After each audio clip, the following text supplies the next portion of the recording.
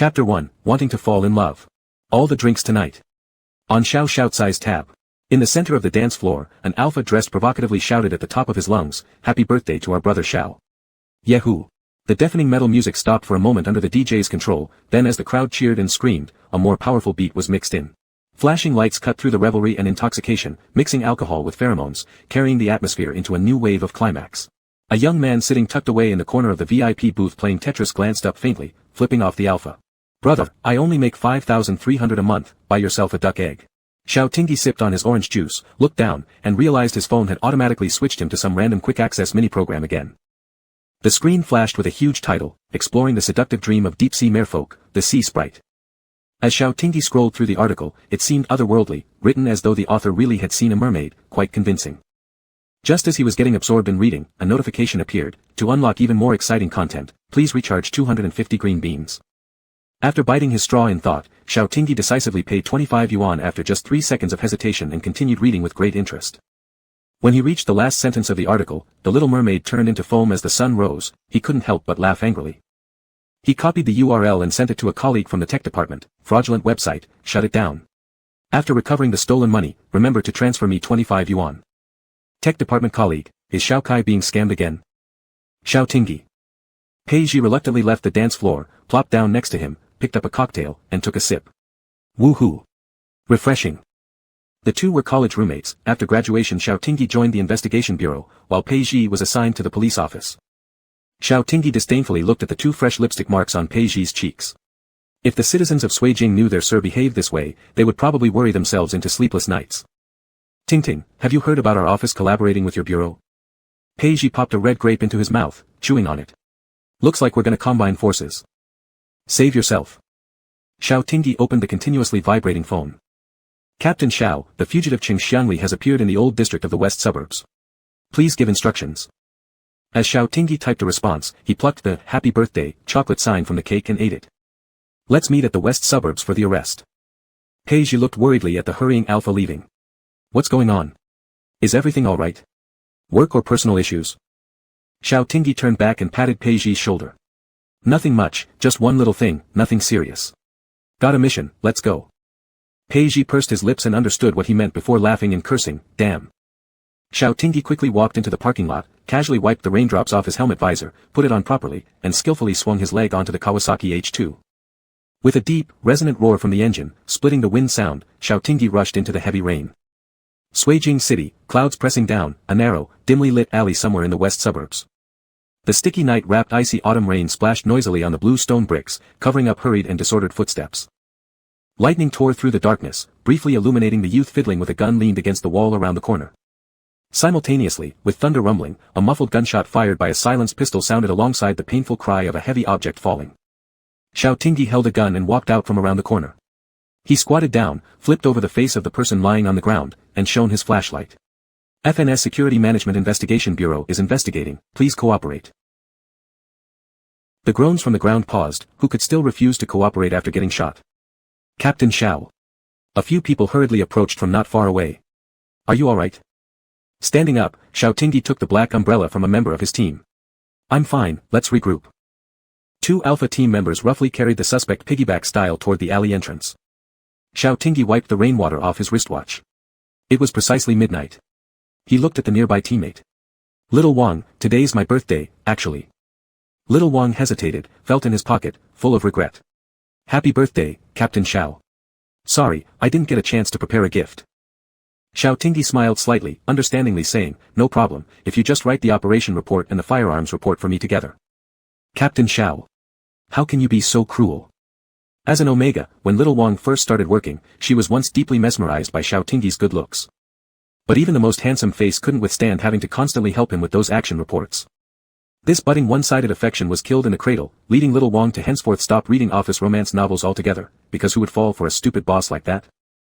Achoo! Xiao Tingyi rubbed his arms. Let's retreat. It's too cold. The work had only finished at 2 a.m., endless overtime on and on, even needing to brave the rain on his birthday. Looking at himself turning 22 already without ever having dated, Xiao Tingyi felt utterly sorrowful as he slowly rode his motorbike toward the Jiangdu Garden residential area with heavy dark circles under his eyes. He could afford such prime real estate not through heaven or earth, much less due to his meager salary, all thanks were owed to 2 shoulder badges fully laden with stars, his fathers. Some second-generation individuals were desperate to prove themselves, but Xiao Tingyi just wanted to take shelter in the shadow of his doting dads. He hummed a tune as he stepped out of the elevator and made eye contact with 2 men dressed in FNS Security Management Bureau uniforms. They saluted Xiao Tingyi sharply and said forcefully, "Lieutenant Colonel, new orders from the Safety Management Bureau assign you immediately to take up duty at the North Desert BRB Research Base." What? Xiao Tingyi thought he must have heard wrong until he saw the official seal of the Safety Management Bureau on the paper order and his brother's signature. North Desert, it might as well be described as where no bird shits nor chicken lays eggs. Not even mosquitoes could survive there, how could it be any good place? Unbelievably, Xiao Tingyi pulled out his phone to call Fang Sun, but it kept showing, on another call. He reasonably suspected his older brother had anticipated this and blacklisted him. Xiao Tingyi turned to call his father, only for it to show, on another call, again. They both had wished him happy birthday just hours before. How could they forget so quickly? Xiao Tingyi looked at the expressionless clerk helplessly and gave a dry laugh. Lieutenant Colonel, this way please. The clerk gestured broadly, "Your vehicle is ready. Please start your journey soon, we don't want to trouble you." 10,000 horses thundered in Xiao Tingyi's heart. But looking at things optimistically, perhaps changing environments could help him meet his predestined Omega wife. Chapter 2, The Mermaid in the Desert. In the depths of the northern desert. A fully matte black off-road motorcycle kicked up yellow sand, leaping from a high dune amidst the roar of its engine, sending dust flying into the air. The glaring headlights illuminated the only oasis in the lonely desert ahead, as well as the combat team equipped with new weapons. In the middle stood a man in a white lab coat, wearing a pair of gold-rimmed glasses perched on his nose bridge. He didn't flinch at all as the motorcycle came speeding towards him. The motorcycle turned sharply, spraying mud and stones everywhere, completing an elegant drift before coming to a sudden stop just 20 centimeters in front of the man, leaving a deep brake mark on the ground. The young man nimbly swung his leg down from the bike, removed his helmet, revealing a youthful and handsome face. He casually combed his flattened hair and said cheerfully, "Hey, sister-in-law." Lu Mingzhou's expression was unchanging. He merely raised his hand to lightly brush off the mud spots on his white coat. "You're still as mischievous as you were when you were a child." Xiao Tingyi shrugged his shoulders and muttered under his breath, "My elder brother is indeed steady, but you still kicked him out." Lu Mingzhou gave him a faint glance and introduced, "Xiao Tingyi, S-Level Alpha, has been appointed as the commander of the Eagle combat team today." "Welcome Commander Xiao." Xiao Tingyi greeted each of the 7 members dressed in combat uniforms with a smile on his face. He mentally scoffed, thinking how they were all like icy shards. No wonder it's called Eagle, they are all male alphas, masculine plus masculine. Super masculine. What kind of commander, just the head of security? Xiao Tingyi's smile faltered slightly. At the age of 22, an unmarried alpha, being dispatched by his elder brother to this barren desert on his birthday was bad enough. Originally hoping to have a passionate office romance with a fiery Omega in the desert, now it's completely ruined. After finishing the inauguration introduction outdoors amidst swirling sands, Lu Mingzhou let the others go rest. He led Xiao Tingyi around to familiarize himself with the working environment. The BRB Biochemical Research Base is located at the heart of the Ceylon Empire, a place that has no markings on satellite maps. It may appear inconspicuous, but it hides the deepest biological secrets of the empire, directly managed by the FNS Security Administration. The research base covers an area of 1,000 mu, with infrared surveillance cameras enabled 360 degrees around the clock. Just the entrance of the laboratory alone has 3 layers of alloy bulletproof doors with pupil pattern recognition. Even if hit with cannon shells, it would take a long while to breach them. Lu Mingzhou brought him straight into the elevator and pressed level -7. Xiao Tingyi asked in confusion, "Sister-in-law, where are you taking me? Did Fang Qi not explain your mission this time?" Lu Mingzhou's tone was calm, just slightly dry when pronouncing the name, Fang Qin. "No, he just handed me a transfer order." Lu Mingzhou chuckled lightly, typical of him. When the elevator arrived at level -7, there was a cold machine sound, drip. Being underground, it carried a slight chill and humidity. Lu Mingzhou stood in front of the door, the pupil pattern recognizer automatically identified successfully, and the heavy bulletproof door opened with a sound. Xiao Tingyi followed him inside and was instantly stunned by what he saw. If he hadn't mistaken, there was actually a fish being kept beneath the desert. Raising fish in the desert? Is keeping camels in the sea next? The world was truly becoming more abstract. Without realizing it, he took a few steps forward. In the center of the experimental zone stood a massive glass fish tank, approximately 10 meters long and wide. Inside the tank was a mini-ocean ecosystem, complete with various seaweeds producing oxygen and beautifully colorful fish. Through the transparent water quality, a half-human, half-fish creature could be seen. His silver-white long hair swayed gently in the water, covering most of his face. His exposed upper body had a lean, narrow waist, with a graceful curve along his back. Moving downwards, his silver-white scaled fish tail coiled around coral reefs, shimmering with a pale pink pearl light. Beautiful. Xiao Tingyi couldn't help but show his astonishment as he placed his hand over the transparent bulletproof glass aquarium. This is a mermaid. Are there really mermaids in the world? Lu Mingzhou pointed at the label beside it. Code 0927, genderless Jiaran. Characteristics, irritable, cruel, bloodthirsty. Pheromones, mandragora. Lu Mingzhou explained, his species is the eastern Jiaran, different from the western mermaid. Jiaran will develop legs during their maturity period, appearing identical to humans. Wow. Xiao Tingyi raised an eyebrow and pointed to the gender column, clearly having developed glands. Why is it still genderless? The genderless here refers to human definitions of gender. He is a male Jiaran. The Jiaran are just the opposite of humans, they categorize gender as female or male. The ABO gender system is merely an auxiliary interest for them, and the reproductive right is in the hands of the females. Even the male omegas do not possess a reproductive cavity. Male Jiaran differentiate into alphas or omegas based on the needs of the female Jiaran during courtship, with almost no betas. He has yet to reach the courting period. Xiao Tingyi listened vaguely, picking out the last keyword before lightly tapping his knuckles on the glass fish tank and chuckling softly, so he's still just a little fish baby. The Jiaran resting on the coral suddenly moved, his 3-meter-long fish tail forcefully slapping toward Xiao Tingyi's direction. A wave of seawater surged up inside the tank and spilled out. Splash. Drenching Xiao Tingyi thoroughly. The alpha stood drenched like a drowned chicken, head bowed as salty seawater dripped, drip, drip, from his hair tips onto the floor. And there was even a piece of kelp hanging on his head. Xiao Tingyi pressed his lips together, the overwhelming saltiness making it unbearable. Lu Mingzhou, who had stepped aside earlier, bent down to wipe off water splashes from his trouser cuffs.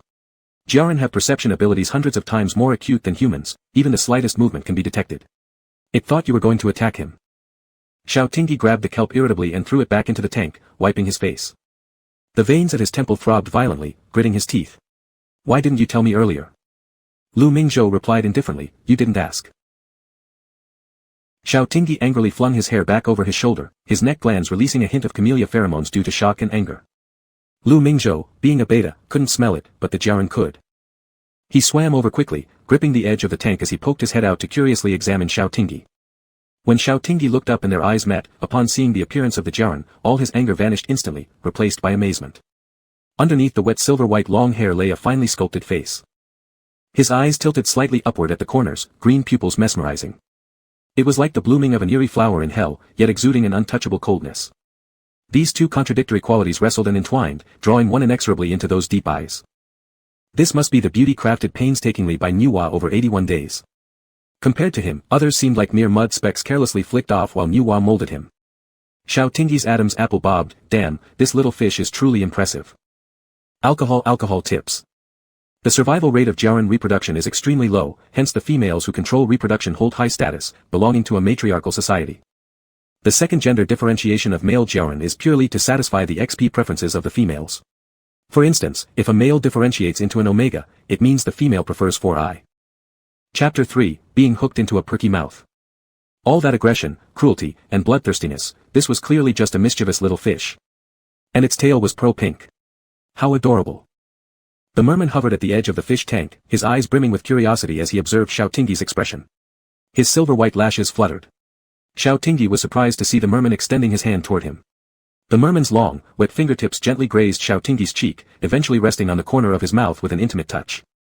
Lu Mingzhou could no longer bear it, closing his eyes briefly before saying to Xiao Tingyi, who had been hooked like a perky-mouthed fish, Tingyi, wipe your drool. The merman watched his dazed form and emitted a light chuckle from his throat. The clear and ethereal tone resonated in Xiao Tingyi's eardrums, creating a ripple of tiny electric currents. Oh my gosh! Even his voice was so melodious. Xiao Tingyi's gaze landed on the gem-encrusted collar around the merman's neck, filled with doubt. What is this? Why does its shape look so much like a restrainer ring? Lu Mingzhou explained, it's indeed a restrainer ring. The ugly one he didn't like, struggling would have hurt himself. This is specially customized for him. He certainly has a sense of aesthetics, Xiao Tingyi nodded in agreement. But he really does deserve such beautiful things. The merman stirred up a bubble with his fish tail and pushed it toward Xiao Tingyi. Xiao Tingyi never cared much for studying when he was younger, he skipped what he should have learned, yet ended up reading a large number of messy extracurricular books. He had once come across a popular science article about the merman race in the Slan Empire Fantasy Creatures Chronicle. Mer people, the mysterious inhabitants of the deep sea, were rare and belonged to a civilization far more advanced than humans. There were also quite a few posts about mer people online. Some sailors claimed to have caught a glimpse of a dazzling palace amidst towering waves, while others swore they'd seen shimmering fish tails dart through dim alleyways during rainy days. However, all these were dismissed as nothing more than splendid daydreams, topics people chatted about over tea and coffee, then laughed off. Xiao Tingyi always thought that like aliens, mere people only existed in stories, until now, realizing they actually lived. With great interest, Xiao Tingyi stared at the merman and asked Lu Mingzhou, sister-in-law, why is he confined here? He's just a little fry. What crime could he possibly have committed? 3 years ago, his race suffered from massive poaching and ruthless killings, disappearing from the observation scope of the Security Management Bureau ever since. 0927 is currently the only pure-blooded merman discovered by the Empire. Mere people have always symbolized wealth. Their tears become pearls, their silk remains unwetted, and ointments made from their flesh can burn without extinguishing. Xiao Tingyi's eyebrows furrowed sharply. What? These damned fish traders. Those who don't respect beauty deserve to be dissected piece by piece. As he was about to unleash his fury upon 18 generations of the poacher's ancestors, the merman's cool fingertip suddenly touched the crease between Xiao Tingyi's brows, giving it a gentle rub. So obedient. So humane. In the process, a strand of the merman's silver-white hair brushed against Xiao Tingyi's earlobe and fell onto his shoulder. Xiao Tingyi caught the scent of the merman's faint mandrake pheromones. Since the second gender hadn't yet differentiated, these pheromones were non-aggressive but seemed almost hypnotizing. A strange emotion began sprouting in Xiao Tingyi's blood. In his vision, there was nothing but the merman's emerald green eyes, followed by his prominent nose and slightly curved lips. Lu Mingzhou, watching his pitiful state, started questioning if Fang Qin's decision was correct. Tingyi. Lu Mingzhou interrupted his thoughts clouded by desire. Besides securing the safety of the base, your task is to guide 0927 smoothly through his mating period and help him differentiate into the second gender. Lu Mingzhou continued, only then can we extract his DNA for artificial gene combination cloning. Whether the merman will go extinct depends entirely on you. Me? Why must it be me? Xiao Tingyi's brain worked at full speed, seizing the key points. Wait. Sister-in-law, I'm a male alpha, and he's a male too. Meaning, both of us are male. How am I supposed to guide his mating period? I barely manage my own suppressant shots during my sensitive phase, Xiao Tingyi added. Lu Mingzhou ignored his addition, were surprised too, but the results of the genetic chain retrieval conducted at the base confirmed that your pheromones are his favorite. With his words, ripples spread through the seawater in the tank. The merman was happily swaying his beautiful fish tail that resembled a skirt, the scales shimmering with faint pink pearl light. 0927 is extremely averse to humans, but it's evident that he likes you. Likes me? Xiao Tingyi, struck by a sudden insight, glanced at the merman swimming back and forth in front of him, so, he might differentiate into an omega and become my wife. Lu Mingzhou chuckled, Xiao He, the more beautiful something is, the more dangerous it tends to be. He harbors deep animosity toward humans. Over the past 3 years, every fishing boat that passed through his territory ended up with no survivors. Just a little spicy fish, Xiao Tingyi extended his index finger, drawing a heart on the steel glass. Upon seeing this, the merman's silver-white lashes curved slightly as he cheerfully blew a string of water bubbles. Isn't it convenient? I absolutely love eating Sichuan peppercorn, grilled fish. This wasn't about raising a fish, it was about taming it. Xiao Tingyi stuffed his hands into his pockets and whistled like a rascal. The merman suddenly leaped out of the water, splashing him full of seawater. With water droplets hanging from his eyelashes, Xiao Tingyi wiped his face violently, exasperated. Didn't you say he likes me? Why is it either drenching my head or spitting in my face? Lu Mingzhou quietly chimed in, he understands human language. Why didn't you tell me earlier? Xiao Tingyi fumed, his eyebrows knitting together, spit spit spit, so salty. You didn't ask. Xiao Tingyi pulled at the corners of his mouth, speechless. I'm truly amazed. How did you and my brother end up divorced even though you seemed so perfectly matched, one straightforward and one sneaky? Lu Mingzhou, maintaining an outwardly calm demeanor, let the curve of her lips drop ever so slightly. 0927 will be under your supervision from now on. Xiao Tingyi sniffed himself, catching a strong scent of seawater. Wrinkling his nose in distaste, he remarked, since he understands human speech, why doesn't he just tell us his name? Numbers sound so impersonal. It was strange. Books said mere people often lived among humans and spoke their languages fluently. Could it be that 0927 was too unintelligent? Mere people are all very intelligent. Even though 0927 has been living alone for a long time, he should still be capable of basic communication, he simply refuses to speak with us. The lab staff had tried countless methods to get the merman to speak, but each attempt resulted in his fury and madness, shattering several fish tanks and causing damages amounting to hundreds of millions. If not for the suppressor ring around his neck reducing the potency of his pheromones to the lowest level, the consequences would have been unimaginable. Oh. Xiao Tingyi tilted his head back and smiled at the merman perched on the edge of the tank, revealing 2 tiny sharp teeth. I'll give you a name then, let's call you Little Beauty. Doesn't that sound nice? Xiao Tingyi was rather pleased with his choice, gazing fondly at the merman. Little Beauty, just like the name suggests, do you like it? Lu Mingzhou sighed softly in her heart. What an astonishingly low cultural level. This reminded her of Xiao Tingyi's dog at home called Mimi. Years had passed, yet Xiao Tingyi's talent for naming hadn't improved one bit. Chapter 4, My name is Su Yang. Your name is going to be Xiao Mei. Xiao Tingyi grinned at Lu Mingzhou's amusement.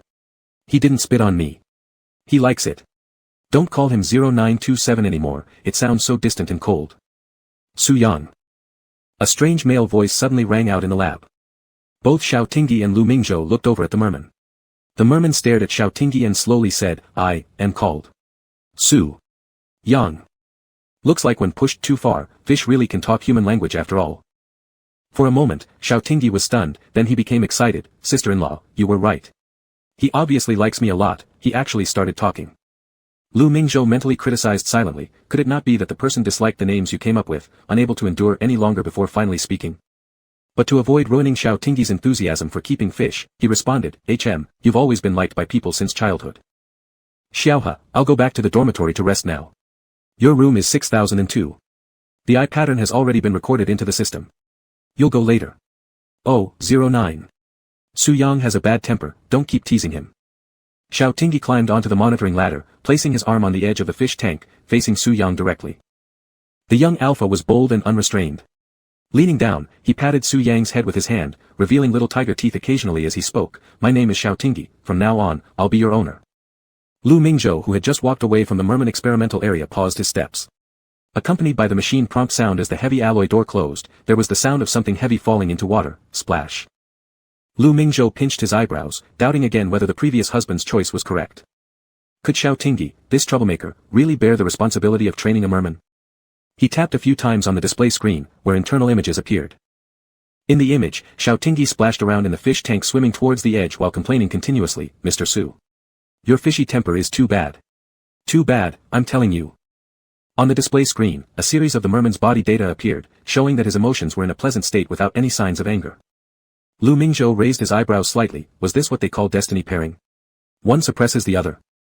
It seemed there was nothing much to worry about, so he turned to leave. The phone in his pocket vibrated urgently, and Lu Mingzhou pressed to answer. Xiaohe has arrived and adapted well. At the top floor of FNS Safety Administration Bureau building in Suijing City. The man in uniform leaned back in his office chair, looking at the electronic screen showing the beta standing in place of an alpha, weary expression visible. How's the research progress on 0927's gland? The voice coming out of the mobile phone synchronized with the one on the screen. We are currently cracking it. The gene encoding of the merman is drastically different from that of humans. Their DNA chain. It's been 3 months already, speed up. Fang Sun gently tapped the dark circles under Lu Mingzhou's eyes with his fingertips. The next second, Lu Mingzhou looked at the monitor in the elevator with an angry face. Human gland pheromones extraction cannot exceed twice a year. Even if his gland recovery ability is higher than a normal human's, he's still just a child. Director Lu, follow orders. After a long pause, Lu Mingzhou replied calmly, all right, Director Fang. Fang Sun hesitated for a bit. Have you eaten yet? Beep beep beep beep, the communication was cut off. Merman experiment zone. As Xiao Tingyi just climbed onto the edge of the fish tank, his waist was suddenly wrapped around by a cold fish tail. The alpha cursed under his breath and reached for the combat dagger strapped to his thigh. 0927. Do you believe me or not if I scrape off your fish scales? Su Yang watched him struggle with great interest. The sharp blade grazed his beautiful fish tail but did not injure it in the slightest. Xiao Tingyi was momentarily startled. What exactly is this thing? Suddenly the fish tail pulled hard backwards, dragging him right in front of Su Yang. Xiao Tingyi steadied his emotions amidst Su Yang's icy gaze and forced himself to stay calm. Just as he was about to reach for the revolver on his waistband, his arms were entirely bound by the merman's fish tail in the next second. Tightening and twisting continuously, one could even hear the crunching sound of compressed bones. Breathless from the tight squeeze, Xiao Tingyi's black tactical jacket was soaked against his body, making the atmosphere in the icy instruments of the experimental zone more suffocating. Su Yang enjoyed watching the red hue spreading around the edges of his eyes due to the pain, emitting a soft chuckle from his throat. Easily breakable, beautifully fragile, pitiable human beings. Amidst the faint sweetness of mountain tea flower pheromones dissolved in the water, Su Yang sniffed lightly. It instantly filled his rusty limbs with vigor. A human being with a pleasant-smelling pheromone. This human could be taken back to the deep sea, kept on a solitary island, for endless demands day and night. Su Yang's clearly articulated hand slid down from Xiao Tingyi's chest and retrieved the revolver from his waist. After smoothly cocking it, he pointed it at Xiao Tingyi's chest. He wanted to see a more vivid expression on the face of his future pet. The gun was fully loaded and could explode Xiao Tingyi's heart into a bloody flower at any moment. Xiao Tingyi was rather irritated. Since he underwent his first transformation, no one had ever suppressed him like this. In Su Yang's teasing gaze, Xiao Tingyi internally collapsed. Beautiful things were indeed poisonous. Was his life going to end this way? He hadn't even been in love yet. An alpha's neck automatically triggered oppressive pheromones, a self-protection mechanism of their bodies. The rich scent of mountain tea flowers instantly filled the entire merman experimental zone. Technically speaking, as an S-level alpha, Xiao Tingyi's oppressive pheromones could not only suppress lower-ranked alphas or omegas but also rival those of the same rank. However, the merman before him hadn't differentiated into a second gender, he wasn't playing by the rules. Su Yang's silvery white eyelashes flickered once slowly, his green eyes deepening slightly. He pressed the gun against Xiao Tingyi's jacket zipper, dragging it down along his throat, exposing the white neck of the alpha. 0927. What are you doing? Xiao Tingyi instinctively felt danger and rebuked. Su Yang's gaze turned colder, and suddenly his fish tail dragged Xiao Tingyi's body underwater. As the water covered his head, Xiao Tingyi involuntarily swallowed 2 mouthfuls of salty seawater. Before he could hold his breath, seawater already flowed through his nostrils into his lungs, causing excruciating pain. His arms were trapped, and his strength was utterly crushed. Through the rippling water surface, Xiao Tingyi locked gazes with the smiling eyes. At that moment, he had no doubt that this fish intended to drown him. Just before suffocation and despair completely overwhelmed him, Xiao Tingyi was pulled out by Su Yang, coughing violently. Cough. Cough. Cough. Su Yang tilted his head slightly, seemingly dissatisfied with the slightly bitter taste of Xiao Tingyi's oppressive pheromones. Xiao Tingyi was drowned twice before he had the energy to release oppressive pheromones again and was finally pulled up. The alpha was drenched in seawater. His amber-colored eyes showed red bloodshot, his eye sockets were moist, and his cheeks to the collarbone flushed red due to severe coughing. Su Yang watched his pitiful state with interest, his handsome face full of amusement. In the end, Xiao Tingyi had no choice but to cling to his neck, coughing severely, tears streaming from the corners of his eyes. He breathed heavily, cough, cough, cough. I'm sorry, I'm sorry. Stop, please stop, if you keep going, I'll die. Su Yang wrapped his arms around Xiao Tingyi's waist, his icy nose lightly brushing against the hollow of his neck. His voice was clear and chilling. Master, do you want to kill me? Your grandfather's. Xiao Tingyi felt utterly miserable. Who was trying to kill whom? Chapter 5, Hallucinatory Hypnosis.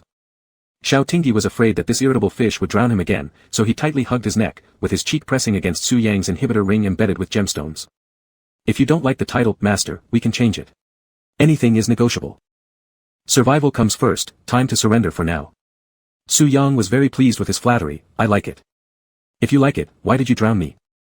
Is this guy crazy? Xiao Tingyi held onto his shoulders while floating in the water. Once again, Su Yang's beauty overwhelmed him. Up close, seems even more stunning. There aren't any pores on his face, tender skin, long eyelashes which are silver white. Stop. Stop. Xiao Tingyi shook his head. Stay calm. Xiao Tingyi. Don't be blinded by beauty. Regaining some composure, Xiao Tingyi realized his body was tightly pressed against Su Yang's bare torso, feeling the smooth and delicate skin beneath his palms. Cool to the touch, great texture. Su Yang slightly narrowed his eyes, and once again, Xiao Tingyi caught a whiff of his faint mandrake pheromones. Without the suppressor, they would have been even richer and more fragrant. Xiao Tingyi's mind felt a little muddled, dizzy. He cursed himself silently for being such an unredeemable face lover. With a plop, the revolver fell into the water, sinking to the bottom of the tank. After a brief moment of clarity, Xiao Tingyi began seeing double. He saw Su Yang lean toward him but couldn't make out clearly. All he could feel was the cool sensation of lips touching his. The rich, slightly bitter scent of mandrake spread through Xiao Tingyi's mouth and slid down his throat.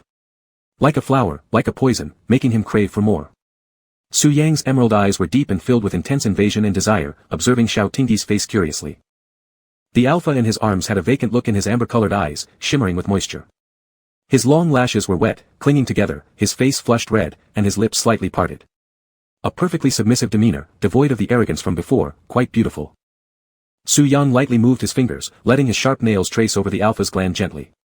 Bright red fluid mixed with strong pheromones surged out, landing on the water surface before quickly dissolving. The alpha's eyebrows furrowed, and a tear trickled from the corner of his eye, only to be kissed away by Su Yang. Camellia pheromones seemed to penetrate every pore of his body, making the nape glands restless. The inhibitor released a high-voltage current, and Su Yang, annoyed, tore it off with a click, throwing it carelessly aside. The monitoring detectors in the experiment zone flashed red light intermittently. Su Yang glanced at them, his green pupils suddenly contracting into vertical slits. The silver glow in his hunter-like eyes made the equipment function return to normal. Just as the duty staff went to check, they found no abnormalities on the monitor screen. The merman rested on the coral reef, and Xiao Captain stood on the observation ladder, playing with water. He muttered softly, "The watershed of life must be amniotic fluid. No matter how hard I try, I'll never catch up with those born into privilege." The merman testing area was already covered by dense mandrake pheromones. "Master, hook your neck around mine." Su Yang gave a soft order. Xiao Tingyi obeyed mechanically, climbing onto Su Yang's neck, tentatively reaching out to touch his lips. Su Yang chuckled lightly, causing Xiao Tingyi to momentarily pause, cautiously shrinking his body. The next moment, his nape was firmly gripped by a large hand. Then came the deprivation of oxygen. The dense mandrake pheromones were like a secret web, attempting to entirely cover and collect the alpha. Blue light danced before Xiao Tingyi's eyes as he unconsciously murmured. Seawater rushed into his nose and mouth, dragging his consciousness further and further down. Su Yang stared intently at the spaced-out alpha in front of him, the suppressed estrus period beginning to stir. In his species, female mermen accompany male mermen during their differentiation, because after differentiation comes the overwhelming estrus period. But Su Yang had no mate. His mother once taught him that, since he was fed by his subjects, he had to pay the price. As a male, Su Yang had no right to succeed. He needed to reproduce with a powerful partner to produce the next generation of deep-sea Yanzi, queen. And that person would be selected by his mother, leaving him without the freedom to choose his own mate from birth. Su Yang realized that his pheromones had gradually lost control upon detecting Xiao Tingyi's pheromones. Curiously, he reached out to touch his own neck. On that originally clean gland tissue lay a grotesque scar with some hyperplasia. Lu Mingzhou had examined him after he was knocked unconscious by anesthesia, finding no abnormalities, and simply assumed that he had been injured by poachers. Su Yang scrutinized Xiao Tingyi with deep eyes, pressing him against the glass aquarium. He loathed the fluctuations within himself caused by these despicable humans but could not help being drawn in by the alpha's pheromones. Attempting to figure out what made Xiao Tingyi different from those detestable researchers, his rationality gradually dispersed under the sweet scent of camellia. All doubts eventually boiled down to possession and invasion. Tearing apart his gland and swallowing the camellia into his stomach were his remaining thoughts. Su Yang squeezed his neck, bringing his face closer, revealing sharp fangs that symbolized his marking ability. Achoo, the illusion disappeared. Xiao Tingyi vaguely felt as though he had just experienced a dream, but before he could ponder it, achoo. Achoo achoo. The 7th underground level was already cold and damp, and now having soaked in seawater for so long, Xiao Tingyi's limbs were numb from the cold. He couldn't take much more. He rubbed his congested nose, feeling dizzy and lightheaded. Looking up, he noticed Su Yang seemed somewhat exasperated, frowning slightly while gazing at him. Sorry, did I sneeze saliva on your face?" Xiao Tingyi, fearing that this irritable fish might drown him again, hurriedly cupped some water and splashed it onto his face, washing it off for him. Su Yang allowed him to wash his face, moving his lips but saying nothing. He swam over and brought Xiao Tingyi to the edge of the fish tank. Supporting him with his tail, he placed him onto the monitoring ladder. Then he turned around, swam back to the bottom of the fish tank, picked up the revolver, drained the water from it, and handed it back to Xiao Tingyi. Xiao Tingyi was left dazed by this series of actions, wondering what was going on. Just moments ago, he was about to drown him, but now why was he behaving so obediently? They say people can be deceitful and manipulative, but who would have thought the same could apply to fish? Su Yang stared at his astonished expression and smiled faintly. "Master, remember to come play with me tomorrow." This single word of "master," laced with a playful intonation, sent Xiao Tingyi's heart skipping beats, reviving emotions that had just grown cold. Humph. To adapt to the situation is wisdom, it seems like this one finally realized whose territory they were on. Alright then, not worth squabbling with such a young fishling who hasn't grown legs yet. With such good looks, how bad could he truly be? However, the impenetrable scales and terrifying strength of Su Yang were still quite perplexing. Xiao Tingyi appraised him carefully, deciding that this fish needed proper discipline and must learn to follow human rules and order. Otherwise, when he differentiates and grows legs, there might be potential security risks to society. Chapter 6, The Desert Became. Xiao Tingyi jumped down from the ladder, looked back at Su Yang, and turned to leave the experimental area. Su Yang stared at Xiao Tingyi's retreating figure and licked his lips. There seemed to be a trace of sweet osmanthus still on them. Xiao Tingyi returned to his dormitory. The research base had provided them with single-person dorms of 60 square meters, 1 bedroom, 1 living room, and 1 bathroom.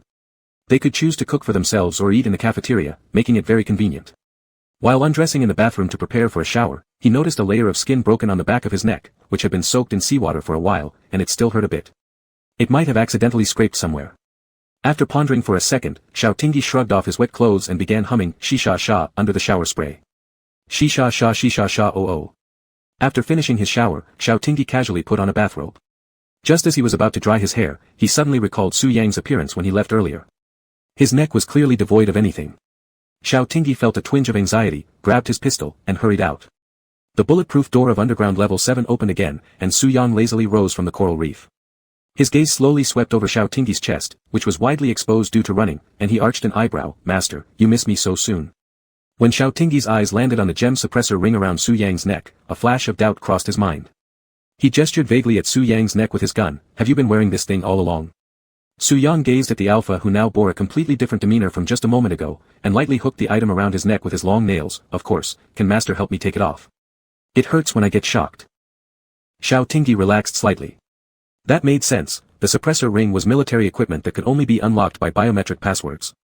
Forcing it open would trigger the high-voltage electric device. Master? Xiao Tingyi snapped back to reality. Nothing. Go to bed early, tomorrow I'll get you a clamshell bed. Don't you find sleeping on the coral reef uncomfortable? Su Yang tilted his head slightly, and his fish tail swirled up a circle of water bubbles. Under the reflection of his fish tail scales, it emitted a pale pink glow. Xiao Tingyi's eyes caught the sight of Su Yang's bare upper body. White is white, pink is pink. His ears immediately flushed red. You, don't you have any dignity? Why aren't you wearing clothes? Grab a couple of small shells to cover your chest at least. Su Yang looked down at himself with confusion. Wasn't this just fine? His athletic build was lean yet full of muscle. Not many in his group had such a physique like him. Xiao Tingyi, clunk clunk clunk, ran out the door, and 5 minutes later, clunk clunk clunk, ran back, throwing Su Yang a pure white cotton tank top. Put it on, everyone here is male. You're still a little fish without secondary sexual characteristics.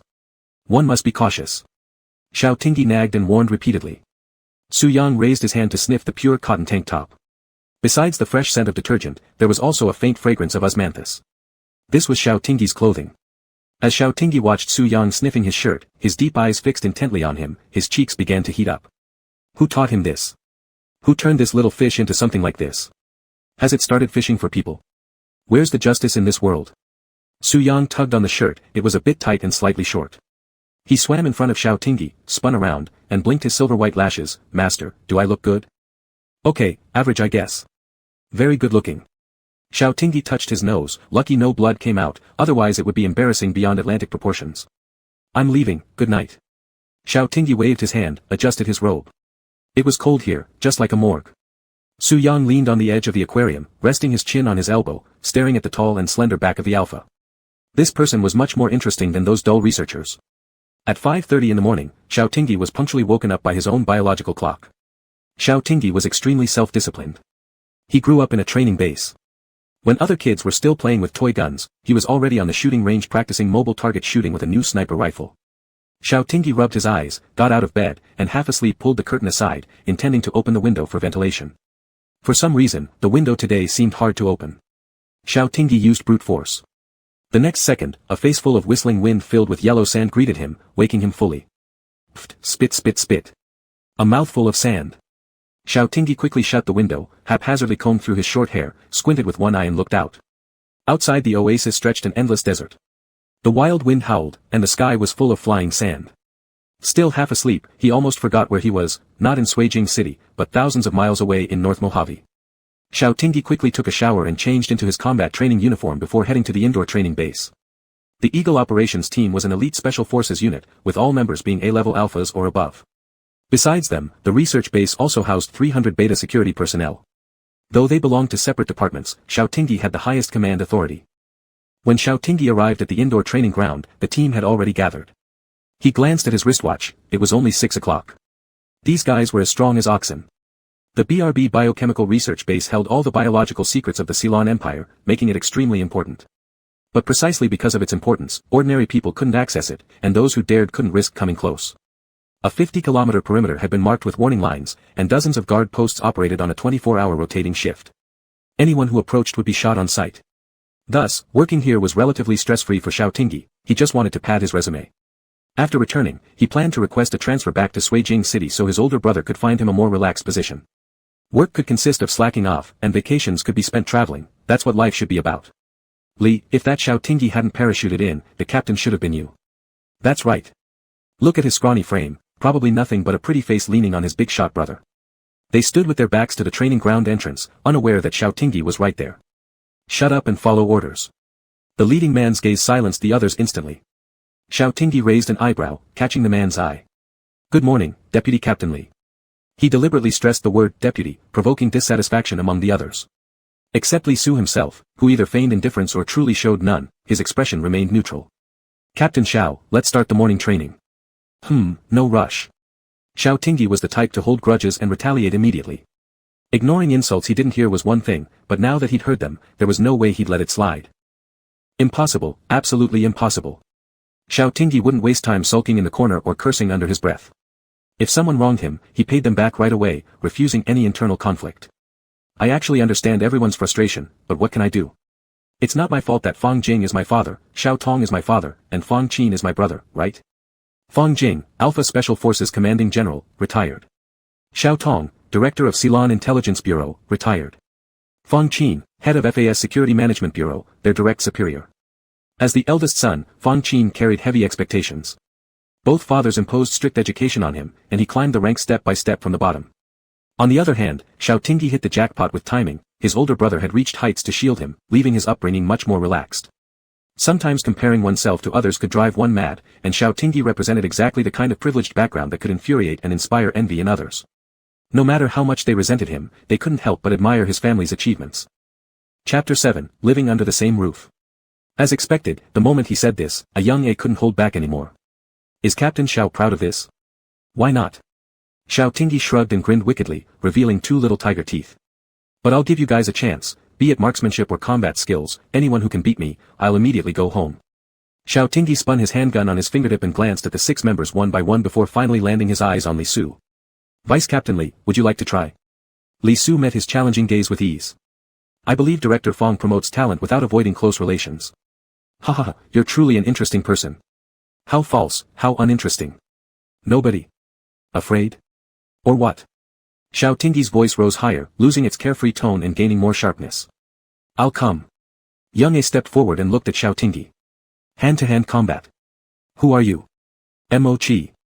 A few people came to the fighting area.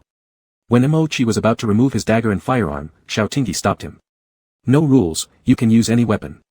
Mo Chi frowned slightly. What if I hurt you? Then we go to the hospital, right? Xiao Tingyi mocked lightly. Unless you don't have what it takes, darling. The straightforward young A turned red from embarrassment. Then I won't be polite. Bring it on. Xiao Tingyi's combat techniques were personally trained by his own father. Whether it was out of the desire to teach him or to play with him, each session ended up making the child cry loudly. But after so many cries, he slowly managed to counter a few moves. After differentiating into an alpha at 16, his physical fitness, strength, and speed rapidly increased. Eventually, he could fight his father to a standstill. What he learned were all practical survival tactics for the battlefield, unlike the combative arts these people practiced in school. In no more than 3 moves, Mo Chi was locked down and pressed onto the ground.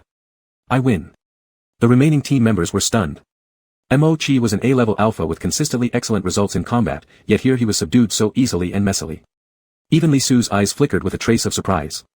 Xiao Tingyi shook his wrist and cursed inwardly, a string of foul words erupted in his mind. Being completely helpless against that fish yesterday had been such a disgrace. Captain Xiao, I'd like to compete with you in shooting. My name is Zhao Zheng. Xiao Tingyi glanced sideways. This speaker was the one who had criticized him harshly just now, yet surprisingly now used respectful language. Evidently, when dealing with people who were muscular but somewhat lacking in intelligence, nothing worked better than demonstrating superior strength. Sure, little Zhao, mobile target or fixed target? Mobile target. The group moved to the shooting range. Zhao Jing suggested, Captain Xiao, since you haven't trained here, why don't you try out the guns first? Not necessary, let's start directly. Joking aside, he started playing around with firearms long before he even knew what a sniper rifle was. Zhao Zheng, being a sniper, unsurprisingly scored 3 perfect 10s. Wow, really impressive, Xiao Tingyi sincerely praised. He swiftly picked up the sniper rifle with remarkable precision. Bang bang bang. The cold machine announced 3 10-point shots. At this point, the rest of the squad had no choice but to acknowledge his superiority. Unrestrained Mo Chi couldn't help but ask, Captain Xiao, is there anything you're not good at? Xiao Tingyi responded despondently, I'm not good at fishing. Captain Xiao. Someone ran into the training zone. Subject 0927 has gone berserk. Director Lu asked me to call you over. When Xiao Tingyi arrived, the merman experiment zone was already surrounded by a circle of researchers and guards. He looked down at his boots submerged in water.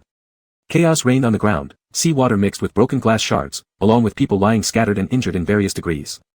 Suyang's tank was made of special glass, it could deflect bullets, yet it got shattered by just one slap from his fish tail. Xiao Tingyi cautiously walked in, heart still racing.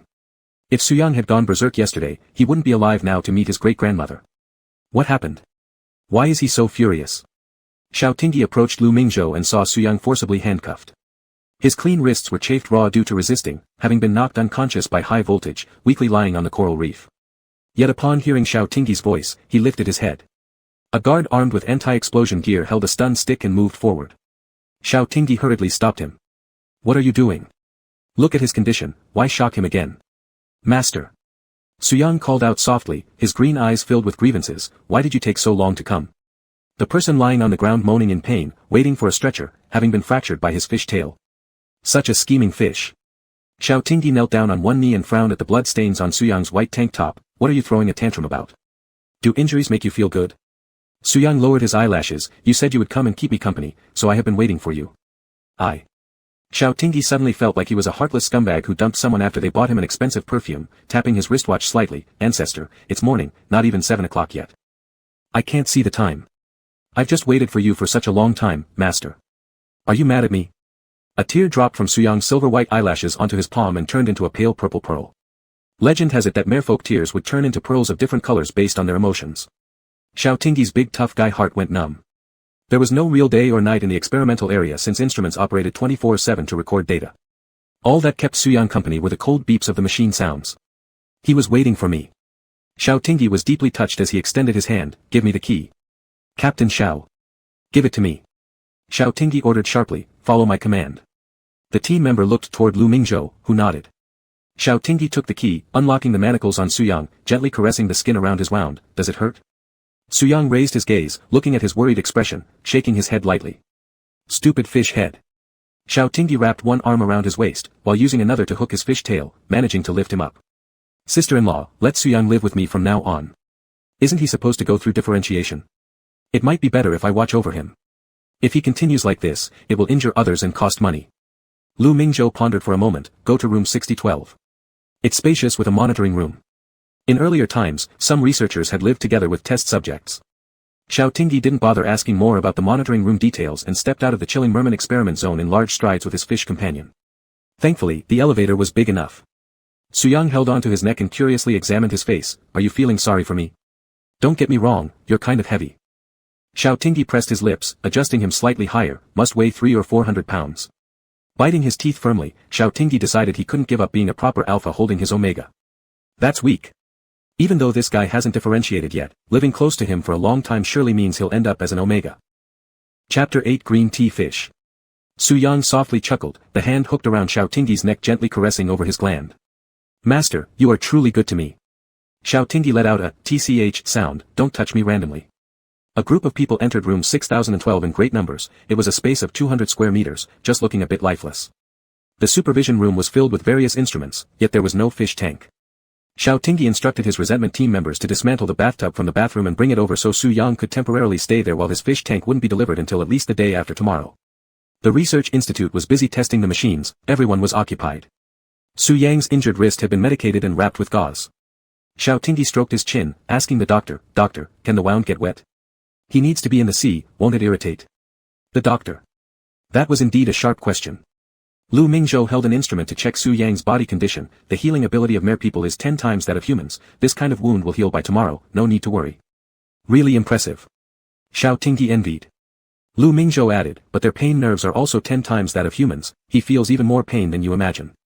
Xiao Tingyi lowered his gaze to Suyang who was sitting on the bed coiled up with his fishtail. He doesn't look like he's in pain though. Before Lu Mingzhou could open his mouth, Suyang spoke first, it hurts, but I'm enduring it so master doesn't worry. Poor thing. Xiao Tingyi cradled his wrist and blew softly on it, don't lose your temper recklessly next time. Apart from me, no one else would indulge you. Suyang slightly curved the corner of his eyes, Lu Mingzhou, does Fang Sun know his younger brother has fallen in love? Due to the haste, there was no seawater available, but fortunately, Suyang wasn't picky. As long as there was water, it was fine. Xiao Tingyi carried him into the bathtub, and Suyang curled his fishtail inside sorrowfully. Just bear with it for now. This is already the largest size bathtub available. Who asked you to break your own home? That's not my home, Suyang whispered softly. So where is your home? Xiao Tingyi casually asked. In the deep sea. Xiao Tingyi paused mid-action organizing the equipment, glancing sideways at him, after your differentiation, I'll send you back home. Suyang leaned against the edge of the fish tank, will you come back with me? Xiao Tingyi squatted down to make eye contact with him, brushing the stray hair on his cheek aside to behind his ear. No, I have to return to my own home. Su Yang didn't smile anymore, lowering his gaze to hide the intense conquest and possession, not speaking. Xiao Tingyi patted his head, be a good boy. Are you hungry? Let me fetch some food for you. Su Yang watched the tall and lean figure of Xiao Tingyi walking away, slightly tilting his head, murmuring softly, what belongs to me should naturally always be with me. The tail's fish scales flashed with a silver glow. Su Yang used his long nails to lift the scale. He cut open his flesh and extracted a communication device about the size of a fingernail cap. A merperson language came through. Your Highness, do you require support? The plan proceeds as normal. After finishing, he shoved the communication device back into the flesh. The water in the bathtub dyed with a blue-tinged red hue, quickly dispersing. Su Yang leaned against the bathtub, lightly stirring the water with his hands, expressionless said, Master, it really hurts. When the recognition system successfully scanned the retina, the door of the monitoring room opened in response. Xiao Tingyi walked in carrying a bucket of frozen fish, muttering, they only give you these to eat. Won't they chill your teeth or upset your stomach? Su Yang turned over, leaning on the edge of the bathtub and opening his mouth wide. Ah. Humph, still being cute. Want me to feed you too? Xiao Tingyi smiled, picking up a frozen sea fish. I'll go fishing for fresh ones tomorrow. Eating this all the time isn't right, you're still growing. Su Yang, crunch, bit off the head of the fish and chewed it bit by bit. Xiao Tingyi watched how ferocious Su Yang was when eating raw fish with such a beautiful face and lips that shimmered with moisture, giving him a chill down his spine. He pinched the fish and smelled it. The strong smell of fish was making him a bit nauseous. Open your mouth, let me smell. Su Yang looked confused but obediently opened his mouth. Xiao Tingyi frowned his jawline, turning his head. View. Su Yang froze. It's not that I'm criticizing you. View, I'm just sensitive to sense. View. Xiao Tingyi had a shallow throat, unable to handle strongly scented things. Yesterday in the merperson testing area, there was only the unique salty taste of seawater. Maybe the microecological system did a good job purifying it. Su Yang stared at Xiao Tingyi who was pinching his nose while feeding him fish, silently propping himself up from the bathtub. He stretched over to grab the toothbrush on the wash basin and furiously brushed his teeth for 10 minutes. Having lived so long, it was the first time he felt so embarrassed that his fins could have scratched a palace out of the ocean. I usually don't have any taste in my mouth, I just ate the fish. Su Yang's handsome face was slightly distorted with frustration as he explained earnestly, deep-sea inhabitants have their own cleaning abilities, I normally brush my teeth and rinse my mouth. Why did he have to explain all this? Xiao Tingyi, puzzled, rubbed his nose, rinse your mouth. How do you do that? Isn't seawater salty? How do you brush your teeth in the sea? Su Yang lowered his head, pinching his eyebrows. How could he make such an elementary language mistake? His pearly fish tail slapped the water fiercely. Fortunately, Xiao Tingyi didn't continue to pursue the question, do you still want more? Master, I can eat cooked food too. In the future, whatever you eat, I'll eat. This way there would be less smell. It was annoying. He wanted to capture and kill the first researcher who fed him raw fish. Idiot. Who told them that mere people only eat fish? How do you know you can eat cooked food? Aren't you unable to come ashore without legs? Can fire be lit under the sea? Xiao Tingyi blinked, watching him. Su Yang, you seem a little strange, Xiao Tingyi scrutinized him. Su Yang pressed his lips lightly, slightly lowering his head, appearing somewhat pitiful, I'm just afraid Master will dislike me. Here, only Master is kind to me. Xiao Tingyi paused, reaching out to catch the pure white pearl hanging from Su Yang's silver-white lashes. Don't be sad, I was just asking casually, and I don't dislike you either. If you want to eat, then eat. I'll catch fresh fish for you in the future. Let people cook it for you, okay? Braised, steamed, or grilled fish, I'll let you try everything. Su Yang looked up at him, red-rimmed eyes, thank you, Master. Hey, you, yesterday, weren't you going to drown me? Xiao Tingyi gently caressed Su Yang's eyelid with his fingertips, tickling him with his long lashes. Su Yang's lips curled slightly upward into an inconspicuous arc. Xiao Tingyi was truly cute to the point of wanting to take him away. Since Su Yang refused to eat raw fish, Xiao Tingyi had no choice but to go back to the restaurant and buy new food for this ancient ancestor. Unsure if it was his imagination, Su Yang ate potato threads as if they were from a state banquet. What a rustic fish bun who has never seen the world. Chapter 9, Fish Breeding. Xiao Tingyi took out a clean bandage to change the medicine for Su Yang. The previous one was already soaked and permeated with blood. After Xiao Tingyi unraveled it, he was surprised to find that the skin worn down to the bone had already sprouted new pink flesh. You are truly amazing. But then he thought again, exchanging 10 times the pain perception for 10 times the healing ability was somewhat not worth it. Su Yang observed Xiao Tingyi's emotions shifting from surprise to pity, his eyes shadowy and indistinct. The dressing is done. Come on, let me cut your nails. Suddenly, Xiao Tingyi pulled out a nail clipper from somewhere without hesitation and grabbed Su Yang's hand. Xiao. Master, I don't need it. Su Yang's stable emotions were once again close to collapsing. The merfolk's nails were always like this, convenient for hunting food and fishing. Tisk, obey me. Long nails are unhygienic. Snip snip. Su Yang tilted his head up, the brightness in his clear eyes dimmed, looking like there was no point in living anymore. Although Xiao Tingyi was quite idle, he wasn't idle enough to get moldy. Carrying the title of commander, the work that should be done still needed to be done. However, during his free time, he spent most of it with Su Yang. After all, he had another task, guiding Su Yang's mating period. He was still quite looking forward to what Su Yang would look like when growing legs. Su Yang being so good-looking, he should grow into a long-legged mega over 178 centimeters tall, right? Just thinking about it made him happy. Xiao Tingyi smiled as he looked at Su Yang resting on the clam bed inside the glass fish tank, his silver-white long hair swaying slightly with the water ripples. He was also wearing his pure cotton sleeveless work shirt. He really looked good. After Su Yang woke up from his nap, he swam up to Xiao Tingyi and, through the glass, saw the alpha reading a book.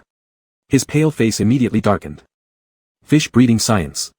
Marine culture of ornamental fishes. New technologies for healthy marine fish farming. Su Yang closed his eyes slightly before swimming back to his own little bed.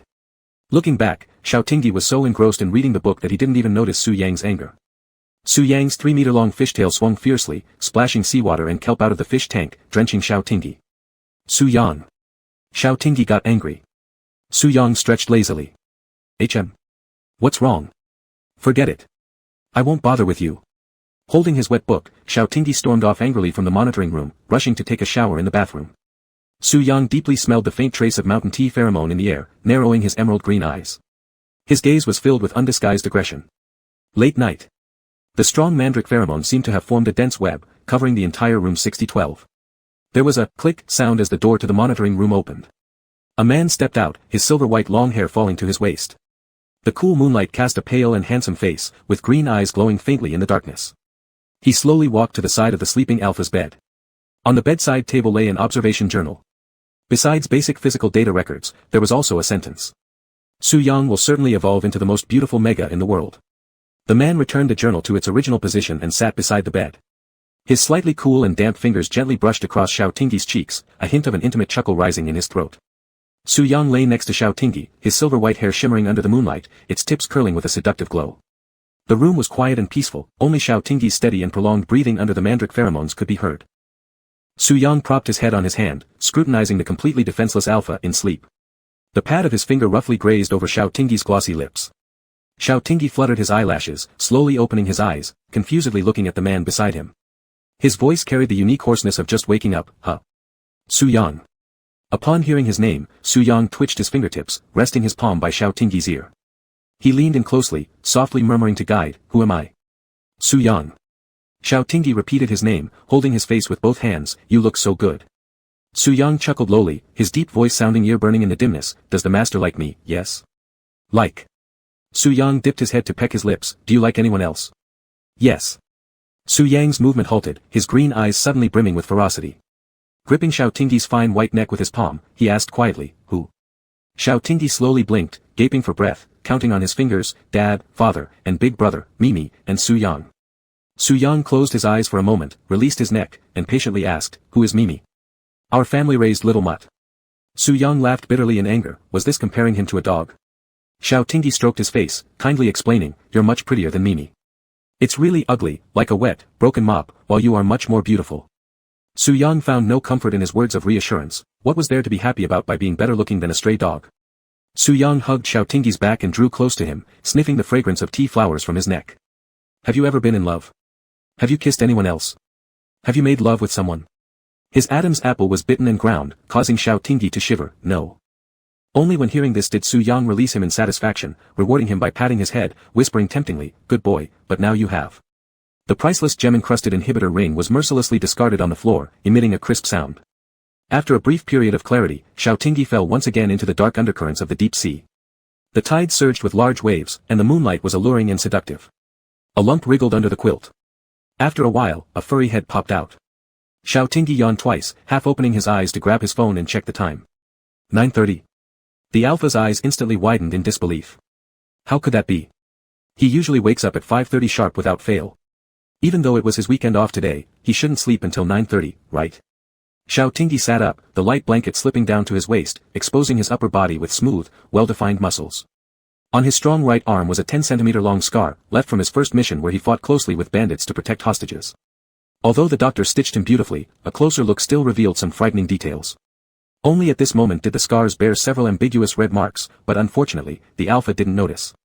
Xiao Tingyi stretched, got out of bed, and only then realized he was stark naked, with disarrayed clothes lying around the bed. Did he have such a bad sleeping posture? Muttering to himself, Xiao Tingyi picked up the clothes and went to the bathroom for washing up. When the shampoo foam slid past his neck, it felt somewhat stinging. He reached out and touched a raised spot, scratching until he peeled off a small blood scab. It was utterly bizarre. What if an alpha always had injuries to their glands? Xiao Tingyi quickly washed himself clean, then went to look in the mirror. However hard he twisted his neck, he couldn't see his own nape. Thus, he had to go to the monitoring room and let Su Yang check it. Su Yang. Xiao Tingyi knocked on the glass fish tank, wake up before the sun dries your tail. Chapter 10, Brief Indulgence. Awakened by his voice, Su Yang propped his head with one hand. His green eyes were dazzling, smiling as he looked at him. What's wrong? Xiao Tingyi turned his back. Look, what's wrong with my gland? Su Yang swam over, his gaze lingering on the pale back neck. Could it be you scratched yourself in your dream? How could I scratch myself in a dream? Xiao Tingyi stopped mid-sentence. A vague picture suddenly emerged in his mind. He was being kissed, but he couldn't remember the other person's face. All he could vaguely recall was how indulged he was, blurry vision, but clear bodily sensations. Xiao Tingyi rubbed his damp hair, thinking, was it possible he was dreaming so vividly about making love that it caused him to scratch his gland? Suddenly, he remembered a netizen's famous comment, itchiness could be alleviated by hitting it with a shoe. Cough, maybe so. Xiao Tingyi felt somewhat embarrassed. Not to mention the research base, not even a bird unfamiliar to him could fly in. Speaking of which, his room also had surveillance. One needed to unlock it with biometric passwords, making it impossible for any outsider to enter. Even if an outsider managed to sneak in, considering his alertness, there was no way he would be completely unaware. With these two impossibilities, Xiao Tingyi concluded that he must have done it himself. Su Yang's gaze was fixed on the hardly noticeable kiss mark next to Xiao Tingyi's gland. He licked his lips, still tasting the sweetness of tea flowers. His silver-white fishtail casually stirred up water ripples. The alpha was just too delicate, always crying out in pain and shedding tears. His mental magnetic storm could at most interfere with the monitoring equipment for half an hour, any longer would alert the staff on patrol at the base. Finally, he had to stop prematurely, leaving things unfulfilled. Su Yang glanced down at his neatly trimmed nails, rubbing his fingertips together. They had been cut, and it was probably for the best.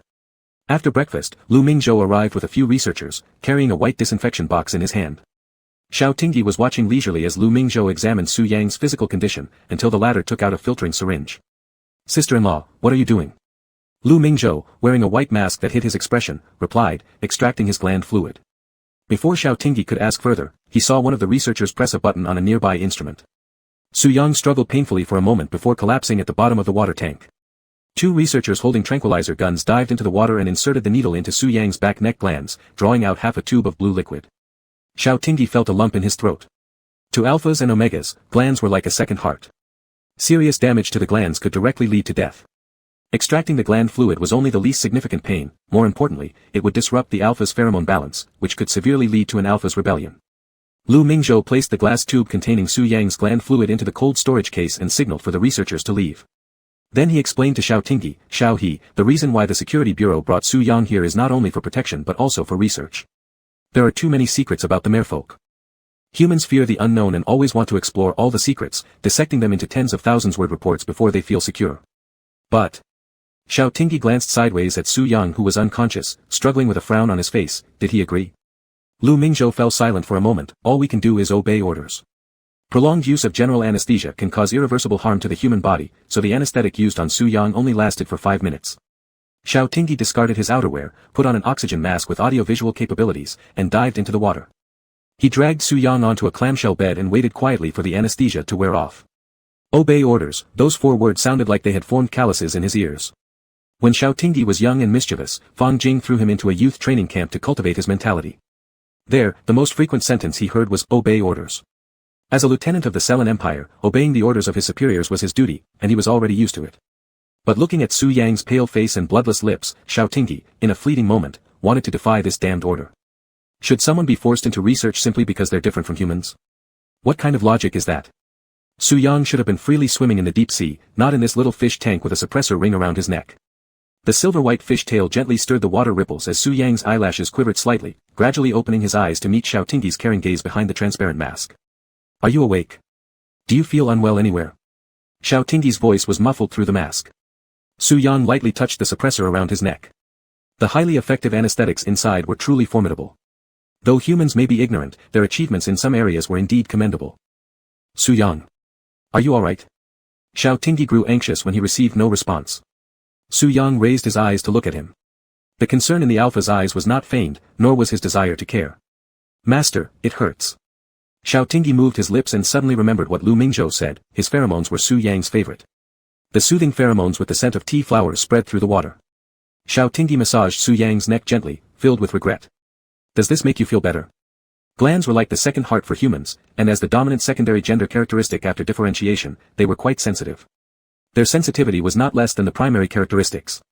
Su Yang's throat slid, not stopping Xiao Tingyi's inappropriate behavior, yet his voice was hoarse when he spoke, a bit better, but still very painful. Please continue, master. Xiao Tingyi misunderstood the lust in Su Yang's eyes through the transparent mask as comfort, patiently giving the young merman sexual education. Alright, but once you differentiate later, nobody will be allowed to touch your neck anymore. Anyone who tries is being indecent, and you should slap them hard with your tail. Understand? Su Yang stared at the rogue himself and nodded obediently, understood. You're such a good boy. Xiao Tingyi smiled warmly. I'll go outside and catch fresh fish for you to eat and stew some fish soup for you to drink. How does that sound? Will you stew it? Su Yang's fish tail swayed gracefully, occasionally brushing against the Alpha's ankle, feeling smooth and fine. Xiao Tingyi smirked at the corner of his mouth. In fact, I'm pretty good at cooking. My father once said that an Alpha who can't cook won't be able to marry a good wife. Su Yang fluttered his eyelashes. Are you going to marry me? Don't talk nonsense. Xiao Tingyi paused the massage, kneeling beside him earnestly and saying, I've promised that I will return you to the deep sea, and I will keep my promise. Su Yang quietly gazed into his amber irises, his face solemn as he suddenly leaned in. Xiao Tingyi instinctively reached for the melee dagger at his waist, but Su Yang did not harm him. Instead, he pressed a kiss through the mask. The Alpha froze, his eyebrows arching as he widened his eyes. And Su Yang also kept his eyes open, staring unblinkingly at him. He flicked the tip of the mask with his tongue. A simulated deep kiss. Xiao Tingyi's mind sparked with electric shocks as he stepped back, but Su Yang's fish tail pushed against his back and slowly wrapped around his waist. With the transparent mask, Xiao Tingyi watched every teasing movement from Su Yang clearly. Chapter 11, The Fish Teasing the Alpha. What could have been a 30-minute oxygen supply underwater now felt somewhat thin. The warm breath that Xiao Tingyi exhaled fogged up the transparent mask, yet he could still see the intensely alluring glimmer in Su Yang's eyes.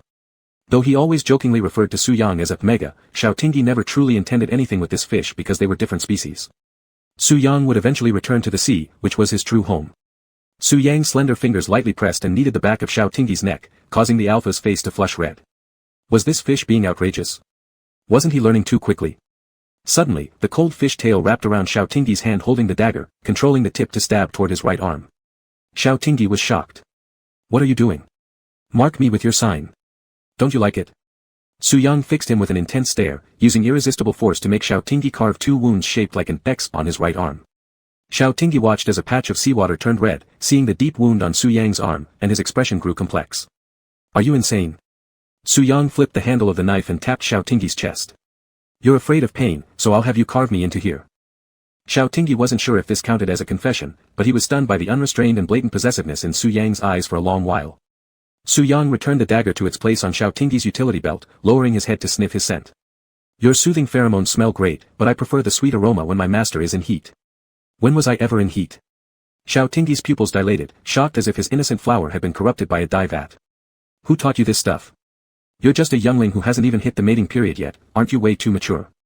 Su Yang happily moved his fish tail. The wound on his right arm that should have healed quickly sprouted vine patterns, covered by dark black mandrake tattoos, which looked beautiful. What is this? Xiao Tingyi was once again astonished, his mouth forming an O. Is it a tattoo? An alarm sounded on the oxygen mask at this critical moment, and Su Yang dragged him out of the water while embracing his waist. The water is too cold, you'll catch a cold. Xiao Tingyi's brain was temporarily unable to process everything that had just happened as he supported himself on the edge of the fish tank and climbed onto the monitoring ladder. Certain disheveled reactions became more obvious under the wet condition. Xiao Tingyi could feel Su Yang's teasing gaze and left hurriedly, blushing. He'd been teased by a fish. Was that proper? Not at all. Xiao Tingyi quickly went to the bathroom, showered, changed into clean clothes, and left the dormitory to find Lu Mingzhou. When Lu Mingzhou saw him, there was no surprise. He even learned how to preemptively answer before Xiao Tingyi opened his mouth. The merfolk have a matriarchal society. Male merfolk show their submission by marking themselves with the imprint of female merfolk, indicating that they belong to someone. But the innate possessiveness of merfolk also forces them to leave their own marks on their lovers. To put it simply, it's like marking in human society. It's quite thought-provoking that Su Yang didn't mark you. Congratulations, Xiao He, Su Yang has entered the early stages of courtship. Keep going. Xiao Tingyi twitched the corners of his mouth. Did you see everything? Lu Mingzhou raised an eyebrow and turned his computer screen towards him. It's not something I watch every day, but since we just extracted Su Yang's gland fluid today, I had to monitor his emotional state, and it happened to coincide. Xiao Tingyi rubbed his flaming ears. When have you been watching? Since he kissed you through the mask. Lu Mingzhou was brief and precise. Xiao Tingyi remained silent. Lu Mingzhou took a sip of tea and sighed, some things can't be explained by science. That's true, like some alphas breaking genetic boundaries to fall in love with beta substitutes. Xiao Tingyi hummed a random altered song, A Love's Bee, Crazy Love. Implicated, Lu Mingzhou. Xiao Tingyi's ears turned beet red as he stepped out of Lu Mingzhou's office. Did Su Yang regard him as a mate? This wasn't right, moreover, Xiao Tingyi wasn't even a female merfolk. Regardless if it was the primary gender or secondary gender, he was male. As he thought about it, Xiao Tingyi entered the indoor airstrip. He intended to fly over 1,000 miles to a fishing village to procure some fresh seafood for Su Yang. A child in his growing phase needed proper nutrition. Li Su spotted him just as he finished leading his team through a flight training session and was surprised. Commander Xiao, what brings you here? After iris recognition was completed, the cockpit door of the aircraft opened automatically. A cold mechanical voice sounded, Esteemed Lieutenant Xiao Tingyi, wish you a pleasant flight. Do not overspeed. Xiao Tingyi got in, put on noise-canceling headphones and sunglasses, going out to run an errand. With the roar of the engine ignition, the transparent glass dome above automatically opened. Xiao Tingyi pulled the control lever to take off. The aircraft with the FNS Safety Administration badge zoomed straight into the sky. The craft cut through the clouds, leaving a long trailing wake before entering autopilot mode once steady cruising was achieved. Xiao Tingyi set the route and became bored while flipping through the surveillance recordings from the monitoring room, originally wanting to see what Su Yang was up to. However, he accidentally scrolled back to last night. In order for Su Yang to sleep better and ensure the normal operation of the equipment in the monitoring room, Xiao Tingyi had replaced the incandescent lamps with adjustable smart lights that would automatically dim at night. But all the base's monitors were night vision high-definition versions, so why were last night's images so blurry? A person could barely be made out sleeping on the clamshell bed. Xiao Tingyi felt alert and slid across the interface to shift the surveillance footage to his own bedroom. Since the same space housed both Su Yang and himself, Xiao Tingyi's room, except for the bathroom, also had cameras installed that required password unlocking to view. Squinting his eyes, Xiao Tingyi observed the person lying face up on the bed, asleep soundly, but he preferred sleeping on his side. The Alpha crossed his arms and gazed through the porthole window at the yellow sands of the northern desert, vaguely sensing something amiss but unable to pinpoint it. He tapped on the communicator. Li Su, have the technical department check whether the monitoring equipment in Su Yang's observation room and my room is operating normally. Yes, Commander Xiao. 20 minutes later, Li Su sent him a reply, they're operating normally, but electromagnetic signals fluctuated last night. The tech department thinks it was due to weather conditions, adjustments have been made. Xiao Tingyi pursed his lips, perhaps he had overthought this. Although Su Yang was highly capable, without tools around, there was no way he could hack their surveillance system. And if he were truly that good, wouldn't he have escaped by now? Oh, he didn't even have legs yet. There was nowhere for him to go. Xiao Tingyi leaned back in his chair, moving his neck slightly, finding the situation oddly strange. He rubbed his face and accessed real-time monitoring. He saw Su Yang lounging at the edge of the fish tank, lazily playing with his tail fin, splashing water. Eyes expectantly focused on the door, seemingly waiting for him to return. Xiao Tingyi chuckled softly. This guy seemed to have grown more obedient. So adorable. Chapter 12, Is he more beautiful than me? The aircraft landed on a clearing 1 kilometer away from the small fishing village. Xiao Tingyi gazed ahead at the endless coastline. This should be where Su Yang belonged. It was unreasonable to confine a fish under the guise of protection in the desert. But if he couldn't find his kindred spirits and ended up living alone in the deep sea, maybe after differentiating into human-like legs, he would want to integrate into human society. The cool sea breeze brushed past Xiao Tingyi's face, carrying the unique briny scent of the ocean. It reminded him of Su Yang furiously brushing his teeth after being teased earlier, making him laugh involuntarily. Well, let's leave future matters to the future. Xiao Tingyi pulled his collar higher as he walked along the beach. Not far away, the market was bustling with vendors shouting their sales pitches. Fishermen relied on fishing to make a living and brought freshly caught fish to the market every day. Some sold them loosely, others bought in bulk. Not knowing how to pick, Xiao Tingyi simply bought lively ones, filling his hands in no time. Seafood delicacies like abalones, lobsters, and king crabs, all things he never spent money on since he had no significant other anyway. Su Yang was in his initial courtship phase, which was also a period of growth. He needed the best nutrition. Recalling Su Yang's earlier seductive antics, Xiao Tingyi couldn't help but blush again. Merfolk courtship and humans' estrus period seemed similar, both irrational, completely driven by hormones. As he shook off the fine sand from the conch and carefully inspected whether there was any conch meat inside, his shoulder was suddenly bumped. Sorry. Xiao Tingyi looked up and met the gaze of a very handsome man. It's all right. The man nodded and hurried away. Frowning in confusion, Xiao Tingyi wondered why this person had collided with him on such a vast beach. His professional paranoia prompted him to quickly check himself for any surveillance devices, but finding none slightly reassured him. As he turned around, the handsome man was already gone. That's odd. Xiao Tingyi glanced around. The multitude of footprints in the sand made it difficult to determine which direction the man had gone. And besides, nothing was lost.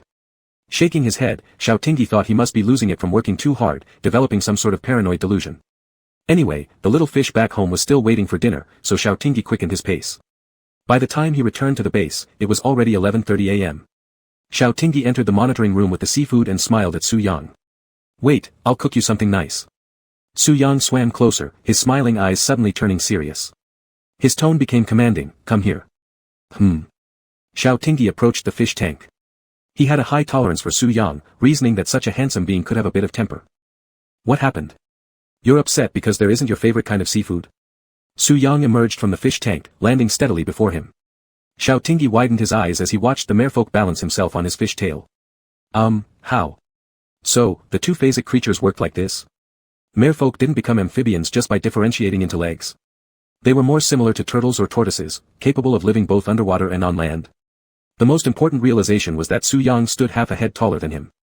Xiao Tingyi looked at him with mixed feelings. Can you live on land even without differentiation?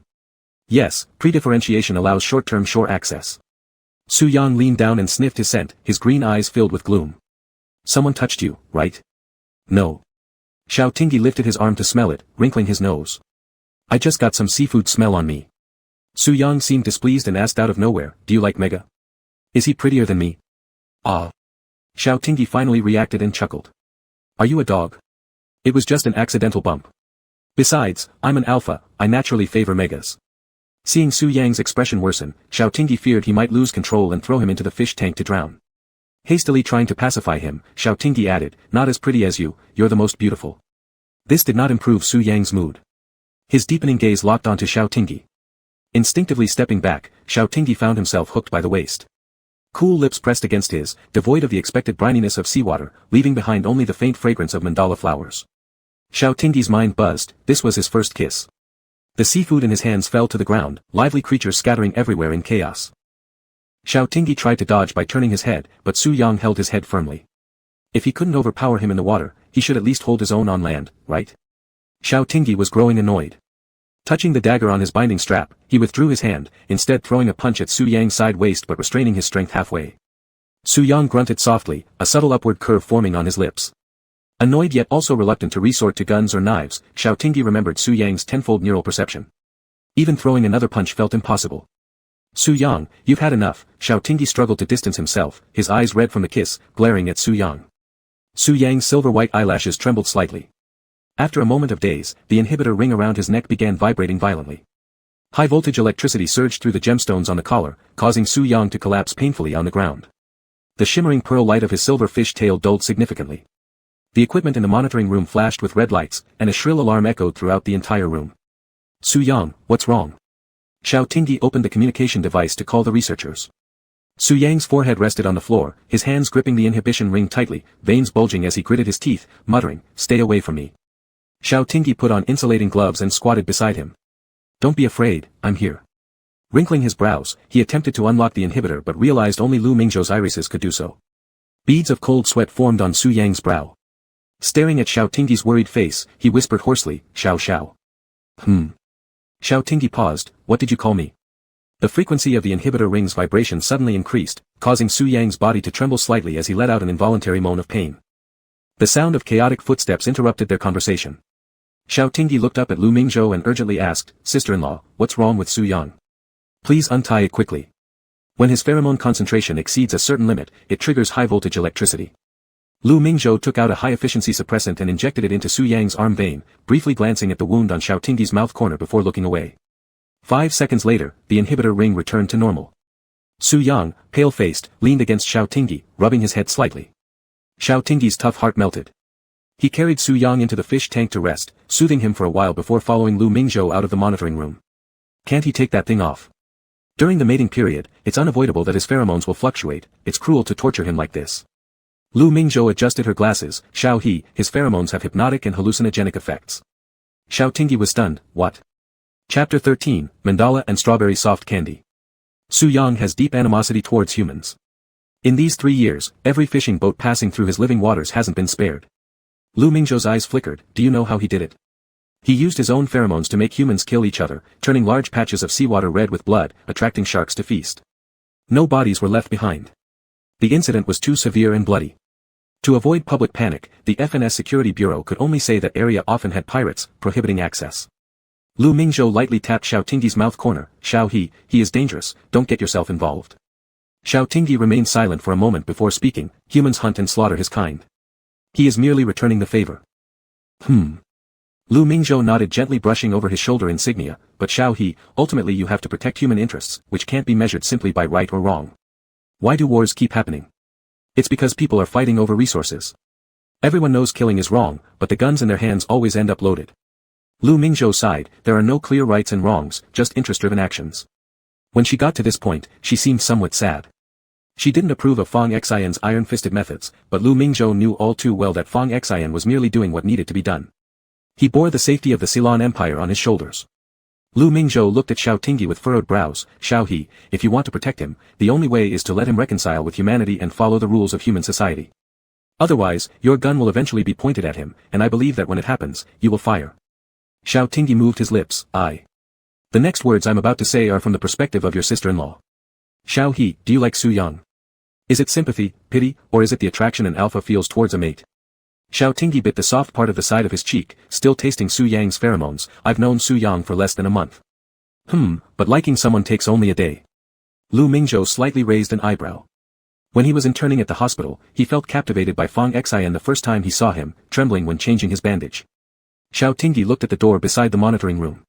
He clearly felt a loving and indulgent affection for Su Yang, but that wasn't love, right? Sister-in-law, he will go home sooner or later. I've promised him that I'll send him back. Lu Mingzhou walked over and patted his head. Growing up isn't easy, is it?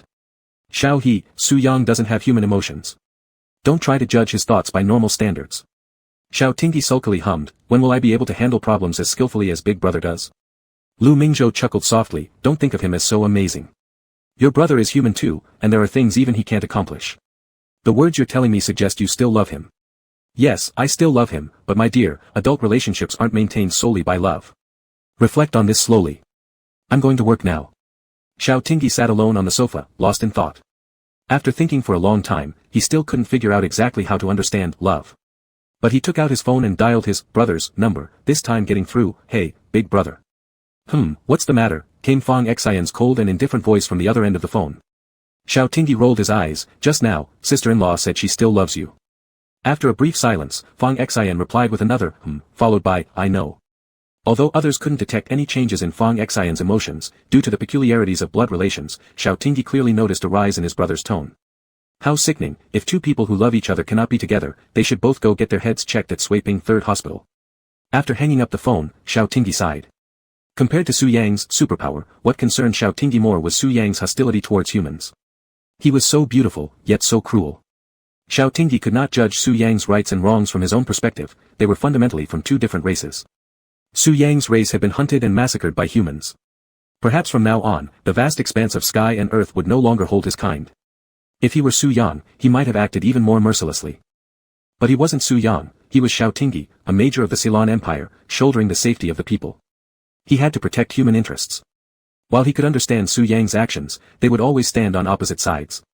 If Su Yang could not reconcile with humans, he might never leave the base or return to his homeland. Xiao Tingyi irritably ruffled his hair. He had promised Su Yang that he would send him home. Yet how could such deep-rooted grudges ever be resolved? If Su Yang were just an ordinary fish, returning him to the deep sea wouldn't be an issue, but he had hypnotic and hallucinogenic abilities. To humans, he was like a torpedo waiting to explode at any moment. Ugh, those stupid poachers. If I ever catch you, I'll scatter your ashes far and wide, greedy fools.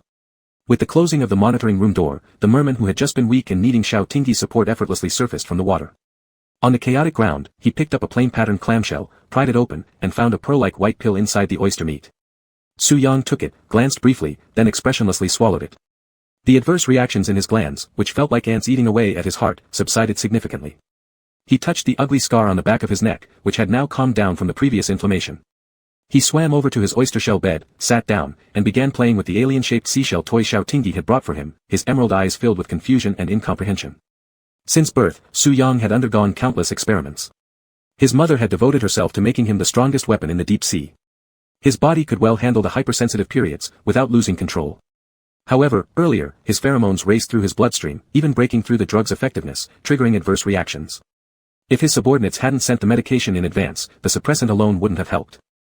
Fortunately, Lu Mingzhou mistakenly assumed it was a sensitive period. The drug component in the suppressant temporarily alleviated his suffering. He wondered to what extent the research facility had cracked his gene sequence. It seemed he needed to expedite his plan. Gently moving the seawater with his fish tail, Su-yang thought, could Xiao Tingyi's pheromones really match as described in human books with high compatibility? High compatibility between camellias and mandalas. Why? Was Xiao Tingyi attracted to him merely because of the mandala pheromones? Su-yang's eyes darkened, tinged with jealousy. His fish tail tightly coiled around the seashell and threw it hard, smashing against the door of the monitoring room. Bang!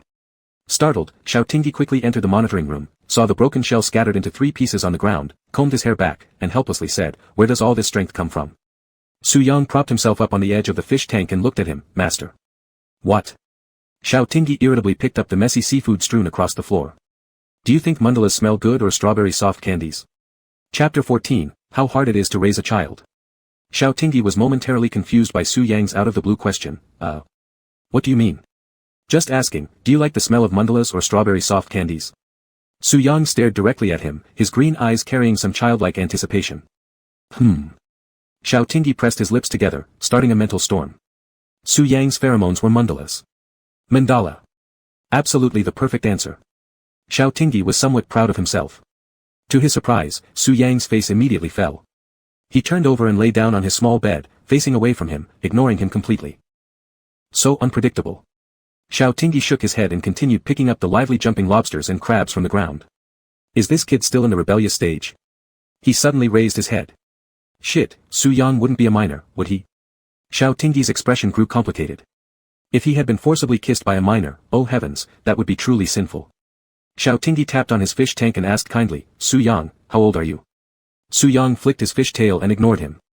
Xiao Tingyi restrained his temper and spoke gently, be a good boy and tell your brother how old you are. Su-yang gave a cold snort and threw out a number, 120. Oh. As long as he wasn't a minor, that was fine. Xiao Tingyi relaxed a bit, and just as he turned around, his pupils contracted in shock. Du. Mr. Du. So it wasn't adolescence, but menopause? Su-yang quickly swam over, staring at him resentfully through the transparent fish tank. Is my master mocking me for being old? Not at all, how could I? Xiao Tingyi's gaze dropped, looking at Su-yang's white undershirt that had become somewhat transparent in the water, tightly clinging to his body. The hazy outline of muscles only appeared more sensuous and inviting. Following his gaze, Su-yang's lips curled with an arc, suddenly lifting his shirt and raising his tone. Do you like it? Want to touch? Xiao Tingyi immediately spun around, squatting down to pick up crabs off the floor. Don't talk nonsense.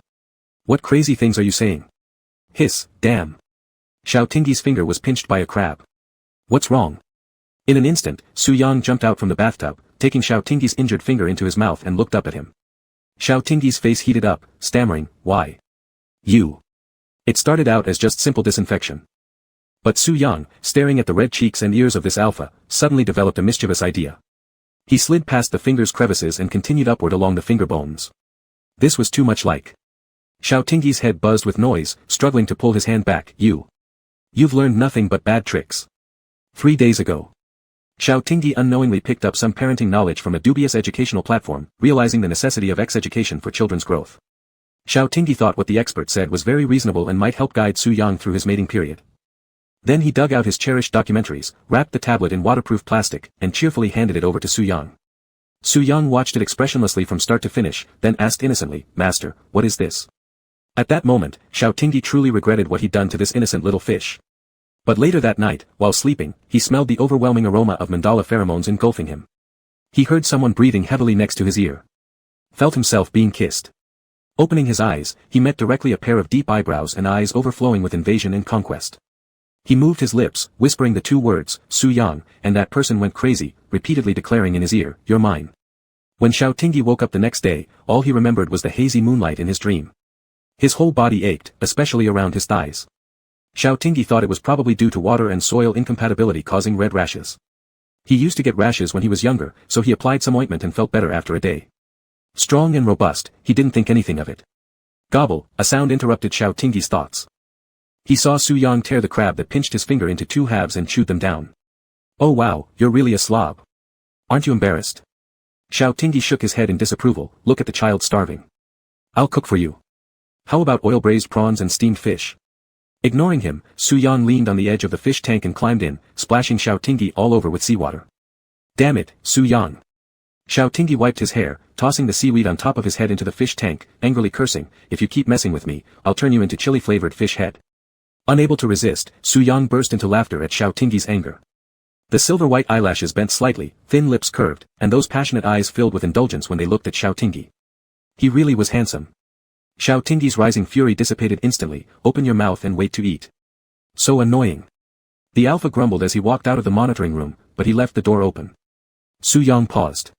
2 hours later, the scent of seafood wafted into the monitoring room. Xiaotingi was adjusting the dipping sauce, turning his head to see Su Yang standing by the door of the monitoring room watching him. "Why so pitiful? Come here." Xiaotingi beckoned to him. Su Yang hesitated for a moment, his fish tail leaving a trail of water across the floor as he approached the kitchen entrance, checking out the alpha wearing an apron around his waist. "Nice waistline.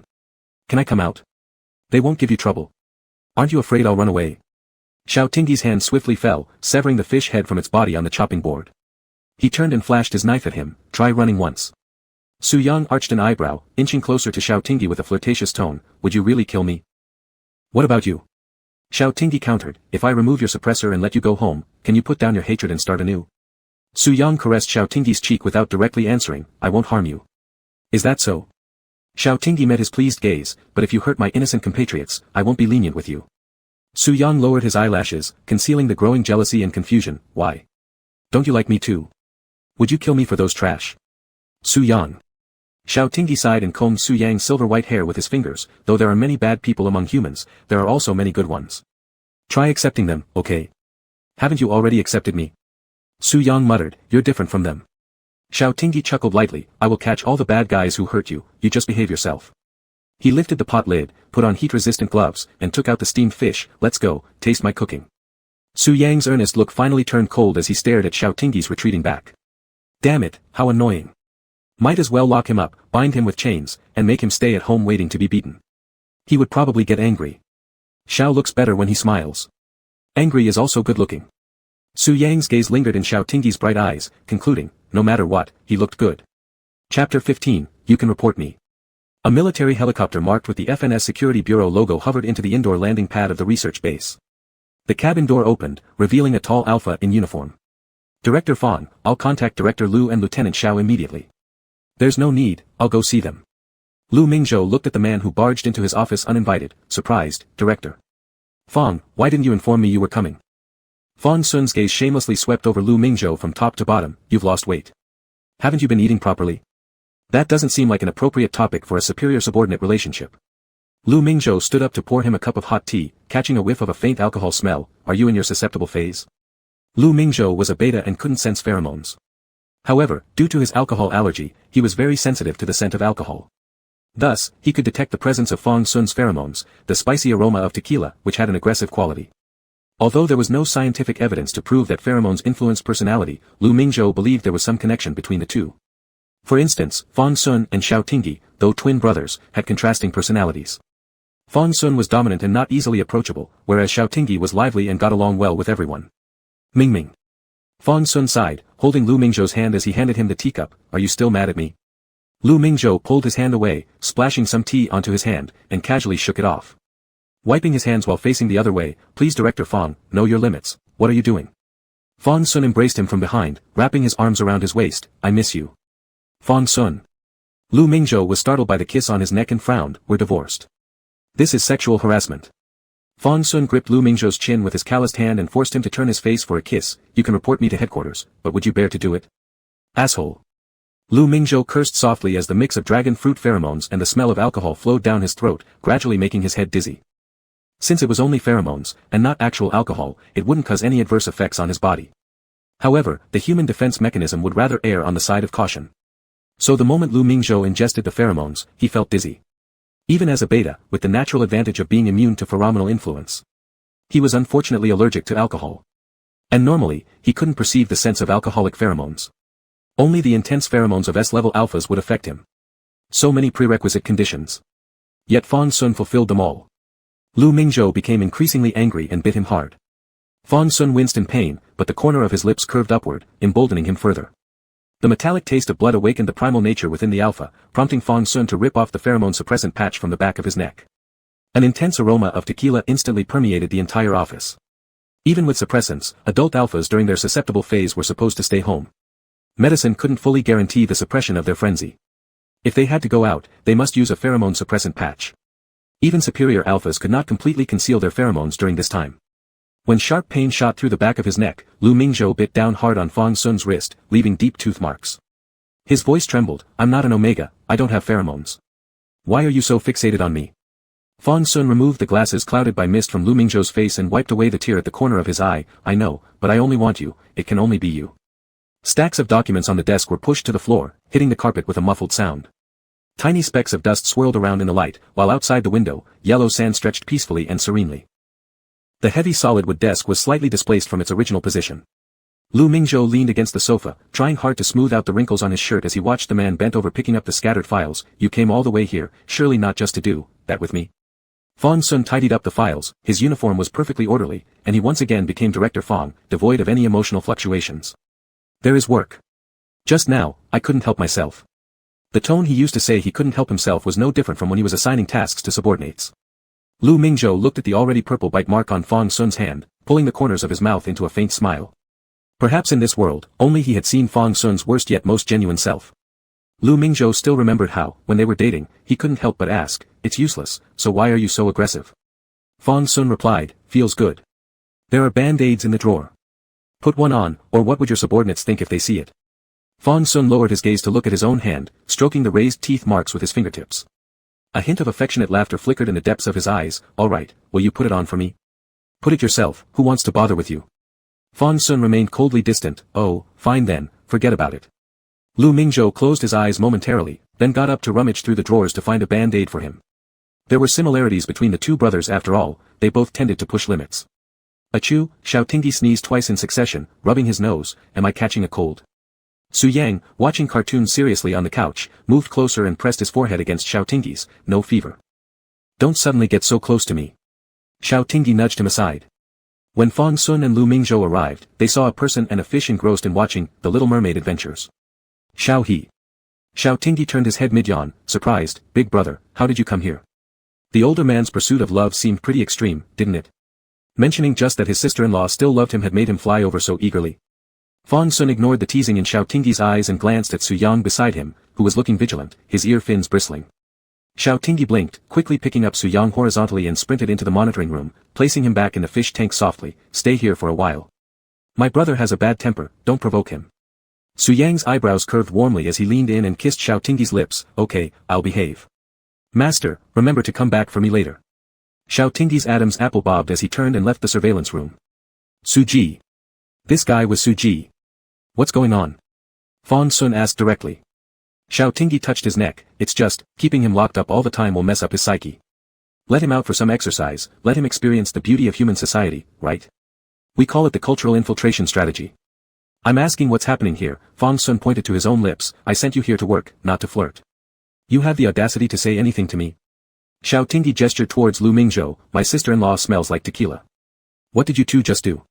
What have you been doing during work hours?" Chapter 16, Who is Right, Who is Wrong? Lu Mingzhou maintained a calm expression, though his earlobes had already reddened. By contrast, Fang Sun simply picked up his cup of water and drank, responding calmly, "Matters for adults, children should not interfere." Double standards. Xiao Tingyi slumped onto the couch, acting a little spoiled. "Wasn't it you who asked me to guide his mating phase? Was this unexpected situation not part of your plan?" Fang Sun was speechless. "You're an alpha, and you got bitten by a fish, how glorious." Xiao Tingyi lowered his gaze to the bandage on Fang Sun's hand, his expression clear. You're an alpha, bitten by a bee, a very glorious achievement indeed. As the director, Fang Sun's authority was utterly ineffective in front of this brat. The two were 13 years apart. When Xiao Tong gave birth to Xiao Tingyi, Fang Jing was on a mission and couldn't return. He was the one who took Xiao Tingyi from the nurse's arms, the first person Xiao Tingyi saw when he opened his eyes. It was like raising a son. He'd spent endless worry over the boy. Adorable times were truly adorable, but irritating times made him want to shoot him for real. So when Fang Sun married Lu Mingzhou had once asked him, "We cannot have our own children, do you have any regrets?" Fang Sun had responded extremely straightforwardly, "No."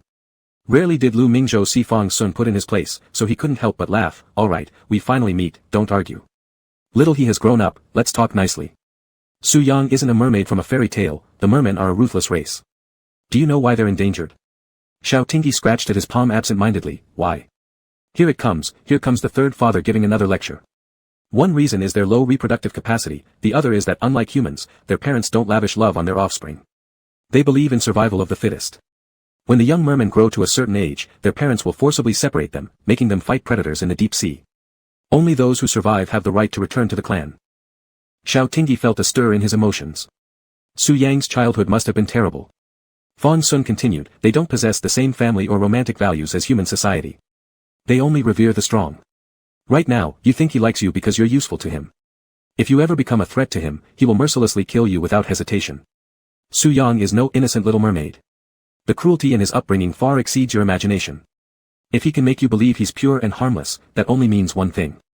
Xiao Tingyi muttered glumly, "What does it mean?" "It means he's just teasing you as if you're some naive fool." Fang Sun flicked Xiao Tingyi's forehead, "Wake up. After completing this mission, go back to Suijing. Father and Dad will find you a mega spouse with suitable background and compatibility." Xiao Tingyi mumbled under his breath, hypocritical. "You pursue true love and marry a bee-wife yourself, yet here you are lecturing me." Fang Sun furrowed his brows, "Are you itching for a beating?" Xiao Tingyi silently hid behind Lu Mingzhou, "Sister-in-law, my brother is too patriarchal. I think he wants to remarry and find himself a new mega-wife." Lu Mingzhou cast a sidelong glance at Fang Sun but said nothing. "Fang Sun, Mingming, I didn't mean it. Don't listen to his nonsense." Lu Mingzhou ignored him, turning instead to Xiao Tingyi. "Though Director Fang might seem autocratic, there is a certain truth in what he says. I get it. I never said I liked him." The steady and mature Lieutenant Xiao, in front of his brother and sister-in-law, became a whiny kid. "I know the difference between priorities, but there's one thing I don't understand." "Speak. If he's so dangerous, why keep him around? Why ask me to guide his mating period?" Xiao Tingyi looked at Fang Sun, his tone more assertive, "He's still useful to us. If he weren't, you would have eliminated this potential threat already, right?" Fang Sun remained silent. Xiao Tingyi stared at the callus on his palm from practicing gun skills, keep if useful, discard if not, all for personal interest in the end. You imprison a fish in the desert, pretending to study its glands under the banner of saving an endangered species, then make me convince him to reconcile with humans? Isn't that absurd? It's a matter of racial genocide. Fang Sun frowned deeply. "Xiao Tingyi, remember your identity. Have you forgotten the oath you swore when you received your badge? Imperial interests outweigh everything. Loyalty to the people, firm belief, always prepared to sacrifice for the empire and the people. Isn't there too much right and wrong? There are only 4 words, obey orders." Xiao Tingyi understood clearly. Wearing this uniform meant there were too many things you could and could not do. He had his own bottom line and principles, they were the empire's defenses. But his heart felt as if squeezed and twisted by a pair of pliers, tight and uncomfortable. As an enforcer of the law, he caught villains and protected good people, pursuing justice. He took pride and honor in his profession. Yet now it seemed he could no longer clearly distinguish right from wrong. Did Su Yang do something wrong? The human poachers had killed his family and destroyed his home. Was his revenge wrong? But was undue agency also wrong? What was wrong about imprisoning dangerous individuals? Wasn't it their duty to protect the interests of the empire and its people? "I haven't forgotten." Xiao Tingyi rubbed his temples. "I know who I am. I just think it's a pity for him. His family is gone, and now he's locked up." Fang Sun looked at his younger brother's bowed head, regretting bringing Xiao Tingyi here. He was too young, too idealistic, and too stubborn. Xiao He, being pure and sincere isn't a flaw, having strong empathetic abilities isn't either. But you need to understand that in this world, there isn't always such a clear distinction between right and wrong, or good and evil, it's all a matter of different stances. Today's words, you can share with me, or your sister-in-law, but never with anyone else. Do you understand? Xiao Tingyi pursed his lips and nodded glumly, "I know. I understand. Growth is a cruel process. Embrace it well." Lu Mingzhou tugged on Fang Sun's sleeve, "That's enough. Xiao he is an adult now, he has his own judgment and moral principles. You should trust him. Fang Sun gently squeezed Lu Mingzhou's hand as if reassuring her. Then he forcefully ruffled Xiao Tingyi's hair and pulled Lu Mingzhou along, leaving the room. The two returned to the office where the earlier intimate scent had already dissipated. Lu Mingzhou poured Fang Sun another cup of hot tea. Do you regret bringing Xiao he here? Fang Sun took a sip, not answering directly. With me backing him up, he won't cause any big trouble. Fang Sun shook his head helplessly. One day, he'll realize that perhaps his elder brother's actions don't align with his definition of good and evil. He's just too young. One day, he'll understand you, like I did before. Lu Mingzhou sighed softly and changed the topic. You came over because you were worried about Xiao he, didn't you? One of the reasons. What's the other? Fang Sun looked at him. I already said at the beginning, I missed you. Lu Mingzhou paused, looking out the window. These past 2 years, I've often reflected on whether I've been too selfish in our marriage and not considerate enough towards you. Fang Sun pulled him onto his lap, holding him gently. You're wonderful. Always have been. Lu Mingzhou smiled faintly. Even after we've divorced, you still say I'm great. Fang Sun's hand traveled slowly up from Lu Mingzhou's knee, speaking in a low voice. A mere piece of paper doesn't count for much. Director Fang truly takes things lightly. Lu Mingzhou stopped his wandering hand, his dark eyes reflecting Fang Sun, who was still sensitive from his mating phase. His lips moved as he replied, you seem pretty relaxed. Fang Sun's gaze lingered on Lu Mingzhou's lips opening and closing, maintaining eye contact through his glasses. Neither of them could recall precisely when they started kissing, or who initiated it first. While upstairs, the elder brother and sister-in-law were making out. The poor younger brother was downstairs pondering how to tame a wild fish into a domesticated one. To put it simply, Su Yang's only way to freedom was for him to let go of his past. Though it may be shameless and dishonorable, there was no other way.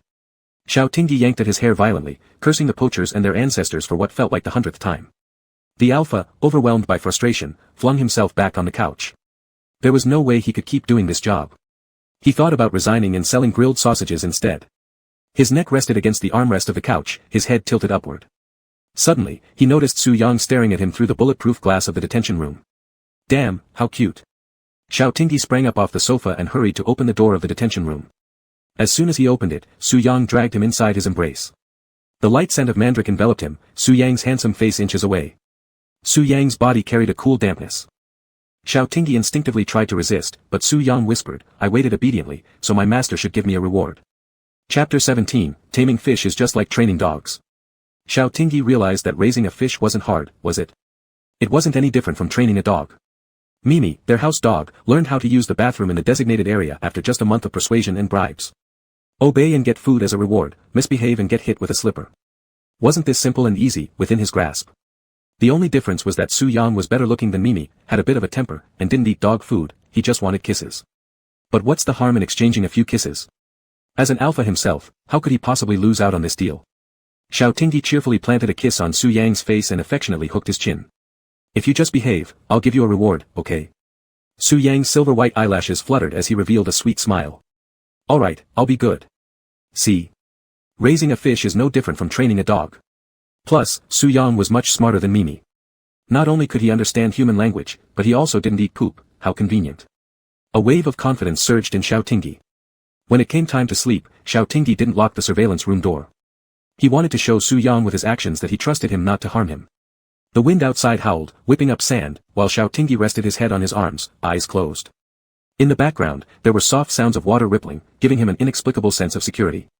The alpha had a great night's sleep, dreaming about their homely dog, which looked like a wet mop, jumping onto him and licking his face, mouth, and neck. Mimi, go away. Xiao Tingyi mumbled incoherently, waving his arms until they were gently tucked under the covers. When Xiao Tingyi opened his eyes again, it was already bright outside. The scent of mandrake lingered at his nose, with a fluffy head pressed against his back. Su Yang's usually damp hair had become smooth and dry, his cheek resting snugly against Xiao Tingyi's neck, still sound asleep. As Xiao Tingyi shifted slightly, Su Yang woke up instantly, his lips brushing over Xiao Tingyi's gland. Xiao Tingyi froze. Men, in the morning, are inevitably prone to some embarrassing states. What should have resolved itself in 5 minutes took a dramatic turn when Su Yang used his sleepy, lazy voice to call out, Xiao Xiao. That moment was simply like a brave, strong horseman riding his steed. Xiao Tingyi didn't dare to turn around, clearing his throat. Why did you sleep here? Isn't it uncomfortable for you? Su Yang chuckled lightly, tightening his arms around Xiao Tingyi's waist and inhaling the unconsciously emitted scent of tea flowers. You're really cute. Xiao Tingyi instinctively grabbed the blanket, acknowledging that he felt teased. Moreover, as a fierce alpha, being teased made him feel somewhat embarrassed. But where's my pajamas? Xiao Tingyi's veins twitched. I took them off for you. Su Yang was straightforward. In an instant, Xiao Tingyi sat up, meeting Su Yang's innocent gaze, light green, glossy and clear. Well, that little spark of indignation fizzled out. He hastily grabbed his sleepwear and put it on before checking his phone. Good heavens, it was already 7:30. Ah. You're Su Daji, an allusion to a seductive fox spirit in ancient Chinese mythology. Xiao Tingyi muttered under his breath as he rushed into the bathroom. One shouldn't marry too pretty a partner, they'd only distract one from work. At this hour, Li Su probably had already started the team's morning training. Su Yang leaned against the doorframe with crossed arms, showing a hint of discontent. Who's Daji? A seductive fox spirit. Xiao Tingyi's mouth was full of foam, rushing to rinse it off quickly. There wasn't time to shower anymore, so he merely splashed some water on his disheveled hair, hurriedly changing clothes in the bathroom. Anyway, Su Yang hadn't differentiated yet, not technically reaching mega status, so Xiao Tingyi changed his pajamas right in front of him, putting on pants and fastening his belt. Su Yang licked his lips. Are you complimenting me for being handsome? Xiao Tingyi pulled on his combat boots, grabbing his coat and heading out the door. Yeah, I'll come back later. You stay here and don't cause any trouble. He marched towards the door, and as he was about to close it, Su Yang held onto the doorframe. Xiao Tingyi's guard went up, his hand instinctively moving toward the gun behind his waist. Su Yang gazed steadily at his action, softly saying, were you going to take your gun earlier? Huh, what nonsense. Xiao Tingyi gave an awkward laugh. Once I'm done with the morning drill, I'll cook for you, alright? You want food made by my hands? Ancestor, I'm super busy. Xiao Tingyi sighed helplessly. Even celestial beings couldn't taste his breakfast. Didn't the master just now intend to pull out a gun? Su Yang moved closer, blinking his silver-white lashes. Do you think I would hurt you? Xiao Tingyi chuckled nervously. What are you talking about? After I'm done with work, I'll come back and cook for you, good boy. As he tried to shut the door, Su Yang's hand remained firmly holding the doorframe. Peck. Su Yang bent down and kissed his face. Waiting for you. After saying that, Su Yang closed the door himself. The cold mechanical sound followed. Dual locks activated. Xiao Tingyi stood dumbfounded at the door, and a colleague on the same dormitory floor saw him and greeted him. Director Xiao. Morning. Huh. Oh, morning. Xiao Tingyi scratched his head and quickly ran towards the training field. Just now, he inexplicably had the feeling of being newlywed, earning money outside while his beautiful wife waited for him to come home and cook. A spouse still has to be pretty, that way, working hard became motivating. Xiao Tingyi was heading back to the dormitory building with fresh vegetables and fruits he had snatched from the kitchen after morning training when he just happened to run into Fong Qin coming down the stairs. The two brothers stared at each other. Brother, you didn't leave yesterday? Xiao Tingyi poked his head to look at Lu Mingzhou behind Fong Qin, whose neck had a band-aid on it. You two really know how to play around. What a bunch of neurotics, treating divorce like a game. No wonder he had been jumping up and down anxiously trying to get them back together. Lu Mingzhou kept his well-mannered smile. Director Fong slept in the guest room last night. Oh. Xiao Tingyi nodded, his face clearly saying, do you expect me to believe that? I'm going back to Suijing. I won't say more. Take care of yourself. Fong Qin pressed Xiao Tingyi's shoulder, that little bundle of sobs he once held in his arms had already grown such broad shoulders. I understand. Xiao Tingyi solemnly saluted Fong Qin with a military gesture. He was telling his older brother that he knew his identity and what he lived for. Fong Qin left, and Xiao Tingyi looked down at the vegetables and fruits he was carrying in his hands. His amber eyes were deep. He would make every effort to cultivate Su Yang so that he would never stand against him. Isn't it just about taming a fish? Piece of cake if only handled right. Xiao Tingyi stood by the door, completely despairing as he stared at the dampness everywhere in the bedroom. What kind of nonsense was this? There were water marks all over the floor, and even the bedsheet was dripping water. Return South Day. Return South Day in the desert. The things he was holding dropped to the ground, potatoes rolling under Su Yang's feet, or rather, under his fish tail. Xiao Tingyi rubbed his eyes. Xiao Tingyi supported his forehead with one hand. Xiao Tingyi picked up the mop lying on the ground and angrily said, is this fucking water curtain cave? I'm gonna pound you into fish balls today. Chapter 18, You're a Big Fool. Muttering curses, Xiao Tingyi carried the bedding upstairs to the rooftop terrace to dry. Luckily, today was a bright sunny day. The sun shone through the glass dome, warming everyone. Squinting his eyes, Xiao Tingyi felt the warmth of the sunlight. Once Su Yang becomes more obedient, he'd apply to take him out to enjoy some sun. But can merfolk bask in the sun? Wouldn't they become dried-up little fish sticks? When Xiao Tingyi returned to room 6012, the perpetrator was curled up on the sofa hugging his fish tail watching cartoons very attentively. On the screen, a big-eared child was happily eating dinner with his parents, animatedly recounting funny stories from kindergarten. Xiao Tingyi caught the confusion and doubt in Su Yang's eyes. What are you thinking about? Here, do people live with their parents when they're young? Su Yang slightly furrowed his brows. Don't they need to learn independent survival skills? Isn't it useless doing dumb games every day at the place called kindergarten? Hearing his disdainful tone, Xiaotingi couldn't help but laughing until a lingering pain arose in his heart. He sat beside Su Yang and took his hand. Did you have a tough childhood? Seeming to fall into reminiscence, Su Yang's fish tail unconsciously slapped the ground. After a long pause, he said, I've forgotten. Xiaotingi stopped probing, just gently squeezing his palm. With me, you'll never have to go through that again.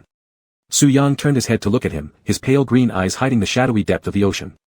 He reversed their grip, leaning in to kiss Xiaotingi. Kissing was the most direct way for him to express his emotions, with no concealment, purely driven by instinct. Even though the civilization level of merfolk was higher than humans, they seemed to still retain an animalistic nature. Merfolk had group consciousness but no family concept.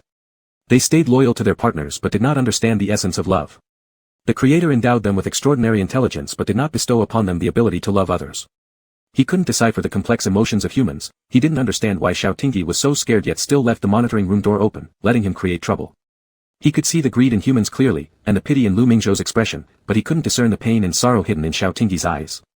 No one had ever looked at him like that before. Even his mother, when he had stumbled back weakly and pitifully to the clan, had only casually said, still far from good enough. Because of his inability to comprehend, he became restless, and eventually, all his restlessness turned into desire. Was it the mandrake flower driving him to do this? Su Yang urgently needed an answer. He gripped Xiaotingi's pale neck, with his strength, a slight squeeze could snap it. If he strangled his neck, all the questions would cease to be problems. The kiss was too hurried and deep, causing a muffled sound to escape from Xiaotingi's nasal cavity. Su Yang's nerves were sharply triggered. Suddenly releasing his hand and pushing him away, the desire in his eyes turned into bewilderment and unease. Xiaotingi, leaning on the armrest of the sofa, was breathing heavily, wiped his mouth hard with the back of his hand, and cursed, Are you trying to eat me? And you dare to lock my neck? Little fish, are you learning SM or something? Su Yang dumbly stared at Xiaotingi's flushed face, hearing his abusive words, then arched his lips into a smile. Xiaotingi shot him a dirty look. I don't go for that, let me tell you. What is SM? Su Yang asked. Xiaotingi stopped rubbing his neck. It means idiot, you're a big idiot. You're cursing me. Ooh, so smart, Xiaotingi teased. Xiaotingi stood up, stretched his body, went to the kitchen without complaint to make breakfast for him, simply preparing an egg sandwich and pouring a glass of fresh milk for Su Yang. Anyway, this fish hadn't eaten much fine food, it's enough to fool around like this. Su Yang stood by the kitchen door. You need vegetable, meat, and eggs, nutrition should be balanced. Xiaotingi helplessly twitched his lips. Why are you so picky? The cartoon says that children grow up and need good food. Su Yang pulled at his white old man's t-shirt. This will soak through in water, buy me a new one.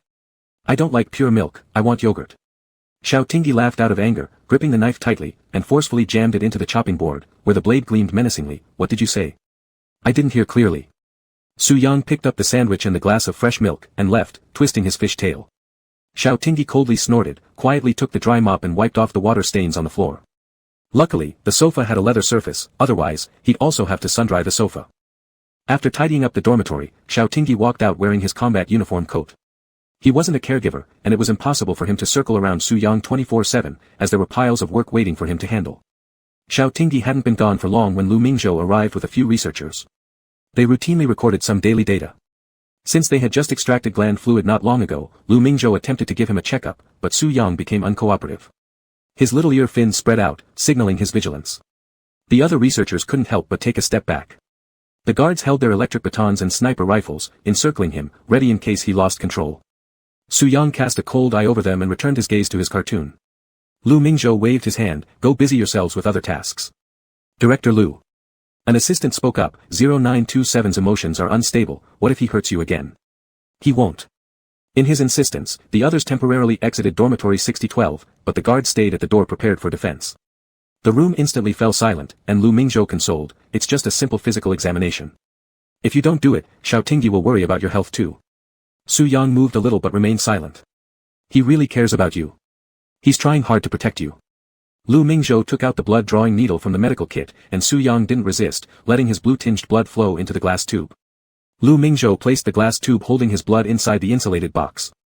As he was about to leave the room, Su Yang suddenly asked him. Why does he treat me nicely? What does he want from me? Lu Mingzhou shook his head. I don't know either. As the person involved, you can well experience it. But I'm sure, Xiaotingi isn't looking to get anything from you. If there must be a purpose, he wants to send you home. Su Yang fiddled with the edge of the shirt Xiaotingi casually threw on the sofa, and looked up at him. Will you let me go back? Lu Mingzhou met his gaze, and this question wasn't one he could answer at his level. Su Yang's handsome face showed a faint smile, his eyes carrying disdain. Do you think you can really confine me? Su Yang harbored too many secrets. According to science, all living organisms on Earth share commonality in genes. But when they tried to decipher Su Yang's DNA, they encountered numerous difficulties, as if it were garbled code. Lu Mingzhou ignored his threat and changed the tone of his voice. There are many interesting and adorable humans. Su Yang was about to sneer when Lu Mingzhou said, like Xiaotinggi. Su Yang frowned at him. Lu Mingzhou smiled at him faintly and left. Chapter 19, Are You a Princess? The children on the TV were still making a fuss. Su Yang leaned back against the sofa, picked up Xiaotinggi's shirt nearby, and covered his face with it. He rubbed it deeply and sniffed, like a freak. Alphas were indeed very interesting.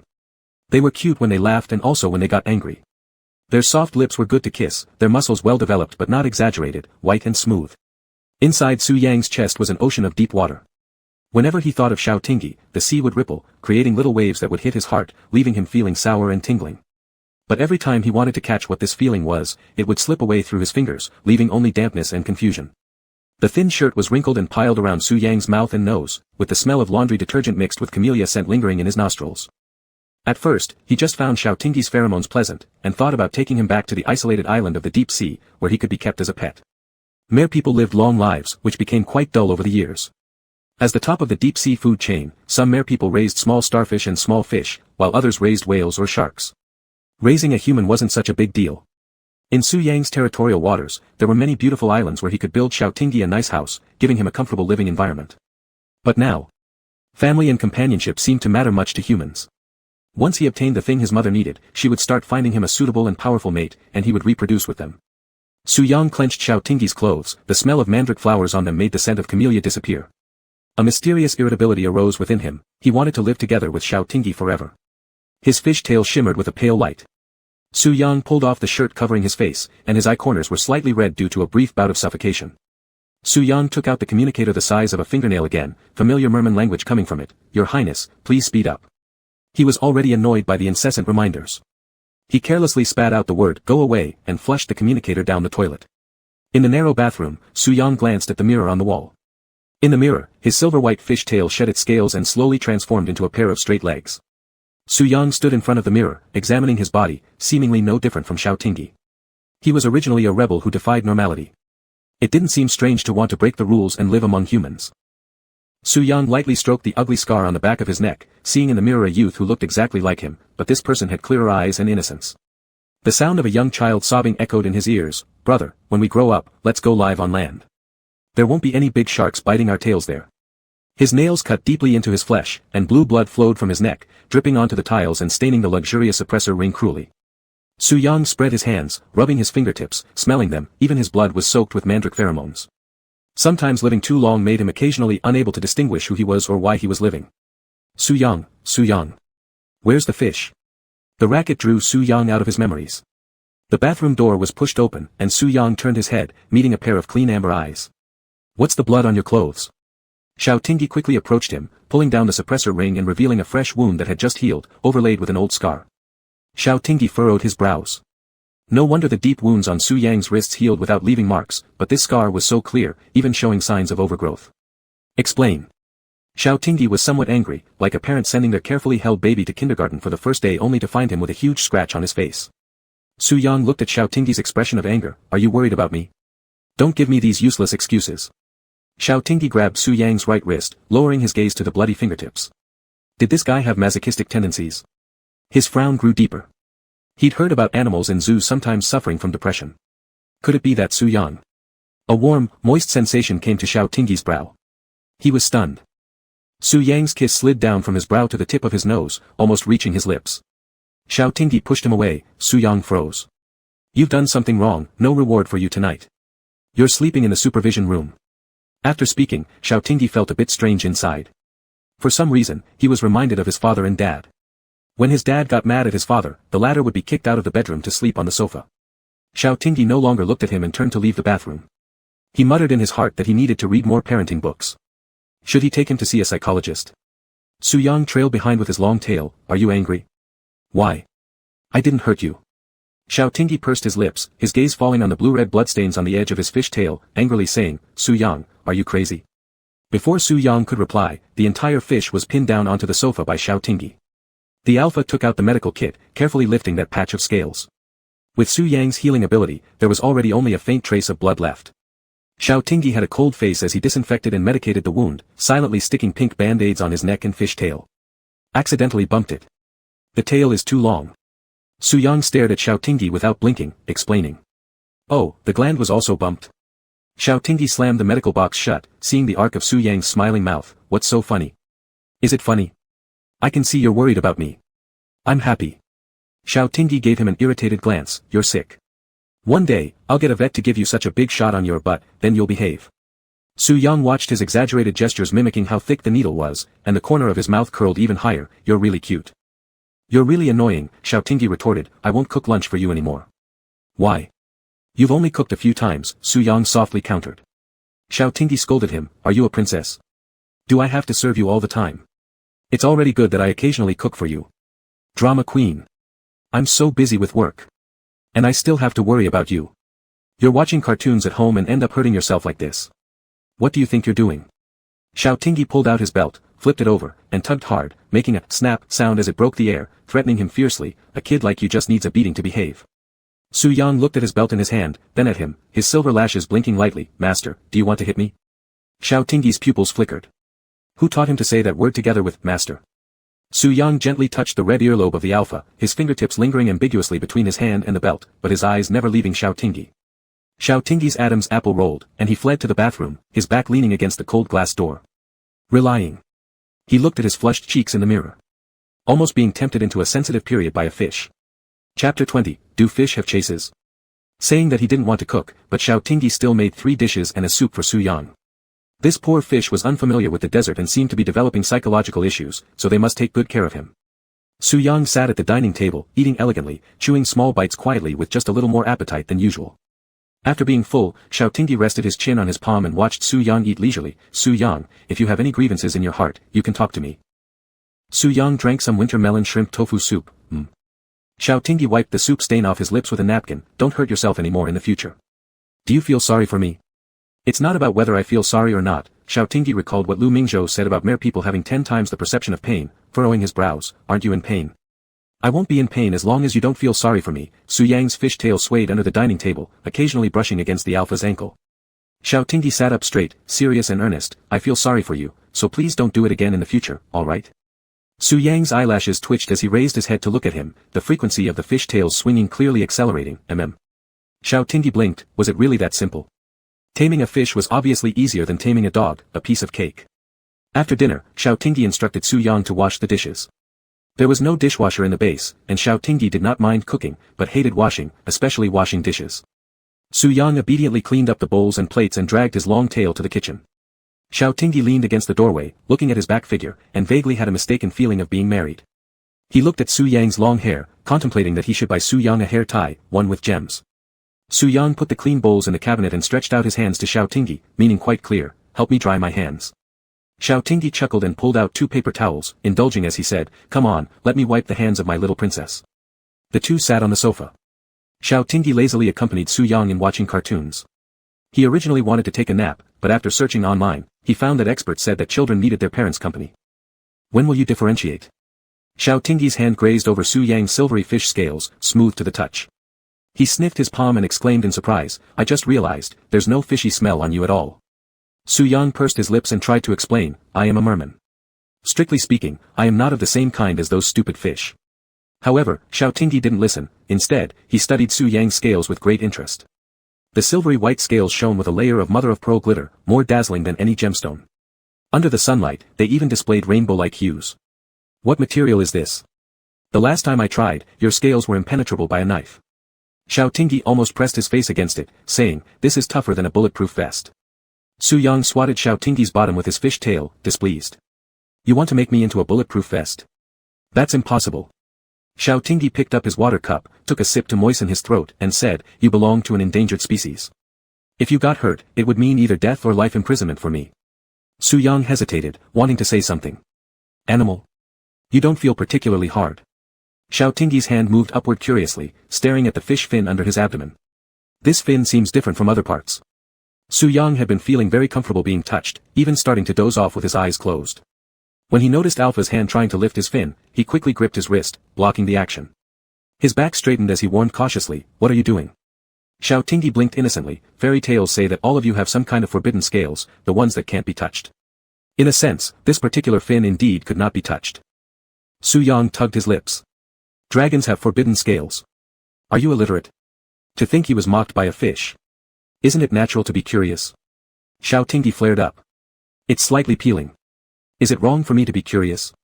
Su Yang exhaled slowly, leaning closer, warm breath sprinkling across Xiao Tingyi's face, tempting him softly, "Do you want to see?" Uncomfortably leaning back, Xiao Tingyi arched an eyebrow before glancing down again at that fin, noticing it seemed more curled at the edge. Thinking. After contemplation, Xiao Tingyi exclaimed in shock, "Fish have private parts too." Xiao Tingyi scratched his head. "Isn't this only possessed by mammals? Aren't you oviparous? Can you incubate eggs?" Following Xiao Tingyi's string of questions, the raised fin immediately flattened completely. Su Yang was reluctant to continue the conversation. "You ask too many questions. You actually have a gland." Muttering to himself, Xiao Tingyi fixed his eyes on the 3 inches below Su Yang's abdomen. "So. Now, are you considered naked or clothed? Does your scale count as clothing?" Seizing Xiao Tingyi's head, Su Yang pushed it toward himself, teasing, "Curious? You can take a closer look if you want." Xiao Tingyi suddenly sprang up from the sofa, belatedly covering his burning face. You. Smirking, Su Yang cast a glance at him and resumed watching cartoons, hugging his fish tail. Xiao Tingyi stuttered repeatedly with "you," seeing Su Yang remained indifferent. Embarrassed and red-faced, he returned to the bedroom. With the sound of the door closing, Su Yang lightly slapped the floor with his fish tail, lowering his gaze at his raised fin. Expressionless, he picked up the remote and turned off the TV. After waking up from a nap, Xiao Tingyi forgot all about the awkwardness from lunch. He was easygoing and tended not to dwell on things. Before work, he stopped by the observation room to check on Su Yang, who was sleeping peacefully inside the fish tank. The X-shaped mark filled with mandala black patterns on his right arm stood out vividly against Su Yang's fair skin. During the base patrol, he met Lu Mingzhou, asking about Su Yang's differentiation during courtship phase. "Sister-in-law, isn't he already in the early stages of courtship? How come there's no progress at all?" After thinking for a moment, Lu Mingzhou replied, "We have no experience studying merfolk, so we cannot scientifically analyze the reasons. However, I suggest you try releasing your pheromones to induce it since he seems to enjoy it a lot, right? Will he really differentiate into a mega?" Honesty reflected in Lu Mingzhou's response, "Hard to say. And, Xiao He, I must remind you that whether he differentiates into an alpha or a mega, according to the gender classification of the merfolk, he is still male. Male merfolk are equivalent to human alpha gender." Xiao Tingyi, "So your meaning is, no matter what he differentiates into, we're brothers? Can brothers kiss each other?" Xiao Tingyi thought about Pei Ji and got goosebumps all over. Chapter 21, Then, will you be my mate? Xiao Tingyi pondered all afternoon on the deep brotherhood. After much consideration he felt it necessary to take on the responsibility of being a guardian. Even though Su Yang's age by human standards would make him a centenarian.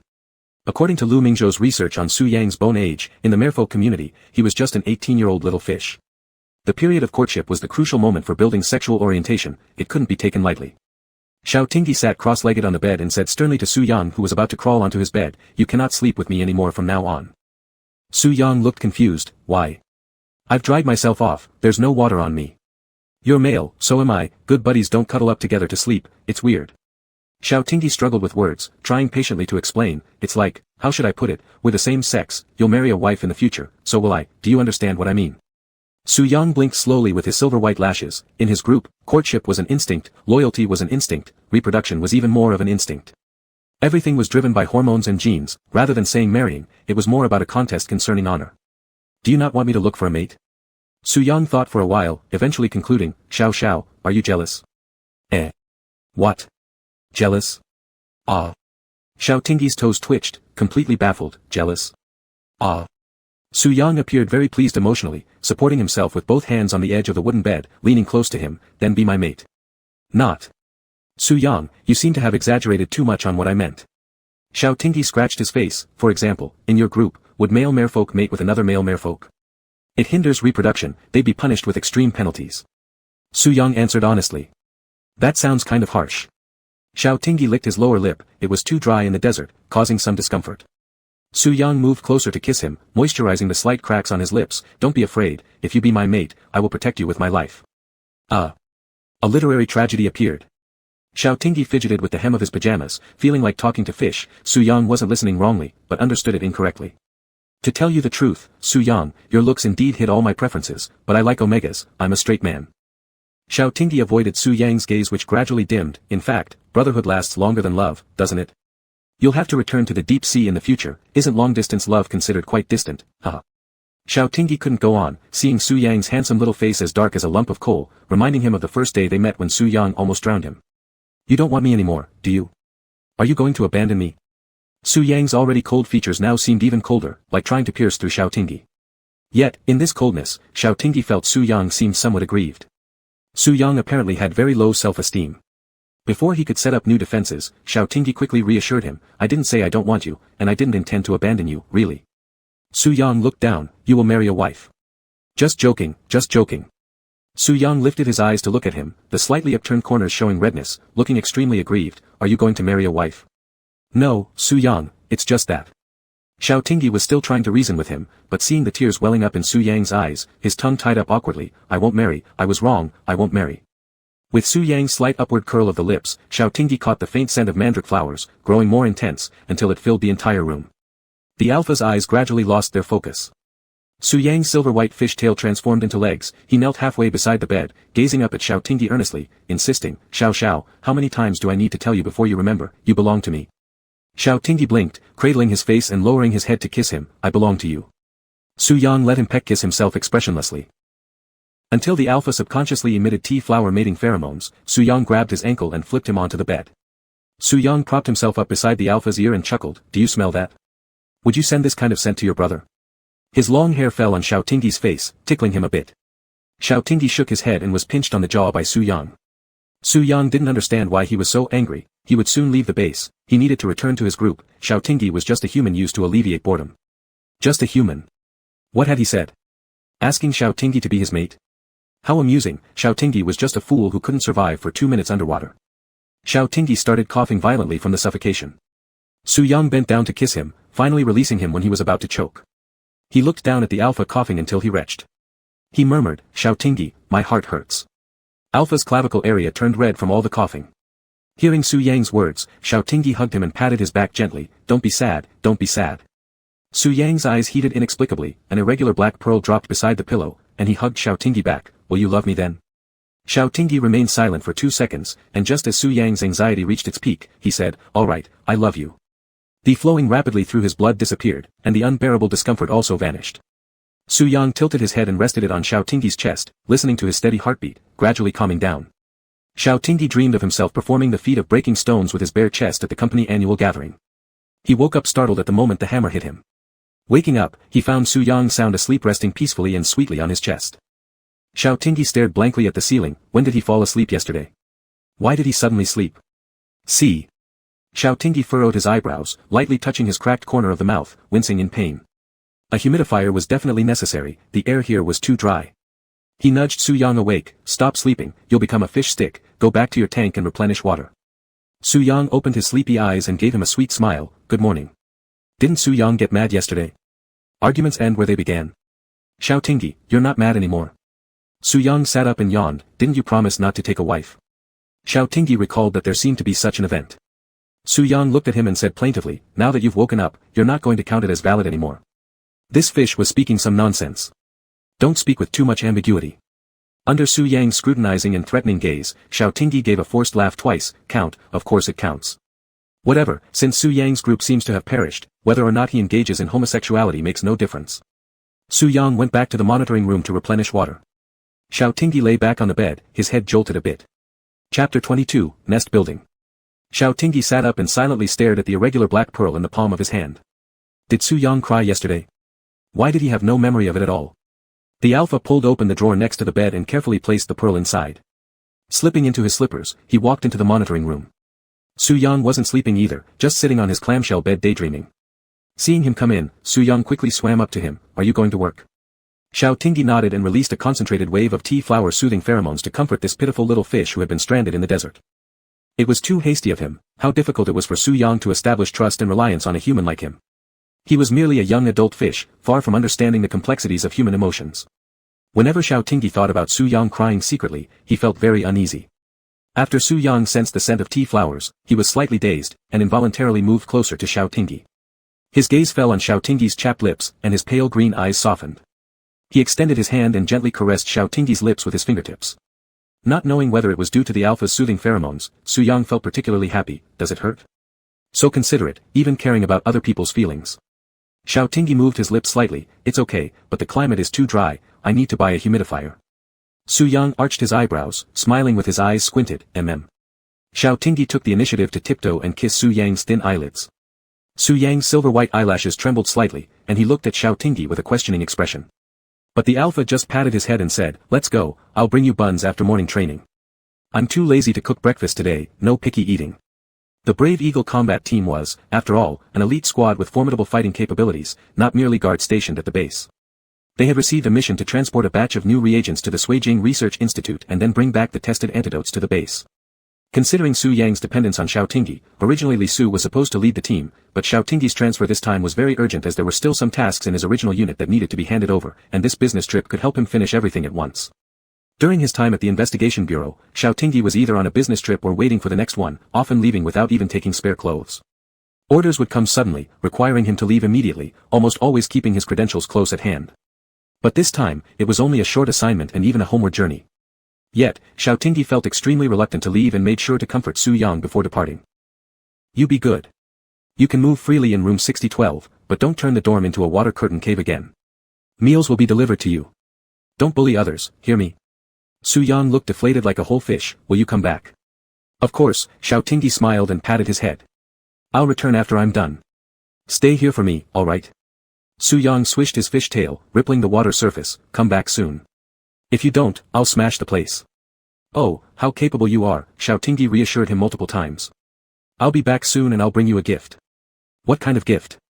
Xiao Tingyi raised an eyebrow. I won't tell you. Su Yang smiled faintly. I want to go with you. Is that allowed? Before Xiao Tingyi could answer, Su Yang muttered to himself, I know it's not allowed. They wouldn't let me leave here unless I die. Upon hearing this, Xiao Tingyi frowned. Don't talk nonsense. It's nice here anyway. Once I leave, I won't be able to live with you anymore. Su Yang leaned on the edge of the fish tank, pressing his fingertips against Xiao Tingyi's brow center, smoothing out the wrinkles there. Isn't it? How foolish are you? Do you want to stay confined here for life? Xiao Tingyi gently touched his cheek. Behave yourself, trust me. I'll take you home. Su Yang nodded, gazing at the young man dressed in a commander's combat suit, full of vitality and confidence. In truth, he truly wanted to be with this person in front of him. Xiao Tingyi kept turning back to wave at him as if a mother sending her child to kindergarten, giving another round of instructions before leaving. Before boarding, Xiao Tingyi turned to Li Su. Su Yang has a bad temper. When I'm gone, try your best to indulge him. Don't hurt him. Understood, Xiao Commander, have a safe trip. Xiao Tingyi nodded and entered the cabin.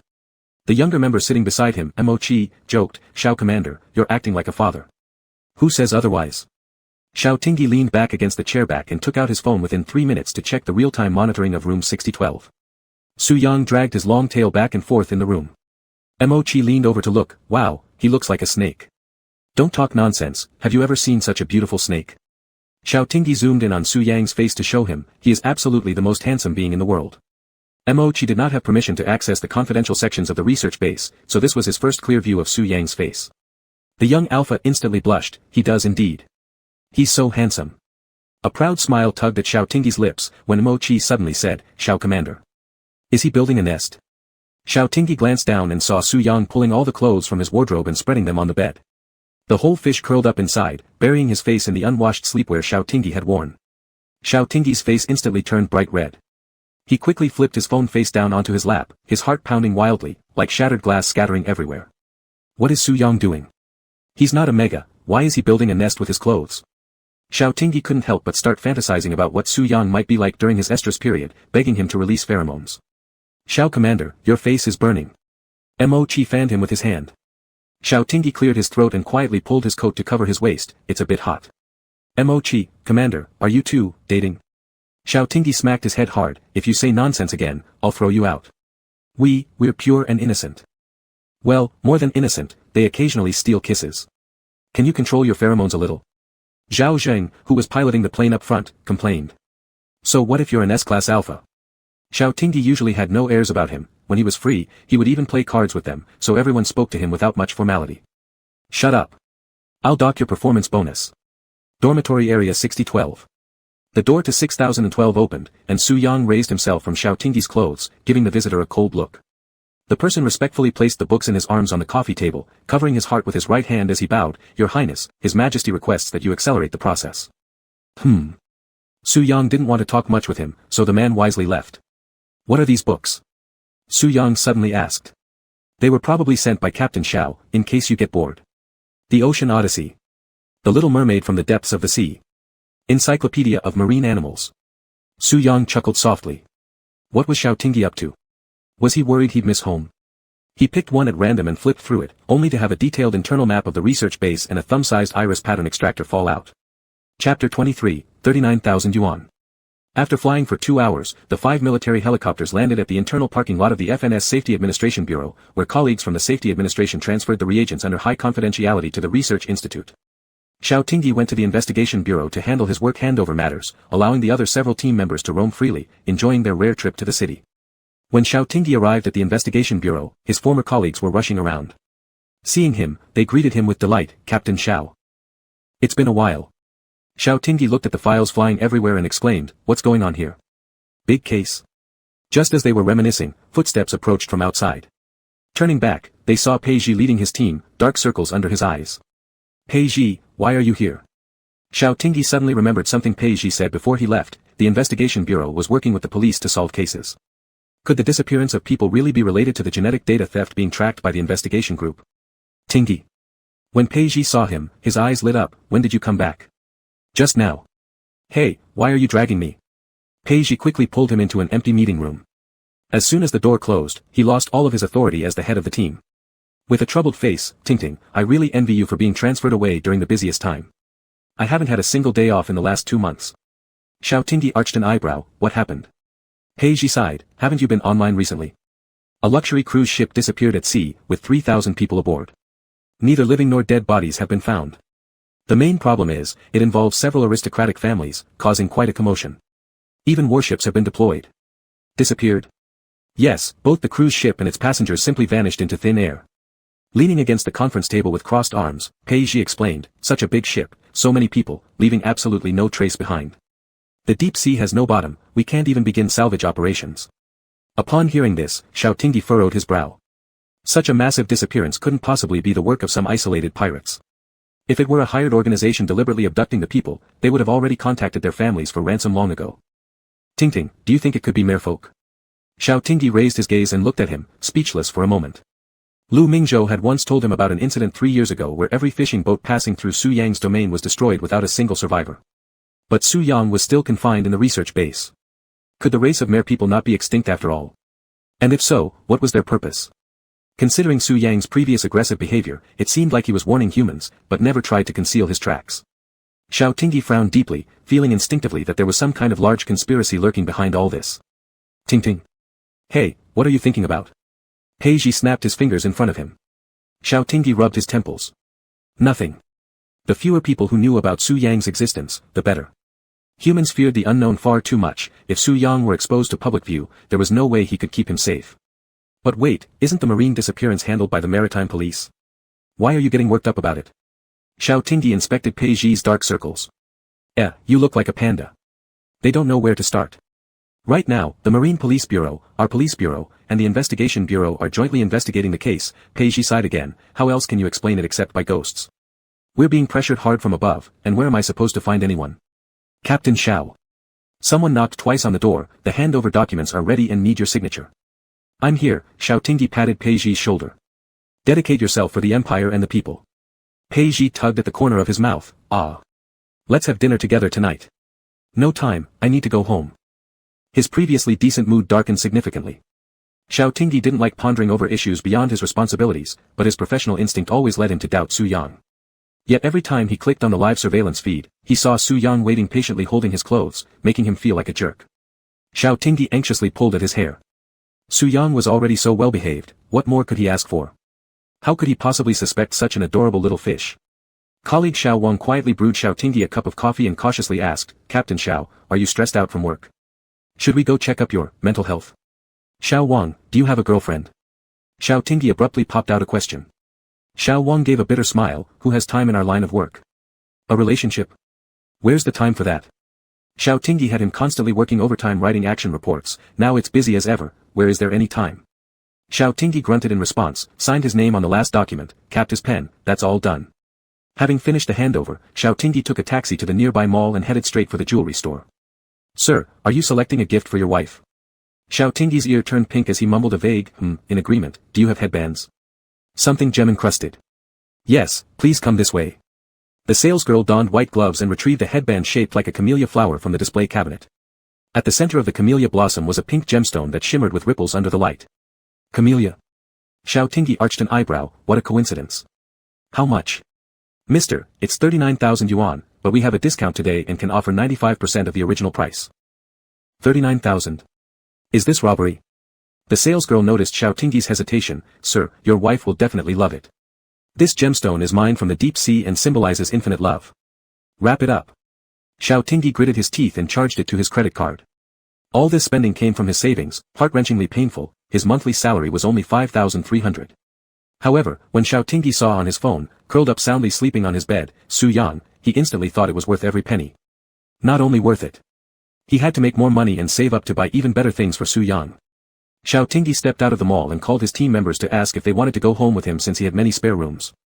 They politely declined with surprising firmness. How could going home with Captain Xiao be any different from being reviewed by higher-ups? Even with 8 courage tokens, they wouldn't dare to visit General Fang's place or Xiao Chief's residence, lest they bump into their boss Director Fang. This was too scary. One would end up sleeping with perfect military posture even at night. Chapter 24, Parents' Love. Fang Jing and Xiao Tong lived in the northern suburb villa area, where the layout was strict, and the security personnel stationed at the entrance held new sniper rifles. Those who resided here were people who had spilled blood and fought for the Ceylon Empire. Xiao Tingyi didn't like living here. Although most of the residents were retired uncles and aunts, everyone carried themselves too sternly. He preferred the flavor of the downtown area, a lazy and relaxing sense of ease. Of course, the main reason was, living alone meant no one managing him. It was great. No sooner had Xiao Tingyi pushed open the yard gate than a dog ugly as a mop slobbered its tongue towards him. Woof. Woof woof. Xiao Tingyi was knocked onto his butt sitting on the ground, laughing while dodging. All right, good boy, Mimi is a good boy, your drool smells awful. Xiao, he is back. The door opened accordingly, and out walked a well-preserved man. Despite being over 50, the passage of time hadn't left too many marks on him, adding a sense of stability instead. He was just as charming as ever. Xiao Tingyi looked a lot like him. Sitting on the ground, he smiled at him. Dad, I'm hungry. Fang Jing. The youngest son is back, hurry up and cook. Xiao Tong shouted inside, pulling Xiao Tingyi off the ground, patting mud off his pants. With a tinge of annoyance, how old are you now? Still look like a dirty monkey, go take a shower and change into clean clothes. It's because Mimi tackled me. Xiao Tingyi chuckled and tried to get closer to Xiao Tong, who suffered from mild obsessive-compulsive disorder, OCD, causing him to appear increasingly uneasy. When Fang Jing saw him, he exclaimed, Hey! Who's this? Coming empty-handed, too polite. Xiao Tingyi didn't have time to respond before being taken down by his dad. Dad, look at him. Xiao Tong shook her head, took a sip of coffee, while Mimi flatteringly squatted beside her. This foolish dog treated people differently based on their relationship, truly obsequious. You little brat, your reflexes are getting worse, Fang Jing kicked his foot. Don't pretend to be dead, get up quickly. Xiao Tingyi helplessly lay on the floor staring at the crystal chandelier on the ceiling. That was why he didn't want to come home. Every time he returned, his father would treat him like entertainment, always ambushing him out of nowhere. It was annoying. In high spirits, Fang Jing went into the kitchen to cook noodles for him but couldn't resist boasting to his wife, See? I'm still better than our son. Before he even finished speaking, the air behind him suddenly flowed rapidly as a gust of wind swept towards him, prompting Fang Jing to raise his arm in defense. However, Xiao Tingyi had already swiftly moved, with his fist paused 2 inches in front of Fang Jing's neck. Xiao Tingyi extended his hand in the shape of a gun and grinned mischievously, showing off his 2 small tiger teeth. Dad, the latter waves push forward. Fang Jing wasn't angered at all. Instead, he tapped Xiao Tingyi on the shoulder with pride. You little rascal, not bad, you've improved. Xiao Tong was utterly speechless. Is our house a training ground or what? Could you two settle down? If you knock over another bowl, both of you will go stand in the balcony corner. Fang Jing hurried back into the kitchen. Xiao Tingyi bounded upstairs with a thump thump thump to take a shower in his bedroom. Even Mimi retreated into her dog bed. After washing up, Xiao Tingyi noticed his noodles were about to congeal. Dad, is my older brother coming home today? Fang Sun had moved out after adulthood. Even after his divorce, he still lived in the house he shared with Lu Mingzhou but occasionally returned home to spend time with Fang Jing and Xiao Tong. He didn't say, probably won't be back. Your brother's been pretty busy lately. Xiao Tong poured him a glass of water. What's going on between you and Su Yang? Hearing this, Xiao Tingyi nearly choked on his noodles. Cough cough cough. What? Fang Jing sighed, had 2 sons, and now it seems will become extinct. It's not like that with me and Su Yang. Xiao Tingyi said this somewhat guiltily, poking at his noodles while mumbling, he will eventually come back. Xiao Tong sized up her son's emotions. After merfolk differentiate into legs, they're no different from humans and can live perfectly fine on land. How do you know so much, Dad? Aren't merfolk supposed to be confidential? Xiao Tingyi raised his head. You should know what your mom used to do, there isn't anything in Ceylon she doesn't know. Fang Jing snorted coldly. Back in my younger days, there was a merman who fell in love with your dad at first sight, really made me mad, but thankfully I acted fast. Xiao Tong gave his leg a kick. Stop rambling nonsense in front of the kid. Xiao Tingyi quickly devoured the remaining noodles, blinked his eyes. Tell me more about the merfolk situation. My sister-in-law said they're extinct, is that true? Could the recent cruise disappearance cases be related to them? Confidential. Upon uttering these 2 words, Xiao Tong patted Xiao Tingyi's head. Everyone sticks to their own job. You shouldn't ask questions you're not supposed to. Anyway, I've been retired for more than a year. If you want details, ask your brother, not that you'd get anything anyway. After listening to such profound wisdom, it felt like hearing nothing new. Alas, Xiao Tingyi leaned back against the chair, his mind a tangled mess. If this matter truly involved the merfolk, could Su Yang, who was under house arrest at the research base, be entangled in it? Xiao Tingyi felt that suspecting Su Yang constantly wasn't good, but his occupational habit made him consider an extra layer of possibilities. Moreover, what did he feel for Su Yang? He liked things cute and cuddly, mega, but could also tolerate Su Yang's occasional intimacy. All these chaotic questions twisted together, making Xiao Tingyi's brain almost explode. Really into someone? If you're this bearish, then just pursue and capture. Look at me, I confessed to your dad the very next day after falling for him at first sight. Xiao Tingyi pressed his lips together. It's easy for you to say, but Su Yang and us aren't the same species, plus we're the same gender.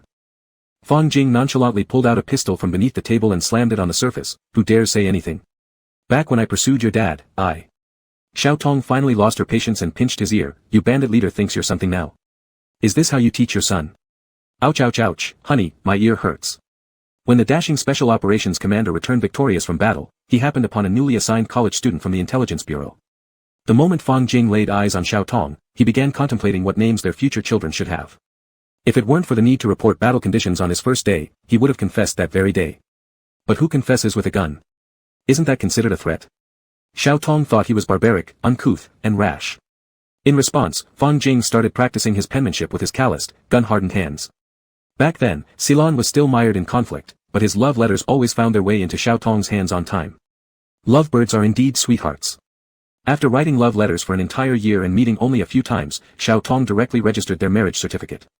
Every time Fang Jing told their 2 children their love story, he beamed with pride. Youth is about pursuing and capturing your feelings when you meet someone special. Of course, Fang Jing did gloss over some details slightly. Before they got married, under Xiao Tong's period of irrationality, he took advantage of the situation. Without Xiao Tong's consent, he permanently marked him. That's how Fang Sun came to be conceived. Once Xiao Tong regained clarity, he slashed Fang Jing's arm in anger. With blood streaming down his forearm, Fang Jing could still joyfully confess his love. Xiao Tong deemed him crazy, but for societal peace and harmony, he decided to accept Fang Jing. Naturally, post-marriage, Fang Jing became the perfect husband, discarding any notions of male chauvinism. Wife comes first, whatever the wife says goes. In short, the older generation had much more stimulating romances. Xiao Tingyi was definitely the most wholesome one of their family. Chapter 25, Ambush. Xiao Tingyi finished his noodles and lazily skipped eating dog food, going to the kitchen himself to wash the dishes quietly. When he came out, he glanced at the living room to see his dad's cuddling sweetly on the sofa watching TV, completely ignoring him. By his father's logic, children are merely guests in life, while true companionship lasts a lifetime with the one you love. Hence, neither cared about whom Xiao Tingyi and Fang Sun chose as partners. As long as they were soulmates, life is too short to worry about such matters. Happiness is all that matters. After his shower, Xiao Tingyi kicked off his slippers, rolled on the bed, and opened his phone to check Su Yang's live surveillance. After switching on the camera feed, Xiao Tingyi saw Li Su standing next to Su Yang with untouched meals on the dining table. He clicked on his communicator. Su Yang, it's what time already and you haven't eaten? Cold and icy as Su Yang had been just moments before, he suddenly filled with life, dragging his fish tail towards the monitor. Master, when will you come back? I'll be returning tomorrow. Xiao Tingyi said to Li Su, Deputy Leader Li, why haven't you gone back to rest yet? Li Su calmly responded, Leader Xiao, Subject 0927 has refused to eat. What's this attitude again? Xiao Tingyi flipped over and sat up against the headboard, picky again. Su Yang shook his tail, I want to see you, I cannot see you. Deputy Leader Li, can you lend Su Yang your phone? Let's do a video call. Su Yang lifted his gaze towards Li Su, who pulled out his phone and pressed a few buttons, calling Xiao Tinghe. Out of the corner of his eye, Su Yang seemed to glare at him briefly. After taking the phone, Su Yang gazed at Xiao Tinghe's face on the screen, thinking humans aren't so dumb after all, at least they invented phones well. Go eat your meal, and there'll be a gift waiting for you tomorrow, Xiao Tinghe urged him. Su Yang raised an eyebrow faintly. Don't want a gift, I want a reward. Their little understanding, a reward meant a kiss. Xiao Tinghe felt a bit embarrassed. Li Su was still standing nearby. Though he didn't understand them, showing affection openly in front of others made Xiao Tinghe uncomfortable. Eat first, we'll see later, it's getting cold. Coaxing and cajoling, Su Yang nudged his fish tail against the coffee table, ordering Li Su, bring the food here, I want to eat here. You shouldn't boss people around like that, show some respect. As soon as Xiao Tinghe finished speaking, Li Su had already set up the food and even handed Su Yang chopsticks. Xiao Tinghe instantly grew a little irritable. What's going on? That usually taciturn Deputy Leader Li was unusually courteous today. Damn it. Alphas are all the same, seeing a beautiful fish stops them in their tracks, huh? While chewing crab meat, Su Yang focused on the screen, noticing the downward curve of the alpha's mouth. I'm eating now, why don't you look happy? No reason. Could he say bad things about someone with Li Su right there? Once Su Yang finished his meal, Xiao Tinghe said, alright, return the phone quickly. Deputy Leader Li, get some rest early. Su Yang's lips curved upward slightly, giving a smooch toward the camera in front of Li Su. Good night, Xiao Xiao. Xiao Tinghe surprisingly enjoyed it. Alright, good night. Be careful on your return trip tomorrow. Su Yang suddenly spoke up. Noted. Xiao Tinghe ended the video call, feeling quite accomplished and satisfied. The little fish who had once nearly drowned him now cared about his well-being. The fish was getting more and more human-like, perhaps it could really coexist with him on land as his father had said. The next day, Xiao Tinghe woke up early to meet his teammates at the FNS Security Administration Bureau. He knew that the DN antidote was classified as a top-secret item, but seeing the new fighter jets and armed personnel at the airstrip still slightly surprised him. Xiao Tinghe had always dealt with people before, only escorting criminals, not drugs. However, Mo Chi seemed unfazed by it all. Xiao Tinghe signed his name on the transfer documents, pausing for a second at the middle line of text. The full name of the DN antidote was DNA Gene Editing Chain Recombination Decomposition Reagent, followed by a long string of English letters. He didn't understand it. Xiao Tinghe feigned nonchalance as he watched the researchers carefully carry the low-temperature storage box and place it into the dedicated aircraft cabin, then instructed their subordinates to lock the safe box and the hatch. There were 5 helicopters upon arrival, but 6 fighter jets provided escort on departure, even clearing overlapping flight routes for this mission, showcasing its high level of confidentiality. Xiao Tinghe's Eagle combat team took the rear position, and all members entered a state of high alert. Even though the alphas kept shouting about wanting to slack off, they actually completed every task exceptionally well, having an unyielding desire to compete despite wanting to slouch. Many believed he'd reached the rank of lieutenant at 21 years old through favoritism. He didn't much care about proving himself, just not wanting to embarrass his father and elder brother. With his arms crossed, Xiao Tinghe stared intently at the overall map displayed on the large screen, judging where potential attacks might occur and planning alternate routes.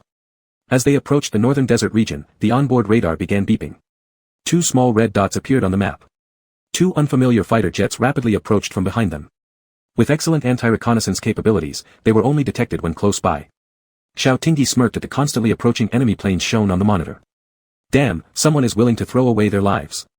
Alpha activated the radio. Attention all units, first level alert, 01 and 02 stay back, others continue escort. Mo Chi, contact the base for reinforcements. Copy. Sitting in the co-pilot seat, Xiao Tinghe rarely got a chance to fly a fighter jet, let alone engage in combat. It cost a year's salary per missile. Yet, he felt a bit restless. 2 fighter jets circled around, blocking the path of the enemy planes, with the sound of supersonic booms reverberating even through noise-canceling headphones. Xiao Tinghe observed the driver inside the monitoring device. The driver looked quite handsome. Picking up the speaker, he called out, "Hey. You look pretty good there, why don't you surrender? We'll treat you leniently."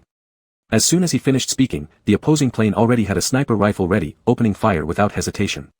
"You're fierce, but you'll be dead soon," Xiao Tinghe muttered as he assisted Zhao Zheng in flying the plane. A bullet hit right against the windscreen ballistic glass. Zhao Zheng muttered, "Captain Xiao, you talk too much, why provoke him?" Xiao Tinghe quickly slapped his head, disrespectful. Amidst the gunfire, the fighter jet zigzagged through the air, occasionally having stray bullets graze past its surface.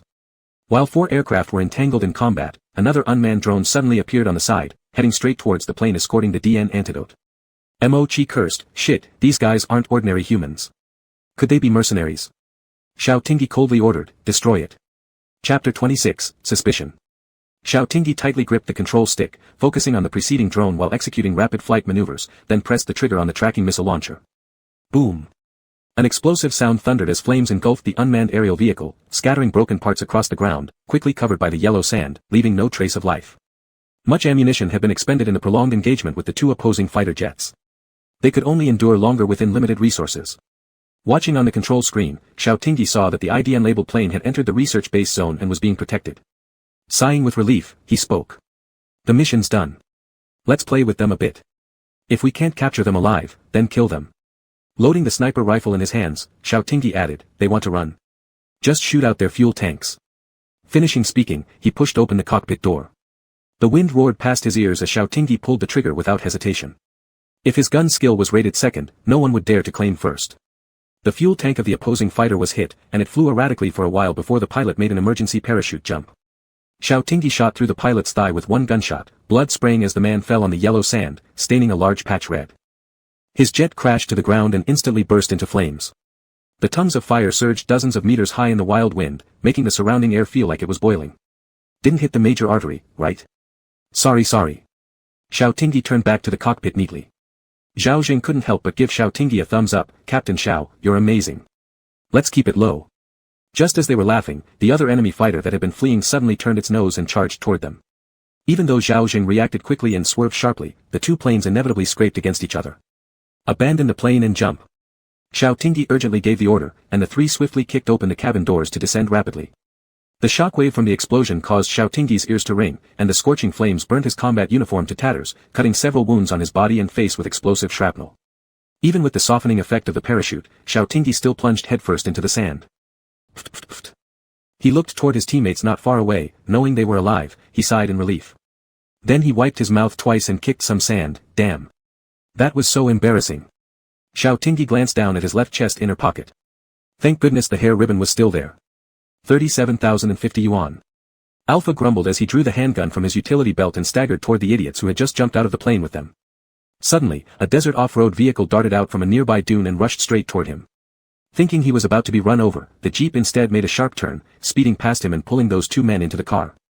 People in the rear compartment fired multiple rounds, but all bullets struck in front of Xiao Tingyi's feet, raising sand into his eyes and not hitting him once. Zhao Zheng and Mo Qi scrambled to Xiao Tingyi's side. Captain Xiao, are you all right? How was the defense arranged? Xiao Tingyi looked behind him at the delayed rescue force. Why so late? The dried blood on Alpha's face mixed with sand, stinging painfully, but he paid no heed, lost in thought over a brief glance just now from the SUV. It was too similar. Even though the person was fully armed, without even a hair visible and with black eyes, that fleeting cold gaze when looking sideways was strikingly familiar. It was exactly like the fish he raised. Captain Xiao. Mo Qi, Zhao Zheng, you two lead a team to chase them. Roger.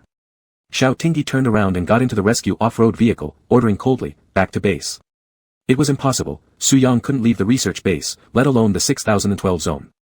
And he hadn't undergone differentiation yet, nor did he have black eyes. Xiao Tingyi gripped his gun irritably. He often hated these sixth senses of his. Once doubts surfaced, they were hard to let go. The off-road vehicle raced all the way back to the research base, which was already fortified. Xiao Tingyi got out of the car and walked briskly towards the building. After exiting the elevator, he just happened to meet Li Su, retrieve all surveillance within the base in the last 2 hours immediately and check for any suspicious people entering or leaving. Yes, Captain Xiao. You're injured, go get treated at the medical department first. It's minor. Xiao Tingyi stood before the door to 6012, recognizing iris patterns, then pushed it open and strode inside. Su Yang wasn't sitting on the couch watching cartoons as usual. Frowning, he entered the supervision room, only to find Su Yang lying on his shell bed asleep. On hearing the sound, Su Yang quickly swam over, leaped out of the fish tank, and furrowed his brows. You're injured. Alpha could be described as disheveled and covered in dirt. His clothes were burned by flames, leaving many holes, revealing white skin that was scorched red with cuts. Blood stains were stuck with sand, filthy and ragged beyond measure. Yet nothing mattered now as Xiao Tingyi stared directly at him. His amber-colored eyes were full of inspection and appraisal. Seeming unable to understand, Su Yang raised his hand and took off his own half-dry white undershirt to wipe the blood crust off his face gently, his tone light and soft. Does it hurt? Xiao Tingyi moved his lips, catching glimpses of unhidden care and worry in the pale green eyes. His emotions gradually calmed down. Stupid fish head, you're using seawater to clean my face. How cruel. Su Yang hesitated for a moment, somewhat regretfully tossing the white undershirt back into the fish tank, then leaned down to kiss his injuries softly. He gently licked them. Xiao Tingyi froze, pushing him away. What are you doing? It's just sand. He turned on the tap, and Alpha splashed some water to wash his face casually. Such a minor injury was nothing. The blood scabs were washed away, revealing 3 cuts of varying severity on his face, with the deepest one starting to ooze fresh blood again. Su Yang furrowed his brow, pressing down on Xiao Tingyi's shoulder. His cold lips touched the cut gently as he whispered, disinfecting. Xiao Tingyi thought back to how his ugly little puppy would also lick his face like this. Alpha's face grew warm. Right. I almost forgot. He reached into his shirt inner pocket, pulling out the camellia hair tie and handing it to Su Yang. It's for you. Your hair is too long, it's inconvenient.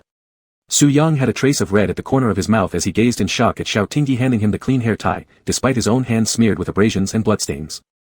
Don't you like it? Xiao Tingyi asked. Su Yang took it carefully, caressing the camellia flower on it with treasured affection. His voice was somewhat hoarse. I like it. Good that you do. Why are you so good to me? Is it because you love me? That was a little too straightforward. Xiao Tingyi's Adam's apple moved as he touched his burning earlobes. Let me take a shower first. We might have to work overtime today. Gotta go, bye. Su Yang stared silently at Xiao Tingyi's figure disappearing around the corner, looking quietly at the gemstone-inlaid hair tie in his palm.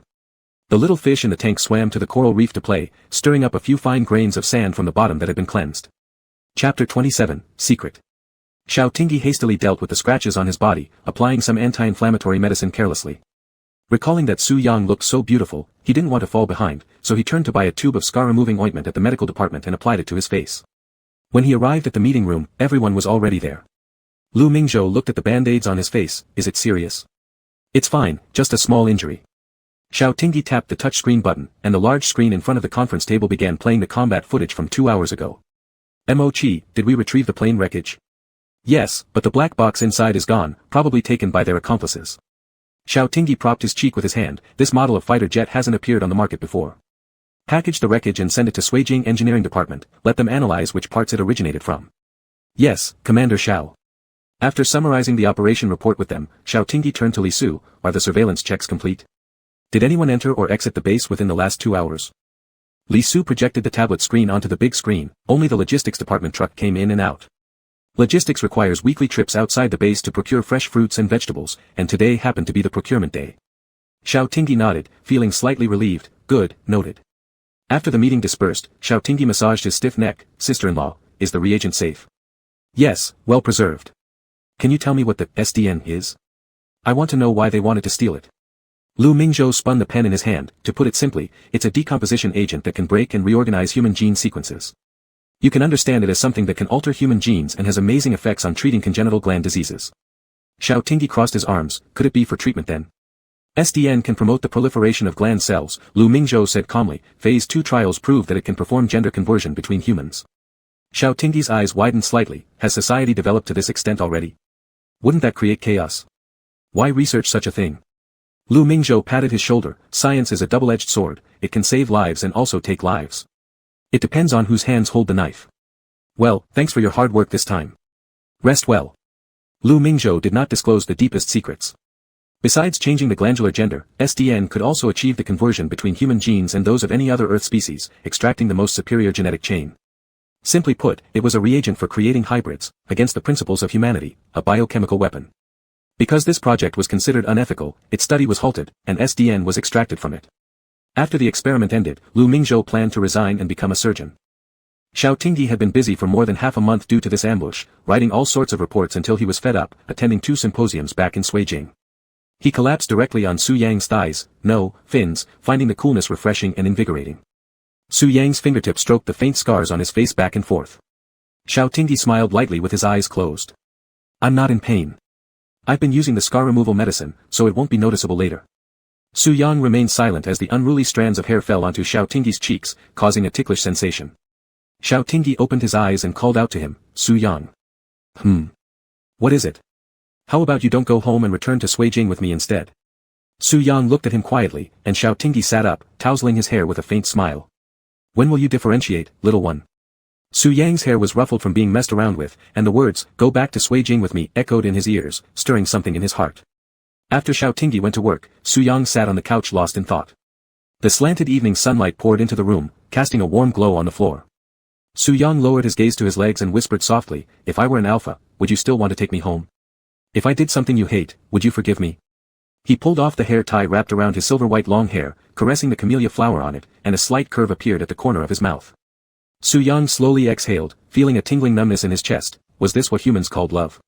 It felt uncomfortable but made him happy at the same time. After work, Xiao Tingyi flew a plane to a fishing village and bought a lot of fresh seafood. Recently, work had been too busy, and he hadn't cooked for Su Yang in a long time. With no signs of Su Yang's differentiation yet, Xiao Tingyi was actually getting a bit worried. Just as he parked the plane, he saw the helicopter with the highest aviation rights across from him. Fang Sun stepped out, spotting Xiao Tingyi. How's your wound? Xiao Tingyi muttered, you started lactating after losing the kid, know how to turn when hitting a tree. What are you mumbling about? Nothing, nothing. I'm all healed already, just a small abrasion. Xiao Tingyi squinted at him, here to see my sister-in-law. You two are quite interesting, you should get remarried. Both of you are getting old. Fang Sun, Tisked, brat, asking for a beating, aren't you? I'm here for work. By the way, brother, did you catch them? It's still under investigation. Oh. Xiao Tingyi didn't ask further. Inattentively, his brother had already rushed to Lu Mingzhou's office via the elevator. Speechless. Fang Sun didn't knock and directly pushed the door open. Lu Mingzhou raised his head from a pile of documents. Why did you come? You've lost weight again.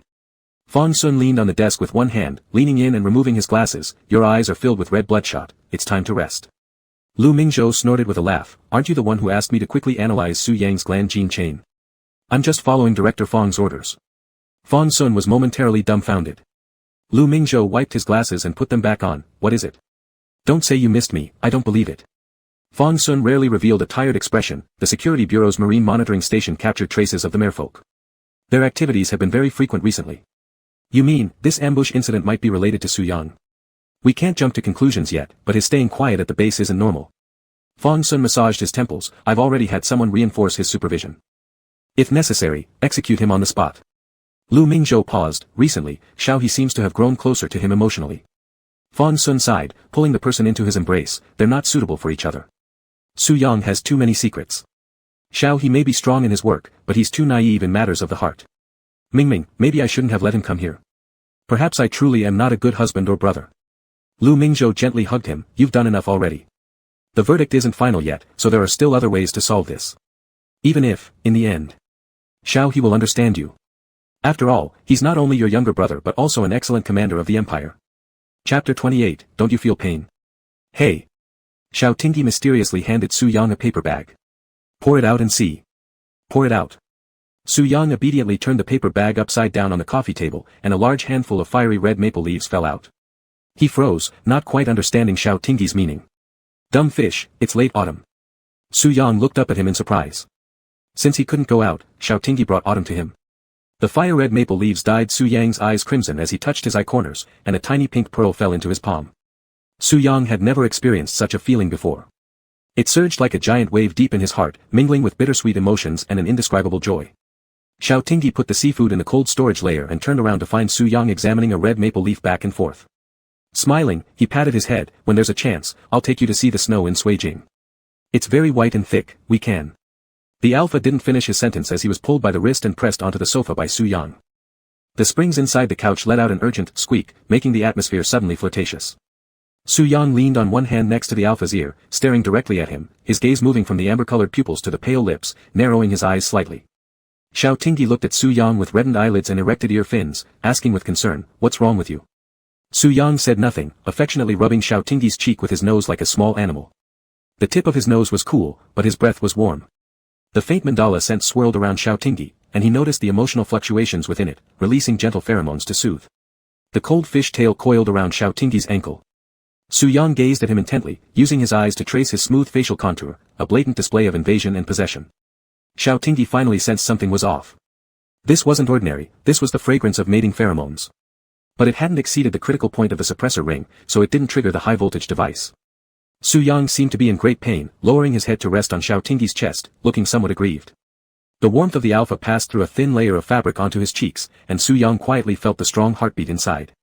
Such a vivid and full-of-life human. Su Yang's silver lashes slowly closed as the heartbeats gradually synchronized with the alpha's. The silvery white fish tail shimmered, almost unable to remain as it tried transforming into legs. Xiao Tingyi's mind was all over the place like a tangled mess. He could make the best tactical commands in perilous situations, but he froze when faced with Su Yang's sudden advance. It seems the boy is developing well, differentiation must be just around the corner. Xiao Tingyi felt some pride that his child was growing up. He freed his hand and gently caressed Su Yang's soft hair, trying his best to calm the little fish, agitated by emotional fluctuations, with his soothing pheromones. Since Su Yang's pheromones had a hypnotic effect, Xiao Tingyi started to feel sleepy. It wasn't clear who was calming whom, but the tightly strung nerves and muscles relaxed under work fatigue, and his thoughts drifted aimlessly. The room was silent enough to hear a pin drop, and the sky outside gradually darkened. Time ticked by second, and Su Yang struggled to steady his breathing as the scent of mandala inside slowly weakened. But he didn't want to move off Xiao Tingyi. His wandering hands found their way into the alpha's trouser pocket, feeling a small box. Curious, Su Yang opened it to find a small earbone stud. Xiao Tingyi yawned and rubbed his eyes, only remembered after buying it, you don't have ear piercings. The little fish is made of ground shells, isn't it cute?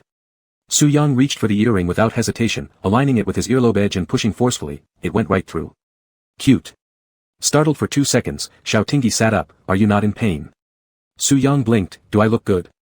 Xiao Tingyi carefully examined Su Yang's ear, noting no blood had come out, you look good. You're pretty tough on yourself. At one moment, Xiao Tingyi felt a bit excited. With the improvement of various regulations, they disguised themselves later in life to appear respectful towards omegas. Deep down, however, they still enjoyed domination and conquest. This inferiority was rooted in their genes, they admired the grace and sophistication of omegas shining in all fields. But when at home, they were enthusiastic about seeing omegas submit willingly and seek intimacy. Su Yang's behavior, in a certain aspect, satisfied the shadowy psychology of an alpha. Even though he hadn't differentiated into an omega, Xiao Tingyi seemed to automatically categorize him as his little o. Su Yang's eyetails curved into a tiny, attractive arc, I like everything you give me. Xiao Tingyi's Adam's apple moved up and down, that's good if you like them. I want to kiss you, may I? As soon as Su Yang spoke, Xiao Tingyi was slightly stunned. After all, this person used to just puckered up and kissed without permission. Apparently, it was the first time Su Yang had sought his approval. Xiao Tingyi raised an eyebrow, realizing that his teachings had been quite effective. Nature is inherently evil, but can be altered through education. Xiao Tingyi firmly held Su Yang's nape and leaned in to kiss the corner of his mouth, you've been such a good boy, so you'll get a reward. Initially intended as a light kiss equivalent to awarding a little red flower, it turned sultry due to Su Yang's response.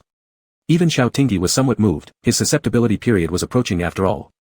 At this moment, if not for the fact that Su Yang hadn't differentiated yet, he would have pushed this fish onto the bed right now. The inhibitor collar around his neck crackled with blue currents, piercing through Su Yang's skin into the bones.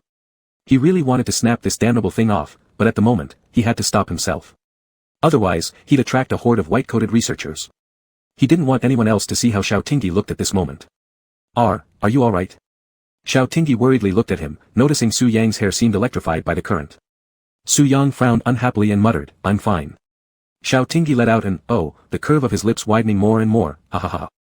Su Yang's earlobes flushed pink with irritation as he dragged his fish tail back to the monitoring room and dived headfirst into the fish tank, lying on the clamshell bed without paying attention to him. Xiao Tingyi laughed until tears streamed down his face, slippers shuffling into the monitoring room where he tapped on the fish tank, don't be angry, I wasn't laughing at you. The sway of Su Yang's fish tail disturbed the water surface, prompting Xiao Tingyi instinctively to take a step back, fearing another drenching. But no drops spilled out this time, Su Yang couldn't bear to anymore. The alpha smiled softly and teased the fish, don't be mad, little princess, I'll make you some spicy crayfish. Little princess. These 3 words echoed in Su Yang's mind, a mischievous smile curling the corners of his lips. Chapter 29, A Barrel of Vinegar Overturned. It was Xiao Tingyi's day off, and he woke up half an hour later than usual. When he woke, he found himself cradled in Su Yang's arms, his cool fish tail coiled around his calves. First thing Xiao Tingyi did was feel if Su Yang was dry. Thanks to the 3 humidifiers in the room, Su Yang's physical condition seemed pretty good. Carefully disentangling the fish tail and arm, Xiao Tingyi slipped off the bed, rushing into the bathroom to quickly wash the briefs clinging to his body by hand. Not sure if it was because he was about to enter his susceptibility period or simply from years of abstinence that made him hungry, he noticed an increase in dreams recently, even feeling physical fatigue. Xiao Tingyi squeezed the wetness out of his small underwear, hung it on the drying rack, and flexed his biceps in front of the mirror. What a superior, healthy body. His pre-employment health check report confirmed his fitness, it must just be the stress of work that leaves him drained. With foam covering his mouth, Xiao Tingyi brushed his teeth while brushing them and suddenly, memories of shooting guns with Su Yang flashed across his mind. Startled, Xiao Tingyi swallowed the toothpaste water directly, realizing how vivid and real the dream felt. He soaked his face in the icy sink filled with cold water for a while to calm the fluttering sensation within. Are you practicing how to dive? Su Yang stood in the doorway, arms crossed, amusedly observing him. Already guilty, Xiao Tingyi was startled by Su Yang's unexpected voice, water trickling down his cheeks along the curves of his face, dampening the neckline of his pajamas. You scared me. Why do you walk silently? Oh, right, he doesn't have legs. Su Yang tilted his head slightly, his gaze unreservedly landing below the alpha's waist, raising an eyebrow. Xiao Xiao, is this your way of seducing me? Xiao Tingyi hastily lowered his head, flushed, grabbing a nearby towel to wrap around his waist and cleared his throat. I'm going to take a shower, please go outside. Stepping closer, Su Yang teasingly flicked the edge of the alpha's towel with his fingertips. I can help my master scrub his back. Xiao Tingyi's face grew warm, yet he pretended nonchalantly. Alphas lose control, it's terrifying. Now, get out while covering that cute little bottom of yours. Su Yang was shoved out, listening as the showerhead inside only sounded after a while. His sharply pointed eyes softened into a gentle curve, laughter breaking out. Xiao Tingyi, what a darling guy. Dressed in a bathrobe after finishing his shower, Xiao Tingyi headed back into the bedroom to retrieve his clothes, quietly bringing them into the bathroom to change. After all, Su Yang hasn't differentiated yet. Moreover, considering how gender was defined by mere folk, regardless of circumstances they were technically the same sex. Hence, Xiao Tingyi previously had no qualms changing in front of him. But today, something seemed off. Maybe it was because of yesterday's kiss, it had been so passionate that Xiao Tingyi suddenly realized he could no longer treat Su Yang as just a buddy. No matter if he would later differentiate into an alpha or omega, there was no way he could return to the carefree state they once shared. The phone on the bedside table vibrated with an incoming call. Su Yang lifted his gaze toward the closed bathroom door and then glanced at the screen's label. Baby? Who is this? Su Yang directly picked up the call, and a flamboyant male voice echoed through. Ting Ting, guess where I am? Su Yang looked again at the label, his eyebrows furrowing quickly, coldly replying, he's changing clothes. Do you have anything important? The person on the other end of the line remained silent for several seconds. Just as Su Yang was about to hang up, feeling utterly baffled, a loud wail burst from the phone. What? No way. Su Yang didn't respond, and the bathroom door opened. Xiao Tingyi, now fully dressed, emerged asking, who's barking like a dog? He glanced at the phone in Su Yang's hand and took it over, glancing at the screen. Hello. Xiao Tingyi. Why haven't you eaten with me, and why did you rush back to North Desert? Is there someone waiting for you at home? Who was that little, who earlier? The voice was so sweet, send me a picture. Two arms wrapped around Xiao Tingyi's waist as the cool-scented merman hugged him from behind. Xiao Tingyi's Adam's apple moved slightly, and he coughed before saying, screw you, just spit it out already. No, nothing's more important than our Ting Ting settling down, haha. Shouldn't we open some champagne? Heiji cackled, is it a boyfriend or just a one-night stand? Just as Xiao Tingyi was about to curse at him, his earlobe was nibbled gently, causing him to shiver. The alpha glared at Su Yang, muttering into the phone, shut your trap, I'm hanging up. Hey. Wait, I've got something. I'm working in North Huang Fishing Village, how about we meet for dinner if you're free? Xiao Tingyi paused his action to hang up, lifting the phone back to his ear, you're working here. They found some traces of the people who attacked you last time, so I came to investigate. Xiao Tingyi rubbed his chin with his thumb, suddenly recalling the handsome Mega who had vanished instantly after bumping into him during his first visit there to buy fish. Did you find any clues? No, everything was cleaned up long ago. Are you coming or not? Bring your little, over here too, I'll take a look at them. Hell will I let you. Send me the address, I'll be there in a bit. Xiao Tingyi hung up without much hesitation. He turned around only to see Su Yang staring at him resentfully, his pale eyes looking icy cold. How about that? Who is he? Alpha or Mega? Why does he call you Ting Ting? Are you two close friends? Xiao Tingyi was overwhelmed by the series of questions. Stop. He's my university roommate, purely friendship, Pei Ji. Su Yang faintly muttered, oh. When Xiao Tingyi thought the topic was over, Su Yang continued, do you kiss and sleep together with your roommate? What?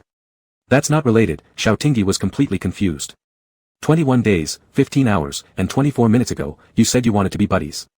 But we hug and kiss, and even sleep together. Suddenly Xiao Tingyi felt like a liar, full of deceit. Seeing Su Yang's face getting darker, Xiao Tingyi rushed to explain, nothing happened, I've only done these things with you. Don't let your mind wander anymore. Su Yang finally cracked a smile, although he knew from when he hypnotized Xiao Tingyi during their early meetings that these questions all had answers. But hearing it from Xiao Tingyi himself, that he was the most special, made Su Yang feel exceptionally good. Are you jealous? Xiao Tingyi peeked at his earlobe, the bone piercing he'd gotten yesterday was healing well, with no signs of inflammation. Su Yang said, not really, I'm just envious. Wow, heavens above. Xiao Tingyi laughed, revealing two little tiger teeth, playing direct card moves now. How seductive, learning from who lately? Really? The alpha hummed with laughter, rather adorable actually. You appeal to me. Su Yang embraced his waist, leaning closer. Yeah. Xiao Tingyi cupped his face and gave a quick peck, I have to run out for a bit. I'll bring you back a present, wait for me nicely. Chapter 30, Mental Breakdown. Xiao Tingyi was pushed out of the door by Su Yang. The double-layer bulletproof steel door slammed shut with a bang. The alpha raised an eyebrow, lifting his arm to sniff the faint but distinct smell of mandala flowers on his body, and he almost chuckled. What a crafty little fish. Leaving scent on one's partner was akin to dogs marking their territory, informing outsiders that this person already belonged to someone and to keep a distance. Xiao Tingyi was in a good mood as he stepped into the elevator, but his thoughts froze momentarily when he saw the descending numbers. Using pheromones to express possession usually reflected the alpha's inherent territorial behavior. The professional term for it is marking. This didn't necessarily mean that alphas were disrespectful to their partners. Mega or not, it stemmed from the alpha's natural possessiveness, protective feeding, instinct. They would be vigilant about anyone of the opposite gender who lingered around their mega partners, and such pheromones often carried a tone of aggression. Xiao Tingyi couldn't help but wonder if Su Yang's behavior meant he was starting to exhibit traits of an alpha. As the elevator reached the ground floor and opened, Fang Sun, fresh from inspecting the training grounds, stared at Xiao Tingyi dumbfounded by the overwhelming sense of panic written all over his face. Before Fang Sun could ask what was going on, the fragrance of mandala flowers filled the air, laced with a note of warning. Beside him, Lu Mingzhou asked curiously, "What's up with you two?" Xiao Tingyi snapped back into focus upon hearing the voice. He casually walked out of the elevator without a hint of restraint as he inspected both men's necks, prompting Fang Sun to slightly shift his body and block Xiao Tingyi's scrutinizing gaze of Lu Mingzhou. Fang Sun's face remained expressionless, yet his tone was tinged with severity. "Why does your body smell like fish?" Lu Mingzhou, as a beta substituting for an alpha, B representing A, could not perceive the existence of pheromones, but upon seeing Xiao Tingyi's slightly swollen lower lip, he immediately grasped the situation. Fang Sun, although Su Yang may not be governed by the laws of Ceylon, any enforcer getting involved with a detained individual will face severe consequences. Xiao Tingyi mulled over what exactly constituted getting involved, shaking his head vigorously. No, nothing happened. How could that even happen? Don't think just because the two of you acted freely that others should act the same way, right? Fang Sun coolly remarked, "You smell like fish all over. How ridiculous is that? Go wash yourself." There's no such thing as a wall that won't leak air, and when a phrase spreads through 10 people, it twists into dozens of meanings. If other people caught a whiff of this, it might jeopardize Xiao Tingyi's career. Confused about why this was happening, Xiao Tingyi was hustled into the public bathroom where he scrubbed until nothing but the scent of shower gel remained on his skin. Only then did Fang Sun allow him to leave. Fang Sun silently watched his brothers retreating back, his expression inscrutable. Lu Mingzhou raised a hand to smooth out the furrow between Fang Sun's eyebrows. "Director Fang, our child has grown up." Heartbreaking, isn't it? I'm afraid he'll lose his clarity at crucial moments. Being too emotionally driven isn't always a good thing. Lu Mingzhou gazed at the clear blue sky. "Don't be so negative. Things haven't gotten beyond repair. Xiao Tingyi conducted an investigation, and Su Yang has stayed inside the supervision room all along. After all, he was raised by you, much like you." Fang Sun nodded slightly, pulling Lu Mingzhou's hand and giving his palm a light squeeze. "I need to return to Suijing. Go back. Don't come here recklessly anymore. Be cautious of being exploited by opportunists. Confusing personal and professional matters doesn't suit Director Fang." At the sound of Fang Sun planning to check on their training, the base guards were terrified to sleep properly that night. What kind of international joke was this? When had they ever deserved Director Fang's personal inspection? Fang Sun showed no signs of shame, dragging Lu Mingzhou's wrist into the empty stairwell, murmuring as he pressed his lips against Lu Mingzhou's, "I miss you." "I came." Lu Mingzhou's heart fluttered. Fang Sun always said things in his proper tone that sent shivers down his spine. His heart was racing uncontrollably, but Fang Sun wore an "I'm simply stating the truth" expression. Fang Sun was like a rigid mountain, and when the wind swept through his winding mountains, Lu Mingzhou would hear the passionate echoes. With his back pressed against the icy wall, steam fogged up Lu Mingzhou's glasses as he teasingly said, "Divorced already, Director Fang." The beta substituting alpha poked his chest gently, "And here you are making mistakes and still criticizing Xiao Tingyi." Fang Sun's eyes darkened as he gritted his teeth, holding Lu Mingzhou's fingers tightly before lightly biting them. Indeed, there was work to do, otherwise. In the monitoring room, a subordinate performing random checks cut off the live footage and panicked the moment he realized it was capturing two people kissing passionately in the stairwell. When Xiao Tingyi found Pei Ji, he was amusing the simple and adorable mega waitress of the small fishing village. "Look at your love line. It's broken in the middle, meaning you'll encounter a despicable alpha who. That's enough from you." Xiao Tingyi pulled out the dining chair and sat opposite him, saying to the mega, "He's not a good guy anyway. Stay away from him. Really, one must never view anything through professional lenses." Pei Ji's work capabilities were absolutely top-notch, but his private life was too exciting for its own good. Back when they graduated, Pei Ji had drunkenly cried in Xiao Tingyi's arms, lamenting how his first love cheated on him, got married and had kids, and was now leading an unhappy life. Xiao Tingyi had his shoulder soaked with Pei Ji's snot and tears as he consoled him, telling him that bad people always get their comeuppance, so there was no need to do something foolish like being a third party. But Pei Ji didn't want him to say anything bad about the person, even claiming that his first love was actually a good person who only cheated because he wasn't careful enough or failed to provide sufficient emotional value. Xiao Tingyi's expression at the time could have won awards. Where in this world were such pure love brains? Wasn't he just an idiot? But the very next day, this fool woke up with no memory of the night before, and returned to his usual flirtatious ways.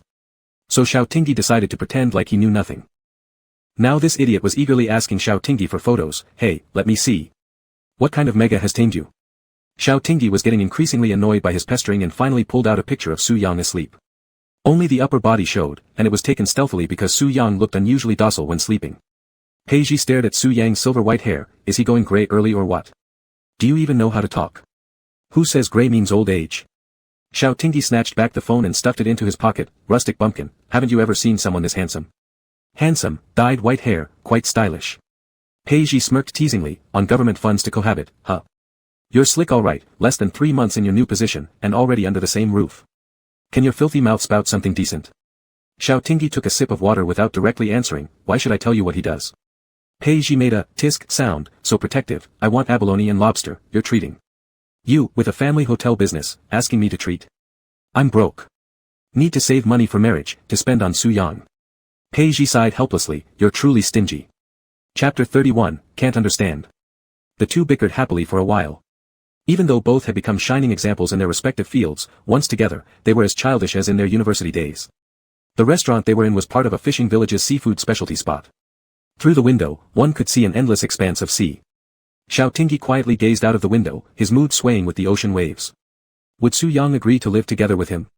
The last time he probed tentatively, he hadn't received a clear answer. Hey! What are you thinking about? Having finished ordering, Peiji handed the menu to the waitress. When he looked up, he found his buddy wearing a faintly melancholic look. Xiao Tingyi leaned back against the chair, picked up the hot tea, and took a sip. Nothing. By the way, how's your case coming along? Any progress? A submarine found wreckage of the cruise ship in a trench 2 kilometers down. The surveillance equipment was severely damaged, and the tech department is working overtime, but the chances of restoration are slim. Peiji rubbed his hair, frustration all over his face. I followed colleagues here to continue chasing leads, but the trail broke again. Thousands of lives, we don't even know if they're alive or dead. Now I can only pray that the missing person cases earlier are connected to this cruise disaster. Anything that existed will definitely leave traces behind. Xiao Tingyi frowned deeply. Their purpose isn't killing. Is there any news of the black market trafficking in glands? Peiji shook his head. We've caught several gland traffickers and busted their main operations, but we came up empty-handed. It's neither kidnapping for ransom nor selling glands. Xiao Tingyi's gaze turned deep and mysterious as he locked eyes with Peiji. Peiji understood the meaning behind Xiao Tingyi's eyes. Yes, we're investigating in this direction, but I can't say too much. Xiao Tingyi nodded in understanding, yet simultaneously fell deeper into anxiety. If the disappearance of people is indeed related to stolen genetic data, such meticulously organized large-scale crime, and so arrogantly challenging the authority of FNS Security Bureau, would likely disrupt the peace of the Ceylon Empire. Let's stop talking about this. My brain cells are dying out. If I don't rest soon, I'll be done for, said Peiji, completely drained by work. As the waitress approached with a tray full of dishes, she accidentally spilled some of the seafood porridge while serving the claypot dish, apologizing repeatedly. I'm sorry, that was my mistake. It's fine, did you get scalded? Peiji pulled out a wet wipe and carefully cleaned the Omega's hand. It's a bit red, but it's no big deal, go wash it under water. The Omega nodded with a red face. Thank you, sir. Peiji grinned, you're welcome. Be more careful next time. Why is your face so red? Did the soup burn that too? The Omega's cheeks turned even redder as he hastily held the tray and fled in embarrassment. Huh, so cute, can't take a joke. Peiji chuckled, turning to Xiao Tingyi. What? Why are you looking at me like that? Xiao Tingyi didn't bother responding. Ever since he'd known Peiji, the latter had always been the same, constantly chasing after pale-skinned Omegas. His orientation had never changed, always favoring those delicate and adorable types. Xiao Tingyi suspected that perhaps Wanwan was the type of ideal mate Peiji fantasized about. He guessed that Peiji's white moonlight and crimson mark must be something like this, an Omega he once deeply loved but could only now search for traces of in others. Yet none of these people would ever truly replace the one in his heart, making the whole scenario quite tragic. Xiao Tingyi sighed and handed Peiji a cold Sprite. Move on already. Huh? Peiji was confused. I don't understand what you mean. Xiao Tingyi closed his mouth and started eating, chewing on a shrimp while contemplating whether to pack some for Su Yang. Excuse me, make another plate of boiled prawns and pack it to go. You, Xiao Tingyi. How come you're taking food home too? Peiji exclaimed, then his eyes lit up. Ah, you're taking it for your little O with white hair, right? Pretty thoughtful of you. Yeah, he likes seafood. Xiao Tingyi thought of how Su Yang crunched on frozen seafood, and a hint of tenderness softened his expression. Ugh, showing off your affection so openly, I'm drowning in jealousy. Peiji raised his sprite glass to clink it against Xiaoting's. Wonderful, blessings to you both. May you live happily ever after and have many children. Living happily ever after might be possible, but having children early, not likely. Xiaotingyi noticed a flash of envy and melancholy in Peiji's eyes and couldn't help asking, can't you just have a proper relationship? I don't have the time. Peiji rested his cheek on his palm as he watched the bubbles in his glass. Pear, aren't you still thinking about your first love? Look, the person cheated on you and has kids running around now. Is it worth ruining yourself over someone who treated you like that? Peiji froze, startled. How do you know? Cough, you told me when you were drunk. Don't dwell on it, people can't be shackled by their past. Peiji rubbed his nose tip. It's long over, and I haven't been obsessing over it. It's been years. Lying to me? Xiaotingyi patted Peiji's shoulder. Man up, don't let these love issues tie you down. Besides, it's not worth it for just one person. Peiji caught Xiaotingyi's meaning and arched an eyebrow. Baby, only you believe there are such things as deeply caring playboys. Let's stop mocking love, it's all history now. I've moved on completely. Xiaotingyi went black-eyed. Are you telling me you didn't go to bars to drown your sorrows? And that dating young Omegas wasn't just to forget your first love? He'd always thought Peiji was a playboy trying to heal from a broken heart, but turns out this guy was just being a rogue for fun. Peiji burst out laughing and leaned forward to hug him playfully, his voice dripping with sarcasm. Oh my, our little Tingting is 22 and still so naive. Oh my, precious pure soul. So you're just purely a rogue. Xiaotingyi's hair was tousled by Peiji until it stood on end, and veins popped out on his temples as he turned a shade of red. Having grown up surrounded by love, he saw how his father and dad loved each other dearly, and despite a few squabbles between his older brother and sister-in-law, they still shared a mutual passion. He subconsciously believed in the sanctity of relationships, where love always came before sex. Therefore, Xiaotingyi automatically added a layer of tragic romance to Peiji's seemingly carefree lifestyle, only to find out later that the fool in question was himself. Xiaotingyi twisted his lips, reached out, grabbed Peiji by the neck, and shoved him against the table, gritting his teeth. Annoying prick. Peiji continued laughing even with his face pressed against the table, laughing until tears streamed down his face. Without private booths, everything was happening out in the open, quickly drawing attention from other diners. Xiaotingyi released him, silently berating himself for being stupid. Peiji wiped away the tear streaks from the corners of his eyes, moving his neck around. People like you, small alphas, are easily fooled when falling in love. Always keep an eye out. Xiaotingyi snorted, ordered 2 king crabs to go, and only calmed down afterward. Let it be, he decided. Xiaotingyi didn't have the energy to pry into his buddy's romantic entanglements anymore. Though he may not understand or approve, as adults, whatever happens between them should be consensual. High-ranking alphas without an omega during their susceptible period endure immense pain. The feeling of suppressants forcefully countering the gland cells in their blood is unbearable, and it worsens with age. There are very few alphas like Xiaotingyi who come from good families, have high rankings, attractive appearances, and still believe in pure love. Chapter 32, What's Wrong Now, My Lady? Peiji had come for work and didn't have much time to chat idly with Xiaotingyi, so he left right after finishing his meal. Xiaotingyi returned to the research base with the seafood packed for Su Yang and opened the door of their quarters to see Su Yang's smiling face. Indeed, one must marry someone beautiful, just looking at them brings joy to the eyes. I brought you something delicious. Xiaotingyi shook what he was holding in his hand. Su Yang turned, moving his fish tail, and as soon as he got close to Xiaotingyi, his pupils abruptly turned vertical, displaying fierce anger. Why does your body no longer carry my scent? Xiaotingyi let out and, before he even had time to answer, he saw Su Yang sniffing around his neck like a dog. The slightly cool nose mingled with warm breath brushing against the texture of his neck caused him to break out in goosebumps. Why do you smell like a dog? Ah! Suddenly, Xiaotingyi let out a sharp cry of pain as he was bitten. Su Yang's expression became abysmal, yet he couldn't bring himself to throw Xiaotingyi into the water as punishment anymore. Gritting his teeth, he said, You reek. I took over an hour-long shower before I went out. How could I possibly smell bad? Xiaotingyi lifted his arm to sniff himself. Isn't this quite fragrant? Honey-scented shower gel, sweet and pleasant. Who did you meet? Was it necessary for you to wash away my scent? Su Yang's green eyes grew heavy with dark jealousy and obsession. His right hand tightly gripped Xiaotingyi's waist, the nails slightly protruding and gleaming, indicative of the predator about to tear apart its prey. Xiaotingyi finally understood why Su Yang was angry and said in realization, I just ran into my brother. He said it wasn't a good influence and suggested I take a shower before going out again. Human society is complicated. People might think too much about our identities being together. Then how does the stench of Phoenix Rose end up on you? Su Yang seemed ready to confront betrayal. Phoenix Rose? Xiaotingyi blinked. It's Peiji's pheromones, I guess they rubbed off while we were sitting and eating together. Not to mention, he's alpha too, 2As never work out anyway. Just as Su Yang's complexion had started to ease, his face darkened instantly upon hearing the last sentence. Xiaotingyi even noticed little flames dancing in his eyes, filled with some kind of resentment. What's wrong with you? Why such a temper? Xiao Tingyi's mind raced, trying hard to figure out what else made Su Yang upset. Su Yang glared at him, his eyes showing red veins and watery light. Xiao Tingyi's heart melted immediately, quickly placing the seafood on the table and cupping Su Yang's face. Why are you crying now? I'm sorry, please don't cry. What did I do wrong?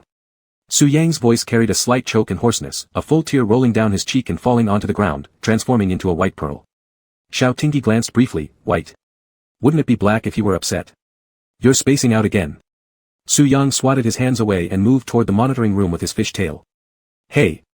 Xiao Tingyi paid no attention to the color of the pearl and swiftly grabbed Su Yang's wrist. Don't be mad, tell me where I went wrong. I'll change, I truly will. Comrade Fang Jing once taught him this line, wives are always right. For family harmony, one should admit fault quickly and kneel gracefully. Su Yang remained silent with a cold face, as Xiao Tingyi recalled a line of a song, What's wrong now, my lady? Xiao Tingyi leaned over and kissed Su Yang's cheeks. Will you stop being angry, okay? With every word came a kiss, gradually erasing the gloom from Su Yang's eyebrows but stirring a growing desire instead. As Xiao Tingyi paused, Su Yang seized Xiao Tingyi's neck and kissed him, more like nod. Merfolk possess an overwhelming sense of possessiveness toward their mates. If living cannot ensure loyalty, then death together under the deep sea shall serve as nourishment, embracing life through death. Su Yang lost control of his actions. He wanted Xiao Tingyi to exist solely within his sight, unseen by anyone else. He detested any scent of others lingering on Xiao Tingyi, whether it belonged to an alpha or an omega, it was unacceptable. Only he was allowed, only his scent was permitted. As Xiao Tingyi felt the varying strength of grip around his neck, he lifted his arm to caress Su Yang's back soothingly, even though he didn't know why the fish was upset. It wasn't an issue to comfort him. So what if this alpha had a bit of a temper? As an alpha, it's only right to be inclusive and loving towards one's wife. Under the gentle camellia-soothing pheromones, Su Yang gradually calmed down, retreating his head into Xiao Tingyi's neck with a pout, muttering discontentedly, I'm jealous. Jealous of Pei Ji. Xiao Tingyi chuckled. Firstly, he's also an alpha. Secondly, as far as our relationship goes, other than me being his father and him being my son, there's no other possibility. Maybe I'll introduce you two someday. He's my best friend. Su Yang blinked his silver-white long lashes slowly, implying cryptically, isn't your best friend me? Of course not, you're my. Xiao Tingyi hesitated before continuing, you're different. Why? Is he more precious to you? Do you like him more? Su Yang straightened up, eyes filled with grievance, is he better looking than me? My ancestor, don't make any sense. A pink flush appeared on Xiao Tingyi's earlobes, how could his best friend and his wife be the same? But how embarrassing would it be to explain this to Su Yang? Wait. Su Yang, have you always considered me just a good friend? Xiao Tingyi moved his lips, furrowing his brows as he looked at him. Could it be that until now, all this supposed affection was just his self-indulgence? Did Su Yang always see him as a friend? Su Yang slightly bent over, gazing at Xiao Tingyi's blood-tinted lips and curling the corner of his mouth upward. Of course not, I want to do something else with you. Cough cough cough cough. Xiao Tingyi choked, there's no need for such bluntness. Do you not want to? Su Yang blinked. Xiao Tingyi fidgeted with the hem of his clothes nervously, you're still young, let's talk about it after you've smoothly gone through the mating period.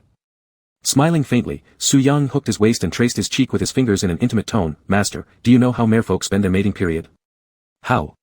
Su Yang didn't answer, only fixing Xiao Tingyi with a gaze so intense it seemed to strip away every thread of his clothing. Lieutenant Zhao's face turned bright red. What are you thinking about? Xiao Tingyi touched his nose tip, nothing. Su Yang elongated the sound, oh, patting his hair, I bet we're thinking the same thing. You this, Xiao Tingyi bit his lips, little yellow fish. After returning to Suijing, Pei Ji casually mentioned to a colleague from the Human Resources Department, who is that white-haired Omega at the BRB Biological Research Base. The colleague was utterly confused, there are only alphas and betas at the research base, no omegas. Pei Ji. Oh. Chapter 33, Early Signs of Susceptibility. Northern deserts are dry and barren, without atmospheric pollution. When there's no wind, stars cover the sky, moonlight reflecting vast expanses of sand, brightly showing the nearby undulating dunes. Xiao Tingyi pulled the curtain to look outside, the weather is great today, let me take you to the rooftop terrace to watch the stars. Su Yang looked as though he hadn't understood his meaning, asking, are you taking me out? Yes, haven't you been cooped up long enough? Every time Xiao Tingyi returned home after work, he'd see Su Yang waiting at the door eagerly. He could feel Su Yang's loneliness. Whenever he observed Su Yang through real-time surveillance, Su Yang always held onto his pajamas, while watching cartoons or strolling around. When sleeping at night, due to the cold weather, Su Yang disliked heat, so only Xiao Tingyi covered himself with blankets, but Su Yang always slept close to him. He was the only person Su Yang trusted here, and Xiao Tingyi did not wish to betray this goodwill. Su Yang lowered his eyelashes, it's fine. No one doesn't yearn for freedom.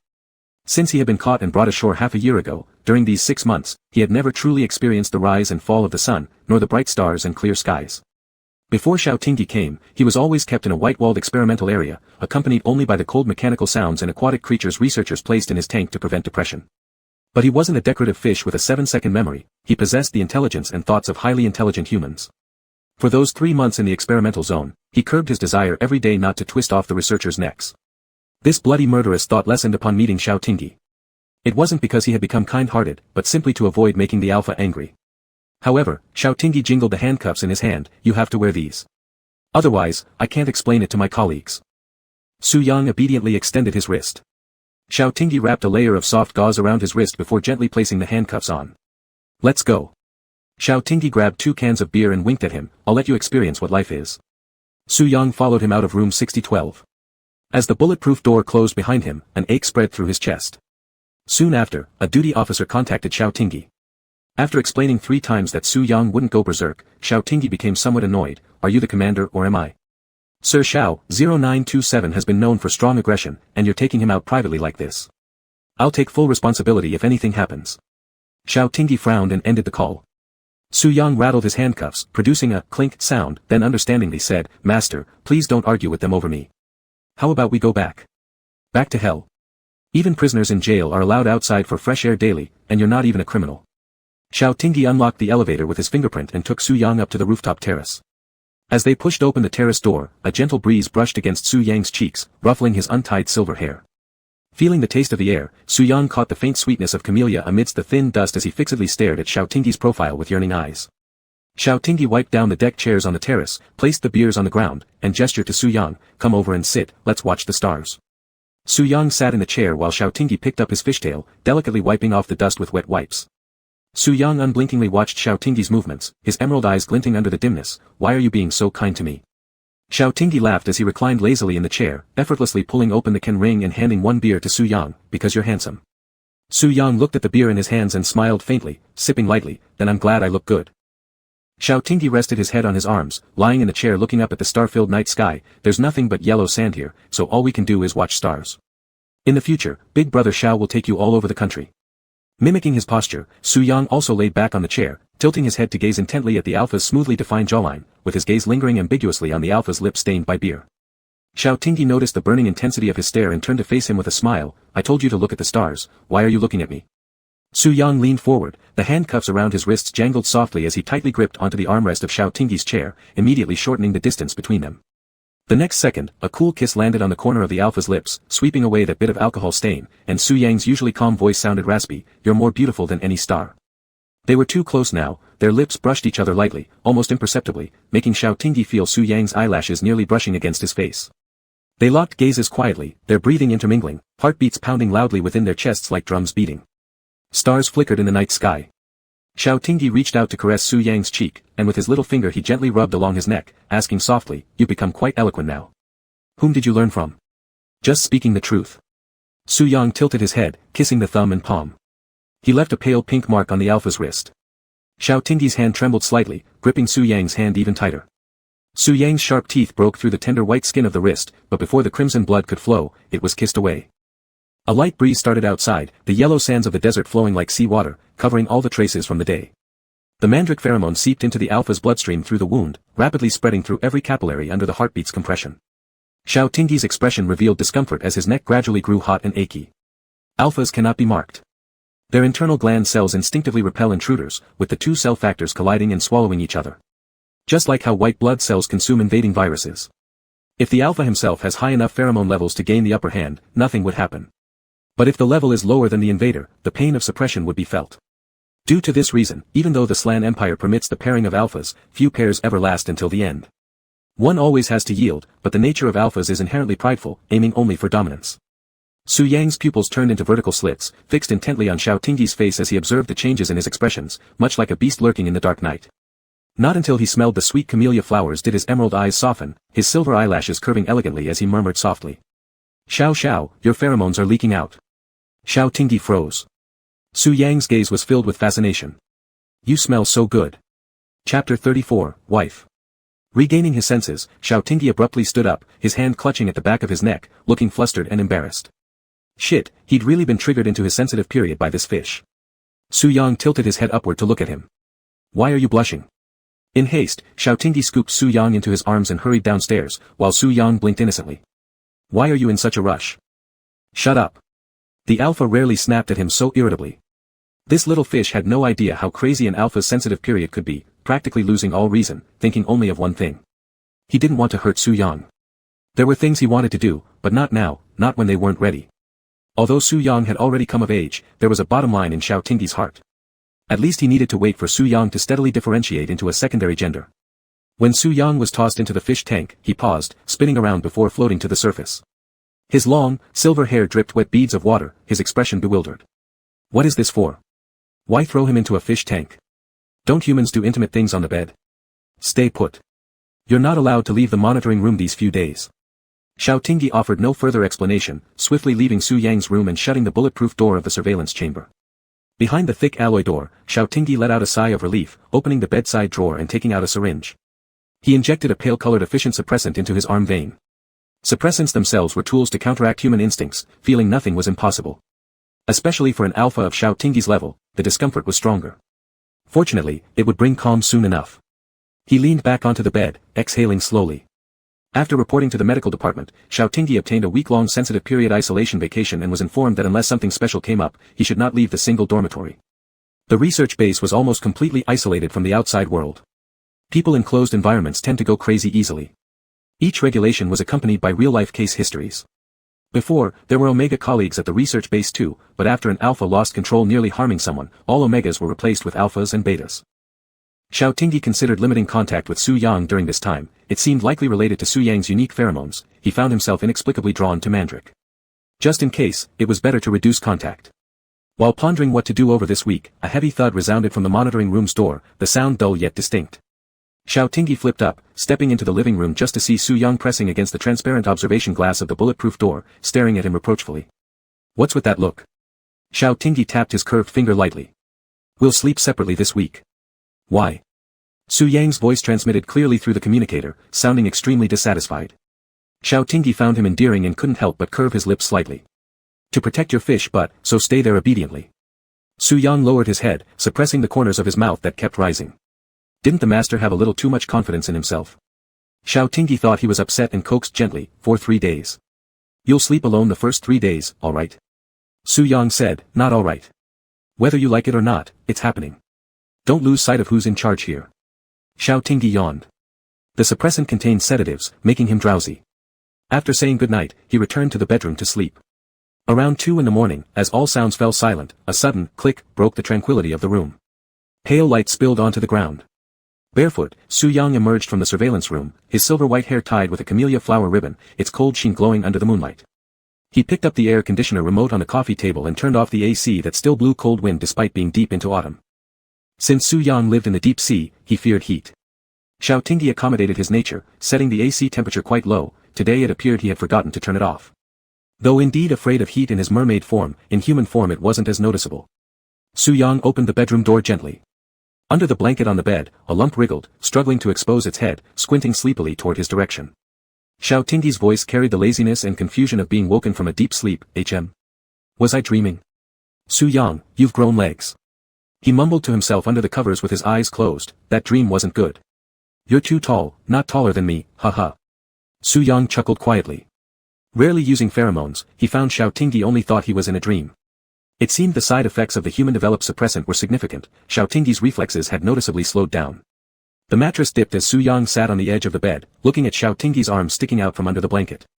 There was a bleeding point near his wrist, slightly tinged with the scent of mandrake. The bedroom's camellia flowers smelled much stronger than usual. Su Yang's Adam's apple moved as he took off the inhibitor loop that crackled with electric current and placed it aside. He raised his gaze to look at the ceiling-mounted surveillance camera, which no longer blinked its red light. It seemed Xiaotingyi had turned it off. Although technically only Xiaotingyi had permission to view the bedroom's monitoring feed, in reality, the Security Bureau could access any surveillance camera image within the Slan Empire. Shooting footage of himself sleeping was fine, but now that Su Yang was added into the mix, Xiaotingyi felt awkward, as if having sex with his wife while being watched by others. He simply turned off the camera. Installing a monitor in a bedroom went against basic human nature anyway, and nobody could argue much about him turning it off. Su Yang lay next to Xiaotingyi, hugging him through the blanket. The room instantly filled with an enchanting floral fragrance. Xiao Tingyi's eyelashes twitched, deeply lost in slumber. Su Yang was uncertain. He didn't know if Xiao Tingyi could accept the fact that he was actually an alpha. That small probe just now truly concealed his deepest yearning, but unfortunately, Xiao Tingyi believed it was all a dream. By human age calculation, he had lived for 120 years, but among those decades, there were only 2 people he ever truly cared about. To put it another way, over this century, only 2 people treated him sincerely. The first one died protecting him 80 years ago, and now, only Xiao Tingyi remained. He cherished this greatly, wanting to privately keep the entire alpha for himself, focusing entirely on him alone. Su Yang carefully pressed his forehead against Xiao Tingyi's shoulder. Xiao, you are mine, right? Xiao Tingyi slept soundly, unaware of Su Yang's nearly crazed possessiveness. Su Yang lightly snapped his fingers in Xiao Tingyi's ear, making him stir drowsily. Do you like me? Su Yang asked. Xiao Tingyi leaned in for a kiss. Yes. Su Yang tightened his throat. Is it the same kind of liking as towards Mimi? Xiao Tingyi slowly blinked. No. Su Yang's heart raced. Then what kind of liking is it?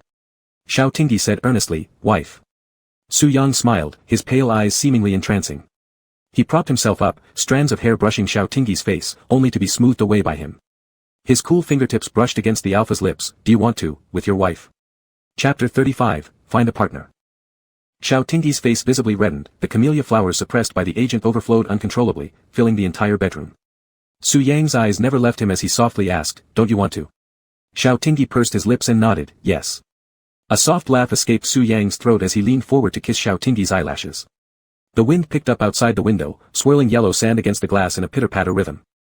Endless rolling dunes looked like ocean waves, sand choked the air, and the moon hid behind clouds. The desert's temperature plunged during the night, contrasting sharply with the warmth indoors, causing a thin layer of mist to form on the windows, shrouding their passion. Su Yang gently pried open Xiao Tingyi's hand gripping the sheet, intertwining their fingers tightly. He leaned down to admire the alpha's tear-moistened lashes and lustrous amber eyes brimming with water droplets. More beautiful than he had imagined. Mandrake and camellia flowers instinctively repelled yet attracted each other. Struggling and entwining closer. Sweeter than honey. The next day. Xiao Tingyi opened his dry eyes, moved a bit, and felt as though his body had fallen apart, his bones felt scattered and dislodged, not belonging to him anymore. What happened? Before, taking the suppressant made him at most lethargic, but why did he feel as if he'd been beaten all night? Ouch. Xiao Tingyi slowly sat up, furrowing his brows as he reached for his phone on the bedside table. It seemed to him that the table might have shifted 3 inches. But that wasn't important. Xiao Tingyi called the base's medical department. Hello, Dr. Zhang, it's me, Xiao Tingyi. I had an injection of suppressant yesterday, and today my whole body aches. What's wrong? Are there any side effects? Dr. Zhang, high-efficiency suppressants do indeed easily cause muscle soreness and loss of appetite as side effects. Here's what we can do, I'll send someone to bring you a milder soothing suppressant to try. Is there any drug without side effects that doesn't hurt? Find a partner. After hanging up the phone, Xiao Tingyi lay in bed for a while, feeling much better. He glanced at the time, it was already 9:30 in the morning. He shuffled to the bathroom in his slippers to wash up. Not looking didn't reveal anything strange, but when he looked into the mirror, he got quite a shock. His reflection showed red circles under his eyes, and his eyelids were also swollen. No wonder his eyes felt uncomfortable. Xiao Tingyi turned on the tap and chilled his eyes with cool water, contemplating that it must have been from getting sand in his eyes on the rooftop yesterday. While standing under the showerhead washing himself, Xiao Tingyi thought with amusement that if it weren't for the lack of marks on his body, he would have suspected being taken advantage of in his sleep. After finishing the shower, the medical department sent him a batch of mild suppressants, which he injected.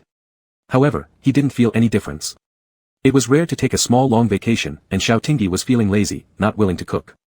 He rummaged through the fridge for 2 boxes of yogurt, mixed some fruits, dry oats, and other ingredients. He carried the prepared yogurt to the monitoring room to deliver food to Su Yang and noticed 2 clownfish missing from the fish tank. Did you eat them? Su Yang, who had been sleeping on the clamshell bed, quickly opened his eyes and swam over to face Xiao Tingyi. How did you wake up so early? It's almost 10 o'clock. Is that still considered early? Xiao Tingyi handed the yogurt to Su Yang. Eat this. At noon, I'll ask someone to bring lunch. I'm not feeling well, so I don't want to cook. Su Yang spooned some yogurt and offered it to Xiao Tingyi's mouth. Do you feel really unwell? It was clearly very light. Xiao Tingyi accepted it without hesitation, opening his mouth to eat. Not too bad, it's probably the side effect of the suppressant, but I'll be fine tomorrow. Su Yang placed the bowl of yogurt on a floating tray on the water surface, flipped out of the fish tank, and picked Xiao Tingyi up horizontally. Xiao Tingyi was startled. What are you doing? Why are you picking me up? You should go rest properly, and I'll cook you lunch. Su Yang used his fish tail to push the half-open door wider, then carried Xiao Tingyi towards the bedroom. Xiao Tingyi blinked and a Chinese idiom popped into his head, crows feeding their parents. Look. This is cultural infiltration. No matter how indifferent merfolk might naturally be, after 3 months of genuine care and attention, they start to know how to care about people. Su Yang laid him down on the bed, thoughtfully covering him with a blanket. Rest well. Xiao Tingyi couldn't help but smile. Alright, I understand.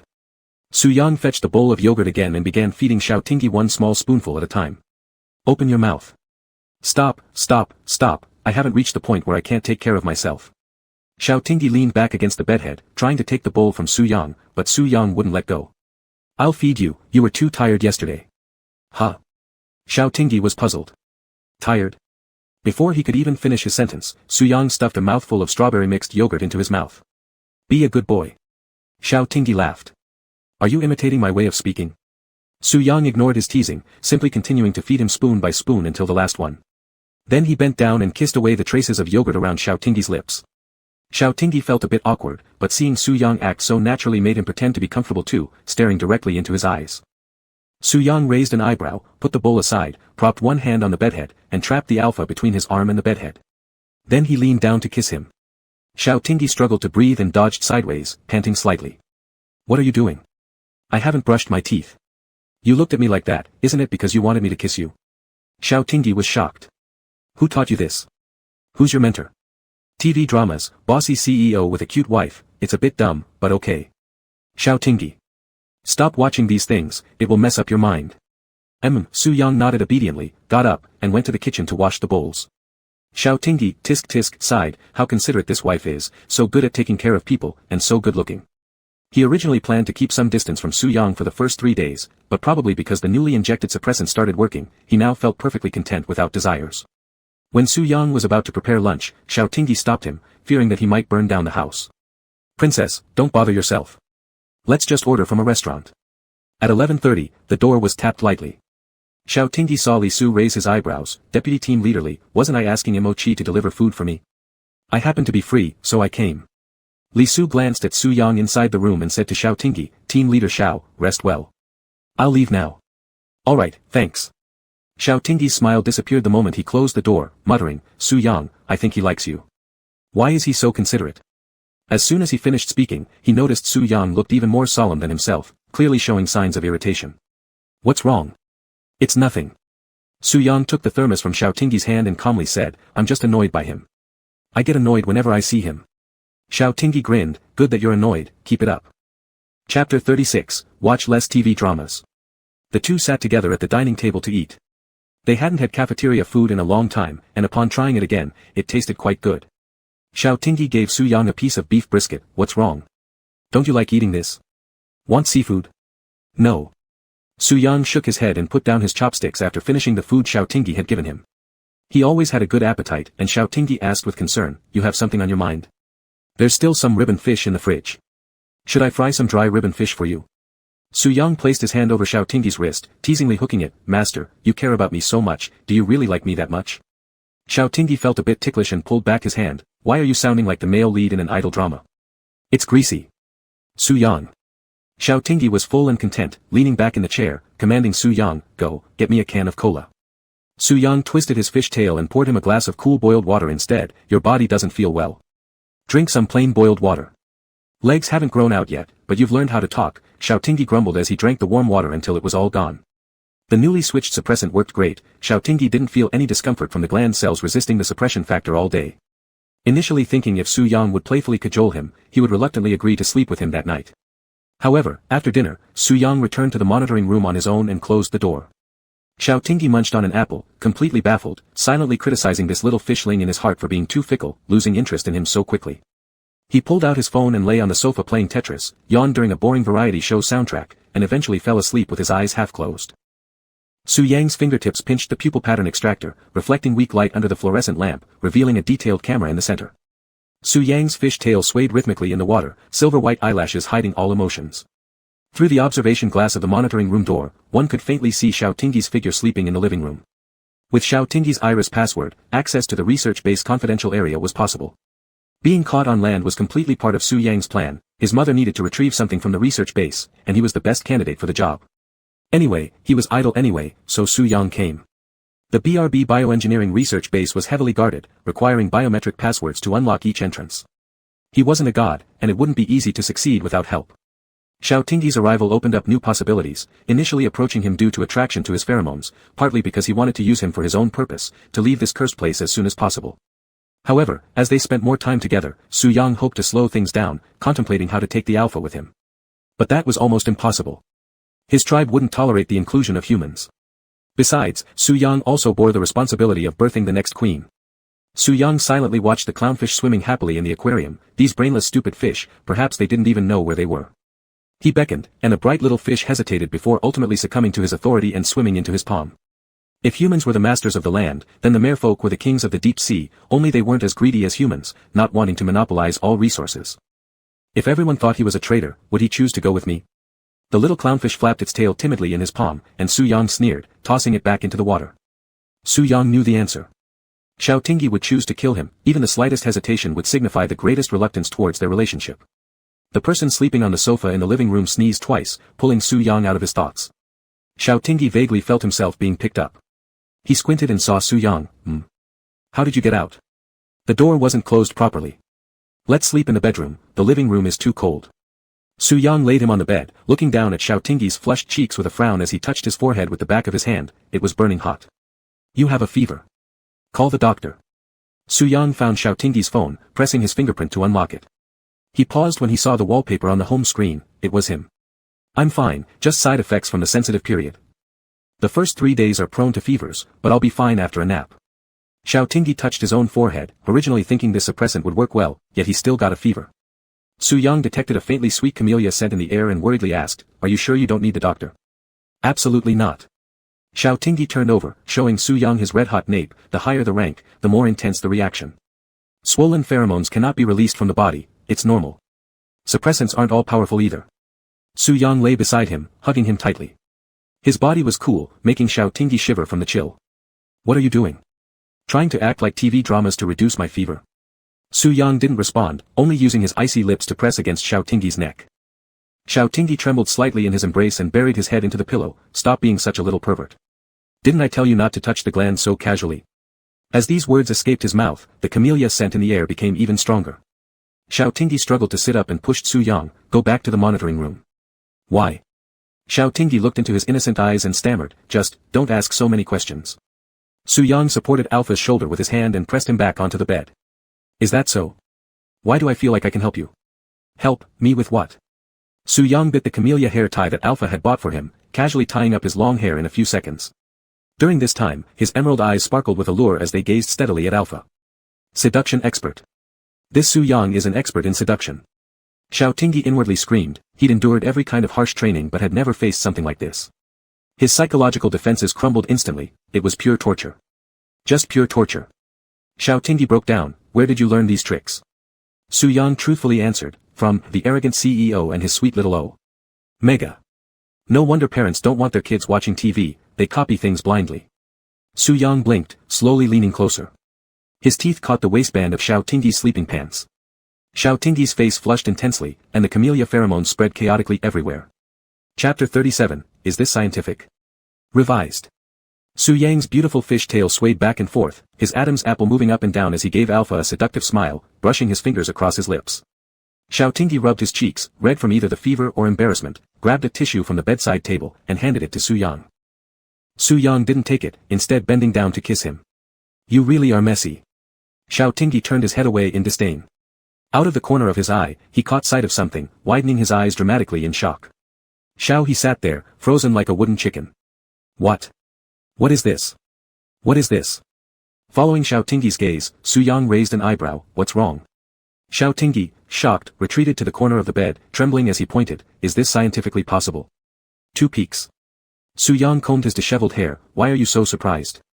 Haven't you read books like Fish Breeding Science or Encyclopedia of Marine Life? But, those books don't have merfolk in them.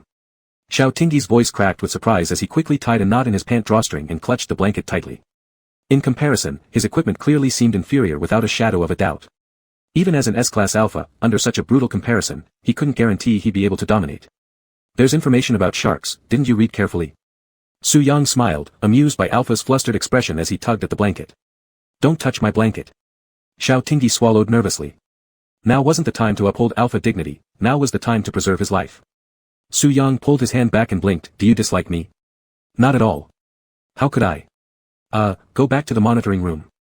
I'm feeling a bit sleepy. He was worried that during his sensitive period he might accidentally hurt Su Yang. It was simply absurd. Xiao Tingyi managed a crooked smile but couldn't laugh. Compared to Su Yang, those online posts complaining about having older wives or taller spouses seemed like trivial complaints. Su Yang lowered his eyelashes and rummaged through Xiao Tingyi's drawer, pulling out a small knife and waving it around. Xiao Tingyi's heart leapt to his throat as he rushed over to stop him. What are you doing? Are you crazy? What's wrong with you? You're asking for trouble. I'll cut this off if the master doesn't like it. He masked his emotions under long lashes, a faint curve barely visible on the corner of his lips. No, you. Xiao Tingyi went berserk. How could this merman be so unpredictable? Using a blade on himself would surely be fatal. Su Yang looked up at him, his pale green eyes brimming with water-like sorrow. I like it. I do like it.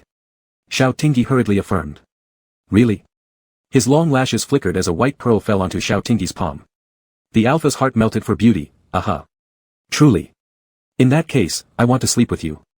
Su Yang rested his head on Xiao Tingyi's shoulder and sniffed. Xiao Tingyi wanted to refuse, but when he saw Su Yang about to shed more pearls, he reluctantly agreed, keeping a full guard. However, just as his head touched the pillow, along with the soothing scent of mandrake flowers, the alpha's breathing gradually evened out. Su Yang checked his forehead temperature with the back of his hand. Thankfully, his fever had subsided. His silver fish tail shed its scales, transforming into human legs. Su Yang lay on the bed, propping his head up with one hand. Using his eyes to trace Xiao Tingyi's clearly defined features, the sleeping alpha carried not a shred of defense, looking much gentler than in his waking hours. Su Yang observed silently. In his species, male merfolk were naturally drawn to female merfolk with fiery figures. But the alpha before him had a flat chest and short hair, possessing the same organ as him. Yet, Su Yang found himself irresistibly attracted, initially because he enjoyed his scent, wanting to smell it more often. Later, Su Yang's finger trailed down from Xiao Tingyi's high nose bridge, stopping at his collarbone. Later, every part of him was likable, though he couldn't articulate why exactly he liked him so much, he just couldn't help but feel joy upon seeing him. Leaning his cheek against his own arm, Su Yang listened to the steady rhythm of the alpha's breaths, recalling Li Su's warning earlier in the day. Love faded from his eyes, replaced by ferocity and gloom. Merfolk have a unique way of communicating. In the deep sea, they use ultrasonic waves to transmit messages. These high-frequency sound waves exceed the range of human hearing, so Xiao Tingyi didn't hear Li Su's voice. But Su Yang did. Li Su said, I hope the prince does not indulge in personal feelings but keeps the bigger picture in mind. Do not betray Queen's trust. This was a warning. If Su Yang neglected the clan's mission, he would report Xiao Tingyi's existence to his mother. Overthrowing human rule was almost impossible in the short term due to their small population. But dealing with a major general was much simpler.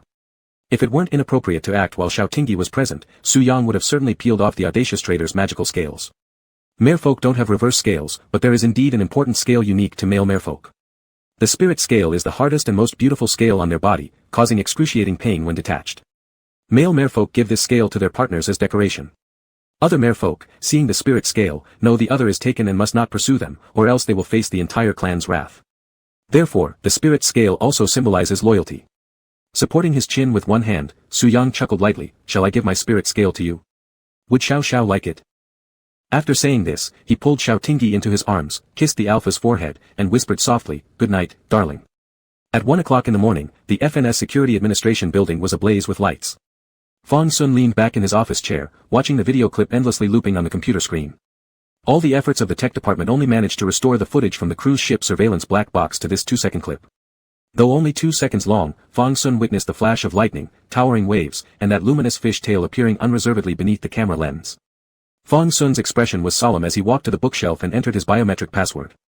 The bookshelf rotated open, revealing a room filled with confidential files. Only the successive directors of the Security Bureau had the authority to access it. Fang Sun clicked on the search system and found a yellowed file at the farthest corner of the archive room. On the cover of the document, it read, Covenant between Land and Sea. The date was July 10th, A072 year. Now it was the A272 year in the Slan calendar, already 200 years had passed. After reviewing the peace treaty signed by the highest leader of Slan and the ocean's leader, Fang Sun returned it to its original place. He called the ocean fleet and started a month-long naval drill. The Empire does not accept provocation.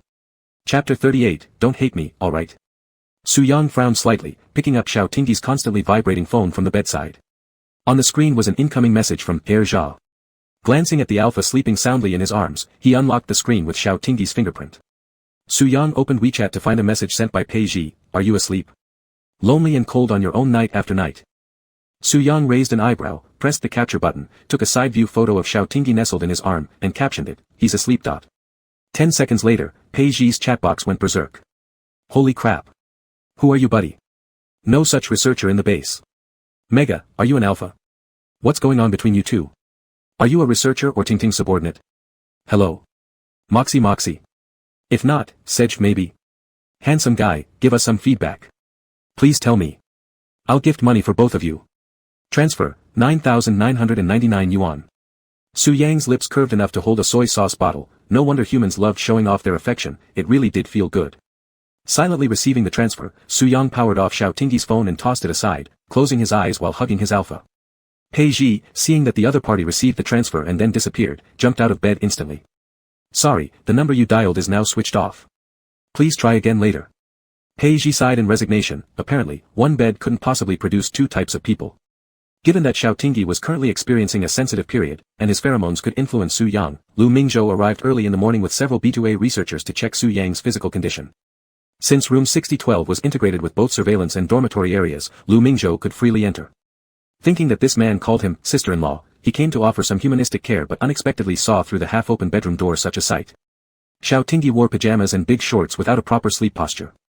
Probably because the sensitivity caused a rise in body temperature, he pressed himself entirely against Su Yang.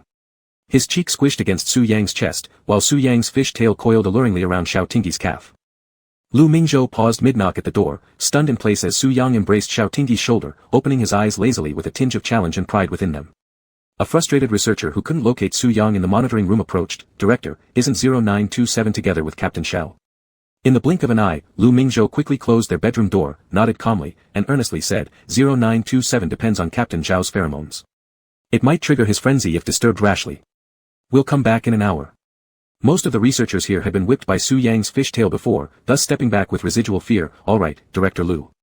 Lu Mingzhou glanced at the tightly shut door and sighed inwardly. The children truly grew up. He remembered the first time he met Xiao Tingyi when the kid was only 13. In the blink of an eye, 9 years passed, and he was now at the age to marry. No matter how much sense he tried to make, feelings were something that could not be weighed with reason. As someone who had gone through it all, Lu Mingzhou could not see the future path for these two children, but paths were made by people, and no one could choose directions ahead of them. Awakened by the sound of the door shutting, Xiao Tingyi mumbled, looking around drowsily, who's there? Su Yang patted his head, Lu Mingzhou, he came and left.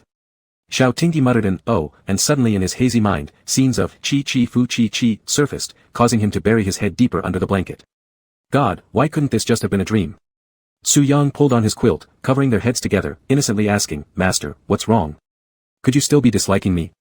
Xiao Tingyi nudged Su Yang's head and asked hesitantly, no, it's just, do all male people act like this? That's why gender is divided into male and female. After differentiation, we become the same as humans. Su Yang leaned over to kiss Xiao Tingyi's cheek, with a flavor of ingratiating, don't hate me, alright? Xiao Tingyi was someone who would only back down when others were soft on him. Seeing Su Yang's tone so pitiful and sorrowful, his heart softened, he flipped over, how could I? Am I such a shallow person? Su Yang curved his lips in the dark, narrow space. Xiao Tingyi couldn't see his expression, but he clearly observed the alpha, in such deep darkness of the ocean, merpeople's pupils could see in the dark. Both lying on their sides, face to face. Su Yang saw the alpha's amber eyes fixated on himself. Because it was too dark to see clearly, they had no focus, and there wasn't a shred of guard up. Su Yang's smile gradually faded, hiding like an animal in the darkness, the vertical streaks in his pale green eyes became increasingly distinct. The surge of possessiveness rising from the bottom of his heart spread rapidly like vines, exciting the redness at the corners of his eyes, and his breathing became heavier. Xiao Tingyi chuckled lightly, Su Yang, your eyes glow, just like our cat Mimi. Lumping me together with a dog again. Su Yang showed dissatisfaction. Looking at the alpha's lips opening and closing, his brain emptied itself, leaving behind only the thought of wanting to kiss him. And that was exactly what Su Yang did. 10 minutes later, Xiao Tingyi tore off the blanket covering their heads and gulped fresh air in large gasps. I almost suffocated. Su Yang blinked his long eyelashes, pinched the alpha's chin, prolonging the kiss again. Lu Mingzhou glanced at his wristwatch, thinking the two children should wake up by now, then brought the researchers back to room 6012, and this time specifically knocked on the door. Xiao Tingyi opened the door and seeing it was him, questioned curiously, sister-in-law, can't you unlock the door with retinal code? Why are you knocking? What do you think? Lu Mingzhou gave him a nonchalant look while glancing at Su Yang and then Xiao Tingyi, how is your body? I heard you had a fever. I'm fine. Xiao Tingyi scratched his head, isn't it common for my brother to have a fever during the hypersensitive period? Ha ha ha. When an omega married an alpha, excess pheromones inevitably couldn't be released naturally. Lu Mingzhou remained coldly aloof. Xiao Tingyi lowered his head to admit his mistake, apologies, 8 counts. Routine inspection, may we proceed? Lu Mingzhou stepped into the room, speaking to Su Yang.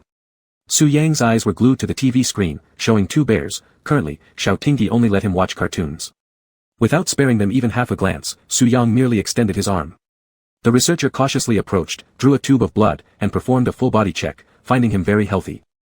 After the researcher left with the medical kit, before Lu Mingzhou could ask, Xiao Tingyi confessed first, sister-in-law, how come you came earlier but left? As an Empire lieutenant, isn't it good if word spreads about you sleeping cuddled up with Su Yang? Aha, won't you tell my brother, will you? Xiao Tingyi shook Lu Mingzhou's arm. The youngest child always knows how to act cute, even after growing up and being conscious of saving face, they still make unintentional coquettish gestures to those who love them.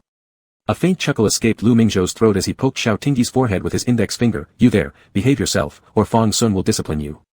Sister-in-law is the best. Xiao Tingyi smiled, revealing 2 small fangs. Lu Mingzhou caught Su Yang continuously looking at them from the corner of his eye and picked up the hint of jealousy. So, he reached out and pinched Xiao Tingyi's cheek again. Su Yang quickly pulled Xiao Tingyi towards himself and glared icily at him, behaving as though protecting his food. Lu Mingzhou's eyebrows arched, making a conclusion, mere people can possess human emotions and are trainable. Chapter 39, Give You a Bullet's Time. Su Yang was watching cartoons in the living room, while Xiao Tingyi was sitting in front of the desk in the bedroom handling some written work. A pop-up window appeared in his internal email inbox, notifying of a CC message from the FNS Security Management Group. To all departments under the FNS Security Administration, please enter the online video conference at 10 o'clock, Department Supreme Commanders only. Xiao Tingyi looked perplexed at the attached official document below, wondering what was going on with such a grand occasion. He glanced at the time, opened the wardrobe to change into the formal uniform. It wouldn't be polite to wear pajamas in front of so many colleagues online. Just as the clock struck 10, a meeting button appeared on the laptop screen. Xiao Tingyi clicked enter. Various department commanders appeared instantly on the screen, and in the middle large screen was Fang Sun, immaculately dressed with the stars on his shoulder badges seemingly glittering. Xiao Tingyi thought his brother was quite handsome, just like him. The only flaw was that his habit of giving orders as a leader extended even into their home, making Xiao Tingyi either view him as their father or boss. Occasionally, a flicker of care made Xiao Tingyi feel this was his big brother. So when they learned about their brother and sister-in-law's divorce, Xiao Tingyi's first reaction was, she finally couldn't take it anymore. Xiao Tingyi was lost in thought when suddenly he noticed Fang Sun's severe gaze across the screen, straightening his back instantly. The meeting lasted only 10 minutes. His brother's style was straightforward without unnecessary chatter, concluding the speech by saying, departments will carry out different levels of exercises based on their own situations, treating these drills as real combat. The Security Bureau will send personnel to verify the results. After the meeting, Xiao Tingyi quickly contacted Li Su to relay the higher-ups' commands. Due to still being in the sensitive isolation period, Li Su would have to plan the content of the drill this time. After finishing all this, Xiao Tingyi stretched lazily, leaning his head back on the chair. In the reflection of his eyes stood Yu Yang sneaking near the doorframe. Alpha smiled knowingly, asking, what are you up to? Yu Yang entered after pushing open the door, are you done? Yep, done. Bored? Xiao Tingyi stood up and prepared a cup of coffee. He had already grown uncomfortable after being isolated in the dormitory for 2 days. He wondered how Yu Yang managed to stay in the fish tank at the base for half a year. Yu Yang looked down, observing every slight change in Xiao Tingyi's expressions. Once one crossed over their psychological barrier, their trust became transparent, and emotions clear as day. It's fine. With the master around, I'm not bored. Xiao Tingyi sipped the coffee, raising an eyebrow and entrusting, if there's any wide-ranging drill in Silla recently and you hear bombs exploding and get scared, come right to your brother. After saying this, he also punched his chest twice to show off his biceps, trying to indicate his muscular dignity of being alpha male. Yu Yang's lip curved noticeably, biting back a smile before nodding to maintain this strong alpha, dignity, alright, with the master around, I won't be scared. Don't call me master all the time. I regret bullying you before. Xiao Tingyi lowered his head and rubbed his nose tip, afraid that if Yu Yang continued like this, he would cultivate unspeakable fetishes. Then what do you want me to call you? Lieutenant? Mr. Xiao? Or? He moved closer to Xiao Tingyi, his pure eyes carrying laughter, speaking ambiguously in Xiao Tingyi's ear, husband. Xiao Tingyi's hand holding the coffee cup shook slightly, splashing several drops of coffee liquid onto his hand back, the heat stirring his little heart thunderously with lightning. Yu Yang supported his wrist. Some fragments smoothly glided through Alpha's mind, as if leaving something behind yet appearing empty-handed. A peculiar sense of being peeked into filled Xiao Tingyi uncomfortably. He stepped back but instead bumped into Yu Yang's palm. What are you shy about? Who's shy? Xiao Tingyi lifted his head and gulped the coffee like beer, swallowing it dryly. Nonsense, what husband, you should. Just call me Mr. Xiao then. What if he was 120 years old? According to merfolk's age conversion, he was nothing more than a young fish. He was the brother of 22. Xiao Tingyi approved himself, nodding contentedly. This is good. Just call me Mr. Xiao. Sure. Yu Yang smiled faintly, brother. Xiao Tingyi bit the tender meat inside his cheek, thinking although their generations were the same, calling someone brother was so vastly different from calling them Mr. Xiao. But it was still, very nice to listen to. Brother? Yu Yang tilted his head, looking at him. Xiao Tingyi's gaze drifted uncertainly, instinctively drinking the coffee again, only realizing his cup was already empty. He ended up drinking nothing but solitude. Yu Yang chuckled softly, too cute. Xiao Tingyi is too cute. Thinking about rather than letting the pheromones be consumed wastefully by inhibitors, Xiao Tingyi could convert part of them into soothing pheromones for Yu Yang. Instinctively, he felt significant events would occur in the Silla Empire. Thus, he wanted to quickly guide Yu Yang to differentiate, and then request the Security Bureau to submit a report sending him out of the base. If the report passed smoothly, the Security Bureau would certainly check if Yu Yang showed any hostility towards humans. Though he knew, Yu Yang was kept here due to humanity's fear and curiosity about his genes. He still wanted to try. If Su Yang really could never leave here in his life, then he would stay with him for the rest of his life in this desert. He would pick the first flower of spring to give to Su Yang. In summer, he would take Su Yang to the rooftop to experience the rare desert storm. In autumn, he would make red maple leaves into bookmarks. There was no winter in the desert, but he could go back to Suijing and bring snow back. A mere few decades was nothing serious. Xiao Tingyi asked Mo Qi to find out various annual programs awarding the top 10 touching figures of the Silla Empire for Su Yang to watch and transmit human kindness to him. Su Yang shifted his gaze from the TV to Xiao Tingyi's face. Brother, if one day I leave here, will you hate me? Xiao Tingyi was stunned for a moment. Of course, he wouldn't think that Su Yang was talking about leaving in a normal way. After a few seconds of silence, he spoke, if you have the ability. What if I do? Xiao Tingyi threw a piece of orange into his mouth, then I would lead the team to pursue you. Will you kill me? Xiao Tingyi looked seriously into Su Yang's light-colored pupils. You know, my marksmanship is very accurate. Su Yang waited for him to continue. For the first bullet, I would miss. Xiao Tingyi winked at him, revealing two small fangs, so you should run with all your might. Su Yang didn't blink as he watched him. What about the second bullet? As he spoke, he pulled Xiao Tingyi's hand to touch his forehead, softly saying, here, only here can cause my death, my body cannot recover from this serious wound. Xiao Tingyi hastily freed his hand, as if he was now holding a gun, and could hurt Su Yang without notice. Su Yang's eyes were full of warmth. He hugged Xiao Tingyi's shoulder, leaning his head on it, speaking softly, I like you so much, it feels like it's going to overflow, I want to be with you forever. Xiao Tingyi's throat tightened. He reached out and touched Su Yang's cheek. A pink pearl fell into his palm. Chapter 40, I hope you are safe and free. On the fourth day of sensitive isolation, Xiao Tingyi asked his logistics department colleagues to prepare a hot pot for him, complete with spicy Sichuan bull oil and fungus pot base, all stir-fried fresh and aromatic. Xiao Tingyi sent a message in the Eagle Combat Team small group chat, telling them to come over for hot pot when they weren't on duty, bringing some ingredients to cook. When the doorbell rang, Xiao Tingyi was cutting fruit platters in the kitchen, momentarily distracted, imagining it was his colleague coming over to eat dinner with him and Su Yang. It was Su Yang who opened the door. When Mo Qi saw him, his face turned red like a monkey's bottom, bending down in a deep bow. Sounding earnest, he said, sister-in-law, good. Su Yang arched an eyebrow, smiling faintly, hello. Zhang Zhao behind him felt somewhat awkward, as one of the people involved in escorting Su Yang to the research base was him. That was an unforgettable sight. The blood-stained mermaid in the water tank looked at them as if she were a dying trash. Su Yang stood still, looking at him with a light stare, making Zhao Zhao scratch his head following Mo Qi to say, sister-in-law, good. Alright, hello. His tone rose, sounding happy. Su Yang instructed the two to place the meat they brought into plates, rinse the vegetables, and then clean up, mop the floor, wipe the table. Ever since entering the house, their waists had not straightened once, busy working non-stop. Su Yang leisurely sat on the sofa watching the Ocean World show while Xiao Tingyi came out carrying the fruit platter. Princess, have some fruits. Just as he was talking, the doorbell rang again. This time, it was Li Su, carrying fresh oysters and flatfish. Wow, Deputy Captain Li, Xiao Tingyi stepped aside to let him in, bringing all the things Su Yang loves. Li Su absolutely liked Su Yang. The shameless flirt. Right there poaching under his nose. Su Yang heard Li Su's voice, but didn't even glance at him, letting only the supersonic wave exclusive to the merfolk correctly transmitted into Su Yang's eardrum. Your Highness, please act swiftly. You're too noisy. Su Yang coldly glared at Li Su and spoke aloud. Xiao Tingyi felt secretly satisfied inside. Though he didn't know why Su Yang disliked Li Su so much, he enjoyed it nonetheless. Dislike was wonderful, perfect. Su Yang, how do you talk? No manners, Xiao Tingyi pretended to criticize. Su Yang hooked Xiao Tingyi's collar with his fingers, forcing the alpha to lean down, kissing his corner of the lips, understood. Xiao Tingyi's pupils contracted in shock. All he cared about teaching the guy was goodness, forgetting to teach him how to write, shame. He urgently turned his head to look at Li Su, only to see Li Su lowering his eyebrows and carrying the seafood he brought to the kitchen for preparation. What are you doing? Xiao Tingyi whispered, be mindful of the impression. Keep your distance from me when others are around, understood? Okay. The 4 people and a fish gathered around the dining table, enjoying the steaming hot pot. Su Yang daintily placed the cooked tripe into Xiao Tingyi's bowl. Mo Chi blinked and said, sister-in-law, you're really diligent. Xiao Tingyi was choked by that term, sister-in-law, thinking he heard wrong back in the kitchen. Why are you calling so recklessly? What sister-in-law? Don't call recklessly. He has already. Mo Chi swallowed the 2 words, built a nest, under Xiao Tingyi's threatening gaze. He had seen Su Yang building a nest with Xiao Captain's clothes before. That was obviously behavior of an intimate relationship. Give me the oyster.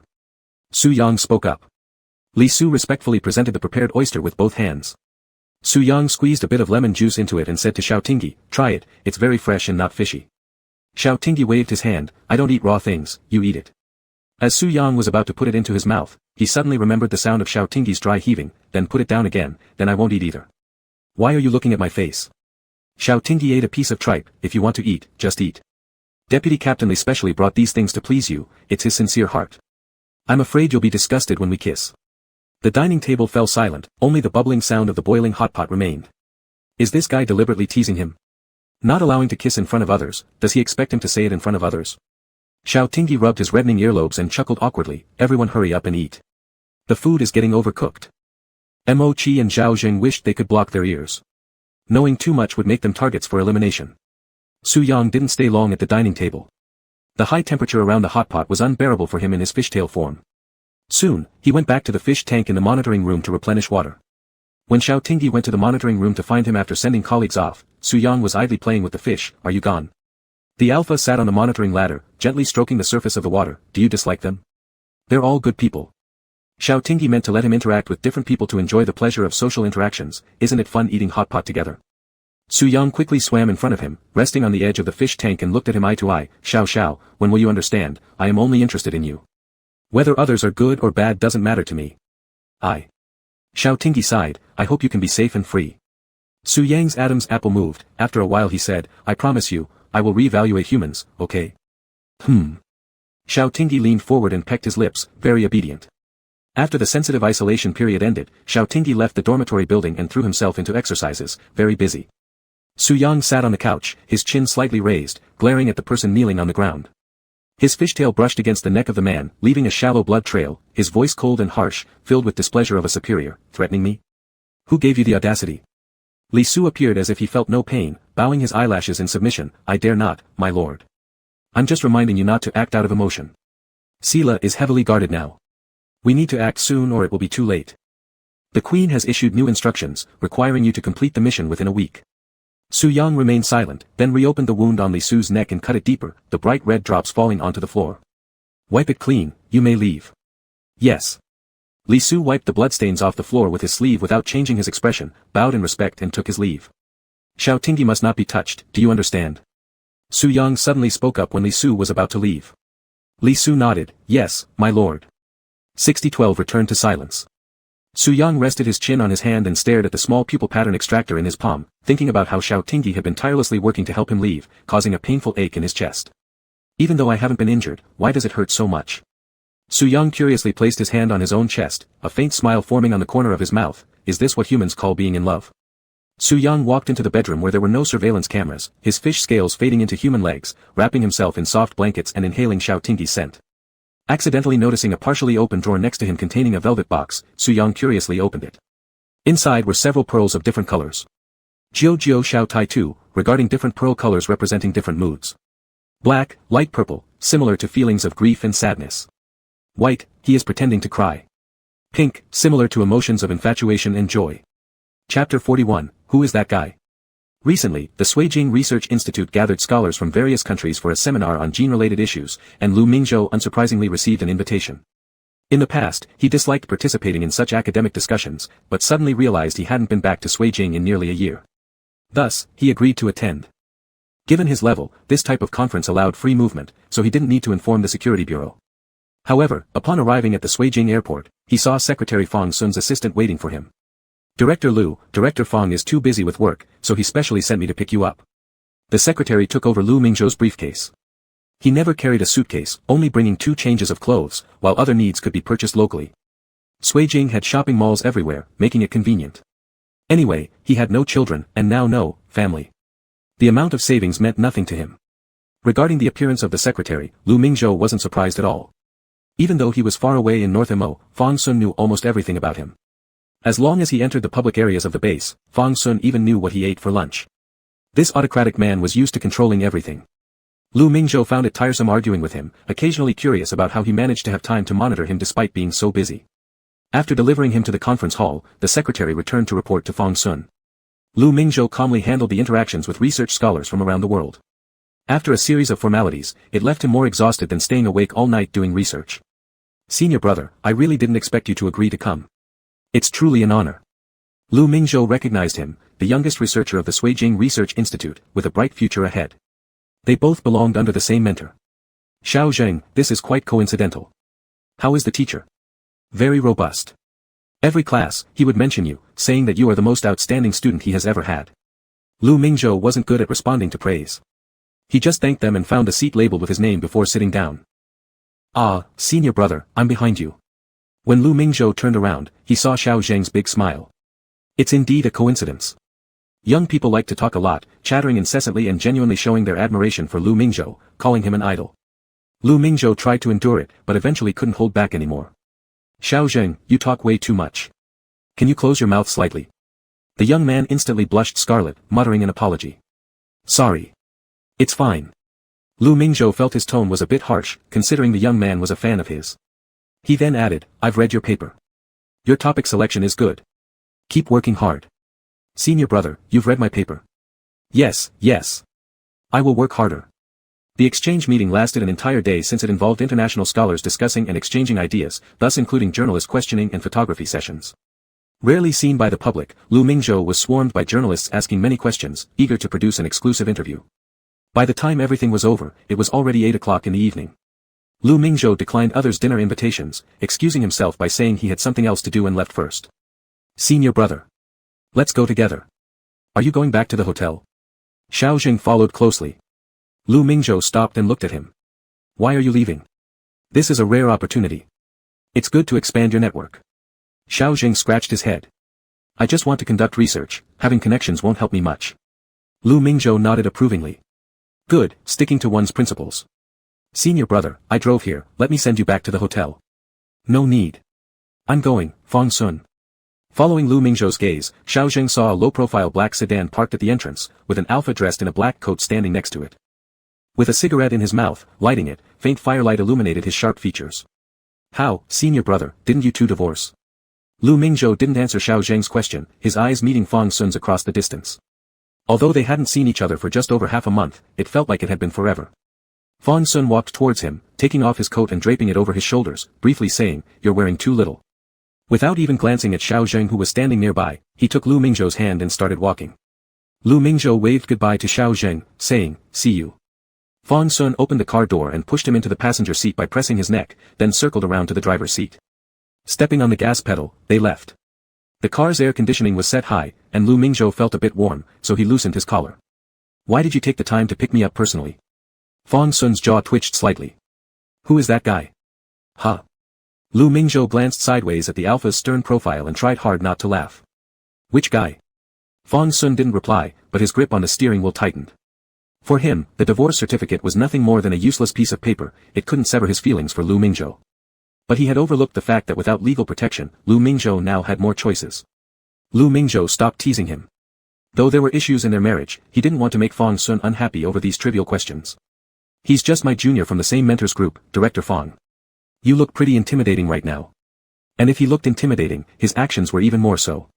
As soon as they opened the door to their home, before Lu Mingzhou could even marvel at how everything was still exactly the same as it was when he left for North Imo, Fang Sun pushed him against the door and kissed him. When Lu Mingzhou finally caught his breath, he thought, perhaps Fang Sun would never change. Quiet, expressing all his emotions through actions. Sitting on the sofa, Fong Sun pulled Lu Mingzhou close by his waist with an inscrutable expression. Has Su Yang made any progress with the gland research? Lu Mingzhou furrowed his brows as he endured the intrusion. In his genes, there's a chromosome that doesn't exist in other organisms. Chromosome, Xiao He taught him. Ah. Lu Mingzhou grabbed Fong Sun's wrist irritably. Will you let me finish talking? Fong Sun's face softened, and he wiped away the thin layer of sweat from Lu Mingzhou's nose, revealing a faint smile. We'll talk later. Lu Mingzhou wrapped himself in a thin blanket and watched the alpha busy in the kitchen, wearing long pants hanging loosely around his waist.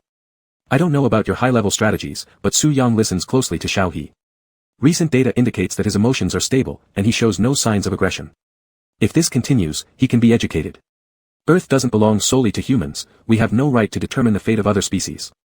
Now, among the mere people, only Su. He's not the only one. Fong Sun interrupted Lu Mingzhou, placing a bowl of fragrant noodles on the dining table. What do you mean? Have there been any sightings of other mere people?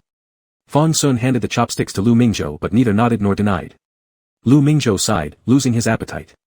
I trust your judgment naturally, but Xiao He. If Su Yang truly poses no threat, the Empire wouldn't harm him. Lu Mingzhou nodded. Have you talked to him about this matter? Of course.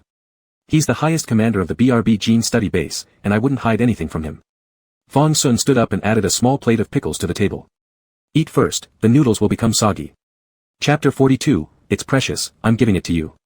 Xiao Tingyi wasn't surprised to receive a call from Fong Sun. The recent large-scale military drills and increasingly stringent defenses at the base had already given him the intuition that something big was happening. Xiao He, as your elder brother, I hope you pursue what makes you happy, but as your superior, I need to see your loyalty. Xiao Tingyi leaned against the windowsill, gazing at the bright moon outside. I won't betray my country, brother. But until proven otherwise, I'll continue to work hard to send Su Yang back home. If he really threatens Ceylon's safety. Xiao Tingyi's throat grew dry. I won't hesitate. Xiao Tingyi couldn't fall asleep easily. He looked down at Su Yang breathing steadily, then got up and carried his laptop to the living room. The alpha leaned back on the sofa. The light from the computer screen highlighted the frown on his face and the sorrow in his eyes. His fingertip moved over the touchpad, opening a document titled Application Report for Release into the Ocean on 0927. Ignoring the image data, the text content alone exceeded 30,000 words. Xiao Tingyi hated doing such paperwork, but ever since he became Su Yang's supervisor, he uploaded Su Yang's daily logs every day, excluding the segments where they bickered. A gentleman keeps his word. Since he promised to send Su Yang home, he must prepare everything meticulously. Whether he succeeds or not, he can only say he did his best. As for his personal feelings toward Su Yang, compared to freedom, they seemed less valuable. His father said, if you like someone, chase them, fight for them, but Xiao Tingyi disagreed. Liking someone should start with respect. He respected Su Yang's every right, including the right to choose someone else once Su Yang met other members of his kind or found his own people. After uploading today's log and Su Yang's physical data, Xiao Tingyi closed his laptop. He leaned back on the sofa and rubbed his temples. A sound came from the bedroom, and Xiao Tingyi turned to see Su Yang standing at the doorway looking at him. How did you wake up? Su Yang's gaze lingered on the computer on his legs for 2 seconds before moving to Xiao Tingyi's face. And why are you awake? There was some work unfinished, so I'm pulling an all-nighter. Xiao Tingyi patted the sofa, signaling Su Yang to sit over. Su Yang rested his head on Xiao Tingyi's shoulder in a rare moment of silence. Xiao Tingyi had his faith, and Su Yang had his mission. Sooner or later, the two would end up opposing each other. He wanted to take Xiao Tingyi away, but he also clearly knew that Xiao Tingyi might pretend weakness to humor him, yet his backbone always carried the weight of the Ceylon Empire. But it didn't matter. He had plenty of ways to make the alpha come back to him voluntarily. Xiao Tingyi touched Su Yang's face, vaguely feeling as though a sturdy wall had risen between them, and the price of breaking this wall would be more catastrophic than he imagined. Xiao Tingyi, let me give you a gift. Su Yang smiled faintly, his eyes warm in the dim light as they gazed at him. What gift? Su Yang's finger pressed against his mare tail, where the nail extended into a sharp sheath. Under Xiao Tingyi's shocked eyes, it sank deep beneath a particularly radiant jade scale, blue blood instantly flowing out. What are you doing? You're insane. Stop it. Xiao Tingyi desperately gripped his wrist, trying to stop him. Yet Su Yang's strength was astonishing. Even under Xiao Tingyi's suppression, he still steadily carved through the flesh. Su Yang furrowed his eyebrows slightly, sweat forming on his forehead, and with effort, a scale covered in bloody flesh detached onto his palm. Xiao Tingyi watched Su Yang proudly holding his bloodstained hand and slapped him across the face. Why do you keep hurting yourself? Haven't I told you? No self-harm. The alpha's hand trembled, and the slap, lacking full force, felt like scratching rather than striking. Su Yang lowered his eyelashes, scraped off the flesh from the scale, then wiped off the blood on his body, whispering softly, don't you like it? This is currently the most important gift I can give you. Xiao Tingyi paced around the living room, watching the wound on Su Yang's silver tail continuously bleeding because it lacked scales. The corner of his eyes reddened with anger, his voice trembling. I've spoiled and cared for you so much, and you do this. I don't like it. You lunatic. Who wants a gift like this? Su Yang went to the bathroom to clean the scale and wiped the blood off himself. But for mere people, the scale was too vital, making the wound difficult to heal. He considered for a moment and put on a pink bandage before returning to the living room. However, the alpha was already angry enough to retreat into the bedroom, slamming the door heavily. Su Yang sighed and looked at the pale pink glowing spirit scale in his palm, muttering to himself, it's really precious where we are. After Xiao Tingyi returned to the bedroom and threw several punches into the air, breathing heavily and lying back on the bed, thoughts of Su Yang's pitiful expression earlier made him feel somewhat compassionate again. He carried the medical kit, scowling as he opened the bedroom door and walked into the living room.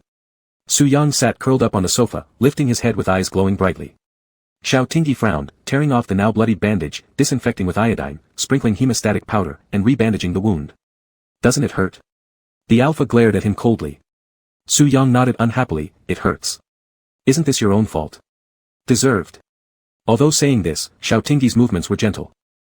Do you want it? Su Yang carefully spread open his palm. Xiao Tingyi stared at the fish scale shimmering like a gemstone in his hand. What is it? This is the only scale connected to my heart. Do you want it? Su Yang cautiously placed the spirit scale into Xiao Tingyi's palm, full of anticipation as he looked at him. For mere people, the spirit scale represented loyalty, giving it to one's partner equated to a human proposal with a diamond ring. But the spirit scale was far more unique than a DR diamond ring which could only be bought once in a lifetime. Each merperson's spirit scale had a different shape, completely unique in the world. Su Yang's spirit scale was somewhat heart-shaped but irregular, much like himself. His understanding of love was vague and perplexed. His emotions were incomplete, but Xiao Tingyi appeared, equating love with his name. Xiao Tingyi tightly gripped the scale in his palm, the pain in his hand spreading to his heart, making it ache. You're really insane. Su Yang watched as he carefully placed the spirit scale into the drawer, his eyes curving warmly, pulling Xiao Tingyi into his embrace. I like you, this sentiment is genuine. Perhaps soon Xiao Tingyi would regret not killing him, but Su Yang wanted him to know that liking him was real. Xiao Tingyi chuckled, being sweet doesn't help, you'll sleep in the fish tank today. Su Yang earnestly lied, the salt in seawater hurts wounds. Xiao Tingyi pulled at his lips, aren't you a fish? I'm a merperson, it still hurts.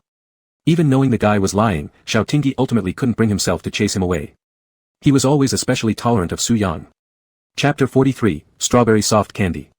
Outside the window came a few chirps from birds. Lu Mingzhou opened his eyes, tilting his head to watch the curtain swaying in the wind and the sunlight resting on the foot of the bed. The side of the bed was empty, already cool. Fang Sun must have left early for work. Lu Mingzhou yawned. A year ago he requested a divorce. Fang Sun didn't stop him, only saying he respected his decision. Back then he stayed up all night angry. Now thinking about it, Fang Sun agreed so easily because he didn't take the divorce seriously, truly a scoundrel. Lu Mingzhou smiled softly, dragging his sore body to wash up, agreeing to visit his mentor at the institute at 10 o'clock. There was bound to be a lot of exchanging experiences with junior and senior students, no being late allowed. Lu Mingzhou looked at the pair of toothbrushes on the grooming counter and arched an eyebrow. They were even lovers' edition. Mr. Fang was truly quite repressed. The bathroom door was open from the outside. Lu Mingzhou looked questioningly, chewing toothpaste foam. Fang Sun stood in the doorway wearing his pajamas. Woke up so early. Lu Mingzhou spat out the foam and hurriedly rinsed his mouth, surprised. Why haven't you gone to work? Aren't you busy recently? Fang Sun responded indifferently, nothing important this morning, I can accompany you to meet Dean Sunday. Is this our workaholic director Fang? Back then my wedding anniversary was spent in the office of the security bureau.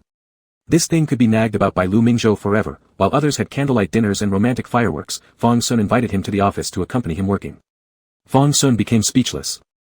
After the divorce, your skills improved. Director Fang's next wife should be very happy. That's getting further and further from the point. Fang Sun stepped forward, wiping the water droplets off his face with a towel. Do your students know that Principal Lu likes to throw tantrums privately? Who's throwing tantrums? Lu Mingzhou shot him a sidelong glance, trying to step out but was caught in Fang Sun's waist for a kiss tasting of minty toothpaste. Lu Mingzhou pushed his chest, the corner of his eye flushed red. That's enough, the teacher is waiting. Fang Sun withdrew his hand from Lu Mingzhou's pajamas, looking composed. Go change clothes. Lu Mingzhou grumbled inwardly. From start to finish Fang Sun maintained a sexually disinterested demeanor. The one turning red and having racing heartbeats was always him. By the time they left, it was already 9:30. Perhaps even Lu Mingzhou himself didn't realize, as long as Fang Sun was around, he instinctively depended on him. It's 9:30 already. Will we be late? Fang Sun handed over the just-made pancake and fastened his seatbelt for him. Won't be, 20 minutes will get us there. 20 minutes later, both arrived at the Suijing Research Institute on time. The gatekeeper seeing Fang Sun urgently informed the dean. Lu Mingzhou seeing his master coming with more than 10 researchers, was extremely embarrassed, whispering, maybe you should go back to the security bureau to work. Why? I have nothing to do this morning. Fang Sun shook hands with Dean Sun. How does Director Fang find the time to come supervise? Fang Sun stepped behind Lu Mingzhou, loosely wrapping his waist, not supervision, just accompanying family. After speaking, he cast a look at Xiao Jing standing beside Dean Sun. Lu Mingzhou finally understood why he insisted on coming along. It turned out he was still holding a grudge about last night. Even though he said he was accompanying the family for leisure, who dared to treat him as merely part of the family? In the end, Lu Mingzhou drove him back to wait in the car. Dean Sun looked at Fang Sun's retreating figure. I am increasingly unable to understand you young people, but it seems I worried unnecessarily. Lu Mingzhou smiled and followed him into the Research Institute building, showing him Su Yang's gland study report. Dean Sun only took a glance before dismissing the other students, taking only Lu Mingzhou back to his office. One more chromosome. It mutated. There should be cases of low intelligence. Lu Mingzhou sat opposite his teacher. He is very smart. Dean Sun put on his reading glasses and carefully studied this report, his brows furrowing deeper and deeper. All living beings' DNA on Earth shares commonality. This might cause quite a stir in the scientific community. It could even overturn many existing theories. Do you have experimental samples? Lu Mingzhou took out Su Yang's gland liquid reagent from his briefcase and handed it over. Teacher, he belongs to the merperson race in the ocean. Dean Sun looked up. Mer people? His pheromones also have hallucinogenic effects, but since he is the first merperson being studied, we don't have other data for comparison. We don't know if it's just him or if all mer people are like this. Dean Sun removed his reading glasses. The appearance of mer people is not a good omen. Leave this sample with me, I'll study it. Alright, then it's troubling you, teacher, but please keep it confidential. I understand. After communicating with Dean Sun, Lu Mingzhou was pushed into the lab to lecture junior researchers on experience. Time flew by. It had already been over 2 hours, nearing 1 o'clock. During this time, Lu Mingzhou sent a message to Fang Sun telling him to eat on his own while he ate at the cafeteria with the researchers. Thought Fang Sun had gone back to work, his car was still parked in the original position. Lu Mingzhou walked over and saw that the Alpha was sitting in the back seat working on his laptop. Lu Mingzhou pulled open the car door. Why are you still here? Did you eat? Fang Sun closed his computer. Not yet. Lu Mingzhou sighed helplessly. How old are you, Fang Sun? Over 30, and you're still so childish. You said you weren't busy, yet you're overworking in the car. That's called not being busy. Fang Sun didn't look angry after being scolded. He smiled a little. Let's go, come have lunch with me. The two went nearby to a mall, where Fang Sun quickly finished his lunch. Then, he was dragged by Lu Mingzhou to go grocery shopping. Fang Sun looked at a box of strawberry soft candy in the shopping cart. Why buy this? Aren't you not fond of sweets? My brother asked me to buy it. He sent 3 messages stressing that it must be strawberry soft candy. Lu Mingzhou chuckled and shook his head. He's still such a kid. Su Yang blinked at the soft candy on the coffee table. What does this mean? Don't you like strawberry soft candy? Last time, you asked me whether I liked mandrake or strawberry soft candy. When I said mandrake, you got mad. Xiao Tingyi lifted the water glass and drank a big sip. This place is too dry, my throat feels like it's smoking. Why are you looking at me? Don't you like to eat them? Su Yang tore open the packaging, picked one up, and sent it into Xiao Tingyi's mouth. Try it. Does it taste good? Xiao Tingyi chewed without understanding. It tastes pretty good. But don't eat too much, cavities easily form. Su Yang lowered his eyelashes, gazing at the strawberry-shaped soft candy in his palm. Beneath the calm surface, his heart was already agitated. Xiao Tingyi took off his jacket and sprawled on the sofa. The spirit scale necklace hanging from his neck fell out of his collar, shimmering with iridescent microlight. Xiao Tingyi. What? What's up? Su Yang softly said, I truly want to lock you up, so you only belong to me. Xiao Tingyi smacked the back of his head with a, Pa, I've told you how many times. Big bro isn't into that. Su Yang retracted a streak of psychopathy. Chapter 44, Xiao Xiao, wake up. Su Yang stood in front of the fish tank in the surveillance room, stretching out a hand to touch the glass tank surface. Inside, the clamshell bed was covered with a layer of soft sea grass that Xiao Tingyi had just fetched for him the other day. The Alpha who has a shallow throat and cannot tolerate heavy-smelling things, but the refrigerator cooling compartment was full of various seafoods. The sofa had Su Yang's favorite cartoon dolls, and what used to be cold 6012 had been tidied up to be particularly warm by Xiao Tingyi. There were many green plants on the windowsill. Xiao Tingyi wasn't good at raising them, they died, so he changed them, and now there had already been 3 batches. He wanted Su Yang, even though he was confined, to feel nature and the changes of the 4 seasons. Su Yang examined everything Xiao Tingyi had brought him one by one. Although deep within captivity, he had felt an unprecedented preference. He knelt down by the bed, holding Xiaotingyi's hand, with affectionate and tender eyes sketching his face. After tonight, the alpha will hesitate no more and aim his gun at him. Su Yang slightly frowned, feeling an aching pain in his chest, extremely uncomfortable. No wonder as a child he always heard the elders of his kind say not to go ashore, to stay away from humans. They were truly the ones who tempted hearts and minds. Someone said that hate lasts longer than love. Is that true? Su Yang pressed his ear against Xiaotingyi's left chest, listening to the steady beat of the lively heart, murmuring softly, "Here, it can only house one person." Click, Su Yang took off the inhibitor collar he had worn for half a year and casually tossed it into the corner, where the expensive gemstone flashed with tiny bits of light. Loosening his neck slightly, the weak traces of mandrake pheromones in the air gradually became fragrant. An invisible vine formed, wrapping around the body of the sleeping alpha, greedily touching every inch of his skin.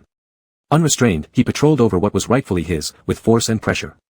The camellia triggered its defense mechanism under the influence of the alpha mandrake pheromones, silently combating it, striving for dominance. Xiaotingyi furrowed his brows tightly, emitting an unconscious moan of pain. Delicate kisses landed on the alpha's forehead, eyelashes, bridge of his nose, and lips. Su Yang gently massaged the back of the alpha's neck to soothe him.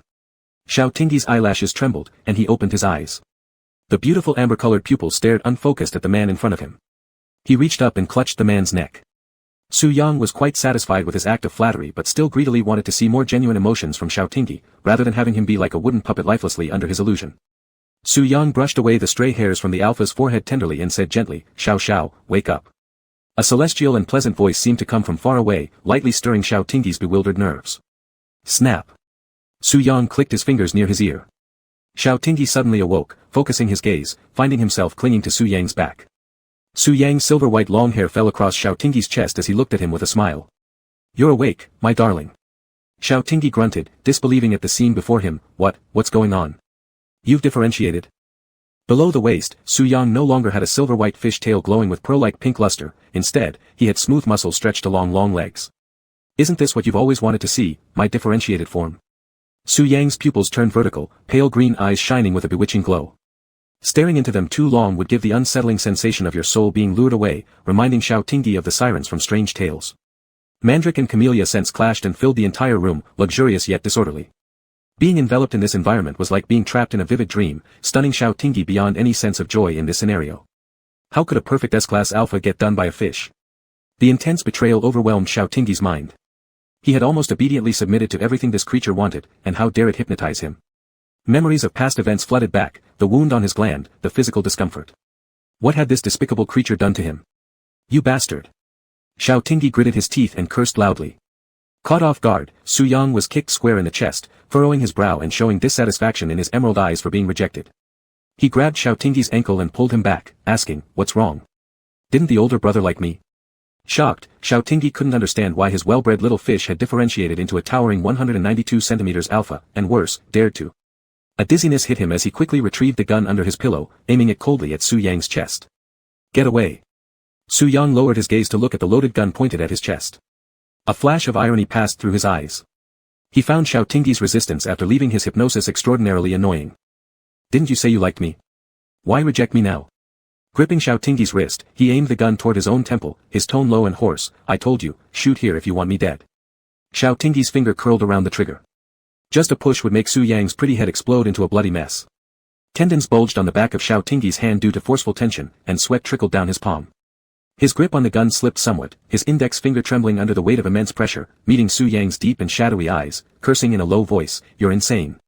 In the next second, the pistol moved position, and Su Yang casually threw it aside on the bedside as he pinned Xiaotingyi's hands above his head, his cold and clear voice tinged with laughter.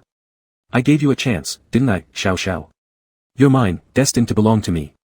Outside the window, yellow sand raged violently, causing the glass pane to bulge and resonate under the strong wind. Xiaotingyi was torn between two emotions, "I'm an alpha," and "it feels kind of good." He was utterly confused. Every time their gazes met, Xiaotingyi would feel uneasy due to Su Yang's blatant possessiveness.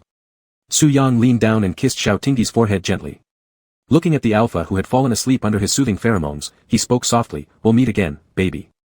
Next time, let's go see the snow in Suijing together. If only there weren't such deep animosities between our races."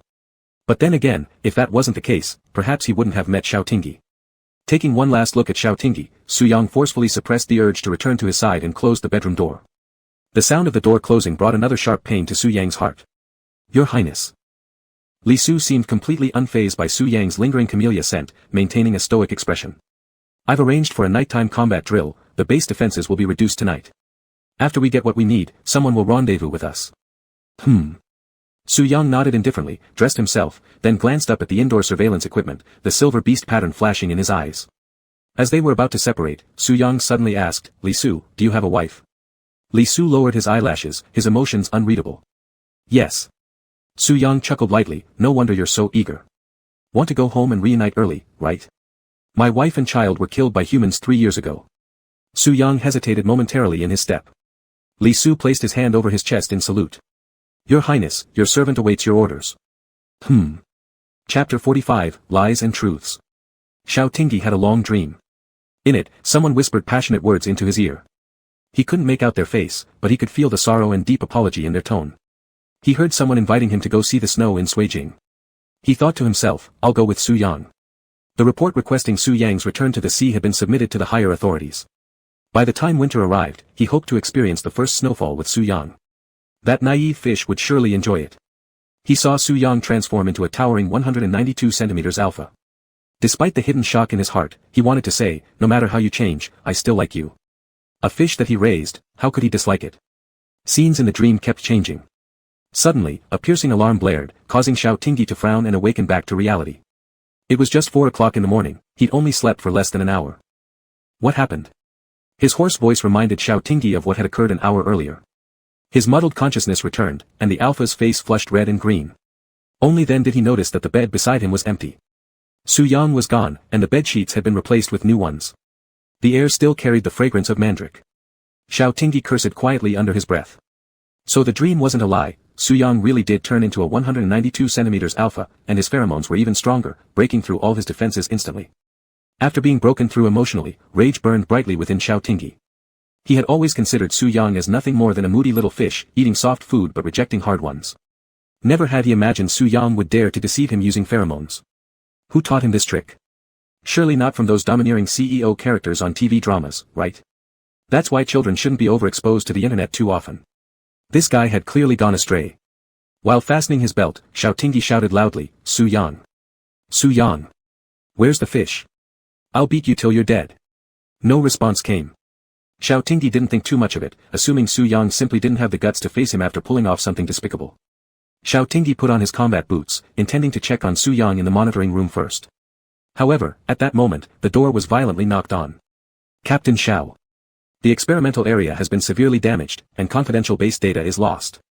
What? Xiao Tingyi grabbed his pistol and strode outside. With every step, his muscles felt as if they were being compressed by a fascia knife, throbbing with soreness. He gritted his teeth against the discomfort and walked towards the hall, where the Eagle combat team had already assembled, waiting for his instructions. Xiao Tingyi looked at Li Su, who was leading the team. What's the situation? Li Su paused briefly to glance at Xiao Tingyi's neck. After Subject 0927 destroyed the experimental area, it stole confidential data and the DN dissolver, then fled. We're tracking them now. The situation has been reported to the Security Administration Bureau, and the nearby search teams will arrive within 10 minutes. No, who? Xiao Tingyi furrowed his brows tightly, thinking there might be something wrong with his hearing. 0927. Su Yang. Li Su nodded. How is that possible? He was clearly in. Just then, he realized that he hadn't seen Su Yang's figure in 6012 at all. Xiao Tingyi felt the blood in his veins reverse course as chills spread through his hands and feet. He quickly unlocked his phone and checked the real-time surveillance. Room 6012 was empty. In the observation room's fish tank, only a few clownfish and jellyfish were swimming happily. They had never seemed so lively before. He examined every corner of the monitors, but Su Yang's figure was nowhere to be found. It felt as though the world had fallen silent, an abrupt ringing surged through his eardrums as darkness engulfed Xiao Tingyi's vision. His legs gave way, nearly causing him to collapse on the floor. Captain Xiao, are you alright? Mo Chi stepped forward and supported him, asking anxiously. But Xiao Tingyi could only see Mo Chi's mouth moving, unable to hear what he was saying. The words, Subject 0927 destroyed the experimental area, stole confidential data, and absconded with DN dissolver, kept repeating in his mind. He felt like he had uttered some words, tasting a slight bitterness in his throat before swallowing it down. All the team members immediately prepared and rushed out. Captain Xiao. Captain Xiao. Mo Chi called urgently. Xiao Tingyi snapped back to reality, pushing away Mo Chi's hand. I'm fine. Immediately seal off all routes from Beimo leading outside, blockade by both land and air. Mo Chi pursed his lips slightly, cautiously observing Xiao Tingyi's mood. You already arranged that, and Deputy Captain Li has taken people out. Did I? Xiao Tingyi pressed his temple. Sorry, my mind seems unclear right now. Xiao Tingyi didn't know how to describe his feelings. What he thought was a sweet first love turned out to be just a trap. He even foolishly dreamed of saving Su Yang. But the truth was, Su Yang didn't need rescuing, it was his own self-deception, his negligence that gave Su Yang an opportunity. Su Yang must have come to the base with a purpose from the very beginning. No wonder someone with such combat ability and unusual pheromones could be captured so easily. Xiao Tingyi's chest heaved dramatically. Even though he tried hard to calm himself down, he couldn't suppress the intense anger over betrayal and manipulation. Mixed with the anger, however, was overwhelming sadness. For 3 months, these whole 3 months, Su Yang's acts of affection, even declarations of love, were all lies. Each, I really like you, or, I want to be with you forever, turned out to be deceit. To lower his guard and gain his trust, Su Yang acted so deeply devoted. Behaving submissively, seeking affection, and helping him with various things, it turned out Su Yang could endure humiliation for so long. 3 months. Tricked for 3 entire months. Xiao Tingyi's face was deathly pale as he slammed his fist into the white wall beside him, leaving behind an indented blood trail. He clenched his teeth and muttered, "Damn it, I'm going to kill him." In a fit of alpha rage, his glands released oppressive camellia pheromones with traces of bitter yet seductive mandrake flowers mixed within. Mo Chi's glands experienced the dull pain brought by high-grade pressure, clutching his neck painfully.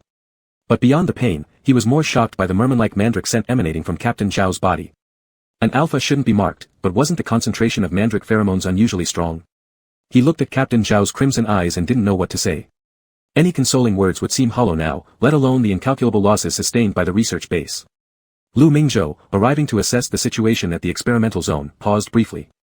Though he couldn't detect the pheromone, he saw the bite marks on Xiao Tingyi's neck. "Xiao He, how are you holding up?" "I'm fine." Xiao Tingyi's jaw muscles twitched slightly as he tapped his wristwatch. A moving light that appeared on the screen. Striving to remain calm, he spoke into the communicator. "Northwest of Beimo, position A223, chase." Lu Mingzhou showed slight surprise. "You installed a tracker on him?" Xiao Tingyi didn't respond, looking sour-faced.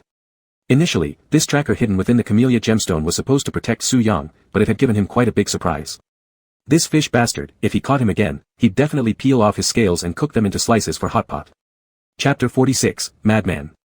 High above the northwest region of Beimo, at coordinates A223, a combat helicopter hovered stationary in midair.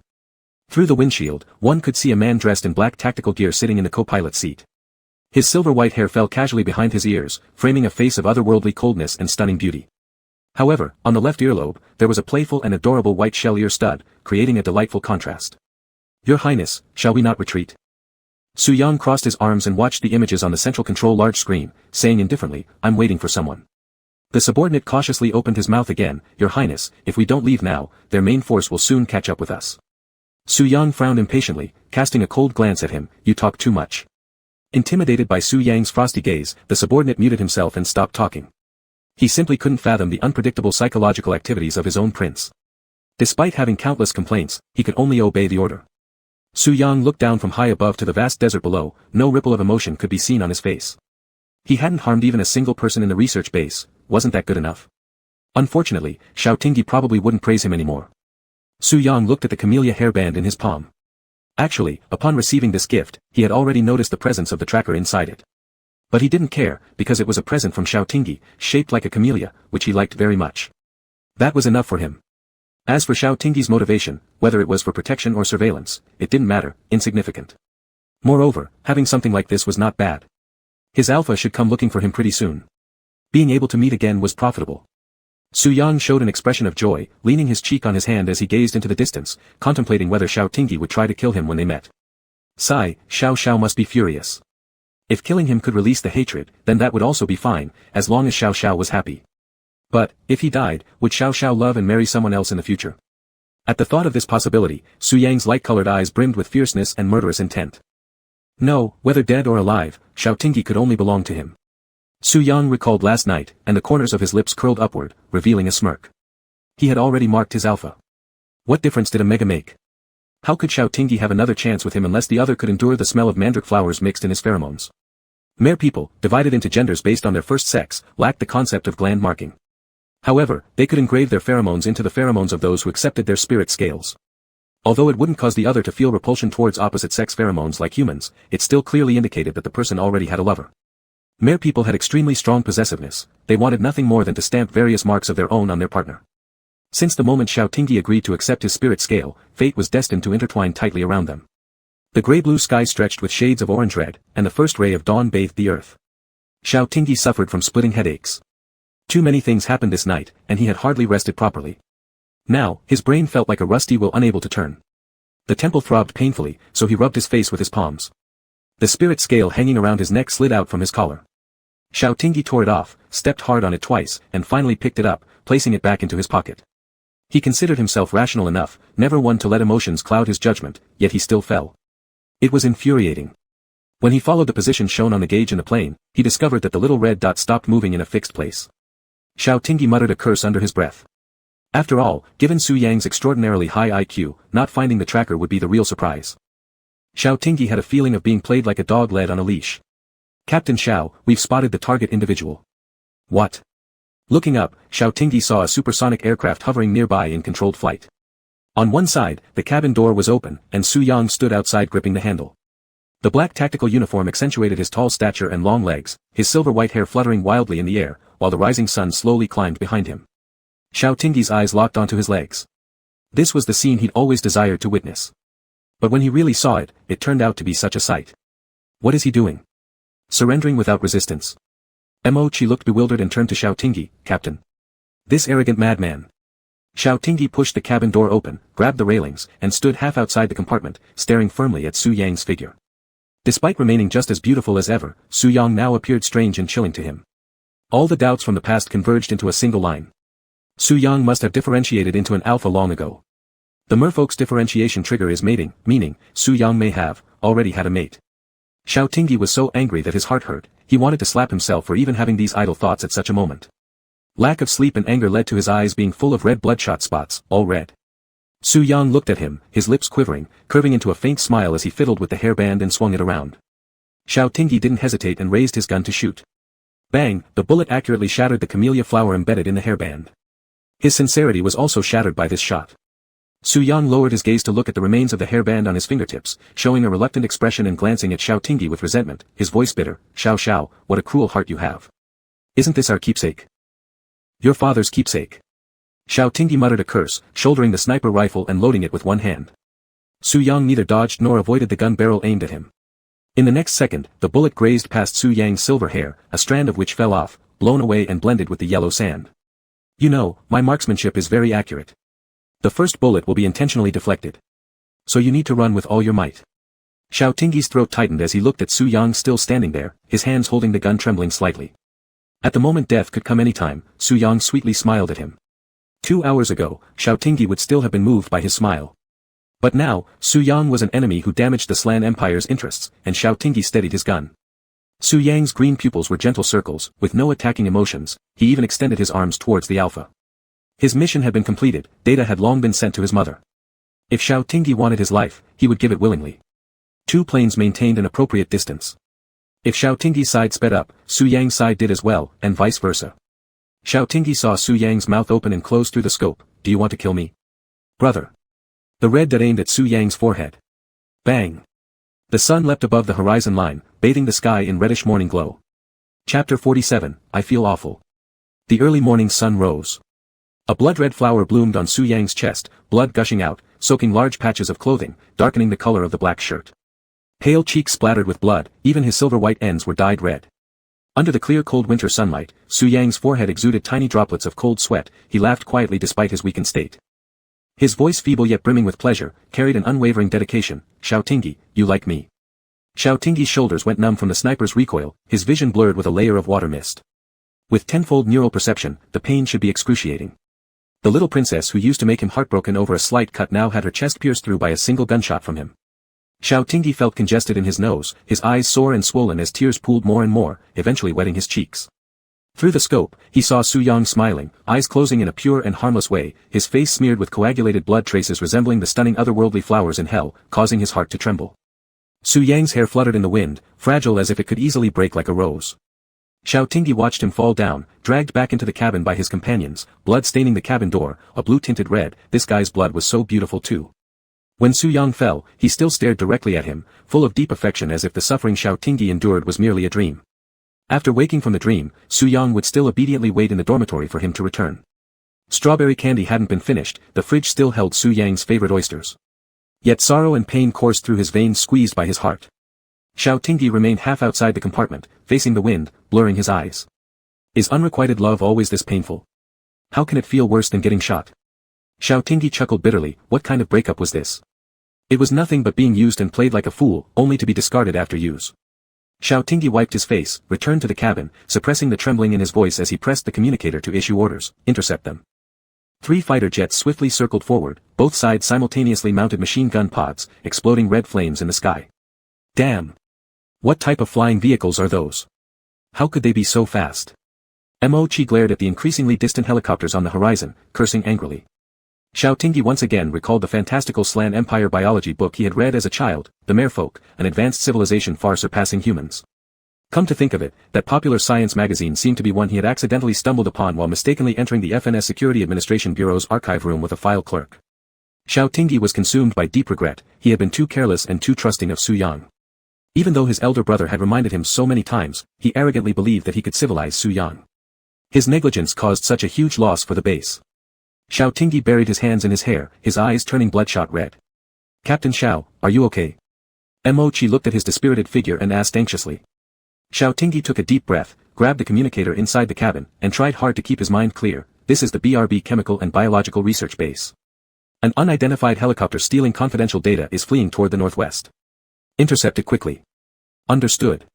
After cutting off the communication requesting support, Xiao Tingyi switched to the internal base channel, locked down the base.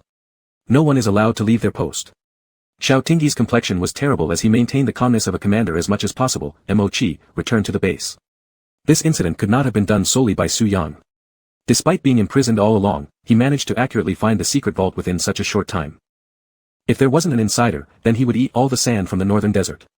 Xiao Tingyi wrapped his arms around himself, leaned back, closed his eyes, and threw Su Yang out of his mind, meticulously replaying everything that had happened recently.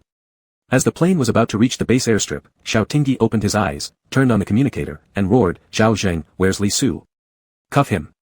Zhao Zheng was startled and glanced around. Captain Xiao, the deputy captain said he wanted to support you and just left the base. The blue veins on Xiao Tingyi's temple jumped, making his temple throb painfully, cursing, damn bastard. Spare no expense. Bring him back. Zhao Zheng, yes. Xiao Tingyi irritably tugged at his hair. No wonder Li Su was so attentive to Su Yang. He actually thought Li Su liked Su Yang. Damn. You're finished, Xiao Tingyi. You're a fool. You're a big fool. Mo Chi, who got off the plane with him, stared at the usually cheerful commander in such a irascible state and didn't dare to breathe loudly. Cuff Deputy Captain Li. What does that mean? Is Deputy Captain Li a traitor? Xiao Tingyi gave Mo Chi an enigmatic look, his handsome face distorted with anger. Mo Chi, do you think I'm an idiot? Mo Chi shook his head like a rattling drum, waving his hands frantically. No, Captain Xiao, don't think like that. Xiao Tingyi's chest rose and fell dramatically as he brushed his hair backward and slammed his fist against the tiled wall in front of him. Furious. Several cracks appeared on the tiles, tiny pieces piercing through his hand until it bled raw. Lu Mingzhou hurried over and scolded, Xiao Tingyi. What are you doing? Xiao Tingyi turned to look at him, his eye sockets red-rimmed, sister-in-law. Lu Mingzhou watched the blood drop on the floor, both heartbroken and angry, and gave Xiao Tingyi a kick. Look at your pathetic state.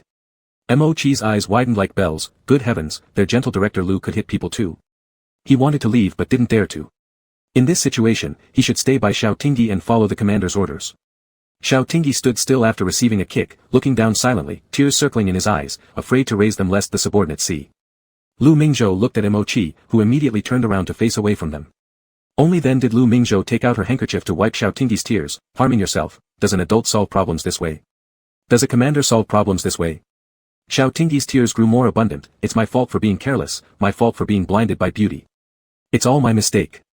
It's me who has brought losses to the base, disgracing my elder brother and father. This isn't your fault. Everyone has lapses sometimes, but look at you now. I feel awful. Xiao Tingyi grabbed Lu Mingzhou's handkerchief and covered his face with it, patting it. He didn't dare to say that part of his pain stemmed from shooting Su Yang. He wanted to kill the guy but feared he really might do it. These conflicting emotions intertwined, twisting his brain nearly into explosion. Lu Mingzhou gently patted his back. A real man must not only be able to take responsibility but also have the courage to bear the consequences. As the highest commander, go do what you need to do now. Xiao Tingyi wiped his nose with Lu Mingzhou's handkerchief, returned it to him, and took a deep breath. Mo-chi, let's go. Mo-chi, who had been tightly covering his ears, didn't hear him. Xiao Tingyi kicked his butt. What are you doing? Let's go. Ah. Ah. Yes. Mo-chi didn't know where to look.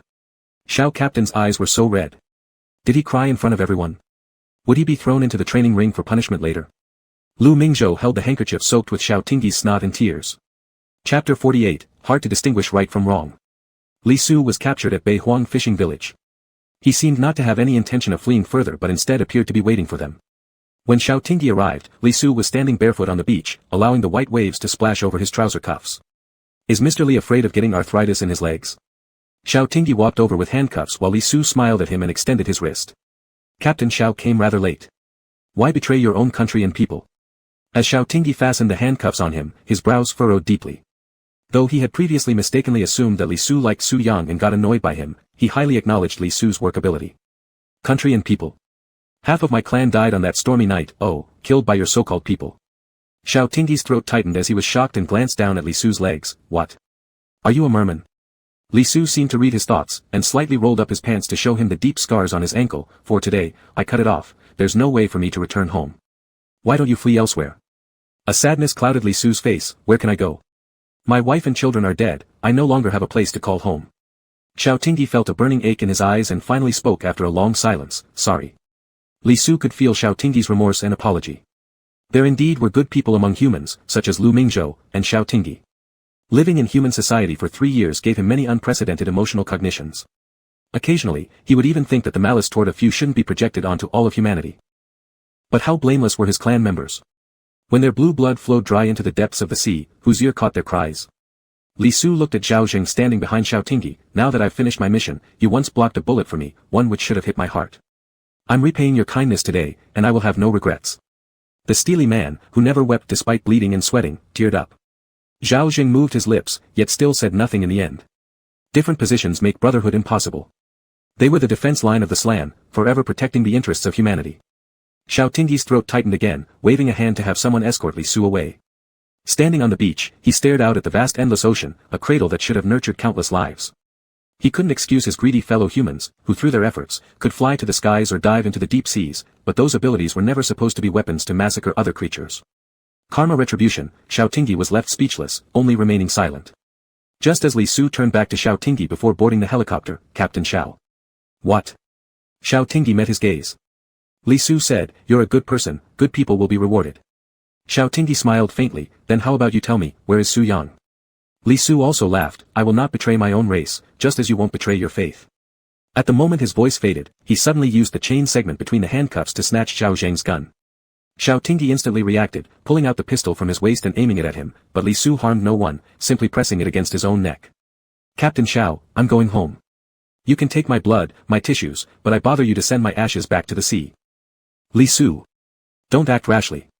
Xiao Tingyi rushed forward quickly to grab the gun. Bang. Warm liquid splashed onto Xiao Tingyi's face. Stuck in place, he watched Li Su fall, bright red blood soaking the sand, gradually turning into a blue-tinged red. His legs sprouted fish scales, transforming into a tail without a flipper, a blue one, dull though still beautiful. The wind carried the waves to crash onto the shore, striking the rocks with a loud splash, seemingly mourning their citizen. Everything happened too suddenly. Xiao Tingyi gazed at the fallen Li Su on the ground, an indescribable confusion rising within him. Xiao Tingyi heard a team member crying. His lips moved, Zhao Zheng, cremate Mr. Deputy Captain Li and send him home. Zhao Zheng wiped his face, looking astonished. Captain Xiao, aren't you going to send him for forensic examination? Xiao Tingyi squatted down and covered Li Su's eyes with his hand. Given his caution, there won't be any trace on him that could benefit us. Let's just send him home, I'll take the responsibility. Mo-chi said, Captain Xiao, will share the burden with you. Are you the senior commander or am I? Do you need to get involved? Zhao Zheng, this matter is in your hands. Zhao Zheng saluted him, thinking that he once only admired Xiao Tingyi but now felt a deep respect. Xiao Tingyi stood on the beach for a long time, unable to describe what taste was in his heart. Just like his sister-in-law had once said, some things were hard to perfectly judge as right or wrong, and it all depended on one's position. The Alpha twirled the gun in his hand. He secretly sympathized greatly with Li Su's predicament, but if Li Su had pointed the gun at someone else just now, his bullet would certainly have pierced through Li Su's brow center. Alas, Xiao Tingyi sighed deeply, remembering Su Yang's blood-stained figure, feeling another pang of pain in his heart. Xiao Tingyi took out the spiritual scale from his pocket, reflecting faint light. When Su Yang gave it to him, he said, "I like you," a statement filled with sincerity. Whether to believe it or not seemed to lose its significance at that moment, but Xiao Tingyi still thought, perhaps there was indeed a bit of genuine affection in those words. By the time he returned to the base, it was already midnight. The pursuit mission was fully handed over to the FNS Security Bureau Search Division, and he was informed that as the commander of this operation, he bore the primary responsibility. The entire Eagle combat team would return to Suijing the next day for investigation. Xiao Tingyi pushed open the dormitory door and went inside, looking at the empty room, tears flowing down again, silently washing his face in the bathroom. Soaking in cold water helped him feel better. The feeling of heartbreak was truly unbearable. Xiao Tingyi originally wanted to take a cold shower, but as soon as the cool water touched his body, he quickly adjusted it to warm water. The alpha leaned against the tiled wall and smiled. Apparently, not everyone could become the male protagonist of a sorrowful MV. A faint sting came from the back of his neck, and Xiao Tingyi realized that Su Yang had bitten his gland. The teeth marks were crisscrossed, forming scabs. Accidentally picking at them, a faint smell of mandrake spread in the narrow bathroom. Seriously? Alphas can't mark, right? Temporary marking. Is there scientific evidence for this? Should disappear in a few days, right? That damn person. If I had known, I shouldn't have missed that shot. Xiao Tingyi poured a handful of shower gel onto himself, scrubbing while muttering curses. After the shower, he couldn't fall asleep, so he wandered to Lu Mingzhou's office. The light was on, indicating he was working overtime. Xiao Tingyi knocked on the door. "Come in." Xiao Tingyi opened the door. "Sister-in-law, still working overtime at this late hour?" Lu Mingzhou looked at his red eyes from staying up too long. "Go back and rest if you're tired. Look at how red your eyes are. Don't be too harsh on yourself. This is my dereliction of duty, serious dereliction of duty." Xiao Tingyi rubbed his dry eyes. "Sister-in-law, besides the DN suppressant formula, what other data was lost from the base?" Lu Mingzhou pulled out an unopened eye drop bottle from her drawer and tossed it to Xiao Tingyi, adjusting her glasses. Clone body sample data. Chapter 49, A Token of Affection. Xiao Tingyi paused in tearing open the packaging of the eye drops, his dazed mind becoming alert. "Clone. What's this about? You're still young and haven't personally experienced war, so you don't know." Because of ongoing wars, the Slan Empire population suffered heavy losses, and higher-ups ordered the base to develop clones to replace humans in battle, re-editing their gene chains to obtain explosive combat capabilities. However, the technology wasn't mature enough. These clones had gene defects, extremely low survival rates, and lifespans of only 3 to 5 years. As they violated human ethics and natural laws, the project was urgently halted. Clones. Xiao Tingyi frowned. What difference does it make compared to people? Yes, what difference does it make? They possess human thoughts and consciousness, but they were created solely for war and death, having to endure a series of diseases brought on by gene defects, eventually labeled as abnormal beings. Lu Mingzhou felt a lump in her throat. That year, my teacher and I destroyed hundreds of these abnormal beings. I still remember a gene-blind boy who died in my arms, asking me why they were different from us and why they had to experience all this. I had nothing to say to him except apologize, but he said, "Brother, you're a good person." Lu Mingzhou took off her glasses and buried her face in her palms. "Xia he, I wonder too, what is the difference between them and us? Humans are not the rulers of Earth." Xiao Tingyi's eyes turned even redder.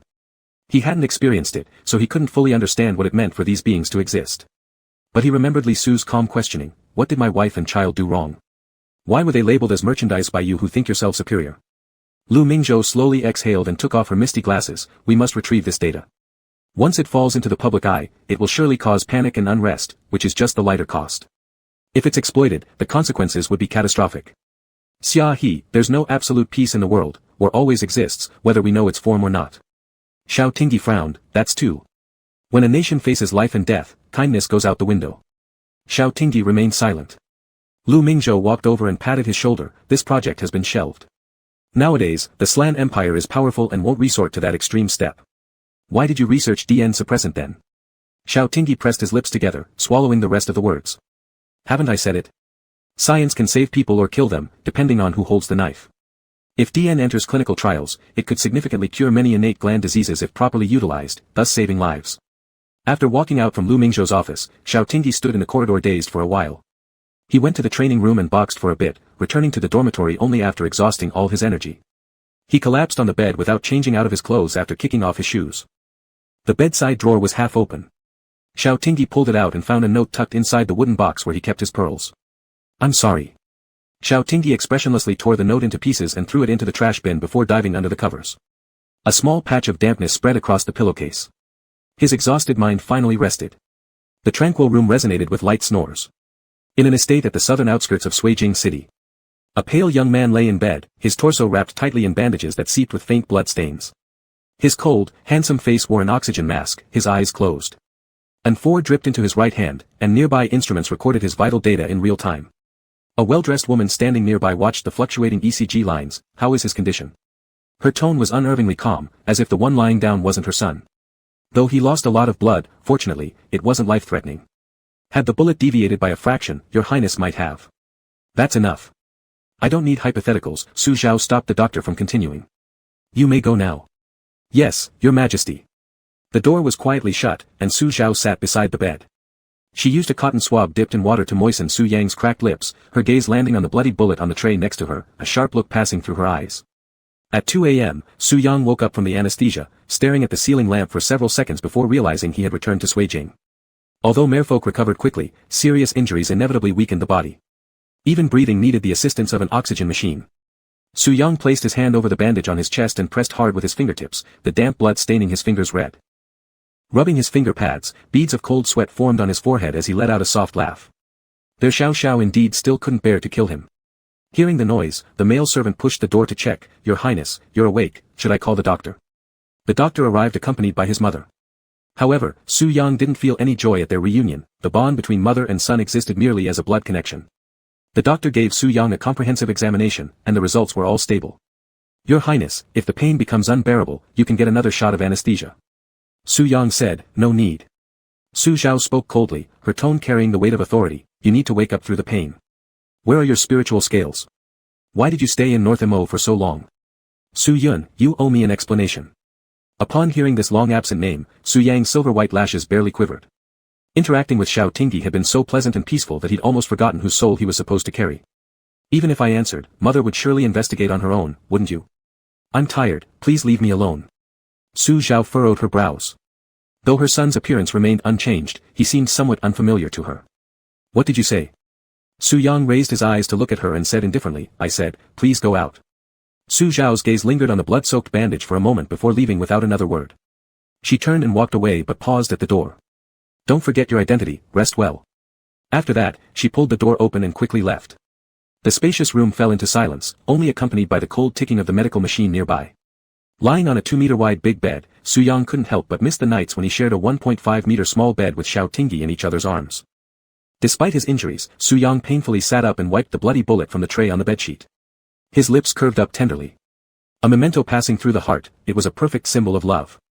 Even though it hurt a bit, this was something Xiao Xiao gave him, so it would be fine. After calling the servant standing outside, Su Yang handed him the bullet, find the best designer to make it into a necklace. Engrave an X on it. The servant respectfully took it over, yes, your highness. Chapter 50, Knife Stabbed Straight Through the Heart. Xiao Tingyi was taken back to the Security Administration Bureau for investigation for an entire month. Having developed feelings for one of the monitored individuals and cremating an enemy spy under incomplete investigation added more guilt to his law-breaking actions. If not for Fang Jing pulling strings with some of his former subordinates, Xiao Tingyi might have ended up in front of a military tribunal. In the end, he lost a year's salary, got suspended from his job, and spent a month of reflection in confinement, and that was already the best possible outcome. He spent New Year's inside the small black room, feeling utterly miserable. During these 30 days, all Xiao Tingyi could think about was Su Yang. He reminisced about their sweet times together, wondering what his true purpose had been. After a month, Fang Jing and Xiao Tong went to pick him up. Seeing how their once sunny and cheerful son was now scruffy and deflated filled them with both anger and pain. You two came too. Not ashamed of me? Xiao Tingyi squinted against the sun, it's so cold. Has Suizing been covered in snow yet? Fang Jing sighed deeply, you know you've shamed us, don't you? I've never felt so humiliated in my life. Xiao Tong shot him a glare. Fang Jing rephrased it, consider it as an experience. Life is all about trying new things.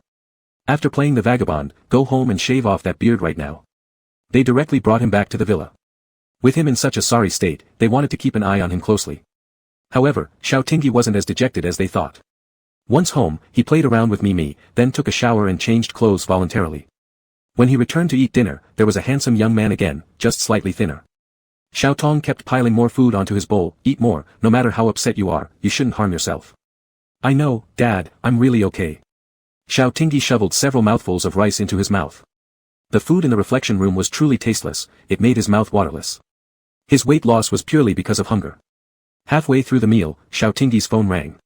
It was Pei Zhi's call. Hey, Ting Ting. Heard you're out of prison. Haha, bro's on leave today. Want to come over for a little drink? Xiao Tingyi glanced at Xiao Tong, who, after all, was his dad. No matter how old he grew, even eating spicy sticks had to be done secretly at home. Xiao Tong spoke up, go ahead, don't drink too much. Only then did Xiao Tingyi cover his phone and say, sure, still Javis bar like last time.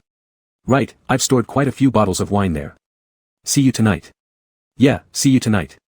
Xiao Tingyi focused on finishing his meal.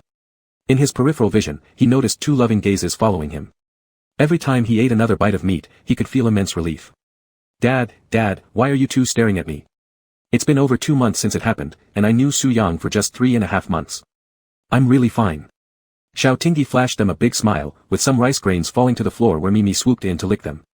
Then she shook her tail wildly around his feet. Alright, son, if you're good, that's all that matters, Fang Jing patted Xiao Tingyi's shoulder. Losing a little love isn't such a big deal. Yeah, Xiao Tingyi nodded, giving Mimi a large chicken leg. Mimi's tail wagged into a helicopter. After polishing off the rice in his bowl, Xiao Tingyi said, I'm full. I'll take a nap upstairs and then go out to meet Pei Zhi tonight. Go ahead. Hey. Don't let drunkenness affect your virtue.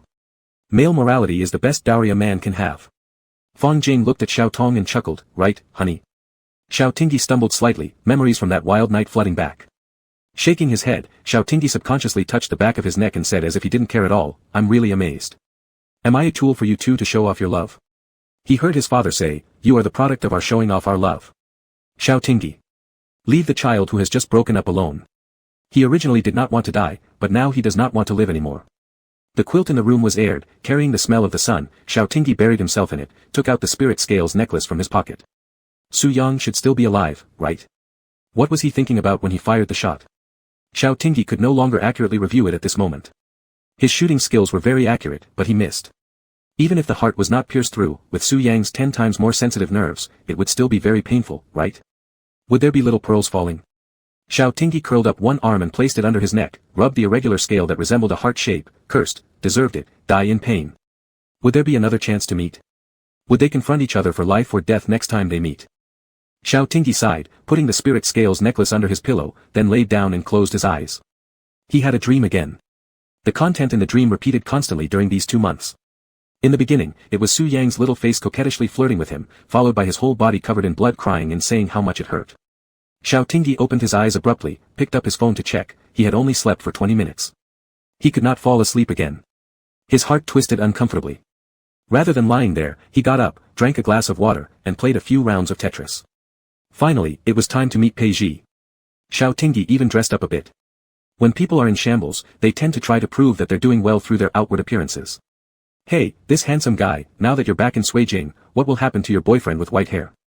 Su Yang belonged to classified personnel. To avoid causing public panic, the pursuit for him was conducted secretly. So Pei Zhi only knew that Xiao Tingyi had been suspended from duty due to negligence at work, but he did not know specifically where the neglect lay. How annoying, hitting exactly on the sore spot. Xiao Tingyi sipped some alcohol silently. We broke up. Ah. This buddy's quality is rather poor, isn't it? You've just been suspended from duty, and already broke up. Doesn't he know who your dad and brother are? Why are you so talkative? Xiao Tingyi showed impatience on his face. It's not like what you think. We broke up anyway, don't ask. Alright then. It's good to be single, there are plenty of options when you're single. Just as they were talking, a clear-eyed and handsome Mega walked by. He looked at Xiao Tingyi shyly and asked, Hi, can I add your WeChat? Pei Zhi was watching on the side. Xiao Tingyi said, Sorry, I didn't bring my phone. The refusal of adults is always very obvious. The Mega left with regret and whispered to his accompanying friend, as expected, a handsome guy's WeChat cannot be obtained easily. Not bad looking. Pei Zhi poured him some alcohol. The best way to get over a breakup is to start a new relationship, there are plenty of grasses on the horizon. Xiao Tingyi mumbled, none are as good looking as Su Yang. That's too excessive. Then what about? Pei Zhi had nothing to say. Indeed, in the whole Ceylon, it might be hard to find another person as handsome as his white-haired boyfriend. Saying drinking to forget his sorrows, but Xiao Tingyi knew how much he could hold. Before getting thoroughly drunk, he put down the wine cup. Seeing him dizzy, Pei Zhi teased, Ting Ting, tell the truth, are you a gav? Is the white-haired guy an alpha? The man has a name, not white-haired guy. Xiao Tingyi became even more annoyed. Pei Zhi accidentally stabbed his heart again. You are so annoying. Troublesome thing, I'm going home. Not because of you. Pei Zhi got up to see him off, peeked and said, "Why have you become so delicate? Can't even say something? Could it be, the opposite side?" Xiao Tingyi clenched his fists. Chapter 51, Beijing Pharmaceutical Group. Even the best temper can't withstand being poked repeatedly in the chest. Xiao Tingyi gave Pei Ji a faint smile, pulled his arm swiftly and executed a back throw. People around were startled, they scattered. In the noisy environment, they quietly gossiped. Pei Ji got up from the ground, gritted his teeth and massaged his back while watching Xiao Tingyi, who didn't even look back and wobbled away directly. Damn, what kind of temper, truly on the opposite side. This white-haired guy is pretty capable. Pei Ji grinned, pushed through the crowd watching the commotion, and quickly followed up. After all, his buddy had always had smooth sailing, basically hadn't experienced many setbacks. This time, hit both professionally and romantically, Pei Ji was genuinely a bit worried that he might do something irrational. Pei Ji hurriedly walked out of the bar, thinking that Xiao Tingyi might have disappeared, but then he spotted him standing under a lamppost, gazing up at a 45-degree angle. Pei Ji approached. "What are you doing?" "Posed with your chin tilted down." "It's snowing." Xiao Tingyi extended his palm, and tiny specks of snowflakes, looking like dandruff, swirled in the yellowish glow of the lamppost before melting on his hand within a second. Confused, Pei Ji asked, "It's snowing. It's been pretty snowy in Suijing this year." "So what?" Before he finished speaking, Pei Ji widened his eyes in disbelief as he saw Xiao Tingyi shedding tears uncontrollably, completely panicked. "What the hell is wrong with you? Does snow trigger some special skill? Why are you crying, man? Don't scare me." They had known each other for so many years, yet Xiao Tingyi had never cried. Even once when he was injured by a criminal during a mission, his arm almost broken, no tears fell.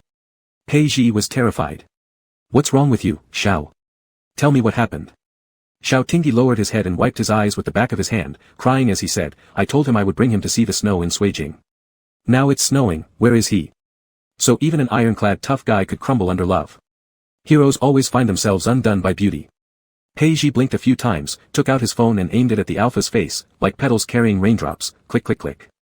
"Look at the camera, He thought Xiao Tingyi would hit him, and immediately stepped back, but Xiao Tingyi only turned around and used his sleeve to wipe away his tears. Pei Ji's laughter abruptly stopped. He put the phone back into his pocket and draped his arm over Xiao Tingyi's shoulder, patting it. "It's your first love, it's normal to get hurt. Once you get over it, you'll be fine. At least you're having a regular breakup. Look at me, my head has become like a grassy prairie where sheep can graze now, and still, I'm fine. Think open-mindedly, buddy. My first love already has a second child and invited me to their full moon banquet," Pei Ji continued with growing sorrow. He genuinely liked her back in the day, but as a young man, he was too self-centered, knowing nothing about compromise or tolerance, and they always ended up arguing and making her cry. After growing up, he became wiser and more calculating, unable to recapture that youthful passion that centered entirely on one person. Pei Ji patted Xiao Tingyi's shoulder. "Buddy, think positively. You'll be okay after going through this period. Time is the best medicine." The snow started falling heavier. In a parked Rolls-Royce nearby, a man sat in the rear seat, half opening the window. He looked at the two men embracing under the lamppost, his eyes cold, his fingers digging into his palms until blood appeared. He reached his hand out of the car window, snowflakes fluttering down and melting in the red of his palm. "Xiao, it's snowing." With Xiao Tingyi drinking to such an extent, Pei Ji didn't dare to contact Fang Jing or Xiao Tong.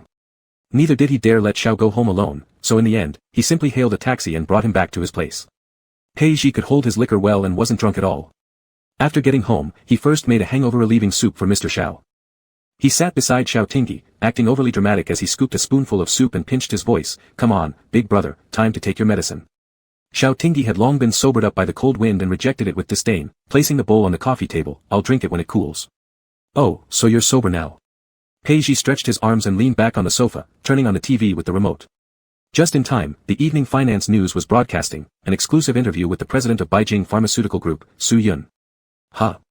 Pei Ji sat up straight, pointing at the neatly dressed youth on screen. "This Su Yun looks just like your little white-haired guy. Are they twins?" Receiving no response, Pei Ji turned his head and saw Xiao Tingyi frowning intensely, staring fixedly at the TV screen. The young man on the screen had black hair and dark eyes, exuding an air of aristocratic grace, appearing every bit the societal elite. Except for a face identical to Su Yang's, there was nothing of the clumsy country bumpkin who treated even shredded potatoes as a banquet feast in this image. "You can look up anyone's information in Ceylon, right?" Xiao Tingyi suddenly grabbed Pei Ji's forearm with force strong enough to make Pei want to curse, but seeing his worried expression, he swallowed his words back down. The hand gripping his arm trembled slightly. Pei Ji blinked. Looking up citizens' private information without permission is against regulations. Desperation flashed across Xiao Tingyi's face. "Treat it as me begging you, alright?" Over the years, they had gone through countless arguments and jokes, but Pei Ji had never seen Xiao Tingyi in such a terrible state. "Alright, but give me a reason." Xiao Tingyi pressed his lips together. Su Yang's identity couldn't be disclosed, I can't. Shit. Pei Ji shook off his hand, after all these years of friendship, you're still keeping secrets from me. That really hurts. It's not that I want to hide it from you. Xiao Tingyi asked, will you help me or not? Pei Ji replied irritably, fine. I owe you this. I'll check for you tomorrow at work, alright? Thanks. Don't get all mushy on me. I'm dead tired, going to bed. You're unemployed and I'm not. Pei Ji yawned, do you want to sleep with me or in the guest room? If the guest room, clean it yourself. Xiao Tingyi sprawled out on the sofa, I'll sleep on the couch. Suit yourself. Good night. Good night. Xiao Tingyi opened the search bar on his phone and searched for Su Yun. He quickly found Su Yun's profile. Su Yun, CEO of Beijing Pharmaceutical Group, age 21, took over the company 3 years ago, graduated from Global Top 1 Business School. Xiao Tingyi zoomed in on Su Yun's photo. Whoever looked at this face would see it was exactly the same as Su Yang's, let alone he had cohabited with Su Yang for 3 months. His brother could never have been unaware of Su Yun's existence. Since Su Yun was able to appear in public, it meant the FNS Security Administration Bureau had already verified his identity. Xiao Tingyi's thoughts were tangled like a bundle of hemp rope, getting more chaotic the more he thought. He then went to search for information about Beijing Pharmaceutical Group. This group had existed for 10 years, but only saw explosive growth in the last 3 years, leaping to become one of the top 3 players in the Ceylon Empire pharmaceutical market, creating huge impacts on the industry. The number 3 years was too sensitive. Xiao Tingyi intuitively felt that there was a tremendous conspiracy behind this company and Su Yun. Such an arrogant appearance in the public view must mean they were sure that the security bureau wouldn't dare to touch them easily. Xiao Tingyi put his phone aside, feeling restless inside. The floor heating in the north was too hot, so after taking a shower in the bathroom in the living room, he managed to calm down the restlessness in his heart. Xiao Tingyi opened the fridge and took out a chilled Sprite, heading upstairs to the second-floor balcony. It was still snowing, a layer of white covered the ground. Looking down, he saw the Rolls-Royce parked next to the flower bed opposite. Xiao Tingyi took a sip of Sprite and turned away. Chapter 52, I'm uneducated. Su Yang had been following closely behind Pei Ji and Xiao Tingyi, almost being stopped by the security guard when entering the villa area. He hadn't thought that his pheromone-induced hypnosis would actually make the guard open the gate for him. Su Yang didn't know Pei Ji. But immediately upon regaining consciousness in his body, he made people thoroughly investigate everyone around Xiao Tingyi, apart from his family members, information even more detailed than the archives from the Department of Social Resources. He watched as Pei Ji semi-carried Xiao Tingyi home, which infuriated him so much that he wanted to cut off Pei Ji's hands that touched Xiao Tingyi if he hadn't known Pei was Zhao's best friend. Su Yang instructed the driver to park in a spot with a good view, suppressing the impulse to rush in and press Xiao Tingyi into his arms to kiss him. Quietly, at a distance of 20 meters, he accompanied Xiao while watching the snow in Suijing. Xiao Tingyi stood on the balcony, looking down. Through the glass, it seemed as though their eyes met. Su Yang could feel his own strong heartbeat, curving his lips. They would meet soon. He believed Xiao Tingyi had seen his news appearing in the public domain. Without him needing to make a move, Xiao Tingyi would return to his side on his own very soon. With no enclosed window on the balcony, Xiao Tingyi sneezed and went back inside shortly. The next morning, thick snow accumulated outside, except for one empty space where a car was parked, leaving no trace of snow. Xiao Tingyi didn't sleep well that night. After having breakfast with Pei Ji in the morning, he stayed at his house to catch up on sleep. When he woke up, he discovered that Pei Ji had sent him Su Yun's file. All experiences, from elementary school to the present, were recorded. After reading through twice, Xiao Tingyi failed to find any suspicious points. Pei Ji called him, ask your ex-boyfriend whether this is his long-separated twin brother. They look too alike. Both brothers are successful in business, genes must be quite powerful, huh? Just focus on your job, thanks. Xiao Tingyi hung up and thought for a long time. Currently suspended from duty, he had no authority to inquire about case progress nor search rights. Half an hour later, the Alpha's eyes lit up. He opened a recruitment app, searching for Beijing Pharmaceutical Group. As expected, there were indeed recruitment listings. The highest position was president's assistant, with a monthly salary of 30,000 yuan. The ad was posted last night and several applicants had already clicked to apply. The lowest positions were security guards and janitors within the group. Xiao Tingyi pressed his lips together, writing down his resume randomly, clicked on the application button for the security guard position, and submitted it. He knew himself quite well. He couldn't handle a job like the president's assistant, even if he attempted beyond his capabilities, he'd probably get rejected anyway. It would be better to be a security guard, at least one could wander around the group freely with high freedom. He soon received a reply, inviting him for an interview in the afternoon. Xiao Tingyi specially attached a military information suppressant patch which could hide his pheromones and disguise him as a beta pretending to be an alpha without glands. When the interviewer saw him, his eyes lit up. With your excellent appearance, you can choose modeling-like jobs. Coming here seems like a waste of talent. Xiao Tingyi responded earnestly, I have no education. Oh. I see. The interviewer looked down at his resume, and after seeing that he had graduated from junior high school, cast a sympathetic glance at Xiao Tingyi. Xiao Tingyi continued to play the pitiful card. My family conditions were bad, my dad was lazy and didn't earn enough for my tuition. 30 kilometers away, where Fang Jing was playing snowball with Xiao Tong, he sneezed, "Wife, I have a cold." The interviewer felt even more pity for him. That's the situation. Our security guards need at least an associate degree, but I see your good looks and superior aura. Let me report this to the supervisor. We will inform you of the interview result before work ends today. Alright, Xiao Tingyi thanked him with a grateful smile, then I'll wait for your good news. The accumulated snow on the road had been cleared by the snowplow, but it was too cold to ride a motorcycle this season, so Xiao Tingyi took a taxi. Just as he wanted to take another cab back home, his phone rang. It was Xiao Tong calling. "Xiao He, your sister-in-law has been transferred back to Suijing from Beimo. Your brother will go pick her up. Let's all eat together today. Come over quickly." Haven't they divorced? Xiao Tingyi sighed. Some people are destined not to be together, while others make a mess when they should stay together. Xiao Tong was shocked. What? They've already divorced? Ah. Don't you two know? A furious voice came from the other end of the phone. Fang Sun. Explain to me what's going on with your divorce with Mingming. Fang Sun replied calmly, we just got a divorce certificate. Is that all? Didn't you bully Mingming? With your stubborn mule personality, who would want you besides Mingming? Fang Sun moved his lips but remained silent. Probably only his own father dared to call him a stubborn mule in the world. Fang Jing, hearing the commotion from the kitchen, came out. What is going on? Who got divorced? Our good son got divorced and didn't tell us. Xiao Tong drank a sip of cold water in anger. If they divorced, why was Mingming coming over to have dinner? Fang Sun said, we've been divorced for a year. Fang Jing. You really act big without saying a word. Because no one dared to gossip in front of them, and Lu Mingzhou always bought gifts and sent greetings during festivals and holidays, they never knew about their son's marital changes. Although Lu Mingzhou did not visit this year, he almost called Xiao Tong every month to chat about daily life and inquire about health. Both Fang Jing and Xiao Tong were busy working when they were young, so they just thought it was necessary for Lu Mingzhou to stay in Beimo for work. Who would have thought? Father, Dad, our feelings are fine, please don't worry too much, Grandpa and Grandma. Xiao Tong, Dad doesn't want to interfere in your lives, but aren't you young people treating marriage too lightly? Fang Jing added, let me tell you, hurry up and remarry. Now you have no legal relationship with Mingming, if she gets pursued by some young handsome guys, don't cry later. Fang Sun was silent for a moment, then nodded, understood. Xiao Tingyi met Fang Sun who was about to leave at home, feeling guilty and chuckled nervously, trying to slip into the door sideways. Brother, going to pick up sister-in-law. Fang Sun looked at his small tricks. Yeah, do you want to come with me? No. Xiao Tingyi shook his hands. It was half an hour drive to the airport, and he didn't want to listen to half an hour of lecture. You haven't seen your sister-in-law for a long time, I won't delay your kissing. Fang Sun smiled, lacking respect. Xiao Tingyi watched his brother drive away. As soon as he went into the house, Xiao Tong grabbed his ear. Your brother divorced without telling us such a big event. Ouch ouch painful, go pinch his ears, why pinch mine?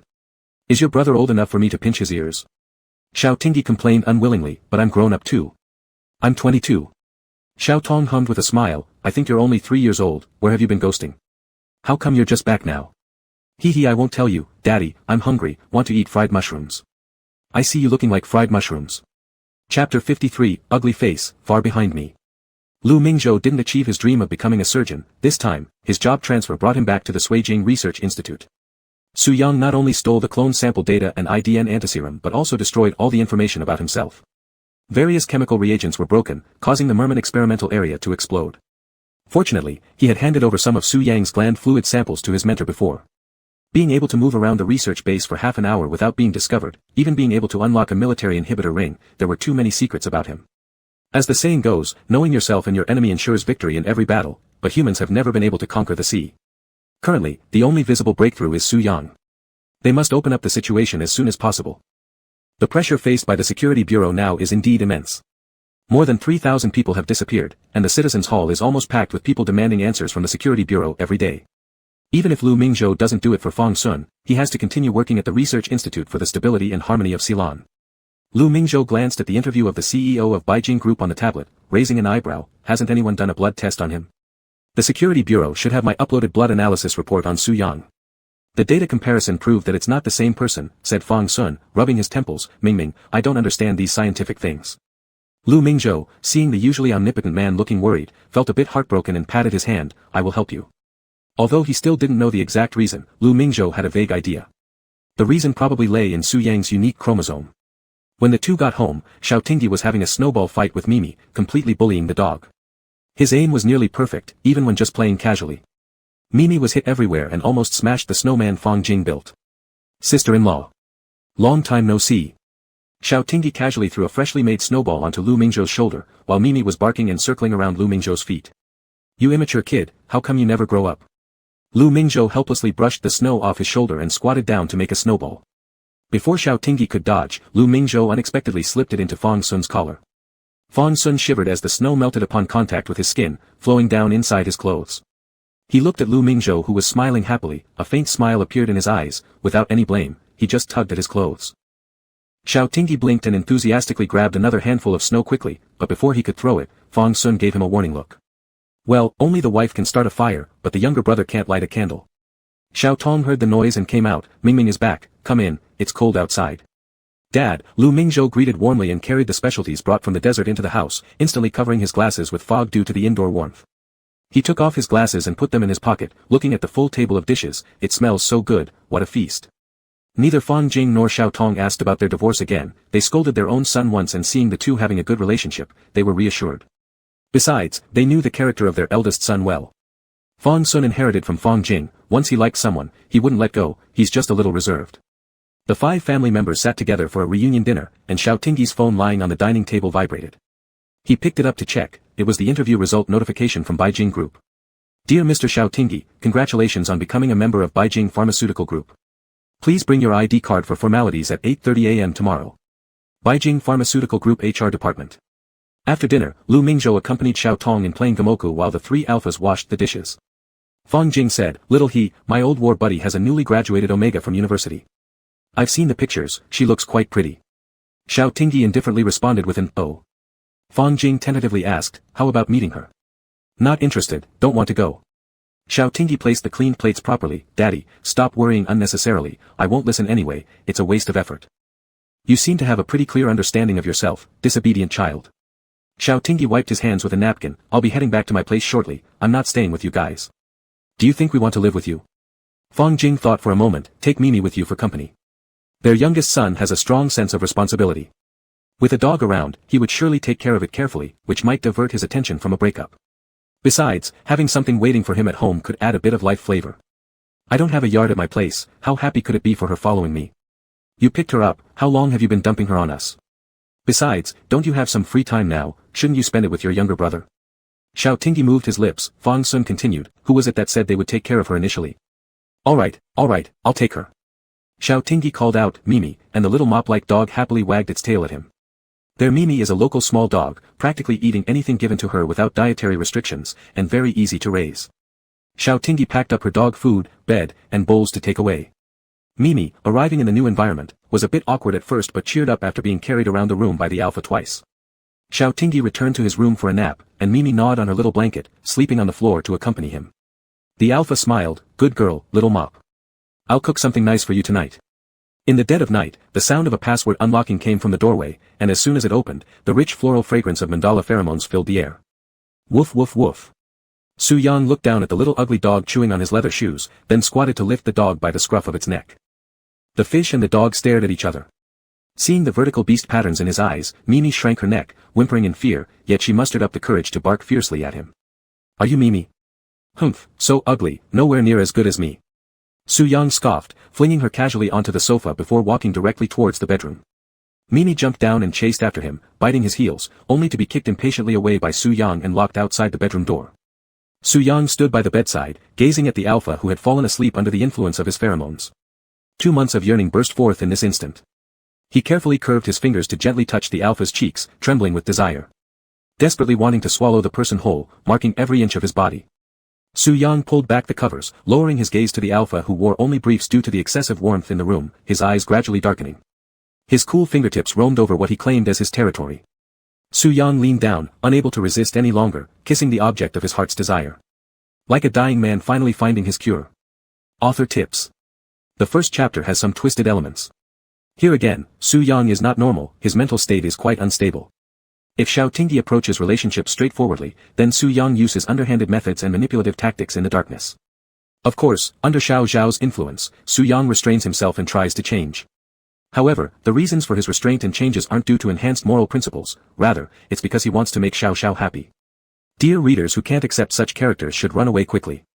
In real life, if you encounter someone like this, you'd better run faster than a train, don't look back.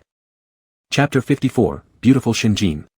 At 5:30 in the morning, Xiaotingyi woke up punctually as per his biological clock. The room was empty. The window curtains were not fully drawn, the grey-blue sky outside still had no sign of the sun rising. It was so quiet as if he was the only one left in the world. Xiaotingyi suddenly felt a bit lonely, his fingers twitched, and absent-mindedly, he felt as if there was residual warmth beside the bed. Staring blankly in the dim surroundings, he recalled the dream he just had, so vivid that it seemed like it had just happened. Once again, Xiaotingyi dreamed of Su Yang, but this time it wasn't that recurring nightmare of Su Yang covered in blood. In this dream, Su Yang kissed him. Gentle and intimate with him. Repeating endlessly in his ears, "Xiao Xiao, I miss you so much," almost dying from it. He couldn't see Su Yang's face clearly, only feeling their synchronized heartbeats growing closer. Xiaotingyi sighed, pulling the blanket higher to cover his face and curling up as he touched his dry, sore eye sockets.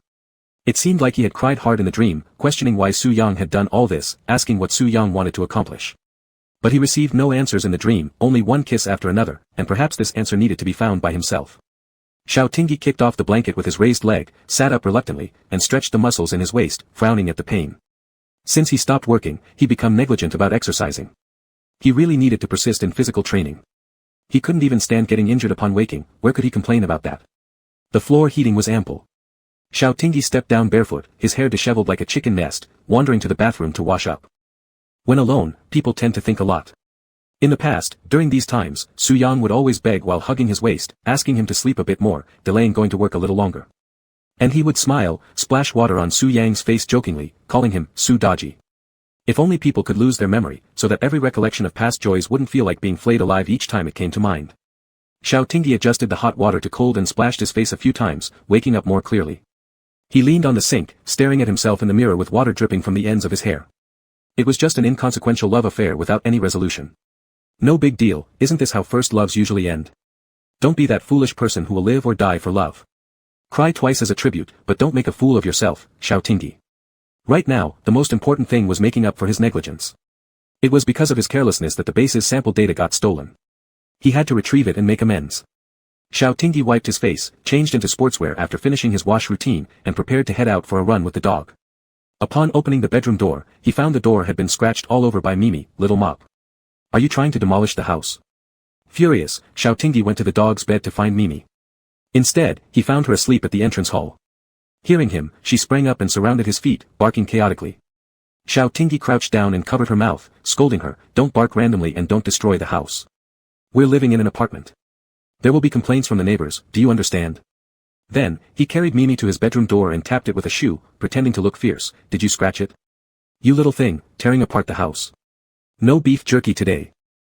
Mimi whined pitifully, her tail drooping as she barked a couple of times at Xiaotingyi, looking more wrong than doughy. Xiaotingyi thought about whether it might have something to do with Mimi not adjusting well to the new environment, and maybe he had been too harsh on her. He petted Mimi's head. All right, there's still some beef jerky left. Come running with brother, okay?" Xiaotingyi brought out the leash, attached it to Mimi, and dragged the obviously unhappy puppy out, getting onto the elevator before realizing something. How had he heard nothing while the door was so scratched? The alpha furrowed his brow slightly. Was he sleeping too soundly? Could someone have broken in? But nothing was missing, and the neighborhood security was quite good. He needed to buy a monitor for the living room. With Mimi around, having a monitor would also help with her care. Xiaotingyi bought a meat bun from a breakfast shop for Mimi to cheer her up. Afterward, one person and one dog jogged 3 laps around the artificial lake in the nearby park. During this time, Mimi marked 2 spots and pooped on the lawn. Xiaotingyi didn't bring any waste disposal tools, so he disdainfully used fallen branches to dig a hole and buried the feces. After the exercise, he felt much more relaxed. As Xiaotingyi walked toward the morning sun with his dog, ready to buy his own breakfast, the dog leash suddenly tightened. Xiaotingyi turned his head, only to see this ugly creature eagerly greeting a snow-white Pomeranian. "Dear Lord, haven't you peed twice and realized your own appearance yet?" Xiaotingyi quickly pulled her back and awkwardly smiled at the owner of the Pomeranian. The owner of the Pomeranian was a male Omega, who chuckled at Xiaotingyi's crude but sincere words. Light-heartedly, he said, "No problem, ours is male too, he probably just wants to make a friend." "What kind of breed is your dog?" "It looks, cute." "What's its name?" Xiaotingyi laughed. "You call that cute because you can't find anything better to say. She's not any specific breed, I picked her up from the roadside, her name is Mimi." "Mimi? Isn't that a cat's name?" "Huh, you're really funny." The Omega's eyes bent into crescent moons. "My dog's called Happy." Maybe we could let them play together another day. Dogs need socializing too. Ah, sure, I'll take my leave then. Xiao Tingyi glanced at his wristwatch. He needed to go home, shower, eat breakfast, and prepare water and dog food for Mimi for the entire day. He was busy. Before the Omega could wave goodbye, Xiao Tingyi had already walked away with Mimi reluctant to leave. He watched Xiao Tingyi's retreating figure for a while, thinking that this alpha was not only handsome but also had a very likable personality. Unfortunately, they hadn't exchanged contact information. As he led his Pomeranian forward a few steps, his eyes met those of another man with striking features. Looking up at the sky, the Omega thought, wow, he encountered two top-tier gorgeous men while walking the dog, time to buy a scratch card. While marveling at his luck, he noticed the man continuing to stare at him, and his face blushed red. The man approached him, and the Omega swallowed nervously. Sir, do you need anything from me? The man gave him an up-and-down glance, then made a disdainful snort. The handsome man whispered, an arrogant guy who doesn't know his own worth, humph. The Omega, bewildered by the sudden attack, wanted to curse but couldn't bring himself to do it against such a pretty face. Blushing furiously, he finally muttered, excuse me, may I ask who you are? The man let out a cold snort. I am the wife of the alpha you just flirted with. Keep your distance from him. Don't daydream about impossible things, got it? The Omega opened his mouth wide, unsure how to react, embarrassedly exclaiming, hey, why are you scolding me? The man ignored him and walked away. The Omega immediately messaged his best friend on his phone, anyone in my family get this? I ran into an attractive psychopath. Chapter 55, Acting, right? Who can't act? The snow on the asphalt road had long been cleared away by snowplows, but the green belts were still blanketed in white. Xiao Tingyi was especially fond of snow. In his limited fantasies about romance, walking in the snow with a liked Omega was the most romantic thing he could imagine. Thus, taking Su Yang to see the snow became his little obsession. Unfortunately, Su Yang wasn't an Omega, and they never had the chance to walk in the same snowfall. With different stances and paths diverging completely, their ways were destined to be opposite. Xiao Tingyi parked his motorcycle in the parking lot opposite White Whale Pharmaceuticals Group. Despite wearing leather gloves, his hands were still frozen red. He exhaled a puff of white breath, which quickly dispersed in the air. Standing in place, Xiao Tingyi looked across at the imposing White Whale Tower. Truly magnificent, even the lowly fish buns had become domineering tycoons now. Locking his bike, Xiao Tingyi stood idly at the crosswalk waiting for the traffic light. Beside him, a Rolls-Royce started up gently and turned into the internal road of White Whale Group.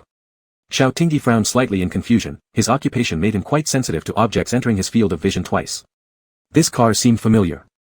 With 10 seconds left until the green light came on, Xiao Tingyi didn't have time to ponder and hurried over. He thought that if he wasn't patrolling inside the group building as security, he'd at least be a monitoring room guard, but instead, he ended up as a front gatekeeper, euphemistically called a greeter, bluntly referred to as the door watcher. Xiao Tingyi put on a security uniform and took his post at the entrance, laughing wryly at the irony. Back when he joked about looking like a head of security, now he was truly one. Xiao, don't daydream. Mr. Su's car is here. A nearby colleague whispered urgently. Xiao Tingyi followed his gaze and saw the black Rolls-Royce slowing to a stop in front of the company. Huh. Is this Mr. Su's car? It should have passed the light well before now, so why is it only arriving at the company gates now? The driver emerged from the seat and opened the rear door, where a man leaned down gracefully to step out. An expensive suit wrinkled minutely as the man moved, but then smoothed perfectly upon standing upright, highlighting a tall and straight figure. Finally, Xiao Tingyi beheld the stunningly handsome face once more, black hair, black eyes, no sign of age lines, yet both familiar and distant. An endless bitterness welled up in the alpha's heart, wanting to rush forward and embrace him, and also wanting to slap him and demand why he dared use him. But in the end, he did nothing, merely following his colleague's lead and lowering his head to greet Mr. Su. Su Xian showed no expression, passing by him without any glance. Xiao Tingyi didn't catch the scent of mandara flowers, only the faint freshness of plant-based perfume in his nostrils. He hung his eyebrows low and watched Su Xian's shiny black shoes pass by him. Xiao Tingyi suddenly turned and stared in Su Xian's direction, shouting, Su Yang. He had intended to remain undercover and secretly investigate Su Xian and White Whale Group, but when that familiar yet alien silhouette passed by indifferently, he couldn't help but speak. Su Xian halted his steps. Beneath Xiao Tingyi's sleeve, his hand clenched into a fist, his sharp eyes focused entirely on Su Xian's back, afraid not to miss a single ripple of emotion. Su Xian turned around, his dark eyes showing no ripples, glancing around before saying, Su Yang. Whom are you calling? Me. A nearby colleague quickly pulled Xiao Tingyi aside, flashing an ingratiating smile at Su Xian. Mr. Su, he's new here, and doesn't know the rules yet. Please forgive him. After speaking, the colleague dragged Xiao Tingyi away by the arm, muttering lowly, don't lose focus at work, all right? Didn't I tell you earlier to be quieter and sharper? Su Xian's gaze fell on Xiao Tingyi's arm where he had been pulled, his dark eyes heavy with gloom. He said coldly, is this a place for you two to horse around? The colleague quickly released Xiao Tingyi and returned to his own post, not wanting to lose such an easy yet high-paying job for the sake of a stranger. Xiao Tingyi's heart had been somewhat in turmoil upon seeing the calm and cold response. After all, no matter how much a person changes, their eyes don't lie. For a moment, he thought that the career elite in front of him was definitely not the fish who had once stuck to him like glue.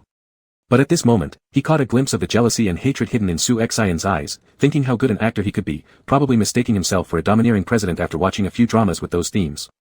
Acting, huh? Who can't act? Let's see how long you can keep it up. When I find evidence, I'll send you little bastard to prison. Let you eat frozen fish every day. I'll knock your teeth out. Xiao Tingyi pulled the corners of his lips into a smile. Mr. Su, sorry, I made a mistake. Su Xian nodded indifferently, looked away, and walked straight toward the president's exclusive elevator. The secretary swiped his card to open the door.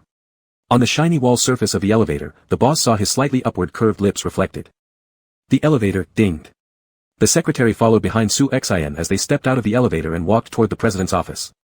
Mr. Su, recently Solaren Empire has changed its policies, intending to suppress private enterprises and support state-owned pharmaceutical companies in Sela. Do you think we need to sell at a lower profit? The secretary handed over the organized documents to Su Xian. Their group's development speed was too fast. Once medical industries related to people's livelihood are controlled by private enterprises, the empire would become very passive. Industries like telecommunications, military manufacturing, pharmaceuticals, etc., must be firmly grasped under imperial authority. Su Xian sat on the boss chair, casually flipping through a few pages of the document. Currently, only our company has the capability to produce HEA anti-cancer drugs on a large scale. We're stable, and the initiative is in our hands. All right, Mr. Su. The secretary nodded and left with the signed files to return to the secretary's desk for work. Su Xian turned on his computer and clicked a shortcut icon on the desktop. On the screen, the Alpha in winter security uniform sneezed.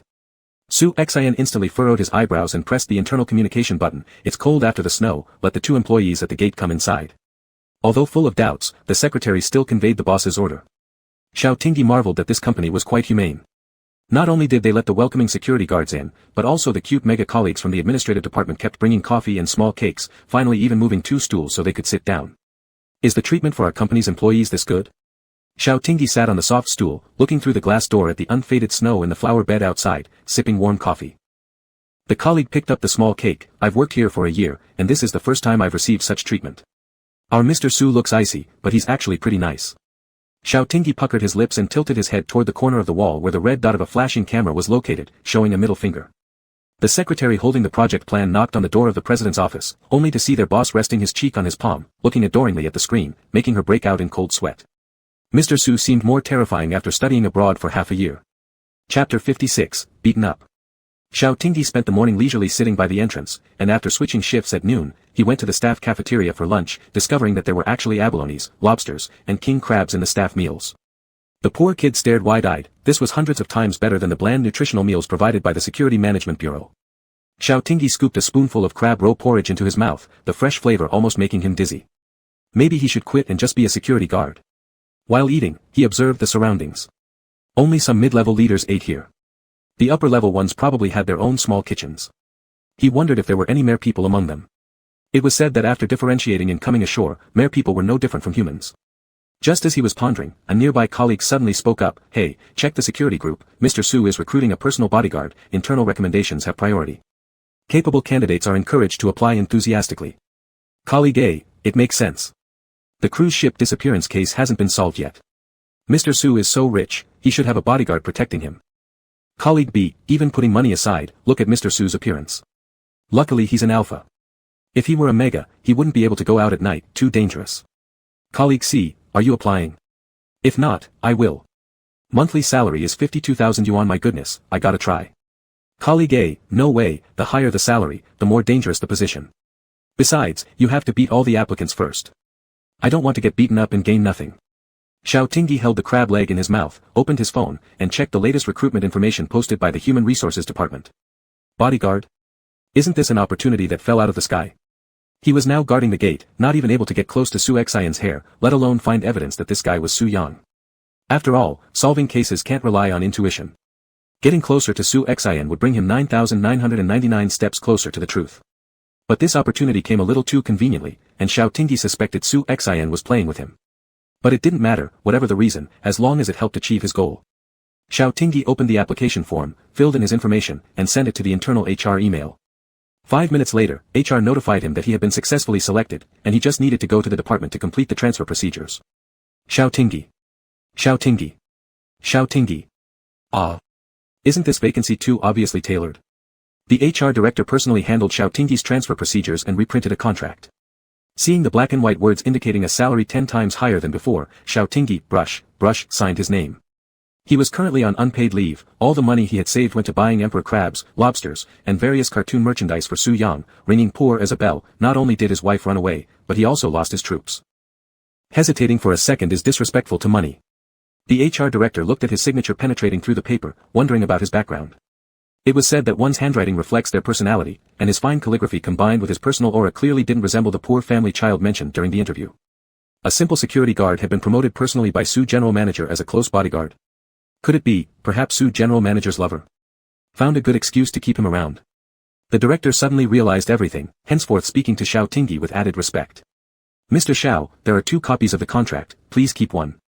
Xiao Tingyi took it over, casually folded it and stuffed it into his pocket. All right. The director led Xiao Tingyi up to the top floor president office, knocking on the door, hearing the clear yet gentle voice from inside, come in. Xiao Tingyi followed the director into the office, which was even larger than his home, decorated quite typically in the black, white, and gray CEO style. The lighting was excellent. Next to the 1,000-pound solid wood desk was an entire wall-sized floor-to-ceiling window. Sunlight poured through the white sheer curtains into the room, bringing warmth in the chilly winter. Mr. Zhao's entry formalities have been completed. Su Xian lifted his head from the computer screen, ignoring the HR director, his gaze colliding with Xiao Tingyi's. His dark eyes showed no other emotion, coolly nodding, understood, you may proceed with your work. Yes.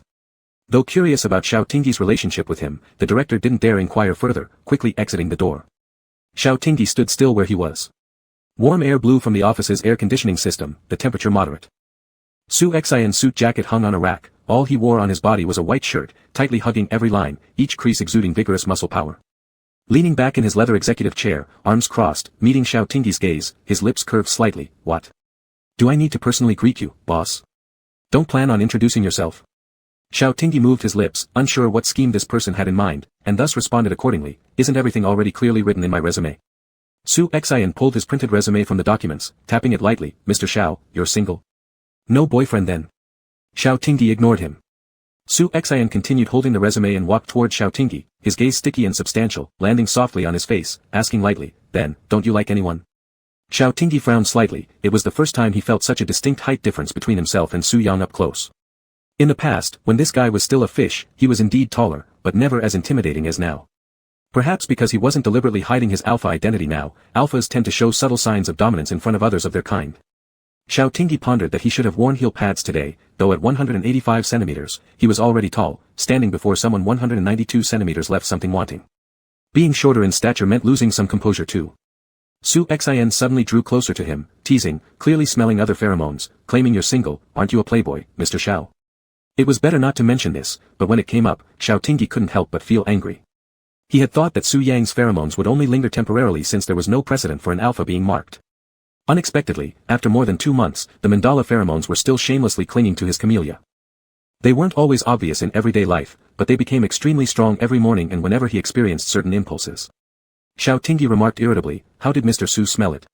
Even with suppressant patches on, dogs wouldn't be able to.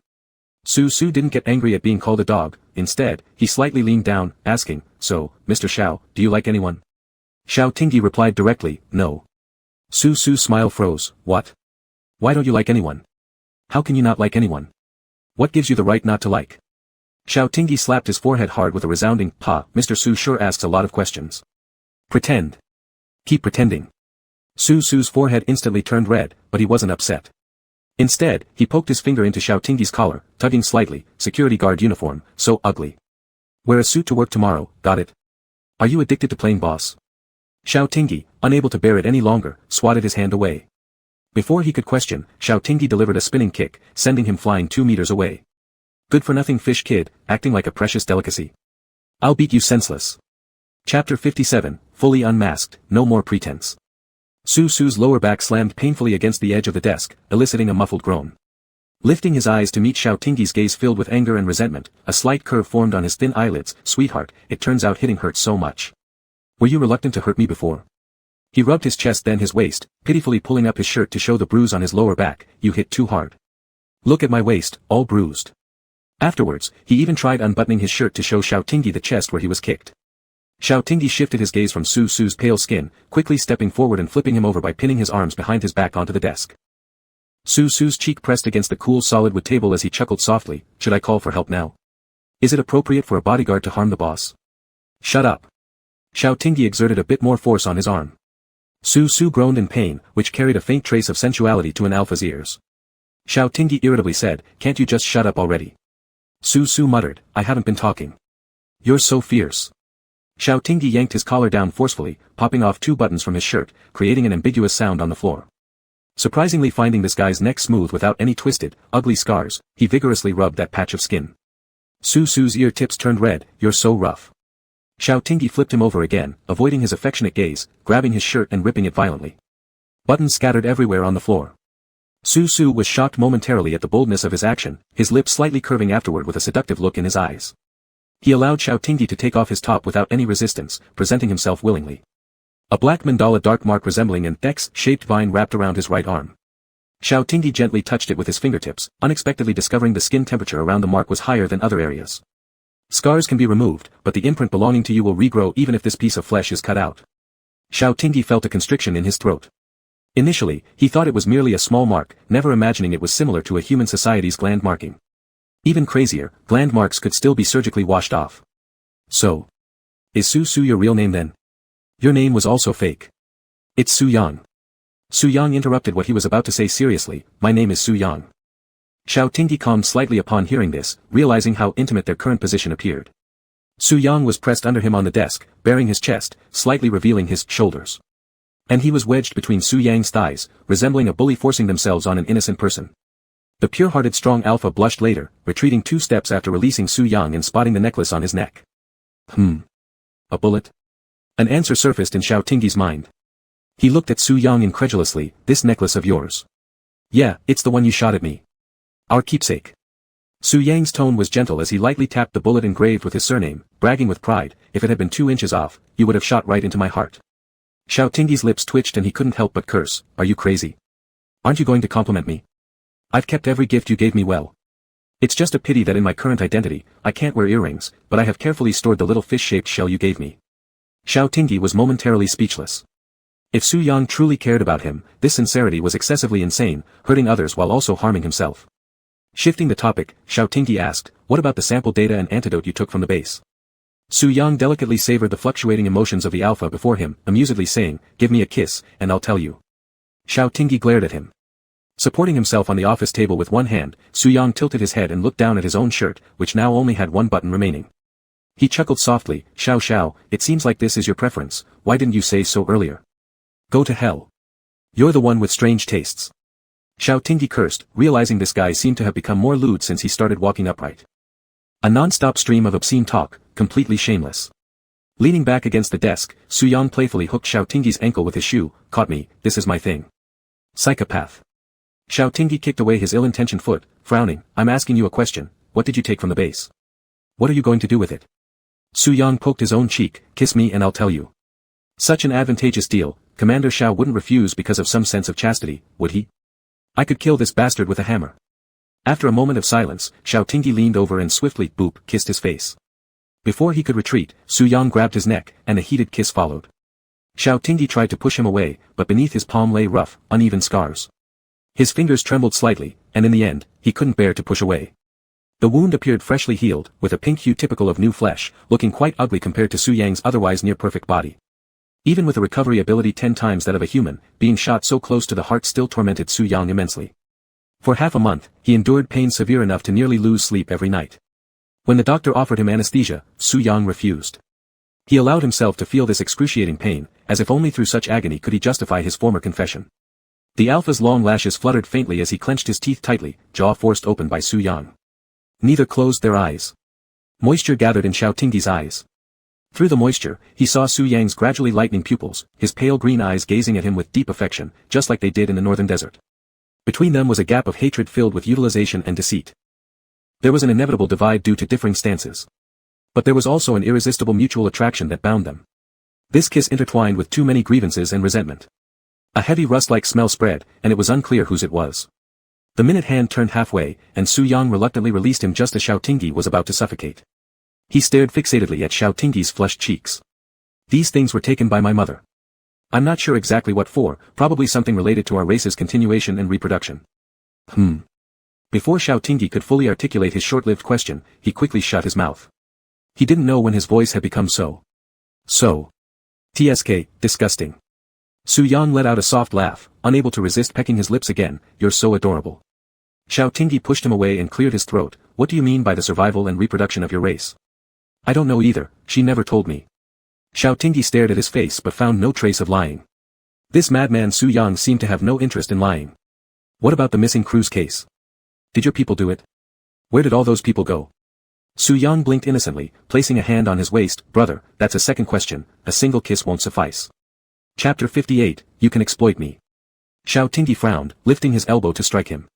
Su Yang quickly blocked it, surrendering. Just kidding, I really don't know about that, nor was I involved. Back then, I was still in North Desolate flirting with you. Xiao Tingyi's expression was complex. Can't you speak normally? Isn't everything I said the truth? Then can you find out where these people are detained and whether they are in danger or not? You won't betray Sila, and likewise, I won't betray my own clan. But that's 3,000 lives. When my people were hunted and killed by humans, no one treated their lives as worth anything, did they? Su Yang looked at Xiao Tingyi, who had fallen silent, and a smile appeared on his face. But since I like you so much, as long as Xiao Xiao stays by my side, you can investigate on your own. He slightly bent down to be eye level with Xiao Tingyi. You can exploit me however you like, as long as it makes you happy and as long as you stay by my side. Xiao Tingyi raised an eyebrow. Are you compensating for the fact that you used to deceive and exploit me? To be honest, Su Yang, I don't hate you. We just have different stances and are not the same kind of person. Su Yang's throat tightened. Not the same kind of person. But when I say I like you, it's true. My desire to be with you forever is also sincere. Xiao Tingyi didn't expect to hear a confession, so he lowered his head and rubbed his ears. Never mind. Su Yang grew a little anxious. Why, never mind? We can't just let this go. Xiao Tingyi looked up at him. You have your faith, I have my principles. Seeing you still alive, I'm actually pretty glad. I hope you won't give me a chance to kill you. Next time, I won't hesitate. Su Yang tried to find traces of the past tenderness he showed toward him amidst Xiao Tingyi's coldness but found none. Panic instantly arose in his heart at the thought of losing Xiao Tingyi, and he quickly grabbed Xiao Tingyi's hand. Are you not planning to save those people? Staying by my side would give you a better chance, wouldn't it? Xiao Tingyi stared at him silently. Are you insane? I don't know. Just stay, I said you can exploit me, do whatever you want. You can even shoot me again. Xiao Xiao. As Su Yang's pocket phone kept vibrating, Xiao Tingyi pulled it out and saw it was his brother calling. He directly answered the call in front of Su Yang. Brother, why are you calling me? Xiao Tingyi tore the air purifying plant off Su Yang's office desk along with its pot and started picking its leaves. Fang Sun stood by the floor-to-ceiling window, looking at the bustling streets of Suijing City. Beneath the apparent peace, a storm seemed to be brewing. The Beijing Pharmaceutical Group has deep roots. Go home right now. Who gave you permission to act on your own during your suspension? Although Lu Mingzhou had told Fang Sun that Su Yang's feelings toward Xiao Tingyi were different from others, Fang Sun, being naturally suspicious, couldn't rely on Xiao Tingyi's safety merely based on this difference. Can't I earn a little pocket money? How are you monitoring me? Xiao Tingyi picked at the leaf while raising his eyes to glance at Su Yang nearby. By the way, brother, Su Sun is Su Yang. He has the X mark. I've already confirmed it. Hearing what the Alpha was saying without reservation, Su Yang raised an eyebrow. Fang Sun paused for a moment. You're with Su Yang? Yeah, he's right in front of me. I plan to stay. Upon hearing this, Su Yang's eyes lit up with joy and excitement. Fang Sun fell silent again before finally speaking after a while. What do you mean by stay? It means staying close to Su Yang to dig for information. By the way, Su Yang handed over the stuff he took from the base to his mother. He probably wasn't involved in the crew's disappearance case. The more Fang Sun listened, the bigger his headache became. He pressed his forehead and said, Are you two playing house? What nonsense are you up to? Well, I'm suspended anyway. I'd be idle at home. This was my fault, and I want to make amends. Getting close to Su Yang is the simplest way to solve the problem, isn't it? That was indeed reasonable. The Security Bureau had actually planted 3 undercover agents in the Beijing Pharmaceutical Group, but none of them could get close to the core. However, no one could guarantee that Su Yang wouldn't harm Xiao Tingyi. Playing open cards wasn't something everyone could handle well. Xiao Tingyi, I command you, as the director of the Security Bureau, to return home immediately and wait for arrangements. This is no game. Xiao Tingyi threw a nutritional stone from the flower pot at Su Yang's shoulder. I know you're worried about my safety, but I want to try. Fang Sun wanted to say more but was interrupted by Xiao Tingyi. I can protect myself. I want to make up for my mistake. Even if Su Yang has some schemes, he won't openly defy the security bureau. I'll be fine. Su Yang quietly interjected, softly saying, there's really no scheme this time. Xiao Tingyi glanced at him, ignoring him. Fang Sun remained silent for a while. Understood. I'll immediately arrange backup for this mission of yours. If there's anything, contact us promptly. Backup? So, does this mean it becomes an official operation? Then what about my salary? Fang Sun calmly replied, after the mission, it will all be confiscated. No way, then how am I supposed to spend money? I have no money left. The 52,000 monthly salary he just got flew away, and Xiao Tingyi was somewhat irritated. Fang Sun said, the security bureau will transfer your records back to the investigation bureau and issue your salary on time. Xiao Tingyi was disheartened, he hadn't even enjoyed his new salary yet, and now 52,000 had evaporated into 5,300.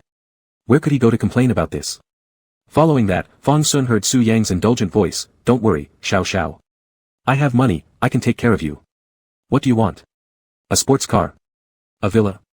I'll buy them all for you. Fang Sun suddenly felt as if the little piglet he had raised so well had been stolen along with its sty. His brother was an alpha, right? Su Yang took Xiao Tingyi's phone and politely said, big brother, don't worry. I won't hurt Xiao Xiao. After finishing, he hung up the call. Fang Sun stood by the floor-to-ceiling window in a daze for a while. Was his younger brother being manipulated like a fool? Who would be stupid enough to let an enemy wander around themselves? If Su Yang didn't have the identity of Su Jun, the security bureau could have secretly arrested him, but as the CEO of Beijing Pharmaceutical Group who often appeared in the public eye, any action against him would require a reasonable explanation to the public. Su Yang's real identity couldn't be exposed, nor could the existence of the research base. To capture Su Yang openly, evidence of Beijing Pharmaceutical Group threatening national security would need to be found, and Su Yang was challenging him. Moreover, the merfolk held sample data of clones, and if it were leaked, the consequences would be disastrous, likely damaging the empire's credibility. Fang Sun massaged his temples. What exactly were his brother and Su Yang scheming? Xiao Tingyi didn't want to stay in the same room as Su Yang, it was maddening. Thus, he went out openly to walk around, but after strolling for half a day, he found nothing suspicious. There was really no reason to feel defeated. If it were so easy to find issues, the company would have been taken down by the security bureau long ago. But it wasn't entirely fruitless. Passing by the tea room, he overheard from a few colleagues that he was rumored to be Su Jun's kept young lover. It was described vividly, almost too convincingly.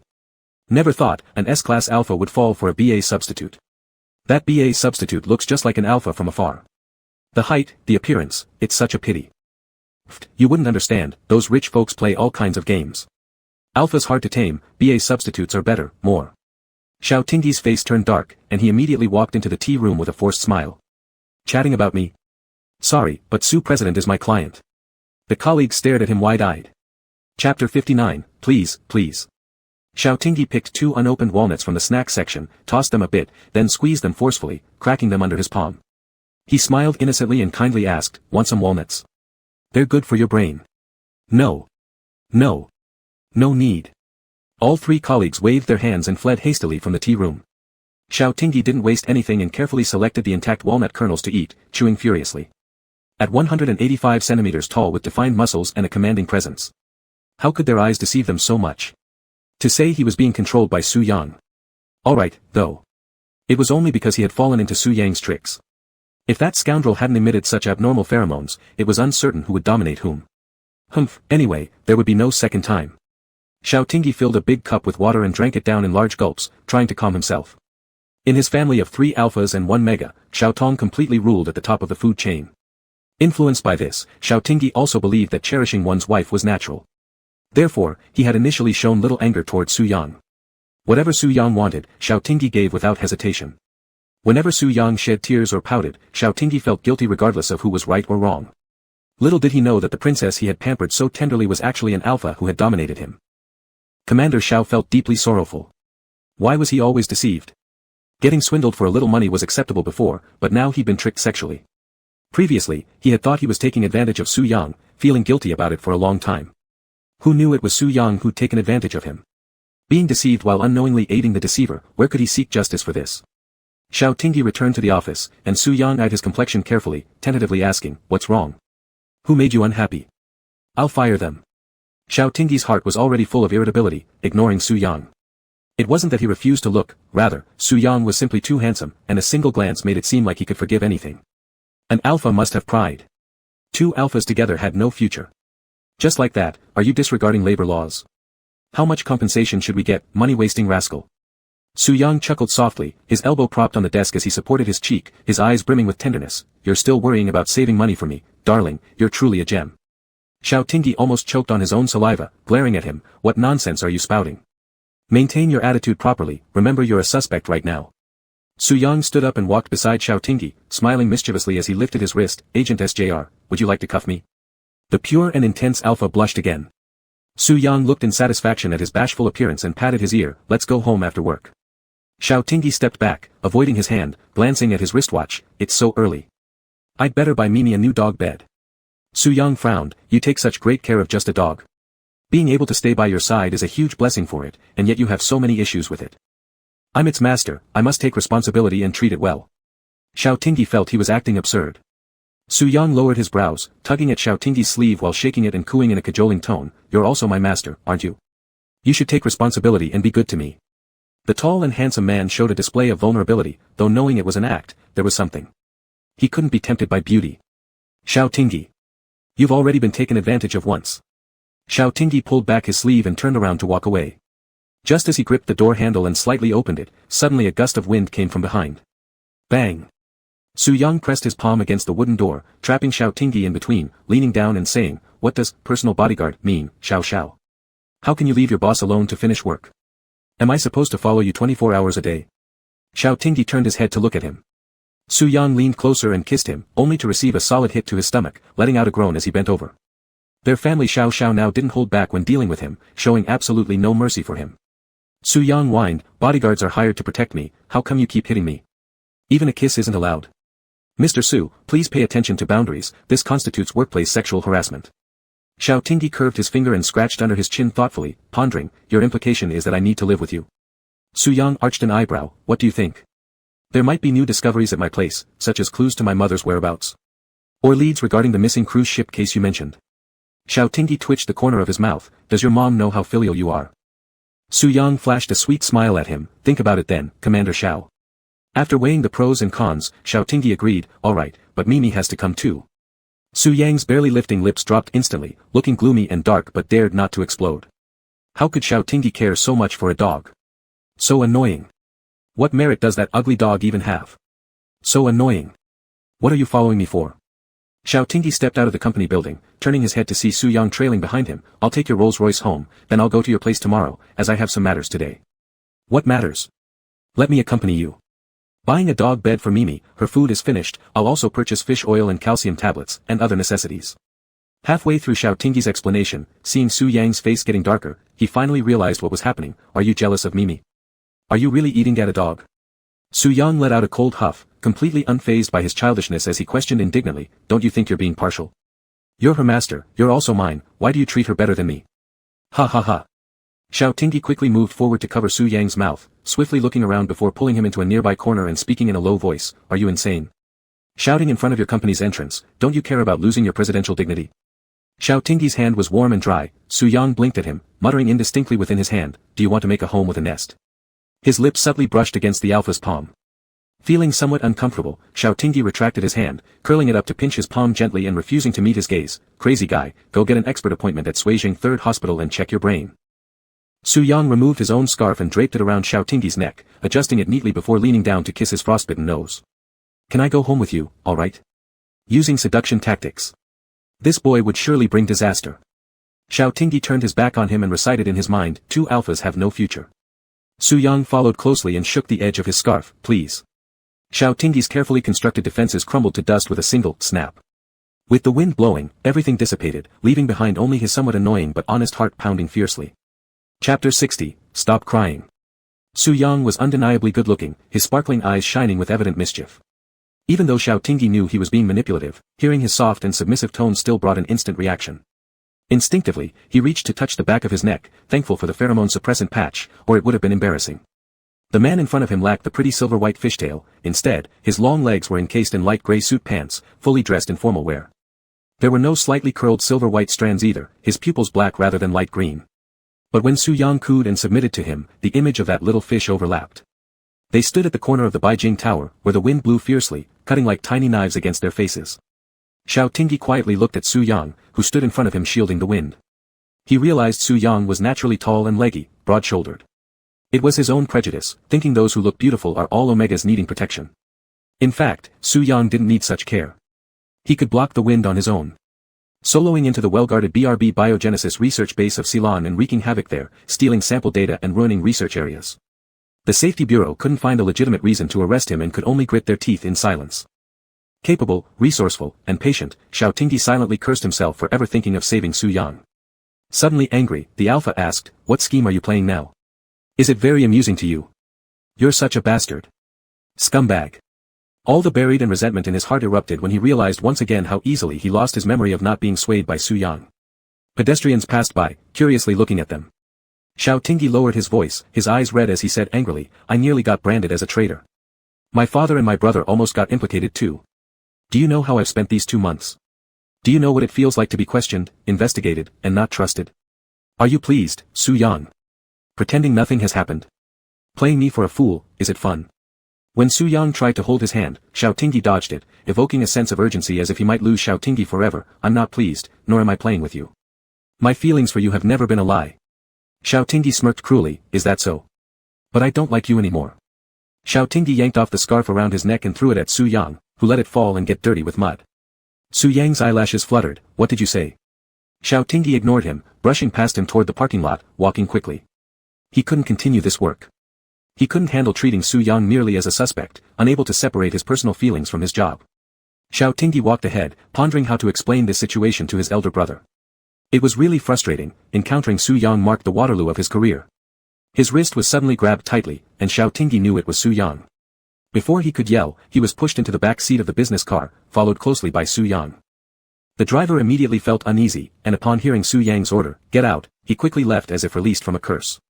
In the confined space, Su Yang knelt on one leg on Xiao Tingyi's seat, pinning him in between, his red eyes asking, "What do you mean, not liking me anymore?"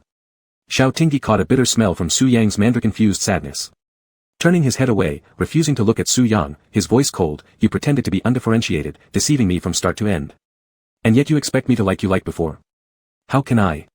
Xiao Tingyi's words were cut short as something began to splatter onto him. Surprisingly looking over, he stared wide-eyed. He saw Su Yang's tears falling non-stop, landing on him like irregular black pearls. Xiao Tingyi was dumbfounded. "What? Why are you crying? What right do you have to cry?" Su Yang's lashes clung with teardrops, which flowed down his cheeks with each blink. They were soaked wet, pitiful to the utmost, "Since even you don't like me anymore. Nobody likes me anymore. I know I'm wrong, I'm sorry. Don't stop liking me. Wah." While others cry ugly with runny noses and open mouths. Su Yang had a red nose tip, red eyes, and large tears streaming in strings, making it seem as if the whole world owed him. Xiao Tingyi's Adam's apple moved up and down as he swallowed. "No, you're wasting your height of 192 centimeters, stop crying. Don't cry." Su Yang puckered his lips and buried his head in Xiao Tingyi's neck. "Wah." Though trying to control his voice, the suppressed sobs reached Xiao Tingyi's ears, causing his shoulders to tremble slightly as if enduring great grievances. Xiao Tingyi was sure he had no unhealthy fetishes, yet Su Yang's whimpers were like a stimulant drug. They really did make little Xiao want to rise eagerly. The tough heart of Alpha Xiao Tingyi was firmly held by this fox-fish, leaving him leaning against the leather chair back, somewhat dispirited. Was there even any law left? He was clearly the victim here. As the victim, wasn't he allowed to say some tough words? Why was Su Yang crying? Crying, and looking so good while doing it. Su Yang cried into his neck, scattering black pearls everywhere. Xiao Tingyi looked up at the starry ceiling, exhaling deeply. Although he didn't smoke, he really wanted a cigarette right now. Xiao Tingyi patted Su Yang's side waist, his voice slightly hoarse. "Stop crying, your eyes are swollen." Su Yang nestled in his arms, sniffling.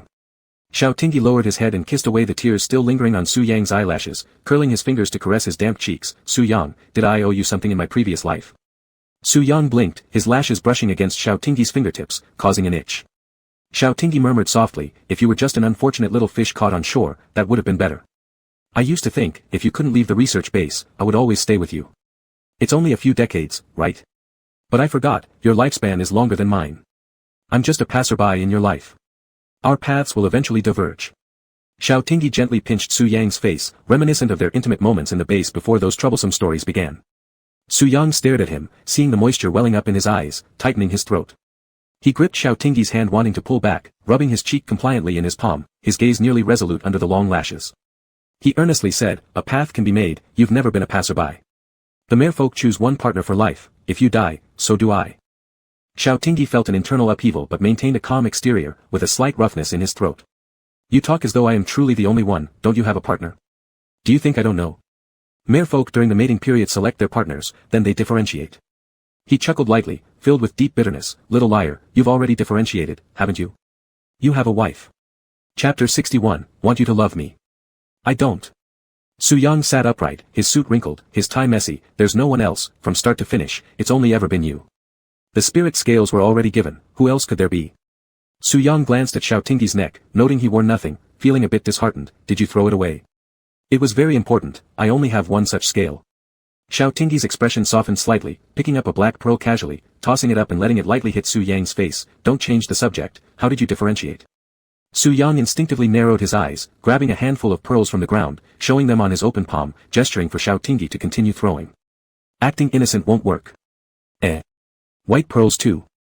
Could tears come in double colors?" Xiao Tingyi shoved those pearls into his pocket. "Explain, how did you differentiate?" The spacious rear seat of the business car provided enough room for Su Yang to kneel by Xiao Tingyi's feet, slightly lowering his lashes as if lost in memory. "I'm different from other clans' people, my gland." He paused, raising his gaze to Xiao Tingyi, placing his hand on his knee while caressing it, softly asking, "Do you really like the smell of mandrake? Your pheromones also match it quite well." The car interior was quiet, so quiet one could even hear the sound of Su Yang's hand rubbing against the fabric. Xiao Tingyi looked down at the faint veins visible on Su Yang's wrist. "Yes, why? I was transferred to North Desert precisely because of this reason." Su Yang opened his mouth but swallowed the remaining words, speaking slowly after a long pause. "My body cannot differentiate independently, without a mating period, without female companionship. My mother collected pheromones with the highest compatibility with mandrake. I was forcibly differentiated inside a large glass incubator filled with a strong camellia fragrance." Su Yang rested his cheek on Xiao Tingyi's leg, his hand gripping his ankle, wearing only thin socks, quite cool. Su Yang massaged the alpha's ankle joint. "You once asked if I was bored in the experimental zone. Actually, it wasn't that bad. Before differentiation, most of my time was spent in the lab." Xiao Tingyi's mind was somewhat distracted and slow to process. "Why? Were you sick?" Su Yang chuckled softly but didn't answer this question, lifting his face. From this angle, he looked exceptionally obedient. Perhaps due to extreme emotional fluctuations, his pupils turned into their original pale green, moist and shimmering, making him look pitifully endearing. "Xiao Xiao, you were stolen by me, life and death should belong to me. How can you not like me?" "What do you mean by stolen? What are you talking about?" Before Xiao Tingyi could finish, Su Yang braced himself against the seat and silenced his doubts with a kiss, stealing what little oxygen remained inside the car. He held Xiao Tingyi tightly, reaching his right hand to the button that adjusted the seat, lowering the backrest so they both tipped backward. The irregular pearls pressed uncomfortably into Xiao Tingyi's back, causing him to instinctively rise up and attempt to clear away the obstructions. But Su Yang thought he was trying to resist and forcefully pinned his wrists above his head. Despite his red eyes resembling those of a rabbit, the vertical streaks in his pupils revealed the predator's sense of oppression. He stared intently at the struggling alpha, and ultimately, his overwhelming desire to conquer transformed into foam on the sea as the dawn broke. Su Yang loosened his grip on Xiao Tingyi's hands, then docilely leaned over and rested in his arms, listening to the strong heartbeat, complaining sorrowfully, "Do you really not love me anymore? Not even a bit." Xiao Tingyi truly couldn't figure out what this kid was thinking. He sighed. "What exactly do you want, Su Yang?" Su Yang intertwined his fingers with his, "For you to love me." Xiao Tingyi's reconstructed psychological defenses crumbled completely. He patted Su Yang's face. "You'd better not get involved in anything harmful to Ceylon's interests again, or I'll kill you." Su Yang paused for a moment. "All right. Before meeting you, I planned to kill all those hypocritical researchers after completing my task. But see, I didn't do it. I didn't hurt them, I was good, wasn't I?" Xiao Tingyi couldn't help but laugh. "So, do you expect me to praise you? You shot me, didn't you?" Su Yang pulled his hand to his left chest. "It hurt badly, but when I couldn't sleep because of the pain, I didn't use any anesthetic just so you'd be happier. Is that okay?" Xiao Tingyi sat up, his brows furrowed tightly, tugging at Su Yang's ear. "Are you some kind of masochist?" "I'm not a sadist, why would I be happy?" "You." He stopped momentarily, scrutinizing Su Yang. "Are you an M?" Su Yang let him pull his ear and cheek. "What is an M?" "Never mind, anyway, your injury won't make me happy." Xiao Tingyi looked out the car window at the deepening night sky. "I'm not explaining this to you. Mimi is waiting at home, she'll destroy the house if I don't return soon." Su Yang lowered his eyelashes. "You treat the dog better than you treat me." Xiao Tingyi couldn't endure it any longer and tapped his head. "Am I not treating you well?" I spend all my salary on you, how am I not treating you well? If I didn't care about you, wouldn't I have already killed you? Would I let you act this way with me? Su Yang, after being scolded, laughed instead, then do you still like me? Xiao Tingyi scoffed coldly, we'll see. Hey, pick up these pearls, Xiao Tingyi adjusted the seat position, picking one by one. Moved by this, Su Yang asked, are you going to keep them? Yeah, black pearls should be quite valuable. I'll sell them later. Xiao Tingyi's pockets bulged with pearls. He didn't notice Su Yang's gloomy expression as he continued, you sure know how to cry. Next time, catch the tears with a plastic bag, see how they're everywhere now. It's troublesome. Su Yang. Okay. Next time cry into round shapes, then we can string them into a necklace. Su Yang. Okay. After picking up the pearls, Xiao Tingyi straightened his wrinkled coat, opened the car door, and got out. Su Yang followed him down, clearly showing signs of crying again if not allowed to follow. Unable to argue further, Xiao Tingyi could only bring him along. Su Yang hugged his waist sitting on the motorcycle behind Xiao Tingyi. Xiao Tingyi felt a strange sensation. Every alpha who rode motorcycles fantasized about cruising around with their own mega. Reality did differ from imagination, but thinking another way, though there was a gender difference, his backseat rider was absolutely the prettiest. Xiao Tingyi first went to the pet store and bought dog nests, food, fish oil, and other such supplements for Mimi, all of the most expensive ones. He then had Su Yang pay. Su Yang paid, had to carry the things, and was thoroughly unhappy. Xiao Tingyi was rather pleased to see Su Yang unhappy. The two walked out of the pet store together. Su Yang looked up at the sky, Xiao Xiao, it's snowing, the snow in Suijing. Tiny snowflakes fell onto them and melted quickly. Xiao Tingyi didn't know what he was thinking about. Why didn't the rain kill you? Do you really want me dead? That's quite heartbreaking. Su Yang held Xiao Tingyi's hand, let's go home together. Xiao Tingyi, alright, Mimi is waiting for us at home. Su Yang. Chapter 62, The Real Dog. As night deepened, the streetlights came on. Su Yang carried the things in one hand and held Xiao Tingyi's waist with the other. The motorcycle moved slowly, with falling snow accumulating on their bodies. Unfortunately, both were wearing helmets, which didn't fulfill Xiao Tingyi's small wish of growing old together. But at least Su Yang had achieved his wish to show Xiao Tingyi the snow of Suijing. Xiao Tingyi brushed off the snowflakes from his shoulder and opened the door. Mimi, squatting by the door, immediately wagged its tail like a propeller and pounced toward him. But when it saw Su Yang come in after the master, its fur instantly bristled as it bared its teeth and let out a threatening growl. Xiao Tingyi bent down to rub Mimi's head, looking at its alert posture and chuckled, our Mimi has never been shy before. This is the first time it shows any aggression. Do you think animals can identify good and bad people? Su Yang glanced coldly at Mimi and sneered, what an ugly dog, looks like a possessed mop. Woof. Woof woof woof. Woof woof woof. Mimi barked madly, biting Xiao Tingyi's pants and pulling him back inside, standing protectively in front of its owner while snarling warnings at Su Yang. What's going on? Xiao Tingyi instructed Su Yang to unpack the bought items, squatted down and picked up Mimi, stroking it and said with a smile, be good, my baby, he's not a villain, he's my friend. Stop barking, or the neighbors will complain. Su Yang's expression worsened after Xiao Tingyi hugged Mimi. What an annoying dog. How dare it have the audacity to dive into Xiao Xiao's fragrant embrace. The fish and the dog stared intensely at each other. Xiao Tingyi thought it might be due to species conflict, but he hadn't heard of dogs disliking fish either. Don't bark anymore. Xiao Tingyi put Mimi down and poured the newly bought dog food for it, come and eat, your uncle Su Yang bought it, very expensive, taste it. Yet, Mimi, who usually ate enthusiastically, didn't rush to the bowl to feast immediately but kept its head tilted upward, staring intently at Su Yang, making a threatening, growling sound in its throat. Xiao Tingyi tapped the food bowl, causing Mimi to glance at him, then look at Su Yang again, and finally back to the food bowl, showing a desire to eat but unwilling to stop watching Su Yang. Xiao Tingyi laughed at being amused, picking Mimi up and placing it in front of the food bowl, comforting it, alright, just eat, what's wrong today? Did Su Yang eat all the good stuff with you before? Su Yang. Mimi buried its head into the bowl and took a big bite of the dog food. It chewed while glaring at Su Yang's position, feeling slightly relieved only after noticing no movement, starting to eat more comfortably.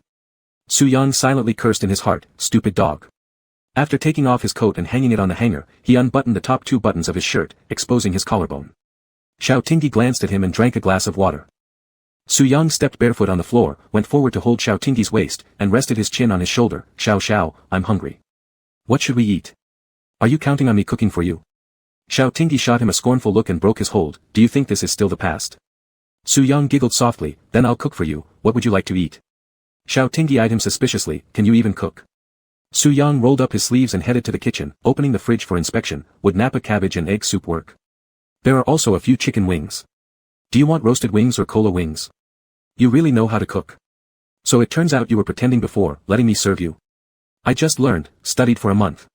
Su Yang turned around and saw the alpha leaning against the doorway. I planned to make it for you when we met again. Later, you can try and see if the taste is good.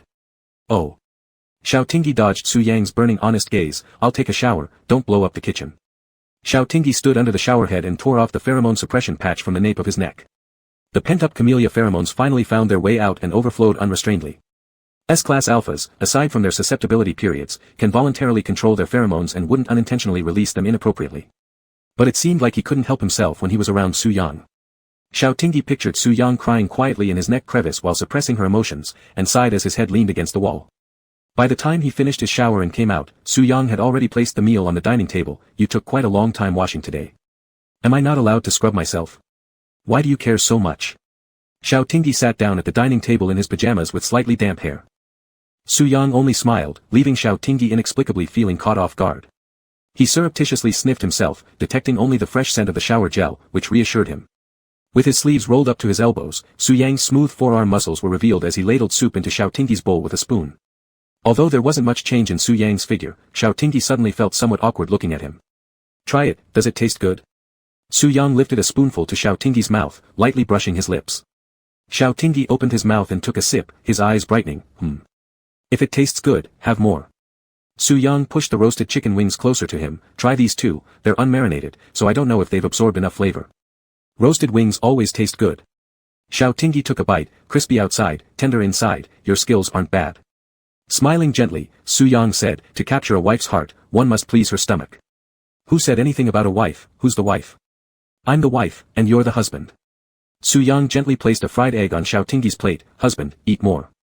The camellia pheromones wanted to act up again. Xiao Tingyi hurriedly ate 2 roasted wings and drank 2 bowls of soup before putting down his chopsticks. I'm full, you continue if you want. Then he quickly walked into the bedroom, closing the door with a bang, leaving Su Yang and Mimi staring daggers at each other. After calmly finishing the meal, Su Yang went to the kitchen to wash and put away the dishes, then returned to the living room. Squatting down, he extended his finger towards Mimi's mouth. Mimi didn't move, retreating a step warily instead. Humph, clearly clueless, muttered Su Yang. Turning his head, he glanced at the tightly shut master bedroom door and reached to pull Mimi's tail.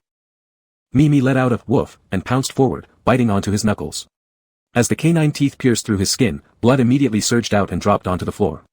Mimi took a fearful step back, watching his bleeding hand. Merciful heavens, it was such a good dog that never attacked humans. Su Yang looked coldly at his own hand that wouldn't stop bleeding and cried out, ah.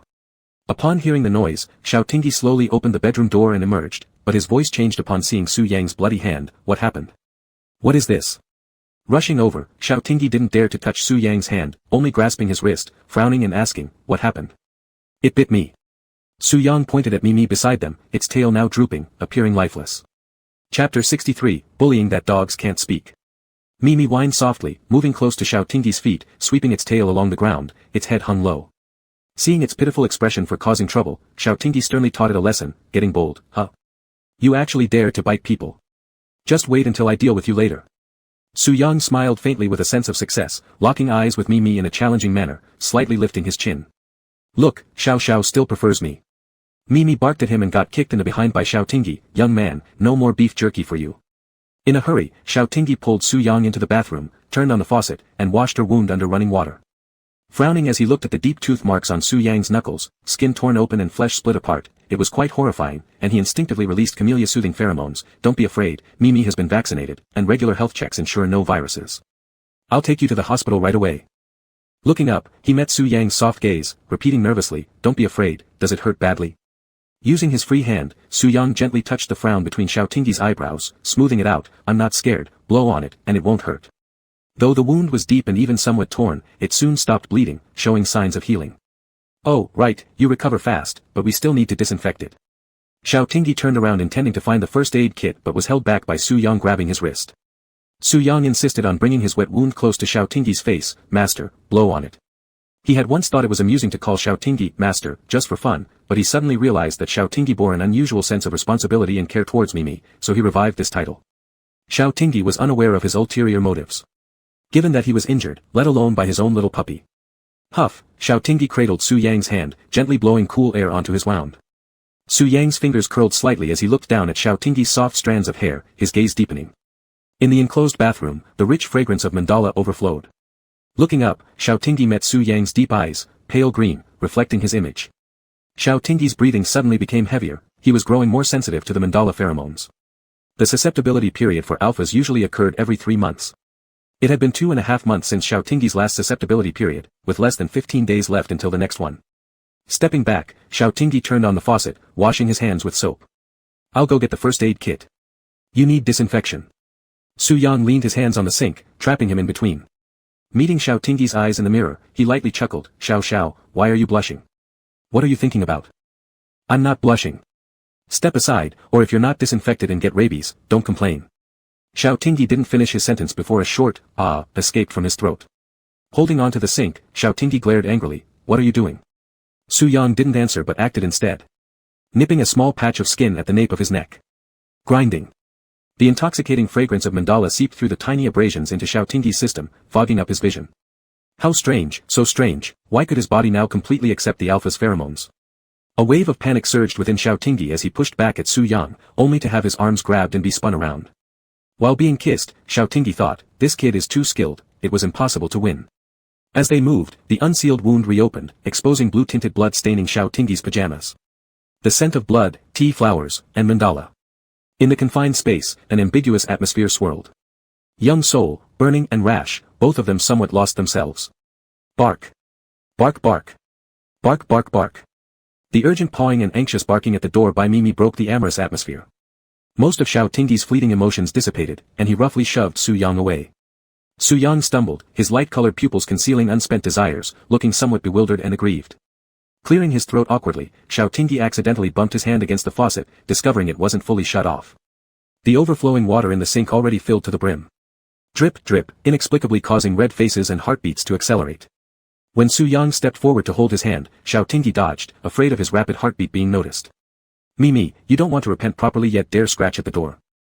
Pretending to scold it, Xiao Tingyi pushed the door open. Mimi tugged at his trouser leg, pulling him aside and anxiously paced when seeing the blood on him.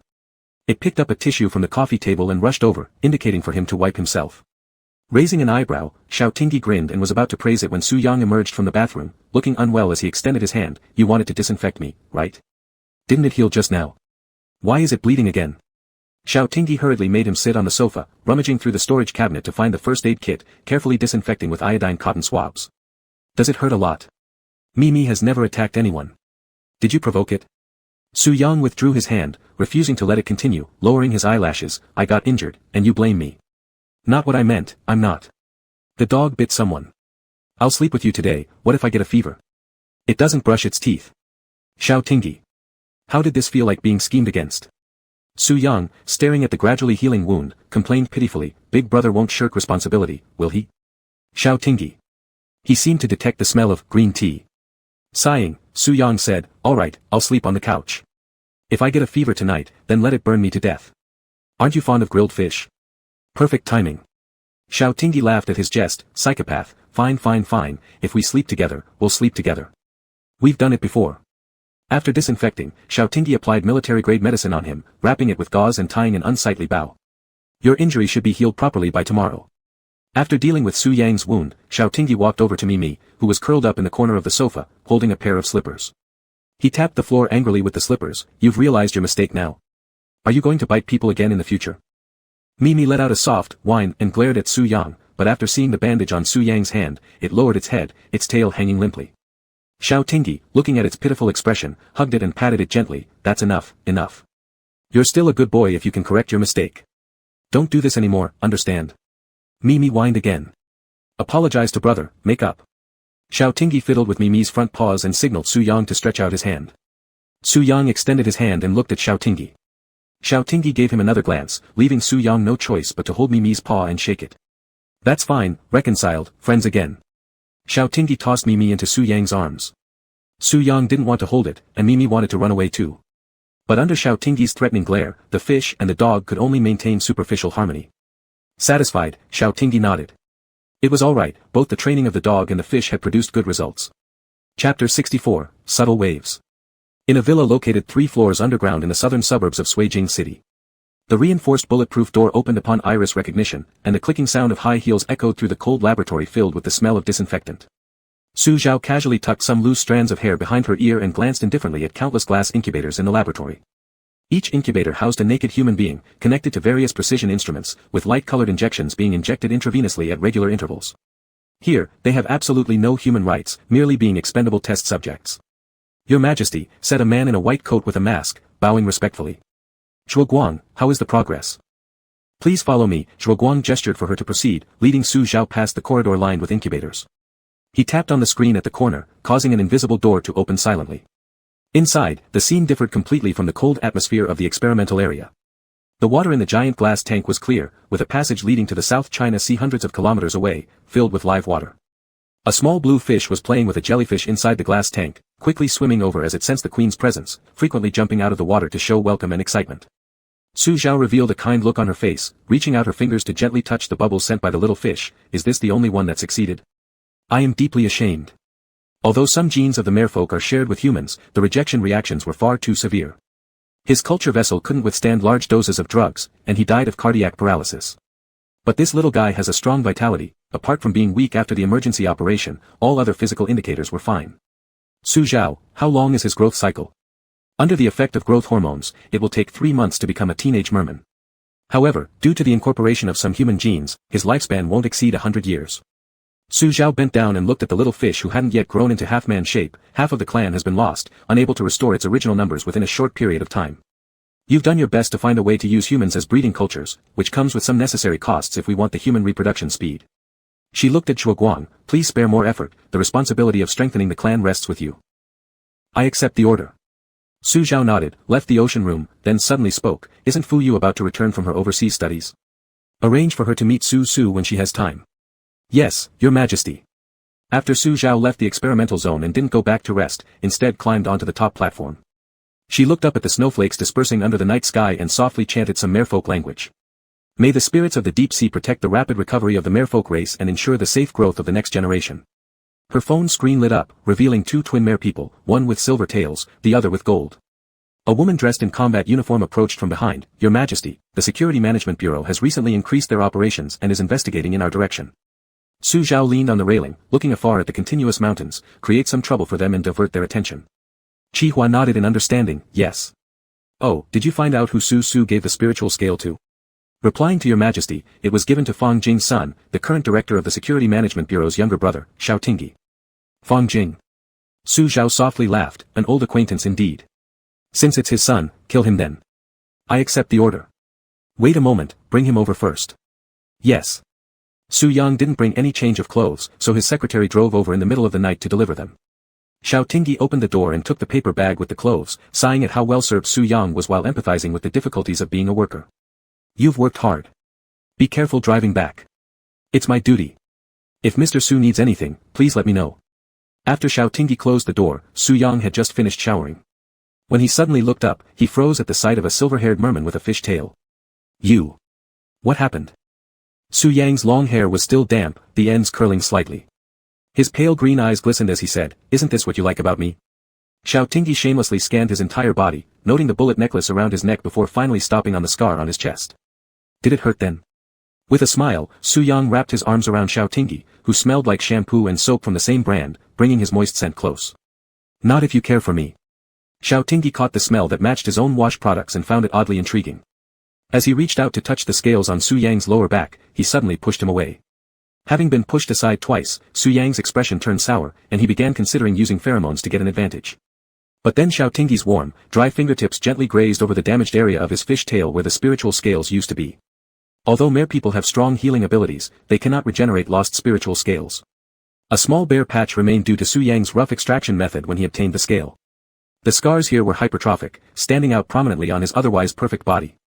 Seeing the sympathy in Xiao Tingyi's eyes, Su Yang's earlier moodiness vanished entirely. It doesn't hurt.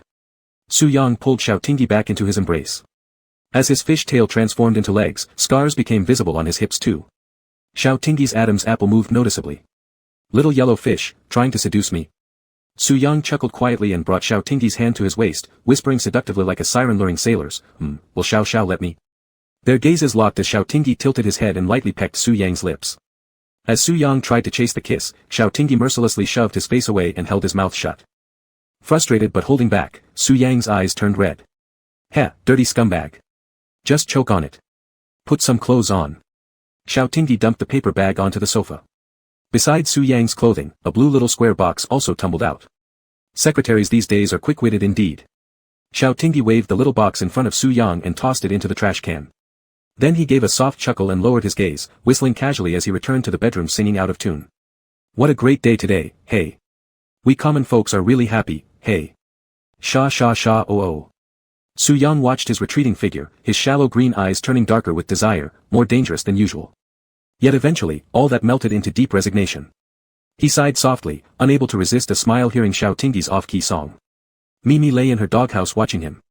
Su Yang picked up the bathrobe and draped it on, then grabbed the dried beef sticks he bought earlier from the pet store, tossing one next to the doghouse before walking into the bedroom without looking back. The bribery was clear. Don't ruin things by barking at the door after eating his treat. Chapter 65, Good morning, good night. When Su Yang entered the bedroom, Xiao Tingyi was already openly examining his phone, smirking triumphantly, your password is way too easy to guess. It was their first meeting date, which Xiao Tingyi had guessed on the first try. Su Yang didn't bother taking it back, instead, he pulled the blanket aside and lay down beside Xiao Tingyi, resting his head on his shoulder. He idly played with the calloused palm of Xiao Tingyi's left hand. Though Xiao Tingyi was right-handed, he wielded knives left-handed due to his father's insistence, it could save his life in battle. As Su Yang fondled his fingers, there was an unspoken tenderness in his voice, find any clues? Commander, are you going to arrest me? Humph. Xiao Tingyi threw the phone aside and found nothing unusual apart from work-related content, didn't I tell you? You don't even keep in touch with your mother, do you? There isn't even a single contact number for her. Su Yang kneaded the small bump at Xiao Tingyi's wrist bone, my mother is suspicious by nature. She never uses regular ways to communicate with me, and I'm lazy about saving numbers anyway. Is she really your mother? Xiao Tingyi teased sarcastically while cautiously asking, is Beijing Pharmaceutical Group your main base? Are all the executives part of your clan? Su Yang listened to his probing and answered matter-of-factly, no, the group is my father's enterprise.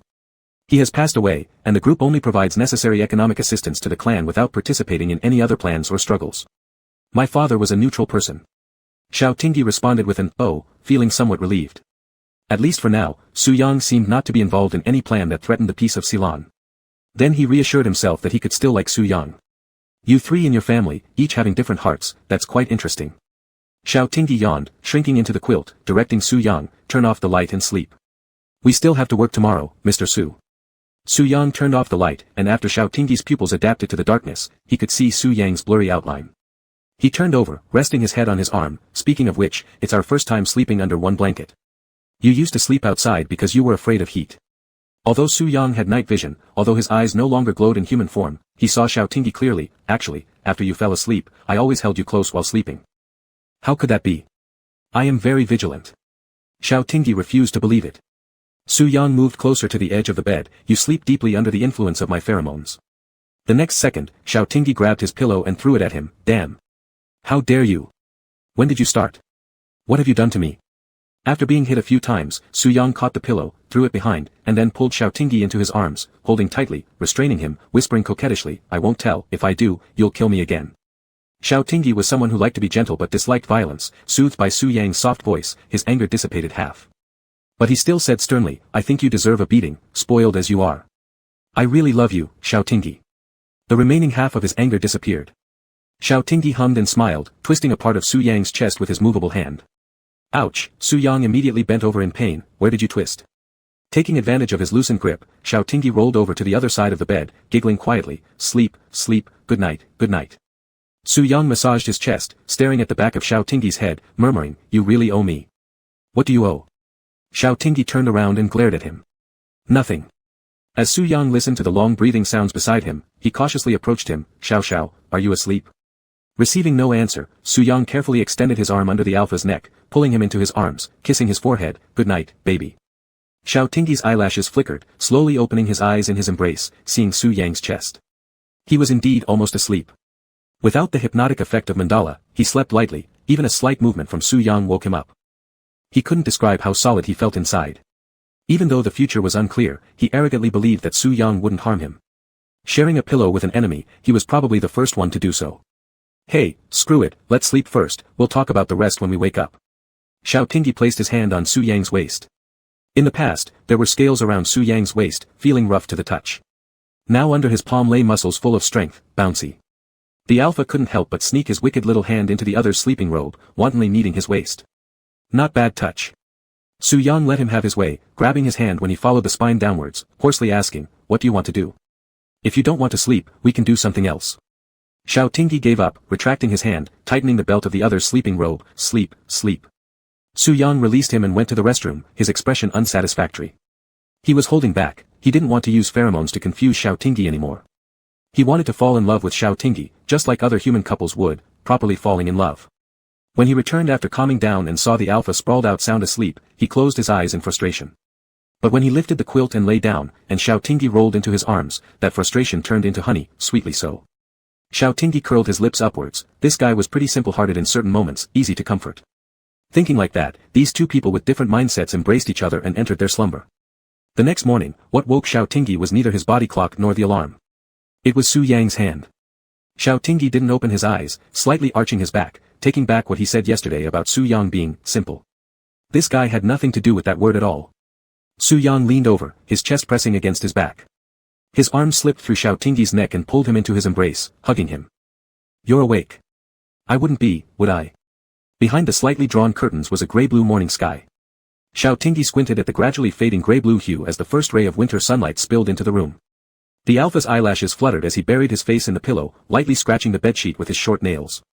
Su Yang kissed the stubborn strand of hair on the back of his head and said with a smile in his voice, "Good morning, baby." Su Yang got up, and the sound of rushing water came from the bathroom. Xiao Tingyi lay on his back on the bed, staring blankly at the ceiling. After a while, he covered his face with his hand, his cheeks blazing hot. He grumbled under his breath, "Shit." When Su Yang came out after washing up, the alpha hidden under the quilt raised an eyebrow. "What are you blushing about?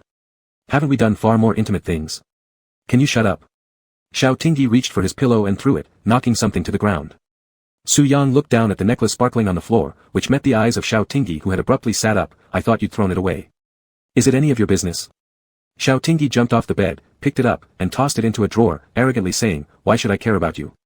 Su Yang opened the drawer, took out the spirit scale necklace, and without giving him a choice, put it around Xiao Tingyi's neck, softly saying, "Wear it, don't take it off. Wear it, don't take it off, beg you to keep loving me." Chapter 66, Soft Rice Tastes Really Good. Xiao Tingyi emerged from the bathroom, casually wiping his hair with a towel. As long as it didn't drip, he considered it good enough. Surprisingly, he looked at the brand new suit on the sofa and the various breakfast items neatly laid out on the dining table. "What's going on?" Li's secretary brought them over. Su Yang glanced at him and pushed him toward the bedroom. "It's cold, if you don't dry your hair, you'll get a headache."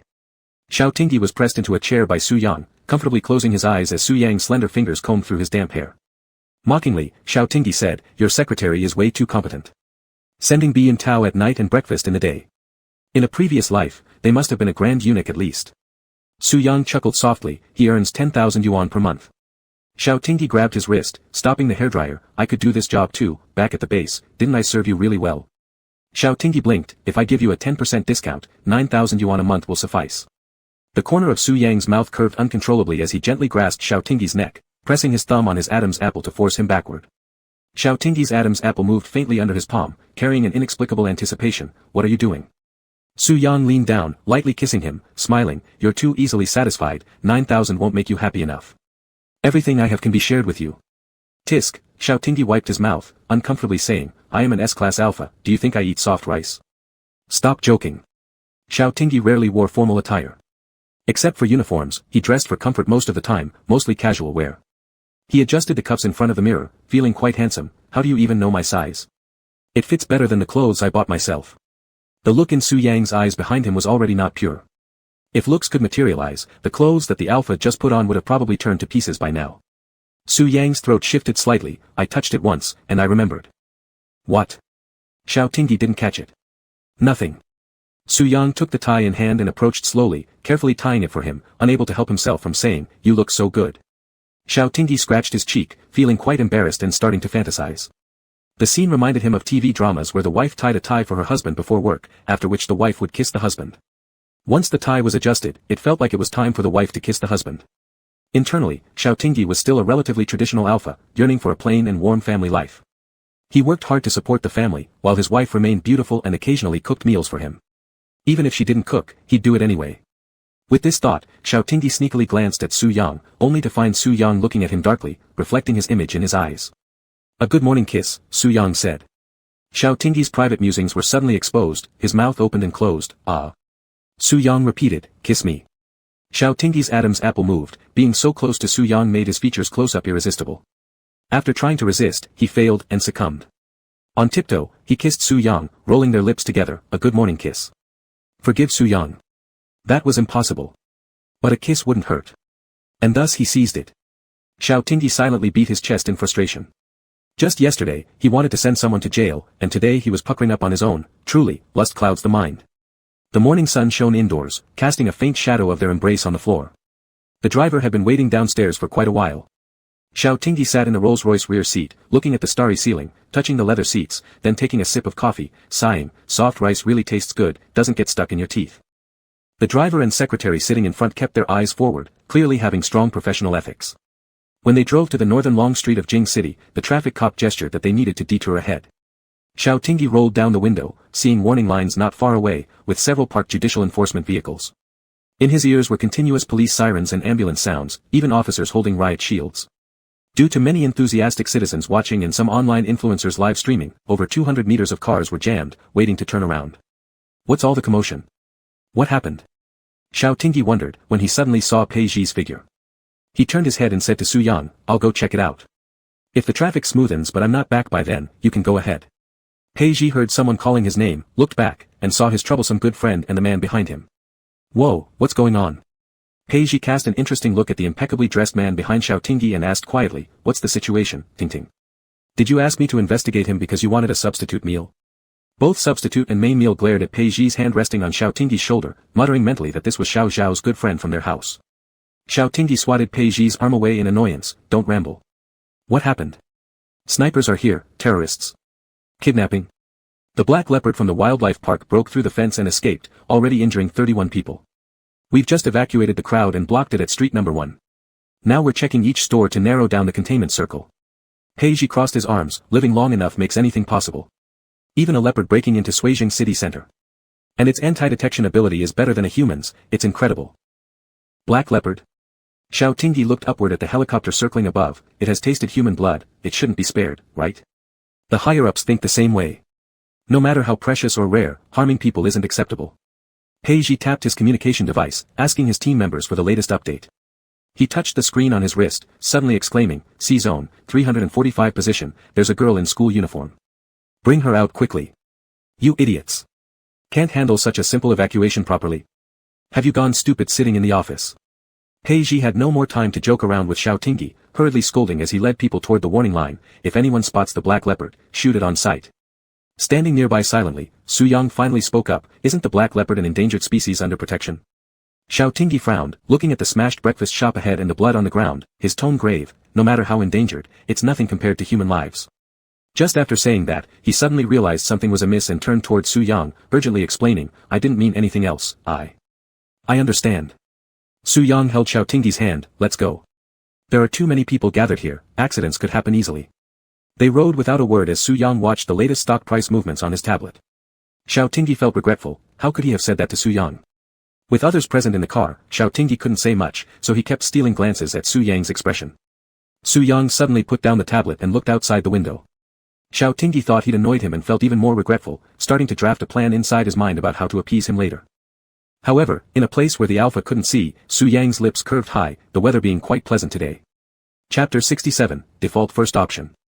After the secretary confirmed the day's itinerary with Su Yang and left the office, only the two of them remained in the room. Xiao Tingyi locked the door behind him. Walking to Su Yang's side, he earnestly said, Su Yang, I apologize to you. Although I didn't mean anything else, the words I said made you sad, didn't they? I'm sorry.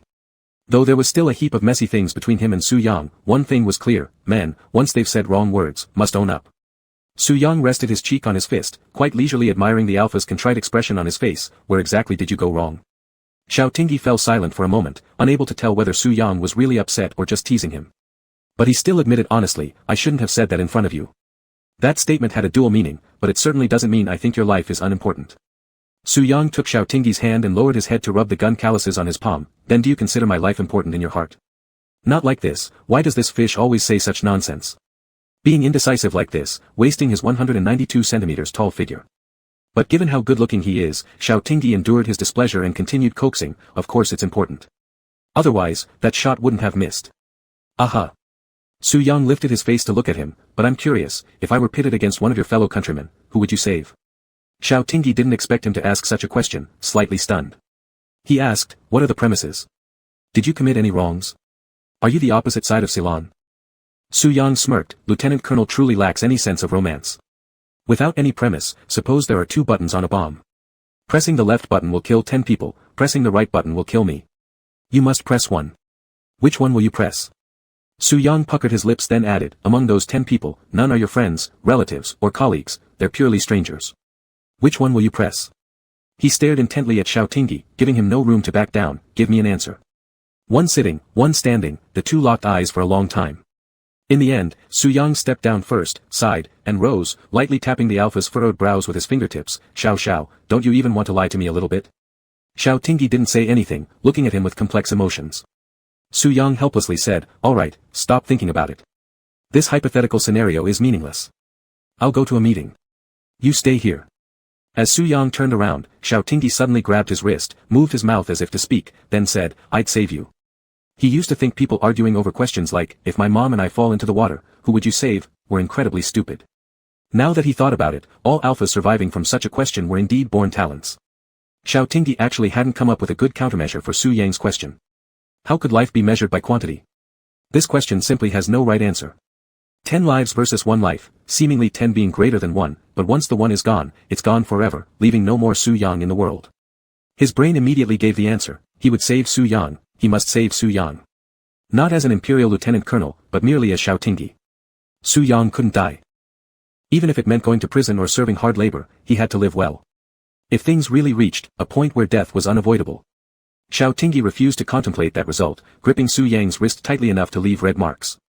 Su Yang, after his initial surprise, became exhilarated, would you still save me if it was 100, 1,000 people? Actually, even if Xiao Tingyi said he'd save those 10 people, apart from irritation, it wouldn't affect Su Yang's feelings for him. His heart leaped joyfully, as if floating up onto clouds, making his whole body feel dizzy and shaky with excitement. Xiao Tingyi released his grip, glancing sideways at him. Go away, would you exchange yourself for them? Directly blast me with artillery then. Su Yang stepped forward and hooked his waist, throwing kisses everywhere chaotically, his voice quivering with a kind of unusual madness. Xiao Tingyi, I truly won't let go of you anymore, I really will, in life or death, you can only be entangled with me for this lifetime. Xiao Tingyi received a confession without knowing how to react, then got mauled with kisses like a dog by Su Yang. You. What are you doing? Seriously, have you gone crazy? He pushed Su Yang's shoulders, tilting his head backward to avoid him, are you a dog? You're sick. You definitely have a mental problem. I'll take you to Suijing 3rd Hospital. No wait. I'll take you to a pet hospital haha goose. I wonder if there are doctors who treat fish haha goose. Maybe we should go to a marine aquaculture center instead haha goose.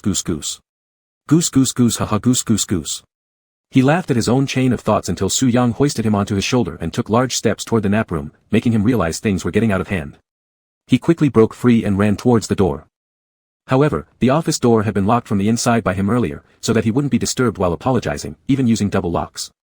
Xiao Tingyi cursed himself for creating trouble for himself as he hurriedly unlocked the door to rush outside. But before he could rush out, Su Yang had already pulled him around his waist off the ground. The door slammed shut again, and the lock clicked. A faint sadness welled up in Xiao Tingyi's heart, it was so hurtful to his pride. Just because he was 7 centimeters shorter. And yet somehow it made him seem even taller. Su Yang. Didn't you say you had a meeting? If you keep acting like this, I'll really have to hit you. He struggled, only to discover that Su Yang's arm clamped around his waist like an iron clamp, unable to break free. Not only that, but Su Yang casually used the remote control to turn off the fogged glass of the office, making sure no one outside could see a thing. I'm serious, I'm about to get angry. Xiao Tingyi struck his chest bone with his elbow. Su Yang grunted softly and released him, covering his chest. Xiao Tingyi flexed his wrist, making a crack sound, are you trying to force me? Do you know I've never been lower than 2nd place in martial arts contests from childhood? With one hand on his chest and the other braced on the desk, Su Yang bent over without saying anything. I didn't use much strength, did I? Aren't you being too sensitive? Xiao Tingyi remembered the bullet wound on his left chest and the fractured ribs, he became concerned as he stepped forward to ask, is something wrong? Does it hurt badly? But before he could get close, Su Yang suddenly stood up and seized his wrist, twisting it behind his back with a teasing tone, if apologizing worked, we wouldn't need a police commissioner, right? Admitting guilt comes with punishment, didn't your master teach you that? Your master? Xiao Tingyi kicked at him, only for Su Yang to pull him closer by his ankle. And then they were gone. Su Yang threw Xiao Tingyi onto the bed, casually turning on the television in the nap room and cranking up the volume. Ironically, it was a news channel, broadcasting the morning incident where a black leopard had entered the city limits, injuring people. The leopard had been shot dead. Pei Zhi was now giving an interview on site. As Xiao Tingyi looked at Pei Zhi's face magnified on the 75-inch screen, and compared it to the crazed man pressing down on him, his brain buzzed with confusion. This situation was getting too weird. Accompanied by Su Yang's low murmur in his ear mixed with Pei Zhi's solemn voice from the TV, Xiao Tingyi felt his scalp tingle. He shoved Su Yang off and grabbed for the remote, at least wanting to switch away from Pei Zhi's giant face. Misinterpreting his actions, Su Yang dragged him back and ripped off his tie, offering lightly, Xiao, do you want me awake or under hypnosis when I take you? Choose one. Xiao Tingyi's pupils dilated in shock. Why do I have to choose? What is wrong with you?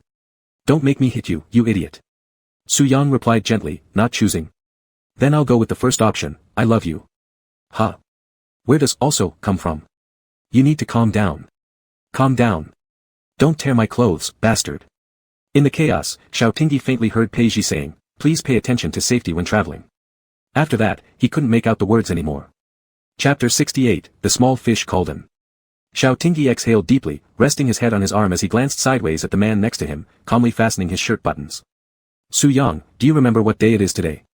Su Yang, who had just hung his tie around his neck but hadn't tied it yet, immediately leaned closer upon hearing this and tried to comfort him. My dear, I know you're tired, but this meeting is a bit important. Give me half an hour, and I'll be right back. Xiao Tingyi's lips curled up into a forced smile as he glared at him for a moment, her eyes terrifyingly penetrating. Before Su Yang could escape, Xiao Tingyi leapt with surprising agility and straddled his chest. Grabbing both ends of the tie and crossing them tightly around Su Yang's neck, while also winding them around his own hands, he growled furiously, today is your death day. I'm going to kill you. He exerted some real force. Su Yang's pale complexion quickly turned red due to blood congestion, veins bulging across his neck and forehead as his breathing weakened. He must have been extremely uncomfortable. Yet Su Yang didn't show an ounce of fear or distress. On the contrary, his hands moved slowly to Xiao Tingyi's waist, his gaze sweeping over him as he forced out a hoarse laugh. If this is punishment, then I'm getting off too easy. Xiao Tingyi suspected it was because he wasn't fully dressed, which somewhat undermined his intimidation. After all, thrusting a flagpole under someone's chin just didn't feel quite right. So he tightened his grip again. You really don't mind dying, huh? The constriction on Su Yang's throat produced a faint click sound as his pitch-black eyes transformed into a shallow green in his suffocated state. He gently grasped Xiao Tingyi's white-knuckled hands twisted around the tie and responded soothingly, doesn't your hand hurt? Maybe you should use a knife instead. Xiao Tingyi relaxed his grip, letting go, wrapping himself in the quilt in irritation. You're such a psycho. Cough, cough, cough. Su Yang covered his neck and hacked violently for several moments. Then he reached out to touch Xiao Tingyi's head, which was facing away from him, whispering, I'll be right back. Su Yang left the room, closing the door of the nap room behind him. Secretary Li saw the strangle marks on his neck and lowered his head silently, no longer daring to look. He already understood why the meeting had been postponed by 2 hours. Lately, within the private small groups in the company, rumors about Su Yang and Xiao Tingyi's relationship had been wildly spreading. Secretary Li had heard a bit when dealing with these gossips. It was said that their Mr. Su was the bottom one. He didn't believe it before, but now, TSK. Of course, Xiao Tingyi couldn't sleep. He leaned against the head of the bed, legs wide apart, and made a smoking gesture by placing his index finger and middle finger together at his mouth, exhaling a breath, showing great dissatisfaction. Now he should have a cigarette. Unfortunately, he didn't know how to smoke. Once, when he was young, he tried to appear cool and secretly smoked a cigarette, only to get his butt spanked when Xiao Tong found out. Since then, he dared not smoke anymore. Xiao Tong hated the smell of cigarettes the most. After Fang Jing started dating him, he quit smoking. Even Fang Qin rarely dared to let Xiao Tong see him smoke. Xiao Tingyi's head hit the pillow hard. Was this proper? It was said that they were supposed to go undercover and arrest Su Yang. Now, nothing has been done about the real task, and instead, he's gotten himself involved. Ah. Life is really frustrating. They all say heroes find it hard to pass through beauty's tests, but who says what to do if the hero ends up being conquered by the beauty? Xiao Tingyi felt so desolate, truly desolate. Back then, he treated Su Yang as his wife, never expecting his wife to be a 192 centimeters tall man. Life is unpredictable, indeed intestines can wrap around colon. Xiao Tingyi jumped out of bed, suddenly a phrase flashed in his mind, if I can still get out of bed, I must be very resilient. Then he quickly shook his head and slapped his forehead, scolding himself, Xiao Tingyi, you've become depraved. What kind of virtue is this? He picked up the clothes on the ground, looked at the shirt with only one button fastened, fell into deep thought, decisively opened Su Yang's closet, randomly chose an iron shirt to wear, which turned out to be slightly too big. He left the nap room, sat in front of Su Yang's desk, and tried to turn on the computer. Sure enough, the initial password was the date of their first encounter. Wow, sigh, this makes me almost pity. Xiao Tingyi muttered, pulled out the information transmitter from his pocket without hesitation, and inserted it. The other end connected to the technical department of the Security Administration Bureau. Through this small transmitter, the Bureau could remotely control this computer, copy all the information inside, and then investigate whether there was any suspicious activity. Xiao Tingyi leaned back against the chair, watching the percentage moving on the screen, feeling somewhat guilty towards Su Yang. Not Lieutenant Xiao owed Su Yang, but Xiao Tingyi.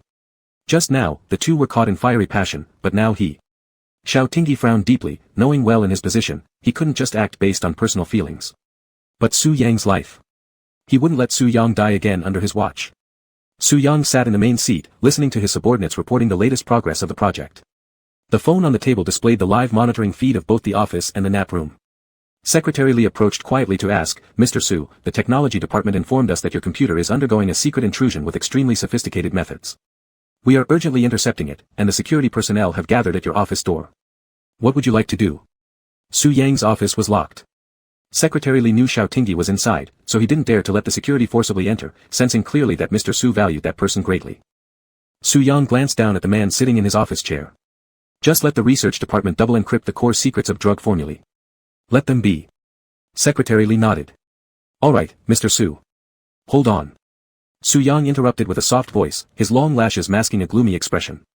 Deduct 50% of the year-end bonus from the technology department and have their minister come to see me. What a bunch of good-for-nothing. Yes. Su Yang watched with a smile as Xiao Tingyi packed up and returned his mouse to its original position neatly. His eyebrows arched slightly. He dared to let Xiao Tingyi search because there would be no results anyway. White Whale Pharmaceutical Group was absolutely clean. Occasionally, when economic exchanges happened within the group, foreign accounts were always used, going through private channels. Su Yang tenderly touched the alpha on the live monitor, surprised he didn't take more rest. Wasn't he complaining about being tired? Looking at Xiao Xiao, Su Yang noticed the shirt seemed to be his. It looks really good on him. He needed to get that shirt back after a while, it must smell wonderful. Chapter 69, Depth. Xiao Tingyi carefully packed away the information transmitter, catching sight of a leather notebook pressed under the desktop folder. Curiously, he took out the notebook and flipped it open to the first page, finding that his name was written densely on it. Flipping further, the alpha's face alternated between red, white, and green, a kaleidoscope of colors shifting vividly. It was Su Yang's study notes on their relationship. Various kinds, extensive in scope, detailed and thorough. They encompassed the entire process from foreplay to aftercare. Xiao Tingyi could barely read one page before he couldn't continue, snapping the notebook shut with a complex expression. He covered his face, rubbing it while feeling a faint pain in his waist. What was Su Yang thinking about all day? How did someone whose mind was full of trash manage to develop the company so successfully? Su Yang glanced at the screen showing Xiao Tingyi's embarrassed and frustrated reaction, unable to suppress a soft laugh, casually taking a screenshot. The technology minister, reflecting deeply on his competence with trepidation, shivered but forced himself to continue, I will definitely lead my entire department to improve our skills. Su Yang raised his eyes to look at him, devoid of any humor. Pack your things, take the severance pay, and leave, the group doesn't support useless people. With Su Yang's hand motion, Secretary Li gestured toward the minister with a please signal, I'll escort you to the Human Resources Department for resignation procedures. The minister was stunned, realizing Mr. Su had long decided to fire him, but still made him sit there and admit his mistakes for half an hour. He suddenly felt humiliated and started cursing loudly. Su Yang. You beardless little brat. I'm a veteran of this group. Even Su Ji respected me when he was alive. What do you have to fire me for? Su Yang slightly pulled up the corner of his lips, twirling the pen in his hand. Standing up, he walked to Director Zhao, flicking the cap off with his thumb. Twisting upward revealed a sharp blade. What are you going to do? Director Zhao took a step back, eyes filled with uncontrollable fear.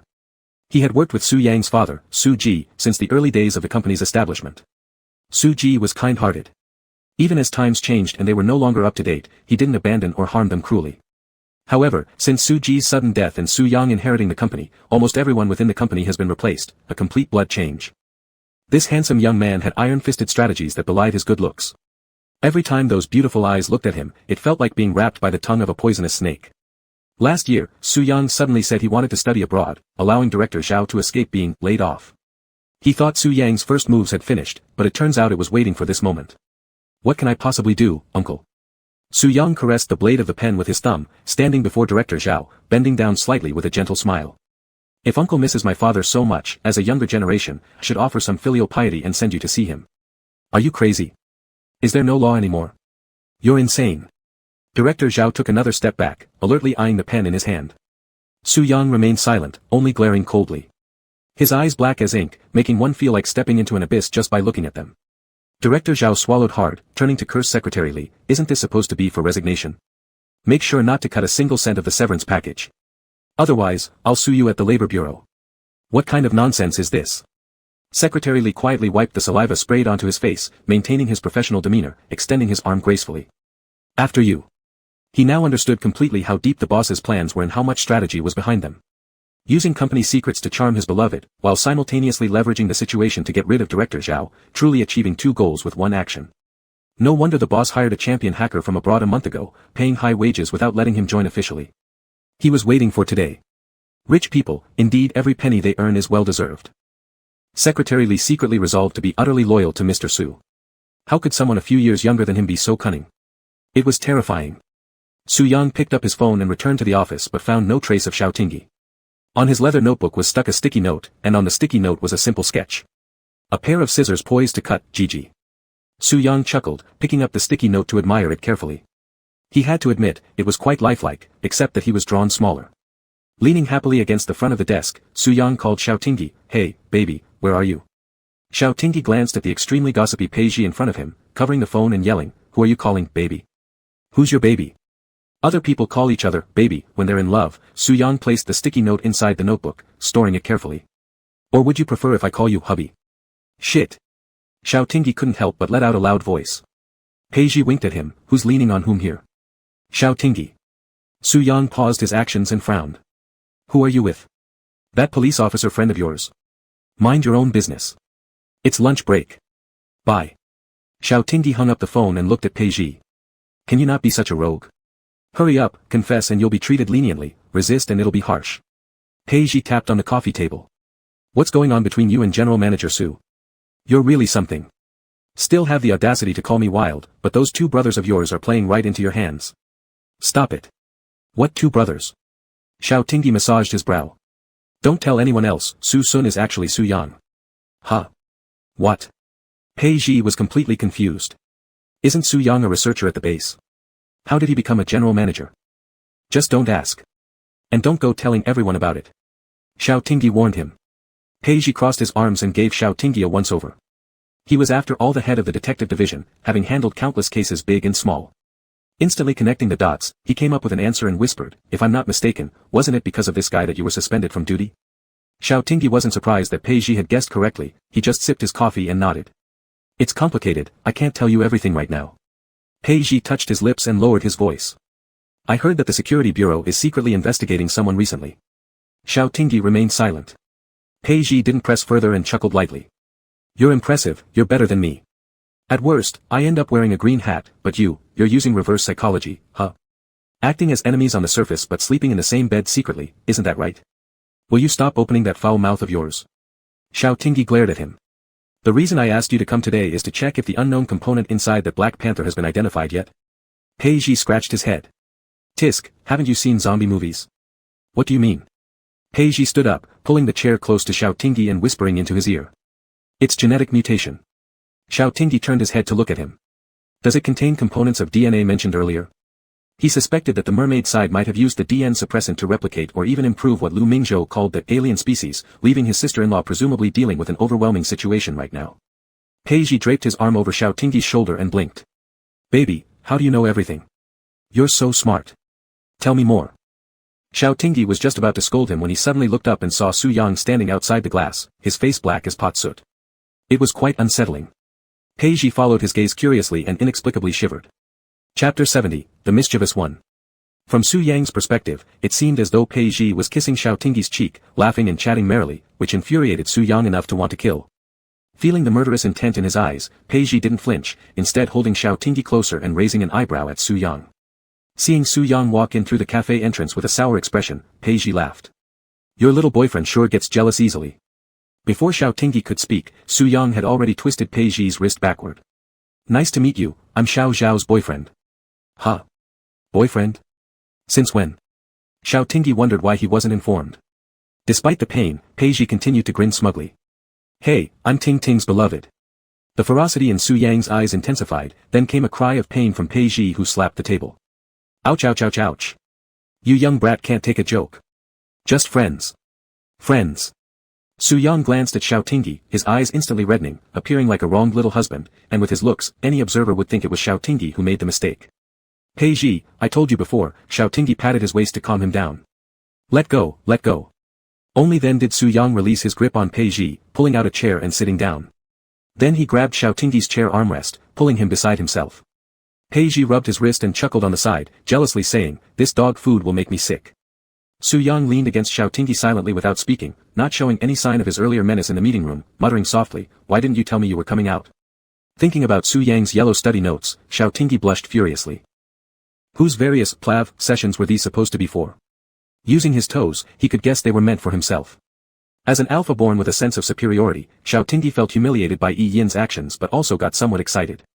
These two emotions intertwined, making him feel slightly embarrassed. Pei Ji was completely ignored in the subtle flirtatious atmosphere between the two, and wordlessly gulped down his coffee like it was liquor. I can't take this. I still have work to do, I'm leaving. Oh, okay, we'll touch base later, Xiao Tingyi waved his hand. Pei Ji muttered, then quickly left.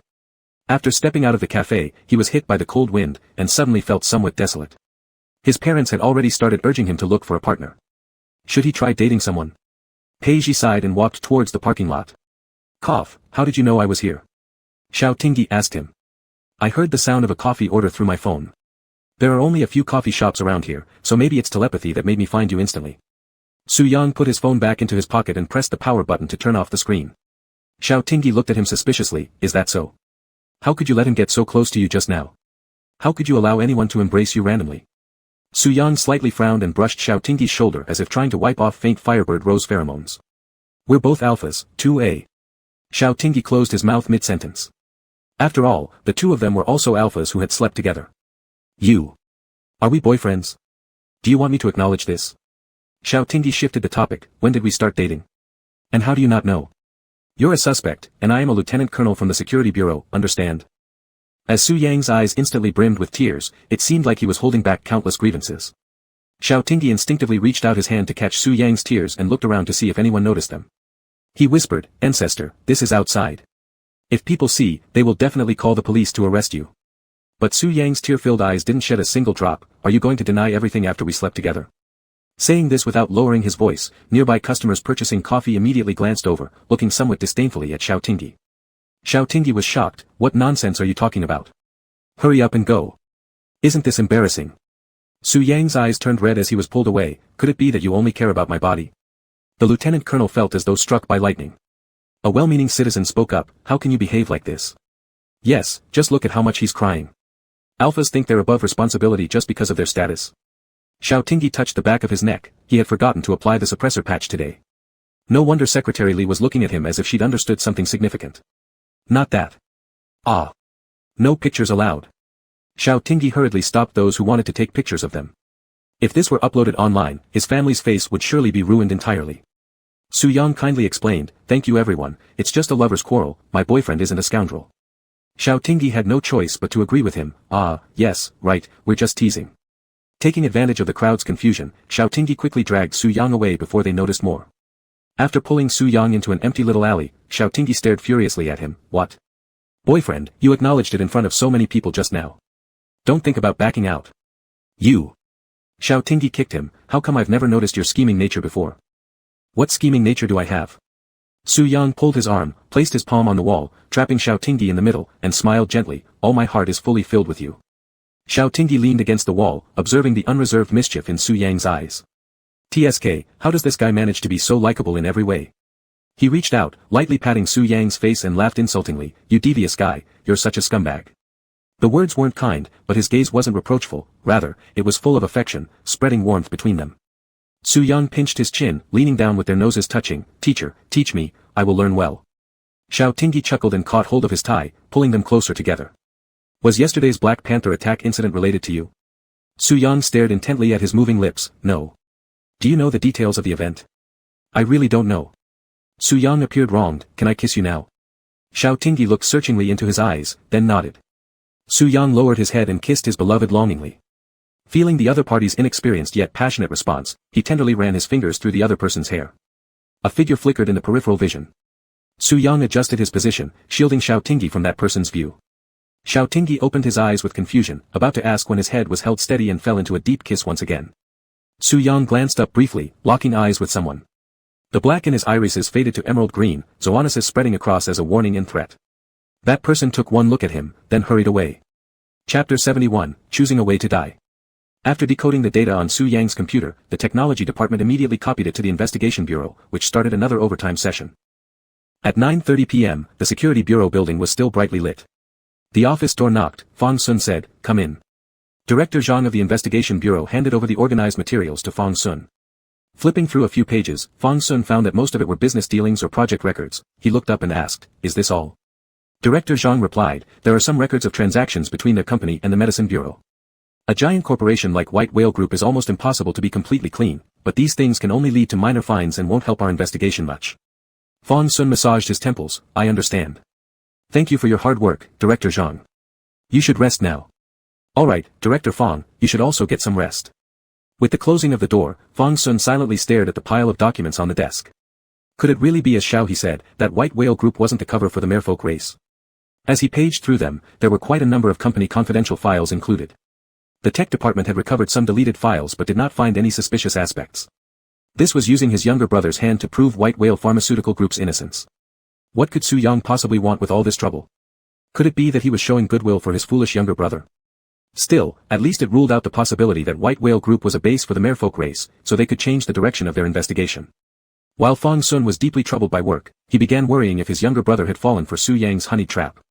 Xiao Tingyi has always liked beautiful things since childhood. Xiao Tingyi came along with the family dog under the name of personal bodyguard, packed up and brought home by Su Yang. Unlike what Xiao Tingyi imagined, Su Yang's house wasn't decked out in rich, gold-drenched palace style, but rather a sleek monochrome of black, white, and gray typical of highflyers just like his office. It was as cold and formal as a model unit at a sales showroom without a trace of warmth, far less cozy than his Jiangdu Garden's more than 100 square meters dog house. Xiao Tingyi thought, maybe he didn't know Su Yang this fish well enough yet. "What are you spacing out about? Thinking about me?" Su Yang suddenly leaned in, interrupting Xiao Tingyi's train of thought. "I'm thinking, don't you feel lonely living alone in such a big villa?" Xiao Tingyi probed, "Don't live with your family?" Su Yang lowered his gaze at him, tinged with reproach, "If you stay by my side, does that mean your mind is completely occupied with work? Is there no part of you who stays because you wish to be with me?" These words sounded pitiful enough, making Xiao Tingyi feel a slight pang of guilt, but quickly dispelled by reason. "What's your plan? Trying to charm me? I'm not falling for your tricks." Xiao Tingyi cradled Mimi into his arms. The little dog used to be stray and was quite anxious about new environments, sulking in Xiao Tingyi's embrace like a frostbitten eggplant looking for affection. Su Yang snorted internally, this ugly dog really had some moves. Xiao Tingyi carried Mimi upstairs. "You've given me such losses. Shouldn't I get something back? Didn't you tell me to use you? Are you regretting it now?" In fact, Xiao Tingyi was not angry that Su Yang stayed in the North Desert for another purpose. He could understand their different positions. But how could this guy be whispering sweet nothings while secretly recording his iris biometric code, making him feel that Su Yang only got close to him to use him? Su Yang followed behind, carrying his luggage. All of Xiao Tingyi's emotions were written all over his face, even sensing unhappiness from his back. "No regrets. You can take advantage of me however you like, as long as you keep liking me." Xiao Tingyi stopped abruptly, turning around to look at him. "If one day, I come face to face with your mother in battle, what would you do then? If I use you against her, would you agree?" Su Yang looked at him, falling silent. "As for the recent Black Leopard attacks, I trust that you're not involved, but you must have some idea who's behind it, right?" Su Yang lowered his eyelashes. The relationship between him and Xiao Tingyi wasn't something that could be simply resolved by forgiveness, as there would surely be more conflicts in their future. Xiao Tingyi gave a carefree laugh. "You don't need to carry any mental burdens. I don't feel I've wronged you, so there's no need for you to feel guilty towards me. Our positions have always been opposed, there's no right or wrong. But Su Yang, I am a soldier, your people and my country may face each other one day on the battlefield. And when that happens, I won't hesitate to strike." Though he looked nonchalant, his heart was already squeezed painfully tight, making him feel incredibly uncomfortable. Su Yang, standing about 4 or 5 steps below Xiao Tingyi, had to look up at him. "Really? But it seems like I might hesitate." The upright Xiao Tingyi paused, his throat tightening. "Then you deserve to die." Su Yang climbed 2 steps closer, deep in thought. "Dying by your hands wouldn't be bad, but can you promise to mourn for me? I don't want you to marry someone else or to get close with anyone else. If you can do that, then I'll accept death willingly." Xiao Tingyi managed a strained smile and scolded him. "Crazy, insane. You piece of shit. Su Yang gazed at his reddening eyes and the sea inside his heart surged with waves. His chest was filled with immense satisfaction, feeling that dying for this man would truly leave him without regrets. Xiao Tingyi turned his face away and went upstairs, changing the subject. Where's my room? Close proximity, naturally I'll share a room with you. In case someone tries to hurt me, isn't it your duty to protect me? Su Yang twisted the original meaning casually. Xiao Tingyi recalled Su Yang's thick study notes and felt uneasy. That sounds too perfect. Who wants to share a room with you? I'll sleep next door. As Xiao Tingyi pushed the door to check which one belonged to Su Yang, before he even opened it fully, he was shoved inside instead. Xiao Tingyi found himself in what must be Su Yang's bedroom, overly neat and clean, and was about to ask when he was suddenly pulled into Su Yang's arms.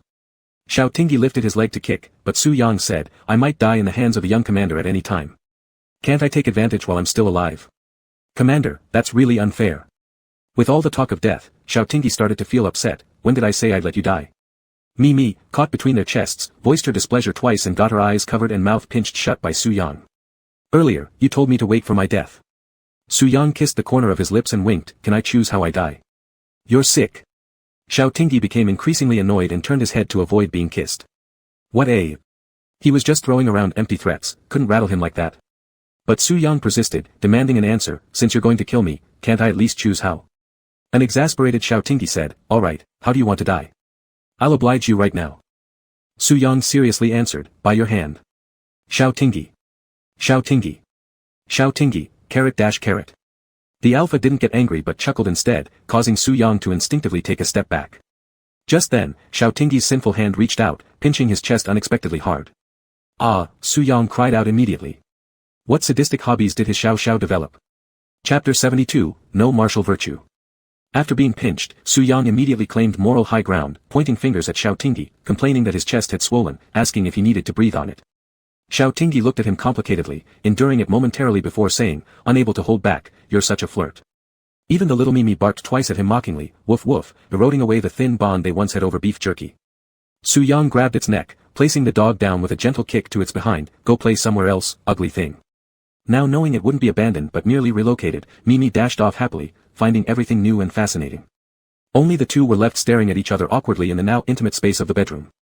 Being in the bedroom, a faint whiff of mandrake peculiar to Su Yang lingered in the air.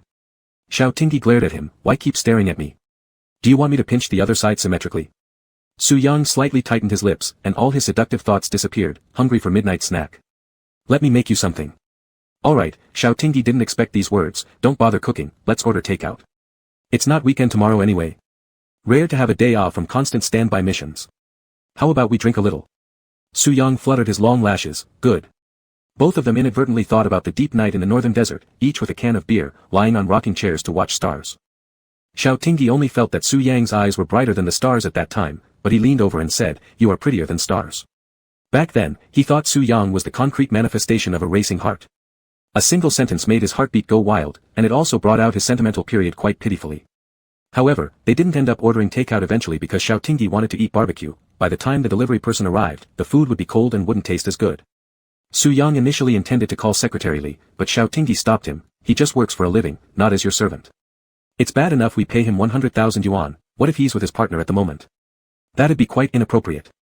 Su Yang carefully considered, if he and Xiao were doing something and got interrupted, he would definitely kill the other party.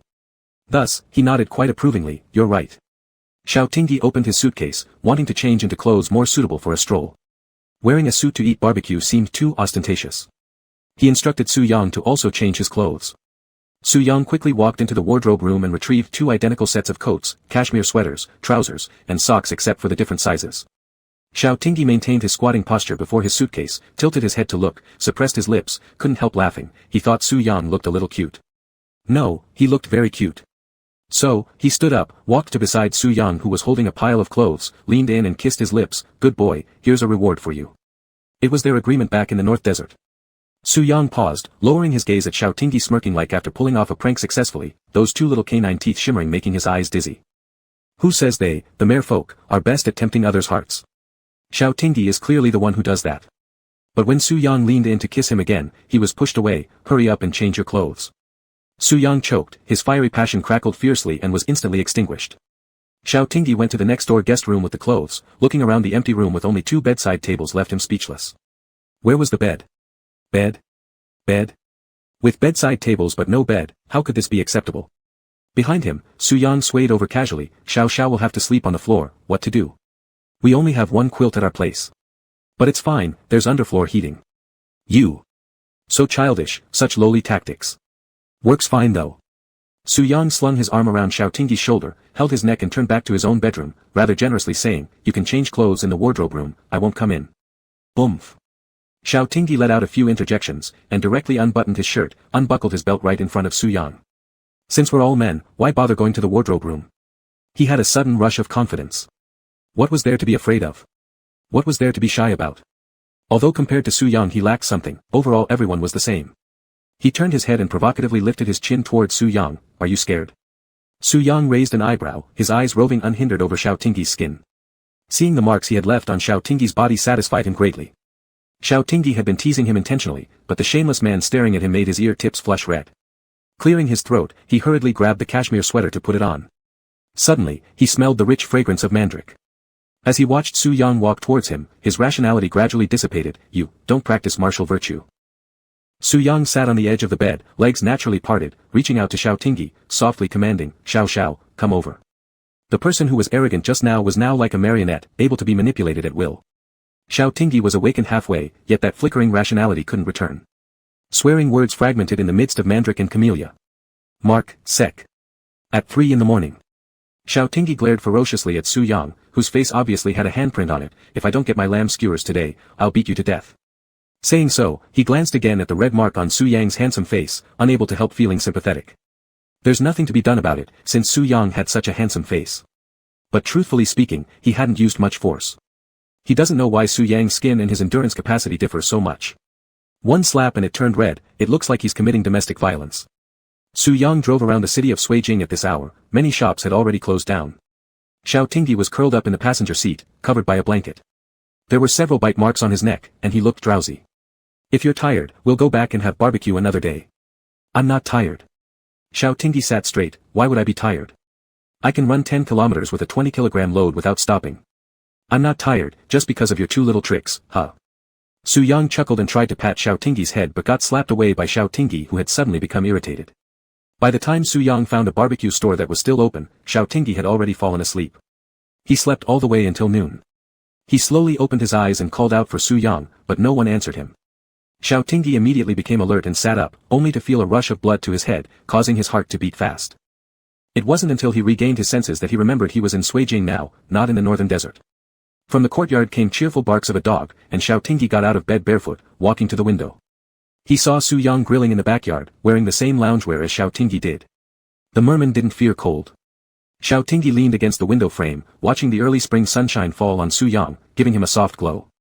Mimi was wagging its tail around Su Yang's feet, looking very obsequious. While Su Yang showed disdain, he tore off a piece of simply seasoned meat meant for dogs from a skewer and threw it on the ground carelessly. This scene made Xiao Tinggi feel a light smile tugging at the corner of his lips. If things could always stay this good, how nice would that be? Suddenly, the person below looked up and their gazes met.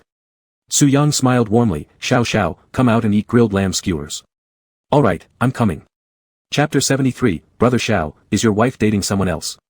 The backyard of Su Yang's house was spacious, so Xiao Tinggi decided to build a doghouse for Mimi on the lawn in the yard. A pile of wooden boards lay on the ground. Xiao Tinggi picked one up and measured it with a tape measure according to the specifications in the blueprint while Su Yang standing beside him marked the measurement points. Xiao Tinggi reached out again, and Su Yang handed over the handsaw.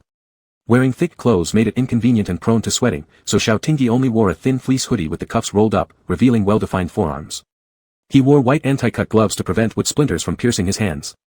Bent over, his foot pressed on the wooden board, a marker cap in his mouth, following the data on the blueprint to make calculations. His jawline was tight and his gaze focused, enough to charm any passerby and also the alpha nearby who gazed at his face unabashedly. Su Yang stood nearby watching Xiao Tinggi intently, feeling his throat dry up. With every movement, Xiao Tinggi's hair strands around his forehead danced slightly, tickling the tender spot in Su Yang's heart. Their villa had a low density, it took 10 minutes of walking to reach the neighbor's house. Even if they did something indescribable on the back lawn, no one would hear or see them. Su Yang lowered his gaze onto the new buds popping up on the grass, thinking it better to build a sunroom instead. Warm and not drafty, doing what they do outside was still too cold for Xiao Tinggi. Wang! A sudden bark interrupted Su Yang's thoughts. Irritated, Su Yang cast an impatient look at Mimi, really an unperceptive ugly thing. Mimi jumped to Xiao Tinggi's feet, wagging its tail. Xiao Tingyi chuckled and patted its head. I know I'm building a house for you, right? Be good and don't poop in Su Yang's shoes anymore. Seeing the sycophantic dog, Su Yang let out a cold humph, went inside and cut a plate of fruit, apples, bananas, strawberries, mangoes, all available. While the alpha worked enthusiastically, using power drills and hammers making clattering sounds, Su Yang occasionally fed him some fruit and stole kisses. Before long, the doghouse had taken shape. Xiao Tingyi turned and lifted his chin slightly towards Su Yang, who was sitting on a garden chair looking at his phone. How's it going? Su Yang flipped his phone cover over, placed it on the table, and looked at Xiao Tingyi with melting snow in his brows and laughter in his eyes. He patted his hands. My husband is really capable. Cough. Xiao Tingyi scratched his cheek shyly, ultimately not arguing with the term of endearment. I can also make it a sliding door. Xiao Xiao is amazing, why are you so versatile? Su Yang was considerately wiping his sweat. You're too talented. Alright, I'm not a kindergarten kid. Xiao Tingyi said this while secretly showing off with the fluffy tuft on his head. Su Yang chuckled and smoothed down his hair before speaking. There's something I need to do, I'll be gone for a bit. Xiao Tingyi held the iron hammer and drove a nail in place. He didn't ask where Su Yang was going or why he wasn't pestering him to take his personal bodyguard along. He merely looked up and nodded. Alright, go ahead and return soon. Okay, wait for me at home. They exchanged glances briefly before quickly breaking eye contact. Xiao Tingyi understood that Su Yang did not want him to know what he was about to do or whom he was going to see, and Su Yang also understood that Xiao Tingyi had already figured out what he did not wish him to know. Thus, these two individuals with distinct trains of thought reached an unspoken agreement. Su Yang returned to the room, changed his clothes, drove a low-key black Mercedes from the underground garage, and left Xiao Tingyi's sight. Xiao Tingyi stood in the courtyard, watching through the iron fence as Su Yang's car tail lights disappeared from sight, his brows furrowing deeper. He silently hoped Su Yang wouldn't dare deceive him. If Su Yang got involved in anything endangering Silen's safety, he truly didn't know what he would do. The feeling of pulling the trigger on someone he loved, he didn't want to taste it again. His feelings were genuine, but he remembered his own identity. Planks of wood lay scattered on the ground. Xiao Tingyi took off his gloves, picked up the phone beside him, entered the password to access the second space. He had implanted a tracking chip onto Su Yang's phone, secretly designed by the Safety Administration Bureau for special missions, very difficult to detect. This chip was inserted when Su Yang fell asleep after their tender moment together. They shared the same bed, but held different dreams. Xiao Tingyi's heart felt like it was being twisted painfully. He felt unlucky. Su Yang too, felt unlucky. He felt he wasn't wrong, yet Su Yang seemed to be not at fault either. There was no anchor point for resentment, while affection was clearly visible. That night, he woke Su Yang up and they went at it twice more. Until he was exhausted, lying half asleep in Su Yang's arms, he seemed to hear Su Yang say he loved him. Xiao Tingyi massaged his temples, collected his thoughts, looked at the red dot quickly moving on the screen, and promptly contacted Mo Chi, who was stationed at the investigation bureau. When he was locked in the reflection room, Mo Chi had been transferred back from North Desert to Suijing, assigned to the investigation bureau. Although they only knew each other for a few months, they worked in perfect harmony. The first thing Xiao Tingyi did upon reinstatement was to have Fang Yun transfer Mo Chi to his team. Xiao Tingyi opened the satellite map, observing Su Yang's movements, and sent real-time sharing. Mo Chi, don't create any commotion, keep hidden. Our mission isn't arrest, it's to locate their hidden base. Inform me immediately if anything occurs. Mo Chi understood. After assigning the task, Xiao Tingyi sighed looking at the red dot, wondering why this relationship had become so fragmented. What kind of situation was this? Mimi sensed its master's low mood, grabbed its rabbit doll, and placed it near Xiao Tingyi, barking gently. What's this? Covered in your drool, I won't touch it. Though Xiao Tingyi complained, he squatted down and rubbed Mimi's head. Little Mop, do you think relationships built on mutual suspicion and vigilance could last long? Mimi didn't understand but could sense its master wasn't entirely happy. It thus nudged Xiao Tingyi's palm with its head, trying to comfort him. Xiao Tingyi embraced it, drawing warmth from the little creature. Su Yang said he would let Xiao Tingyi use him, but the Safety Administration Bureau's target was his mother and his race. How could Su Yang remain indifferent? It was a deadlock that seemed impossible to solve.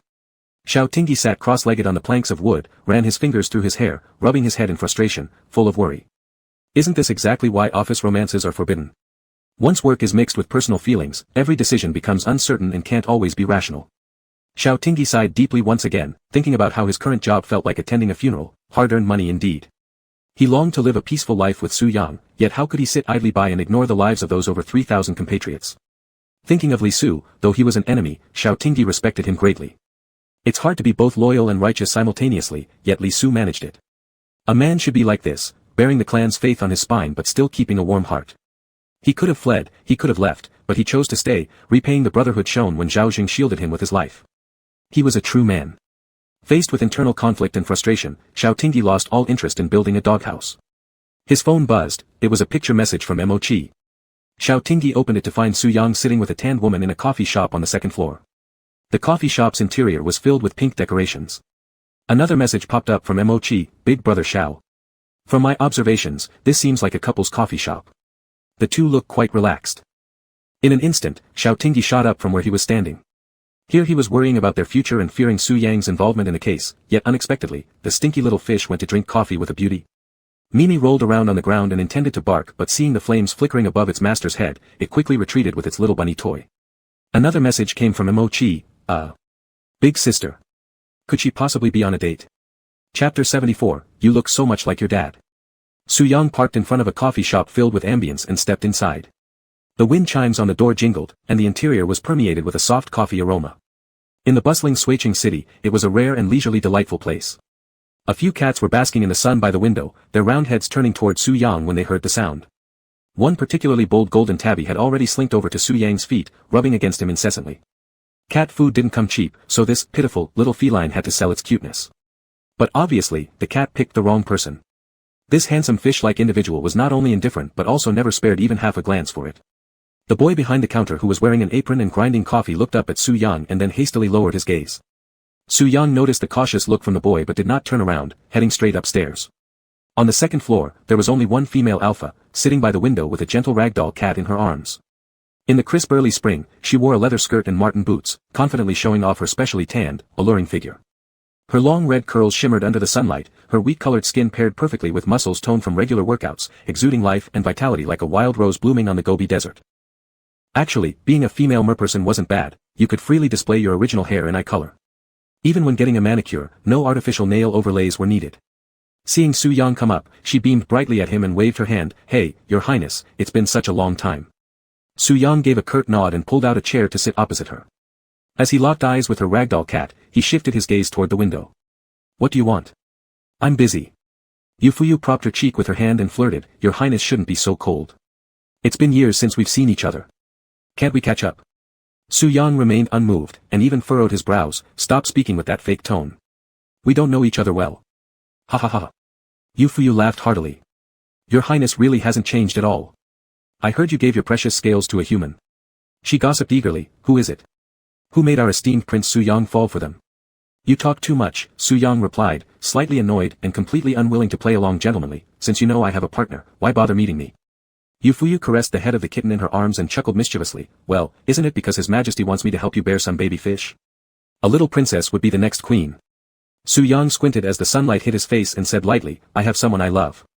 I'm not interested in you."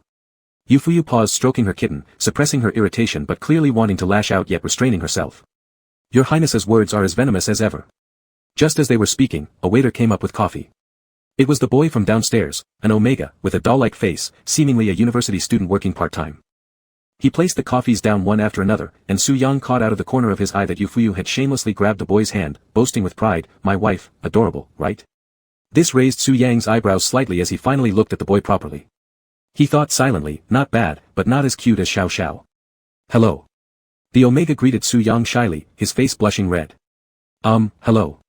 The omega pulled his hand away from Yu Fuyu's grasp, shooting her a scolding glance before rushing downstairs with the tray. Su Yang sipped his coffee. "You just got back from abroad, didn't you? How'd you manage to hook up with a human omega already?" Yu Fuyu took out her phone and snapped a photo of the heart-shaped latte art, smirking proudly, "At first sight, true destiny." Su Yang's mood improved slightly, and his tone softened somewhat. "If you've got a lover now, what brings you here?" "I'm rather busy." Yu Fuyu pocketed her phone and took a sip of coffee. "Your highness is a prince and can openly defy His Majesty, but I'm not that privileged. Don't I need to go through the motions to prove it's not my fault but yours?" Her eyes lit up with laughter, not hiding her scheming towards Su Yang at all. Su Yang rarely lost patience. "All right. My wife's coffee is good, right? My wife makes fantastic meals as well." Su Yang shot back competitively. Yu Fuyu arched an eyebrow, then, "My wife and I will come over sometime." Before she finished, Su Yang interrupted, "You won't get any." Yu Fuyu. Her gaze was drawn to the phone Su Yang had placed on the table. When she saw the image on the screen, a chill ran down her spine. If her guess was correct, the handsome human inside must be their highness boyfriend. However, he probably didn't realize that his every move was being watched under surveillance. Although mere people naturally have a strong possessiveness for their mates, this seemed to be taking it too far. Fuyu stole a glance at Su Yang and noticed the tender look in his eyes as he focused on the surveillance screen. It was quite unsettling. Fuyu internally complained about how obsessive this was, feeling sympathetic toward the good-looking human. She silently cheered him on. Come on, human handsome. You've got to hold your ground, don't let their royal go unchecked like this. Xiao Tingyi felt jealousy bubbling up, but he still managed to reel back his rationality and called Mo Chi, are you working or gossiping? Why so much chatter? Follow him. And report this girl's movements afterward. Mo Chi got a verbal lashing from Xiao Tingyi and pouted after disconnecting. If only he would admit he's jealous. Why direct his jealousy at innocent people? Too sour, choking my nose. Xiao Tingyi kicked a wooden board and muttered, damn little fish. If I turn you into a spicy fish head, beat you into fish balls, or cook you as boiled fish slices, then you'll learn. A clear bell jingle came through. Who could be visiting at this hour? Su Yang didn't seem to have many friends with such poor social standing. Confused, Xiao Tingyi stepped into the living room and turned on the electronic display at the entrance. The face of a woman appeared on the doorbell camera. Almost instantly, Xiao Tingyi recognized her, since she looked strikingly similar to Su Yang. Just as he intended to contact the Safety Administration Bureau, the front door suddenly opened, and a dark gun barrel pointed at his forehead. Su Zhao looked at his face briefly and softly laughed, you look just like your dad. Chapter 75, No One Escapes Death. Indeed, it had been a long while since someone pointed a gun at his head. Xiao Tingyi hadn't even processed why Su Yang's mother knew his father when his phone was snatched by her men and smashed onto the ground. Ka-cha. The screen shattered. That was my new phone. Xiao Tingyi's heart sank, over a month's worth of salary, all gone before it even warmed up in his pocket. How come these mere people are all so beautiful yet bad-tempered? Such impolite bastards. Mimi, playing in the backyard, hearing the commotion, ran over barking furiously at whoever was pointing a gun at its master. Despite its tiny size, the small creature gathered tremendous courage and fiercely lunged at the assailant, only to be kicked away. The little thing whimpered as it fell on the floor, but upon looking at Xiao Tingyi, it struggled to get up again to attack once more. Xiao Tingyi's eyes reddened instantly. When did the dog grow so large? In his memory, it was just a gluttonous creature following him around asking for food. Yet here it was, protecting him. Seeing that person preparing to kick again, Xiao Tingyi immediately exploded in anger, his amber-colored eyes filled with wrath. He roared, leave my dog alone. Alpha-suppressing pheromones spilled from the back of his neck as Xiao Tingyi swiftly moved sideways, grabbing the opponent's arm while lifting his leg high to crush the man's skull heavily. While the merman was stunned, Xiao Tingyi quickly reversed the attacker's arms, pressing him down on the floor. A ka-cha sound of breaking bones accompanied the process, causing the gun to drop to the floor. With his cheek pressed against the ground, the tenfold nerve perception compelled the merman to cry out in agony. His gun-holding right hand twisted grotesquely behind his back, blinding him from pain. In an instant, Xiao Tingyi quickly picked up the dropped gun, aiming straight at Su Zhao's brow without hesitation, frowning slightly as he said, pointing a gun right off the bat isn't very nice, auntie.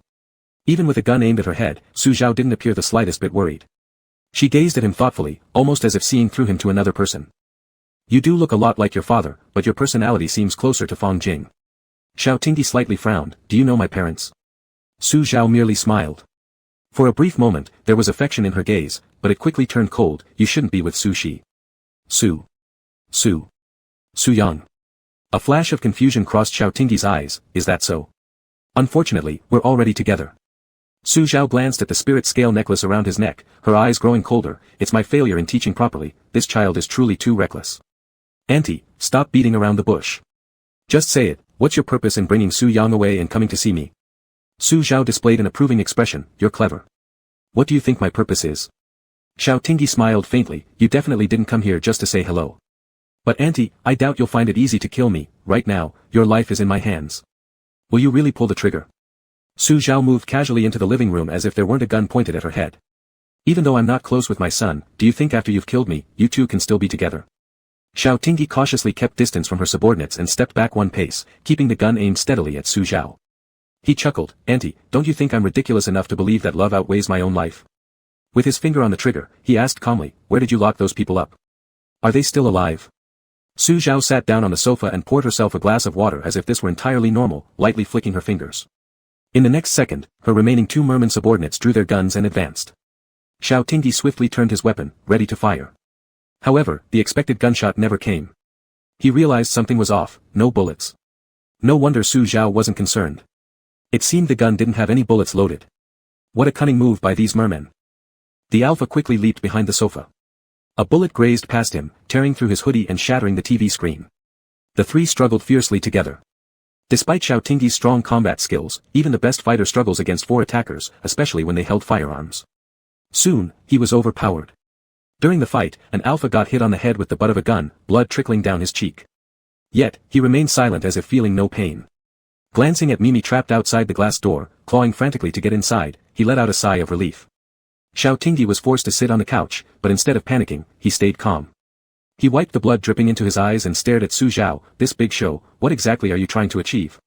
Su Zhao sat opposite him, radiating the air of authority typical for someone at the top. She spun a finely crafted pistol idly between her fingers and said gravely, "Su Yu has a mission of his own, and you shouldn't be entangled with him." Su Yu. Wasn't Su Yang's real name Su Yang according to what he had told him? Why did his mother always call him Su Yu? Pressing down his confusion, Xiao Tingyi remained composed. "Do your race have a population of 2,000?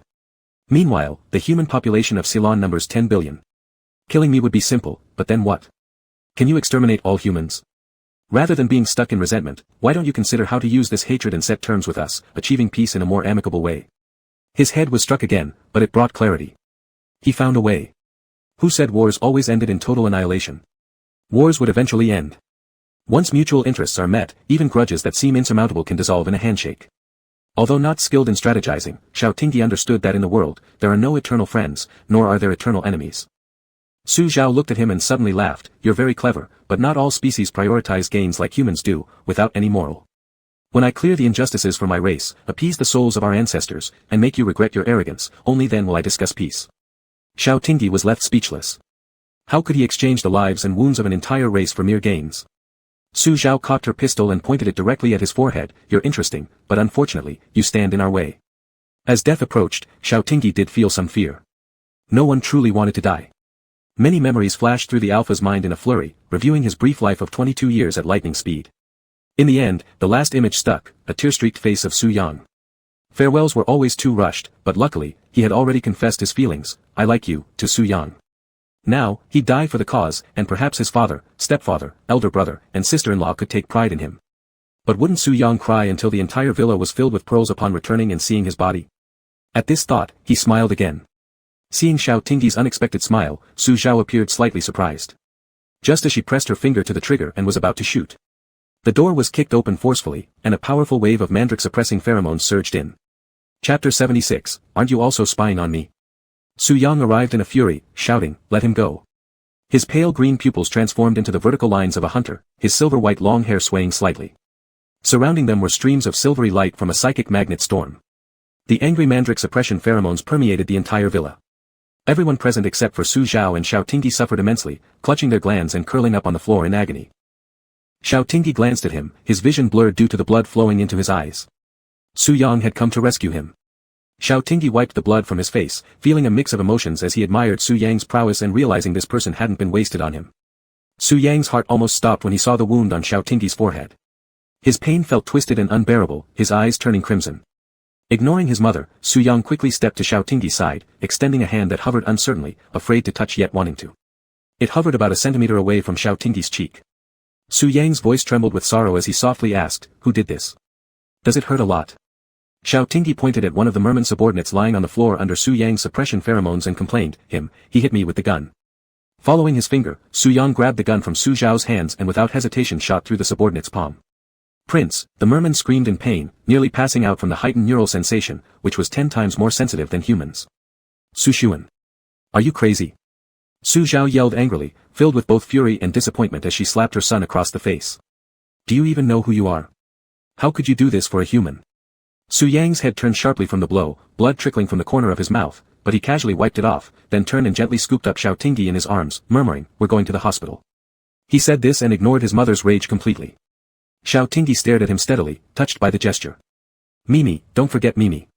For once, Su Yang didn't feel jealous of the mop spirit and headed to the backyard, lifting the ugly dog into his arms. With Xiao Tingyi holding the dog, and Su Yang holding Xiao Tingyi, the two of them and the dog climbed into the car and drove off swiftly. After their departure, the mandrake suppression pheromones disappeared, allowing the subordinates to get back on their feet. The male merman whose palm had been pierced earlier was no longer bleeding, his wound was already healing. "Your Majesty, what should we do now? The prince seems to value that person greatly." Su Zhao worked hard to calm her anger, taking a deep breath before remaining silent. Earlier, Xiao Tingyi had released camellia flower suppression pheromones, similar to those that initially induced Su Yang's differentiation. Moreover, Xiao Tingyi appeared unaffected by the mandrake suppression pheromones, suggesting that their pheromone fusion had gone well. Rubbing her temples, Su Zhao thought of an audacious plan. She spoke firmly, back to the estate, let Chuguang come see me. Actually, Xiao Tingyi hadn't felt much pain. As long as his life wasn't endangered, such injuries were minor compared to his work risks. Besides, it was just a 5-centimeter wound, albeit one that bled profusely and looked scary.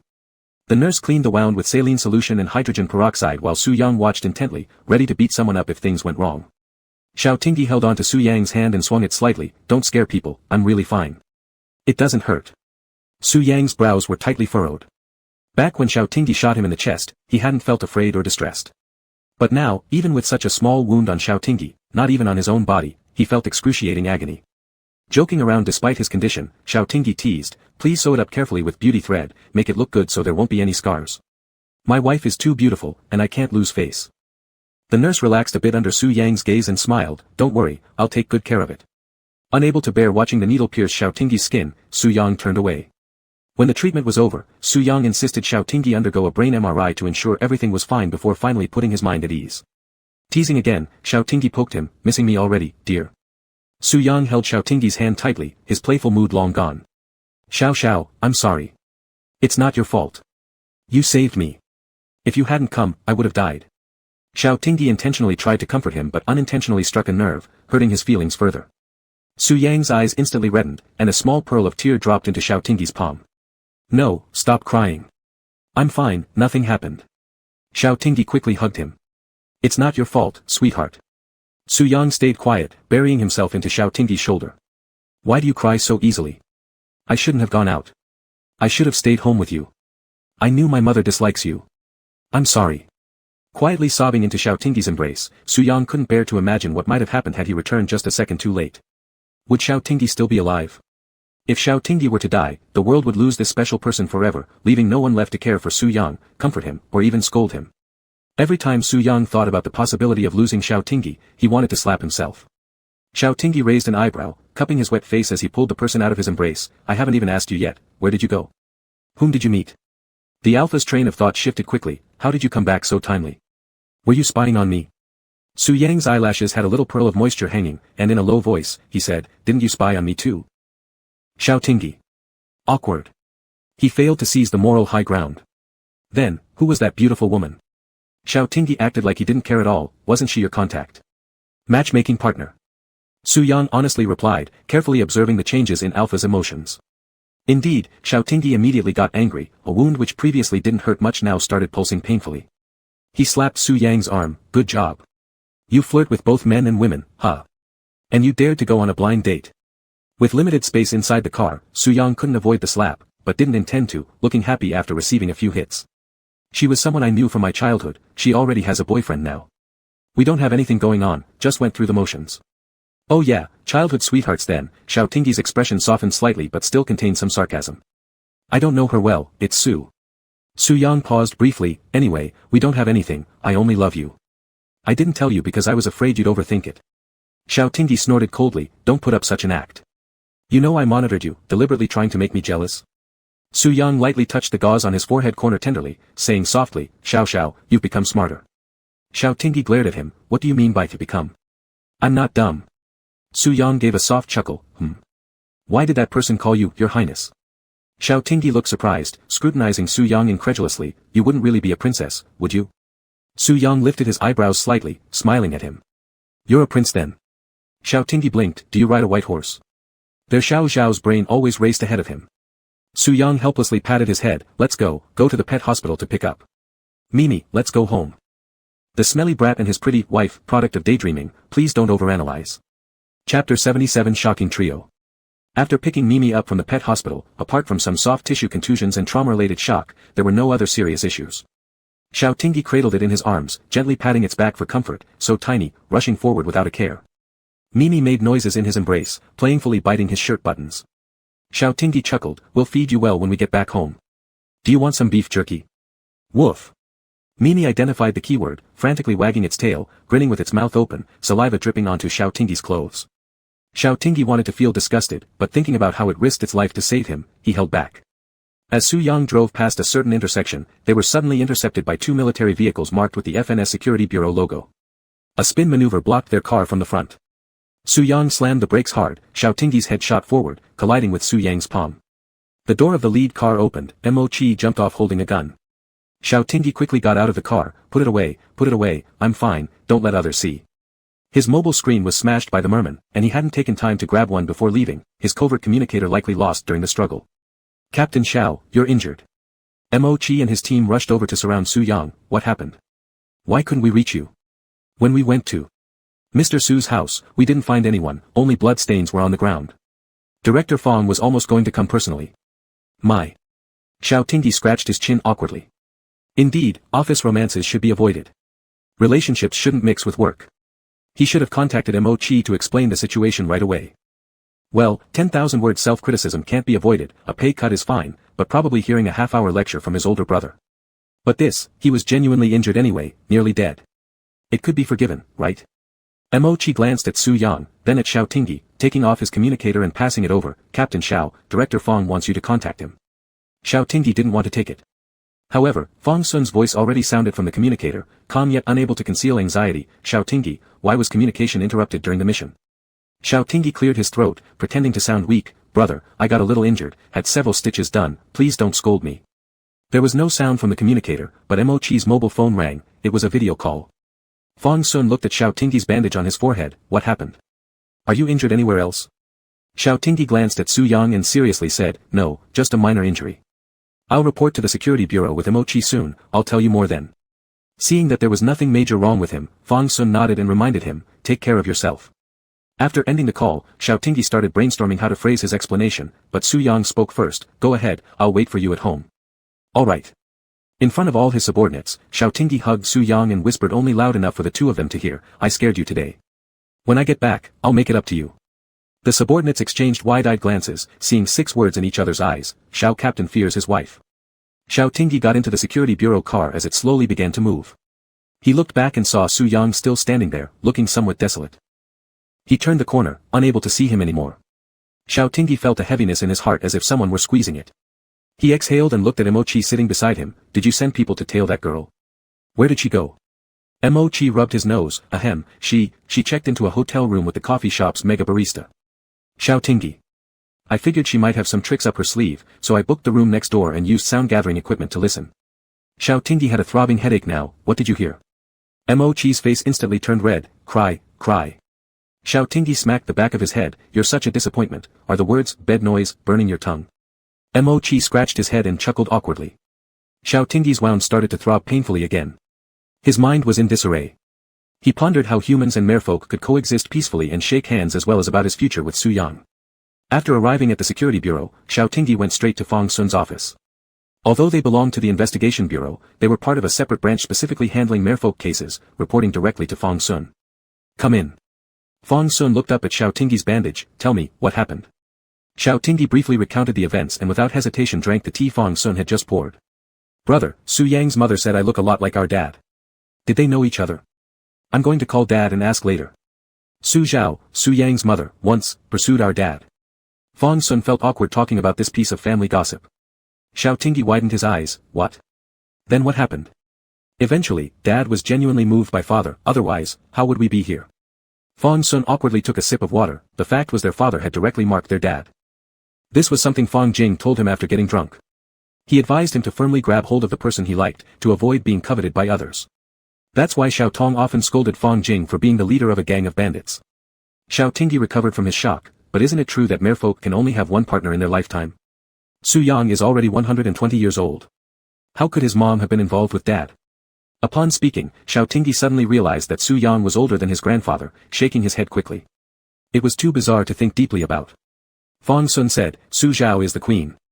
She can have many partners in her lifetime. Wow. Alright, remember to finish the report and send it to me when you return. Fong Sun looked again at Xiao Tingyi's bandage under his hair. Little he, maybe you should go back home instead. I still have things to do. Seeing his worried gaze, Xiao Tingyi smiled. Don't worry, brother. Su Yang will take care of me. Fong Sun, don't rely your life on others. I understand, brother. Haven't you thought about negotiating with the merfolk? Haven't all the poachers been caught? Do you think Su Zhao is doing all this merely for revenge? All her actions so far are simply aimed to increase her leverage at the negotiation table. She won't stop until she achieves her goal. Xiao Tingyi frowned slightly, but the casualties are civilians. Throughout history, has there ever been peace without bloodshed? Though it's ironic, so-called peace is merely a cover constructed on top of ruins and gunpowder, built for the sake of chasing interests. Fang Sun walked to the floor-to-ceiling window, looking out over prosperous Suijing city. This prosperity is guarded by imperial warriors with their rifles. If we don't want to be beaten, we must beat them. He looked at Xiao Tingyi. When you were a kid, there was a male classmate who always picked on you and bullied you. Later, what happened? Wasn't it because you beat him up so badly that he didn't dare to anymore? Xiao Tingyi shrugged, but when I got home, Dad scolded me and made me stand in the corner, saying I was too harsh. Fang Sun, hearing his childish words, softly laughed. A quick glance revealed the car parked opposite the security bureau, causing Fang Sun to reflect thoughtfully, but who knows, what I can't accomplish, maybe you can. Xiao Tingyi, puzzled, moved beside him and looked down. Oh, isn't that Su Yang's car? He's come to pick me up. Fang Sun watched as his brother's gloom disappeared, but he felt a twinge of jealousy. Children truly grow too fast. Chapter 78. Are you a crybaby? The black Mercedes-Benz with hazard lights was parked by the roadside. The man on the driver's seat continuously clicked the lighter, watching the flame ignite and then extinguish, his eyes filled with deep coldness. In the back seat, the little puppy curled up under a blanket, its small body shivering. It could feel the hostility radiating from Su Yang, hiding its head deeper into the blanket. Su Yang's mind endlessly replayed the scene of Xiao Tingyi covered in blood, making the hand holding the lighter tremble slightly. With his forehead leaning against the steering wheel, Su Yang's eyes were red-rimmed. He had already been so obedient, even giving up his own glands and name. For so long, he bore the responsibilities of his elder brother, never having anything he truly liked or something that belonged solely to him. He only had Xiao Tingyi, he only liked this one person. Why couldn't his mother accept that? He just wanted to be chosen decisively by someone, to have a home with Xiao Tingyi and an ugly dog. Knock knock, someone tapped the window, drawing Su Yang's gaze to a large smile. Xiao Tingyi bent over, his lips pale due to excessive blood loss from the injury, but his eyes were bright. Through the car glass, their amber eyes met, and Xiao Tingyi smiled, showing two fangs. Seeing Su Yang not responding, he curved his finger and knocked again. Open the door. Su Yang pressed the unlock button, lowering the window to get a clearer view of the alpha. He tilted his head, looking at the sole salvation in his long life. Xiao Tingyi's smile faded as he gently rubbed the corner of Su Yang's eye with his fingertips. Why are you crying again? Are you a crybaby? Are you disgusted with me? Su Yang rubbed his cheeks against Xiao Tingyi's palm, his thin eyelids turning red. From Xiao Tingyi's perspective, Su Yang looked aggrieved and pitiful. Not at all. Xiao Tingyi leaned forward and kissed his eyes lightly, whispering, I'm heartbroken just seeing you like this. Su Yang stared blankly at him, leaning closer to kiss his lips. From the back seat, Mimi, the puppy that smelled its owner, excitedly barked, woof. Woof woof, announcing its presence. Xiao Tingyi immediately sat up straight, opening the rear door and picking up Mimi, who wanted to jump into his arms. What's going on? Didn't you go home? Have you been waiting for me? Su Yang closed his eyes helplessly. Indeed, the dog wasn't compatible with him. If only Xiao Tingyi hadn't been around, he would have gotten rid of the dog long ago, so annoying, completely clueless. Su Yang replied stiffly, there was nothing to do after coming back, so I waited. Pushing the car door open, Su Yang looked at Xiao Tingyi's pale face and grabbed the mop in his arms by the scruff, tossing it to the back seat with a loud bang, closing the door afterward. Then he pushed Xiao Tingyi into the passenger seat, buckling his seatbelt carefully. Don't exert yourself since you're injured. That mop is heavy, don't hug it much. I'll cook you some good food when we get home. Xiao Tingyi wrinkled his nose, waving his hand in the air and asked Su Yang, do you smell something? Su Yang snorted slightly, went around to the driver's side, started the car, vinegar scent. What's wrong? Jealousy, right? Your focus should be solely on me. Xiao Tingyi laughed twice, pinching Su Yang's handsome face, look at you being petty. Su Yang held his hand and pressed it to his mouth, next time, there won't be a next time. What are you talking about? Most annoying are those who speak half-truths. Using the red light stop, Su Yang turned to look at him, if there ever is another time, don't hold back. I know you refrained because of me. Xiao Tingyi understood, smiling, if my hands get stained with your clan's blood again, we may very well. There's nothing more important than your life. Su Yang cut him off, frowning seriously, are you doubting your importance to me? What are you talking about? Xiao Tingyi uncomfortably scratched his chin, after all, she's your mother. By reason, should call her Auntie. Su Yang still wanted to say something, but Xiao Tingyi reminded him, it's green light, let's go home. Some things cannot be said too much, the more you say, the harder it gets for the other person. It's enough that they understand each other's heart, ready to face the storms ahead. When Xiao Tingyi returned home, he first settled Mimi well and then started looking for hidden cameras in the room. When he saw them even in the bedroom, he lost his temper. Su Yang. Get over here. Su Yang stood by the door, not daring to move when seeing a pile of cameras Xiao Tingyi had taken down on the table. What kind of surveillance do you install in the bedroom? Xiao Tingyi's pale face turned crimson, his fingers shaking as he pointed at Su Yang. You didn't film our intimate moments, did you? Su Yang. What if someone hacked into it? Only I could see it, specially customized. Su Yang's voice became softer and softer. Besides, without the surveillance, I wouldn't know if you were in danger. Xiao Tingyi covered his face and rubbed it. His mind churned like a stormy sea as wild images flashed one by one, eventually focusing on one spot. He looked up at the location of the hidden camera, realizing why Su Yang always liked to hug him there. He glared at Su Yang, who lowered his head accordingly. Xiao Tingyi quickly stepped forward, raising his arm as if to slap Su Yang, who simply closed his eyes and leaned his face closer, adopting an air of total resignation to whatever punishment came. However, Xiao Tingyi's hand suspended in midair never touched Su Yang's face. Instead, it fell onto his own belt. Upon hearing the sound of the belt buckle, Su Yang was startled for a moment, then his eyes brightened. Xiao, you're injured. Intense physical activity isn't good for you.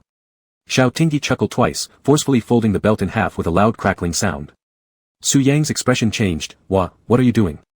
I'll beat you to death today, you bad boy. I need to see what kind of nonsense is packed inside your brain today.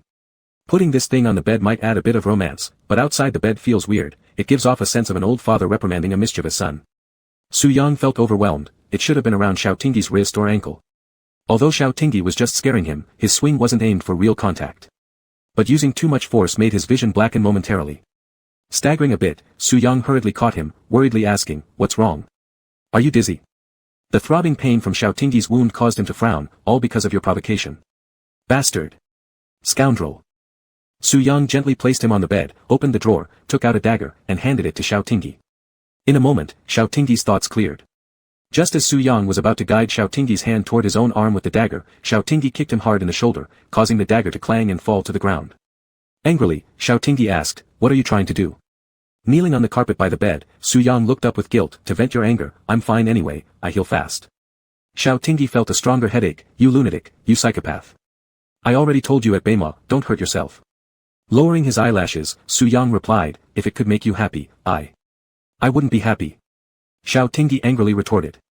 Looking up, Su Yang gazed at Xiao Tingyi with bright, sparkling eyes filled solely with Xiao Tingyi's reflection. "That you care about me, it's great." Chapter 79. You are no one's substitute. Xiao Tingyi suddenly reached out to push back Su Yang's fringe hair and noticed the faint mark at the same position as his own wound, falling silent for a second. "Su Yang, what did you do?"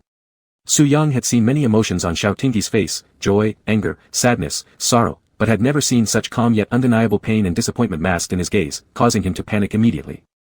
"I just wanted to know how much it hurts you. I recover quickly." With a complicated look, Xiao Tingyi stared at him, seeing the panic emerge on Su Yang's handsome face. "Why? What?" Su Yang hadn't fully grasped his meaning. "To find out how much you hurt. Do you think my injury is your fault?" Sitting at the edge of the bed, Xiao Tingyi bent down and placed his hand on Su Yang's cheek. "I am by your side to use your identity to find the purpose of the mermaid race and save my Ceylon people. Don't you understand that clearly? Even if I really die, that would be called sacrifice. I die for Ceylon, and it has nothing to do with you." Su Yang's fervent gaze gradually cooled. He lowered his eyelashes and chuckled bitterly. "Yeah, I remember. I said as long as you stay by my side, I'll let you use me however you want. It was me who said it, I haven't forgotten." The atmosphere in the room grew chillingly quiet, frightening even. Mimi's tiny legs climbed upstairs, wagging her tail at them twice, then silently hung it down as she lay by the door and stared. That thin layer of pretense had been torn off, mixing their true emotions. Both realized the sweetness behind hid the cruel conflict between two races. In the end, it was Su Yang who broke the silence first. "Then what about you? Besides your investigation, don't you have a little selfishness for me?" Xiao Tingyi looked at his hairline, finding him more pitiable the longer he observed. Curving his finger, he tapped lightly on Su Yang's forehead and whispered, "Considering how much you've already gotten to sleep with, what do you think?" Su Yang raised his head, gazing at Xiao Tingyi with eyes brimming with indescribable emotions. "This is enough for me, I just want this much. From now on, stop harming yourself. Is 10 times healing ability so great? Doesn't it hurt?" Xiao Tingyi sighed, gently caressing Su Yang's faint scar. "The one who wounded you was my mother. If it had been anyone else, I could help you seek revenge." Su Yang's throat tightened. "It's because I didn't protect you well enough." Even if Su Zhao were not Su Yang's mother, she still represented a bond to the merfolk race, symbolizing the hope and direction of the group. Despite loving Xiao Tingyi immensely, Su Yang could only offer himself to be commanded by him. There was no room for harm to come to his mother when the clan could no longer endure another trauma. Resting his forehead on Xiao Tingyi's knee, Su Yang murmured softly, "It's because I'm useless." "Nonsense, you're the one who saved my life." Xiao Tingyi petted his hair. "How would the others see you after defending me before the entire clan? To injure your own people for an enemy. Does the prince still have authority? I never really wanted to be any kind of prince anyway." Su Yang smiled faintly. "They wouldn't dare criticize me. In those animated series, I'm like the stabilizer role.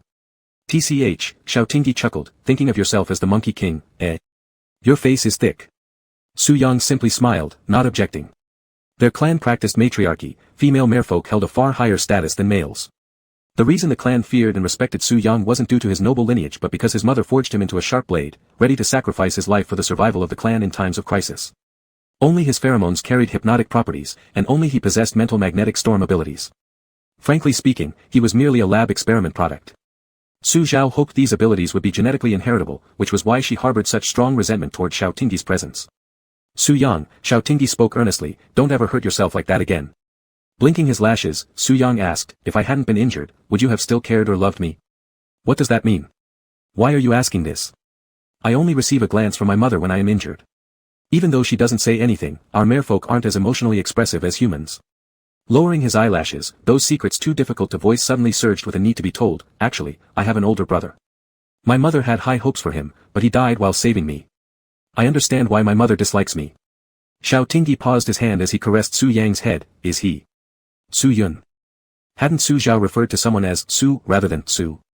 He had been curious before about why Su Yang called his mother Su instead of mom, until now understanding this tragic backstory. How did you get so smart? Not that, how could your mother let you take your brother's name? A life lost is indeed sorrowful, especially considering Su Yun sacrificed himself for Su Yang. Deep down, Xiao Tingyi felt gratitude, but he couldn't allow Su Yang to bear the entirety of Su Yun's existence upon his shoulders. Clearly dead was Su Yun, yet both the clan and his mother treated Su Yang's death as though it were Su Yun's.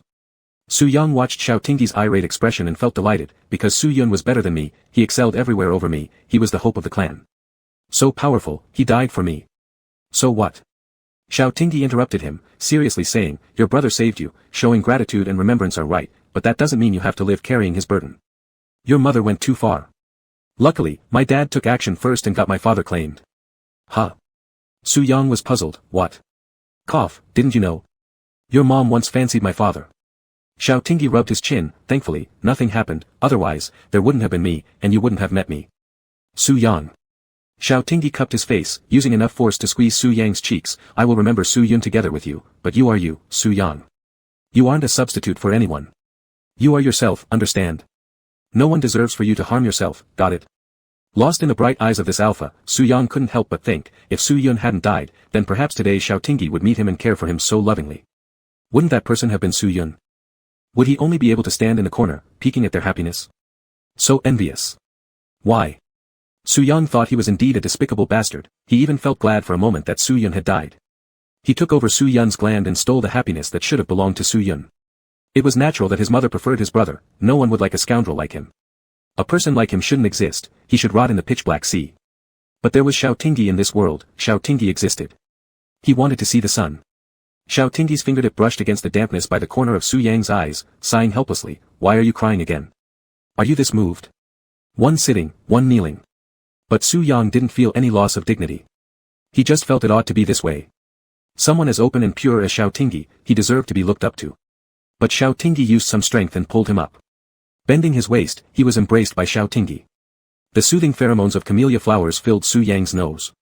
Su Yang tightened his grip on his alpha, burying himself into his neck, Xiao Tingyi, love me. Chapter 80, can only like me.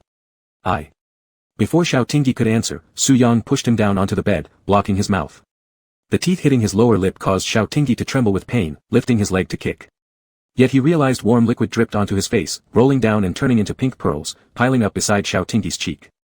Xiao Tingyi thought, Su Yang really loves to cry, how can someone cry this much? Was it because he was a fish from the sea? Su Yang's overwhelming emotions enveloped him, the sweet smell of mandrake filled the entire bedroom, slightly bitter yet slightly sweet. Xiao Tingyi couldn't decide if Su Yang was sad or happy. All he could feel was Su Yang's trembling lips and his hands caressing his face with unmatched cherishing and fondness.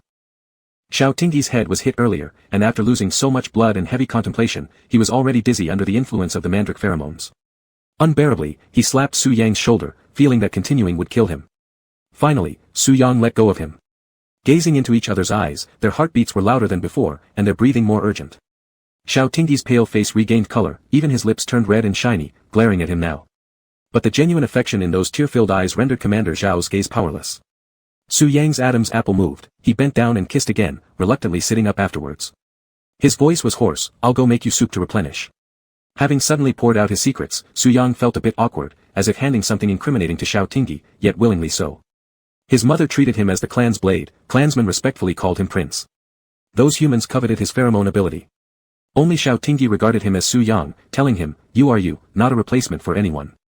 Xiao Tingyi looked curiously at Su Yang, whose ear tips were reddening. "What else are you fantasizing about?" "I'm the injured one. Don't act so beastly. Although you're not human anyway." Su Yang sat with his back to him, making no sound. Xiao Tingyi crawled up and tilted his head to take a look. "Are you crying again?" "No." Su Yang met his gaze. "Do you still like me?" "Xiao Tingyi, how come your fish always spouts nonsense? Weave. Do I look like someone who's frivolous?" Su Yang lowered his head, scratching his hand, somewhat bashfully yet stubbornly asking, "Do you like my pheromones or do you like me?" Xiao Tingyi pursed his lips. "Tell the truth." Su Yang's pupils dimmed slightly but still nodded. Tell the truth.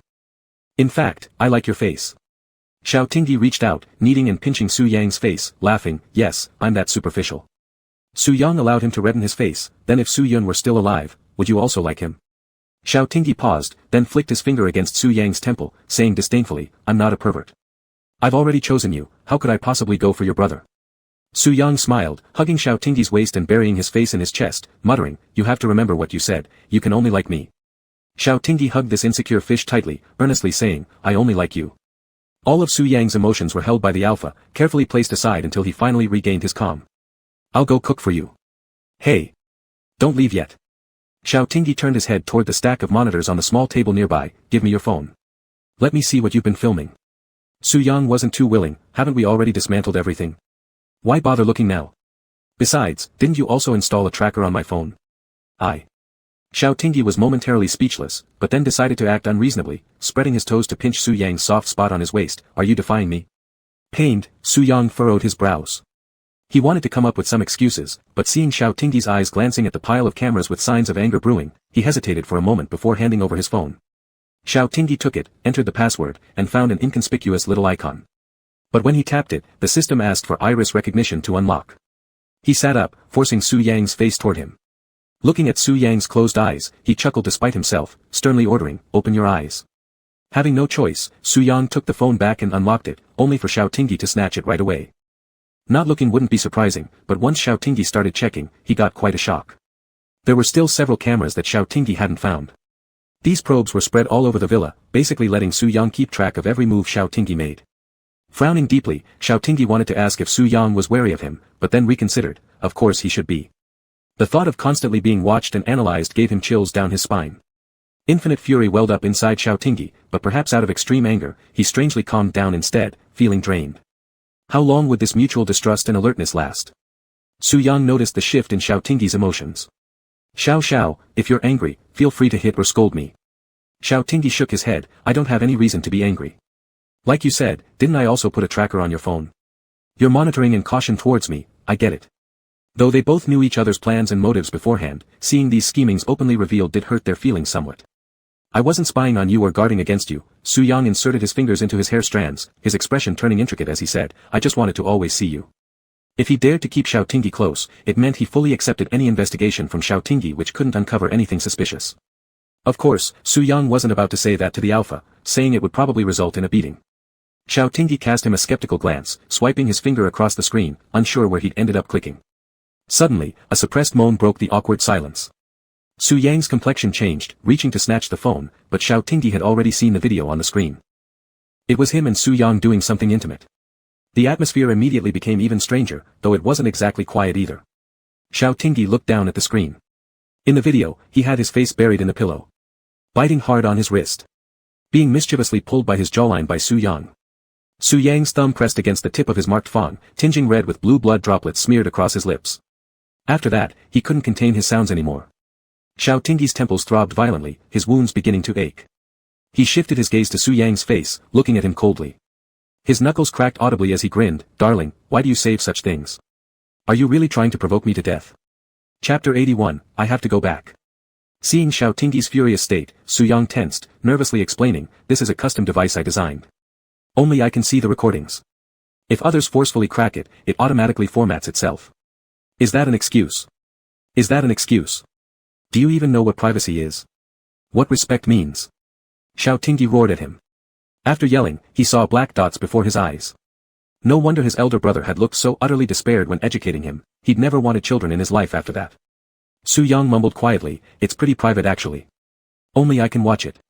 "Xiao Tingyi, how did you go to school? Did you pass the Chinese test?" Su Yang seriously, "I haven't been to school."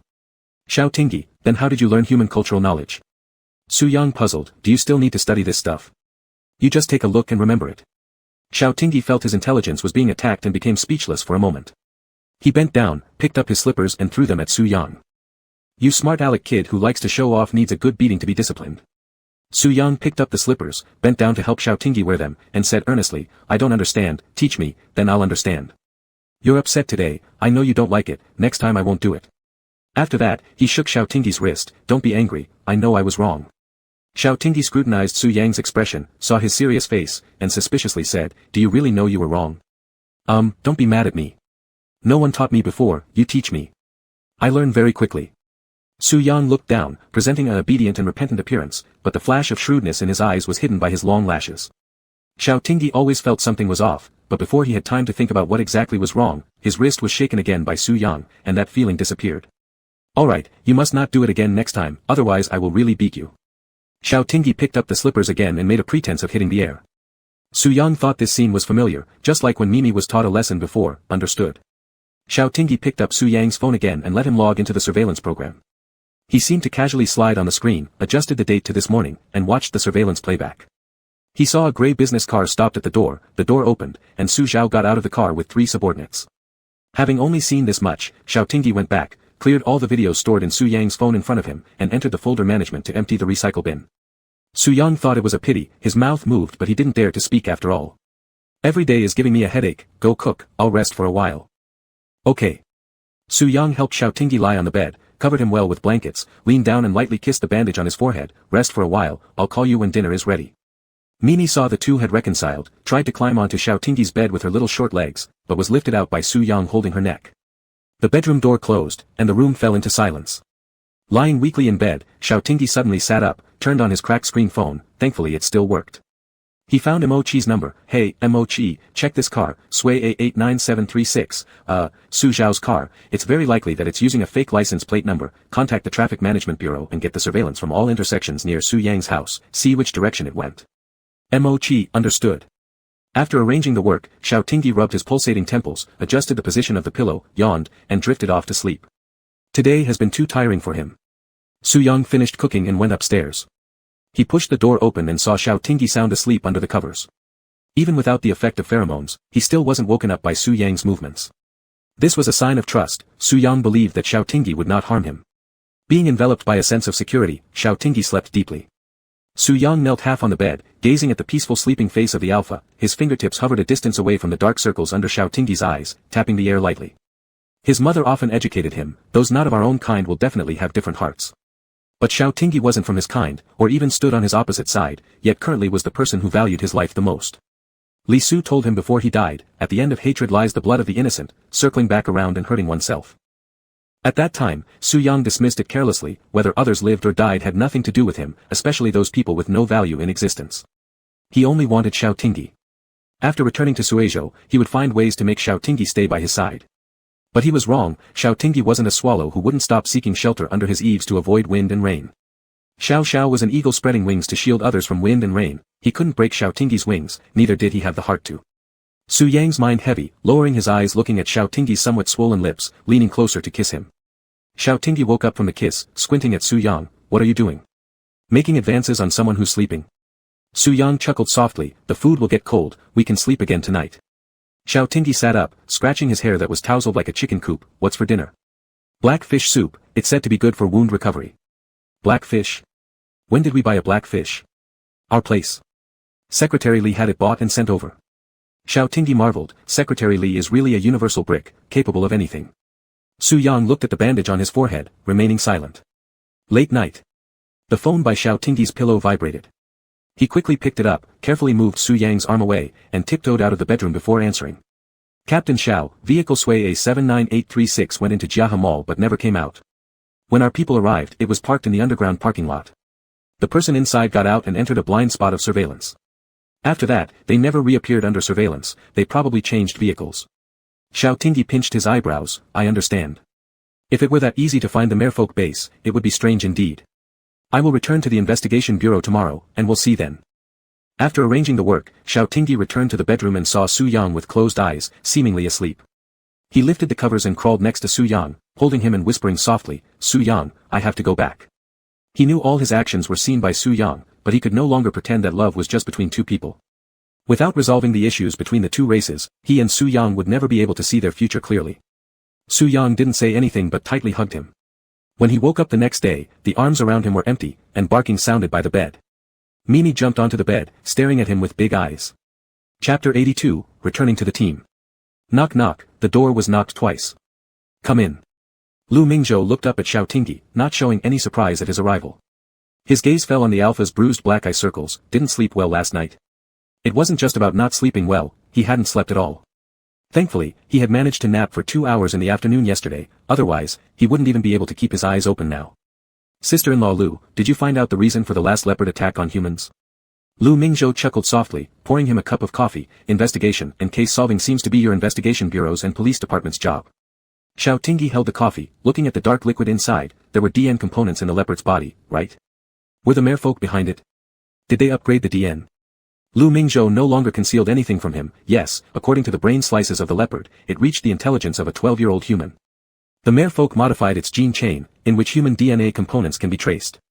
If I'm not mistaken, it was extracted from those more than 3,000 missing persons. Are these the altered species created by the merfolk? Combining animal attacks with human intelligence? One could say so. Lu Mingzhou lowered his eyelashes, thought seemingly returning to that cruel time period. The order to destroy those altered species issued that year might as well be called a massacre. The causes created by humans ultimately boomeranged back onto themselves. Xiao Tingyi's expression turned grave as he gripped the glass tighter. "No wonder when I mentioned their race only had 2,000 plus members." Su Zhao showed no concern. "She's trying to turn animals into her weapons, but how can these fierce beasts obey her command?"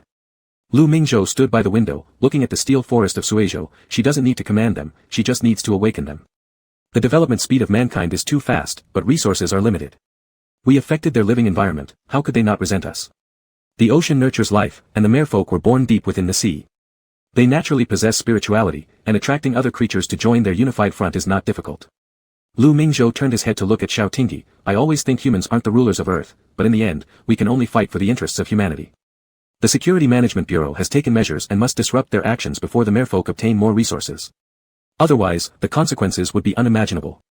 Xiao Tingyi's phone vibrated. It was the latest command from the Security Management Bureau requiring him to lead a team to immediately head to Yulin Road number 56 in the West District of Suizhou. There would be a circus performance tonight.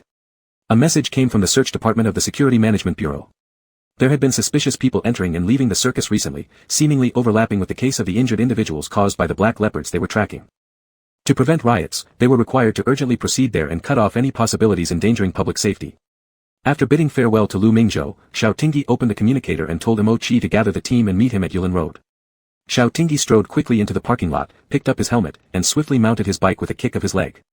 With a twist of the throttle, he left the research institute in a hurry. 20 minutes later, Xiao Tingyi arrived at the circus performance venue. The MK Circus was world-renowned for its harmonious coexistence with animals. They claimed their animal trainers never punished the animals and had a peaceful method of training them. Moreover, they set up social media accounts for each animal, sharing their daily lives with fans. While reviewing the documentation, Xiao Tingyi felt that MK Circus was pulling a fast one. Animals have their instincts, especially lions and tigers, fierce beasts. How could they possibly be trained peacefully? Even the fish at his place that understood human speech occasionally gave him some trouble. At the thought of Su Yang, Xiao Tingyi's heart clenched as if it were being gripped by someone. He wondered if this guy would be upset when he woke up without seeing him, or if he'd think he abandoned him. But leaving Mimi behind and leaving him a note, should avoid upsetting him, right? Xiao Tingyi shook his head, pushing Su Yang out of his mind, and reserving his thoughts for work. Tonight was the last performance of the MK Circus in Suizhou. A month ago, scalper tickets were flying off the shelves. It was rumored that the elephant inside would knit sweaters with its trunk, the lion could play hide-and-seek with rabbits, and the monkey could perform washing its hair upside down. At the back door of the circus performance venue, a black van was parked by the roadside. Xiao Tingyi glanced around and seeing no one paying attention to him, walked over quickly and knocked twice on the door. The interior space was large, serving as a mobile command center, where technicians displayed the internal surveillance of the circus onto a large screen. Besides Mo Qi, there was Pei Ji, who was dozing off with his arms crossed.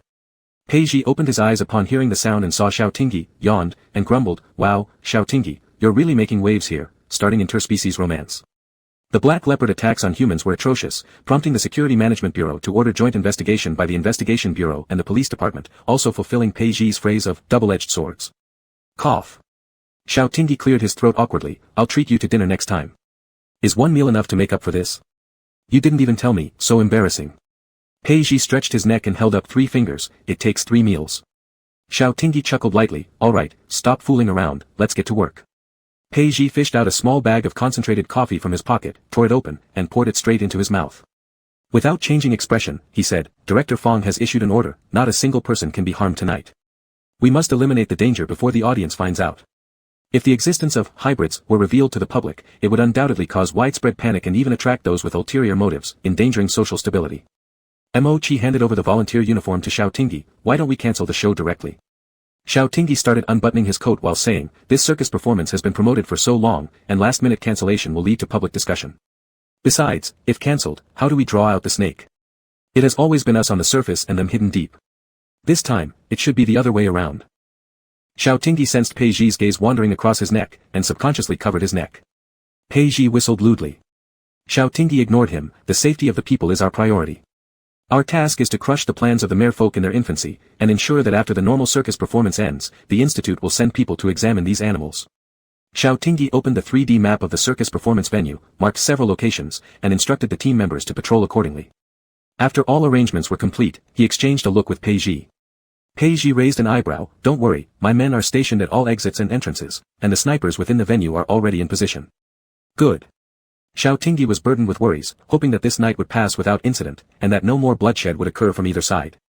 As the sky grew darker, people cheerfully entered with their tickets, completely unaware of the dangers lurking. When his phone rang, Su Yang was feeding Mimi dog food. Thinking it was Xiao Tingyi calling, he dropped the bag of dog food and rushed away. Dog food scattered all over the floor, and Mimi wagged his tail excitedly. Seeing the unknown number on the screen, Su Yang frowned deeply. Chapter 83, Estrangement. Xiao Tingyi dressed in a volunteer uniform confidently strolled with Mo Chi into the circus performance venue. The venue was dimly lit, with only the central stage bathed in light. Xiao Tingyi turned around and looked at the compatriots sitting in the stands filled with curiosity and laughter, suddenly understanding what it meant to be aloof. Those questions he had never deeply considered gained new answers due to Su Yang's existence. Xiao Tingyi withdrew his gaze, feeling quite unsettled. Humans are born free, and so are animals. They should be running freely in the mountains and forests, not locked in cages as tools for humans to make money. Xiao Tingyi and Mo Chi entered the backstage area where the animals were held. All the animals were confined in cages, their fur shiny and smooth, with no marks or wounds on their bodies. There was indeed no sign of them being beaten, but they all looked rather lethargic. The sound of laughter came from the corridor, and Xiao Tingyi quickly led Mo Chi to hide around the corner, activating the mobile surveillance screen on his wristband. He then saw 2 workers each carrying a bucket of fresh meat approach. The boss said tonight's closing performance is very important, and there can't be any mistakes, one of them said. He told us to double the dosage of drugs. Xiao Tingyi gestured to Mo Chi, and before the workers could react, 2 dark handguns pointed at their heads. The workers screamed in fear, but Xiao Tingyi covered their mouths, dragging them into a cluttered storage room nearby and closed the door. Boss, we're just working for our paychecks, the workers whimpered together, shivering in terror as they looked at the gun in Xiao Tingyi's hand. Xiao Tingyi glanced down at them, thinking that these cowards didn't seem like merfolk. Their appearances also weren't similar, and they were even somewhat ugly. What kind of drug did you say you were increasing? Xiao Tingyi kicked over a chair with his foot, stepped onto it, and slowly chambered his gun while tapping their heads lightly. Confess honestly. Mo Chi beside him pursed her lips. Their Xiao captain really seemed like a bandit leader right now. With a tear-streaked face, one of the men blubbered, just some psychoactive drugs to make the animals lose their aggressive instincts and behave obediently. I don't know exactly what it is. Brother, wail wail wail. So it turned out that they hadn't punished the animals, but had been drugging them instead, which explained why they looked so listless. Wail wail, we're just hired laborers, making 3,500 a month without social insurance or housing fund, taking only 2 days off per month. We have families to feed. Brother, spare our lives. It was too noisy, and Xiao Tingyi couldn't take it anymore. He struck the back of the man's neck, causing his eyes to roll back and faint. The other worker trembled in fear, worried that Xiao Tingyi would do the same to him. Boss, do you want me to add anything more? He asked timidly, tears streaming down his cheeks. Xiao Tingyi casually knocked him out as well. There was noise from outside, and Xiao Tingyi motioned for silence to Mo Chi. They split up to stand behind the door. Outside, someone muttered, where did those 2 guys run off to? Can't even feed properly. This person went around knocking on each cage, waking the lions and tigers, who let out weak groans. Xiao Tingyi frowned deeply. Although the Slan Empire had developed rapidly in recent years, its legal system continuously improving, it still lacked comprehensive protection for animals. The night grew deeper. The Alpha glanced at his wristwatch. There were only 15 minutes left until the start of the show, but still no sign of the merfolk. Had they given up this opportunity for revolt? Just as he was wondering, a new figure appeared on the wristband monitor. The man dressed in an animal trainer's uniform approached a male lion. The lion gently nudged its head against the man's hand. A baseball cap covered the man's eyes, leaving only his nose and mouth visible. Xiao Tingyi felt inexplicably familiar with this figure. When the man took out a syringe, Xiao Tingyi suddenly remembered, he was the man who had bumped into his shoulder in Beimo. A mega. Something had seemed off about him then, and he was undoubtedly a merman now. Xiao Tingyi swiftly opened the communicator and ordered a surround and flank operation. He and Mo Chi charged out from either side. Handguns equipped with silencers aimed at the mega's syringe, and the recoil grazed the mega's hand.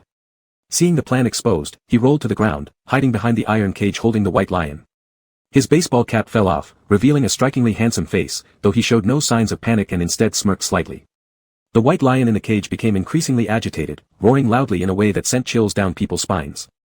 Holding his gun up, Xiao Tingyi cautiously advanced, signaling Mo Chi to flank from behind. Suddenly, the fluorescent lights above flickered twice before going out completely, plunging the room into darkness, except for the greenish pupils of the ferocious beasts inside the cages, making it eerie. Xiao Tingyi and Mo Chi quickly put on their night vision devices. Only the sound of shattered window glass broke the silence. The mega had crashed through the glass and jumped down from the second floor. The target is fleeing southeast. Intercept immediately, Xiao Tingyi called out as he braced himself on the windowsill, leaping out and sliding down along the pipe. The moment his feet touched the ground, the lights behind him suddenly flickered back on. Xiao Tingyi tapped at his communicator. Pei Ji, what's going on? Didn't we assign someone to guard the breaker? I'm just as confused. The car surveillance monitor showed 3 seconds of static, and then everything went dark. Is it haunted or something? Upon hearing Pei Ji's words, Xiao Tingyi paused in his steps, and a name flashed through his mind, Su Yang. Back then, Su Yang had managed to steal sample data from Beimo by disrupting the electromagnetic field with a mental magnetic storm. A large cluster of dark clouds concealed the moonlight, followed by a thunderous roar, as spring rain began pouring down. A black off-road vehicle cruised along Yulin Road in the west district of Suijing. The Alpha seated in the driver's seat appeared composed, yet the furrowed brows suggested an unrestful mood. In the back seat sat a blood-drenched mega, covered in wounds big and small. It looked terrifying, but fortunately, all were superficial injuries. My lord, thank you for saving my life. The mega, expressionless, used its long nails to pick out shards of glass embedded in its flesh. As the off-road vehicle entered the cross-river bridge, the rain mingled with mist, and the wipers rhythmically cleaned the windshield. An eerie silence enveloped the car, only the sound of pattering rain could be heard. With a sharp screech of brakes, the off-road vehicle came to an abrupt stop. The mega's body surged forward, nearly bumping its head against the front seat back. The warning mandrake pheromones in the air made it difficult for the mega to breathe. Lifting its head to meet Su Yang's gloomy face through the rearview mirror, it quickly bowed its head again, my lord. Su Yang gazed through the car window at the foggy night scene outside, once more recalling Li Su's words, at the end of hatred lies the blood of the innocent. Perhaps it was because he had lived too long in human society, or maybe Xiao Tingyi had instilled within him more complex emotions. Revenge has its origin, those insignificant, hypocritical, even somewhat power-seeking humans shouldn't die. What benefit does this bring to you? The Omega did not take offense at the term you. It endured the discomfort respectfully. The Security Bureau is urgently searching for our clan's location. The Emperor wants us to give them some trouble. Su Yang chuckled faintly, but the Mega detected a hint of sorrow in his laughter. Isn't it that I feel like she's testing my loyalty, betting that I'll save you, oh, most importantly, trying to create a rift between me and Xiao Tingyi? The Omega remained silent, tacitly agreeing with Su Yang's thoughts. This mission wasn't about slaughter, it was to make their lord understand that the mermen and humans were neither kin nor comrades. Xiao Tingyi couldn't abandon the Slan Empire to embrace him, and he couldn't ignore the peril facing his clan. Su Yang raised his hand to touch the bullet necklace inside his clothing, his eyes dim with unclear intentions. Chapter 84, I have never forgotten. The rain became more intense, and a black off-road vehicle slowly drove into an estate located in the southern suburbs of Suijing. Servants rushed over holding black umbrellas. Obediently, a servant opened the driver's side door, and Su Yang stepped out, bending slightly. The spring rain splashed tiny droplets onto the ground, dampening his dark gray suit pants. Su Yang took the umbrella from the servant, tilting it slightly, revealing a pale, indifferent face. He met the gaze of the woman standing by the third-floor floor-to-ceiling window across the rain curtain. Her emerald eyes revealed no emotion in the dim night. In her hand, Su Zhao swung a glass of red wine, its crimson liquid clear and bright, resembling blood. Beside her stood Qi Hua, who spoke up, the prince values his people and would never go against your will for a mere human. Su Zhao sipped her red wine, do you think he came here to reconcile with me? Chi Hua was momentarily stunned, showing a puzzled expression. Su Zhao shook her head and smiled, glancing at the Omega who had just exited the car. It seems Xiao Zhu got injured. Go see to him. He worked hard today. Chi Hua looked toward his injured partner and hurriedly excused himself, rushing downstairs. He just happened to run into Su Yang. Chi Hua placed his right hand over his chest, bowed his head, my lord. Su Yang carried a faint scent of dampness from the rain. His gaze, filled with warning, swept over Chi Hua as he continued walking without pausing. Withdraw your men from Xiao Tingyi's side. Otherwise, don't blame me for being unfriendly. Chi Hua arched an eyebrow, before Su Yang responded, already heading towards the deepest room in the corridor. The wall lamp stretched his shadow long, and he disappeared around the corner.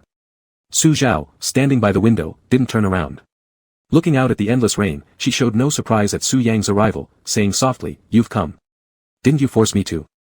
Su Yang brushed the water droplets off his shoulder as he walked over and sat down by the sofa. Su Zhao lightly chuckled, walking over to the wine cabinet and took out a bottle of red wine. She poured a glass for Su Yang. In human society, fathers and sons or mothers and sons always like to sit down and have a heart-to-heart talk. Since we're now on land, let's follow local customs and chat as well. Su Yang looked down at the red liquid in his goblet, his tone indifferent with a hint of distance. What do you want to talk about? If it's something related to Xiao Tingyi, forget it, mother. I only recognize him as my partner. Su Zhao's fingertips slightly moved as she raised her eyes to look at him. Let's not talk about the difference in your lifespans yet. Given the current crisis between our two races, do you think Major Xiao would give up Slan for you? Su Yang caressed the wine glass, hiding his emotions beneath long lashes. I haven't forced him to make any choice. You don't force him, but circumstances will force him to choose. And you, my child, weren't you also standing against him today? You are the prince of the Merfolk clan, he is a human lieutenant colonel. You two are bound to face a choice sooner or later. Su Zhao carried an air of authority from her high position, her tone gradually becoming more severe. Or do you want to betray the clan for him? Have you forgotten the helplessness and cries of our kin and the deep seas dyed red by blood? Or perhaps you've forgotten that day. She paused abruptly, her chest heaving sharply as she lifted her glass of wine for a sip. The somewhat astringent taste helped her regain calmness. Su Yang remained silent, lowering his head. After a while, he finally said in a hoarse voice, I haven't forgotten. I've never forgotten. But mother, those who harmed our people are either dead or captured. Now, the blood on our hands surpasses theirs. That's enough. Su Zhao cut him off. Do you think I'm doing this just to avenge? It's because I realized too late. When your brother was brutally killed by humans, I should have understood. If we don't want to be food, we must pick up weapons. Su Zhao stood up and grabbed a document from the safe, throwing it towards Su Yang. I am the leader of our clan and can't break the peace agreement for your brother alone. But what did my tolerance earn us? A large-scale massacre of our kind. Back then, when Su Sun and Su Yang left the clan to live independently, they unfortunately encountered some rule-breaking sea anglers of the second generation. In a critical moment, Su Sun pushed Su Yang away, saving him. Afterward, Su Zhao urgently contacted the security bureau, which intervened and eventually returned Su Sun, barely alive after severe torture, back to the clan. But soon afterward, he passed away. The security bureau handed over the killer to Su Zhao to quell the anger of the Mer People clan, but so what? There would never be another little merman with a golden fish tail in this world. This piece of paper signifying the peace agreement between land and ocean was crumpled by Su Yang. Feelings of guilt, pain, regret, and various complex emotions surged in his heart, making his chest feel tight and sore. His eyes burned, yet no tears fell. Who besides Xiao Tingyi would care about the color of pearls his tears turned into? Xiang. For the first time in decades, Su Zhao called his name. She seemed a bit exhausted. Have you forgiven them? On what grounds could you forgive them? How can the pain of our people be easily soothed? It's their turn to suffer now. Shouldn't the innocents go unpunished? Su Zhao softly chuckled, her eyes full of sorrow. It's clearly the humans who violated the peace agreement. Greedy and insatiable, they take the resources of the sea while polluting it, and it's their own kind whose blood stains ours. Living with humans for too long has softened your heart, hasn't it? Or are you learning from your father to be a weak neutralizer? A long silence fell upon the room. Outside the window, the sticky night mingled with vibrant spring rain striking powerfully on the glass windows, hitting Su Yang's heart hard as well. A bolt of lightning split the darkness, thunder roared loudly, and heavy rain poured down. When Su Yang looked up again, his face had already returned to calmness. He deeply gazed at his mother once more. No matter what you plan to do, I don't care. But Xiao Tingyi belongs to me, mother. Don't push me. With that, Su Yang didn't wait for Su Zhao's response and left, rising as he went. Just before closing the door, his mother sitting on the couch with her back turned to him spoke, Son, don't forget your identity. The door clicked shut. How could he forget? How could he possibly forget? His life was traded for his brother's. Every moment during these past few decades, Su Yang has thought, if only he had been the one captured that day. If only it was Su Yang who died instead of Su Sun. That way, the clan would have an excellent and powerful prince. His mother would have a sensible son, and everyone would get what they wished for. Su Yang quickly walked to the corner, his tall spine bending uncontrollably. Leaning against the wall, his 192 centimeters height seemed small and fragile for a moment. He bent over, covering his eyes with his hand. If he had been the one to die, Xiaotingyi wouldn't have met him, wouldn't have had to go through all this anguish, and everyone would have been better off. Su Yang's shoulders trembled slightly. A few seconds later, he straightened his back again. Except for the slightly reddened eye sockets, there was nothing unusual about his face. He walked downstairs steadily without an umbrella, drenched in the rain as he made his way to his SUV and climbed in. He had to go home, there was a foolish dog at home waiting with its mouth open for food. Chapter 85, Are You Not Coming Back Today? Su Yang parked his car and stared blankly at the pitch-black villa that emitted no light. Xiao Xiao indeed hadn't come back. Although he had been living alone for so long and was used to no one waiting for him, he still felt a strong sense of disparity because of Xiaotingyi's brief intrusion into his life. He leaned on the steering wheel, his brain muddled like a labyrinth of tangled wires, trying in vain to find an exit. The rain had already stopped, but the rain in his heart continued, and he didn't know when it would finally clear up. He could die for his clan, but he couldn't bear Xiaotingyi's disappointed gaze. Xiao Xiao must know it was him who saved the clan members, yet there wasn't even a single phone call, not even a scolding, which would have been better than this eerie silence. Right or wrong, wrong or right, what is right and what is wrong? He couldn't argue straightforwardly against his mother's point of view, nor dared he appear in front of Xiaotingyi. It seemed everything he did was wrong. The nail sheath from his fingertip broke through the palm, drops of red with a tinge of blue fell inside the car, and Su Yang coldly watched his own bloody hands. How laughable, he thought he was strong enough. Little did he know, after so many years, he was still utterly useless. Now, there's no elder brother for him to hide behind, and even Xiaotingyi has run away out of anger. He didn't want to be Su Sun at all, he just wanted to be Su Yang, who was afraid of sharks biting his tail and was somewhat timid and teary-eyed, longing to grow up and go ashore. Such a simple wish, why was it so hard to achieve? Why didn't I die back then? Su Yang sighed deeply and got out of the car. He looked up at the night sky covered in dark clouds, adjusted his stiff neck by placing his hand on the back of his neck. Removing a scar, he had thought he'd embarked on a new beginning. But he still didn't deserve anything, whoever was kind to him would only become unfortunate. Su Yang laughed quietly and pushed open the door, soaked in rainwater. The house was dark, and upon turning on the lights, he found Mimi sitting by the door, looking up at him with her dog head raised, woof woof. For once, Su Yang didn't find her annoying, squatting down and sitting on the ground. Ignoring Mimi's struggles, he held her tightly in his arms. His whole body was icy, wetting Mimi's fur. Mimi smelled the blood on him and seemed to sense his low mood. Unlike usual, she didn't bare her teeth at him but instead hummed softly, using her head to rub against Su Yang's chin. Little Mop, are you feeling sorry for me? Su Yang stroked her back repeatedly, his already pale face now even paler. Xiao Xiao will come back, right? He must be mad at me, but he won't abandon me, right? No one answered him. Mimi hummed twice, and Su Yang hugged her tighter, pressing his face against her back, absorbing her warmth. Su Yang stared vacantly at the two pairs of matching slippers on the floor, muttering, he won't abandon me, right? Still, no one replied. In a billion-dollar villa, Su Yang resembled a homeless stray dog soaked in the rain with nowhere to go. The circus performance ended smoothly, and the animals were taken by the institute for inspection. The boss and animal trainers were also taken by the police officer, but they'd probably just pay a fine and get off easily. Slan's animal protection laws still weren't perfect. In the investigation bureau office, Peiji looked at Xiaotingyi, lost in thought. Ting Ting, what's wrong with you? Even though we didn't catch the merman, the mission was completed successfully. What are you thinking about? Xiaotingyi glanced at Peiji, his expression complicated. The merman must have been taken away by Su Yang. Peiji said, oh, isn't that normal? If it were me, I'd do the same thing too. Besides, he already took advantage of you to steal the base sample data. You're still worried about this little thing? Why didn't you stop him before? Cough. Though the words were crude, the reasoning was sound. That was exactly true. Xiaotingyi leaned back in his office chair, rubbing his face and sighing worriedly, what should I do? Tell me, what should I do? I'm a bachelor, how would I know about you lovers' quarrels? Peiji yawned, why don't you try to recruit him? I heard he's a princess, huh? Zio, go home and sleep early. I'm so sleepy. Xiaotingyi shot him an angry glance, speechlessly saying, sometimes I really want to cut ties with you. You wouldn't dare, Peiji yawned again, tearing up. You're just overthinking things, it didn't cause any losses, right? If Su Yang were truly that dangerous, the security bureau would have already dealt with him. How could your brother let you be around him? Peiji stood up and stretched lazily. I guess Director Fong probably already has a plan in mind. What kind of plan? How come I don't know? My brother didn't tell me anything. Xiaotingyi was confused. Peiji grinned widely and rested his hand on Xiaotingyi's shoulder, using his index finger to lift up Xiaotingyi's chin in an unruly manner. Of course it's the beauty trap. Ting Ting fishing for willing bait, right? We gave away our behinds, how can this not work? Xiao Tingyi was so angry that he closed his eyes for a moment, then grabbed Pei Ji's fingers immediately and growled, do you feel like getting beaten every day or what? Ouch, ouch, ouch. It's going to break, let go, or we're cutting ties. Pei Ji screamed in pain as his finger was bent at a 90-degree angle, making no sound of composure or reliability from the team leader anymore. Xiao Tingyi let go of him. Pei Ji glared at him and blew on his finger. Seeing this, Xiao Tingyi suddenly remembered when Su Yang had acted cute asking him to blow on his own injuries, and sighed. Today, he didn't want to go back to Su Yang's place. He wouldn't know what to say if they met.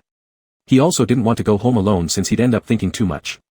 Pei Ji, can I crash at your place tonight? Huh? What about Mimi? Aren't you scared she'll wreck my house? She's with Su Yang now, well fed and watered.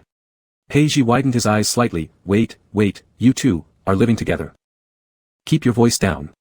Xiao Tingyi quickly covered his mouth and whispered, why are you shouting? Do you want others to hear? Pei Ji pushed his hand away, laughing.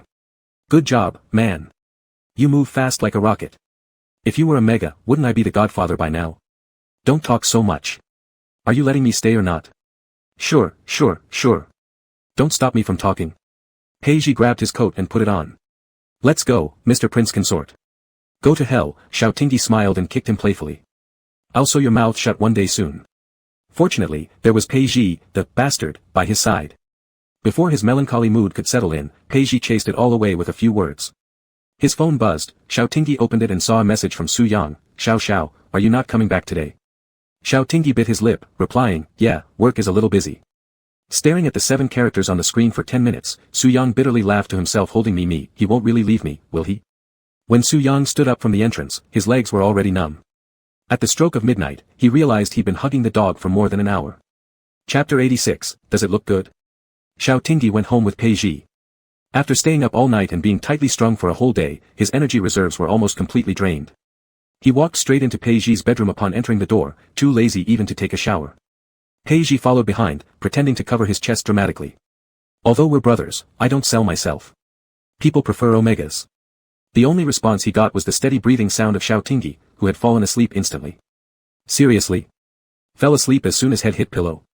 Pei Ji helplessly approached, and upon seeing his darkened eye circles, raised an eyebrow. He thought, Su Yang really is trouble caused by beauty. Pei Ji laboriously helped Xiao Tingyi take off his shoes. When he instinctively tried to take off his clothes, he recalled the layered teeth marks on his neck. Then he remembered how jealous Su Yang had looked just because they drank coffee together. Pei Ji let go of Xiao Tingyi, rolled his eyes, and decided against taking off the clothes, better let him sleep as is. He feared that Su Yang, this thorny rose with a small heart, might use those little thorns to stab him.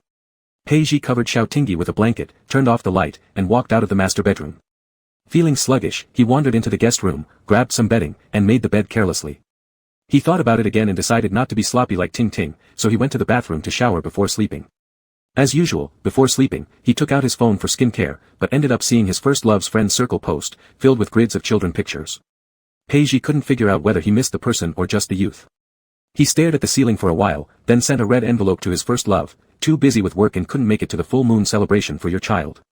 Sending this red envelope to wish him health, peace, and happiness. Wishing the same for you. After sending it, without waiting for a reply, Pei Ji deleted the friend and turned off the light to sleep. According to FNS Security Bureau special agents, tonight there would be drug transactions during a private party at Jinsha City Club in Jin City. The drugs, after being tested by researchers, were found to contain prohibited substances also present in the IDN antidote that had been modified for merfolk. Jincheng is next to Suizhen, bordering the same sea but separated by mountains. It only takes an hour by ferry. Jinsha City Club is the largest high-end commercial club in the area, offering all sorts of leisure and entertainment projects. It's not open to the general public, only rich and powerful people can enter. Invitations to tonight's party are priceless, hosted by the youngest son of Su family, a real estate developer in Jincheng. Though appearing to be just a social event for young people, it's actually about business networking. Each new connection means another potential resource. Upon receiving the message, Xiao Tingyi set off for the pier with Pei Ji and others. The easiest way to get to Jincheng was by boat. Xiao Tingyi leaned on the railing, watching the sea as endless waves crashed against one another. Gulls flew around the deck, waiting for scraps of bread thrown by humans. Staring at the deepening color of the ocean, Xiao Tingyi let his thoughts wander. What are you thinking about? Pei Ji wrapped his coat tighter around himself as he stepped beside Xiao Tingyi, standing here like a fool. There's too much wind, your brain might blow out. Nothing. Xiao Tingyi didn't bother replying and glanced at his watch. It was 8:30. By this time, Su Yang should already have gone to work. He unlocked his phone and opened WeChat. Only updates in the work groups appeared, no personal messages for him. Peiji mocked from the side, thinking about your little lamb. Want to send him a message? What's the use of acting awkward when it's just torturing yourself? Xiao Tingyi sighed, I don't know what to say. If it could be determined who was right or wrong, Xiao Tingyi would surely explain everything to Su Yang on that very day. But their relationship wasn't so simple, they were divided into two opposing positions by some invisible line. All Xiao Tingyi hoped for now was a future day where their races could reconcile peacefully. Yet, as his older brother had said, peace isn't something you pray for, it's something fought for with weapons in hand. The Mer people cannot forgive humanity for its harm to their race, and the Security Bureau can't overlook indiscriminate attacks by Mer people on human beings. Currently, relations between the two races are strained to the utmost degree, and this is not an issue resolvable merely by an apology. Sighing again, Xiao Tingyi gazed at the darkening waters of the sea, we can't just shut our eyes forever. We need to confront the problems between us. It's fine to cool down and reflect individually for now. Humph, Peiji placed his arm over Xiao Tingyi's shoulder, don't blame me for saying it, you sentimental lovers are ridiculous. If there's a problem, solve it. What's the point in sulking? Xiao Tingyi shrugged him off, feeling melancholy, are the problems between us like the ones regular couples face? What's the difference? Isn't it simply about the two of you wanting to be together but encountering obstacles along the way? Then solve these obstacles. Shivering from the cold breeze, Peiji tightened his collar, our mission isn't to wipe out the Mer people but rescue the victims. Besides, Mer people play a crucial role in the ocean food chain. The Security Bureau can never exterminate them entirely, the ultimate goal is still mutual benefit and peaceful resolution. Love and peace, man. You've got the love part down, now go for peace. Let Su Yang join you in fighting for peace, that way, you'll be standing on the same ground. SKR.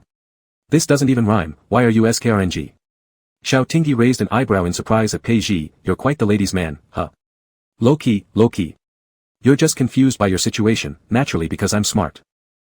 Peiji tried to fix his hair tousled by the sea breeze like a chicken nest, but before he could bask in pride, Xiao Tingyi spoke up, with so much theoretical knowledge, haven't seen you successfully end any relationships though. Go to hell. Are single dogs eating your rice? Peiji snapped irritably, enough talk, we're almost in Jincheng. Xiao Tingyi followed Peiji back inside the cabin. In the private room booked by Peiji, he opened the internal map of Jincha City, outlining and reaffirming the battle plan once more. Since the Security Bureau had only obtained 2 tickets, only Xiao Tingyi and Peiji were able to enter while the others remained outside the club to wait for instructions. As Xiao Tingyi and Peiji entered the grand hall of the club dressed in formal suits, they truly understood the meaning of opulence and class distinction, as well as how money could grant people the freedom to do anything. The gilded hall sparkled with dazzling lights, exuding an atmosphere of extravagant indulgence everywhere. Omega waitresses dressed in maid costumes smiled as they approached them with trays. Peiji casually picked up a cocktail glass. Glancing at a muscular alpha waiter nearby, who was shirtless with his 8-pack abs on display, he leaned toward Xiao Tingyi and whispered softly, I've really learned something new today. Who would have thought there were ways like this? Aren't you from a wealthy family too? Xiao Tingyi furrowed his brows slightly when he noticed someone pinching a server's but without restraint, their gaze was filled with unabashed vulgarity. People needed restraint. Once freed from the bounds of morality and law, even the most expensive clothing couldn't mask the stench within. Would I dare attend such a party? My grandfather would beat me to death if he knew, Peiji remarked after sipping some wine. His family was indeed wealthy, but the patriarch was very strict, leaving him with nothing more than sneaking out to bars between work duties. Don't drink too much, we still have a mission. Xiao Tingyi remained vigilant, scanning around for any suspect's traces, his eyes locking onto those of an alpha male seated opposite in a VIP booth. The man raised an eyebrow at him, and Xiao Tingyi recognized him as Su Chen, the organizer of this party. Xiao Tingyi slightly nodded as a form of greeting, figuring the other guest wouldn't likely know everyone personally in such a large crowd. With so many types mingling inside the exclusive club, all they currently had was a photo of the person carrying the drugs tonight, but it was unclear what identity or disguise that individual might take. The pair acted casual while moving through the main hall with drinks in hand. Xiao Tingyi's face turned red due to the provocative clothing worn by Omegas here. In contrast to Xiao Tingyi's evident discomfort, Peiji appeared quite cheerful, enjoying the view while conducting the mission, an experience he wouldn't mind repeating. Enjoying the show. A familiar voice reached Xiao Tingyi's ears, tinged with melancholy and hurt. Chapter 87, Jerk. Startled, Xiao Tingyi turned around to see Su Yang with an icy yet smiling expression. Su Yang. Xiao Tingyi glanced around quickly, seeing no one paying attention to his side, pulling Su Yang over behind a pillar and asked, what are you doing here? Thinking about the possibilities, Xiao Tingyi frowned slightly, asking sternly, why are you here? Su Yang's long lashes flickered as he timidly held Xiao Tingyi's pinky finger, his eyes rimmed with red. What can I do? I came to look for you. You didn't come home yesterday, ignored me today, and just now we're staring at Omegas. And now you're mad at me. Xiao Tingyi touched his pocket, remembering his phone had been confiscated earlier by security. He explained awkwardly, I don't have my phone, didn't I say I've been busy with work recently? Work? Work is about staring at omegas in maid outfits. Su Yang stood defiantly before him, like someone who'd caught her husband cheating, barely holding back tears. She scolded him in a low voice, you're a jerk. Me? A jerk? Xiao Tingyi widened his eyes, looking at Su Yang's pitiful face trying hard not to cry. Despite softening his tone, doubts grew uncontrollably within him. Looking into Su Yang's beautiful eyes, Xiao Tingyi tried to discern whether he was telling the truth and questioned again, how did you find out I'm here? Su Yang sensed the distrust and testing attitude in Xiao Tingyi's inquiry. Sadness clouded his eyes as his heart felt squeezed, suffocating under the breathlessness. Lowering his lashes, Su Yang didn't release his grip on Xiao Tingyi's hand. I have my ways, naturally. I just got scared and came to find you, last night. Before Su Yang finished, Xiao Tingyi interrupted by raising his hand to cover his ears. In his invisible earpiece came Pei Ji's voice, target has appeared. The beta dealer at table number 2. Understood. Xiao Tingyi replied softly and then turned to Su Yang. Su Yang, listen carefully. I've never intended to harm your kind. I just want to protect mine. I understand your actions. What's the best way to put it?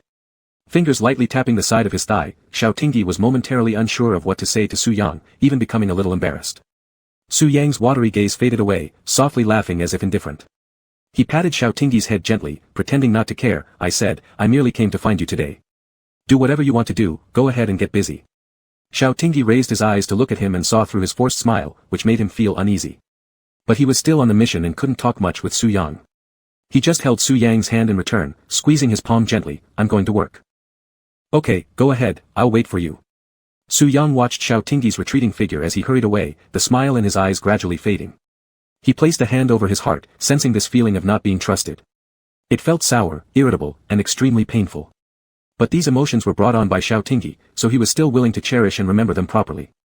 Xiao Tingyi took a glass of red wine from the waiter's tray, catching Pei Ji's gaze. Pei Ji nodded slightly, walking towards the gaming table and sitting down with the airs of a wealthy son. Smiling, he looked at the man sitting opposite him, play a couple of rounds. Everyone present was either rich or influential. The security bureau didn't want to make things too public and had ordered them to arrest quietly, trying not to draw attention. Pei Ji's hidden law enforcement recorder was already on. Once they captured the transaction, they could lead the suspect into a corner to catch them red-handed. Xiao Tingyi sat down in a position with the best view for observation. From the gaming table side, he was conveniently shielded by the bar counter.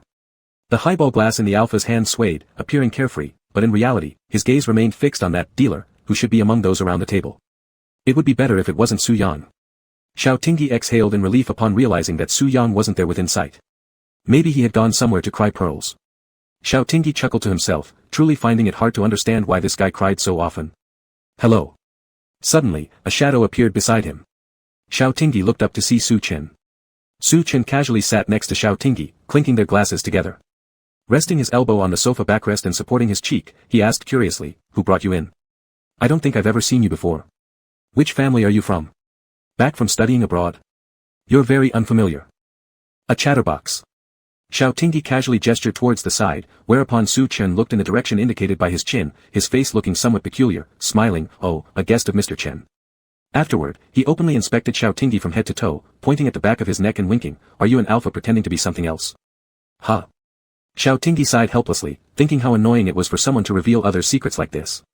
Perhaps due to some pheromone inhibitors exposed at his collar, Xiao Tingyi feared that this young man might realize these inhibitors were from the military, hence unwilling to tangle with him further.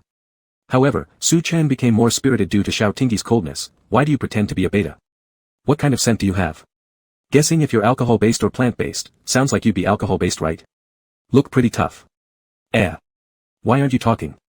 Xiao Tingyi's head buzzed, when suddenly Pei Ji gave him a signal to act, so he put down the wine glass. Sorry, need to use the restroom, excuse me. You haven't told me your name yet. Su Chen called out. He didn't usually bother alphas, but this particular one was quite arrogant. Though just the young lover of Mr. Chen, how could he dare to ignore him like this? Since he had nothing better to do, let's play a little game then. Su Chen finished his glass of red wine in one gulp, quite interestedly following after Xiao Tingyi. Completely ignoring the glaring looks nearby, intent on flaying him alive and taking out his guts. Chapter 88, Eternal Love. The White Whale Pharmaceutical Group also had businesses in Jin City, but Su Yang never participated in extra socializing unless it was work-related. Appearing here as Su Sun naturally attracted plenty of people who wanted to ingratiate themselves with him. After all, today's white whale group in Ceylon was at its peak. Anyone who wanted to develop in the pharmaceutical industry could not bypass Su Sun. Su Yang originally just wanted to quietly wait for Xiao Tingyi to finish his mission, but kept being interrupted by wave after wave of superficial pleasantries. Though irritated, he endured, as these people might come in handy someday. Even amidst such social dealings, Su Yang's peripheral vision remained on Xiao Tingyi, only to notice that someone dared to covet his person. Su Yang almost snapped his highball glass, but refrained because he didn't want to disrupt Xiao Zhao's work, or upset him further. He'd definitely crushed that person's skull into the floor otherwise.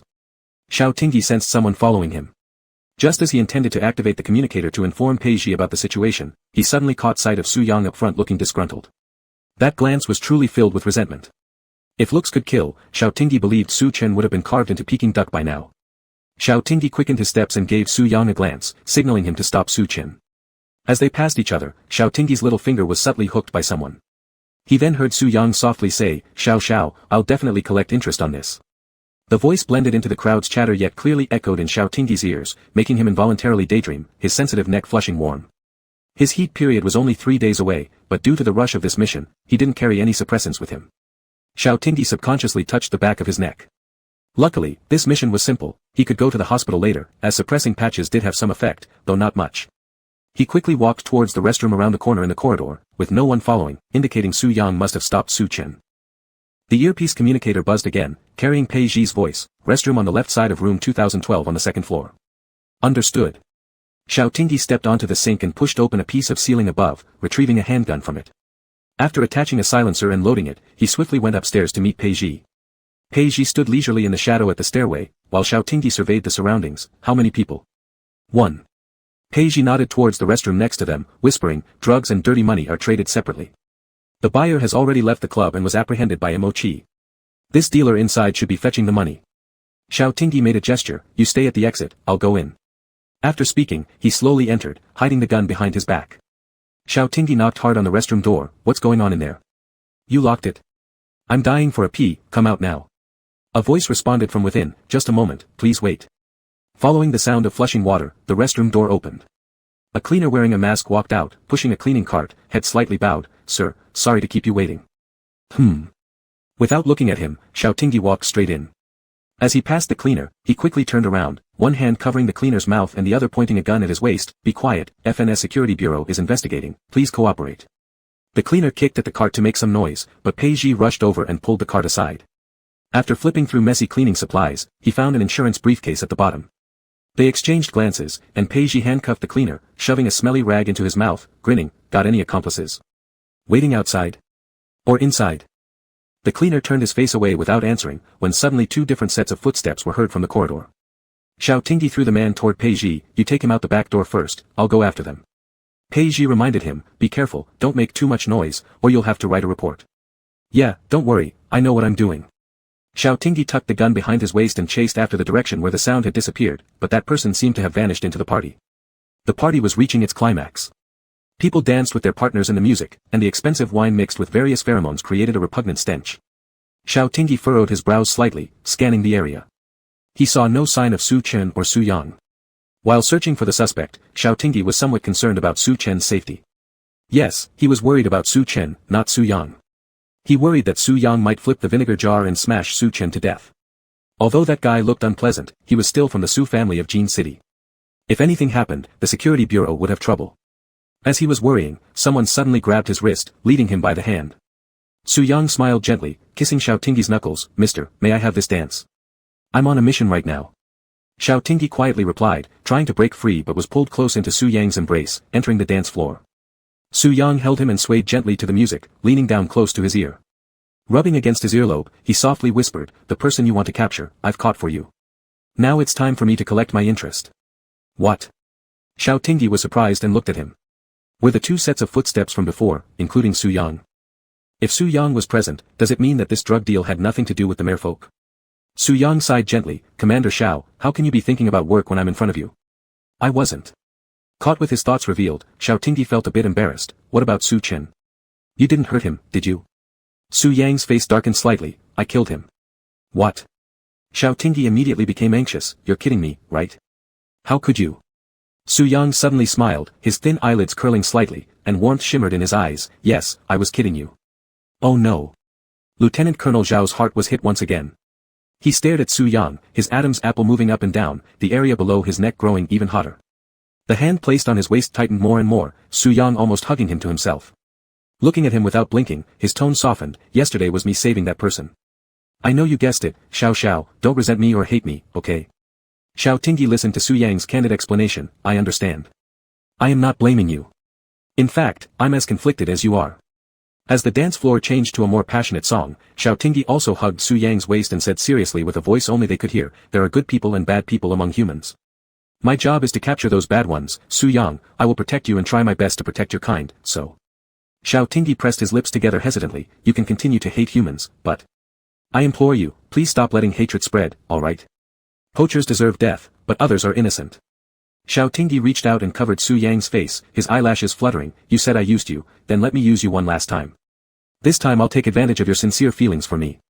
If you want to spend forever with me, let's work together for the peace between our two races, alright?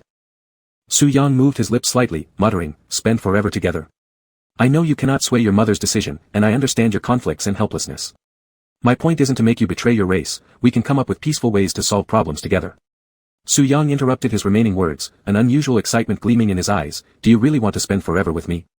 Do you love me so much, baby? Chapter 89, Commander Xiao is happy. They were standing too close, and Xiao Tingyi could see the excitement in Su Yang's eyes, as well as hear his rapidly beating heart through the crowd noise. Helplessly saying, I said all this, and all you heard were these 4 words. Su Yang's palm pressed against Xiao Tingyi's waist, pushing him closer, his Adam's apple moving, I heard everything. So what do you think? Xiao Tingyi couldn't withstand his unrestrained fiery gaze, shifting his line of sight to focus on the pattern of Su Yang's suit, do you agree or refuse? Either way, I can accept it. Su Yang grasped his side and lifted him slightly, forcing him to meet his gaze, the condition is too tempting. I agree with you. Xiao Tingyi's eyebrows arched, a smile spreading across his face, feeling somewhat excited, really? You truly wish to forgive humanity for its past harm? I won't forgive them, Su Yang lowered his head, his nose brushing against Xiao Tingyi's, looking intensely into his eyes, but I want to make you happy. Xiao Tingyi was momentarily startled, as if he hadn't quite heard what Su Yang said, what? I said I want to make you happy.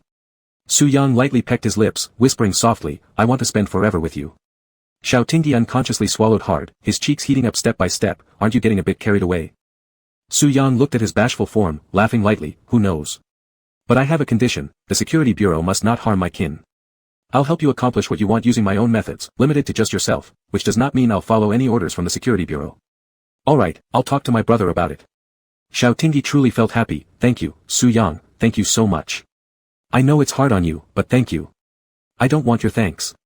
Su Yang kissed him amidst the piano music, I want you to only see me in your eyes and mind. I want to be with you. Suddenly the music stopped, and all you could hear was Su Yang say, spend forever together. The pianist struck new keys, playing another tune. Public kissing seemed too advanced for Xiao Tingyi, and he uncomfortably turned his head away, only to widen his eyes in shock. Some were kissing delicately. Some were eating each other's faces like there was no tomorrow.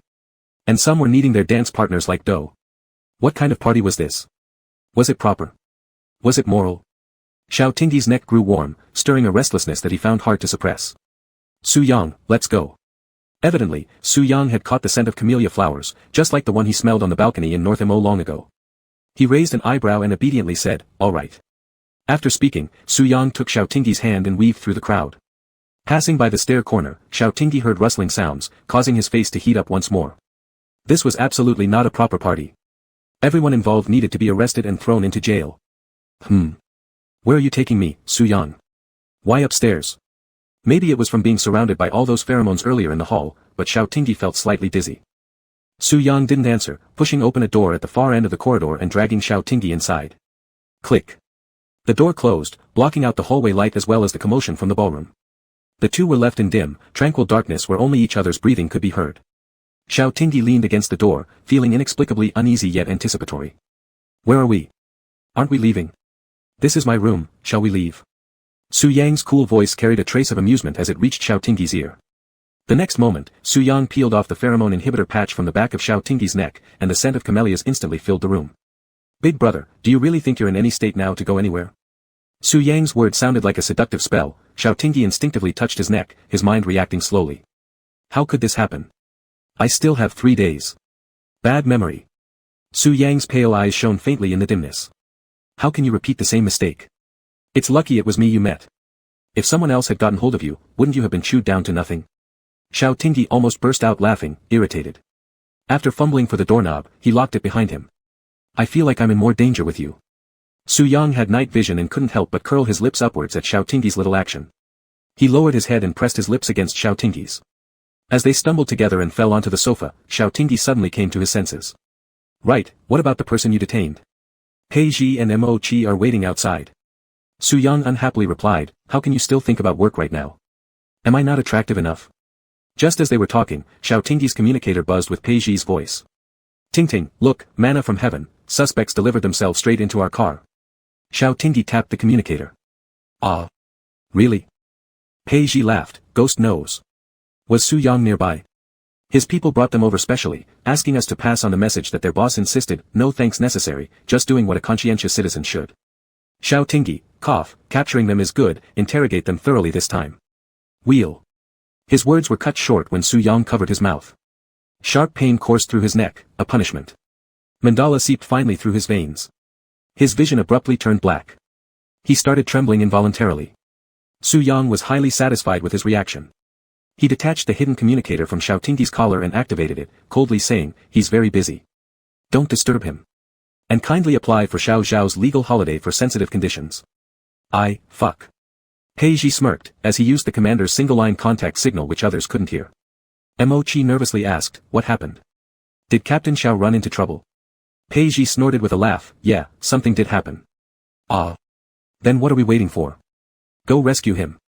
Mo Qi pulled out his handgun while the other team members prepared themselves urgently, ready to storm into Jinsha City Club to retrieve Xiao Tingyi. Pei Ji leisurely waved his hand. Relax, relax. Your Captain Xiao is having fun right now, don't bother him. Mo Qi expressed his confusion through his gaze. He's with Little White Fur. If you rush in now, TSK, might get yourself silenced, huh? Realizing after a moment who Little White Fur referred to, Mo Qi exclaimed with understanding, oh. Pei Ji yawned and leaned back on the chair, instructing his subordinates. Let's first contact the Jincheng Police Department. There should be an underground drug manufacturing base here, with local police assistance things will be smoother. Understood. A black van drove away steadily, while beside some lush greenery, a figure stood up. Su Chen, his head covered with grass, shook his head in puzzlement, looking at the sparkling signboard of Jinsha City Club. Weird, how did I end up here? Chapter 90, you're the only one who knows how to flatter. The carpet was in disarray.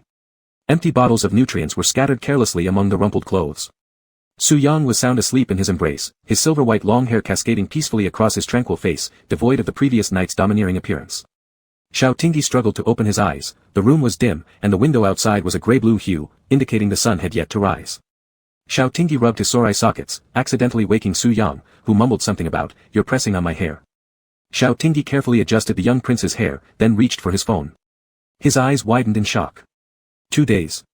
Xiao Tingyi pulled his arm free and sat up abruptly, what the hell? How did it jump from the 20th to the 22nd? Hey, yo-yo. My time got stolen. Where did it all go? Su Yang's head nudged against the soft mattress with an, as he opened his eyes and rubbed them, asking groggily, Xiao, what's wrong? Why are you awake so early? Not sleepy. Xiao Tingyi's face showed complete disbelief. Of course, he knew that alphas would stay inside for at least 2 days during their sensitive period with their partners, but to lose all sense of time during this period was downright terrifying. I'm not sleepy, go back to sleep, Xiao Tingyi maintained a calm facade while pulling the blanket tighter around Su Yang.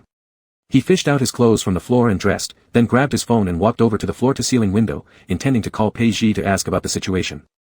But calling at 3 in the morning might get him cursed by Pei Ji. Footsteps approached from behind. Then, Su Yang wrapped his arms around Xiao Tingyi's waist from behind, resting his chin on his shoulder. His voice still carried the grogginess of incomplete sleep, saying, you wandering around like this makes me feel useless. What are you talking about? Xiao Tingyi patted his head, looking toward the quiet streets of Jin City in the early morning. It's still early, why are you awake? Seemingly too drowsy to even open his eyes, Su Yang just held onto him tightly, sticking close to him. I'm afraid you'll run away. Xiao Tingyi laughed. Stop watching those boss takeover and runaway wife TV dramas, you're acting paranoid. Let's do it together. I don't sleep well alone. Su Yang rubbed his head against Xiao Tingyi's shoulder, quite satisfied with the mandala scent lingering on Xiao. You're such a coquette. Xiao Tingyi sighed helplessly. Alright, fine, I give in. Go back to sleep. Turning around, Xiao Tingyi lifted Su Yang horizontally and carried him back toward the bed, slightly regaining some of the dominance expected of an alpha. Su Yang, speechless yet amused, couldn't help but find it funny. Could the alpha really princess carry him? Must be because he didn't put in enough effort these past couple of days. Hooking his arm around Xiaoting's neck, Su Yang said teasingly, "My husband is so strong." Xiaoting coldly humphed, somehow feeling Su Yang's words were mocking him, and tossed him onto the bed before pulling the blanket over himself and turning his back to Su Yang. Su Yang smiled silently and tugged Xiaoting closer. Slipping his arm under Xiaoting's neck, he hooked around his waist and pulled him into a tight embrace, gently and devoutly kissing the faint scar on his forehead. "Good night, baby." Xiaoting twitched his lips, the nickname sounded rather nice. Both slept until 1:30 p.m., then had the club staff buy 2 sets of fitting clothes for them. They changed and went out for lunch. When the elevator doors opened to the ground floor lobby, a sarcastic voice cut through the air, "Oh my, isn't that Chen Zheng's little lover? What are you doing climbing into Su President's bed?" Following the source of the voice, Xiaoting saw Su Chen hobbling on crutches due to a broken foot, looking ready to start an argument. Xiaoting quietly asked Su Yang, "What happened to him? Did you hit him?" Su Yang shook his head, draping an arm over Xiaoting's shoulder. "No.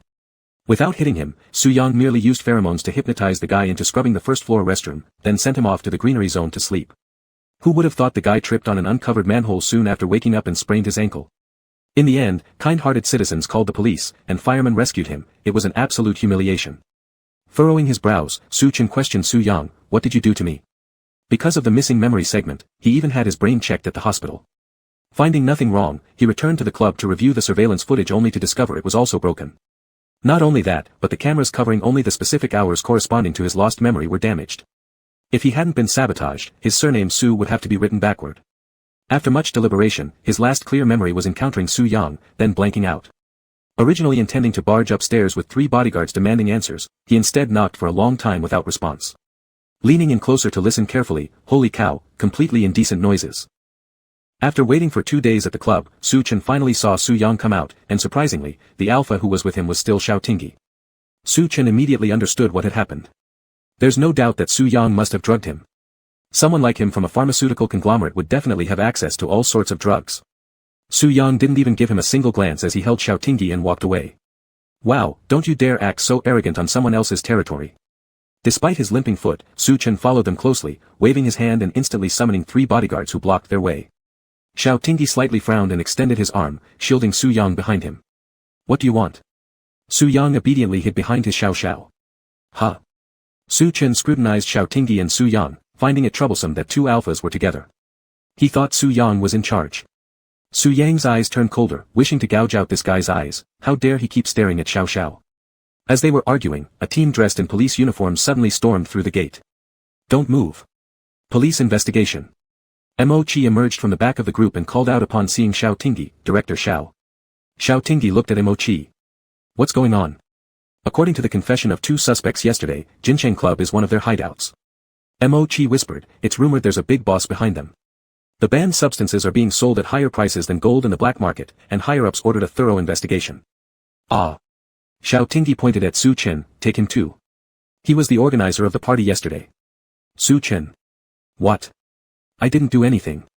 I just drank 2 glasses of wine and then inexplicably ended up in the greenery zone." Xiaoting waved his hand, "Cuff him. We'll ask him later." "Yes." Mo Chi took out handcuffs, "Please cooperate." "No, on what basis?" Su Chen reached forward to pat Xiaoting's shoulder to ask more questions, but before he could get close, Mo Chi kicked his plaster-casted foot, causing him to howl in pain and fall to the ground. Mo Chi mercilessly pinned him down and put the handcuffs on. Tears welled up in the corners of Su Chen's eyes as he looked back at Mo Chi. "You look so cute, yet why are you so vicious? You're evil." Mo Chi hated being called cute the most, so after standing up, he quietly kicked Su Chen again, leading to another scream of pain. "Do you know who my father is? And you treat me like this?" Xiaoting looked speechlessly at the reckless young man. "Do you know who my father is?" "Who's your father?" "Fang Jing, Xiao Tong." "Su Chen." "Fang Sun is you?" "My brother." "Fine, I give up, I can't compete with you." Su Chen extended his arm towards Mo Chi, trying to find an easier target to pick on. "Officer, I can't stand up, help me." Mo Chi. Xiaoting was so hungry his stomach felt like it was hitting his spine, ready to eat first before continuing work. When he stepped outside, he saw Peiji wearing sunglasses flashing 2 rows of white teeth at them with mock enthusiasm. Peiji tossed Xiaoting a meal box. Before Xiaoting could thank him, he heard Peiji say, "Roasted kidneys, for Su Yang's replenishment." Chapter 91, Clues. Jin City Police Office. Xiaoting wore Investigation Bureau uniform with a sterilized lab coat over it, holding a test tube with light blue liquid inside. It was the AE gene coupling agent intercepted during their operation this time. The researcher beside him, masked, explained, this type of coupling agent which causes irreversible side effects on humans was ordered to stop production 5 years ago, mainly used to treat congenital genetic diseases. Xiao Tingyi placed it back. In the black leopards extracted DNA components at the Suijing Research Institute, AE gene coupling agents were mixed in. Thank you. Xiao Tingyi walked out of the lab, removing the mask and throwing it into the trash can. Though merfolk civilization is advanced compared to humans, because land resources are firmly in human hands, they have no choice but to take indirect routes to cooperate with humans. Xiao Tingyi entered the monitoring room, watching through the one-way glass at the suspects who had been interrogated for 2 days without sleep. Despite facing near collapse mentally, they remained silent, so stubborn. Pei Ji leaned against the chair back. For organizations like theirs, their families are usually controlled by the bosses. It's not that they don't want to speak, it's that they're afraid to. Pei Ji flipped through the files, taking out one and handing it to Xiao Tingyi. However, the buyer of those medicines has cracked under pressure already. Their transactions are scattered, minor deals unworthy of mention. What's important is the big fish behind. Do you think the merfolk acquired their supplies from them? Xiao Tingyi pulled out a chair and sat down. Su Yang seems completely unaware. Alright, stop probing, aren't you just trying to say little Fluffy didn't participate? Pei Ji looked at Xiao Tingyi with a knowing expression and bluntly exposed his thoughts. Are you still playing this game with me? Buddy, I was top of the class in criminal psychology back in school. Xiao Tingyi made a tisk sound, recalling how Su Yang had told him they would work together for peace, and couldn't help but grin, unable to suppress it. Pei Ji rolled his eyes and pursed his lips. So what if you're in love, we're at work, stop shoving your happiness down my throat. So what if I am? Xiao Tingyi stood up and stretched his arms before heading toward the door. I'll go and see just how stubborn this guy is. The door to the interrogation room opened, revealing an alpha whose legs and hands were cuffed to the interrogation chair. His spirit was drained, not even having the energy to turn his head around. He hadn't slept for 2 days and hardly drank any water. Prolonged exposure to harsh lighting had nearly driven him mad. While modern interrogation methods prohibit violence, such psychological torment was still hard to endure. Do you think by holding out here, they will spare your family? Xiao Tingyi placed a cup of water in front of him. Only the dead truly keep silent. The alpha grabbed the cup and drank it all in one breath. He looked up at Xiao Tingyi, his voice hoarse from lack of water, and smiled grimly. If I talk now, they're as good as dead. The security bureau is already tracking the location of your family. Xiao Tingyi leaned over, pulling a stool close to the alpha. Tell us, and perhaps we can save them sooner. The alpha remained silent, staring blankly at the empty cup on the table. You have the right to remain silent, but if you want to admit guilt, let me tell you, serving 10 or 20 years won't get you anywhere near the ashes of your family. Don't let me remind you about the brutal tactics within your organization. Xiao Tingyi tapped on his phone a few times. Within 5 minutes, Pei Ji entered and slapped some photos in front of the alpha. As soon as he caught a glimpse, the alpha started struggling frantically. The interrogation chair was bolted to the floor and didn't move an inch, but his wrists bled where they were chafed against the cuffs as he completely lost his mind. Where's my wife and daughter? What's happened to them? Say something. The pictures showed the alpha suspect's home, ransacked and covered in bloodstains. Xiao Tingyi poured him another cup of water, locking eyes with him with icy determination. The security bureau will do its best to save your family. Their lives are in your hands. I'll talk. I'll talk. Please officer, my wife and daughter are innocent, they know nothing. Save them, please. The alpha slammed his head repeatedly against the table, panic and anguish in his eyes. Officer, I'll tell you everything. Save my wife and child. I promise you. Xiao Tingyi signaled for the interrogators to start asking questions. Since it was someone else's jurisdiction, neither Xiao Tingyi nor Pei Ji could intervene too much, so they returned to the monitoring room to listen in. Pei Ji tossed the photos onto the desk and laughed, Ting, you're devious. Just half a bucket of red paint, and bam, he broke. Strike the snake at its vital point, mainly because he was almost psychologically broken anyway, no time to judge authenticity. Xiao Tingyi crossed his arms and glanced at Pei Ji. Has the Tianjin City Police Department deployed yet? Have they found the trail of his wife and daughter? Pei Ji shook his head. Nope, don't know where they've been hidden. Xiao Tingyi sighed. To risk everything for one's family and end up endangering them proves that greed should be approached ethically. Half an hour later, the interrogators handed the transcript to Xiao Tingyi. This alpha turned out to be merely the lowest-ranked offline dealer in the organization, only able to provide information about his superior. The Tianjin police had already sent people to secretly arrest the lead. However, he did offer a key clue. There was indeed an underground pharmaceutical factory in Tianjin that could supply AE gene coupling agents continuously as long as they were paid, though major transactions took place on the black market auctions. Pei Ji finished reading the transcript. Now, we can only wait for the Tianjin authorities to unravel this case piece by piece and catch the high-ranking members of this organization. Only then will we find out if they supplied goods to the merfolk in Suijing. Xiao Tingyi pulled out his phone and called Fong Sun. Big brother, we've fished out an illegal pharmaceutical factory, maybe connected to the merfolk. Can the Security Bureau have the Special Operations Team cooperate with our actions? Fawn Sun, submit an action report application first. Xiao Tingyi muttered, another report. By the time it's done, the vegetables will be cold. Think the Security Bureau is our own personal company? Submit the report to the Action Department. Once it's reviewed, I'll sign it. Gotta go. Xiao Tingyi scratched his neck. I hate paperwork most. I kind of miss Xiao Wang. Pei Ji, who's Xiao Wang? A beautiful and kind-hearted colleague. Xiao Tingyi let out a wail, obediently opening his computer to let Pei Ji send him an action report template. After fiddling with it for 10 minutes, he sent it through the internal encrypted software to the Action Department. 20 minutes later, the Action Department replied approving the mission. Let's go, time to work. Xiao Tingyi patted Pei Ji's shoulder. We'll go together as a dynamic duo. I'm not going with you, where's your little white fluff? Where'd you send him off to? Xiao Tingyi headed out in large strides. He's at the hotel, being very well behaved. Pei Ji. Well behaved? The way he looks ready to kill anyone who even brushes against you, that's what you call well behaved? When they met Emochi in the police hall, they ran into an acquaintance again. Xiao Tingyi looked helplessly at Su Chen, who was limping after Emochi, trying to get his WeChat ID. You kicked me, and if my foot is broken, aren't you responsible for me? Officer Mo. Xiao Tingyi laughed. What are you doing? Emochi had a look of resignation, with slightly red ears. He said my kick hit right in his heart. This isn't normal. Xiao Tingyi felt a sense of urgency like a wild boar about to trample his jade cabbage, so he quickly patted Emochi's back. Let's go, there's a mission. Chapter 92, Yearning So Much. In a hotel suite in Tianjin City. The room only had one floor lamp on, casting a pool of warm yellow light. Su Yang emerged from the bathroom, casually picking up a bathrobe and wrapping it around himself loosely, almost open, revealing the smooth lines of his abdominal muscles. On the coffee table was a laptop displaying a city 3D map, with a red dot continuously moving. Su Yang smoothed his damp hair back and poured himself a glass of red wine. From the laptop came a familiar voice. Xiao Tingyi, to avoid alarming the target, we must act swiftly. The Security Bureau has mobilized the undercover agents of the Special Operations Team, and we must capture the subject before dawn, or else it will not only ruin everything but also endanger the safety of our colleagues in the Special Operations Team. Pei Ji, another sleepless night, my delicate face is about to fall apart. Xiao Tingyi, could you stop nauseating us? What delicate face? Pei Ji, I haven't found someone like you did. Oh, by the way, didn't you tell your white fluff tonight since you're not going back? Xiao Tingyi, crap. I forgot. Let me call Su Yang, all of you be quiet.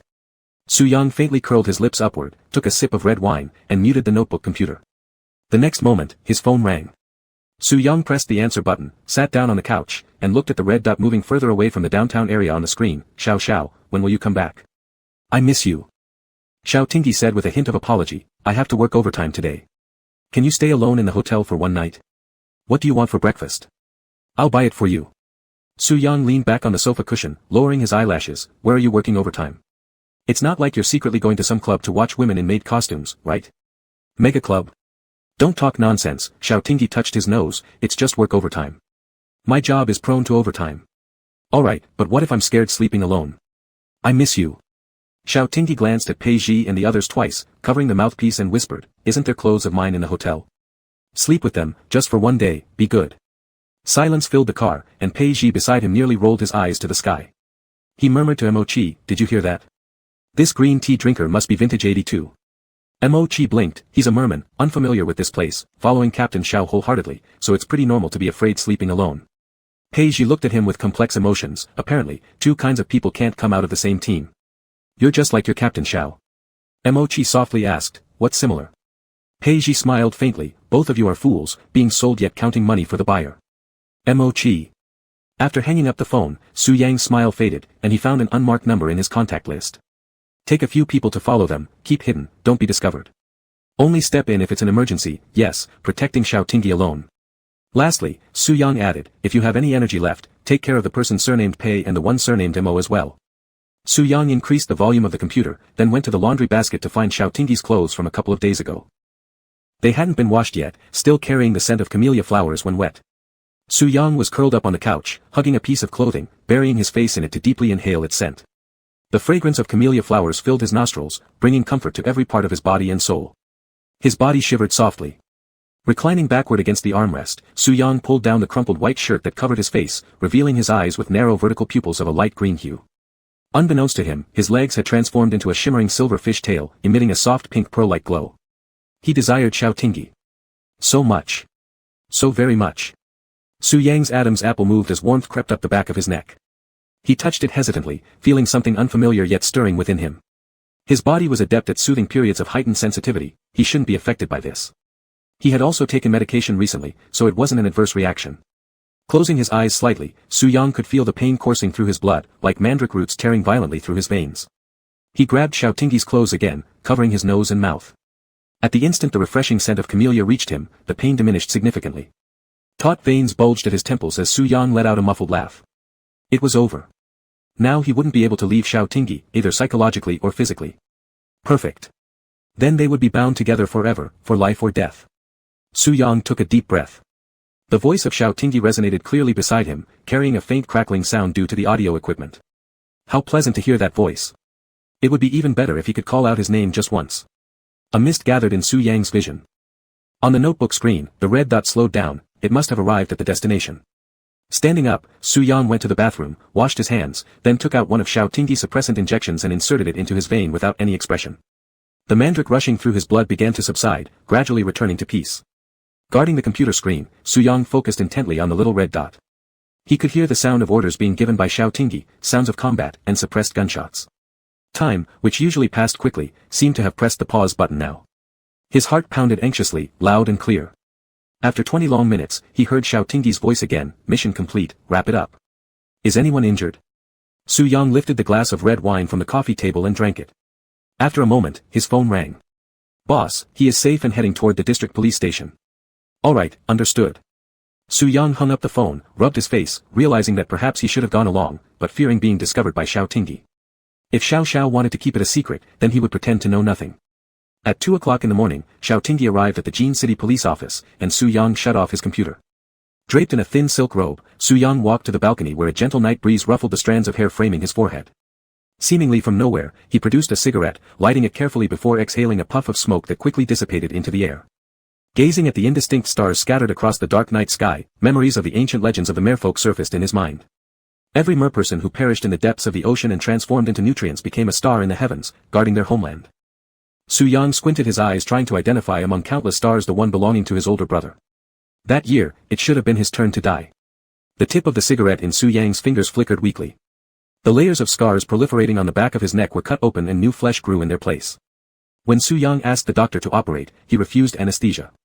He remembered distinctly how the knife felt slicing across his glands, warm blood flowing down his neck, reaching his left chest stitched with more than a dozen stitches, staining the freshly changed bandages red, soaking into his very core. Once upon a time, he told himself countless times that his life belonged to Su Sun, and he needed to shoulder the responsibilities of the clan for Su Sun. But that day, he used the pain to remind himself that he was Su Yang, not Su Sun. Su Sun belonged to the clan, while Su Yang belonged only to Xiao Tingyi. He vividly recalled how a handsome young golden-tailed merperson once shielded his timid, weeping younger brother, saying in a tender but reassuring voice, "Don't be afraid, big brother is here. No shark will bite little Yang's tail." Something slipped down his cheek and fell to the floor with a ding. Using the pad of his thumb, Su Yang extinguished the burning tip of the cigarette, savoring the scorching pain, and said softly, "Brother, I'm sorry, but I think I am going to betray you, I want to live for myself." Chapter 93, Ordinary Yet Great. By the time they reached the Jin City police station, it was already deep into the night. Xiao Tingyi's black combat uniform was stained in several spots with deeper blood, remnants from the close-quarters battle with enemies. The adrenaline surge during the fight had receded, and fatigue gradually set in. Even though he was accustomed to it, Xiao Tingyi still remembered the warmth of the first blood splashing onto his face when he killed someone for the first time. The psychological impact of close combat is incomparable to that of a sniper headshot, and Xiao Tingyi remembered receiving psychological counseling at the time. The psychologist had told him, every drop of blood on your hands will become a shield for the stability of the Empire's society. He and Pei Ji didn't have time to change their clothes before entering the interrogation room, where they interrogated suspects without drinking even a sip of water all night, eventually obtaining useful information. In the black market transactions of AE Gene promoters, there was a major deal from Suijing City, but no one knew who the supplier was. Every transaction was done without physical contact. Pei Ji, do you think this person is from the Merfolk clan? Xiao Tingyi frowned as he sifted through the financial records seized from the black market organization. Pei Ji, with half a bag of coffee concentrate in his mouth and eyes red from exhaustion, muttered weakly, "I don't know, but I know one thing." Xiao Tingyi looked at him, "What is it?" "If I don't sleep soon, I'm going to die suddenly. Work is precious, but life is more valuable." Pei Ji threw the coffee concentrate into the trash can and collapsed onto the bed in the restroom, too exhausted to care if it was clean or not. Alright, go to sleep. This issue won't be resolved in a day. Xiao Tingyi rubbed his sore eye sockets. I'll go back first. Pei Ji slightly lifted his head, squinting his eyes. You can sleep in the restroom, it's not like you're avoiding effort. Xiao Tingyi also had dark circles under his eyes. I promised Su Yang to buy him breakfast. I give up. Pei Ji casually pulled the blanket over his face and fell asleep within 3 seconds, emitting soft snores, utterly exhausted. Xiao Tingyi glanced at him, took off his shoes, and covered him with the blanket before heading to the public shower in the police office. After washing off the blood and changing into fresh clothes, he stretched his neck and arms before leaving the police station. The morning air carried a chill, with the sun just rising, dyeing the horizon red with dawn. The city, which had been sleeping all night, gradually awakened and became lively. People running in the morning, walking their dogs, and birds chirping on tree branches dotted the scene. Steam rose from the steaming baskets of buns at breakfast shops. Xiao Tingyi looked at the long line of people outside a store. Among them were young people so sleepy they couldn't keep their eyes open, as well as energetic grandpas and grandmas. Truly, everywhere was filled with the vivid daily life. Pride grew in Xiao Tingyi's heart. This was the significance of the work he did. He was the knife that upheld the peace of the empire and the shield that guarded societal stability. He really should wake Su Yang up to come see the world he loved. Although there were many bad guys, there were even more ordinary people who were kind and adorable. Xiao Tingyi joined the queue at the end, thinking that with so many people waiting, the food must taste great, and decided to bring some back for Su Yang to try. Suddenly, someone grabbed his hand. Xiao Tingyi looked down and met the gaze of a little girl with pigtails, about 4 or 5 years old. Big brother, your hand is hurt. Let me blow on it. The little girl's chubby hands held his and gently blew on the scratches on his wrist. Xiao Tingyi's heart melted. A parent standing nearby in the queue quickly came over to apologize. Sorry. This child is too socially bold and has disturbed you. Xiao Tingyi stroked the little girl's head with a smile. It's fine, she's very obedient. Big brother, did someone bully you? Xiao Tingyi bent down, speaking gently. No one bullied Big brother. Big brother got hurt accidentally while fighting monsters. Thank you for your concern. The little girl's eyes brightened immediately. Big brother is so amazing. Xiao Tingyi replied without modesty. Yes, indeed. The little girl's parents took her hand after buying breakfast. Say goodbye to the big brother, we're going home. The little girl waved to Xiao Tingyi. Bye-bye, don't get hurt anymore. Xiao Tingyi watched the little girl, clutching a large steamed bun, hopping away happily. His resolve to reach a peaceful consensus with the merfolk grew stronger. He wanted to protect this adorable world and let Su Yang feel the beauty and trivial matters of life together with him. Xiao Tingyi immediately dialed Fang Sun's number. Brother, start by revising the animal protection law and the environmental protection law. On the phone, there was some rustling sound before hearing Lu Mingzhou's voice waking up lazily on a weekend morning. Who is it? Then he heard his older brother's tender, almost affectionate voice. Debt collector is here. Go back to sleep, I'll go to the living room. After an unnoticeable door closing sound, Xiao Tingyi heard his elder brother resume his calm tone. What were you saying? Xiao Tingyi helplessly tugged at the corner of his mouth and reiterated. Revise the animal protection law and environmental protection law. The situation between the merfolk and humans has become what it is today because humans lack respect for nature and the right to life of other creatures. This is why those damn poachers caused such a huge uproar. Fang Sun poured himself a glass of water and said indifferently, it's precisely because laws can't constrain everyone that enforcers exist. Evildoers won't stop doing evil just because a few legal articles have changed. You're right, but brother, we still need to take action. While we enjoy the majority of resources, we must give other creatures a chance to survive. Yes, laws cannot completely prevent crimes from happening, but they should at least serve as a deterrent. Currently, Sulin's protection for animals and the environment is too vague. Fang Sun, reconstructing perceptions is difficult. That's also something we have to do. Isn't this the meaning of our existence? Xiao Tingyi squinted his eyes and looked at the dawn in the sky, recalling the lions and tigers he had seen in the circus that day, trapped in iron cages. How long had they not seen a sunrise or sunset? Not talking about the future, but about now, to let the merfolk see our changes so we can discuss peace. Shouldn't we avoid an endless fight? Feng He. Fang Sun called his name with a tone of satisfaction. You've truly grown up.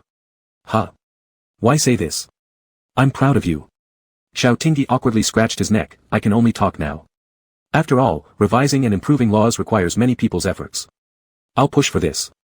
Your brother didn't get the position of bureau chief for nothing. Fang Sun heard the sound of the door opening behind him, turned around, and saw Lu Mingzhou wearing a robe. He said to Xiao Tingyi, I'll hang up.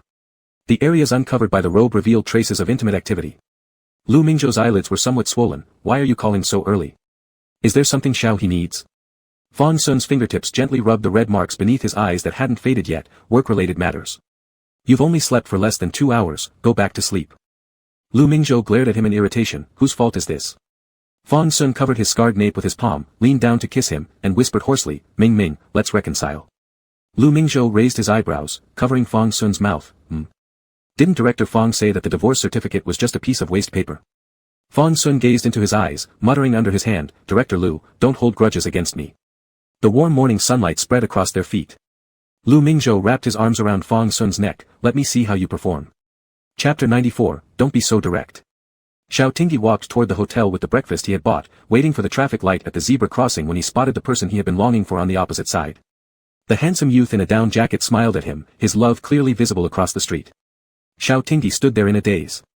The green light lit up, and pedestrians passed by hurriedly. Xiao Tingyi stayed rooted in place, watching his beloved walk towards him under the rising sun. Su Yang took the breakfast from his hand and held his cold one, why are you just standing there like a fool? With only 5 seconds left on the green light, Su Yang took his hand and they jogged across to the other side. Xiao Tingyi joyfully asked, how did you get up so early today? Su Yang placed his hand inside his pocket, I missed you and couldn't sleep, so I decided to come find you. What if I didn't finish my shift early? Or what if neither of us saw each other? Wouldn't we miss each other then? Su Yang squeezed his palm and lowered his gaze, there's no what if between us, and we wouldn't miss each other. Xiao Tingyi's lips involuntarily curled upwards, look at you, it wasn't even like that. I know, Su Yang arched his eyebrows, if you hadn't finished your shift, I would have waited to pick you up. As for whether you'd see me or not, Xiao Lieutenant Commander, with your eyes glued on the maid costumes of megas, you naturally wouldn't see me. But my eyes are always on you, there's no way I could miss. Ouch, will you stop already? Xiao Tingyi felt a headache coming on, realizing he'd been caught by this jealous fish. I was working, anyway. And besides, I only looked at their faces, not anywhere else. Su Yang dramatically sighed, whatever you say goes. You human alphas are all the same. Life is life, close one eye and open the other, it'll pass. What can I do, since I love you? Xiao Tingyi couldn't hold back a laugh, withdrawing his hand to punch him, why are you always so irritating? Su Yang's smile disappeared when he noticed the abrasion on his hand. He frowned and pulled over Xiao Tingyi's hand, you're hurt. It's just a little scratch. It'll heal tomorrow. As Su Yang stared at Xiao Tingyi, who was an alpha, the latter felt uneasy, having claimed that he was just working overtime at the police station yesterday. Let's go, said Su Yang without further questioning, though his mood was not as good as before. Aren't you happy? Xiao Tingyi leaned in to ask, why are you ignoring me? What are you thinking? I'm contemplating how I can keep you from getting injured in the future. Su Yang wrapped his arm around Xiao Tingyi's neck and pressed his head against his chest, giving a small kiss on the corner of his mouth, it pains my heart to see you hurt. Xiao Tingyi's Adam's apple moved slightly, blinking his eyelashes, it's just a little skin damage. You're exaggerating too much. Although Xiao Tingyi had been cared for immensely since he was young, being a boy meant being mischievous by nature, climbing trees and hopping walls were regular activities, so having minor scrapes here and there was quite normal. Later, he was sent to a training camp by his father, where the hardships were even more severe, learning both marksmanship and combat skills at the cost of much pain. A sudden declaration of concern over such a small injury made Xiao Tingyi feel somewhat embarrassed. Su Yang ruffled his hair, didn't you rest well last night? Go back quickly to catch up on sleep. Let's go, said Xiao Tingyi, unwilling to admit that he had stayed up all night. When they returned to the hotel room, Xiao Tingyi looked at the perfectly neat bed and then at the messy couch littered with his dirty clothes. He glanced complexly at Su Yang, did you sleep on the couch last night? Su Yang didn't hesitate to nod while setting out breakfast on the dining table, what's wrong? Nothing, said Xiao Tingyi, pressing his lips together, his gaze falling on an empty needle tube near the laptop on the coffee table, did you use suppressants? Weren't we clear yesterday, I missed you so much that I couldn't sleep. Su Yang walked beside him, placing his hands on Xiao Tingyi's waist and gazing deeply into his eyes, whispering softly, brother, I wanted you so badly. The usually pure alpha's face flushed red instantly, eyes widening slightly, don't be so straightforward. Why? Su Yang looked meaningfully at Xiao Tingyi's scarlet face, do you not like it? No, I. Xiao Tingyi averted his gaze, swallowing audibly, let's eat. Don't do this in the morning, it might make your blood sugar drop. Su Yang chuckled into Xiao Tingyi's shoulder, murmuring complaints, Xiao is truly unsentimental. Unsentimental? He pulled all-nighters. Both physically and mentally drained. If he were to give in to sentimentality and have another bout of intense activity with Su Yang lasting a few hours, it would probably burst his cardiovascular system. Susanjianji, a teasing nickname, stop tempting me. My self-restraint isn't strong. Xiao Tingyi maintained some distance from Su Yang, devouring 2 steamed buns filled with soup and half a glass of porridge. As drowsiness came over him, his limbs became slack. Seeing Xiao Tingyi stumble towards the bed, collapse onto it and become still, Su Yang thought, just how exhausted must you be? Finishing off the remaining porridge, Su Yang picked up Xiao Tingyi and shifted him inward on the bed. As he helped Xiao Tingyi undress, Xiao Tingyi struggled to crack his eyes open, mumbling indistinctly, even if I'm sleeping, you're still like this? You're insane. But Alpha himself threw his sweatshirt off onto the floor, crawled under the blanket groggily, muttering, "Come on, but don't delay my nap." Lowering his gaze, Su-yang looked at the bruises on Xiaoting's shoulder blades and sighed, "In your mind, how urgent would I need to be to touch someone asleep?" Leaning forward, Su-yang kissed the bruise gently, whispering softly, "I will help you, in my own way."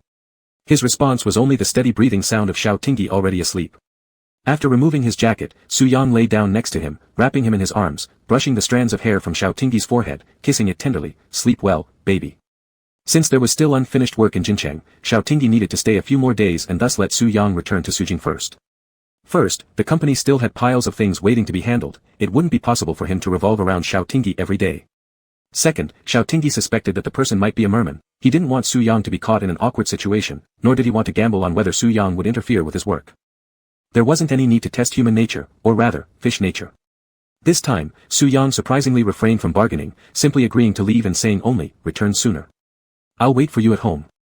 Originally, Xiaoting had prepared plenty of sweet talk to persuade him, but he hadn't expected such a smooth agreement and hesitated. "Are you hiding something from me? You're difficult when I listen and also when I don't, Lieutenant Colonel.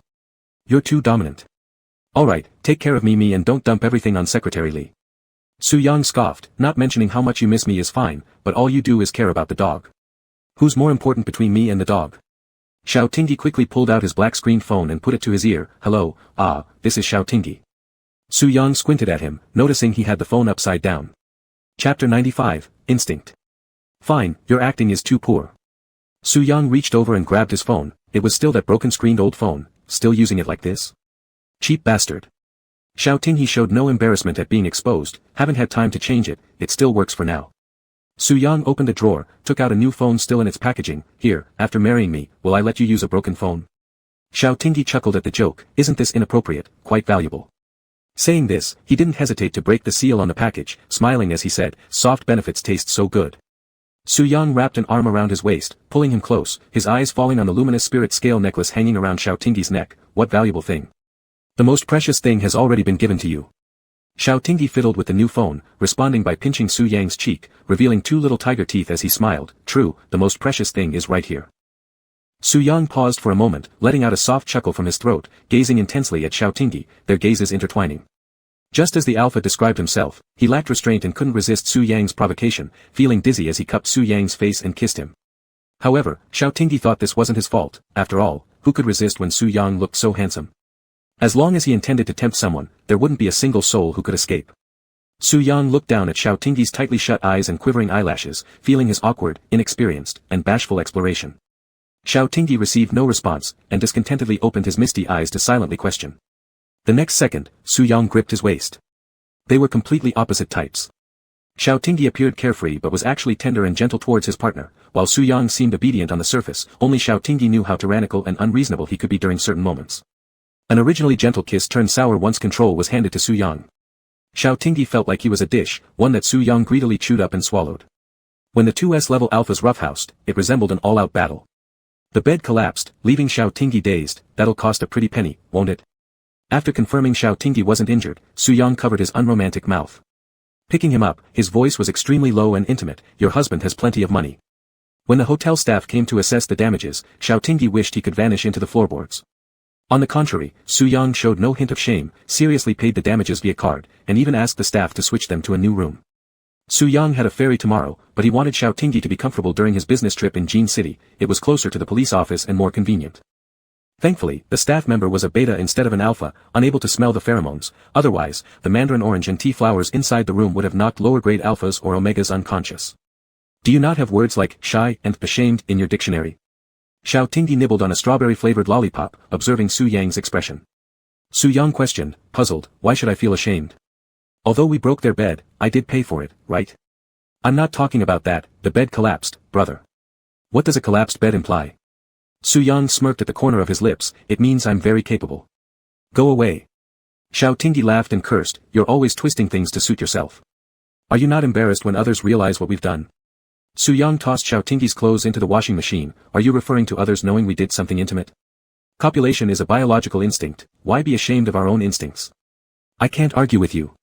Xiaoting crunched the lollipop in half. "I have to head to the police office early tomorrow morning. What time is your ferry?" "After I drop you off, I'll leave." "Eh? Is there a ferry that early?" Su Yang blinked. I'll swim back, it's faster than taking the ferry. Xiao Tingyi held back his laughter. Alright, you're impressive. Su Yang sat beside him, grabbing the alpha's arm and hooking it around his neck, leaning on his shoulder as he pouted. We'll be in a long-distance relationship soon. Ouch.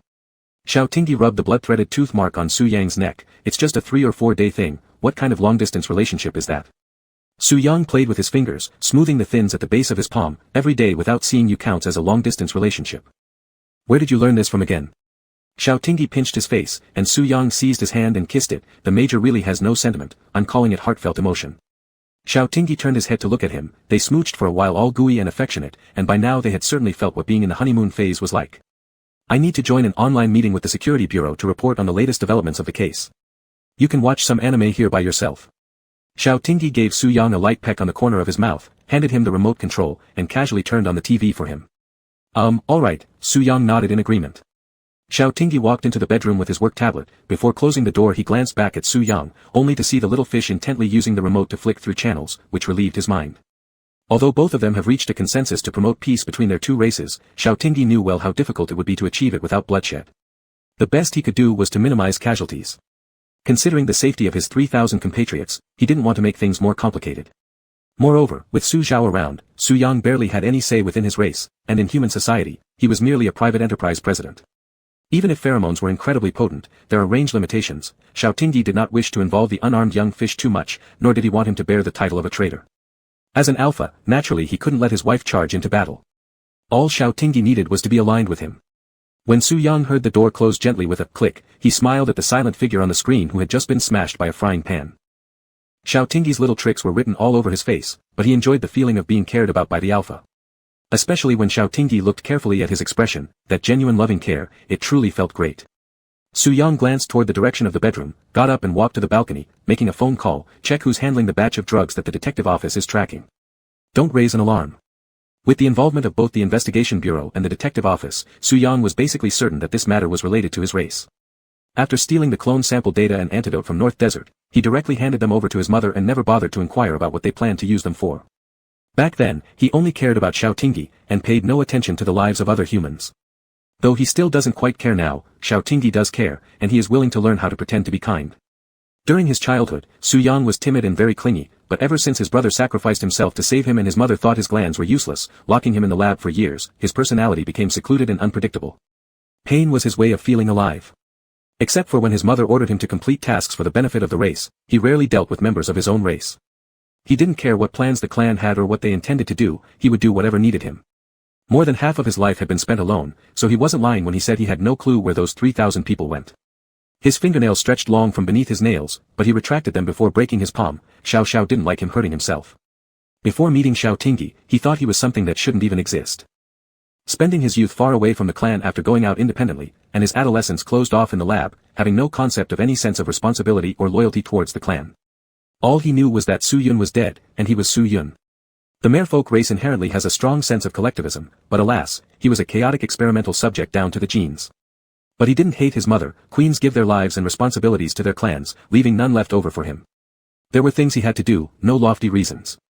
The only reason was that Su Yun died, his brother died.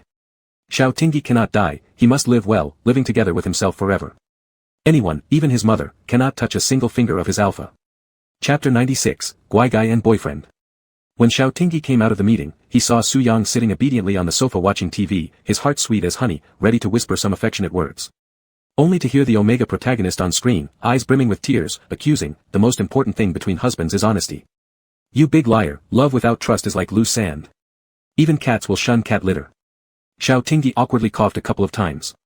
Su Yang turned his head and looked at him, then hugged him as he pouted and said in a coquettish tone, I've missed you even after only half an hour apart. The alpha mouthed something like, you're exaggerating, while secretly delighted in his heart. Well, Xiao Tingyi couldn't help but indulge in this kind of behavior. Just as the two were about to get all gooey, the doorbell rang. Confused, Xiao Tingyi opened his eyes. His gaze, damp with moisture, gazed blankly at Su Yang. Who is it? Were your eyes not closed again?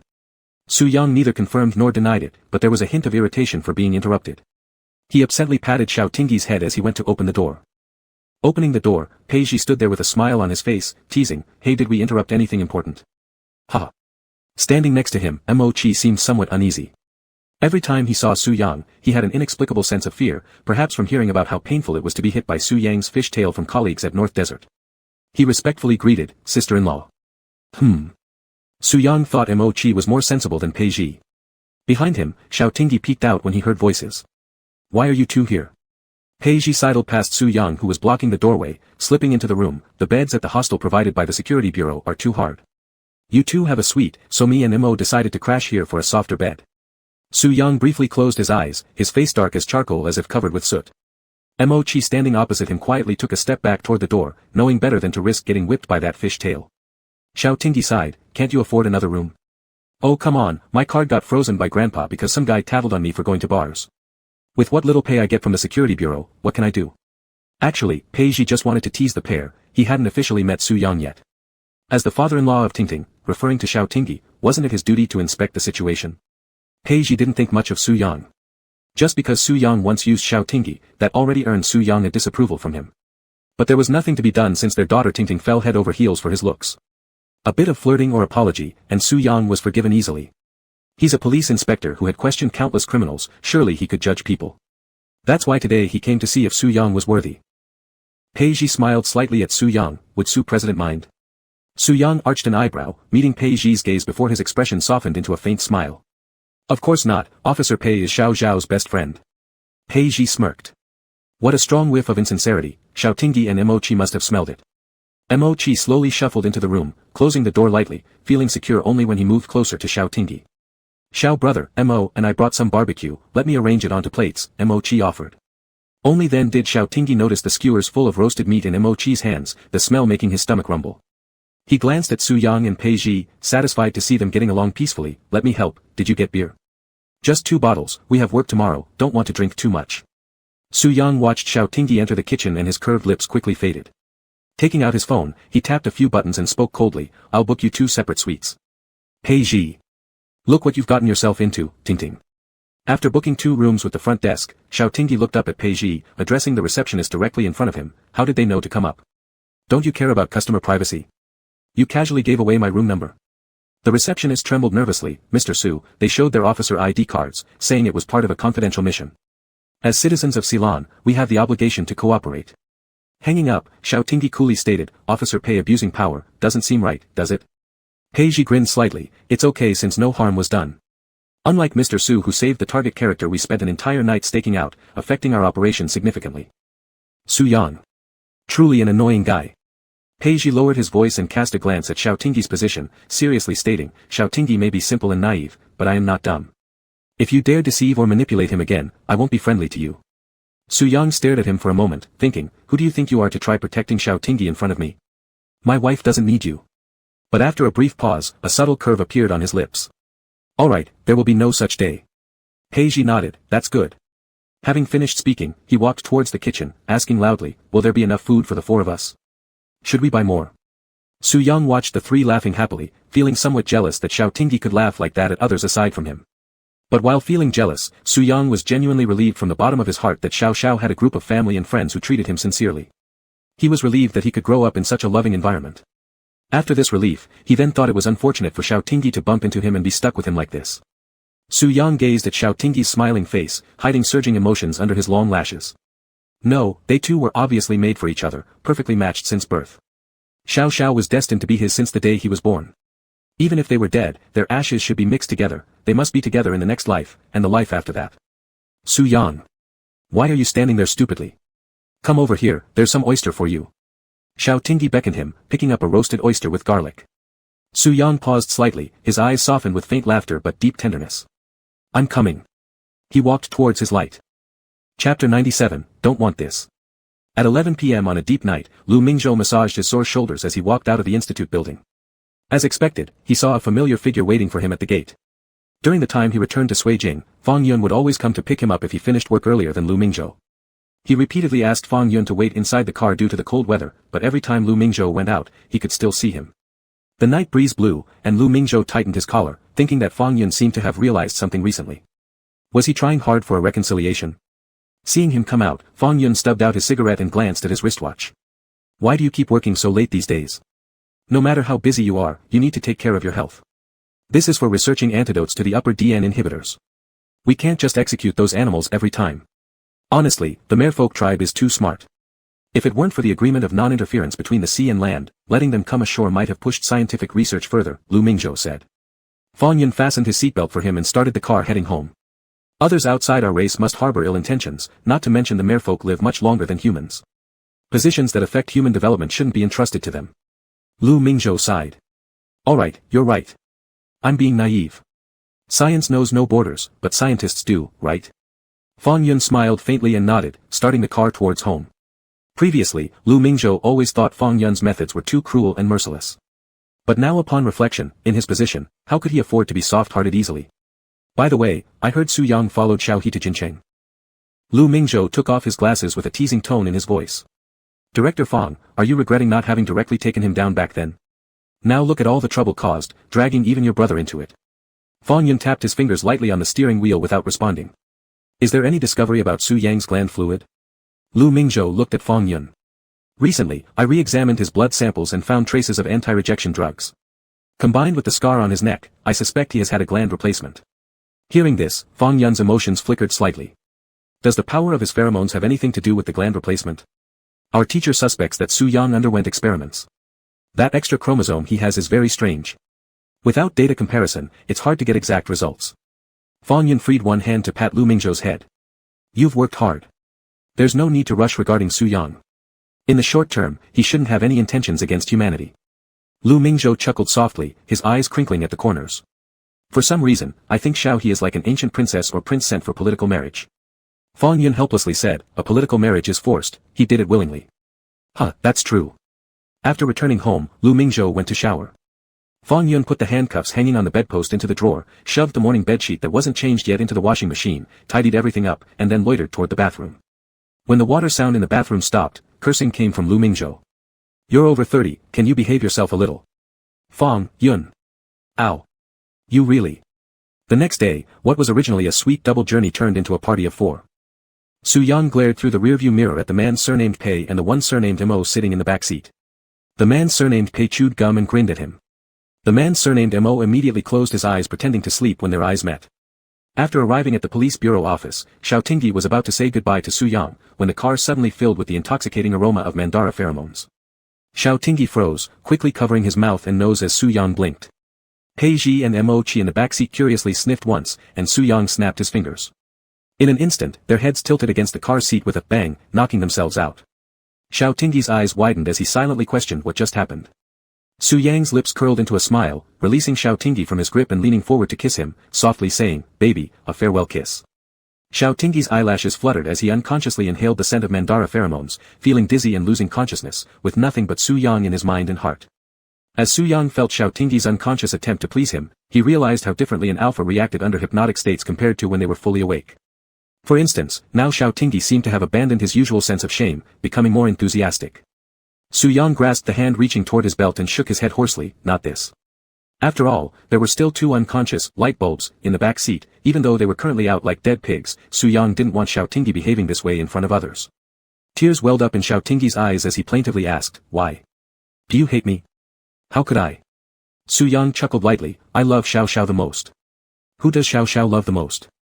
Before Xiao Tingyi could open his mouth, Su Yang added another question, excluding daddy and Dottie, Gidge and sister-in-law, "Who does Xiao Xiao love the most?" Xiao Tingyi blinked slowly, then cupped Su Yang's face and said, "Su Yang." He followed patiently, "Who is Su Yang?" Xiao Tingyi innocently replied, "You." At this cuteness, Su Yang laughed, asking further, "Then who am I to Xiao Xiao?" Xiao Tingyi's cheeks flushed red, "Boyfriend." "And what should you call me?" "Wife." Su Yang's lips curved slightly, "And what corresponds to wife?" "Husband." The corner of Su Yang's slim eyelids bent into a curve as he tempted Xiao Tingyi further, "Good job, Xiao Xiao." "Yes, I'm your husband, remember that well." Looking at Xiao Tingyi tenderly and about to continue, a sudden knock on the passenger window interrupted them. Then, a big face pressed against the glass, locking eyes with Su Yang.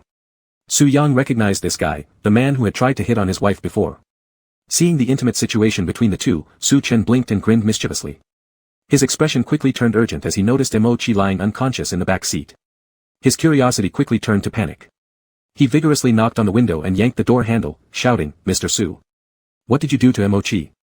Are you drugging him in broad daylight? I'm calling the police. Officer. Officer. Help." Since the police station was right across the street, 2 uniformed officers actually approached upon hearing his cries. Su Yang's pale complexion darkened entirely. This chatterbox, this despicable man, he should have killed him on that day itself. Seeing the policeman walking over, Su Yang reluctantly unlocked the car door. Su Chen abruptly flung the rear door open, momentarily swaying due to the strong smell of mandara flowers affecting his balance. His already sprained foot worsened. Realizing the smell was familiar, like something he'd smelled before, he didn't get time to think much as Mo-chi fell into his arms. As the mandara fragrance dissipated in the air, everyone gradually regained consciousness. Peiji looked completely confused. Mo-chi startled upon seeing Su Chen holding him and immediately delivered a punch. Yelping, Su Chen clutched his stomach and hopped around on one leg before falling onto the ground, shouting desperately, no worries, it's fine. Mo-chi. Slowly regaining full awareness, Xiaotingyi blushed, glaring at Su Yang before rushing to explain the misunderstanding to the colleagues who came over.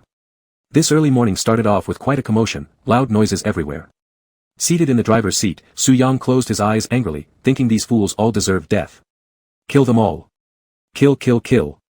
But when he caught sight of Xiaotingyi's smile again, his anger faded, deciding he might let them live a little longer. Chapter 98, Ruthless Heart. After Xiaotingyi disappeared from his field of vision, Su Yang erased all traces of smiles from his face. Driving away from the police station office, he did not head toward the Tianqing port.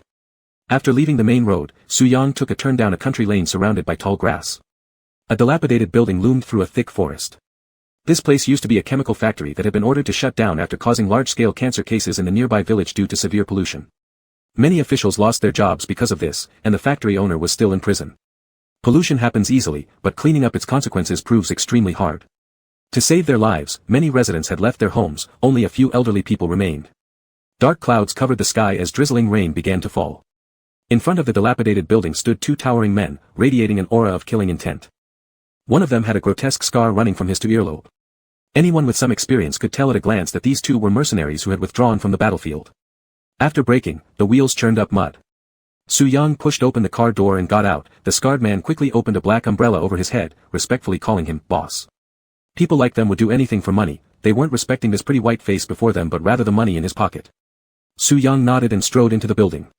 Inside, it was spacious, even allowing one to hear the echo of his footsteps. Inside the abandoned factory, there lay a bloodied man in the corner like a dead dog. The smell of blood mixed with the earthy scent during the rain wafted into Su Yang's nostrils. Su Yang stood beside the man, looking down on him haughtily without any change in expression. He carelessly wiped the blood off the tip of his shoe onto clean ground, casually asking, still haven't talked. The scar-faced man named Such, looked somewhat embarrassed and awkwardly said, never expected him to be so stubborn. Another person found a chair from somewhere, wiped it clean, and pushed it in front of Su Yang. Su Yang sat down accordingly, his handsome face and elegant demeanor standing out drastically against the surrounding environment.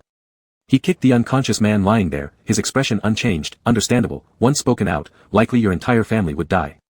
The reason why the underground black market has continued to exist in the gray area of Gon City is due to these ruthless, profit-driven people jointly establishing rules. If someone dares to reveal the location or entry methods, then they would have offended all of them.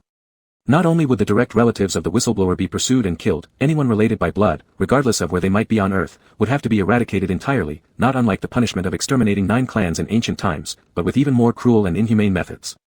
Thus, many people even when caught by the police, despite being able to get reduced sentences for meritorious service, wouldn't dare to disclose anything. Unfortunately, this guy was a beta generation alpha, unable to perceive the existence of pheromones, otherwise hypnotizing him could have solved the matter without going through all this trouble. Su Yang squatted down, grabbing the man's hair forcing him to look up at himself. His incredibly handsome face now wore a smile that nobody dared to admire. Isn't your kid at the Chilean primary school in Jean City? If you don't say it, I'll bring him to see you, okay? Beside him, immediately voiced his agreement. Boss, let me go fetch the brat right away. Su Yang glanced sideways at him with an intimidating stare. Are their brains made of wood? Idiot. Do you understand what strategy means? If he were to harm a child today, Xiaotingyi's gun would point at his forehead tomorrow. Having received a glare, looked full of doubt towards Lao Jing nearby. Lao Jing shook his head indicating silence. Finally, this person showed some emotional fluctuation, staring with bloodshot eyes at Su Yang. Who exactly are you? Police? Or enemy? Su Yang retracted his smile as if becoming impatient, instantly pushing the man's face down on the ground, with an emotionless expression. I ask, you answer, don't waste words. The man spat out a mouthful of blood on the ground, struggling painfully, dying if I don't speak, also dying if I speak. Is there a difference? Logical reasoning, but you won't live now if you refuse. Su Yang extended his hand. Lao Jing handed him a revolver. The gun muzzle pressed against the back of the man's head, the sound of the hammer click audible. Then Su Yang spoke gently, "It doesn't matter, you refusing won't mean nothing. Naturally, someone else will speak, rest assured, soon your family of 4 will reunite." "You bastard. I curse your ancestors for 18 generations. One more word, I'll make you a eunuch." The man moved his lips, seemingly trying to salvage his pride, but upon seeing Su Yang's expression, finally chose to keep silent. Su Yang slowly spun the cylinder of the revolver, introducing it. "This revolver has 6 chambers, I've loaded only 1 bullet. Can you guess which shot will blow your head apart?" When adrenaline surges under extreme circumstances, it can create a feeling of fearlessness within a person, but this false sense will gradually disintegrate with the countdown to death. Though death may be scary, what's even scarier is knowing you're going to die yet not knowing precisely when. In a relatively kind manner, Su Yang opened his mouth. "I'm about to fire, let's count down together from 3 to 1. 3. He closed his eyes. 2. His body began to shake violently, his teeth gritted tightly. As 1 arrived, came the sound of Su Yang pulling the trigger, a click, an empty shot. Su Yang smiled at him. "You're quite lucky, there are still 5 chances left." He was already trembling uncontrollably. Su Yang looked at the trembling man and smiled as he once again pointed the gun at his head, tapping it lightly, just like before. "Let's count down from 3 to 1 together." Even the 2 mercenaries behind him, who had experienced countless fierce and bloody scenes, couldn't help but feel a chill run down their spines at this moment. Their handsome boss seemed like a gorgeous poisonous snake slowly wrapping its neck around its prey until the victim could hear the crisp sound of its neck snapping. Su Yang softly counted down, 3, 2. I'll talk. I'll talk. What do you want me to say?" The man's forehead rubbed against the concrete floor, scraping out blood, collapsing in despair, shouting, "What do you want me to say? But you have to give me a large sum of money. Send my whole family abroad. Deal." Su Yang stood up straight, tossing the revolver to Lao Zheng while casually returning the 6 bullets in his hand to him. Lao Zheng hesitated for a second before taking both the gun and the bullets. When did the boss unload all the bullets? And even manage to escape his sight? Su Yang's phone rang within the silence of the building where only rain was audible. He wiped the blood on his hands onto Ak and answered the call. The eye that just seconds ago was filled with killing intent now shimmered with tenderness. "Baby, what's wrong?" I've arrived at Suijing." "You're so busy yet still called me, how caring." Su Yang kept talking while walking towards the exit. Ak looked complexly at the blood stains on his clean clothes, muttering to Lao Zheng, "Big brother, isn't our boss a little abnormal?" Lao Zheng looked at the youth's tall back figure pensively and said, "Talk less, work more. As long as we get paid, whether he is human or ghost has nothing to do with us." Chapter 99, Ruthless. Xiao Tingyi hung up the phone. Peiji raised his head from the mountain of documents and files. "Finished your call?" With his cunning mind, he'd only be someone to deceive others. Why worry at all? Xiao Tingyi looked at the drizzle outside the window and said curiously, "Why do I feel like I just heard the sound of rain in the phone? Is Su Yang still here?" Peiji chewed on a mint candy and replied casually, "Suijing is so close to Jincheng, it's not strange that it's raining there too. Check the weather forecast." "Right, there's the weather forecast." Xiao Tingyi quickly opened his phone app to check, showing light rain in Suijing City. He felt reassured. Peiji joked, "You two are dating every day and still playing mind games." Xiao Tingyi scratched his chin guiltily, realizing late but surely that Su Yang had already promised to join forces with him, yet he was still doubting Su Yang. "Don't slack off. Get over here quick." Peiji threw some documents at him. Because there was an extremely high probability of involving merfolk, various materials obtained from the underground pharmaceutical factory were all brought by Xiao Tingyi and Peiji's people to search. Xiao Tingyi always believed that as long as something existed, it would certainly leave traces. Even if they sold goods without physical contact, they must have their way of keeping records. At 9:30 at night, Su Yang led 2 subordinates driving to the night market inside the university city of Jincheng City.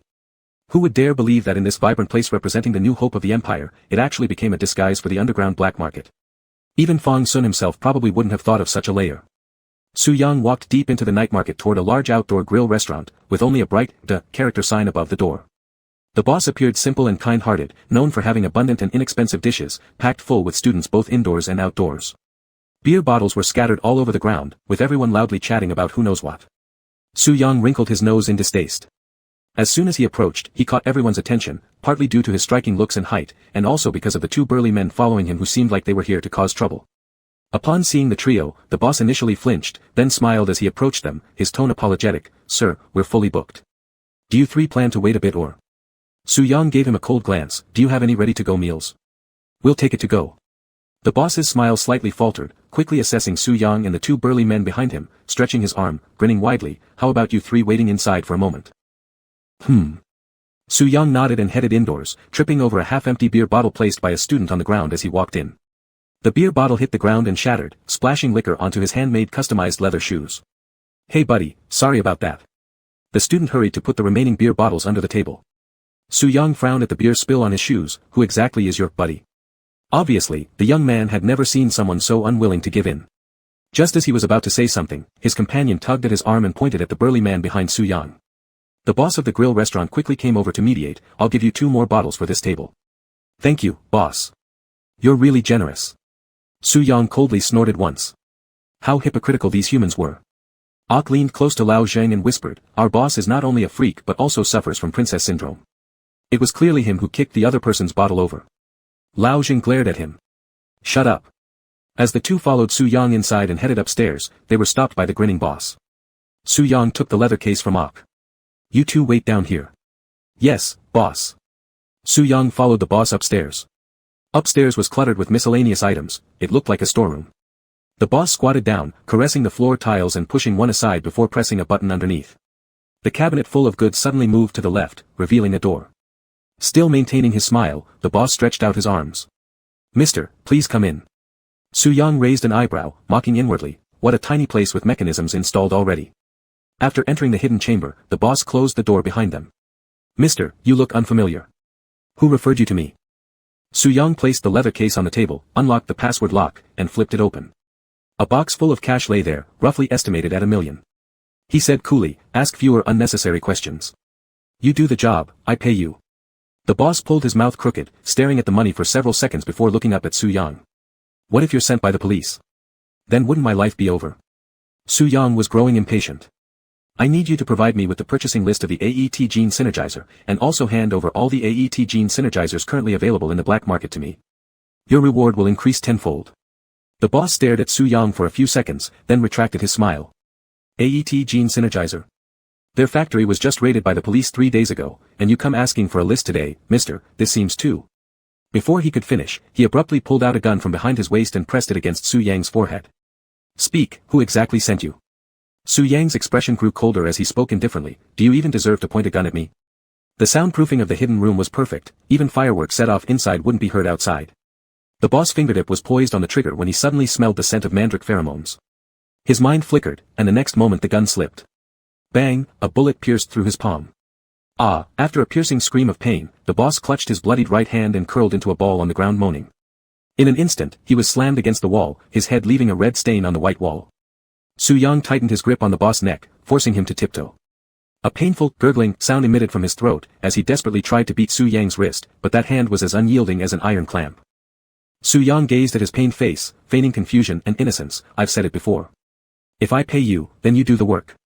Everyone will benefit from a mutually advantageous cooperation. Why are you being so stubborn? As he spoke, he grabbed the boss' hair and slammed him against the wall again, emanating an aura of cruelty while smiling lightly. How dare you, piece of trash, point a gun at me.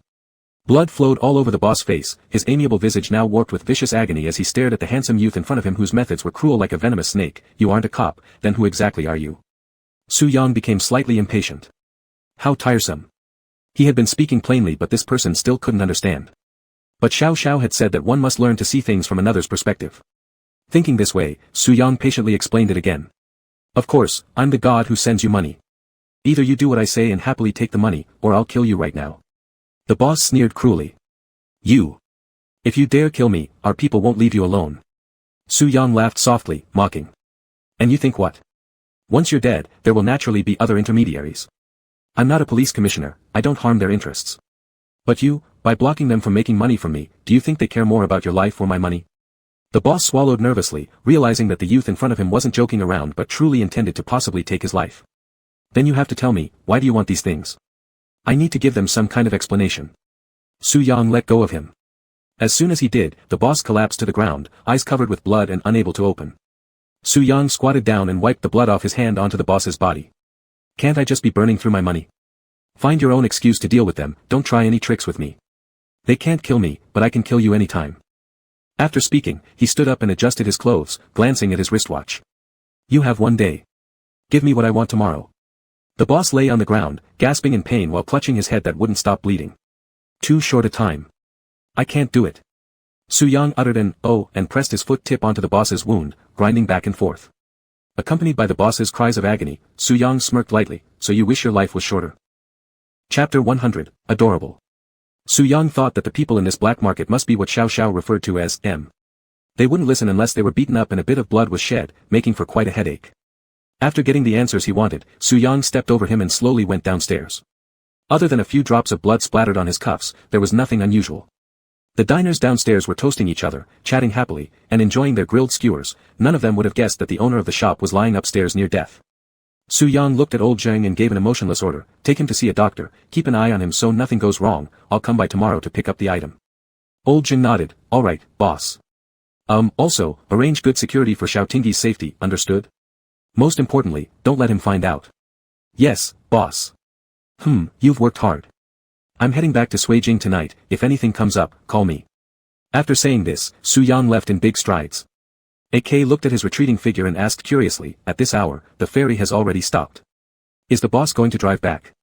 It will be such a long detour, and the boss still needs to come here tomorrow. Why bother going back?"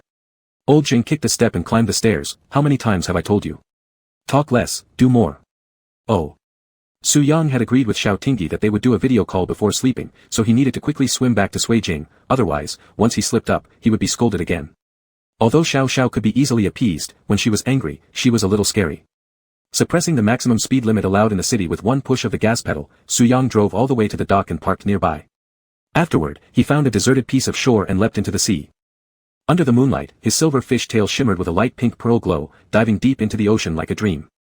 The cool seawater soaked his silver hair, which swayed gently with the current, attracting large schools of bright fish, automatically wrapping around behind his hair as natural decoration. It had been a long time since Su Yang had returned to the sea. He stretched his body as his fish tail resembling a skirt lifted countless bubbles upward. With a pleasant mood but not lingering too long, Su Yang swiftly swam toward Suijing.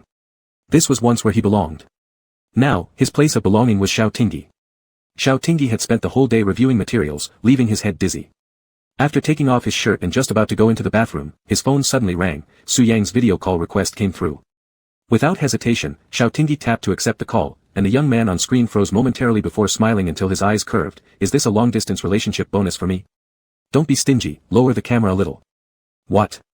Xiao Tingyi glanced at himself on the screen, only exposing his clavicle area, marked with interlaced red scratches, somewhat intimate, helplessly replying, "What are you thinking about all day?" Su Yang sincerely answered, "Thinking about you. Every day, I think about you." Before Xiao Tingyi could feel moved, Su Yang said, "I'm pondering which concept for my notebook I'll use next time. Xiao Xiao, which one do you prefer?" Xiao Tingyi burst out laughing, "Wash your dirty thoughts with disinfectant, you're like a pancake stuffed with yellow croaker." Su Yang leaned against the headboard, confused. "What does suyubing, suet pancake, mean?" Xiao Tingyi drank some water. "Maybe Su has some illness." Su Yang laughed out loud. "Xiao Xiao, you're so cute, why are you so adorable?" "Hey, stop calling me cute," Xiao Tingyi mumbled, "you're the cute one." "All right." Su Yang seemed to recall something and obeyed. "Indeed, fierce A. Your regular training must be very tough." Xiao Tingyi huffed, "Still okay, it's ordinary for an S-level fighter." Good stamina, knows how to sway his waist." Xiao Tingyi spat out a mouthful of water, face turning red, cursing, "Damn it. Su Yang. Are you asking for it? Wait till we meet next time, I'll kill you. I don't want to talk to you anymore. I'm hanging up." "Hey. Wait." Su Yang quickly grabbed Mimi who was biting his slippers by the bed, and put her on the bed. Mimi, seeing her unseen-for-days master on the screen, immediately greeted warmly, "Woof. Woof woof woof." Using the dog to placate his wife. As expected, Xiao Tingyi immediately set aside her anger and smiled at Mimi. "Have you been a good girl these days? I'll come home after I finish work." In this moment, Su Yang realized something. Mop Spirit could do more than just eat, sleep, and sulk, it still served some purpose. Seeing how Mimi comforted Xiao Tingyi, Su Yang immediately pulled her up by the scruff of her neck and threw her under the bed. Mimi barked discontentedly at him, and Su Yang shot her a glare. What was most important for a dog? Contentment.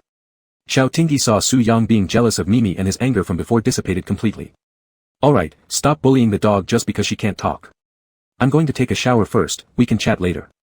Su Yang pouted. "No way. We haven't seen each other for 13 hours, 25 minutes, and 31 seconds. Why don't you want to stay?" "Nonsense, I wouldn't do that."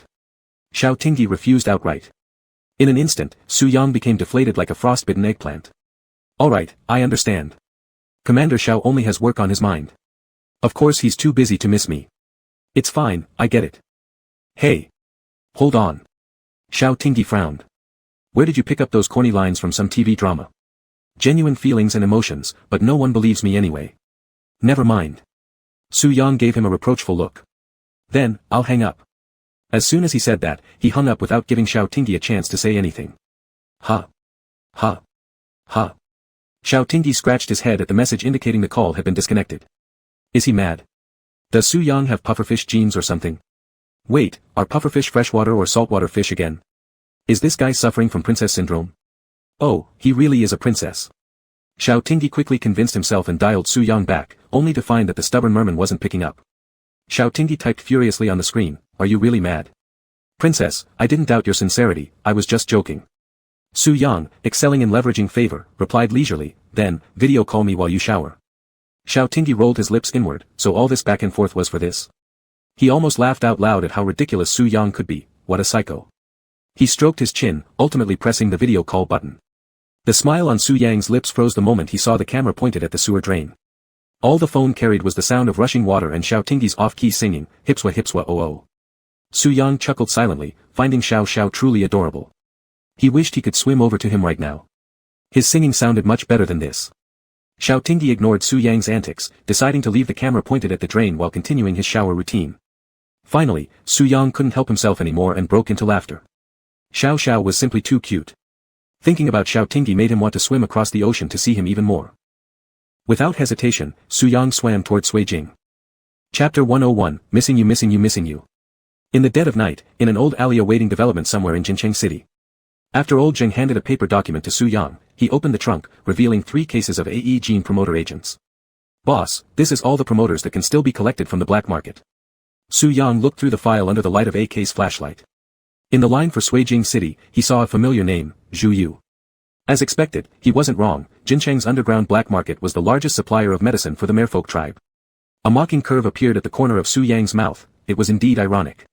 Even though the merfolk were sworn enemies of humans, they ultimately relied on human resources, and the humans, for money, sold the medication to merfolk who wanted them all dead. It was ridiculous, a hellish joke. Su Yang closed the file and glanced at the promoters in the trunk. Destroy them all. AK and Old Jing exchanged glances. Destroy. Boss, these are worth 9 million.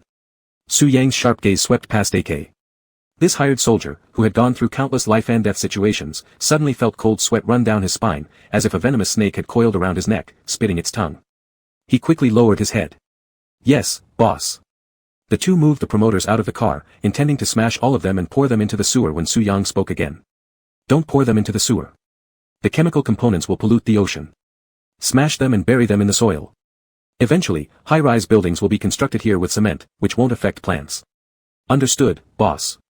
Old Jing fetched a tool shovel from the car, tossing it to AK so he could dig a hole.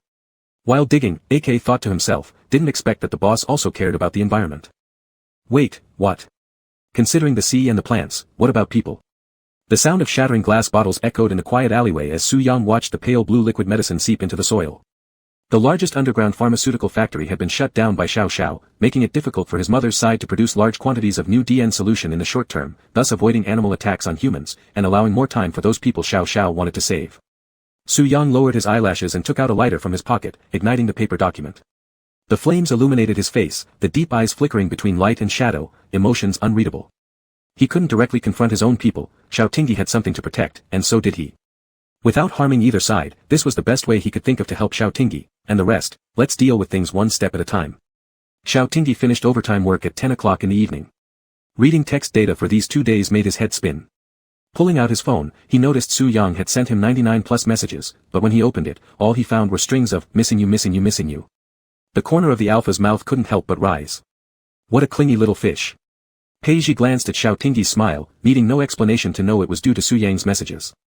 Every day lately, all he saw was lovey-dovey displays, Su Chen sticking like a plaster on Mo Chi showing off, and Su Yang sweet-talking over the internet with Xiao Tingyi. But Su Yang was thoughtful enough, afraid Peiji might choke on all this cloying affection, so he even ordered afternoon tea for them. Peiji looked at Tingting, whose mouth stretched almost to her ears, then looked at Mo Chi beside him, whose phone kept vibrating. This kind of life. Where were all these megas when he needed someone to set his heart racing?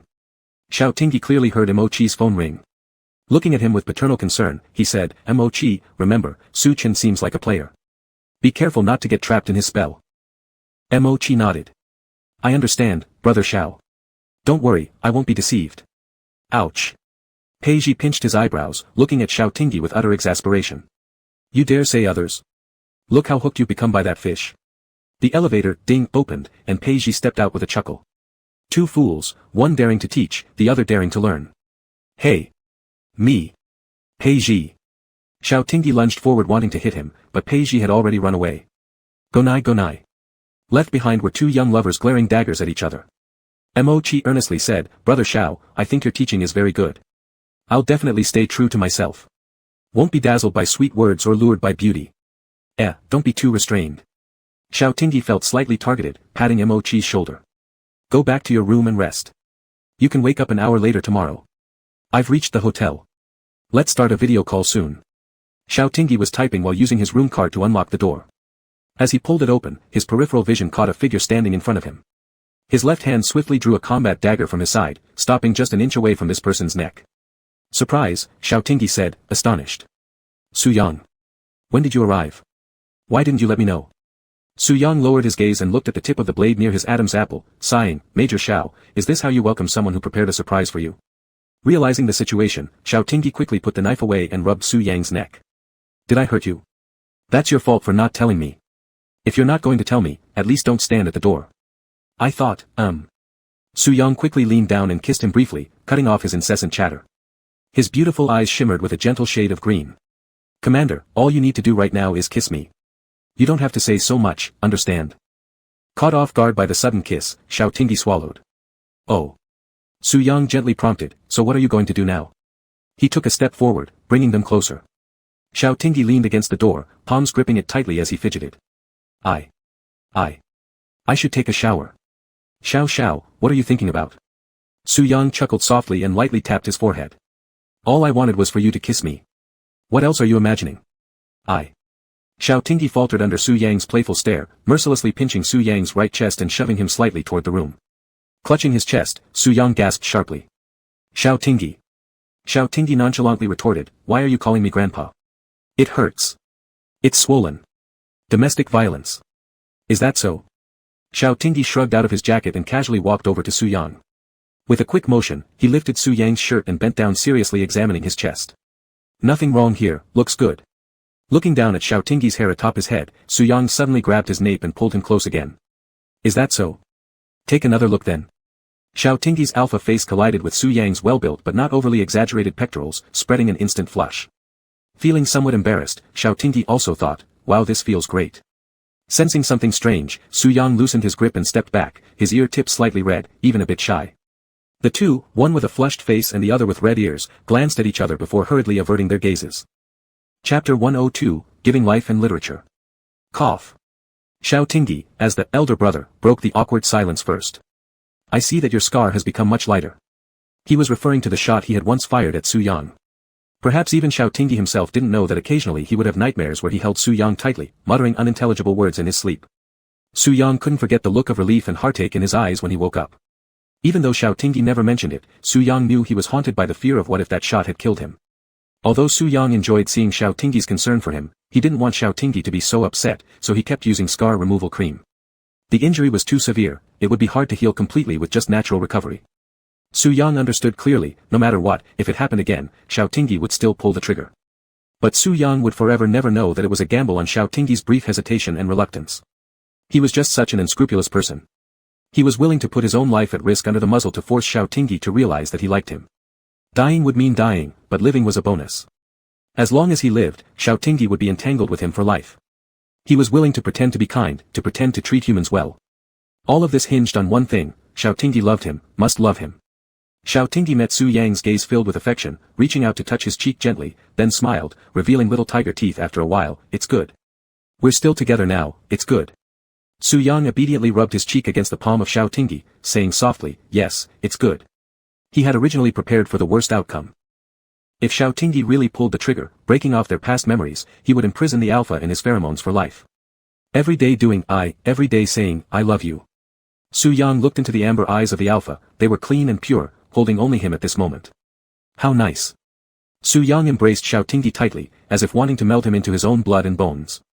He devoutly kissed and declared passionately, Xiao Tingyi, meeting you is so wonderful. How could there be such a good person like Xiao Tingyi in the world? Even after being deceived, he could still endure pain and say, actually I understand you, I know you have grievances. Except for Xiao Tingyi, Su Yang basically doesn't consider others as human, but if he sees Fang Jing or Xiao Tong, he can kneel down and bump his head 3 times on the ground. Thank you for giving birth to my wife, thank you for raising her so well. And thank Fang Xian too. Although Su Yang didn't have a great impression of Fang Xian, he still needed to thank his elder brother-in-law for bringing his wife to him. Xiao Tingyi was smeared with saliva all over his face. His eyelashes were moist too. Alarmed, what are you doing? Are you a dog? Or have you been assimilated by Mimi? Su Yang stopped, glaring at him unhappily. Did you let the mop lick your face? Why should it? Isn't it you who's sick? Xiao Tingyi laughed, pushing him. Why do you always get jealous of Mimi? You're crazy. Su Yang stared at him with a pitiful look, eyes glowing with desire. I'm sick, my master cures me. Xiao Tingyi felt like his ears were burning. Shut up, don't talk anymore, you little dirty fish. Yellow croaker. Su Yang supported his head, pushing him onto the carpet, gazing at him intently as if setting him ablaze with flames, thinking of you. Xiao Tingyi blinked his eyelashes, grabbing Su Yang's collar to pull him closer. Then what are you waiting for? The thunder outside echoed in the rainy season. The drizzle imbued the dry cement ground with depth, and the plane trees in the green belt swayed slightly in the wind, the leaves rustling with the sounds of spring cleansing. In no time, the rain grew stronger, splashing against the glass windows in the south wind. Xiao Tingyi looked up towards the floor-to-ceiling window, seeing his reflection through the blurred curtain of spring rain. Wrapped in a light blanket on the sofa with a cup of hot water in hand, Xiao Tingyi looked at the floor-to-ceiling window blurred by the raindrops. It rained yesterday, and it rains again today. Su Yang sat next to him, his fingertips brushing across Xiao Tingyi's sweaty temples. Suddenly Xiao Tingyi asked him, what does your hometown look like? It's not as beautiful as in the cartoons. It gets very dark at night, and once it rains, there will be violent storms at sea with waves dozens of meters high. Su Yang looked at him tenderly. If you went there, you would definitely be scared. So, I am willing to stay in your world. Not at all. Xiao Tingyi grinned and took Su Yang's hand in his. His palm was still warm from holding the cup of hot water, forming a striking contrast with Su Yang's perennially cool hand. He said, with you around, I'm not afraid. You're the one who will protect me, right? Su Yang hesitated for a moment, staring intently at him before his eyes reddened. Hey! Xiao Tingyi pointed at him, no crying. Swallow it back. All right. Su Yang lowered his head, the curve of his lips growing wider as he grew happier. He tilted his head to look at Xiao Tingyi. You're right, I'll protect you. No one is allowed to bully you. Xiao Tingyi snorted twice, teasing Su Yang. Are you sure? What if your mother bullied me? I don't think she likes me much, and then you'd probably be caught between us. He was just trying to amuse Su Yang, but Su Yang took it seriously, his expression gravely solemn like never before. Even my mother can't bully you. I've said it, I would use my life to protect you.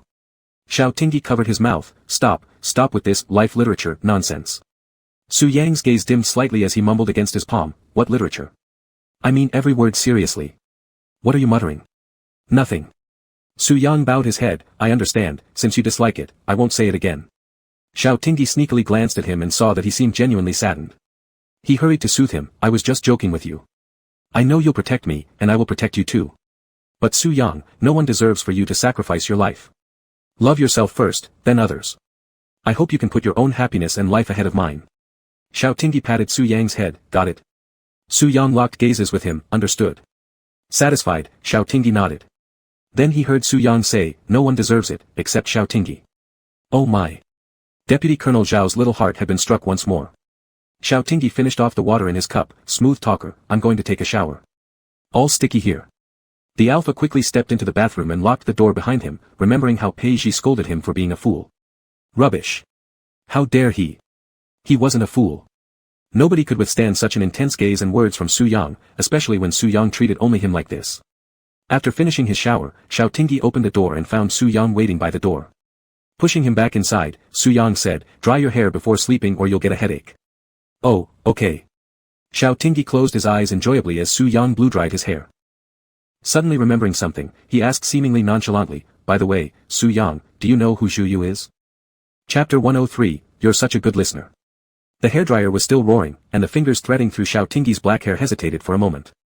Xiao Tingyi opened his eyes and looked at the handsome youth in the mirror, tentatively asking, are they your kin?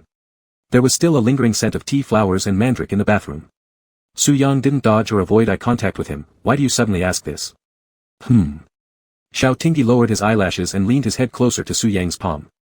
After contemplating his words for a moment, he began, it's just that the case I'm handling in Jin City involves them. The specifics are confidential. Su Yang did not reply and continued drying his hair. Suddenly, Xiao Tingyi grabbed his wrist, turned around, and asked him, are you mad?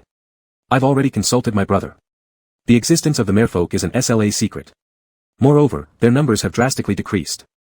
As long as they don't pose a threat to human safety, the Security Bureau will escort them back to the sea. I've promised you, I won't harm them, Su Yang. I merely intend to save my own people and have no intention to harm yours. Seeing how anxious he was in explaining himself, Su Yang softly chuckled, I know. Xiao Tingyi let out a sigh of relief and complained, you scared me half to death. I thought you thought I was using you. What I told you at the Jincheng Club last time was all true. Su Yang put the hairdryer back and hugged him, looking at his face in the mirror. Xiao, remember when I told you about Su Xian? Right? Right, what's the matter? Xiao Tingyi tilted his head back to look at him from his embrace, suddenly feeling a chill in his heart, frowning, your brother, wasn't he killed by humans? Yes, so the peaceful resolution you desire isn't as simple as that. There has been deep resentment between the merfolk and humans for a long time. My mother wouldn't stop easily. Feeling the stiffness in the alpha's body within his embrace, Su Yang released some soothing mandrake pheromones, but since I've promised you, I will certainly try my best with you. You do what you must do, and I'll do what I must. Damn. Xiao Tingyi buried his hands into his hair, muttering a curse, the Security Bureau really has too many loopholes in its protection and management of the oceans. Xiao Tingyi felt as though his heart had been clenched, dull but painful. The killing of kinsmen and the killing of family members are different matters. If those 3,000 missing individuals included Xiao Tingyi's relatives, he doubted he would be able to calmly speak to Su Yang or even allow the opportunity for a relationship between them. Unfortunately, this is human nature. Xiao Tingyi pressed his palms against the marble counter, unable to look Su Yang in the eye, knowing fully well the importance of Su Xian to Su Yang. The bond between these two brothers must have been incredibly strong. Su Yang gazed at Xiao Tingyi's crown, tilting his chin up to make him raise his head, trapping him between the sink and himself. What are you overthinking about? Sorry, I didn't know your brother was. Xiao Tingyi showed a remorseful expression, if I had known earlier, I would have kept you out of these affairs. Su Yang stared at Xiao Tingyi for a few seconds before leaning down and pecking his lips, don't empathize with others' mistakes, it's none of your concern. But aren't you sad? Your brother must have been very protective of you, right? Hearing this, Su Yang's lashes fluttered, recalling something over 80 years ago. Su Yang and Su Xian were twin sons, which was extremely rare given the low reproductive rate of merfolk. Unfortunately, both were male, thus without any succession rights. However, Su Xian's glands produced one of the rarest and most toxic mandrakes found in the deep sea. He was cherished by the clan, although he could not ascend to power, he was the top candidate for future leadership, and the queen was supposed to breed powerful female descendants with him. In comparison, Su Yang was like an unimportant little fish in the clan, possessing weak strawberry candy glands. They smelled sweet, pleasing everyone, but utterly useless, attracting a horde of clownfish. Whenever Su Yang got scared by these clownfish, he would cry, accumulating small mountains of pearls around his tail. Once Su Xian helped drive away the clownfish, he used his pudgy hands to press Su Yang's head into his tiny chest, no need to fear, big brother will protect little Yang. Whenever Su Zhao couldn't find him after finishing his official duties, Su Yang would definitely hide inside a shell, exposing only a curled-up tail tip. Su Xian would always crouch next to his shell and keep watch. Though identical in appearance, their personalities were vastly different. Compared to their mother, Su Yang relied much more on his older by 5 minutes brother. Their fellow clansmen favored Su Xian, always showering him with gifts whenever they saw him, beautiful seashells and gemstones fallen from sunken ships. After Su Sun received gifts, he always let Su Yang pick first. Therefore, Su Yang didn't feel neglected in his childhood because he had his older brother, having a big brother was equivalent to having everything. The merfolk admire strength and revere the law of the jungle. Once young merfolk grow up to a certain age, they will be sent to other seas to master independent survival skills, only returning to their clan after they've been trained. When the two of them went out for training, the clansmen all thought that Su Yang wouldn't come back, but it turned out Su Sun who died.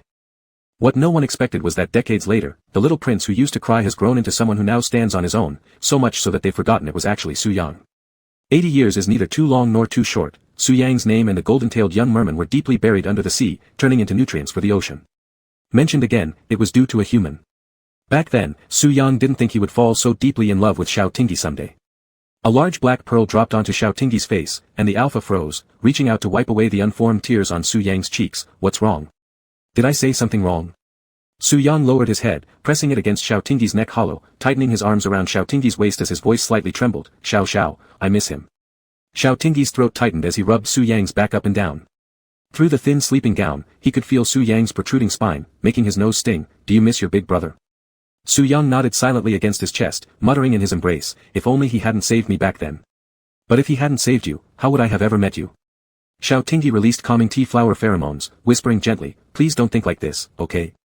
Xiao Tingyi held back the rest of his words since saying them might be inappropriate. He wanted to say, fortunately, it was you who survived. But I'm so terrible, my personality is bad, and I cry too much. Xiao Tingyi slapped his butt lightly, interrupting his self-deprecation. Don't talk nonsense. Where are you terrible? What's wrong with your character? You're obedient and cooperative, so what if you cry? That's exactly the kind of person I adore. And besides, you built the group up all by yourself to such an impressive scale, Mr. Su. If even you consider yourself not good enough, does that mean others shouldn't live? Sniffing audibly, Su Yang looked at him with red eyes. Do you think I'm really capable in your heart? Xiao Tingyi cupped his face, kissing his wet eyelashes tenderly. Yeah, our little Yang is the best. Upon hearing this nickname, Su Yang burst into more tears, black pearls falling uncontrollably. Could you get me a plastic bag? I can't control myself anymore. Chapter 104, Who is your wife? Xiao Tingyi pursed his lips and couldn't help but laugh. Su Yang blushed. Why are you laughing? Wasn't it you who told me to use a plastic bag? Dear, you're too adorable. Xiao Tingyi tousled his hair, gentle and sincere, saying, take care of yourself for your sake, and also for mine, alright? Su Yang buried his head back in Xiao Tingyi's arms, glancing over his shoulder at the reflection of himself in the mirror, with red and swollen eyes. Occasionally, he would look in the mirror and miss Su Xian. Occasionally missing him, occasionally feeling jealous. He often worried that if Xiao Tingyi knew his original pheromone scent was strawberry candy, would he be disappointed? After all, in human society, pheromones are crucial in courtship, and some people even get married based solely on compatible pheromones without emotional foundation. Su Yang hugged Xiao Tingyi a little tighter. Xiao Tingyi buried his head in his embrace, concealing the overwhelming emotions, knowing that under Su Yang's strong exterior lay much indescribable pain. Though Su Xian passed away, everyone acted as though Su Yang had died. How did he process the grief of losing his older brother and the sadness of being ignored by his clan? Would he cry quietly somewhere in private? In these years, has anyone wiped Su Yang's tears? How did he endure all this? These questions made Xiao Tingyi's eyes redden, his heart both sore and congested. He hugged Su Yang tightly. The next day, Pei Ji knocked on Xiao Tingyi's door to call him to go to work together, only to see Su Yang opening the door, with visible hickeys on him. Su Yang said indifferently, I'll send my wife to work. After saying this, without waiting for Pei Ji to open his mouth again, Su Yang directly shut the door. Pei Ji stared at the closed door, speechless. Pei Ji then went to knock on Mo Chi's door. Luckily, Su Chen wasn't inside, or else he'd really feel upset. We're all here working overtime, why do you have someone in bed? Good morning, Leader Pei. Mo Chi closed his own room's door. Pei Ji blinked and had an idea to tease him. Young Mo, go wake up your Captain Xiao. Okay. Mo Chi walked to Xiao Tingyi's door, knocking lightly twice. Captain Xiao, it's time to go to work. The door was abruptly opened. Su Yang looked grimly at Mo Chi. Instinctively, Mo Chi stepped back. Su President, what are you doing here? Su Yang spat out one word, leave, then decisively slammed the door on Mo Chi's embarrassed face. Ha ha ha ha ha. Nearby, Pei Ji burst into laughter, completely lacking sympathy, truly finding joy in others' misfortune. Leader Pei. Mo Chi gave up words and waited for the elevator with him. You're so childish. Pei Ji whistled like a pervert. Not bad. Mo Chi. As the two exited the hotel, Pei Ji just wanted to drive the official car when a flashy supercar smoothly stopped beside Mo Chi, and Su Chen smiled brightly. Hi Officer Mo, I'll send you to work. Mo Chi furrowed his brows slightly. Didn't you sprain your ankle? Do you care about me? Before Su Chen could overflow with emotion, he heard Mo Chi say, driving with a sprained ankle shows a lack of responsibility for other people's lives. Su Chen's smile turned bitter. Left foot. Left foot. My right foot is fine. Suddenly, Mo Chi moved to his car and called, hello, I'd like to report dangerous driving by the owner of license plate number GNA94250. Su Chen had a thunderstruck expression. What? What happened to his romance? Pei Ji stood nearby, wishing he had a handful of sunflower seeds. Just as Mo Chi hung up, Su Chen received a call from the traffic police asking him to wait on site. Pei Ji looked at Su Chen sympathetically. It was truly tragic to run into a principled, unromantic straight man. Still, it must be admitted, young Mo did the right thing.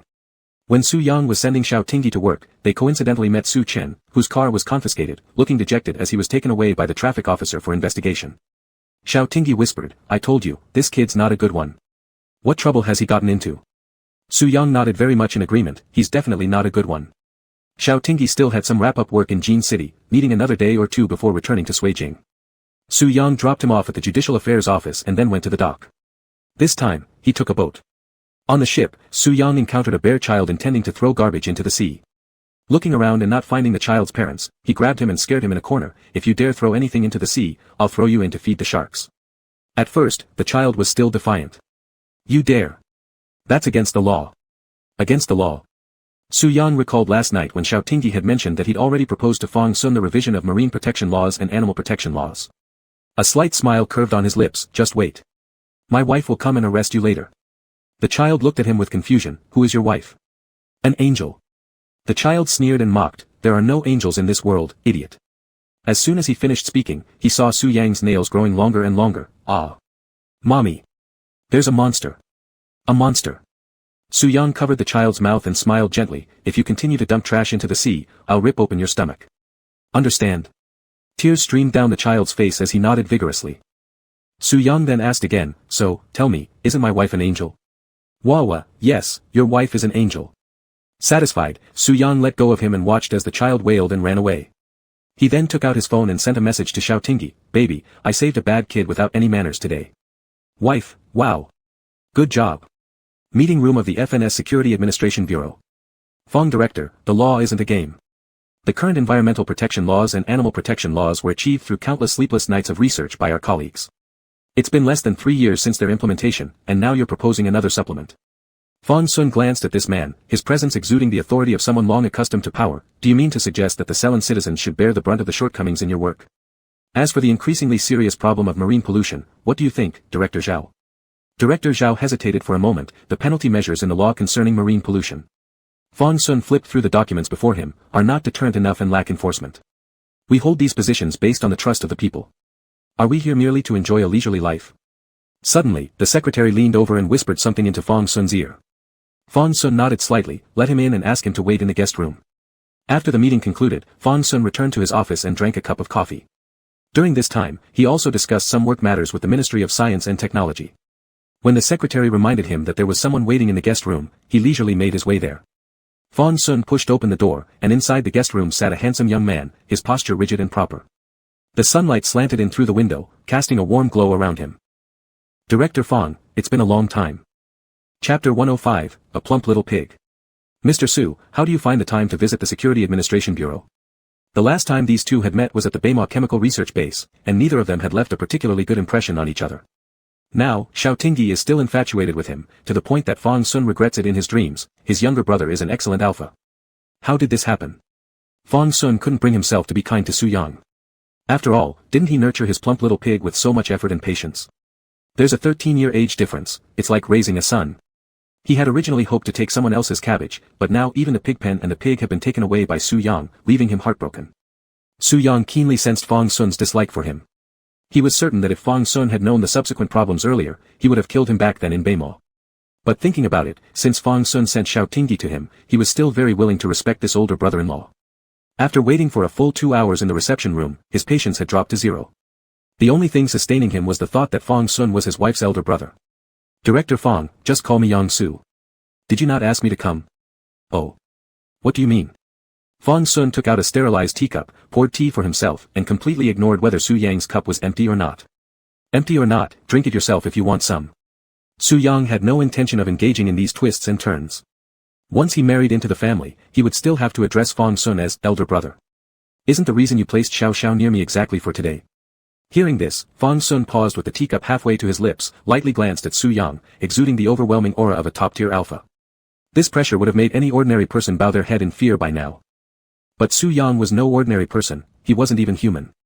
Their gazes collided, and if they weren't somewhat similar in appearance, Su Yang would doubt whether this deeply scheming man in front of him was Xiao Tingyi's real brother. Fong Sun stared at him for 3 seconds before sipping his tea quietly, signaling for him to continue. Su Yang picked up the teapot and poured himself half a cup of tea. I will help you rescue people. Director Fong has guaranteed the safety of the merfolk tribe, allowing them to return to the sea and restraining humans from poaching. Only regulated fishing within certain limits will be allowed. Fong Sun put down his teacup and finally gave him a proper look. For Xiao He. Not just because of that. The end of hatred can only result in more innocent lives being lost. If we were really to fight the Security Administration Bureau to the death, we wouldn't stand a chance. Su Yang bluntly said, you and Xiao Xiao are different kinds of people. He is sincere and pure-hearted, doing his best not to harm my clan. But if Director Fong gets too agitated, he might just hand over 2 or 3 survivors to the Research Institute, cloning a new generation of mere people to improve the marine food chain. In reality, there were still similarities in the way Fong Sun dealt with things compared to his mother. Sitting in the position of director of the Security Administration Bureau meant that one could no longer judge right and wrong in simple terms. Su Yang knew very well that he was nothing more than a pawn on Fong Sun's chessboard, useful ones stay, useless ones are discarded. In front of imperial interests, there was no such thing as morality. Fong Sun raised an eyebrow, making no comment. Since you know you don't stand a chance, what does President Su have to offer me as bargaining chips?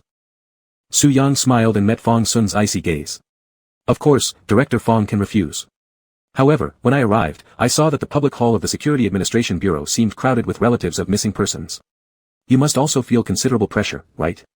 Fong Sun was struck by Su Yang's point and gave a faint smile. Indeed, most of the passengers on that luxury cruise ship were wealthy or influential individuals. Every day, the Security Administration Bureau was operating under enormous pressure. Can you convince Su Zhao? Seeing Fong Sun loosening his stance, Su Yang confidently replied, I naturally have my ways. Director Fong just needs to agree to my conditions. Fong Sun leaned back in his chair and looked at him. I've heard the methods merfolk use to expel traitors are extremely cruel. Mr. Su, relying on Baihui Group, you can avoid getting involved in this mess and leave unscathed. Su Yang laughed lightly, displaying a proud arrogance. They don't have that ability. However, Director Fong, please don't mention this matter to Xiao Xiao. I don't want him to worry. Alright, deal. Su Yang nodded, blowing the broken tea leaves off the surface of his tea. Director Fong, your tea here doesn't taste very good. I'll send you some later. The Security Administration Bureau does not accept gifts from the general public. Su Yang slightly arched an eyebrow at the word public. Of course, it's not for the director of the Security Administration Bureau, it's for Xiao Xiao's big brother. Fong Sun furrowed his brows. Why did he not feel happy upon hearing those words? Su Yang glanced at his wristwatch. I have other matters to attend to, so I'll leave first. Just as Su Yang was about to leave, Fong Sun suddenly spoke up, Su Yang, there's one thing you got wrong. It wasn't me who placed Xiao He by your side. To be honest, I'm not satisfied with you as my sister-in-law. Xiao He chose you. As his elder brother, I hope for your safety and don't want him to be sad. Su Yang met Fong Sun's gaze directly, no one wants to make him happy more than I do. As soon as Su Yang sat in the car, Xiao Tingyi's video call came through. They had agreed that during meals, they would video chat and eat together. Xiao Tingyi slurped his noodles and asked curiously, why are you in the car? Su Yang looked tenderly at his cheeks puffing up as he chewed, I've got some things to handle, so I came out. Oh, then why didn't you bring a driver? Sometimes having a wife working in the investigation bureau could be pretty stressful. Su Yang lied without hesitation, the driver's wife is about to divorce him, so I let him go home to comfort her. Xiao Tingyi paused mid-chew and mumbled, that's definitely a reason to give him leave. He's really well behaved, getting more humane lately. Go have your meal quickly now. Leaning back on the chair, Su Yang slightly raised his phone, capturing a top-angle shot that made his face look smaller. I'll go after you finish. Xiao Xiao, I miss you so much. Xiao Tingyi's eyes curved as he showed off the beef in his bowl, we just parted less than a day ago, it really is. I just want to stick to you. Su Yang paused and seriously added, preferably with negative distance. Xiao Tingyi nearly sprayed noodles all over the screen and hastily turned down the phone's volume, watch what you're saying. He's truly adorable, how can Xiao Xiao blush so easily? Just as Su Yang wanted to continue teasing, Pei Zhi's face appeared on the screen, can you guys stop being such disgusting couples and think about us singles? Su Yang said indifferently, Xiao Xiao, next time use a Bluetooth headset. There's a dog eavesdropping. Pei Zhi turned to Mo Chi, is he talking about us? Mo Chi was eating while looking at his phone until Pei Zhi nudged his arm with an elbow, confused, group leader Pei, what's wrong? Pei Zhi sighed, it's none of your business, eat up. Xiao Tingyi simply placed the phone sideways in the middle, letting Su Yang watch them three eat together. He hoped that apart from himself, Su Yang could have friends and understand the value and beauty of friendship. Su Yang watched Pei Zhi sitting in the center and felt irritated.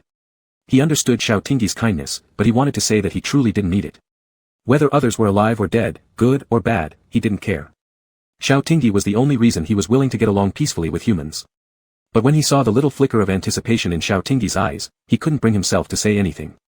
Alright, if Xiao Tingyi wanted him to get along well with his friends, acting polite and tolerating it for a bit would suffice. Chapter 106, That's My Wife. In the courtyard of a villa in the southern suburbs of Suijing City. An elegantly dressed woman was trimming excess branches from the greenery with a pair of gardening scissors, every movement full of grace, but no one dared to have any inappropriate thoughts about her. By her side knelt a handsome male Omega, looking remorseful. Your Majesty, it's my failure. Su Zhao lightly touched the forsythia, and the air still carried the fresh scent of soil after the rain. She looked at the lush garden, feeling an unusual calmness in the healing presence of nature. Stand up. It was inevitable that the pharmaceutical plant in Gene City would be shut down by the Security Bureau, but there should still be some remaining AET gene enhancers on the black market. Zhu Yu stood up with his head bowed low. Replying to Your Majesty, I've investigated, and one day after the Security Bureau took out the pharmaceutical plant, all available enhancers on the market were purchased by someone. Su Zhao's hand paused on the gardening shears. Who is it? Surely not someone from the Security Bureau. Can we find out? Zhu Yu shook his head, speaking with difficulty.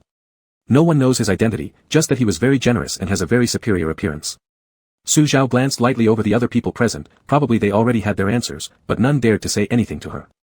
She guessed that Su Yang couldn't let go of Xiao Tingyi, but didn't expect that emotions would entangle him to the point of forgetting the great mission of the clan, going so far as to do this much for a human. It was unclear whether it was due to staying too long in human society or the effects of growing older, but Su Zhao often thought back to what the two children used to be like when they were younger. With each step forward, circumstances left her no room to retreat. Though she believed she had no guilt toward her subjects, she could not take on the title of mother from Su Yang. But if you asked her if she regretted it, she wouldn't. Whether it was her or her child, from the moment they were born, they were destined to bear the rise and fall, glory and disgrace of the clan. Su Zhao put down the pruning shears. At this stage, the security bureau is very active, suppressing our operations everywhere.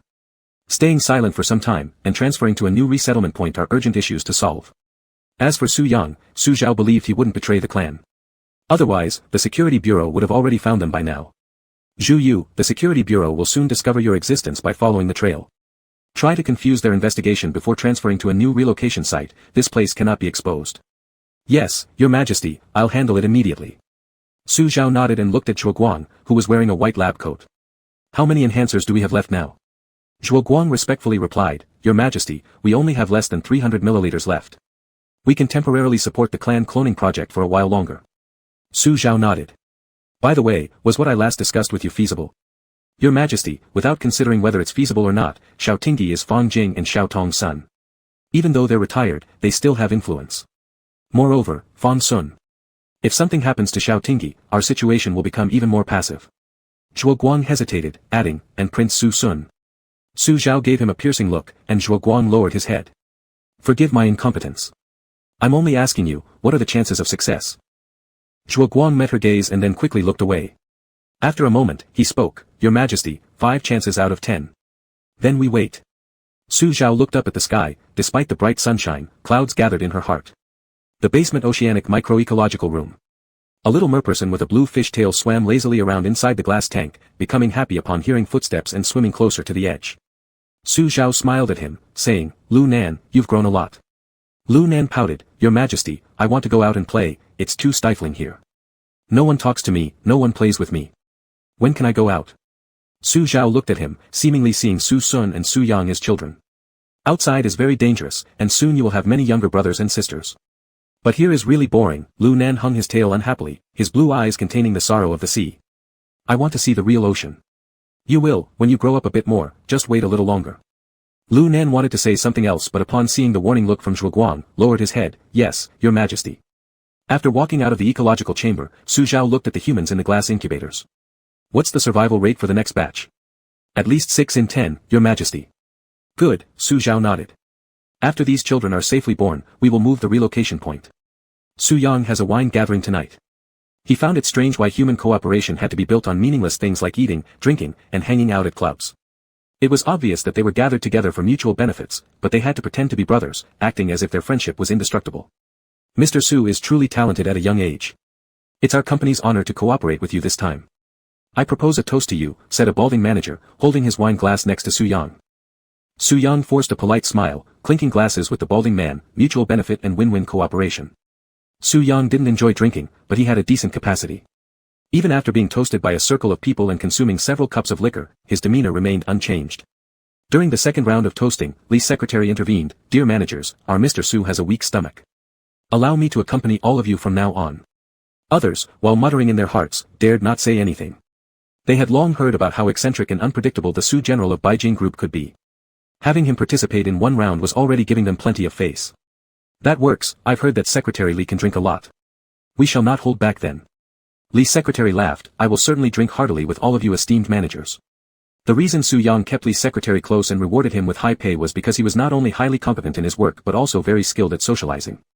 However, when those old-timers deliberately tried to get Li's secretary drunk, Su Yang kindly defended his employee, drinking harms the kidneys, all of you should drink less. These managers seemed to have been hit where it hurt, their faces turning various shades of red. As Su Yang spoke, he covered Li's secretary's wine glass, we still have work tomorrow. Don't show up to work with alcohol on your breath. Yes, Mr. Su. Li's secretary was deeply honored, inwardly complaining that their boss seemed to have become more humane lately. Before, he wouldn't have cared whether Li lived or died. With their mutual support and banter, the conversation had taken a personal turn, leaving others without any way to continue. Someone with good judgment started trying to smooth things over. Everyone, let's eat some dishes. The food hasn't been touched much yet. Good, good, good, come on, Mr. Su, have some food. The seafood at this hotel is exquisite. Do try it. Su Yang nodded, thinking inwardly that no matter how delicious it was, nothing beat the meals made by his wife. Unfortunately, Xiao Tingyi was so busy with work lately that she hardly cooked for him anymore. Alas, he was losing her favor. After dinner, someone suggested going to a club for another round. Saying they were just drinking, what a joke. The thought alone was nauseating to Su Yang. But even though these people knew that Su Yang never went to such places, they still asked, Mr. Su, would you like to join us? Su Yang cleared his throat, no, my wife is strict with me. For some unknown reason, they felt as if Mr. Su was waiting for them to ask. After showing off his marital bliss, Su Yang left in a cheerful mood. Back home, his dog lay sprawled out on the floor. Su Yang squatted down, blowing a smoke ring towards it. Tomorrow Xiao Xiao will be back. Excited? Mimi jumped up to catch the smoke ring. Su Yang hummed twice and casually flicked some ash. Your excitement is useless. She's my wife. He and Mimi exchanged words playfully. When it came to this point, it was almost like personal attacks, leaving others speechless. Someone with good sense began making excuses. Everyone should start eating more. We haven't touched much of the food. Exactly, exactly, come on, Mr. Su, eat more, eat more. The seafood at this hotel is absolutely fantastic. Do try it. Su Yang nodded, thinking silently that however delicious the food was, it couldn't compare to the meals made by his wife. Unfortunately, Xiao Tingyi was too busy with work these days and rarely cooked for him anymore. Alas, he felt neglected. After finishing their meal, someone suggested heading to a club for another round. They claimed it was for drinking, but could it really just be about drinking? Those dirty little secrets weren't worth guessing about for Su Yang, they disgusted him. Even though they knew that Su Yang never visited such places, they still politely asked, Mr. Su, would you like to come along? Su Yang cleared his throat, no thanks, my wife keeps a tight leash on me. It wasn't clear if it was an illusion, but they all felt as though Mr. Su was just waiting for them to ask. Having flaunted his love life, Su Yang left in high spirits. Back home, the dog lay on its back sprawled across the ground.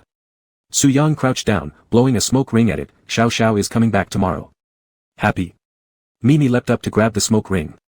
Su Yang chuckled softly and tossed some ash away carelessly. You being happy won't help. She's my wife. Chapter 107, Can't Keep the Kid Around Anymore.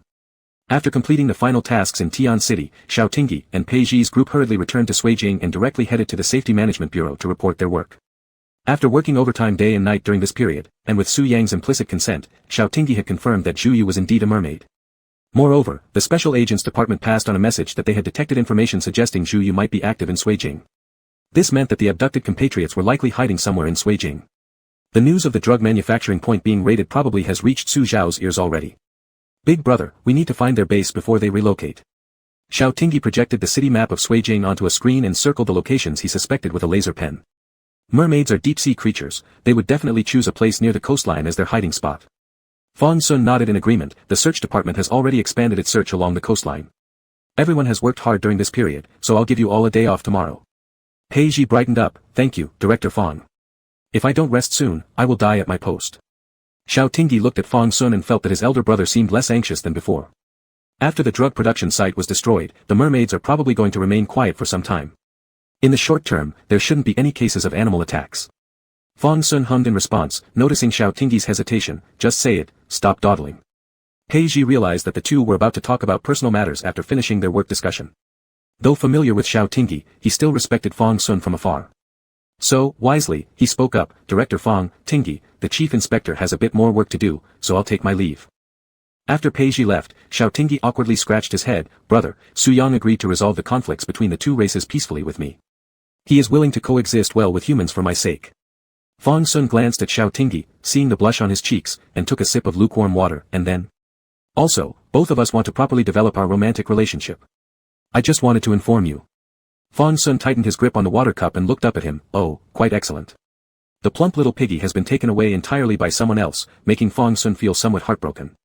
Xiao Tingyi's face lit up with a smile, isn't it? I also think it's pretty good. Fang Sun let out a cold snort, if he is so great, why didn't he directly tell you the location of the mermaid clan? Xiao Tingyi keenly sensed that his older brother was in a bad mood and stepped back, that would be too greedy. I should handle my own work. What kind of ability is it relying on one's wife? Wife.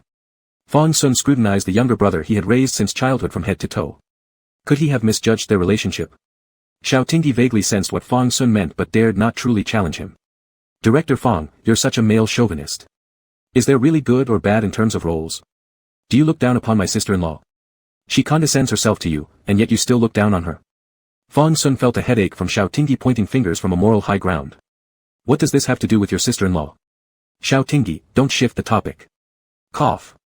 His trick was discovered. Xiao Tingyi laughingly poured Fong Sun a hot cup of tea in an effort to flatter him. I haven't even told Dad and Daddy about dating Su Yang. I mentioned it to you first. Oh, such an honor. Xiao Tingyi obligingly smiled, went over, and started massaging Fong Sun's shoulders. Anyway, Su Yang now belongs to me. He won't interfere with our work. And Beijing Pharmaceutical Group has been checked thoroughly. Fong Sun furrowed his brows, spit it out. Big brother, you can't go behind my back and attack him. Regarding the Beimo incident, Xiao Tingyi wasn't aware that Fong Sun had already reached an agreement with Su Yang. Although the Safety Management Bureau had no evidence or reason to arrest Su Yang, who had transformed into Su Xian, Xiao Tingyi understood his brother well. Occasionally, Fong Sun's stern methods were not completely within the rules. When his brother got ruthless, it was quite. Fong Sun couldn't drink the tea he brought to his lips. Truly, the kid grew up quickly and loyalty shifted so fast. Fong Sun shook off his hand, massaging his shoulder. Get out. Xiao Tingyi, ah. Fong Sun stood up and paced around the office, picking up a tennis racket from the corner and tossing it twice to check the feel. Xiao Tingyi quickly retreated to the door. Big brother, you're nearly in your 30s. Be careful not to hurt your waist, otherwise my sister-in-law will start disliking you. A tennis ball whizzed through the air. Xiao Tingyi promptly shut the door, hearing a loud boom. If that had hit him, a couple of ribs might have fractured. Xiao Tingyi crouched by the door and listened for a moment, then quietly cracked it open to see his usually meticulous Director Fong brother with a slightly disheveled hairdo. Upon hearing the door's movement, Fong Sun shot him an icy glare. If this were anyone else in the Safety Management Bureau, they would have been scared witless and groveled for forgiveness. But Xiao Tingyi wasn't just anybody, he was Director Fong's rebellious little brother. Seeing that his brother was about to snap but still adding fuel to the fire with a cheeky grin, brother, getting angry is bad for your kidneys. For family harmony, please take it easy. Fong Sun closed his eyes out of frustration. At this moment, he had an overwhelming urge to shoot Xiao Tingyi. Realizing that his brother actually wanted to hit him, Xiao Tingyi bolted as fast as he could, not even waiting for the elevator.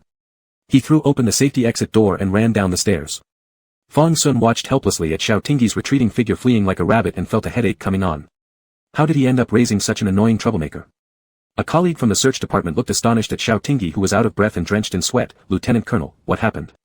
With sweat beading on the tip of his nose, Xiao Tingyi showed his small fangs in a smile. Nothing, I just climbed some stairs to exercise. Let me wash my face first, you can wait. Almost everyone in the Safety Management Bureau knew that Xiao Tingyi was Fong Sun's younger brother with an impressive family background. At first, they held him at arm's length due to his pedigree, but after interacting with him for longer periods, they discovered that he not only excelled at his job but also had a great personality. Adding his youthful good looks, everyone in the bureau liked him. An Omega colleague from the search department was momentarily stunned. Okay, go ahead. Xiao Tingyi splashed cool water on his face, wiping away the heat and sweat. Then he casually used a tissue to dab off the droplets before tossing it into the trash can. When Xiao Tingyi came out of the restroom, Mochi was already there holding the well-organized files ready for work coordination. By the time they finished everything, it was already noon, and they were starving. The Omega colleague summoned his courage and asked Xiao Tingyi out to lunch but was politely turned down by the Alpha. Sorry, maybe next time. I've just come back from a mission, so I need to meet my wife. The Omega colleague widened his eyes slightly. Lieutenant Colonel, are you married? Xiao Tingyi gave a reserved smile. Soon. The Omega felt a pang of melancholy but managed to keep smiling. When that happens, do send me an invitation, and I'll prepare a red envelope for you both. Deal, make sure it's a big red envelope. Xiao Tingyi tidied up the documents, picked up his coat. I'm outta here, see ya. The Omega quietly asked Emochi nearby, what's Lieutenant Colonel's boyfriend like? The words, moody temper, almost slipped out. Emochi swallowed and rephrased carefully, earnestly saying, he's very handsome. Chapter 108, You Are the Surprise. Xiao Tingyi temporarily told Su Yang that he would return to Suijing the next day, spending 2 hours coaxing him into feeling better. In order to keep this surprise hidden from this fish, he even cautiously bought a ship ticket and sent him a screenshot. Of course, after sending the screenshot, he immediately cancelled the ticket since the date was too close, resulting in paying a 5% cancellation fee. Wasn't Su Yang saying that Xiao Tingyi didn't know how to set up surprises? Today, he had to make sure this fish was truly impressed. He had to make him happy enough to drop some little pearls of joy. Xiao Tingyi hummed a song as he headed to the mall, still at the same jewelry store. The last time, he accidentally broke the camellia hair tie, and now he wanted to gift Su Yang a new one. Xiao Tingyi turned to the shop assistant. Excuse me, do you still have camellia-shaped hair ties with pink gemstones at the flower center? Sir, that model is out of stock. Would you like to check out some other accessories? Xiao Tingyi felt a bit regretful and was about to shake his head when he heard the shop assistant say, "The 520 festival is coming soon.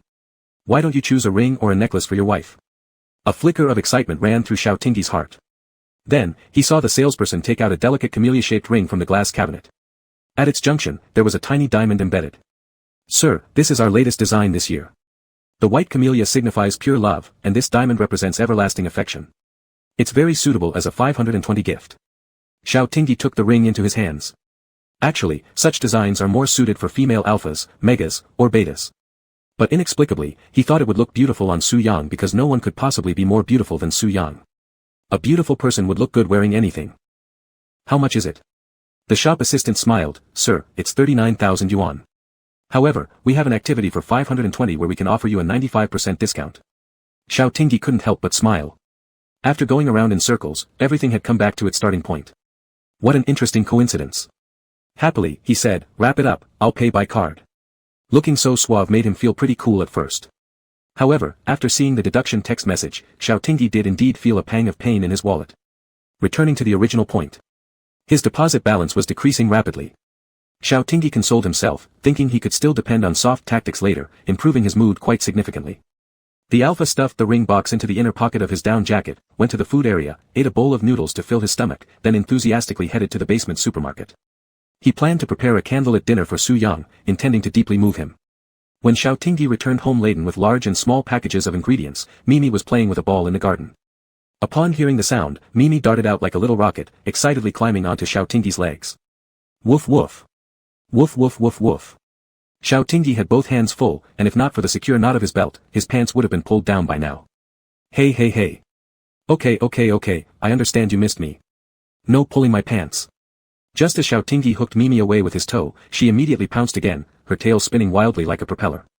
Helpless, Xiao Tingyi had no choice but to put down what he was holding, pick up the dog, and clench her mouth, no licking. Why does your body not smell like a dog anymore? Has Su Yang been bathing you every day? Mimi's round eyes stared at him under his hand, making Xiao Tingyi chuckle. "What are you looking at?" As he spoke, he let go of Mimi's mouth, and in the next second, her drool splashed onto his face, bringing with it that unmistakable doggy odor. "Oh dear, stinky." Although Xiao Tingyi complained, he was still laughing. This little one was certainly worth raising. He placed Mimi on the ground, picking up his purchases. "Let's go, follow Big Brother to cook." At an uninhabited coast somewhere in Suijing. The sea water surged against the rocks along the shore under the sea breeze, causing several meter-high white waves to splash. Su Zhao closed her eyes, savoring the air of her homeland, casually tossing her long hair behind her ears. "Was it done by you?" Although she didn't specify exactly what she was referring to, Su Yang understood her. He did not conceal the truth and straightforwardly admitted, "Yes." Su Zhao turned around and slapped him across the face, her demeanor cold. "For Xiao Tingyi, you dare harm the interests of the tribe. How can you deserve the respect and trust of the people, Su Sun?" Receiving a slap, Su Yang's pale face quickly developed a red palm mark, yet he acted as though nothing had happened, giving no explanation but simply turning his head toward the surging tide. "Mother, don't you miss home?" The hatred the tribe held towards humans was far too deep. Mentioning his deal with the security bureau right now would only backfire. Merfolk were an extremely proud race. For the sake of their tribal interests, they could sacrifice everything. Before humanity pays the heavy price for their past mistakes, they were unwilling to retreat shamefully back to the ocean. A flicker of hesitation crossed Su Zhao's eyes, but it quickly turned resolute. "I like a saying from humans, dignity lies only on the edge of the sword. Fear and retreat are the knives the other side holds against our necks. To grasp the handle of the knife, we must make the other side feel fear." Su Yang remained noncommittal. He acknowledged his mother was an excellent leader for their kind, but he had to break this deadlock. Su Zhao looked at him once more. "Su Sun, if there is another time, even as my son, you will face punishment. For the merfolk, those who err would be whipped with a spirit whip. The scars from the spirit whip lay beyond their tenfold regenerative ability, though they would still endure tenfold magnified pain." Watching Su Zhao's retreating back, Su Yang murmured bitterly, "Mother, I am clearly Su Yang." His words vanished in the wind, unheard by any. Standing by the shore, Su Yang silently gazed at the vast ocean that stretched endlessly before him. Despite its enormity, it could not hold his sorrow. Fortunately, Xiao Xiao would be back tomorrow, and what the ocean couldn't embrace, his Xiao Xiao surely could. Su Yang waited by the beach until the sun set and then headed home. Upon seeing the house that should have been dark now lit up, he froze for a second, then pure joy surged into his heart. He parked his car and hurriedly stepped inside. Mimi wagged her tail half-heartedly around his feet, acknowledging his care over these few days. The aroma of food greeted him immediately. Su Yang strode to the dining room, where joy flooded his chest, and all indescribable sorrows evaporated as Xiao Tingyi appeared. At the table, a variety of delicious dishes were neatly arranged. His long-missed person poked his head out from the kitchen wearing an apron. Xiao Tingyi seemed a little dissatisfied, exclaiming, "Hey! I didn't hear you come in. Why did you finish work so early today? I wasn't ready to surprise you yet. You are the biggest surprise." In a couple of strides, Su Yang wrapped his arms around him. The fish soup was still bubbling in the clay pot as Xiao Tingyi had no choice but to tilt his head back for a kiss. There's still soup in the pot. Chapter 109, I Willing. The air was thick with an alluring atmosphere under the warm yellow light as Su Yang casually turned off the flickering blue flame on the stove. Before eating, Xiao Xiaomiao had already been teased as an appetizer. Mimi rushed over upon hearing her master's seemingly painful groan. In her haste, she slipped and crashed into the kitchen glass door, producing a bang sound. She immediately whimpered and barked pitifully. Xiao Tingyi heard the commotion and raised his head from the crook of his elbow. His amber eyes, clouded with water vapor, contracted sharply when they met Mimi's gaze. He could not break free from Su Yang's hold. In his panic, he only managed to press his palm against the transparent glass door to block Mimi's pitch-black round eyes. But Mimi, being an intelligent dog, hopped to the side and clawed fiercely at the door with her paws, barking loudly, "Woof woof woof." Su Yang provocatively stared at her. Before Xiao Tingyi became angry and cursed, Su Yang lifted him up by his leg band, leaving only his back to Mimi. After scratching at the door for 10 minutes and becoming out of breath, Mimi noticed the roasted chicken on the edge of the dining table and her eyes sparkled. She sprinted to the table leg, hesitating briefly before glancing back. It seemed her master wasn't in any trouble, so she happily leaped onto the chair and struggled to reach the aromatic roasted chicken with her claws. Xiao Tingyi, wrapped in a thin blanket, sat listlessly in the cushioned dining chair with his feet on the edge of the seat. His chin rested on his knees as he glared angrily at Su Yang, who looked full of energy. He would no longer try to create any silly surprises. This guy Su Yang expressed his joy and excitement in just one way. It was going to be the death of him. Su Yang lit the candlesticks and scented candles on the dining table with a lighter, feeling quite pleased with himself. He clapped his hands, and the smart lighting turned off accordingly. The room plunged into a cozy, quiet, dim yellow glow, filled with lingering fragrances of camellia and mandrake flowers. The candlelight flickered across Su Yang's face, reflecting deep smiles at the corners of his eyes. Xiao Tingyi thought, he really looks very happy. The alpha's mouth corner slightly rose along with Su Yang's unconcealed happiness. He knowingly asked, "Do you like it?" Su Yang nodded vigorously, his eyes squinting in delight. "Like. Thank you Xiao Xiao." Xiao Tingyi softly hummed, and his mohawk proudly twitched. "A meal can make you this happy? You're hopeless." Saying this, he took a small velvet box from his pocket and tossed it to Su Yang. "I bought it casually, see if you like it or not." Su Yang froze, looking down at the velvet box in his hand and then at Xiao Tingyi, a hint of tension in his expression. Whenever such a scene appeared in TV dramas, it meant proposal. Su Yang's eyes immediately misted over, making the residual redness around his eyes more profound. With trembling fingers, he opened the box and saw the camellia ring inside. A pink pearl rolled down his cheek, clink, and fell to the floor. Xiao Tingyi, while eating, sneakily glanced at his reaction. Upon seeing him cry, he internally shouted, "Coconut fiber." Indeed, creating surprises for him was like holding the winning hand. A small ring had made this man burst into tears. Su Yang's Adam's apple moved as he gazed lovingly at Xiao Tingyi, the tenderness in his eyes causing the alpha's heart to quiver. All he could hear was, "I will." Xiao Tingyi blinked in confusion amidst Su Yang's sudden surge of emotion. "What? What are you willing to do?" Rarely showing embarrassment, Su Yang blushed pink on his pale cheeks. Smiling through his lips, he said, "Didn't you ask me to marry you?" Xiao Tingyi. Xiao Tingyi, oh. Even Mimi nibbling on the chicken leg under the table stuck her head out to look, woof. The intimate atmosphere suddenly dropped by 2 degrees. The smile on Su Yang's lips froze. Tears formed irregular pearls on his eyelashes, falling to the ground as pink pearls, bouncing and hitting Mimi on the forehead, woof. Before Su Yang's cold skin turned into a grey bottom, Xiao Tingyi hurriedly made amends. Proposal of course is necessary, but, it's that, this one was randomly bought in a mall, how can proposals be so casual? Su Yang suspiciously examined him, his expression seeming to curse him as a bad boyfriend. Xiao Tingyi cleared his throat, "Isn't 520 coming up? 520 means I love you in our language, so I went to the mall to buy you a present, and then coincidentally found this ring." He made it up. He had no idea about what 520 was, the store clerk told him, it was just a lucky coincidence. But wasn't it a white lie? Su Yang interrupted his incessant chatter, and Xiao Tingyi's heart was thumping, assessing whether Su Yang had discovered he was lying. If he started crying uncontrollably, how would he comfort him? But the anticipated questioning didn't come. Instead, a smile climbed back onto Su Yang's face, full of innocence and naivety. 520 means I love you. I like this. Xiao Xiao, you really love me. Your work was so busy, yet you still thought about me. Xiao Tingyi licked his lips, chuckled dryly twice, and capitalized on the moment. Isn't that obvious? I love you more than anyone else.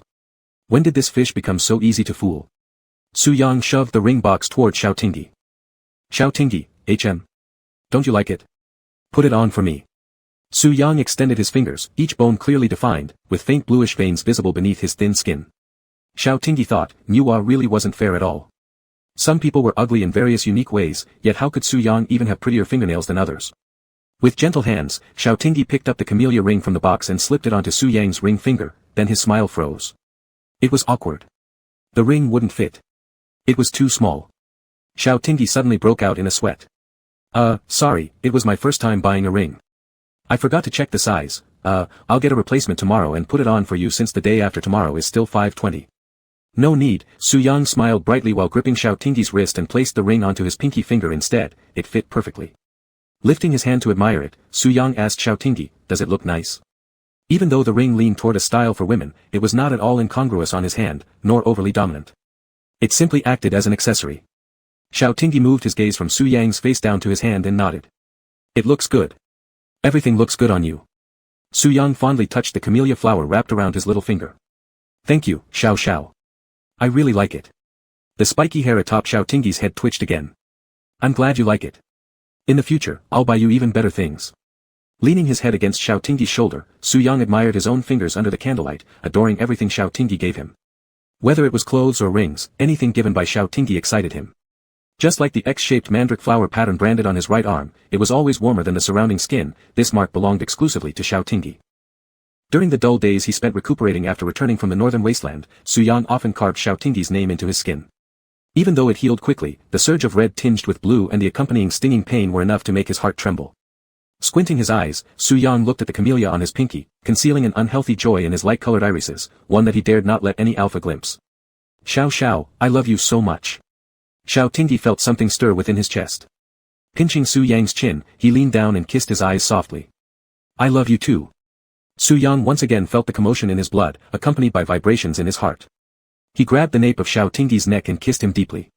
He watched the cheeks of the alpha turn red from lack of oxygen. The two fell onto the floor, their heartbeats growing louder one by one. The rapid expansion and overflow of the mandrake flower triggered rejection reactions that surged rapidly through his whole body via the capillaries, making every inch feel like it was being gnawed upon by ants. Breathing heavily like someone close to death, Su Yang's pupils were filled with bloodshot redness, turning scarlet.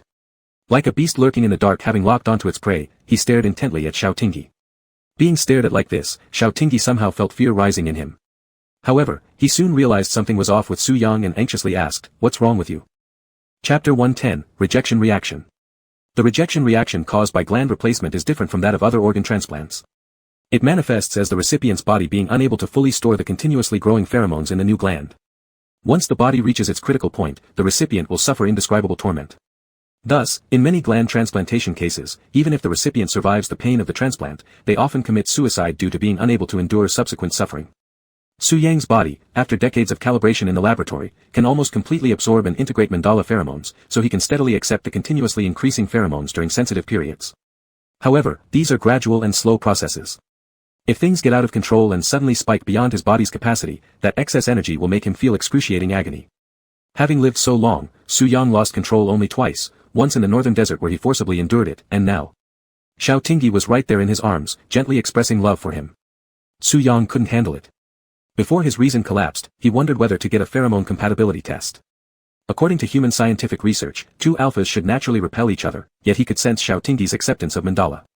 This thought had actually been in his mind for quite some time but was deliberately set aside. He instinctively disliked and rejected the possibility that he and Xiao Tingyi were together because of pheromonal drives. Su Yang was somewhat stubborn and dismissive. He intentionally discarded the memory of their first meeting when he was instinctively attracted to mountain tea. Su Sun had been dead for so long, and yet he was still jealous of Su Sun's pheromones. It was embarrassing just thinking about it. Xiao Tingyi touched his burning forehead, asking anxiously, is this sensitivity period? Su Yang's gaze remained fixed on his face. After a long pause, he took a heavy breath and abruptly rose, walking quickly toward the study. Xiao Tingyi was surprised and quickly got up to follow. Su Yang, what's wrong with you?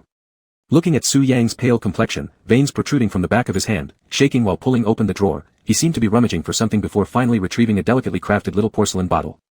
He poured out a white pill and swallowed it. Xiao Tingyi's curiosity grew, wanting to examine the little porcelain bottle, but Su Yang grabbed his wrist, tightly. Their eyes met in a silent confrontation. It looked like Su Yang had recovered. His pale face regained some color, the only remnants of his earlier pain were cold sweat on his forehead and nose. What's gotten into you? What did you take? Xiao Tingyi frowned seriously, his tone stern. What just happened?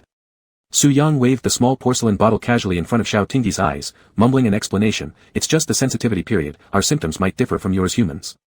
Xiao Tingyi inspected his expression. Are these suppression pills inside this bottle? Su Yang responded with a slight Xiao Tingyi clearly didn't believe him, reaching out seriously. Let me see the medicine. Don't make me angry.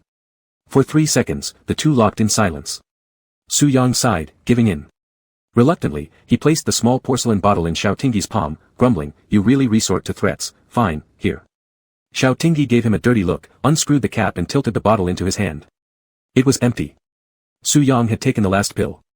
Glaring at the seemingly innocent Su Yang, Xiao Tingyi said firmly, you're hiding something from me. Stop pretending.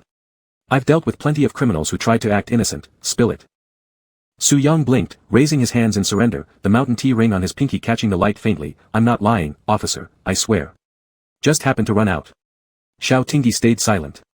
Su Yang jiggled his sleeve, Lieutenant, remember the rule of law, innocent until proven guilty.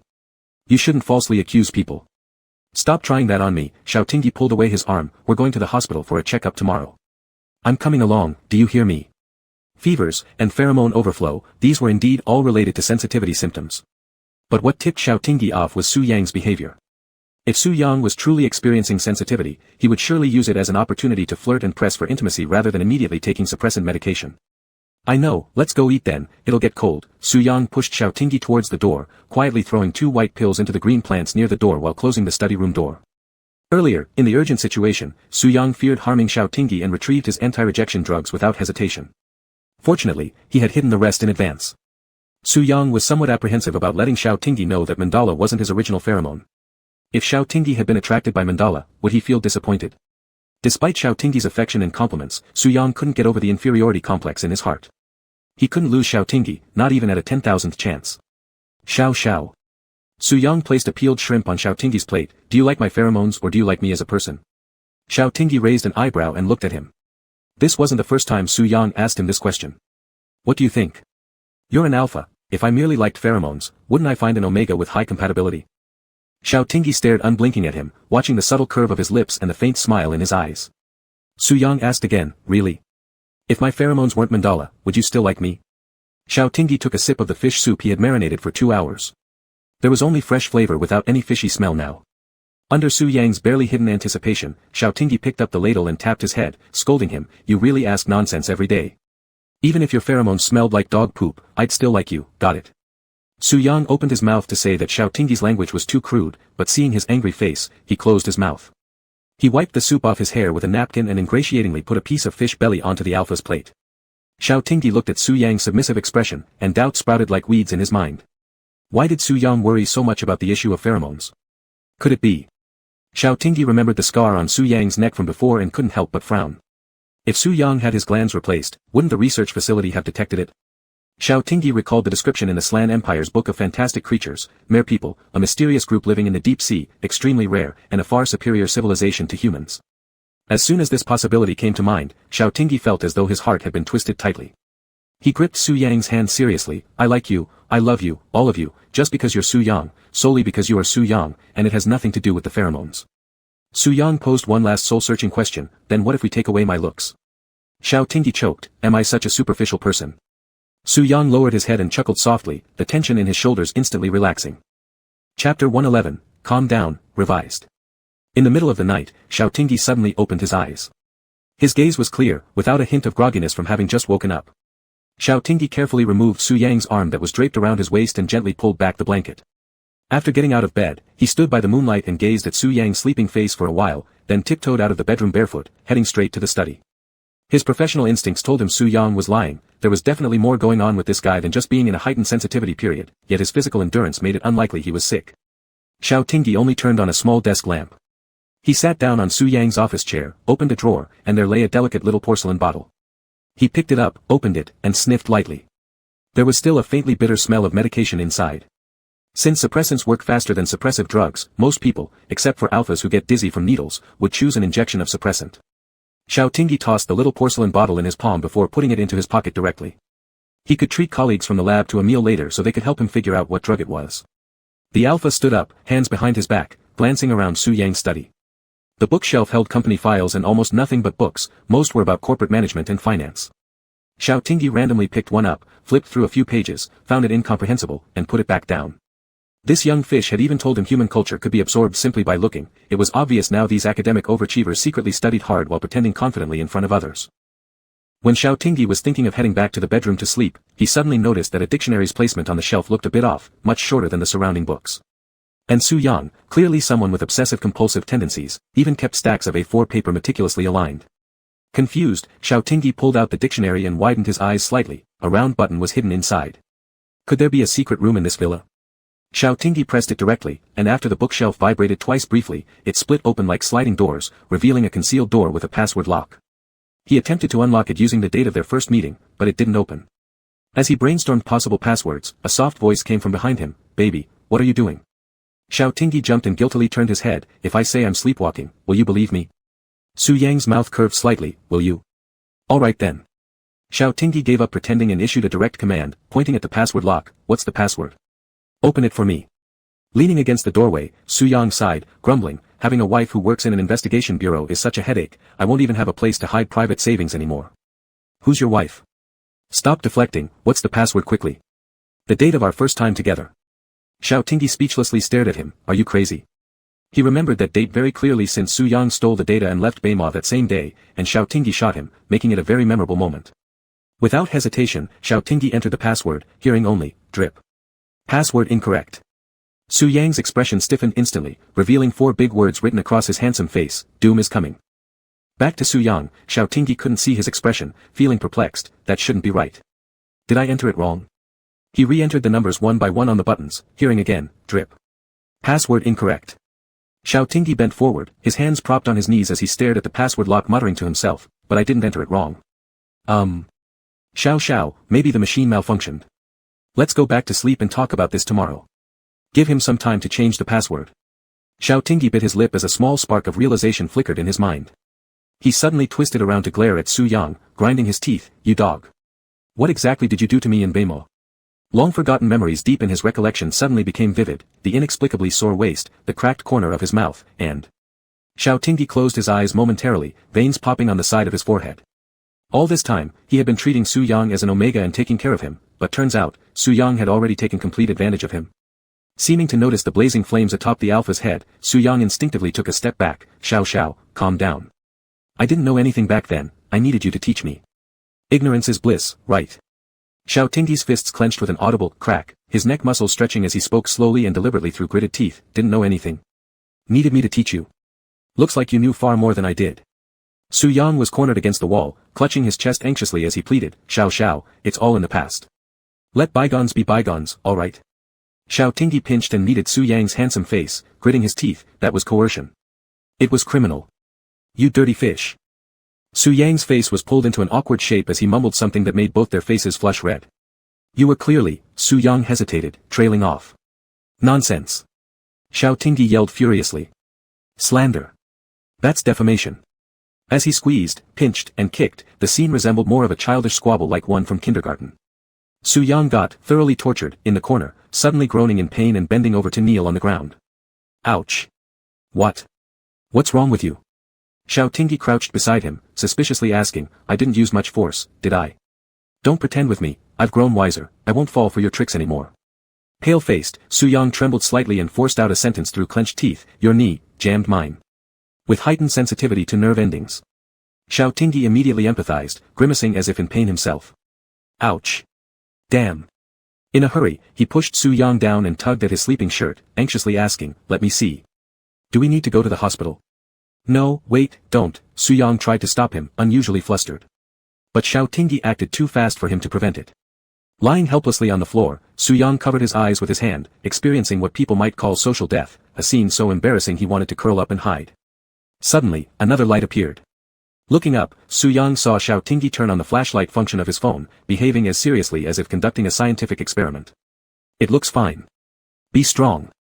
The two men spent half the night awake, huddled in the study's corner, shining flashlights and checking Su Yang's leg. An eerie silence enveloped the room. Xiao Tingyi sneaked a glance at Su Yang, then chuckled and flicked his forehead teasingly. Pretty lively. Su Yang frowned and looked back, warning, are you trying to make tomorrow unbearable for yourself? Xiao Tingyi helped adjust Su Yang's sleeping robe. Oh come on, he said dismissively, you only gave me 3 weak hits. Su Yang laughed scornfully, retorting, 3 weak hits. When did you cry like a baby? Cry. Nonsense. I didn't cry. Xiao Tingyi blushed, quickly turning off the flashlight to shift the topic. What's the password? Seeing there was no escape, Su Yang sighed in resignation, deciding to input the password himself rather than risk Xiao Tingyi beating him up again for being too rough. Xiao Tingyi glared at him. It wasn't intentional. Besides, don't you deserve it? Su Yang muttered under his breath, who asked you to seduce me? Seduce? When did I seduce you? When you kissed me, held me while I slept, and let me sniff your pheromones. A load of nonsense. Xiao Tingyi twisted his bottom, growling, open the door now. Men, once they have what they want, they forget to cherish, Su Yang sighed as he walked to the password lock. After hesitating for a moment under Xiao Tingyi's stern gaze, he typed in the code. Watching the numbers, Xiao Tingyi's face turned green with fury, but before he could shout curses, the sight inside the secret chamber shocked him speechless. Chapter 112, What For? The hidden room's motion sensor light came on as the sound activated it, revealing a cozy space despite its small size.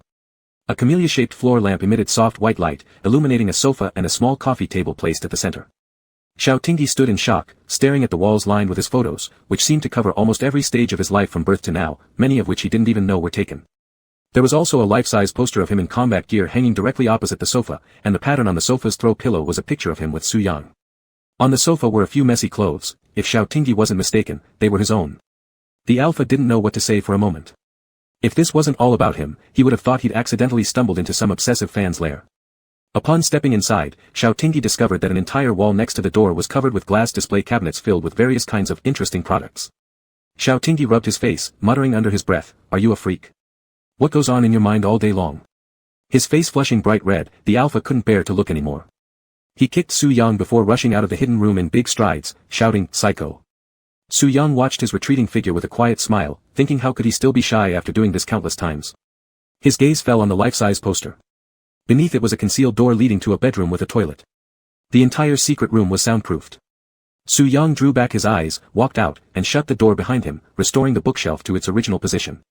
The rooftop duplex garden in the city center had been renovated, and after formaldehyde tests showed it was safe, he would move there with Xiao Tingyi. Otherwise, the Major might end up uncovering everything about him. Su Yang returned to the bedroom, approaching the bedside where he blocked out the warm yellow glow of the bedside lamp. Xiao Tingyi sensed the shadow looming over him, cracked open one eye, pulled the blanket tighter around himself cautiously, and asked warily, what for? Su Yang forcibly yanked away his blanket, saying coolly, HM. Hey. Hey. Are you addicted to something or what? Xiao Tingyi rolled to the other side of the bed, only to be hauled back by Su Yang grabbing his waist. Isn't the Major always calling me useless? Shouldn't I prove myself worthy then? When did I ever? Su. Mr. Su spent 3 hours thoroughly proving himself through physical effort, while Major Xiao paid dearly with soreness for speaking without thinking. Truly a lesson learned the hard way. The bedside lamp remained lit, casting a warm glow over the finally tranquil bedroom. Leaning against the headboard, traces of blood from claw marks on Su Yang's back had already healed without leaving a single mark, a bit regrettable. He lowered his eyes, seeing a blood spot near the base of his thumb. Gazing down affectionately at the Alpha in his arms, he chuckled lightly, you really bite hard. Xiao Tingyi's eyelashes flickered. Too exhausted to even bother opening his eyes, he mumbled something incomprehensible. Su Yang leaned closer, trying to listen. He barely caught 3 words, damn you. Pushing aside Xiao Tingyi's slightly disheveled hair, Su Yang looked at his increasingly dark eyelashes, dampened with tears earlier. Affectionately pinching his cheek, he teased, still fierce, Alpha. Why not act wilder now, Major? The Alpha in his embrace frowned slightly, broke free from Su Yang's hand, rolled over to the edge of the bed, and pulled the blanket over his head to go straight to sleep. Su Yang couldn't help but chuckle silently at his antics. The phone on the nightstand vibrated. Su Yang picked it up, noticing a message from an unknown number. It was an action trajectory diagram. The lines were chaotic, but they all eventually pointed toward the south suburban manor. So those humans were hiding within the manor. Yet, Su Yang had been there more than once and hadn't noticed any abnormalities. With half his face concealed in shadow, his emotions unreadable, he casually deleted the message. The Safety Management Bureau only knew the name Zhuyu. Screening one by one would be akin to searching for a needle in a haystack. However, Su Yang knew everything about Zhuyu, combined with old Zheng and their crew skilled at operating in gray zones, it made the investigation much easier. Yet, given the capabilities and intelligence network of the Safety Management Bureau, discovering the merfolk was only a matter of time.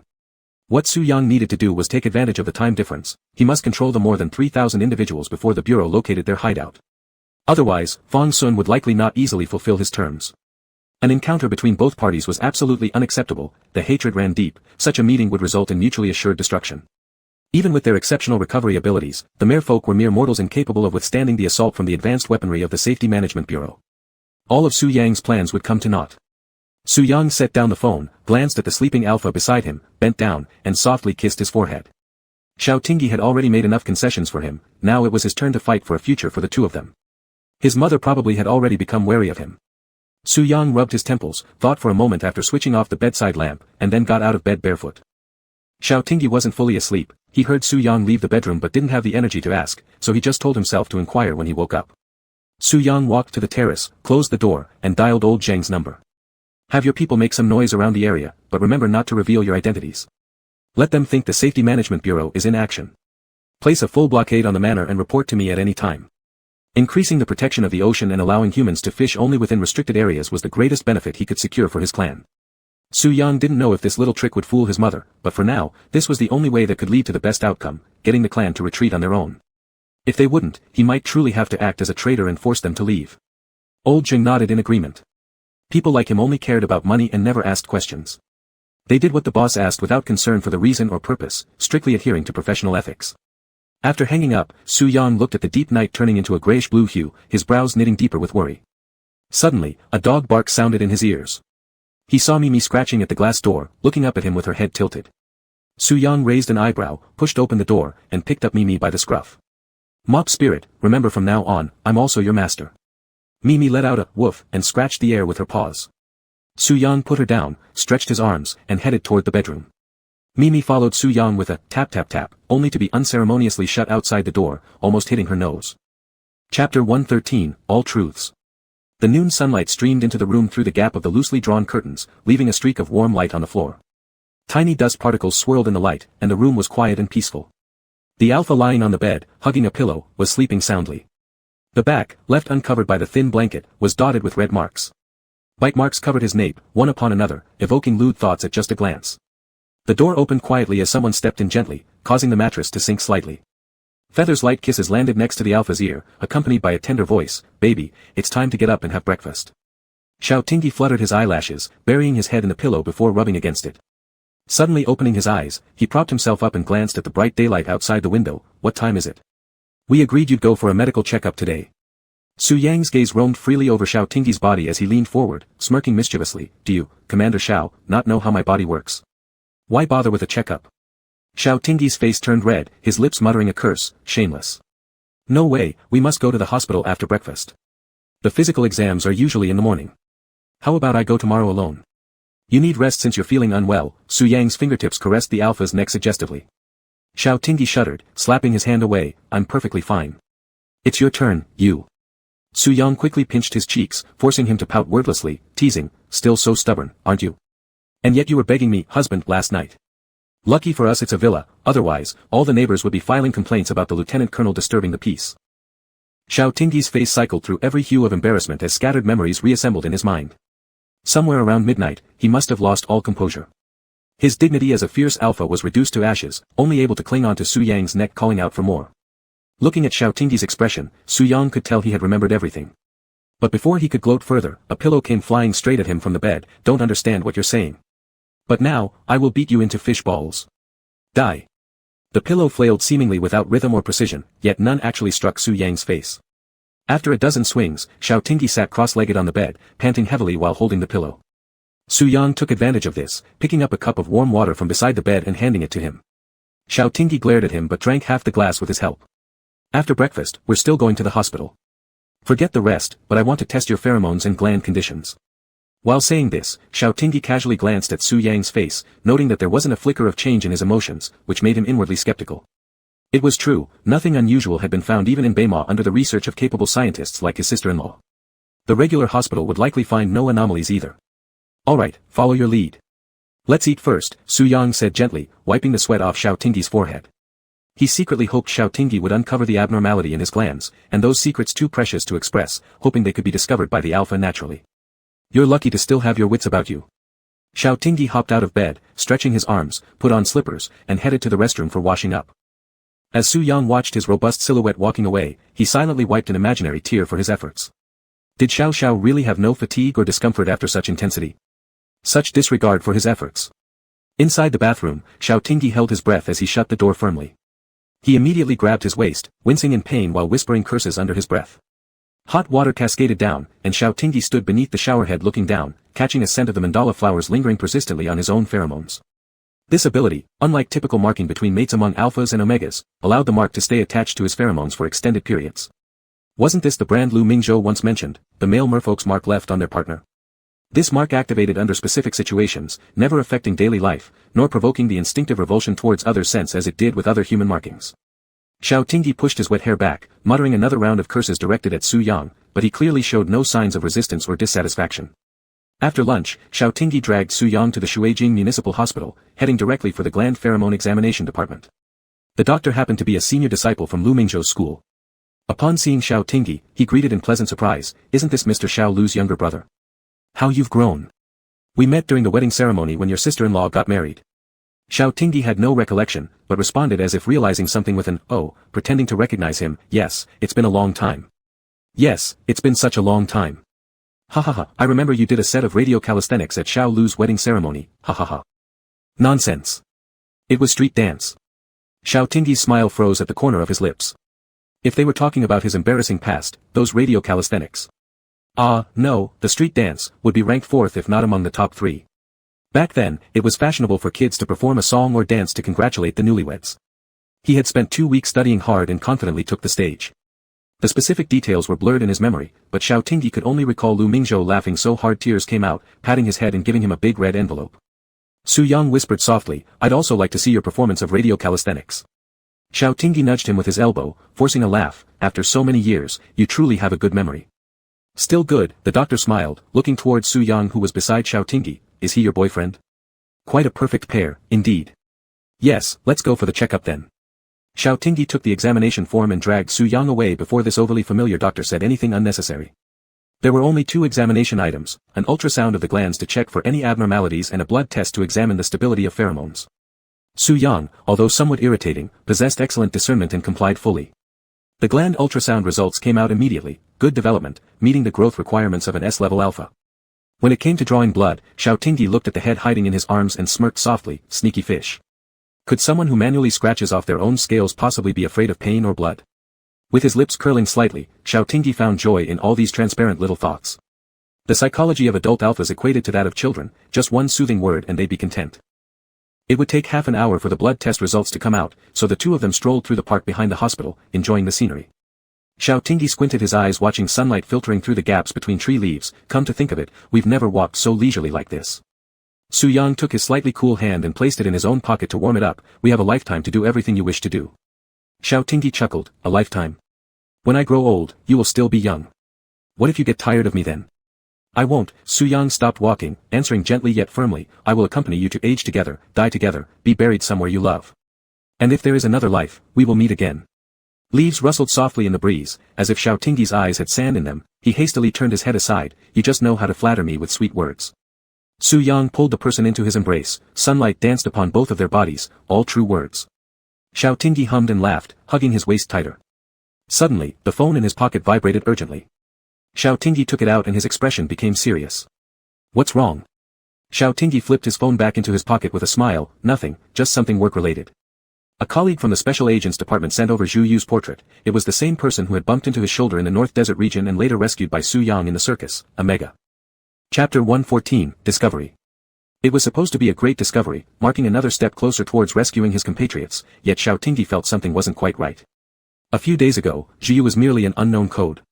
Despite the Special Agents Department working day and night, they had only managed to obtain vague information that Zhu Yu was in Suijing. So how did they suddenly get such a clear portrait? Furthermore, during the last circus incident, after checking all surrounding buildings and intersection surveillance cameras, no trace of Zhu Yu had been found. Was it just because of Su Yang's help? Xiao Tingyi's doubts grew, but he could only proceed with the investigation based on current findings, waiting for time to reveal the truth. Su Yang casually glanced at Xiao Tingyi, hastily putting his phone away, then took his hand and complained, "You're still working even on your vacation. Is that worth killing yourself for just those meager wages?" Xiao Tingyi chuckled softly. "Actually, the welfare at the Security Management Bureau isn't bad. Food, clothing, transportation, and medical expenses are fully reimbursed. When work gets busy, you don't even have enough time to spend your salary." "Aha." Su Yang countered, "Then why are you so broke?" Xiao Tingyi laughed indignantly. "What did you say? Whose fault is this? I've been supporting you for 3 months. And you wouldn't even eat cheap seafood. Do you know how much money I've spent on you? And now you're criticizing my poverty. You gold-digging fish. Give me back the money you spent from me." Su Yang murmured, The blood test results seem to be out." Xiao Tingyi gave him a glare, muttering curses as he snatched his phone and looked at the electronic lab report. Most data were within the acceptable range, except for one item which clearly exceeded normal levels. With concern, Xiao Tingyi looked at Su Yang. "What is this? Why is it so high? Go see the doctor immediately." Lowering his head and glancing at the number, Su Yang was dragged along by Xiao Tingyi, running all the way to the doctor's office. The alpha anxiously stared at the doctor. "Doctor, it can't be a serious illness, can it?" The doctor adjusted his glasses, looking alternately between Xiao Tingyi and Su Yang. "Young man, you need to be more restrained." "Huh?" Xiao Tingyi questioned. "What do you mean? What exactly is wrong with him?" "Mr. Su's gland state is good, but recently too much pheromones have been released, keeping his body in an excited state, causing this number to rise." Xiao Tingyi froze. "If you checked yourself right now, your numbers would also be high," the doctor said knowingly with a laugh. "Young people these days." With his face heating up quickly, Xiao Tingyi awkwardly turned around and walked off. "Thank you, doctor. Goodbye." Su Yang leisurely exited the consultation room. "See? I told you I'm healthy." Xiao Tingyi rubbed his face. Understood. Go home first, I need to go to the bureau for some work. It should just take an hour or two." Su Yang's mood visibly dropped. "Why are you always so busy? Be a good boy." "I'll be back soon, just 1 or 2 hours." Xiao Tingyi squeezed his palms soothingly. "Watch some cartoons when you get home, and before you know it, I'll be back." Su Yang smiled helplessly and hooked his arm around his shoulder. "Are you trying to placate me like a child? Fine, let me send you to work." Su Yang parked the car steadily opposite the Security Management Bureau building. Xiao Tingyi undid his seatbelt and got out. "I'm leaving now. Go home first. The water in Mimi's water dispenser seems to be almost empty. Add some for her. See you later." Su Yang nodded, not saying a word yet. He saw Alpha resolutely closing the car door and waving at him without hesitation. Other husbands always kiss their wives goodbye before heading to work. Why didn't he deserve that? That's not fair. Suddenly, Su Yang pushed open the car door and called out, "Xiao Tingyi." Xiao Tingyi curiously turned around. What is it?" Su Yang approached him quickly, cupping his face and kissing him down low. "A farewell kiss. If you forget next time, I'll be mad." Xiao Tingyi pressed his lips together, blinked, and quickly looked around. Luckily, at this time, everyone was at work, and no colleagues stepped out. Xiao Tingyi quickly pecked Su Yang's corner of his mouth, taking a step backward. "Got it. Go home already." Su Yang's eyes radiated warmth. "All right." In the top-floor director's office of the Security Management Bureau, Fang Sun stood before the floor-to-ceiling window, originally intending to relax his mind by enjoying the scenery, but now his heart felt even heavier. Xiao Tingyi clenched the small porcelain bottle tightly in his pocket and rushed straight to the examination department. He might be overly sensitive about Su Yang's issues. Though everything had already been checked at the hospital, he still couldn't feel at ease.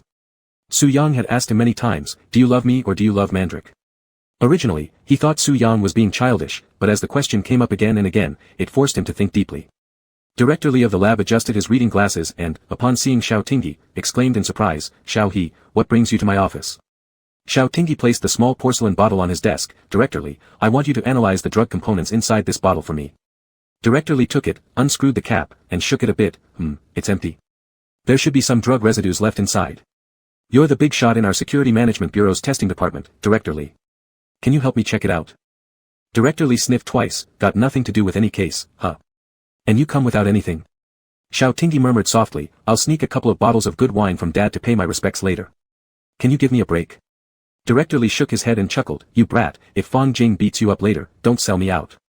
My old arms and legs won't stand a chance against him. Don't worry, Director Li. I've got some work to do. Call me if you find anything. Alright, go take care of your business." Xiao Tingyi returned to his office, turned on his computer, and initiated an online meeting with Pei Ji and others. He projected Zhu Yu's photo onto the internal meeting screen and urgently discussed the action plan with them. 2 hours later, Xiao Tingyi closed the online meeting and just then received Director Li's call. "Xiao He, the test results are out." Xiao Tingyi glanced at the time and hurriedly made his way to the lab. "Director Li, is this an immune suppressant?" Director Li responded, there are clear signs of cyclosporin and tacrolimus in it. Xiao Tingyi was puzzled, what are they? Their function is to block rejection reactions. In simpler terms, this is an anti-rejection drug. Chapter 115, Every Time You Come to Me. Xiao Tingyi didn't know how he managed to leave the lab. He leaned against the white wall in the hallway, rubbing his temples. Even without Director Li's explanation, he knew that anti-rejection drugs were only used after organ transplants. Su Yang, what exactly have you gone through? The faint answer was already forming in his heart. Xiao Tingyi tightly clenched the small porcelain bottle and put it back into his pocket before striding toward the elevator. When the elevator arrived at the first floor of the National Security Bureau lobby, as expected, Xiao Tingyi spotted a Mercedes parked across from the bureau through the large one-way landing glass. He chuckled softly. Su Yang had indeed been paying attention while watching those TV dramas.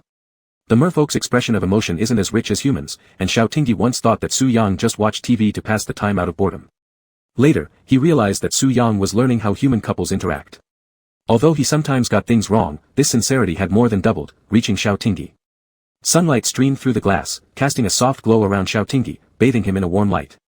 Countless specks of light landed on his eyes as he fixed his gaze on the nearby car even though he couldn't see Su Yang's face. A moment later, Xiao Tingyi turned and went to the rear entrance of the security bureau. He decided to visit the Suijing Research Institute. Maybe Lu Mingzhou could give him an answer. After waiting in the office for half an hour, Lu Mingzhou arrived wearing a white laboratory coat. Little he, why did you suddenly come here? Couldn't you tell me over the phone? Xiao Tingyi poured him a cup of lukewarm water and took the small porcelain bottle from his pocket. This is something I found at Su Yang's place. The lab discovered it contains anti-rejection medication. He stared intently at Lu Mingzhou's face but didn't notice a trace of surprise, so his eyebrows furrowed slightly. Sister-in-law, you've known all along, haven't you? What's going on with Su Yang? Lu Mingzhou drank half a cup of water, gesturing for Xiao Tingyi to sit down. After adjusting his sore neck, he continued, I only found out recently myself. Both the teacher and I suspect Su Yang has undergone glandular transplantation, and furthermore. Xiao Tingyi interjected impatiently, and furthermore what? Su Yang may have participated in drug trials. Normally, those who undergo glandular transplantation will experience lifelong pain from the inability to absorb pheromones, which can be shown in physical examination data. But Su Yang doesn't exhibit any such symptoms. That's why we never considered the angle of glandular transplantation when we were in the north. His body handles dry mandala pheromones exceptionally well. Lu Mingzhou paused briefly and looked at Xiao Tingyi's worried expression. You don't need to worry too much either. His physical condition is very good and won't adversely affect his health. Despite Lu Mingzhou's reassurance, Xiao Tingyi's brow remained furrowed. Glandular transplantation, drug trials. He couldn't imagine these experiences happening to Su Yang, enduring such suffering and pain. How did his tenfold perception nerve endure? Suddenly, Xiao Tingyi remembered Su Yang's unspoken words from the past. My body can't differentiate autonomously, there's no mating season, nor female mare people by my side. My mother collected the pheromones with the highest compatibility with mandala, and I was forcibly differentiated inside a large glass incubator filled with strong tea flowers. You once asked if I was bored in the experimental zone. Actually, it wasn't bad, most of my time before differentiation was spent in the lab. Su Yang mentioned some things to me, but I didn't pay much attention. Xiao Tingyi anxiously inserted his fingers into his hair, feeling regretful. It's because I didn't pay enough attention to him. Back then, he was still immersed in the anger of being deceived by Su Yang and didn't carefully analyze the meaning behind Su Yang's words or notice his little expectations. Su Yang must have really hoped that he would notice his reluctance to speak. Lu Mingzhou patted Xiao Tingyi on the shoulder. Don't blame yourself, under normal circumstances, no one would think about it this way. Xiao Tingyi sulkily muttered, Lu Mingzhou added, why don't you ask Su Yang about that superpower of his? Current human technology can't uncover it yet. If it's indeed from experiments, then the merfolk civilization is way ahead of us. Xiao Tingyi raised his head to meet his sister-in-law's bright, expectant gaze as she gleamed with enthusiasm for science. By the time they returned to the security bureau, it was already dark outside. Xiao Tingyi entered through the rear door and, looking through the glass, saw the stationary Mercedes parked opposite. Suddenly, his nasal cavity tightened, and he almost shed tears. Swallowing his emotions, the Alpha quietly smiled. His phone had been quiet all afternoon, and that silly fish hadn't sent him a single prompting message. The door automatically opened, and Xiao Tingyi's steps quickened until he almost ran to the Mercedes. He tapped on the driver's side window.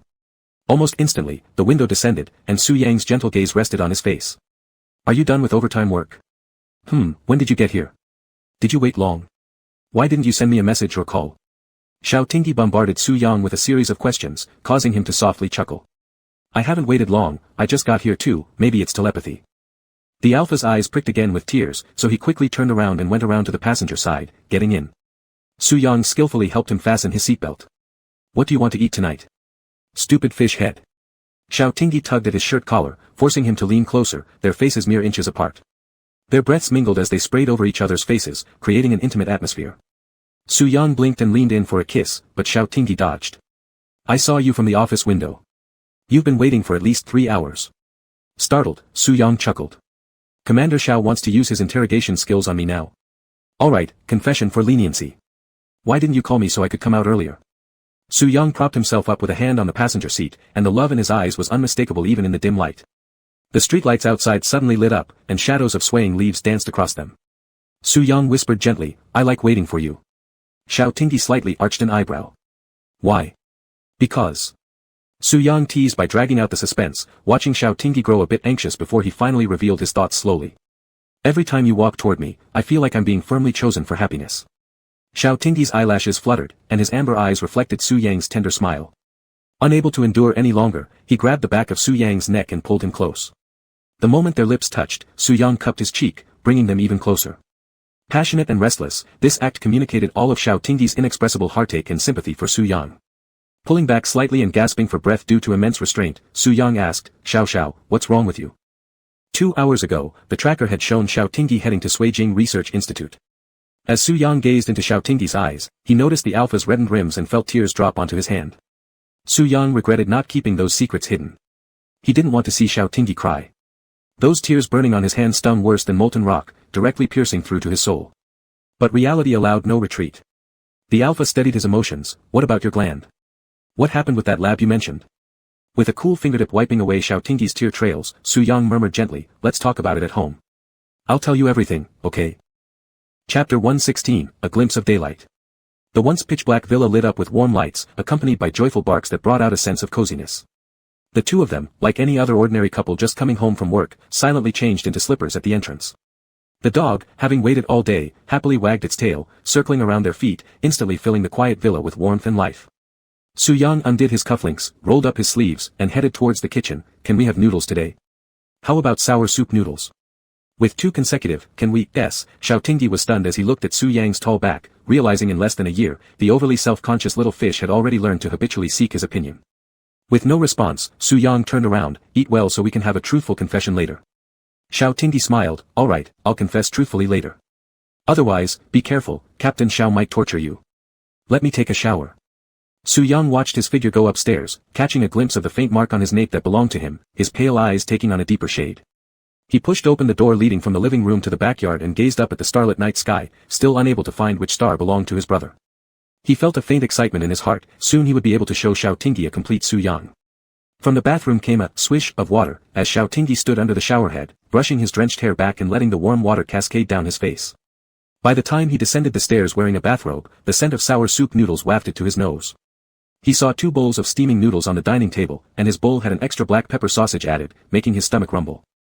That smells delicious. I'm starving. Xiao Tingyi jumped down the last few steps, while Su Yang furrowed his brow, be careful, don't hurt yourself again.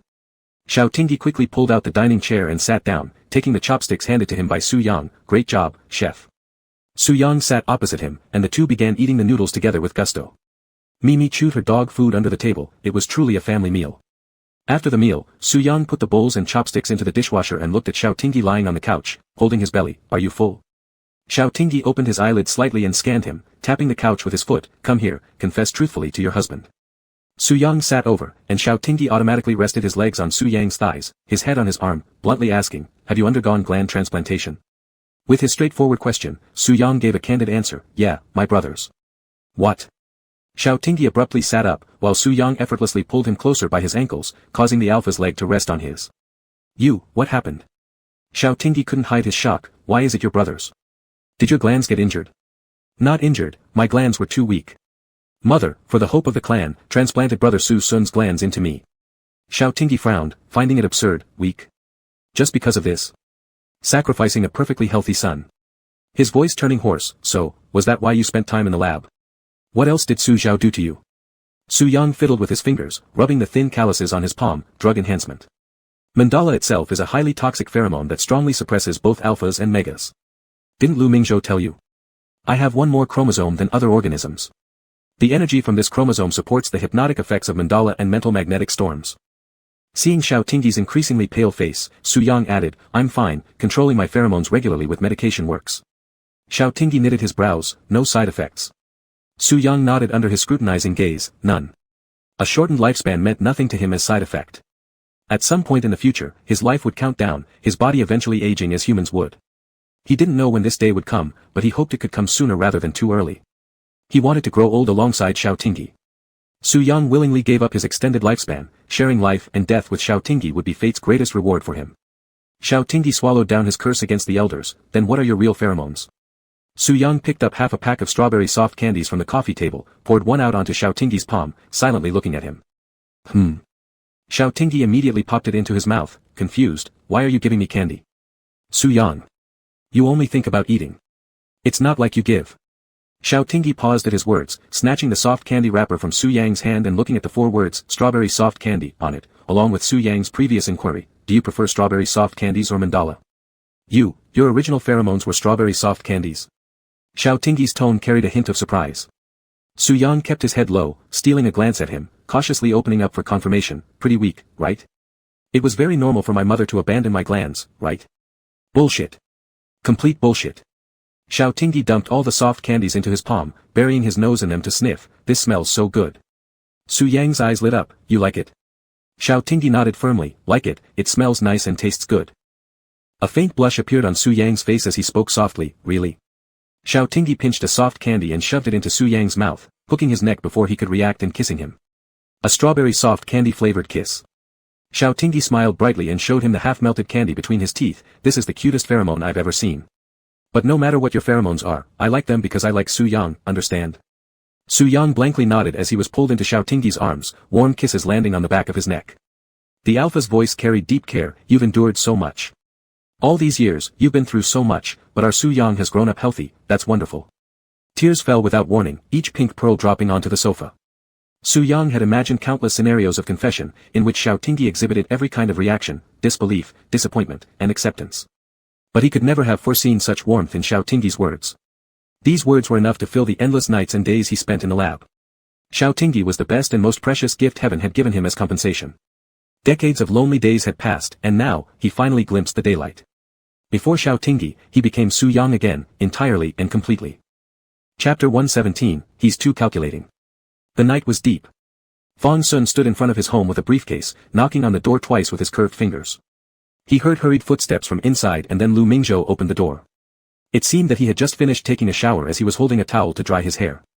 He asked curiously, why don't you just come in? Fang Sun went inside, closed the door, placed the briefcase on a small cabinet at the entrance, and bent down to change his shoes, saying, I forgot to bring the keys. Lu Mingzhou paused for a moment while drying his hair and smiled, Director Fang, our door lock is a fingerprint lock. When do we need keys? Oh, is that so?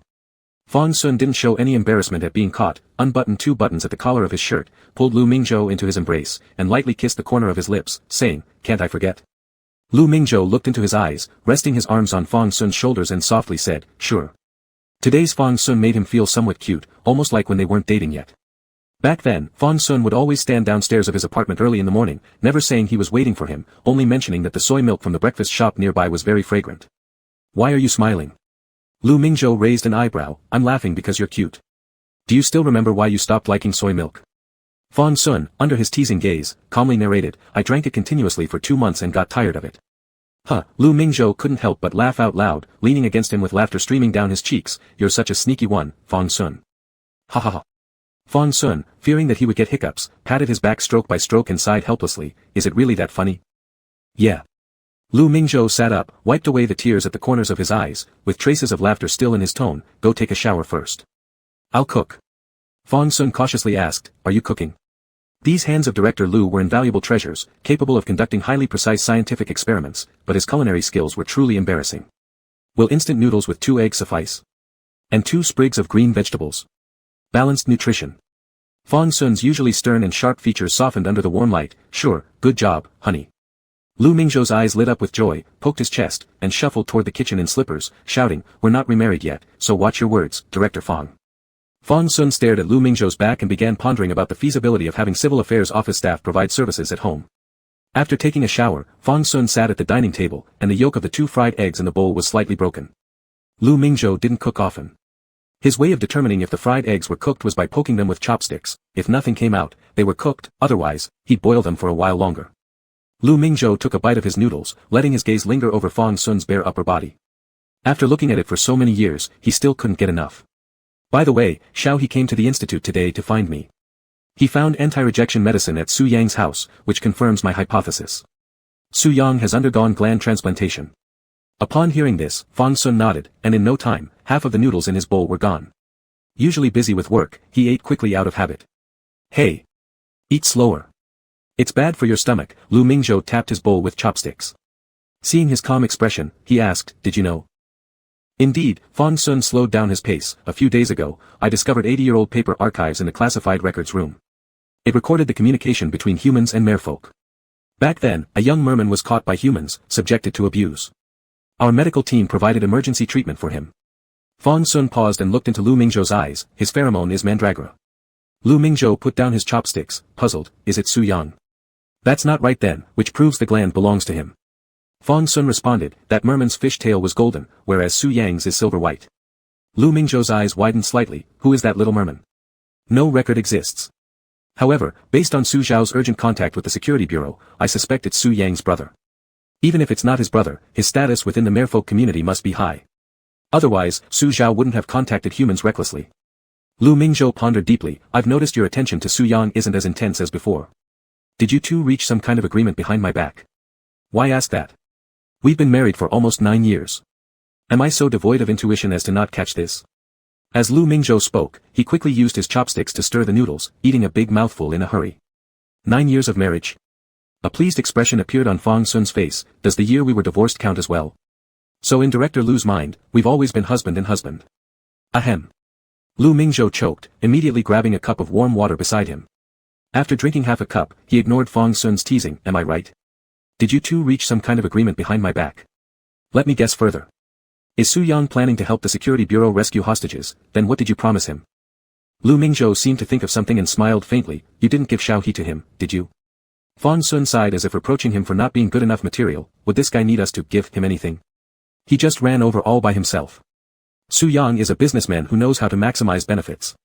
He's using the hostage rescue operation to secure his clan members' safety. Lu Mingzhou enlightened with an, oh, then isn't he now against the merfolk clan? He has to choose one side. This is the best option after weighing it out. Fang Sun raised his eyes to look at Lu Mingzhou. Su Yang is very smart. He knows that once he chooses the merfolk, the security bureau will save humans without sparing his clan's lives. The firepower would devastate the entire merfolk race. The security bureau wouldn't tolerate a disloyal person managing Beijing group either, so he came to me to exchange terms. This kid is quite calculating. He preserved both himself and Beijing group while also protecting his people. As Lu Mingzhou listened to Fang Sun's tone with slight antagonism, his brows twitched. Director Fang, why do I feel like you're jealous? Ridiculous, what could I possibly be jealous of? Xiao He. Your brother, whom you've struggled so much to raise, has run off with someone. Should I take care of him forever? Fang Sun transferred the sausage from his bowl into Lu Mingzhou's bowl. Hurry up and eat, it'll get soggy. Alright, whatever you say. Lu Mingzhou bit into the sausage, but based on my observations in Beimo, his willingness to humble himself and make peace with you is more because you are Xiao He's older brother. Fang Sun recalled their meeting. This guy was only slightly more polite than when he was in Beimo. This counts as humbling himself. Anyway, I don't find him reliable, he's too calculating. After making this comment, Fang Sun finished the last sip of soup in his bowl, continuing to sit with Lu Mingzhou. Lu Mingzhou chuckled. Director Fang, you really are stubborn. In fact, you partially acknowledge Su Yang's feelings for Xiao He, right? Fang Sun pursed his lips. But I see Xiao He still searching hard to solve cases. Haven't you told him about your agreements? Fang Sun said calmly. One of the conditions he set was confidentiality. Lu Mingzhou's gaze swept across Fang Sun's face. You two certainly have your own little schemes. I guess Su Yang fears Xiao He knowing this will complicate matters, and Director Fang. If Su Yang fulfills the agreement, everything turns out great and peacefully solves the issue, avoiding casualties and preserving the marine ecosystem. If Su Yang fails or falls short of Xiao He's pace, then Fang Sun will pretend this agreement never existed and suppress the merfolk clan with force. Fang Sun outwardly seems cooperative with Su Yang but actually applies pressure, compelling him to rescue hostages and hand them over to the security bureau promptly. Su Yang is also clear about Fang Sun's stance. They've silently added a time limit to this verbal agreement. And Xiao He remains in the dark, unwittingly becoming the timer between their two agreements. Fang Sun harbors some personal motives too, wanting to see how sincere Su Yang truly is towards Xiao He.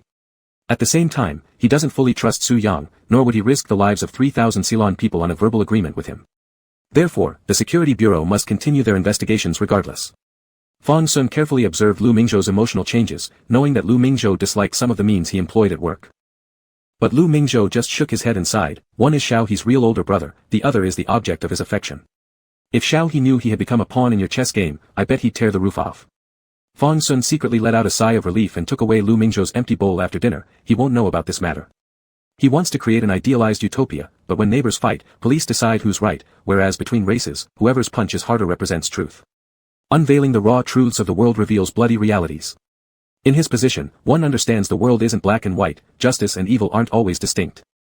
Chapter 118, Family Members. Xiao Tingyi had been extremely busy at work lately. With the investigation finally breaking through, everyone was working overtime with renewed vigor. Zhu Yu had successfully reached the top of the secret wanted list, and the cooperation notice had already been sent to the Traffic Management Department for focused screening. However, his true identity was concealed from the public, who only knew him as a serial robbery murderer. Director Xiao, the Traffic Bureau has sent over the screening video. Zhu Yu was possibly spotted on Heiyang Road. Mo Qi pushed open the door of Xiao Tingyi's office, barely able to hide his excitement. The technical department has already optimized and enlarged the footage. Xiao Tingyi stared at the screen where a young man dressed in a hooded sweatshirt and wearing a baseball cap appeared. He had just come out of the supermarket, holding a pile of items, and his shadow flashed by the surveillance camera, capturing only 1 second of his profile. Xiao Tingyi had some doubts. Although Heiyang Road, located in Weiyang District, was geographically close to the sea, it would take at least half an hour of detours to actually reach the coast. If there was an emergency, the merfolk wouldn't be able to return to the sea in time. But after nearly a week of investigation, Zhu Yu's appearance was finally detected, so Xiao Tingyi could only issue orders. Inform Pei Ji to go to Heiyang Road and lead the search along the coastal area. Mo Qi, let's go to Huixin supermarket and inquire about the situation. Xiao Tingyi grabbed his coat and strode out. Mo Qi followed while calling Pei Ji on the phone. Pei Ji shouted on the other end, the upper echelons have instructed the inspectorate to cooperate with the investigation bureau to solve the case together. They're almost becoming Director Zhao's subordinates now. By the way, you still haven't treated me to the 3 meals we agreed upon last time. Xiao Tingyi snatched the phone from Mo Qi. Hurry up and stop stalling. Hang up. A SUV drove out from the internal parking lot of the security bureau. This vehicle wasn't obtained by Xiao Tingyi through favoritism, but rather through reliance on family wealth. He nagged Fang Jing for a month and then coaxed Xiao Tong into giving in, citing that riding motorcycles in winter freezes his hands, and an SUV would withstand emergencies better, plus, if anything urgent happens, others won't crash fatally into him either. Thus, it was bought for him. It was also because of this incident that he discovered Fang Jing didn't refuse to buy it for him, it was simply that Fang had no money, euphemistically stating, alpha men will get corrupted if they're rich. Xiao Tingyi grew up surrounded by love.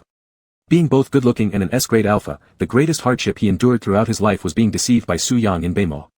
Xiao Tingyi stepped on the gas pedal and arrived at Heiyang Road's Huixin supermarket an hour later.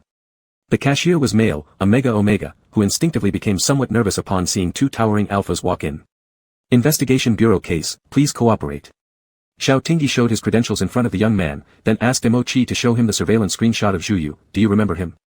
The Omega carefully observed. Yes. He looks very handsome.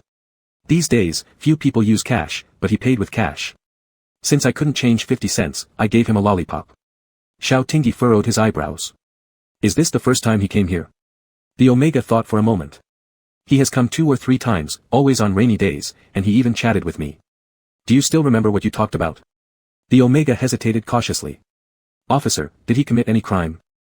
Xiao Tingyi rested his arm on the glass cabinet of the checkout counter and smiled gently. Confidentiality required. Can you recall our conversation details? Okay. See certainly. The Mega blushed slightly. Mo Qi stood beside them and suppressed a smile. Their captain Xiao seemed to possess some potential traits of a sleazy alpha too. Actually, we didn't talk much, just idle chatter. He asked me if there were any good places to eat nearby, so I recommended a few. Then I asked him if he was a university student visiting nearby, and he said no. After having Mo Qi record the shops recommended by the cashier, Xiao Tingyi wrote down his phone number and handed it to him. Thank you for your cooperation. If you see him again, please contact me promptly. The Omega took the slip of paper, looking at the number written on it. Okay, alright. Alright, Mo Qi, let's go. The two walked out of the supermarket. Xiao Tingyi opened the car door and got in, driving towards the sea via the mountain road. He's fooling around with us, intentionally disrupting our investigation. Huh? How did you find out, Director Xiao? Xiao Tingyi popped a strawberry soft candy into his mouth and chewed it. His mouth was filled with the sweet taste of strawberries. The merfolk are deep-sea creatures, the closer they are to the coastline, the safer they feel. I observed carefully on the way, the largest daily necessities supermarket around is Huixin Supermarket. But that cashier remembers him so vividly yet claims to have only seen him a couple of times, indicating that he moved here recently.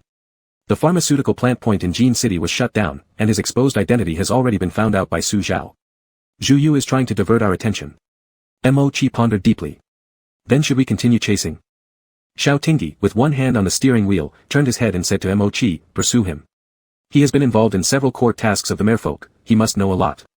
Let Pei Ji lead his people to join the search team and go to the southern urban area according to the original investigation direction. Our people will continue searching in Weiyang district, let's act separately. Yes, Director Xiao.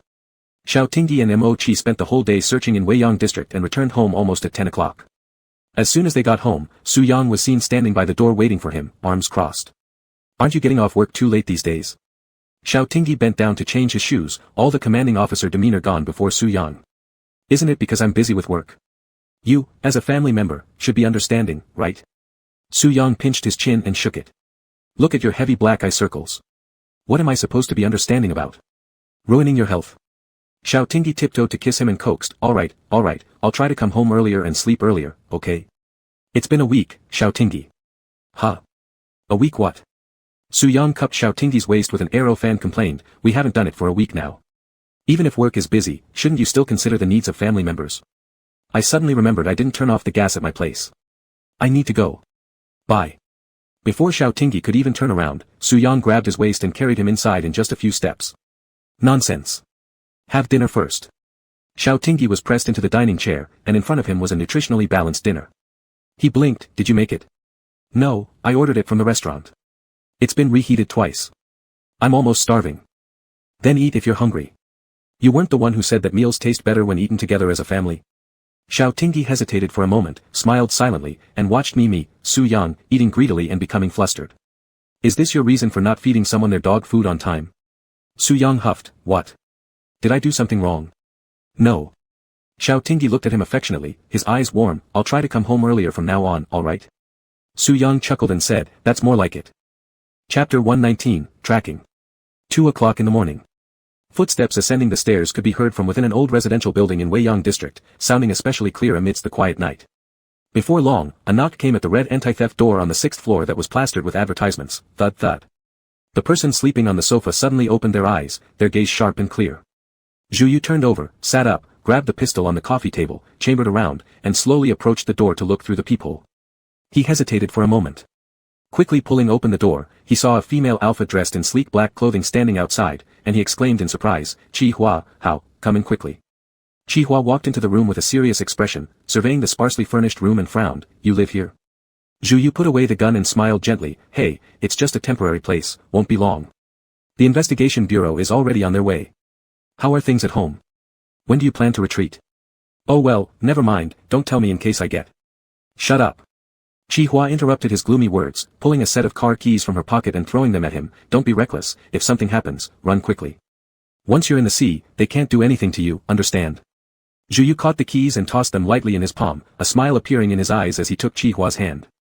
Looking at the spiritual scale ring on her ring finger, he said wistfully, if there were no war, we could get 2 little fish to play with. Chi Hua's throat tightened for a moment before she relaxed and scolded him, not 2. Like it would be your problem. I wish it were, Zhu Yu replied with a warm laugh, but I don't have that function, right? If I were human or a mega, I'd definitely give you a bunch of little fishes. Chi Hua quietly stared at him for a few seconds, her tone softening slightly, don't be reckless, don't confront the investigation bureau directly. Let's go back home together, and raise some little fish.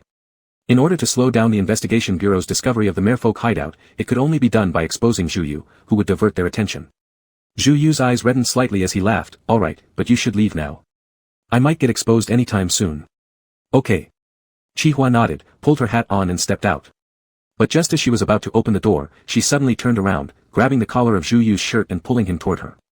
Zhu Yu froze for a second, having mustered the courage for the first time to pin her against the door and kiss her fiercely. Chi Hua softly murmured, you're too bold. Go back soon, avoid the cameras. Zhu Yu raised his hand, wanting to touch her head, but ended up brushing her hair instead. Chi Hua didn't linger any longer and walked off. Zhu Yu stood by the tightly shut door, dazed for a while. Having stayed too long in human society, the bitter, strange emotion rising in his chest made him feel estranged. He even had thoughts of taking Chihua back to the deep sea and not caring about anything else. He shook his head, trying to rid himself of those cowardly thoughts, yet the yearning for peace wouldn't subside. Zhu Yu walked to the window and pulled a seam in the dirty curtain, catching Chihua's upward glance just in time. For several seconds, under the faint light cast by the yellow street lamp, their eyes met. Zhu Yu gave her a small smile and closed the curtain. All of this must end soon. The technical department detected Zhu Yu's whereabouts again at a crossroads in Weiyang district, where he vanished from surveillance in a blink of an eye. Xiao Tingyi called up the 3D map of Weiyang district, discussing with his team several possible hiding places where Zhu Yu might be. Several official cars silently arrived at Weiyang district, splitting at a crossing according to the commander's instruction in their earpieces, act separately. Xiao Tingyi sat in a SUV, moving his neck around as he deftly loaded bullets into his pistol and sighed. Well, looks like I'm going to miss dinner at home again. Mo-chi, let me tell you, hurry up and find love while you're young. After all, if you age without settling down, combined with our job nature that keeps us always away, you might remain single for life. Xiao Tingyi kept chatting, but got no reply. Turning around curiously to look at Mo-chi. He noticed Mo-chi's face gradually turning red, stuttering and calling out awkwardly, Bro Xiao, with a hesitant look. Xiao Tingyi widened his eyes slightly, surprised and delighted, are you dating someone? Who's little Omega? You rock. When did this happen? Even with such a busy workload, you managed to hit it off with someone. Mo-chi pressed her lips, shyly saying, well, not exactly dating, it was during my last vacation, he came to visit me, and... we kissed, actually, he kissed me. New paragraph starts here. Xiao Tingyi holstered his gun on the utility belt, checked his gear and chuckled, it's just a kiss, right? Why are you stuttering like that? Who is this person? Do I know them? Mo-chi didn't reply, only staring at Xiao Tingyi as she blinked. A hint of confusion crossed Xiao Tingyi's face before his pupils dilated with shock. Shit. It isn't Peiji, is it? What have the two of you been up to behind my back? No. Not at all. Don't get any ideas, Xiao brother. Mo-chi hastily pushed open the car door. Let's focus on work first, I'll tell you later. So mysterious. The two walked into an old residential community where an old security guard was dozing off in the gatehouse. Xiao Tingyi tapped twice on the glass. Just as the grandpa was about to get angry after being woken up, he slipped him a pack of cigarettes and flashed his credentials. Grandpa, we're from the investigation bureau, we need to ask you something. The old man took the cigarettes and hummed an acknowledgement. Come in. Inside the booth, there was a large screen displaying the internal surveillance footage of the neighborhood. Mo-chi raised an eyebrow. This neighborhood has been around for so long, yet the surveillance footage is pretty clear. TCH, the community just installed them not long ago, saying something about achieving full coverage. Xiao Tingyi glanced at the monitor as he idly chatted. Grandpa, have there been any new residents moving in recently? Are there many renters? Our place is about to be developed, who would come here to rent? Mo-chi, adjust the surveillance footage to this afternoon at 2 o'clock and bring up the entrance images. At 2 p.m., Jiu had appeared on the crossroad surveillance, and if he was heading home, it would definitely be after 2 o'clock. After Mo-chi brought up the footage, Xiao Tingyi leaned closer. Speed it up to double speed. The old man was smoking the cigarettes Xiao Tingyi had given him. Comrades, do you want some water? No thanks, Grandpa, you can rest. We've got some work to do. Alright then, let me know if anything comes up. I'm actually a martial artist. Xiao Tingyi gave him a perfunctory smile. Great. The two stared intently at the surveillance screen. Finally, at 3:10 and 25 seconds p.m., Zhu Yu's figure appeared on the screen. He then turned onto the main road within the complex and disappeared from the camera again. How did these guys do their jobs? They installed cameras haphazardly all over the place, this is a joke, right? File a complaint. Xiao Tingyi hit pause. Grandpa, do you recognize this person? Which building and unit does he live in? The old man perked up and moved closer, putting on his reading glasses. With all those clothes covering him up, how am I supposed to see clearly? Hey, wait. Let me call our team leader and have him come over. He knows the neighborhood well, every household. Good. Xiao Tingyi exchanged a glance with Mo-chi and thought to himself, why is there a team leader everywhere? New paragraph starts here. Chapter 120, Unexpected Changes. Mo-chi, contact the other team members and guard all the entrances and exits of the neighborhood. Yes, Xiao Gu. 5 minutes later, the security captain hurried over. The elder introduced him kindly, Comrade, this is our Captain Sunday. Hello, may I ask who you are? Captain Sun looked at least 55 years old, with a bit of barely concealed excitement on his face, as if he were about to participate in some significant operation. Hello, I am Xiao Tingyi from the Investigation Bureau. We need your help.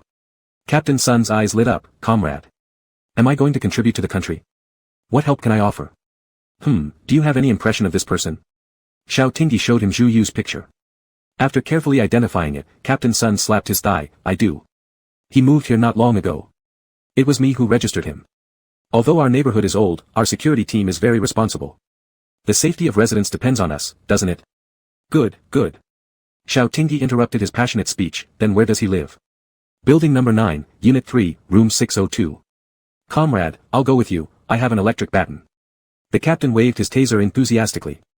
Xiao Tingyi patted the captain's shoulder seriously. Elder, no, comrade, the safety of the residents still relies on your protection. You stay here and wait for orders. Okay. Fully prepared. The captain clenched his fists to boost morale. Pay attention to safety, comrades. Xiao Tingyi tried to hold back laughter and rushed towards Zhu Yu's residence with Emochi. This elder is really interesting, he must have watched quite a few police films. A few team members came over to join Xiao Tingyi. Xiao Tingyi ordered, Little Zhao and Little Zhang will guard the unit entrance. No one is allowed to enter or leave, understood? Little Zhao and Little Zhang, yes. Commander Xiao. Let's go upstairs, we shouldn't alarm the residents. Xiao Tingyi took out his pistol, cocked it, and led the way. When they reached the door of 602, Xiao Tingyi made a gesture indicating that Mo-Chi should knock on the door. Mo-Chi gave 2 hard knocks. Hey. Is anyone home? Your solar water heater is leaking. Open the door quickly. My place is almost flooded. Open the door. Hurry up.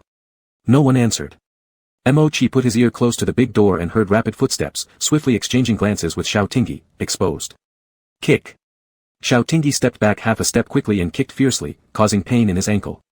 The old iron door clanged loudly, shaking, and a pile of wall dust fell around. Xiao Tingyi kicked again immediately. The team members hiding in the hallway weakly spoke during Xiao Tingyi's effortful kicking. Captain, I brought a breaching tool. Bang, snap, clang. The gate fell apart. Xiao Tingyi entered with his gun raised, while cursing, why didn't you say so earlier? My legs went numb. Fool. They entered one after another and quickly dispersed into various rooms. Report. No one in the bedroom. Report. No one in the kitchen. Xiao Tingyi saw the open window in the living room, leaned out to look down, and saw Zhu Yu waving cheerfully at him below before turning and running away. Shit. So damn arrogant, Xiao Tingyi muttered with a smirk as he watched Zhu Yu's rapidly retreating back. Quickly, he tapped the communication headset. Attention. The target is fleeing towards the west gate. We must take him down today. How could a fish escape on land? Suddenly, rapid footsteps echoed through the neighborhood. Then a black coupe roared out of the community under the sound of its engine revving, smashing the neighborhood gates. Captain Sun cursed angrily while brandishing his electric baton. Xiao Tingyi and Mo-Chi got into the car swiftly, stepped on the gas pedal, whoosh, and chased after the coupe onto the mountainous road. This guy wants to jump into the sea. There's only one entrance to the Ring Mountain Road, the traffic bureau couldn't set up checkpoints in time. Contact the investigation bureau for backup. Yes. Mo-Chi glanced at the speedometer climbing up to 180 km per hour and still increasing, tightly gripping the safety handle. Through the rearview mirror, he noticed the public service vehicles of the other teammates were nowhere to be seen. The 2 cars raced ahead one after the other at such speeds they seemed to leave afterimages, their roaring engines startling numerous birds. The winding mountain roads tested driving skills. Apparently, the driver ahead did not match Xiao Tingyi's skills. Since childhood, he has been passionate about all kinds of vehicles and held licenses for cars, motorcycles, and planes. His speed slowed soon. The sea was getting closer.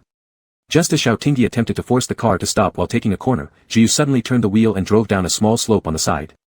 Xiao Tingyi slammed hard on the brakes and quickly turned the steering wheel twice. There was a sharp screech of friction as the car swayed. Mo-Chi, hold on tight. Let me show you what off-road driving is. The SUV rushed down the slope, its stability obviously better than the coupe. The black coupe had crashed into a tree, its headlights were shattered, and the hood buckled, twisted, and deformed, leaking fuel onto the ground and emitting a gasoline smell. Xiao Tingyi brought the SUV to a sudden stop, gripping his gun as he exited the vehicle. There was no one inside, only dense trees around that provided excellent cover. Mo-Chi pushed open the passenger door and, leaning against a tree, dry-heaved in pain. He was carsick. Are you alright? Xiao Tingyi glanced at him while carefully examining the disordered footprints on the ground. He should have run towards the sea. Colonel, you guessed wrong, a laughing voice floated into Xiao Tingyi's ear with the wind. Xiao Tingyi turned around to see Zhu Yu, blood streaming from his brow, half his face covered in blood, staining his strikingly handsome features even more horrifying. More shocking was the sharp knife pressed against Mo-Chi's neck. Xiao Tingyi pursed his lips, isn't your combat skill supposed to be really strong? Clearly, Mo-Chi was also annoyed. I was too sick and kept throwing up. It wasn't entirely Mo-Chi's fault for lacking vigilance. The place was close to the coastline, the wind mixed with the sound of waves, making it difficult to notice changes in the surroundings. Moreover, male mare people evolved as a second gender to please their mates, with heights and combat capabilities similar to those of human alphas. Xiao Tingyi pointed the gun at Zhu Yu and sighed, "Let him go, you can leave, I won't stop you." Before Mo Chi could protest, the blade pierced his shoulder joint, causing blood to gush out immediately. Mo Chi gritted his teeth and didn't make a sound, trembling from the excruciating pain while shaking his head at Xiao Tingyi. Zhu Yu again pressed the blade against Mo Chi's neck, smirking lightly, "Colonel, don't try stalling for time. Your team is probably about to arrive, right?" Xiao Tingyi looked at Mo Chi's blood-soaked shirt and frowned, "What do you want?" Chapter 121, Dead End. The closer to the seaside, the stronger the wind. The sea breeze swept across the wilderness, howling past their ears. Xiao Tingyi held his gun, slowly approaching Mega standing at the edge of the broken cliff. The violent wind carried the surging waves that crashed onto the base of the cliff, splashing several meters high waves, resonating sharply. This was the thunderous roar of nature. Omega's hair danced wildly in the wind, and the sharp dagger in his hand drew a bead of blood from Mo Chi's neck. A little deeper and it would be the artery. Xiao Tingyi fixed his gaze on Zhu Yu's movements. "Speak up, what do you want?" Zhu Yu gave him an alluring wink, "Of course, it's you, Major." Mo Chi gritted his teeth through the pain and shouted, "Captain Xiao. Don't give in to him. Haughty, you talk too much." The blade plunged in slightly more, causing blood to suddenly gush out. Mo Chi stifled a moan of pain, his right shoulder's wound had become numb with pain. Bright red dripped from his fingertips, pattering onto the rock, seeping into its crevices. Losing blood made his whole body cold, trembling slightly in the sea breeze. "Shut up," Xiao Tingyi said sternly, "Fine." Zhu Yu's gorgeous face radiated allure, as he smiled faintly, "Drop your gun, come over here." Mo Chi's combat uniform had been dyed a darker color by the blood, his lips quivered paler in despair, and silently mouthed toward Xiao Tingyi, "Big brother Xiao. Can't. I will be fine." Xiao Tingyi smiled gently at Mo Chi to soothe him, then flipped the gun around and crouched to place the pistol on the ground. He heard Zhu Yu order again, "Kick it far away." Xiao Tingyi followed the command, the pistol colliding against a jutting cliff stone with a crisp thud. He raised both hands slowly as he walked toward Zhu Yu, a chill in his brows, but already rapidly thinking. He had guessed correctly. Zhu Yu was just a decoy. The merfolk stronghold wasn't in the southwest direction. He didn't know whether Pei Ji had made any breakthroughs, but the reinforcements from the investigation bureau should quickly find this place following the markers he left behind. Why doesn't Zhu Yu jump into the sea? Once he's in it, no matter what tricks the security bureau has, they'd be powerless to stop him. Why doesn't he dive in? Xiao Tingyi's thoughts flickered, "Your real target is me." Zhu Yu startled for a moment, pressed the knife tightly against the flesh beside Mo Chi's neck, and laughed, "Major, so smart, no wonder the prince likes you so much, even risking disfavor with the emperor. How about it? Afraid to make the trade?" Mo Chi's vision darkened, ringing in his ears, vaguely seeing Xiao Tingyi's blurred figure approaching unarmed. Unknown energy gathered somewhere in his body, his left hand abruptly grasped the blade, splitting instantly. His elbow struck Zhu Yu's chest bone at an extremely cunning angle. The hilt slipped from Zhu Yu's grip, while his other hand clung fiercely to Mo Chi's shoulder. Inertia forced him backward, stepping onto the edge of the broken cliff, small pebbles falling silently down to the turbulent waves below. Seeing Mo Chi being pulled down the cliff, Xiao Tingyi roared Mo Chi's name, rushing forward and grabbing Mo Chi's arm with great strength. Mo Chi fell to the hard rock spitting out a mouthful of blood. With a hoarse voice calling out, "Brother Xiao," once, he collapsed completely unconscious. A sudden change erupted. Just as Zhu Yu was about to fall off the cliff, his legs suddenly transformed into a 3-meter-long fish tail, violently wrapping around Xiao Tingyi's waist, pulling them both off the cliff before Xiao Tingyi could react. The wind howled in his ears as he raced down, the sea waves roared thunderously, leaving no time for Xiao Tingyi to react. In the next second, the surface of the sea erupted with white foam, carrying Xiao Tingyi into the cold and bone-chilling seawater. The salty brine instantly submerged his head, making Xiao Tingyi recall the first day he met Su Yang when Su Yang pressed him into the fish tank. Xiao Tingyi hastily closed his breath. Zhu Yu coiled around his waist and darted swiftly towards the ocean depths, the increasing pressure threatening to burst his lungs. Darkness gradually encroached, Xiao Tingyi looking up at the gradually distant daylight on the water surface. Constant exposure to peril taught him to hold on to the last sliver of hope in dire straits.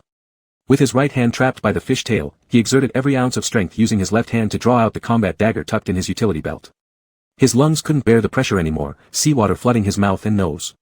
With his last bit of strength, he struggled violently, the blade gliding along Zhu Yu's tough fish scales leaving only marks without causing any harm. Zhu Yu slowed a bit, as if laughing at his futility. His ethereal laughter transmitted through the seawater reached Xiao Tingyi's ears, "Major, dying in the prince's homeland, it's quite an honor for you." Die? No, he couldn't die. He had promised Su Yang that he would stay with this person forever. "This is the most important gift I can give you now. This is the only scale connected to my heart, given to you, do you want it?" The scale connected to the heart, a male merman only has one, and it cannot regenerate, leaving only a scar to signify loyalty to his partner. Xiao Tingyi's mind slowly turned in the cold seawater, the memories of the past flashing before his eyes like a horse galloping, finally stopping at Su Yang's smiling lips. Xiao Xiao, if you die, I will die too. He absolutely could not die. Xiao Tingyi grew resolute with determination, his eyes had been pricked by the seawater long ago and could see nothing clearly. Relying on the memory of the position where Su Yang's spiritual scale grew, he gathered all his strength to stab. In the sea, there was no sound of the knife entering flesh with a puff, but the sudden gush of blood told him, he had bet right. The place where the spiritual scale grew, was the weakest soft spot of the merman. A mournful cry like a whale's call penetrated the surface of the sea, making Xiao Tingyi's already painful ears numb, and the bond around his waist suddenly loosened. Xiao Tingyi seized the opportunity to kick up. His spirit was about to collapse, and he struggled upstream with his last breath. The daylight of the sea surface was right in front of his eyes. Xiao Tingyi could even feel his fingertips break through the surface of the sea. Just at this moment, his ankle was pulled down again by the slippery fish tail. Xiao Tingyi silently cursed, "Damn your ancestors," under the water. Seawater flowed into his mouth and nose again, forcing out a mouthful of fresh blood from him. Xiao Tingyi watched the sea surface gradually drifting away, realizing that he might really have to leave here today. It was uncertain whether the body would be fished out of the sea. Never mind, let the fish eat it. If soaked for too long, it would look terrible. Better to feed the fish anyway. Big fish eat little fish eat shrimp. He would forever be by Su Yang's side in other forms. But what if his father and father couldn't handle the shock and didn't make it through? His brother and sister-in-law can't have children either, who will take care of them when he dies? And would Su Yang, that silly fish, sacrifice himself for him? Mimi was waiting for him to come home. He still had so many people to love, so much responsibility to bear. Chapter 122, Encounter. He must not die. Absolutely not. Xiao Tingyi's mind instantly became clear. He gritted his teeth and endured the excruciating pain, struggling to swim downstream. He could feel Zhu Yu's strength waning. The strong camellia scent-suppressing pheromones grew faint in the flowing water but was finally finding a chink in the weakened Zhu Yu's armor. Xiao Tingyi randomly snapped off a piece of coral and smashed it at Zhu Yu's forehead. The fish tail that had been coiled around his ankle loosened, and man and fish began wrestling on the seabed. Zhu Yu's sharp nails raked across the alpha's posterior neck gland, causing Xiao Tingyi such unbearable pain that he drank a mouthful of seawater. Gradually, he realized Zhu Yu's main attacks were aimed at the back of his neck. A disturbing thought struck him, was today's goal not to kill him, but rather to get his glands? This realization only intensified his fury. This was the first time Xiao Tingyi showed no mercy toward a woman. With every ounce of strength left in him, he battered the mega with fists and elbows. More and more blood gushed out, impossible to tell who it belonged to. When death looms, an unprecedented decisiveness and resilience bursts forth. With his eyes blurred by stinging seawater, Xiao Tingyi relied solely on years of practical combat experience, landing one final devastating punch directly to Zhu Yu's temple. The Omega struggled twice more before lying still, whether dead or unconscious was unclear. Xiao Tingyi paid little attention, feeling as though his lungs would explode. His vision darkened. Struggling for one last breath, he swam upward as quickly as possible. He heard the engine sound of a rescue motorboat and saw colleagues in diving suits swimming towards him, helplessly waving his arms. After seeing his companion, the last ounce of determination held within his heart finally relaxed. Closing his eyes, consciousness spun downwards, plunging into darkness. Su Yang received the message while presiding over a decision-making meeting. Seeing the unfamiliar number flashing on the mobile phone screen, he answered. In full view of everyone present, his face turned pale like a light switch had flipped. A deafening thunderclap exploded in his ears, that was his own heart pounding with chaos. For a moment, Su Yang's brain went completely blank. He abruptly stood up from the conference table, the solid wood office chair falling heavily onto the ground. It seemed as though he couldn't hear anything. The world plunged into silence, surrounding images blurred, and faces of subordinates under his command distorted and warped. The words, Xiao Tingyi was dragged off a cliff and fell into the sea, kept looping through his mind. It wasn't until old Zheng's sentence, already rescued by the security bureau and sent to the Suijing City General Hospital, broke through his eardrum did Su Yang manage to prop his palms on the desk, gasping heavily for several moments. Just now, he forgot to breathe. Though only seconds had passed, it felt like a journey through hell and heaven. Clenching his teeth, Su Yang bellowed, "What do I feed you for?" On the other end of the line, old Zheng paused. "Sorry boss, the people from the security bureau sealed off the winding mountain road. We. Get out." Su Yang hurled his phone fiercely onto the floor, leaving everyone momentarily holding their breath. "Director Su, are you okay?" Secretary Li gathered her courage, worriedly asking softly. Ministers seated around looked at each other uneasily. None could imagine the kind of shock their usually shrewd and composed boss had just experienced. "I'm not all right. The meeting is suspended." Su Yang stormed out in great strides. If examined closely, one could notice his steps faltering, hands trembling slightly. It was his carelessness, his arrogance. In this chessboard game, he believed himself to be the player in control. The asphalt road sounded piercing screeches of braking, a Rolls-Royce Phantom weaving through narrow gaps between cars, constantly accelerating to overtake others, honking horns mixing with drivers' curses rising and falling in unison. Die already. Do you think your fancy car makes you special? Su Yang's knuckles gripping the steering wheel turned white from strain, hiding beneath an appearance of calm a raging tempest inside. How was Xiao doing? Was he injured? Severely. The increasingly bloody images of an alpha in distress in his mind caused his fingertips to tremble uncontrollably. At the crossroads, coincidentally met with students being dismissed, cars and electric scooters lining the roadside to pick them up clogged nearly a 100-meter-long road. Enraged, Su Yang pounded the steering wheel, uttering an obscenity, then kicking open the car door and jumping out. A traffic officer directing nearby noticed his irregular behavior and whistled, "Hey! Over there! What do you think you're doing?" Su Yang glanced at him and threw the keys in his hand to him before forcing his way through the crowd, running in the direction of the hospital. The traffic officer, looking at the Rolls-Royce key in his hand, mumbled somewhat confusedly. It doesn't really warrant confiscation. Inside the hospital lobby, a nurse at the triage desk was startled by Su Yang rushing in. Do you need any assistance? Su Yang's hair was disheveled, his entire person more unkempt than ever before as he anxiously asked, "Where is Xiao Tingyi?" "He was brought here by the security bureau." "Where is he?" "May I ask who you are?" "I am his," Su Yang paused briefly, lips parting slightly as he softly replied, "husband." The chilling frostiness around him dissipated entirely with those two words, replaced by a faint tenderness. The nurse realized and quickly checked, "Please don't worry, he has already been pushed into a ward on the top floor of the inpatient department, single VIP room 1501. With a quick thanks, Su Yang rushed toward the inpatient department. The fact that Xiao wasn't in the ER or ICU meant at least there was no life-threatening danger, easing his concern slightly. Despite his hurried steps and an unbearable eagerness to see Xiao Tingyi, Su Yang stopped abruptly in front of the ward door. Through the glass, he could see that Xiao Tingyi was surrounded by people. Fang Sun was there, Lu Mingzhou was there, Pei Ji was there, along with two middle-aged men whom Su Yang didn't recognize. He had seen their pictures in Xiao Tingyi's home, they were his father and grandfather.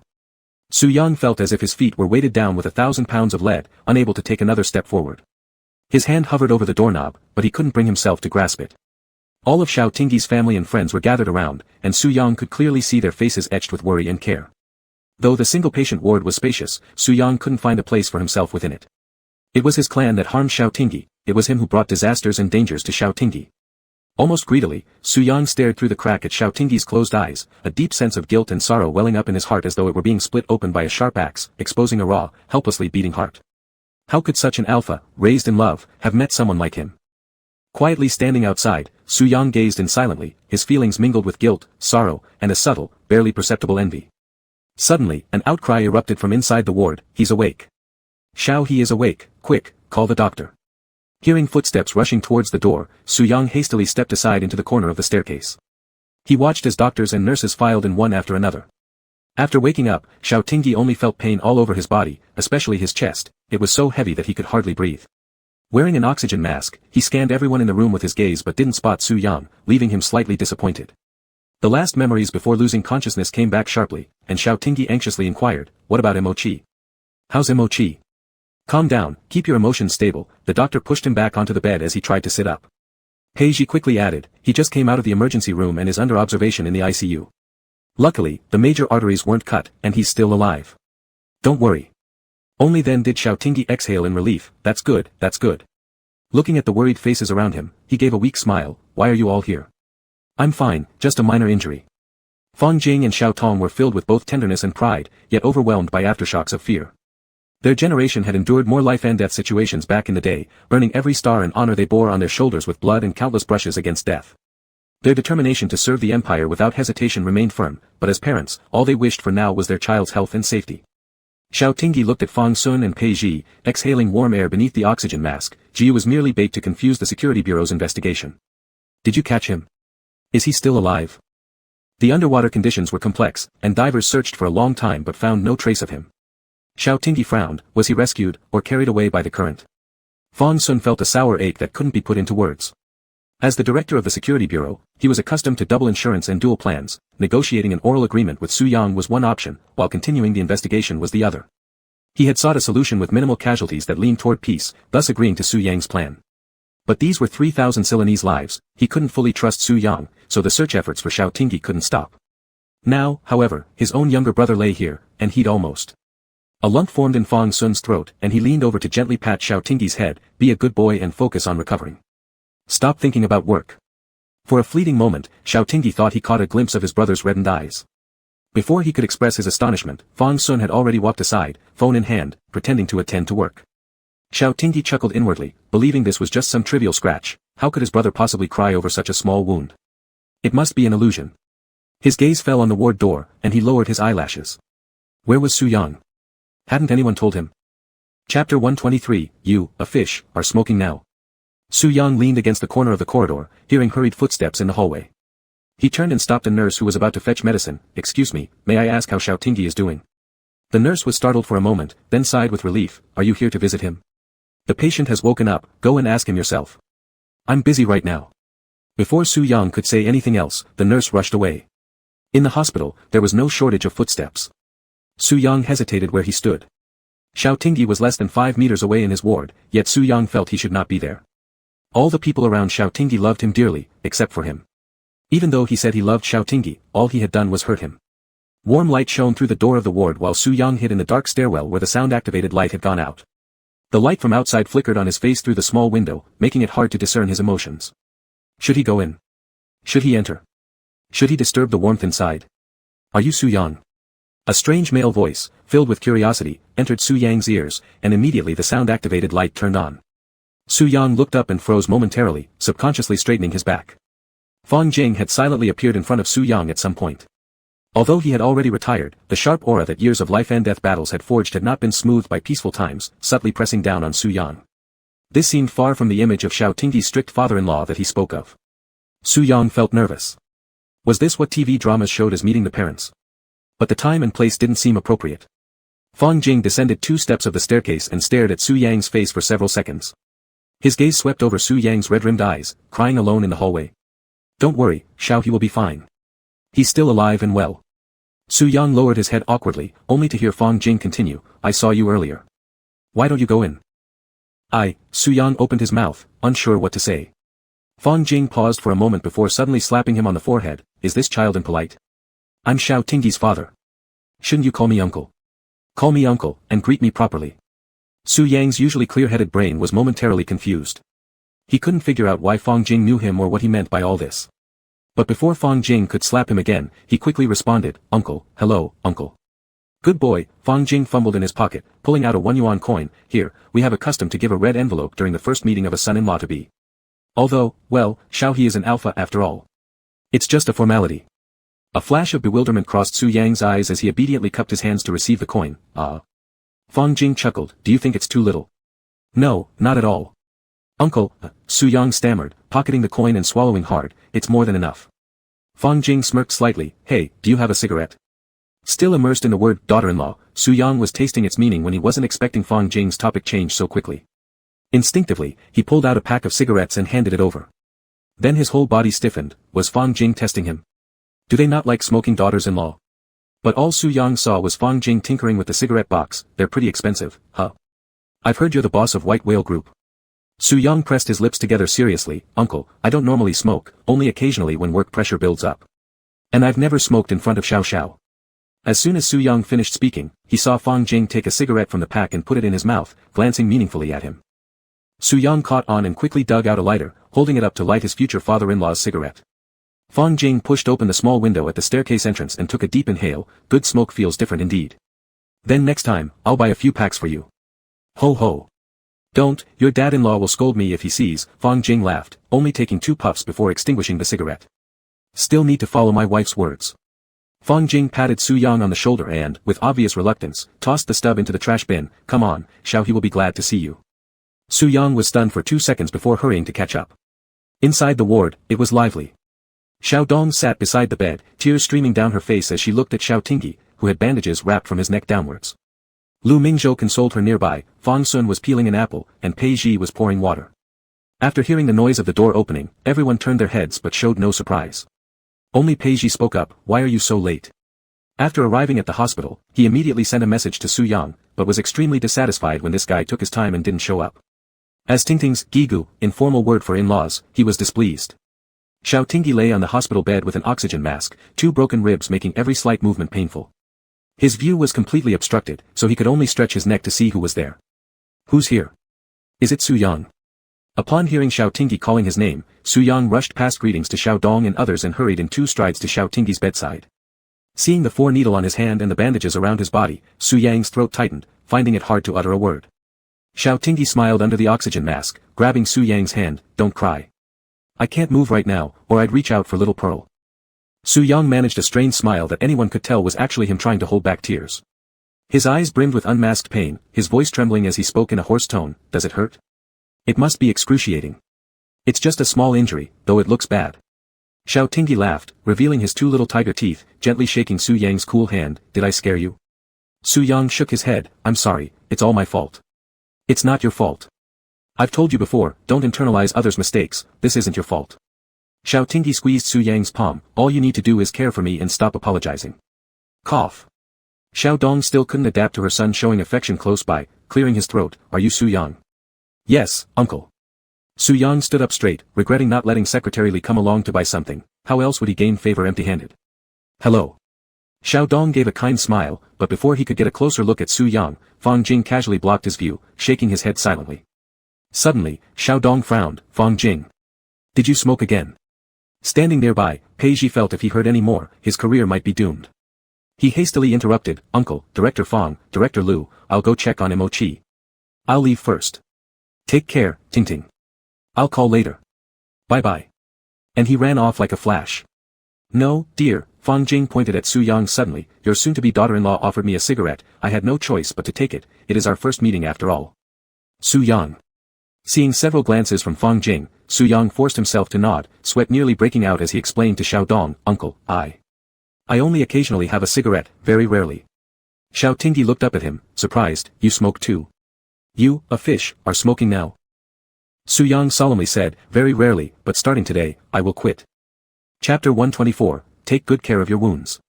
Pei Ji went downstairs to buy some food and then headed to the intensive care observation room. Su Chen was seen sitting on a long bench in the corridor, his elbows resting on his knees, head hanging motionlessly, staring at the floor. His expression was unclear, and it was unknown what he was thinking. Pei Ji sat next to him and shoved the items in his hands into his arms. "I really didn't expect you to be here in Suijing. What's up? Are you serious about our Xiao Mo?"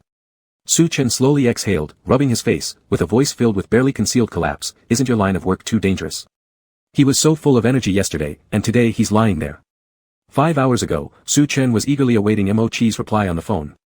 With an unstoppable spirit of persistent harassment, he had managed to get Mo-chi to promise, "If this mission is successfully completed, we will become a couple." But instead of receiving his beloved's agreement, he received news that his beloved's life was hanging by a thread. When he rushed to the hospital and saw Mo-chi's blood-soaked shirt, his heart nearly stopped, as the well-off young master had never witnessed such a scene. He stared at the operation light in the emergency room, finally understanding why Mo-chi had looked down on him at the start. "Who says it isn't? But some work has to be done by someone," Pei Ji said casually while unwrapping a mint candy and throwing it into his mouth. "Our Xiao Mo may not have parents, but that doesn't mean he doesn't have support. If you dare hurt him, I'll kill you." Su Chen chuckled sarcastically. "Do I need you to kill me? Can I even beat him? Let alone harm him? It would be enough if he doesn't commit domestic violence against me. Besides, we still don't know if the task was successfully completed, and whether this relationship can be established or not." "Hey, you seem quite self-aware." Pei Ji stuffed the hot soy milk into his hands. "This soon-to-be military spouse who isn't yet family, eat something, don't end up falling ill when Mo-chi gets better, it'd be embarrassing." Su Chen held the soy milk and drank it, his throat tight. "Officer Pei, will Mo-chi be okay?" "He will." Pei Ji patted his shoulder. "In our line of work, we always survive." Su Chen wasn't consoled by these words, but he finished eating what Pei Ji brought anyway. He had to stay strong, otherwise, Mo-chi would look down on him. After Pei Ji chatted with him for a while, he left. The Security Administration Bureau provided excellent protection measures for its employees, medical expenses were fully covered during their employment, and top-tier doctors were present to treat them. They also hired caregivers. The first thing Fang Xian did after taking office was to improve employee benefits, ensuring they had no worries while striving for the empire. However, Su Chen wasn't reassured, and since he hadn't taken care of patients before, he hired a dedicated caregiver at a high price and stayed there himself. Su Chen looked at the still unconscious Mo-chi, leaned forward, gently touched his oxygen mask, and whispered softly, "Get well soon, I'm waiting to become your partner." Su Yang's stiff body relaxed instantly after Fang Jing and Xiao Tong left, giving him a sense of surviving a disaster. The room only had him, Fang Xian, Lu Mingzhou, and sleeping Xiao Tingyi left inside. Xiao Tingyi was weak due to injuries and fell asleep shortly after taking his medicine. Only then did he realize his back was already drenched in sweat. Throughout his life, except for when confirming Xiao Tingyi's feelings for him, this was the first time he had been so nervous. A strange emotion stirred in Su Yang's heart, perhaps because this person was Xiao Tingyi's family, making him feel less terrible about reading someone else's expressions. A brief silence enveloped the ward, broken only by the beep of instruments detecting Alpha's health conditions. Ignoring others, Su Yang held Xiao Tingyi's hand, lightly caressed his slightly grown hair, and stroked his somewhat pale cheeks with tenderness. Lu Mingzhou, since seeing them lying together in North Desert where Su Yang's fish tail was wrapped around Xiao Tingyi's calf, was now immune to such displays of affection. He focused intently on the research data sent by his subordinates on his computer screen. Fong Xian, drinking water beside him, glanced sideways at Su Yang who stared at Xiao Tingyi unceasingly. Su Yang caught his gaze and exchanged a glance with him, warmth in his eyes turning into frostiness. Lu Mingzhou shook his head helplessly looking at the computer and said, "If you two have something to say, go outside and don't wake Xiao He up." "Alright, we'll go home once I come back."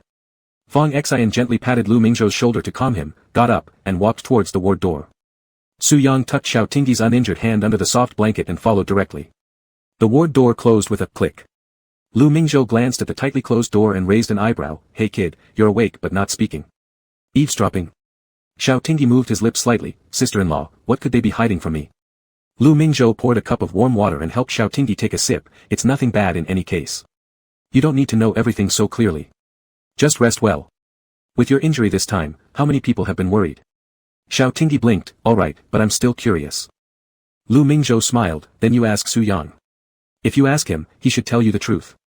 Xiao Tingyi thought for a moment. "Never mind, I'll wait until he wants to tell me. I didn't even tell him about my arrest operation this time. I also don't know whether Zhu Yu is dead or alive. I just feel." He looked up at Lu Mingzhou. "I think his target is my gland." Lu Mingzhou was startled and frowned. "What?" "I'm just guessing. Don't tell Su Yang about this." Xiao Tingyi paused and laughed helplessly. "Alright, there are things I want to hide from him too. So it's understandable that he hides things from me." Lu Mingzhou fell into deep doubt because of Xiao Tingyi's words but still spoke up. "Between partners, mutual understanding is good. But if someone withholds information under the name of, it's for your good, ultimately, it will affect the feelings between the two of you." Xiao Tingyi seemed to understand, yet also didn't seem to understand. Lu Mingzhou tucked the blanket around him. "Okay, stop thinking. Focus on getting better. Leave the other stuff to your big brother and them. Be a good boy and close your eyes." "Alright." Xiao Tingyi obediently closed his eyes as Lu Mingzhou dimmed the lights. The computer screen reflected his worried and puzzled expression. If Xiao He's guess is true, what does Su Zhao want to do with his gland? Lu Mingzhou rubbed his temples and suddenly remembered the security bureau's test results on the pheromones of the two individuals. Camellia flower is the pheromone Su Yang likes most, but Su Yang currently won't return to the clan. Lu Mingzhou sighed. Perhaps only after successfully rescuing the hostages can they find answers. I wonder if those people are still alive. If they're dead. Lu Mingzhou sighed again. What kind of societal pressure would Fong Xian face then? Chapter 125, Do I Bully You? At the end of the corridor, the fluorescent light cast a colder glow in the space filled with the smell of disinfectant. Fong Sun stood by the window with his hands behind his back, meeting the gaze of the Alpha behind him through the glass. His voice was calm and emotionless. "Su Yang, your time is running out." Though Su Yang appeared unfazed on the surface, his nails were digging into his palm. His time truly was limited. The security bureau was gradually tightening its circle. It wouldn't be long before the location where the merfolk were settled would be discovered. At that point, he would become useless, and the verbal agreement between him and Fong Sun would vanish into thin air as if it had never existed. Fong Sun was urging him while also giving him a chance, an opportunity to both protect his people and stand openly by Xiao Tingyi's side. Fong Sun's eyes lingered on his face, scrutinizing every single change in his expression as he continued. "What do you think about Xiao He's injury this time?" Su Yang lowered his eyelashes. Blood-tinged blue seeped from his palm, staining his fingertips red. He knew full well that this was no accident. The last time his mother attacked Xiao Tingyi, he had only considered it as her warning for his disobedience. After all, the spirit scales had already been presented, and no female merperson could tolerate her mate's infidelity. If Xu Yu's role was merely to interfere with the investigation bureau's screening direction, then he should have fled back to the sea at the first sign of exposure. But now, with Xiao Xiao severely injured and Zhu Yu refusing to escape, what was her reason for dragging him into the ocean? Was it simply to vent anger? His mother wasn't someone who would prioritize personal emotions over the lives of her people. There must be some conspiracy he hadn't yet uncovered. Su Yang's jaw muscles twitched slightly as he raised his gaze toward Fong Sun, taking full responsibility. "It's my arrogance." He had assumed that Zhu Yu was merely delaying time for the evacuation of their clan, that everything was under his control. Unbeknownst to him, Xiao Tingyi had already stepped into a trap without his knowledge. Fong Sun gazed out the window into the night sky obscured by dark clouds, not allowing even a sliver of moonlight through. "I need the results as soon as possible." Alright, Su Yang answered without hesitation, furrowing his brows slightly. Somewhere along the way, his dark eyes had turned light green as they both looked toward the gloomy horizon. Tomorrow, I'll give you the result you want. Fan Sun raised an eyebrow, glancing sideways at Su Yang. This pace of progress surprised even him. Was it Xiao He's injury that determined Su Yang's resolve to solve the problem quickly? As a member of the royal family of the merfolk, loving a human almost inevitably meant undergoing some significant sacrifices. One must always make a choice. Fan Sun had been worried before, worried that when Xiao He's interests conflicted with those of the mer people, Su Yang might once again harm his younger brother. But judging from the current situation, it seemed he could ease his mind a little. Footsteps sounded in the corridor, indicating that the doctor was making rounds. Fan Sun didn't speak, pressing lightly on Su Yang's shoulder before heading straight toward the ward. Pushing the door open, Lu Mingzhou was yawning quietly, murmuring, "Are you done talking? Let's go home." Fan Sun looked at Xiao Tingyi lying there with his eyes closed, his voice tinged with slight bitterness. "The child has grown up, he doesn't need me anymore, someone else will take care of him." Lu Mingzhou gathered his work computer and gently embraced him. "Director Fang, what you're experiencing is separation anxiety. No matter how old Xiao He gets, you are still his elder brother, a fact that no one can change. Now, there's just another person who loves him. That does not mean he no longer needs you." Fan Sun patted Lu Mingzhou's head. Director Lu's advice is correct. Lying in the hospital bed, Xiao Tingyi cracked his eyes open a tiny bit, seeing his older brother and sister-in-law cuddling by his bedside. He made a sour face. Suddenly catching Fan Sun's eye, he hurriedly closed his eyes and pretended to be asleep. Fan Sun couldn't help but chuckle silently. This brat was still misbehaving even when injured, the young ones really did have boundless energy. He didn't expose Xiao Tingyi but instead walked out with Lu Mingzhou on his shoulder. "Let's go home, it seems like it's about to rain outside." "Shoo. Be quiet, Xiao He has just fallen asleep." The door clicked shut, and the voices of his older brother and sister-in-law gradually grew quieter. Xiao Tingyi opened his eyes, attempting to sit up to see if Su Yang had returned, pulling at his wound in the process and letting out a sharp hiss. Just then, Su Yang pushed the door open and rushed forward to support him as he lay back down, anxiously asking, "Don't move around so much. What do you want? I'll get it for you." Xiao Tingyi stared unblinkingly at Su Yang, failing to detect any anomalies. He removed his oxygen mask. "I want to kiss you, can you help me?" Su Yang paused momentarily, then leaned down to brush a kiss against the alpha's corner of the lips. As Xiao Tingyi instinctively tilted his head to meet the kiss, the cold oxygen mask was pressed back onto his face. Su Yang chuckled, pushing aside the strands of hair from his forehead and placing a soft kiss there. "You're not usually this proactive, relying on being injured to bully me." Xiao Tingyi looked as though he had heard some kind of joke. "I bully you?" Su Yang gently stroked his cheek, hurting my heart, making me anxious, watching you injured and feeling powerless to help, isn't that bullying me? Their gazes intertwined as Xiao Tingyi moved his lips, honestly apologizing, "Sorry for making you worry." Su Yang slightly widened his eyes, then curved his lips into a soft smile, whispering, "You look so pitiful, I forgive you." Su Yang. Su Yang's eyes held boundless tenderness.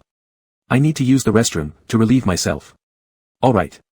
Su Yang picked up a clean urinal from under the bed and was about to pull Xiao Tingyi's pants down after lifting the blanket. Xiao Tingyi angrily refused, "No. Carry me to the bathroom. I'm not a child, I don't want to go on the bed." Su Yang let out an, sound, as if recalling something, "But you did last time." Balderdash. "Be quiet." Emotionally agitated, Xiao Tingyi attempted to cover Su Yang's mouth, re-tearing his fractured ribs. "Ouch. It hurts." Wrong, I misremembered, don't be upset," Su Yang frowned. "Don't move around." Xiao Tingyi once again pulled off the oxygen mask, "Are you yelling at me?" Su Yang could only helplessly admit his fault while putting the mask back on. "No, I wouldn't dare." "Sorry, please don't be mad at me. So will you carry me to the toilet?" "Not possible, darling, you're still on 4 drip and the doctor instructed absolute rest." Su Yang unscrewed the lid of the urinal. "Are you still shy in front of me?" "I won't look." Xiao Tingyi gripped his waistband tightly, resolutely defending his dignity. "Is this about looking or not? It's just awkward like this." "Forget it, I'll hold it in, until I die." Su Yang looked at him. Xiao Tingyi suddenly caught a whiff of the lush fragrance of mandarovinia flowers, his expression becoming complicated. "Not Su Yang, you." Before he could finish with "you," the alpha's explosive mood subsided, and he obediently gazed at Su Yang. A pale blush crept onto his face as he hesitantly released the hand guarding his dignity.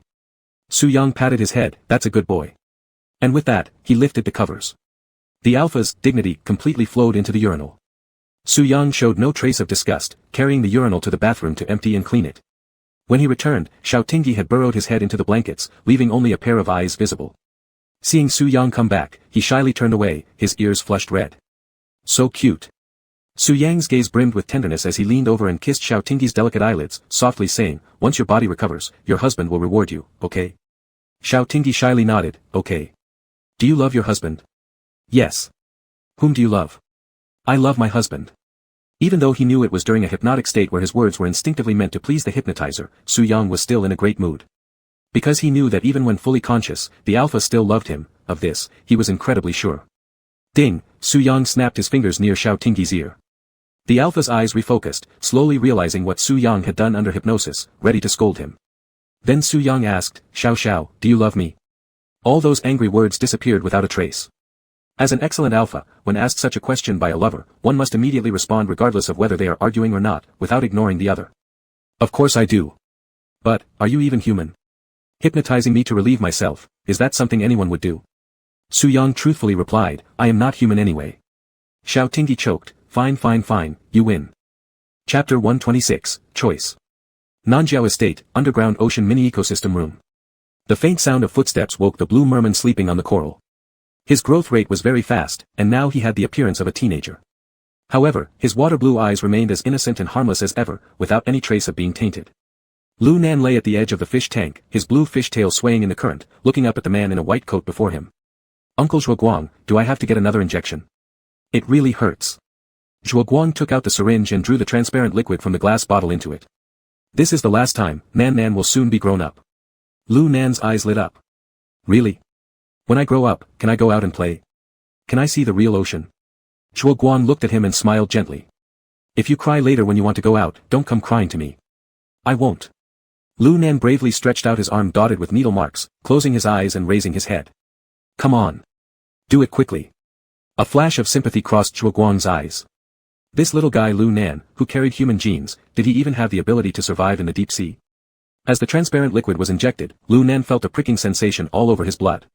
He slightly furrowed his brows, but his eyes were full of longing for freedom. The energetic alpha finally fell into a deep sleep, not even realizing the nurse came to remove his foreneedle.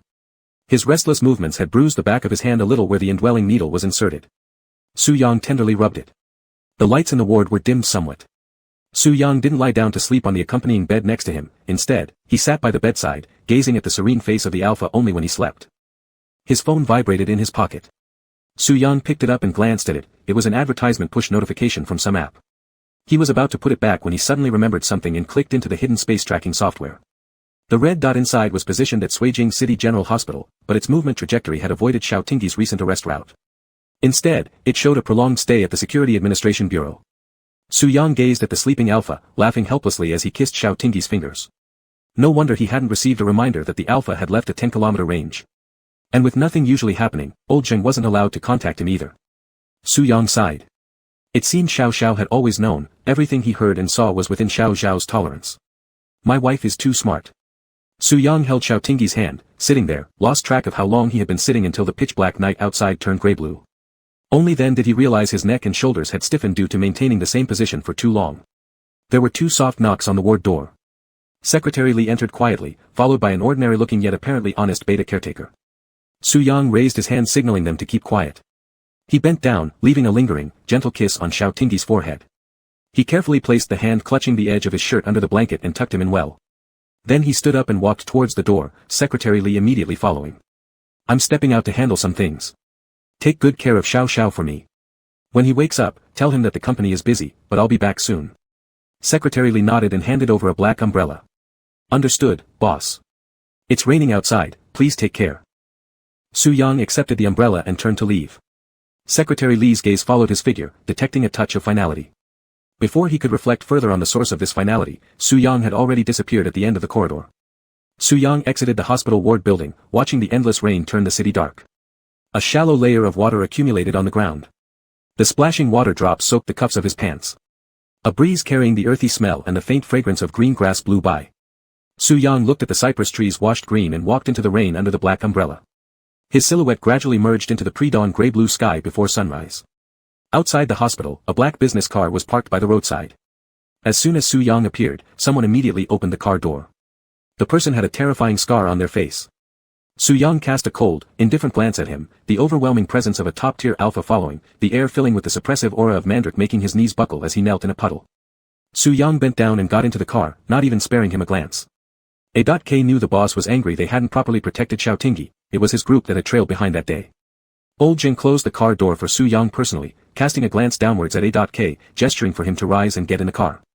The black business car cut through the rain curtain and headed towards Nanjiao Estate. Su Yang leaned back in the rear seat, eyes closed, conserving his energy. Have your people stay 100 meters away, don't get closer. Old Jing nodded in agreement. Understood, boss. Su Yang turned his head to look out of the rain-blurred car window at the streaks of light left by passing cars. The entire Suijing city was caught in a torrential downpour, with dark clouds looming heavily in the sky.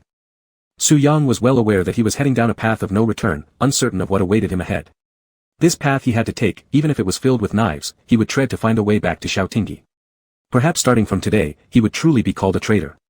Su Yang rubbed his sore eye sockets, recalling that stormy midnight once more. He had tried, he really had tried. He had attempted to release pheromones, and he could even clearly feel the sound of blood vessels bursting due to the forced stimulation of those pheromones. But the waves were too strong, the rain too fierce, his pheromones dissipated in the wind and rain, and all he could do was watch as his kin perished before him, their wails turning into nightmares that woke him in the dead of night. Su Yang locked himself within an endless chain of thoughts. If his brother had survived, wouldn't more of their kin have been saved? Su Yang tightly gripped the bullet necklace, forcing himself to break free from his memories. He had truly strived to become the person his mother expected, the prince his people revered. But why must thoughts turn to Xiaotingi? He had made it clear more than once, Xiao belonged to him, hands off. Su Yang slowly exhaled, perhaps from the moment he was born, his right to make choices for himself was taken away. But he wasn't convinced. Maybe because he was a monster pieced together in the lab, the loyalty etched into his bones had long been diluted by countless injections into his bloodstream. The heavy rain pounded on the car body with a loud clatter, and no one heard Su Yang's slightly sorrowful sigh. Chapter 127, Dark Clouds and the Sun. The business van drove onto the coastal road. Beneath the railing, the beach was already submerged by the rising tide. Under the heavy rain, the sound of tides roared as waves surged and continuously battered the shore's rocks, splashing white waves several meters high. Su Yang cracked open a narrow window seam and indifferently stared at the raging sea through the rain mist, his vision gradually obstructed by dense rain lines. Without any obstruction, the business van entered the inner road of the estate. No emotions could be discerned from Su Yang's eyes. He was about to unlock the final layer of answers, and he had already prepared himself for the worst outcome.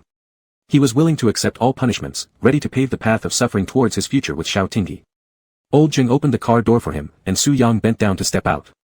The green plants swayed in the wind and rain, shedding flowers all over the ground. The estate lay quietly in the rain. Su Yang pushed away Old Jing's hand, offering him an umbrella, and said coldly amidst the sound of rain, "You wait outside." Old Jing responded, "Yes." Su Yang stepped through puddles of water toward the gate. He looked up through the rain curtain toward the third-floor balcony where his mother loved to stand but didn't appear today. Pushing open the heavy solid wood door, the magnificent and tidy grand hall echoed his footsteps. Su Yang climbed the stairs directly to the third floor. All the doors were open, yet there wasn't a soul inside. On the coffee table, a note under the cup was written in merfolk script and translated as, "Su Yang, I am deeply disappointed in you." Su Yang smiled silently, his laughter grew louder until he couldn't straighten up from laughing. His eyes watered with tears that spilled onto the ground, forming irregular black pearls, clinking and rolling under the sofa. His mother had finally acknowledged his name when she became disappointed in him.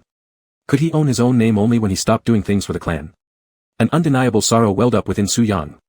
He thought to himself that he must truly have been corrupted by overly sentimental humans, useless feelings he never wanted to possess. The smile faded from Su Yang's lips, and he muttered a curse, "Shit." A bolt of lightning sliced through the gray-blue sky outside the window, brightening the day. Violent winds swept in along with the storm, smashing hard against the slightly ajar window, shattering it upon impact and making it howl. Standing inside, Su Yang let the icy rain whip diagonally across his body. The merman who grew up in the deep sea shouldn't feel cold, but the chilling sensation arising from within made his fingers tremble slightly. He longed for Xiaotingi's warm embrace. The note in his hand quickly became damp from the rain, smudging the black ink. Su Yang silently stared at the words on it for a while, his pale iris transforming into beast patterns, flashing a streak of silver light. Sparks erupted indoors, illuminating his ashen, gloomy profile. Su Yang tore up the note, hurling the cup of coffee onto the ground violently. Shards of flying glass cut his backhand, but the blood seeped out and healed almost instantly.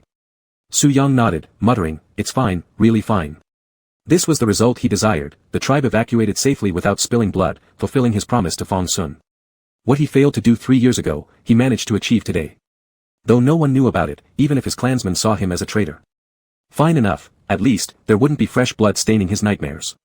Su Yang collapsed onto the couch, his elbows resting on his knees, staring fixedly at the torn fragments of the note on the floor. His eyes glowed red. He told himself that he didn't care, not one bit. Suddenly, the bullet necklace around his neck emerged. Su Yang's wild demeanor softened as he fondly rubbed the bullet tip before returning it beneath his collar. 5 minutes later, he stood up, smoothed out the wrinkles on his clothes, maintained an upright posture, and steadily walked down the stairs. If he wasn't mistaken, there was a basement here, just no one ever told him about it. Reality proved he was indeed unworthy of trust. Su Yang curled his lips into a self-mocking smile. For 10 minutes, he searched the first floor but found nothing. Suddenly, he smelled the unpleasant odor of disinfectant and followed the scent source. In the storeroom, he found the staircase leading to the basement, which was extremely chilly. Upon opening the door, the strong smell of disinfectant rushed toward him, causing him to frown instinctively. It was a bodily aversion developed over many years. The silence was broken only by the echo of his footfalls as his silhouette gradually disappeared into the darkness, his emerald eyes glowing faintly. At the bottom, a long corridor stretched ahead. Su Yang switched on the wall lamp. The harsh fluorescent light filled the space with coldness. Su Yang walked deeper along the corridor, turned a corner, and found a password door which emitted a warning red light at his approach. Su Yang slightly moved his neck, and instantly the strong scent of mandrake filled the entire basement. His silver-white long hair swayed in the glow of psychic magnetic storm. With one punch, Su Yang shattered the outer shell of the password lock. A few small cuts appeared on his hand back, oozing blood tinged with blue, dripping onto the ground. He shook his hand, and the glow flowed into it. There came a click sound, signaling that the terminal device of the password door was damaged. Su Yang stepped back, then delivered a powerful kick, managing to pry open a gap in the door. He kicked a few more times in succession. The alloy door clanged loudly, its internal wiring completely severed. The door slowly opened, revealing an overwhelming mixture of different kinds of medicinal smells, causing Su Yang to turn his head away. The scene inside revealed itself entirely before him. Su Yang watched coldly as rows of glass incubators housed naked humans. They were weak, skeletal, with disconnected instrument wires plugged into them, emitting unconscious moans for help, accompanied by a faint metallic stench of blood, exuding a lifeless atmosphere. Without any expression, Su Yang passed through these glass chambers, following the dampness of the ocean inward. There must be a tunnel through the sea, otherwise, his clan wouldn't have disappeared silently. In the farthest room, he spotted a mini-oceanic ecological chamber containing only one large glass tank, bearing signs of merfolk habitation. They must have left not too long ago. This place was likely where new generations of the clan were cultivated. Su Yang climbed the stairs, bending over to scoop up a handful of seawater, watching it flow between his fingers. Suddenly, an inexplicable irritability surged within him. He smashed the glass tank, shattering his former self. That young merman who liked hiding in seashells waved at him and smiled while running towards a golden-tailed boy. Seawater instantly surged out, almost soaking his clothes thoroughly. After releasing the breath that had been lodged in his chest, Su Yang took out his phone and sent Fong Sun the location. I hope Director Fong keeps his word, restrains the citizens of Ceylon, and protects the marine environment. Big brother-in-law, understood. Su Yang walked out of the basement without any attachment and headed outside. The rain had already stopped. His phone pinged. It was Xiao Tingyi's message. When will you come back? I miss you. A gentle curve graced the corner of Su Yang's lips. Thankfully, he wasn't alone anymore. Through the heavy clouds, a sliver of sunlight broke through.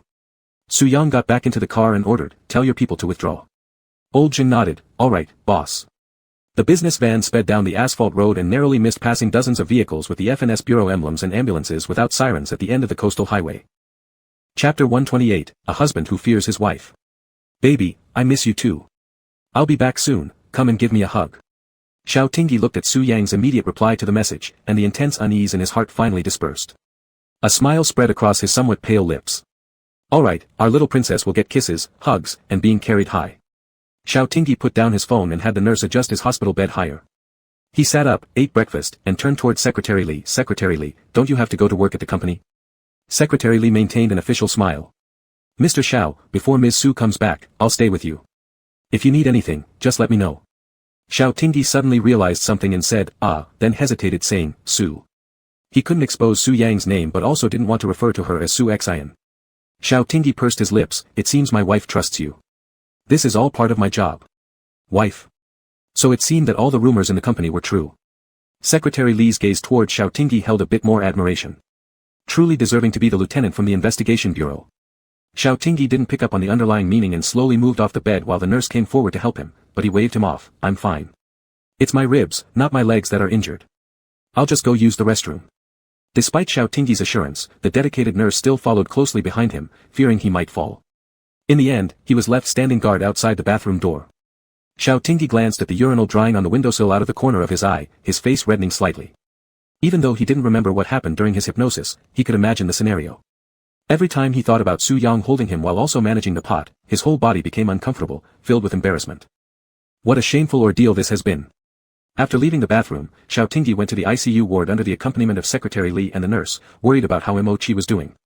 He wouldn't feel at ease unless he saw it for himself. The ICU ward was much quieter than the general wards. There were no sounds of conversations between family members and patients, an eerie silence that made one anxious. Xiao Tingyi, wearing his hospital gown, walked inside when a sudden cry of grief reached his ears. Turning his head, through the open door of a ward, he saw a bed covered in white cloth with a family member collapsed upon it, weeping bitterly. Life was so fragile. Xiao Tingyi sighed silently, feeling deeply moved, unable to face death with calmness even after all these years. Standing in the corridor, the Alpha paused for a moment in mourning over the life lost before walking away swiftly. No one feared death, yet Xiao Tingyi never regretted choosing his current profession. His job was to protect others so they could live well. Mo-chi was in a single-occupancy room. Without thinking, Xiao Tingyi pushed the door open only to turn his head away awkwardly immediately afterward. Following behind, Secretary Li and the nurse remained outside quietly guarding the door. He had seen Su Chen kissing Mo-chi's lips. Wait, how did Su Chen end up here in Suijing? A realization struck Xiao Tingyi like lightning. Could the person Mo-chi mentioned last time be Su Chen? Facing each other awkwardly, he stared at Su Chen and then at Mo-chi. Mo-chi's cheeks were bright red, eyes tightly shut, and his eyelashes trembling like the hand of the cafeteria ant scooping food at school. The jade cabbage had been rooted by the wild boar. Xiao Tingyi curled his lips into a smirk. Su Chen. Isn't the big shot too busy to come to Suijing? Su Chen, not picking up on the sarcasm, replied innocently, I'm not busy at all. Xiao Tingyi hooked a chair with his toes and sat down, wincing as he touched his wound. He placed a hand over the brace, not busy. I thought you were occupied hosting parties in Jean City and searching for maids in cosplay outfits. What about Mega? Stop talking nonsense. That was such a long time ago. Su Chen's face turned green instantly, rushing anxiously to see Mo-chi's expression. However, Mo-chi kept his eyes tightly closed, pretending to be asleep. Was it that long ago? Leaning back in his chair, Xiao Tingyi appeared unbothered except for his somewhat pale complexion, clearly not showing signs of being an injured patient. Big brother Xiao, I consider you my elder brother, all right. Please stop talking. Su Chen muttered softly but continuously observed Mo-chi's expression. Still, there was absolutely no response from the latter, merely keeping his eyes closed, leaving Su Chen somewhat disheartened. Xiao Tingyi looked at Mo-chi, all right, stop pretending. I know you're awake. Finally, Mo-chi opened his eyes a crack, brother Xiao. Brother Xiao, are you okay? This is all because you saved me. That's enough. You're changing the subject, aren't you? Xiao Tingyi cut off his apology mid-sentence. Tell me, what's going on between you two? Our relationship, it's just. We're dating. Su Chen loudly declared, pulling Mo-chi's hand with a pout. You agreed yesterday, right? Haven't you regretted it already? When Mo-chi woke up last night, it was already midnight. Su Chen was holding his hand, with dark circles under his eyes from not sleeping and watching over him. As soon as he saw Mo-chi awake, Su Chen's tears streamed down. Why don't you sleep? Su Chen answered tearfully, I'm afraid you might die. I have to make sure you're warm. Touched, Mo-chi accepted his relationship invitation on the spot. Mo-chi gripped Su Chen's hand tightly and looked at Xiao Tingyi earnestly, yeah. Brother Xiao, we are dating. Xiao Tingyi's gaze landed on Su Chen's face, making Su Chen immediately straighten his back, I really like Mo-chi. Don't look at me with prejudice, alright? Humph, you'd better not. If you dare bully him, I'll kill you. Su Chen rolled his eyes, muttering quietly, why does it always end with killing? Such a brute, totally a brute. Are you dissatisfied? Xiao Tingyi's threat hadn't finished when the door of the ward was pushed open again. Su Yang had changed clothes and walked in with the damp air after the rain. Seeing Xiao Tingyi sitting with his leg crossed, she frowned, the doctor told you to rest, but you won't stay still in your ward and wander around for what? Cough, aren't you busy at the company? How did you come back so fast? All of Xiao Tingyi's arrogance disappeared, silently lowering his legs, he sat upright obediently. Su Yang came forward, hooked her arms around his bent knees, lifted him up horizontally, using her strong arms to keep his upper body steady without straining his injuries, and stepped toward the door, the doctor couldn't find you to hang the four-drip, go back quickly. Su Chen blinked watching their backs, Xiao Tingyi is a henpecked husband, ha ha ha, and he was still bragging to me. Isn't he also well tamed by Su Yang, ha ha ha. Ha. Ha. Su Chen closed his mouth hurriedly meeting Mo-chi's cold stare, what's wrong? Mo-chi, with a bandage around his neck, raised an eyebrow at him, Mega, and that maid outfit? Su Chen broke into a cold sweat all over his back, let me explain, that wasn't my request. That was the weird club's fault. Mo-chi ignored him and closed his eyes. Are you upset? Are you jealous? Su Chen smiled and moved closer. You can't regret it, otherwise, I'll put up banners outside your investigation bureau accusing you of deceiving my feelings. You mustn't become a scumbag, man. Su Chen. Mo-chi kept his eyes shut. You're too noisy. I want to sleep. Oh, then you sleep. Su Chen tucked his arm into the blanket and obediently climbed onto the adjacent care bed. He hadn't slept all night and felt drowsy now. Drowsily, he heard Mo-chi say, if you dare to wrong me, I will kill you. Su Chen shrank deeper under the covers timidly, opening his eyes to watch him. Okay, but later, you cannot beat me up, I'm delicate and can't take a punch. Mo-chi fought hard to suppress his laughter. Alright. Su Chen quietly snuggled into the blanket while Mo-chi said something indistinct in his drowsiness, if you ever wrong me, you're dead. Then they both drifted off to sleep. Chapter 129, How are you going to thank me? Xiao Tingyi and Mo-chi were both hospitalized with injuries, leaving only Pei Zhi as the sole uninjured leader among the frontline personnel secretly investigating the merman case.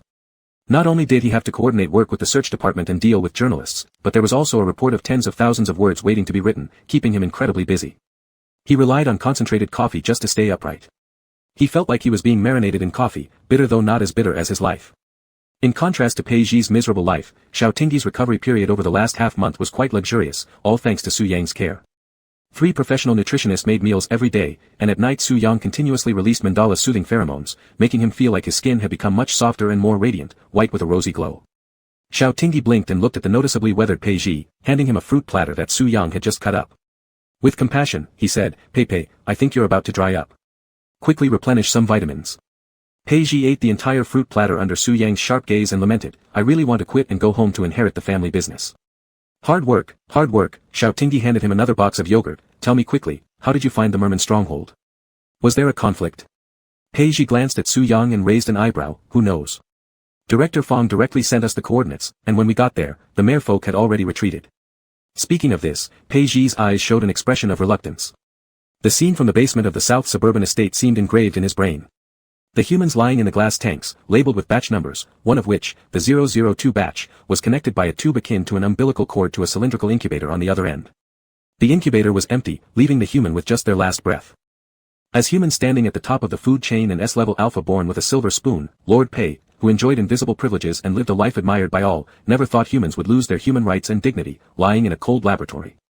Throughout his career, Pei Zhi had seen all kinds of bloody scenes and handled all sorts of nasty cases, believing himself to be immune to any horror. Yet, when he saw humans turned into experimental subjects, it genuinely made his blood run cold. When Pei Zhi first heard about Su Yang being captured for research in the northern desert, he didn't feel much. It turns out that after serving at the top for so long, pain only matters when it happens to oneself. Xiao Tingyi keenly picked up on the change in Pei Zhi's emotions. What happened? Did something happen in the middle? No problem, just feeling how good peace is. Pei Zhi sighed deeply, peace and love. So, how will the Security Bureau explain things to the public? Xiao Tingyi finally asked what had been on his mind, glancing at Su Yang who remained unperturbed, about the merman tribe. They say it was pirates hijacking a cruise ship. The reporters' articles are all personally written by the Security Bureau PR department. They should be reported soon. Pei Zhi massaged his temples, but the mer people still have our genetic data, and I just don't feel very comfortable about it. Holding his cup of water, a furrow of concern appeared on Xiao Tingyi's brow. The Security Bureau is actively revising animal protection laws and environmental protection laws. Hopefully, they can sense our sincerity towards peace. The biological chain connects each link, fighting to the death benefits neither party. Let this dispute end here. Su Yang, who had been sitting quietly beside them, suddenly reached out and gently patted Xiao Tingyi's head. I'm here. Don't worry too much. Xiao Tingyi looked up and smiled at him. Yeah, you're here. Pei Zhi sighed, and Xiao Tingyi, you being a lieutenant colonel in the Security Bureau, how come you're breaking the law knowingly? Huh? What law am I breaking? Pei Zhi grabbed his coat and got up, muttering coldly as he walked away, breaking the yet-to-be-enacted animal protection law. You're abusing dogs. Xiao Tingyi waved Su Yang's hand. When did I abuse dogs? I treat Mimi so well. Baby, he means, he's referring to himself as a dog, a single dog. Oh. Pei Zhi winced from the couple's antics. Ugh, you two are enough. Annoying. I'm leaving, no need to see me off. Xiao Tingyi asked curiously, is anyone seeing him off? Su Yang replied casually, no. Fuming, Pei Zhi turned around and took back the flowers and fruit basket he had bought. Xiao Tingyi wanted to laugh but the pain in his ribs made him stop. He looked at Su Yang, who wore an indifferent expression. Did you do this? A little secret between you and my brother. Su Yang nodded frankly, it's just mutual benefit and win-win. I didn't tell you because I didn't want you to worry, not because I deliberately hid it. I understand. Xiao Tingyi caressed his palm, deeply moved. Thank you, Su Yang. I never thought you would do so much for me. Su Yang slightly raised his eyebrows and leaned closer. Then how are you going to thank me? Shouldn't you say that since you love me, there's no need to thank you? Xiao Tingyi laughed. Why are you fishing for compliments now? Didn't we agree in the North Desert? If I do the right thing, you'll give me a reward. Su Yang's eyes sparkled as he stared intently at him and asked softly, Master, how do you plan to reward me? At this moment, hearing this title again, Xiao Tingyi felt a little shy and swallowed. The alpha's gaze shifted from Su Yang's captivating eyes to his slightly thin lips, leaning forward to peck twice. Reward. Not enough. Su Yang slid his fingers into his hair, holding the back of his head with his palm and pressing him down. When you're fully recovered, I'll claim my reward then. Xiao Tingyi, being easily embarrassed, couldn't withstand such straightforward gazes and tried to evade, but his head was held firmly still as he stammered at Su Yang chuckled softly, so obedient. Deep sea. Several huge night pearls illuminated the luxurious underwater palace, glistening with gold. Su Zhao sat on the throne adorned with gems, jadeite, and carnelian, looking somewhat tired. Still no trace of Lu Nan. Half a month ago, when the Mer people evacuated through the submarine channel from the basement of South Suburban Estate during their time in human society, Lu Nan unfortunately got separated from the group and has had no news since. Lu Nan was born and raised in the laboratory, lacking alertness towards the surrounding environment and creatures, overly innocent and naive. Whether caught by the security bureau or wandering lost somewhere in the deep sea, neither outcome is good. Although Lu Nan carried human genes and wasn't pure merfolk blood, he held great significance for the merfolk race. Lu Nan was the first new life the merfolk tribe bore after the trauma. His existence gave hope for the revival of the clan. Zhuo Guang showed unmasked concern. Lu Nan has a strong playful streak, perhaps he's having fun somewhere.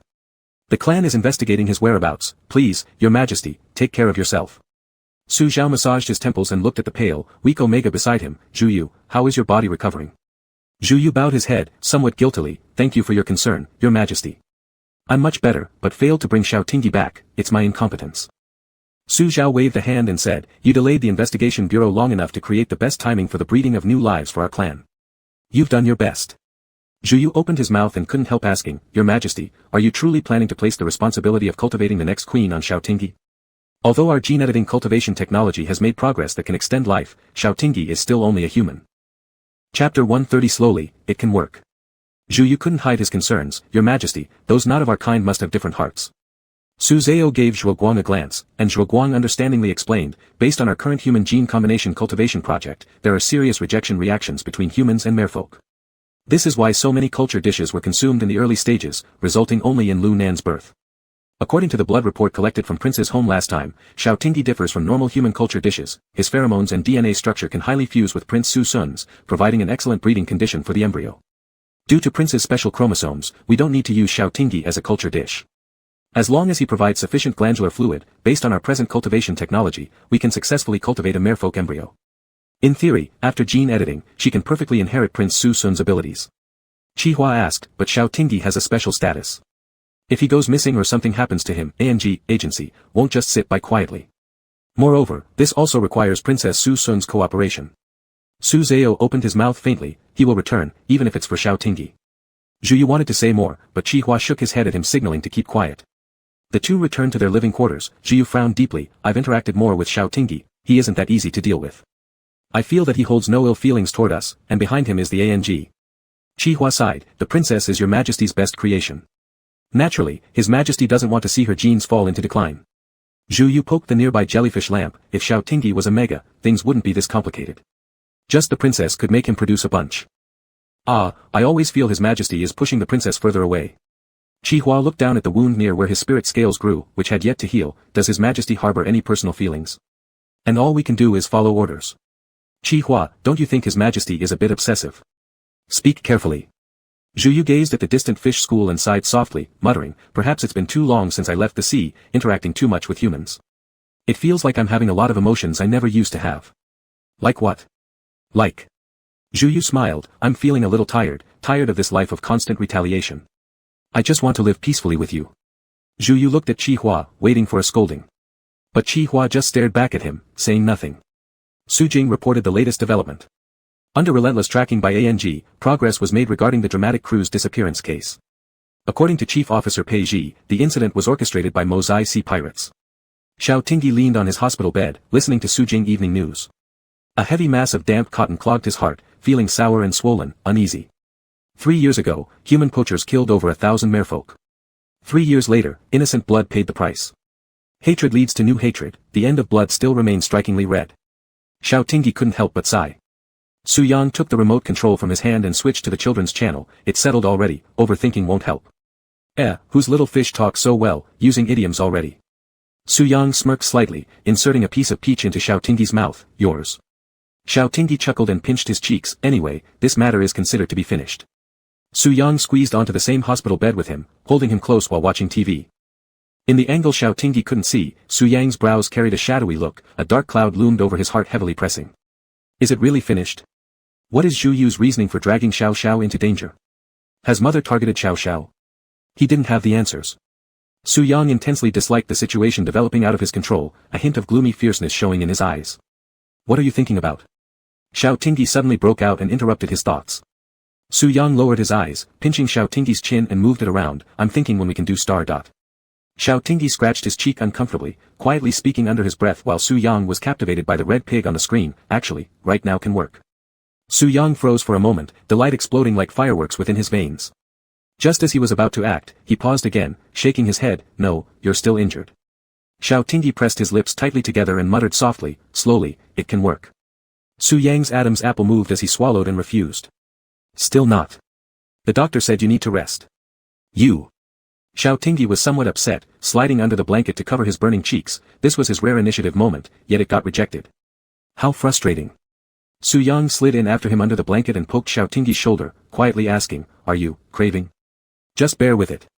Xiao Tingyi let out a curse through gritted teeth, go away from me. But Su Yang didn't budge.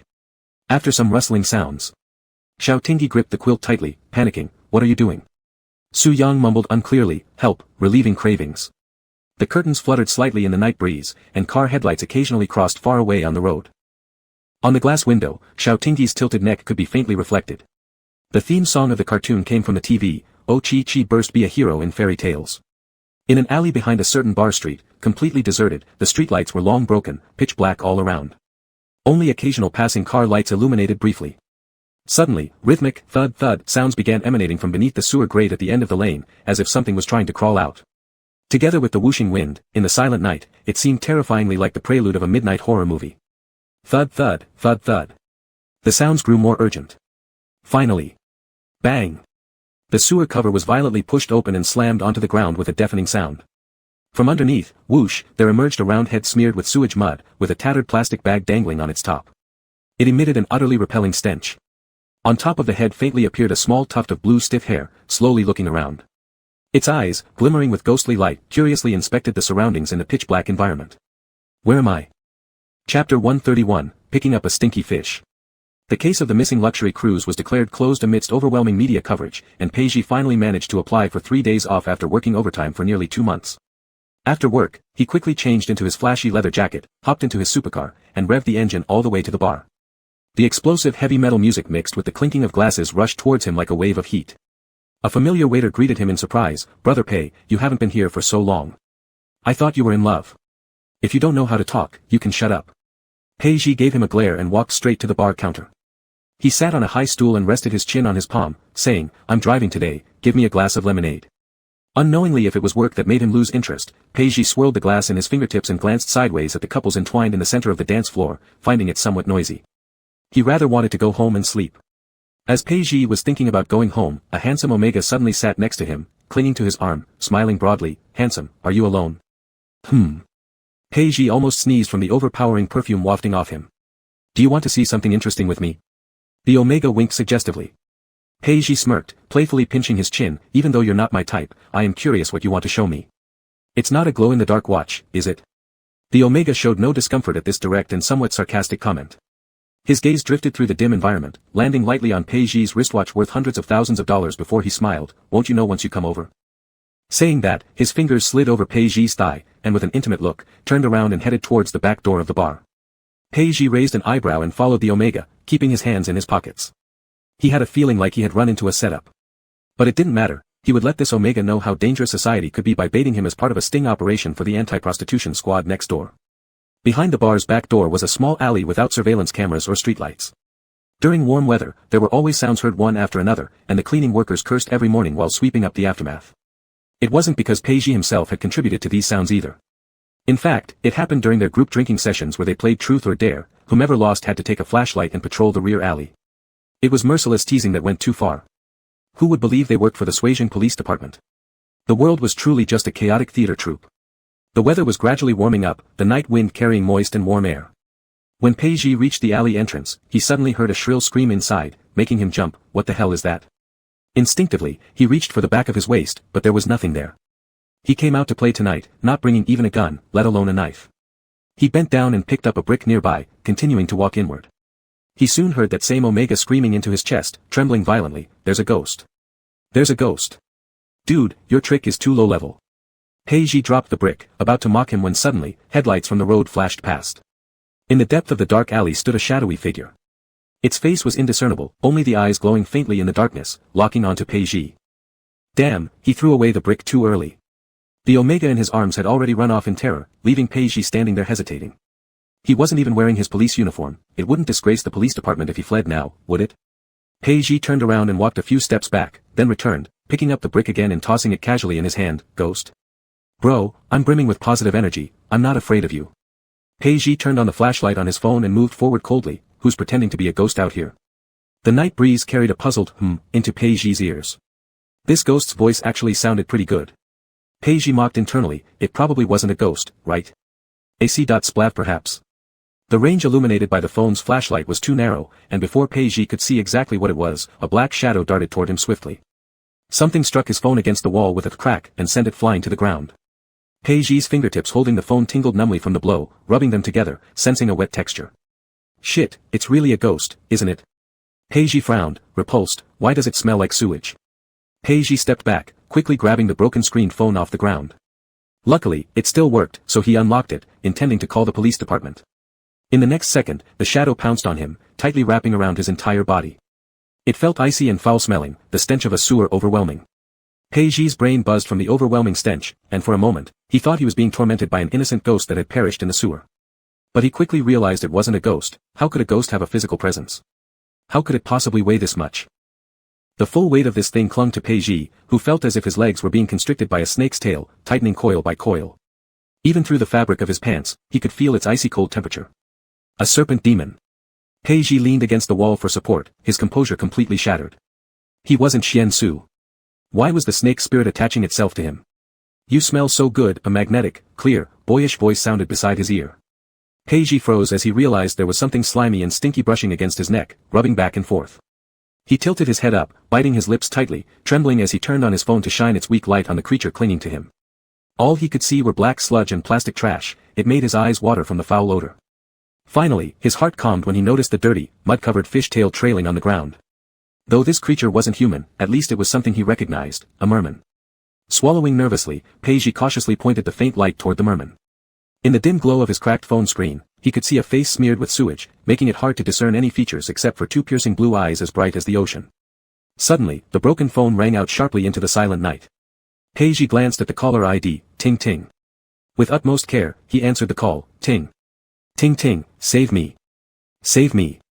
Xiao Tingyi heard Peiji's shaky voice and exchanged a puzzled look with Su Yang. What's wrong? What happened? As Peiji's eyes met those hauntingly blue ones mere inches away in the near-total darkness, he managed to speak up. I picked up a smelly fish. It seems like Xiao Baimao's relative. Confused by Peiji's disjointed words, Xiao Tingyi said firmly, makes sense. Speak human language. Merman. Peiji hissed under his breath, overwhelmed by the stink. Blue eyes. Crawled out of the sewer, my goodness. It stuck to me and smells terrible. Are you talking about me? The strange yet clear voice spoke after Peiji paused. Xiao Tingyi immediately sat upright, clutching the rib brace, furrowing his brows in worry. Recalling Juyu dragging him down the water before, he urgently demanded, what's going on? Give me your location. Peiji began to reply, but suddenly heard chaotic footsteps mixed with voices rushing toward them. Presumably from the earlier Omega who had called for help. Reining in his emotions, Peiji whispered tersely, mere people fall under the jurisdiction of the administration as a secret. We can't cause public alarm. I'll take this guy home, and let Su Yang come over. Hang up. Wait. Can you handle this? Xiao Tingyi watched as the call disconnected and anxiously said, Su Yang, we need to go to Peiji's place. Seeing no response, he looked up at Su Yang, only to find a dark and ominous expression creasing his brow. Quickly grabbing his hand, he asked, what are you thinking about? Su Yang shook his head, feeling weighed down by looming clouds of distress. Why had the clan members appeared so soon in the human world? He thought they'd at least take some time to recuperate before reappearing. What did Mother plan to do? Enough already. This was so annoying. Annoying. Chapter 132, The Blue-Haired Wolf-Tailed Youth.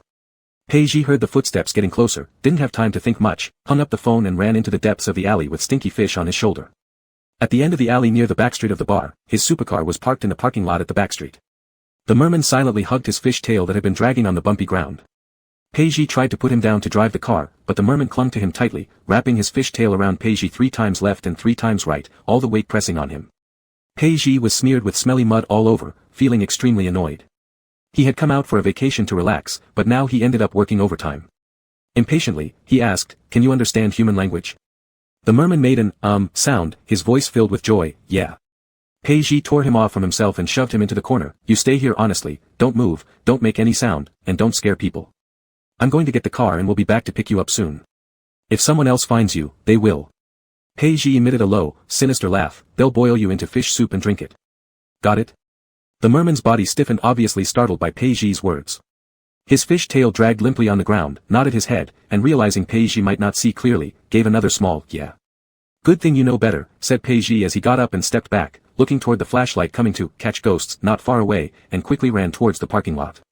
When Peiji's body was exposed under the streetlight, the heads turned like crazy, passers-by pinching their noses and examining him with strange eyes. Young Master Pei was drenched in the smell of the sewer, his $1 million wristwatch covered with stinky mud at the moment, his heart screaming inwardly, he'd never felt this embarrassing. Truly unlucky. He reached out and covered half his face, quickly walking to his supercar, did 2 seconds of mental preparation, and then crawled inside, eyes almost watering from the foul smell. Quickly starting the car and shifting gears, after spinning the steering wheel twice, he stepped on the gas and rushed to the back alley where the merman was hiding. After stuffing the merman into the passenger seat, Peiji dared to turn on the headlights, heading towards his villa. The cramped space became even more foul-smelling instantly. Peiji glanced angrily at the merman, who resembled a muddy person, sharply noticing faint blue hair protruding from the muck on his head. Are these mermen some kind of non-mainstream boy band? The princess has white hair, and commoners have blue hair. Are there also red, orange, yellow, green, indigo, and purple ones? Peiji opened the car's internal-external circulation system, grumbling internally as he drove within the city speed limit toward home. The confined space of the supercar forced the merman in the front passenger seat to curl up his fish tail, observing Peiji with his curved eyebrows and eyes. "You're really kind, smelling good, and looking handsome too." Peiji twitched the corners of his mouth, trying to breathe fresh air through the tiny opening of the window glass. "Thanks, you do smell quite awful." The merman held his fish tail and moved a bit further away from Peiji. Peiji cast sidelong glances at his small movements, but didn't say anything. But internally, he was chattering away, "How is this kid so foolish and clumsy? Shouldn't he be here to take revenge? Which smart fish would dive into the sewer? Could it be that he's too dumb and got thrown out by his group? Or is he pretending?" The supercar slowly drove into the villa. Peiji pulled open the door, let the merman get out, painfully looked at his new car that was just shipped from abroad. "You come over, stand still, I'll give you a rinse. Are your nostrils malfunctioning? Can't you smell how bad you are?" Peiji carried a little anger, muttering as he fetched a soft leather hose, connected it to the water tap in the backyard, turned it to maximum, and sprayed water onto the merman. Under the warm yellow glow of the yard lights, the mud on the merman's body washed away, revealing fair skin and a blue fish tail. His skin showed signs of redness from the high-pressure water stream.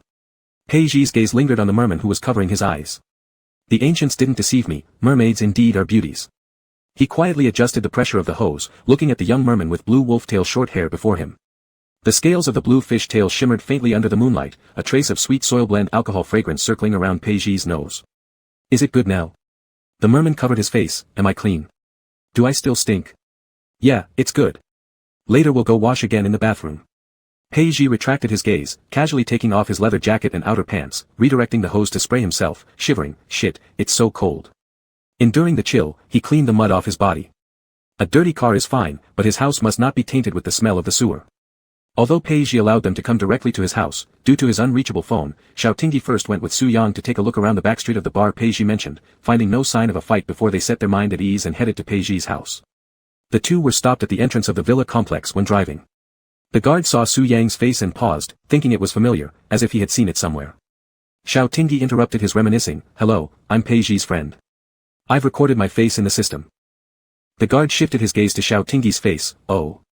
Mr. Xiao, please come in." Xiaotingi rolled up the car window. "He was staring at you just now." Su Yang drove into the villa complex without changing his expression. Maybe he thinks I'm good looking. Ha ha ha, alright, I admit what you said makes sense. Xiao Tingyi pinched his earlobe, you're the best looking. When the two arrived at Pei Zhi's house, the three-story villa was brightly lit. Xiao Tingyi quickly got out of the car. Pei Zhi. Are you okay? You're fine, sister-in-law. Why are you here? Xiao Tingyi looked at Lu Mingzhou and the researcher assistant beside him in surprise. Lu Mingzhou was putting a tube of pale blue blood into a low-temperature preservation box. Pei Zhi said he found a stupid fish, so he asked me to check if there's mud in his brain. Xiao Tingyi and Su Yang exchanged glances, only to see Su Yang frowning, scrutinizing the merman coiled around Pei Zhi. It wasn't one of his mother's capable subordinates, he had never even seen him before. No, what kind of situation is this? Xiao Tingyi looked at Pei Zhi with only his head exposed and the merman who was hugging his head, pressing his face against it, looking pleased. Hee, who knows, I've been saying this guy has a problem. Pei Zhi pushed the merman's head away, but the merman leaned back on automatically, smiling sweetly, you smell really good. Xiao Tingyi fell silent for a moment, then pulled Su Yang to the front and said to the merman, do you know him? His mother is the queen, and he is the princess. The merman's eyelashes fluttered slightly, loosening his grip on Pei Zhi a bit, lifting his eyes to look at Su Yang, blinking, are you Prince Su's son that your majesty mentioned? Before Su Yang could open his mouth, Xiao Tingyi seriously said, no, he's Su Yang. Su Yang's heart quivered, feeling tingling sensation. The merman, scared by Su Yang's sharp gaze and shrinking back, quickly burying his head in Pei Zhi's neck. Pei Zhi was utterly exasperated by the merman's clinging. Lu Mingzhou gently said, tell big brother, what's your name? The merman didn't say anything. Pei Zhi shook his head, don't you have a name? Lu Nan. My name is Lu Nan. Some author's notes, spoilers for plot points. 1. Lu Nan is a male merman with dual traits. He is mega, adult, not differentiated yet, and Pei Zhi and Lu Nan mutually influence each other in their relationship. 2. Recall the earlier knowledge point, merman gender divides according to, female/male. Even if Lu Nan differentiates due to Pei Zhi's preferences into mega, his inherent tendency to admire and serve Pei Zhi remains unchanged. 3. Their food preferences are fine, and the detailed romantic storyline will be expanded in the epilogue. Chapter 133, Are you heartbroken because he's handsome? After instrument testing revealed that Lu Nan's bone age indicates adulthood, more detailed physical data analysis will have to wait until tomorrow when blood tests are conducted at the research institute. Lu Mingzhou packed up the portable detection equipment he brought with him, glancing at Lu Nan tightly coiled around Pei Zhi, then looked at Su Yang.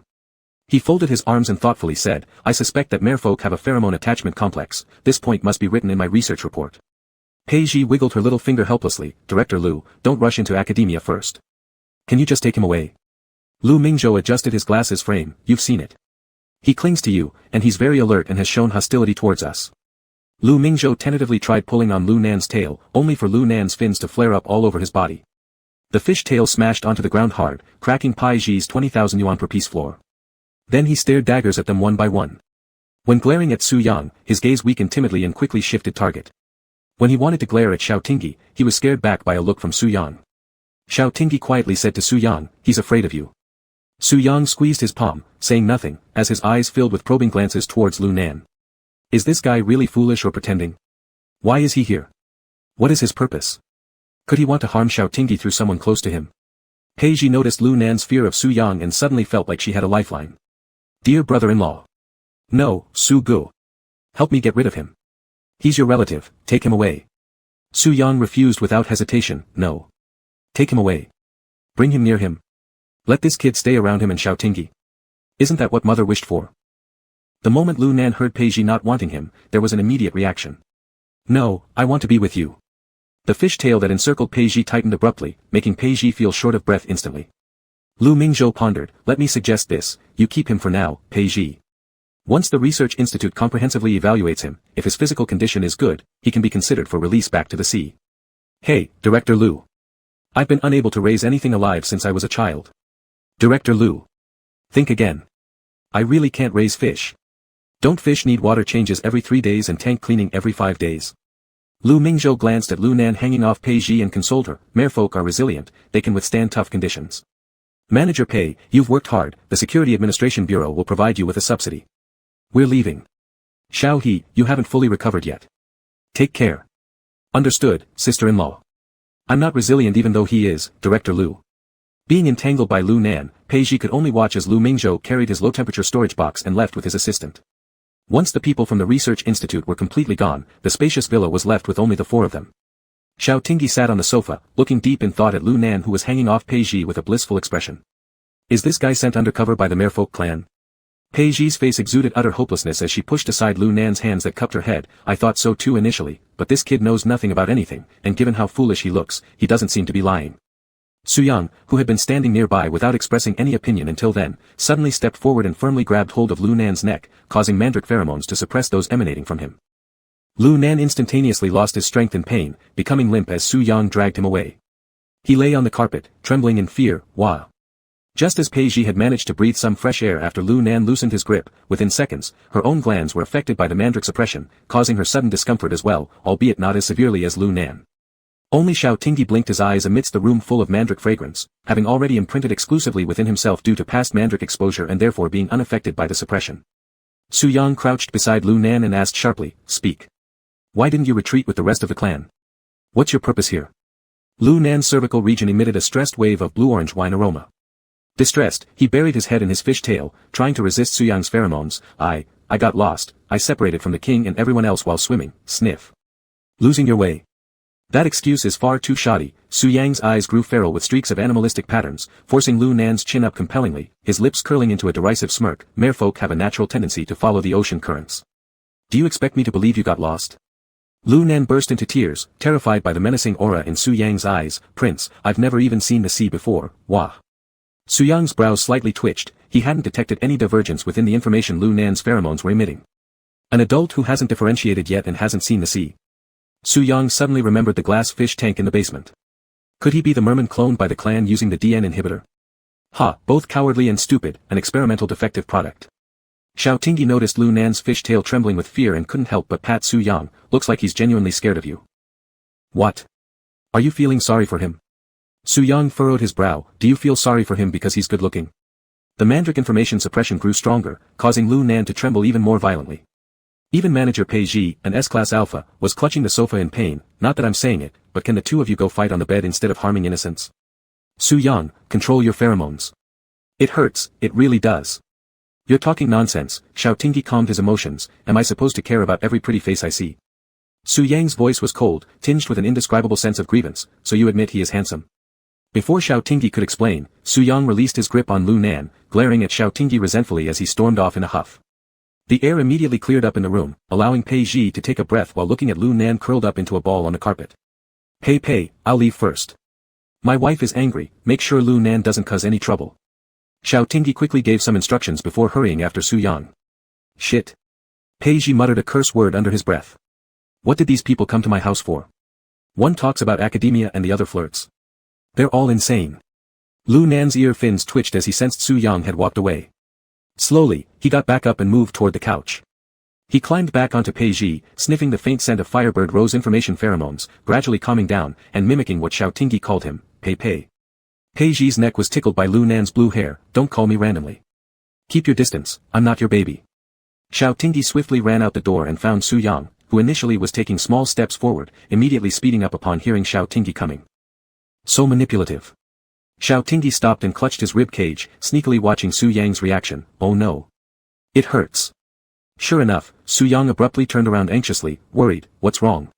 Did you strain yourself? I told you to stay in the hospital.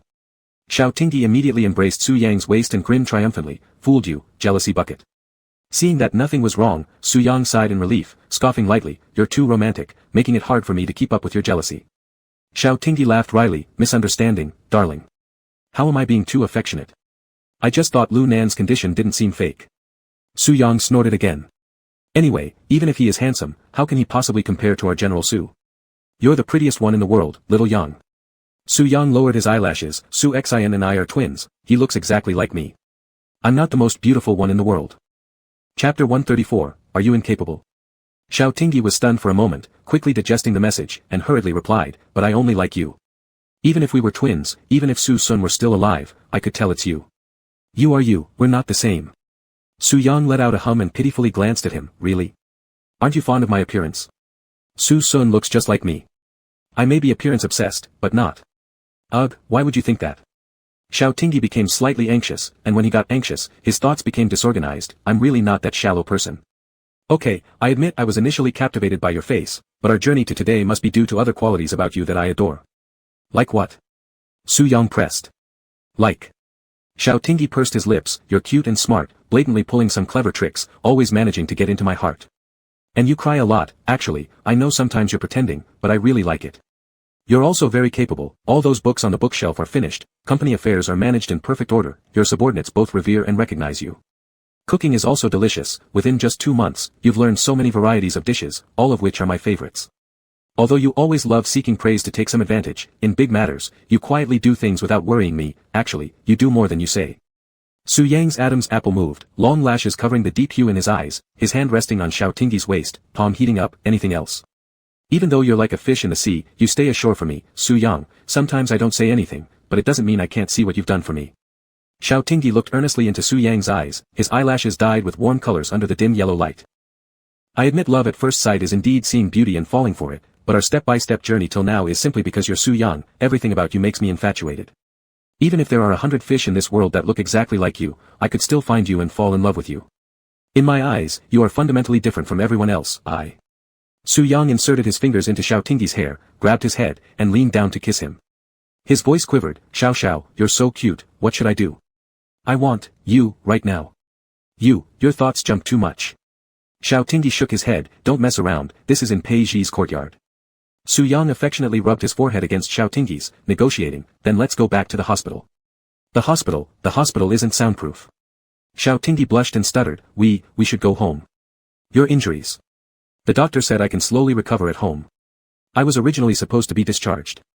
Su Yang glanced at his ears that had turned red, hesitating, alright, let's go back to the hospital. We'll do it after you're fully recovered. Are you incapable?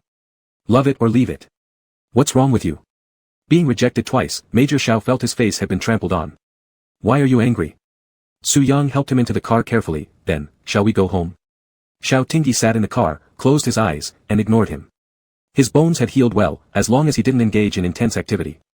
The doctor mentioned it was because Su Yang releases soothing pheromones daily in his diet therapy, thus recovery was fast. This damn Su Yang. Each time, it was Su Yang who initiated it first. But in the end, it seemed like he was begging Su Yang. Is the dignity of someone as tough as a dragon so worthless? If it's worthless, this dignity isn't for stepping on. It's for whipping Su Yang's fish butt. Su Yang smiled faintly, starting the car and driving away from the villa area slowly, are you really mad? I'm worried I won't have good control over the situation. Understood, no more talking. Xiao Tingyi rested his forehead against the car window, gazing at Suijing City calm and tranquil in the night breeze. He exhaled slowly, peace is truly great, Su Yang, do you think Lu Nan was arranged by your mother?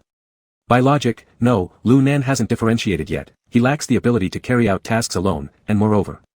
Su Yang paused before continuing, I suspect he's a clone. Xiao Tingyi was startled, eyes slightly widened, thoughtfully saying, I remember you mentioned before that your mother wanted you to steal the antidote perhaps to procreate. No, how big has he grown already in such a short time? There must have been some growth hormones injected. Su Yang casually grabbed Xiao Tingyi's hand and kissed it, once the test results from Lu Mingzhou are out, we should know more. Xiao Tingyi couldn't help but exclaim in amazement, you guys are really something. Humans once tried to train clone projects, but the results were disastrous. But your technology has reached this level already. My sister-in-law told me clones have gene defects with many complications, but I see nothing wrong with Lu Nan. Is he fine? Don't you think he's somewhat clueless? Su Yang gave a cold snort, I wonder if Lu Mingzhou has done his brain C-generation. Xiao Tingyi chuckled silently, stop calling him Lu Mingzhou all the time, he is my sister-in-law, and you should call him sister-in-law too. Anyway, I'm not some charming guy, and besides, Lu Nan clearly likes Pei Zhi. What's eating you? Su Yang gripped the steering wheel tightly, half of his face hidden in the shadow, speaking in a calm tone, what's eating me? Nothing. Who knows if this guy is truly dumb or pretending? If it's an act, then his purpose. What's his purpose? Xiao Tingyi leaned against the backrest, looking at him. I'm afraid. Su Yang hesitated to speak. When the traffic light turned red, he stopped the car before the line, and slowly said, I'm afraid his target is you, Xiao Xiao. This is only a temporary calm, I worry. Come on, don't worry. Xiao Tingyi pinched his face, I'm tough, what's there to worry about? Last time Zhu Yu took me underwater, and I still survived. You're bringing it up again. Su Yang's chest rose and fell as his eyes reddened, what if something really happened to you? It was so close. If you died, Baby, I'm fine, see? I won't say it anymore, no second chances. The red light changed to green, and cars behind began honking furiously. Already upset, Su Yang cursed under his breath and opened the window, yelling backward, honk away. Come hit me if you dare.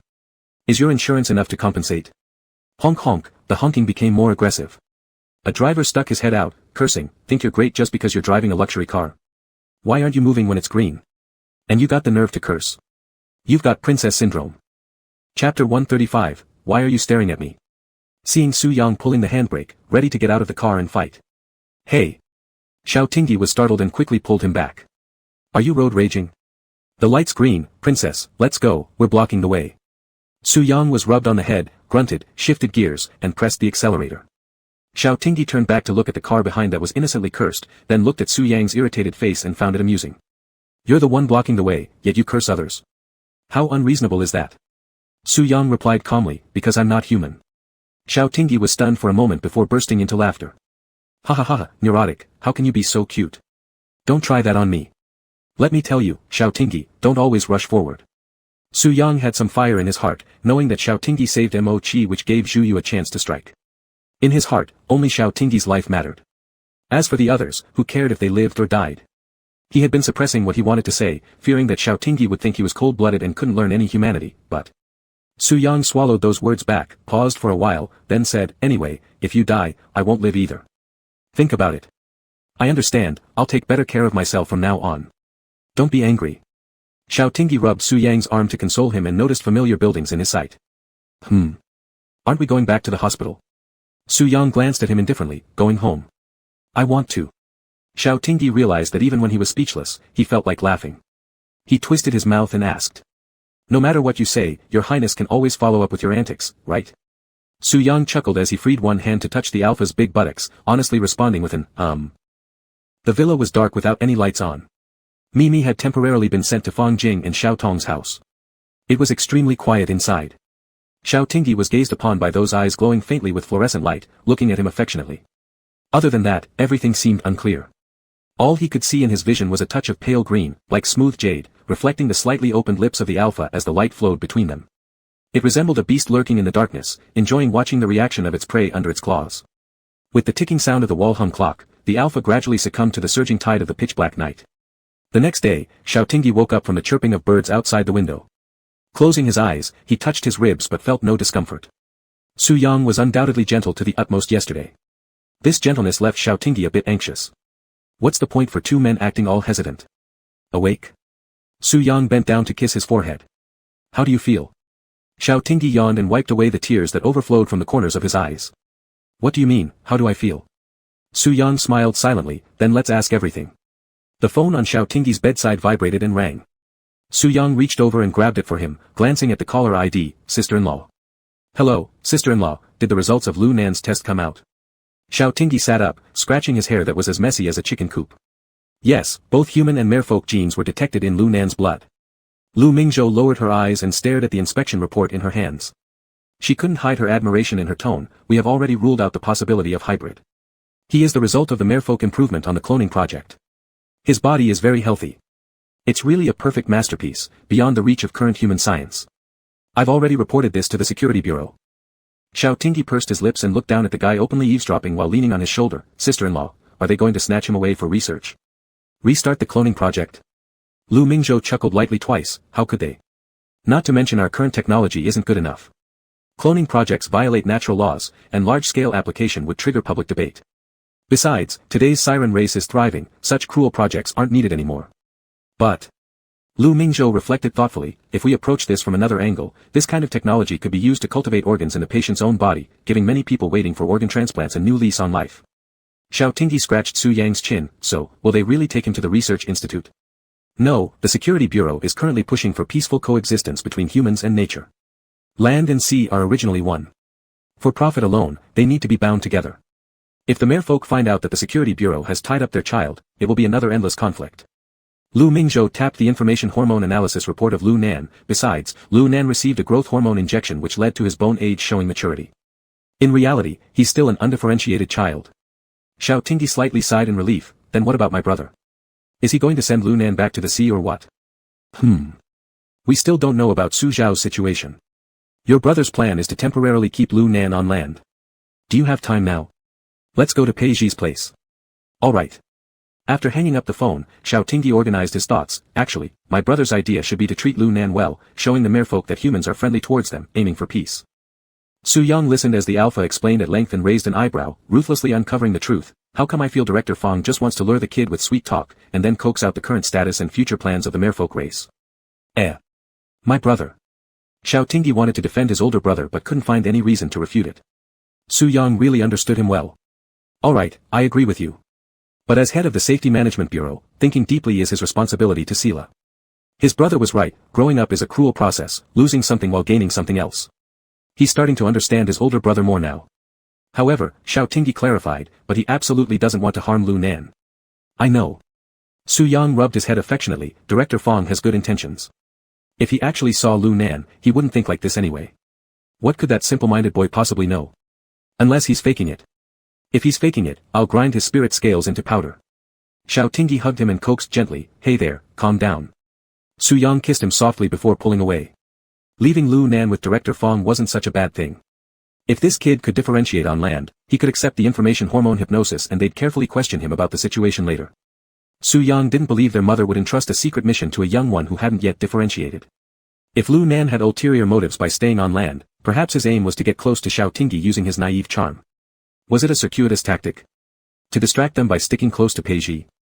Thinking about this, Su Yang glanced sternly at the alpha getting dressed. Confused, Xiao Tingyi blinked, what's wrong? Why are you glaring at me? Su Yang said calmly, if I see you even glance at Lu Nan once, I'll gouge out his eyes. Xiao Tingyi blinked again, whose eyes will you gouge out? Lu Nan's. At 15 kilometers away, Lu Nan sneezed inside Peiji's enormous bathtub. After hearing Peiji talking on the phone, he quickly scrambled out, dragging his fish tail onto Peiji's bed. Damp blue hair brushed against Peiji's neck, carrying a faint aroma of blue-orange sweet alcohol mingling with seawater. Alright, Director Lu, I'll wait for you. Peiji looked at the wet patch on his sheets, then at the fish tail wrapped around his calf, closing his eyes briefly. This 3-day holiday is ruined, literally washed away. Chapter 136, Hello Bien Tai.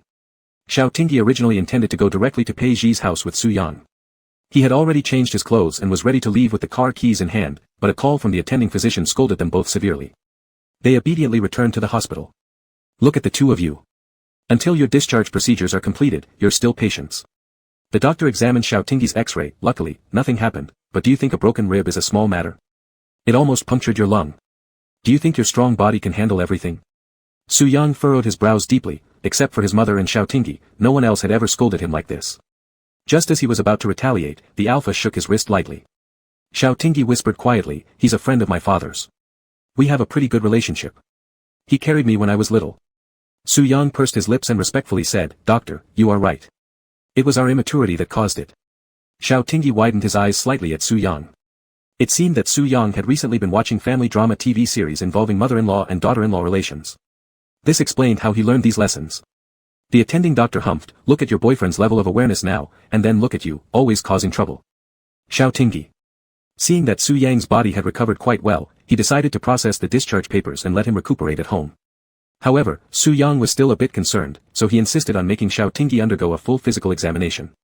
During the electrocardiogram, ECG, he needed to expose his upper body. When Xiao Tingyi revealed his marred torso, the two doctors fell silent. The hand holding the rubber cup hesitated for a moment before firmly attaching it to the bite mark thanks to professional integrity. At this moment, Xiao Tingyi wanted to die. Only when he pulled up his shirt in the ECG room did he realize how inconvenient this was, but his hands moved faster than his brain could think. The doctor, staring at his heart rate reading of 120, said. Su Yang waited by the door. Xiao Tingyi suddenly burst out, his head down, gripping the crumpled ECG results while dragging him away quickly. What happened? Don't rush, Su Yang grabbed Xiao Tingyi's wrist to slow him down, did something come up during the checkup? Xiao Tingyi slapped the ECG onto Su Yang's chest and buried his face in his hands, pulling some hair in frustration, this is too embarrassing. Help. My entire reputation is ruined. Su Yang looked at him quizzically as he mumbled against the wall. After flipping through the ECG, all Su Yang understood was that the heart rate was unusually fast. Why is your heart rate so fast? Last time wasn't it? Don't say it. Xiao Tingyi interrupted him, feeling completely hopeless, I want to become a monk. Su Yang stepped forward cautiously, checking Xiao Tingyi's forehead with the back of his hand, do you have a fever? No. Xiao Tingyi swatted away his hand and covered his face, explaining what happened in the ECG room earlier. Without a response, Xiao Tingyi lifted his head only to see Su Yang frowning lightly, you were seen like that? That sight is something I don't want others to witness. Xiao Tingyi, expression complicated, slapped Su Yang on the forehead disdainfully, stop talking like those domineering CEO types, it's too greasy. Let's just leave, discharge, and go to Peiji's place. Rubbing his forehead, Su Yang followed behind Xiaotingyi muttering resentfully, I didn't want anyone to see. We should have skipped that test if you knew. Xiaotingyi turned back, what are you babbling about? Su Yang lowered his hand from his forehead, a small patch of red remained there. He shook his head, nothing, let's go. Such a delicate creature, one hit and you're red. You make it seem like I'm abusing you. Then blow on it for me. Suddenly, Su Yang walked ahead, turning around and bending down slightly. Amidst the bustling hospital lobby filled with various noises. All Xiaotingyi could hear when Su Yang approached with a smile in his eyes was, quickly, it hurts. Xiaotingyi licked his lips and stepped forward, gently exhaling on Su Yang's forehead, alright, stop being a spoiled baby. Su Yang chuckled softly and held Xiaotingyi's hand as they walked through the crowd. After finishing their discharge procedures, they drove to Peiji's house. The security guard looked at Xiaotingyi and allowed them to pass. Then he leaned in for a peek at Su Yang who was sitting in the driver's seat, tapping his forehead, oh, I thought I recognized you from somewhere. It was in winter, when you... Vroom, Su Yang pressed the accelerator pedal, swiftly driving into the villa area. Confused, Xiaotingyi asked, did he just say he saw you? Have you been here before? Su Yang's lips moved slightly, but before he could speak, Xiaotingyi exclaimed with realization. You. That Rolls-Royce under the building. I said I thought I recognized your car when I went to report to Beiji Group. Were you following me? Su Yang remained calm, but was already sweating and sighed silently. Having a wife who works in the investigation bureau really puts a lot of pressure on him. How could someone remember a car they happened to glance at from so long ago? Have you been tracking me since I returned to Suijing? Xiaotingyi tapped his chin with his knuckles, his mind as clear as if he had just sniffed some menthol. That explains it. Damn. Accompanying the Alpha's curse, Su Yang's steering wheel shook a little, bumping into Peiji's supercar which had just arrived from overseas and hadn't yet been cleaned after being invaded by sewer smell. You. My house. Have you been there? That explains why Mimi showed such strong hostility towards you. It's usually so obedient, but that day it scratched up my bedroom door while I didn't even notice. Xiaotingyi looked at Su Yang intently. Did you hypnotize me again that day? If there had been more space inside the car, Su Yang would have knelt before Xiaotingyi. Other people's partners could barely remember what they ate 2 days ago. But his partner had a brain like a time machine, capable of recalling past events clearly and unraveling the truth. Baby, your injuries aren't fully healed yet, don't get too emotional. Su Yang carefully held his hand and swung it. It's all in the past now, stop bringing up old grievances. Stop acting cute. It won't work. Xiaotingyi pulled his hand away and leaned over to Su Yang's face. Why don't you hit me a few times to let off some steam? Xiaotingyi raised his arm, pretending to strike back. But Su Yang stared at him unwaveringly, as if saying, go ahead, hit me. Xiaotingyi patted his face, grinding his teeth, you wish I'd enjoy it. Afraid I might give you pleasure instead. Seizing the moment, Su Yang grabbed his wrist and turned his head to kiss him, leaving a small red mark. We can try it next time, in bed. Xiaotingyi pursed his lips and replied with a complex expression. You're so perverted. Hearing the crash sound, Peiji came out in slippers with a collapsed mental state, damn it. Pay for my car. It's brand new. This was absolutely a textbook case of bad luck. Peiji screamed internally, he must be clashing with fish. Chapter 137, You're such a naive fool. Su Yang parked the car, got out to check it, and called Secretary Li to report the location, asking him to arrange for someone to tow Peiji's car away for cleaning and repair. Peiji watched Su Yang move effortlessly and stopped his moaning, giving Xiaotingyi's shoulder a friendly pat. Ting, consider yourself officially part of the wealthy elite. Su Yang's gaze fell on the hand Peiji had rested on Xiaotingyi's shoulder, his brow furrowing as he shot a cold glare at him. Peiji silently retracted his hand, stuffing it in his pocket. Let's go inside. Have you two eaten? Let's have hot pot together. Eat hot pot. What about Lu Nan? My sister-in-law already went back. Xiaotingyi followed Peiji indoors, only to find two people harmoniously enjoying their hot pot at the dining table, a large question mark appearing above his head. Lu Nan was sitting next to Lu Mingzhou, happily holding her bowl while waiting for him to feed her. Upon seeing Su Yang, she subtly edged closer to Lu Mingzhou.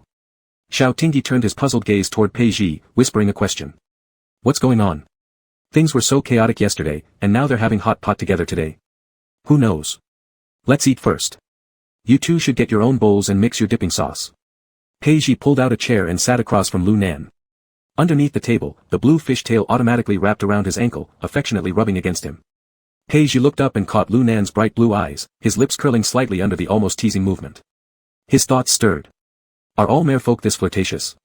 Thinking this way, it made sense that his naive Tingting, inexperienced with emotions, couldn't resist Su Yang's allure. Su Yang held a small bowl to mix his dipping sauce while Xiaotingyi sat next to Peiji, curious. Sister-in-law, why did he start sticking to you? Doesn't he usually only recognize Peiji? Lu Mingzhou picked up some blanched bok choy and placed it in Lu Nan's bowl. I just happened to buy him some cotton candy when I came in. I wanted to ease into a rapport, but didn't expect it to work so well. Huh. Just that. Xiao Tingyi accepted the bowl of dipping sauce Su Yang handed over. Lu Mingzhou explained. His body may be an adult, but because he has always been confined in a lab, he has never interacted with the outside world. His mind is simple and his brain is in a rapid learning phase, continuously absorbing various information. In short, he's an idiot. Su Yang interjected, sitting beside Xiao Tingyi, looking over impassively at Lu Nan across from him. Lu Nan briefly met his eyes before hurriedly lowering her head. Good afternoon, Your Highness Lord Su Yang. Su Yang raised an eyebrow. This guy sure knew how to ingratiate himself. Lu Mingzhou smiled, glancing at Su Yang. He's afraid of you because you're the prince of the merfolk clan and he senses your hostility and intimidation. Judging by how perceptive he is, Lu Nan is not actually dumb. In short, he's a blank slate, capable of sensing various emotions. If you're kind to him, he grows close to you. Plus, his learning ability is very strong, so the blank slate fills up quickly with new information. Xiao Tingyi let out a thoughtful, oh, pulling out a packet of strawberry gummy candies from his pocket. But under Su Yang's icy glare, he quietly tucked them back in. Cough, did any of you uncover useful information? Peiji sighed. We've asked him several times, but the answers are always the same. He got separated from his group on the way home, hasn't been to the ocean and doesn't know how he ended up in the sewer system. If we ask about future plans of the merfolk clan, he says he doesn't know, he's hungry and wants food. See, there they go eating. Xiao Tingyi, resting his chin in his palm, observed Lu Nan. He seems genuinely clueless. Could he really be a lost little merman? You, being such a naive fool, what could you possibly figure out? Peiji mocked him. You didn't even notice Su Yang was playing hard to get since 82. If someone sold you, you'd count the money for them, you're so gullible.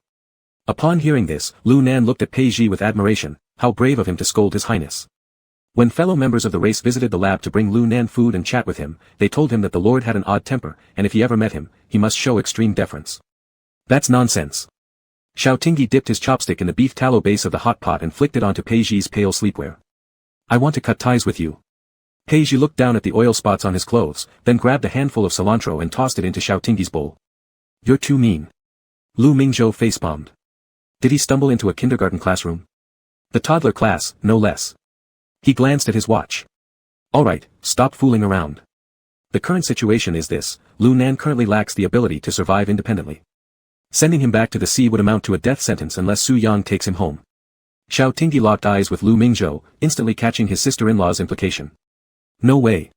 If Su Yang goes back to the clan now, isn't he just asking for a beating? What if he can't come back afterward? He shouldn't go. Lu Mingzhou feigned difficulty. Then there's no other option but to let Lu Nan stay on land for now. He patted Lu Nan's head gently. How about living with Peiji? Once you grow stronger, we'll send you home. Peiji had been watching these two fish dealers scheme while crossing his arms, not expecting the conversation to turn toward him. Not a chance. Why should he live with me? I'm not in the fish-raising business. Su Yang, this is your subject, you take care of him. Before Su Yang could refuse, Lu Nan, who had been eating quietly, suddenly sat up and shuffled closer to Peiji, grabbing his arm as his fish tail instinctively wrapped around Peiji's leg. Peiji was bound again, speechless. Xiao Tingyi tried to comfort him. Lu Nan hasn't undergone differentiation yet. What if he turns out to be an Omega? Aren't you always boasting about giving all pretty, cute Omegas a warm family? Peiji stared at Xiao Tingyi in disbelief. You don't seriously think Su Yang is an Omega because you were involved with him, do you? Xiao Tingyi cleared his throat. Of course not. Our Su Yang has already differentiated into an alpha. Su Yang nodded in agreement beside them. That's right. Peiji sounded unconvinced. I checked the secret archives of the Merfolk clan before handling the crew's case. He's male, a real man, but no matter how he differentiates, if he turns around and mounts me again later, where would I even file a complaint? No, I won't raise him. Xiao Tingyi felt stabbed twice in some invisible way. The research institute isn't suitable for Lu Nan's growth, nor does it help build his understanding of humans.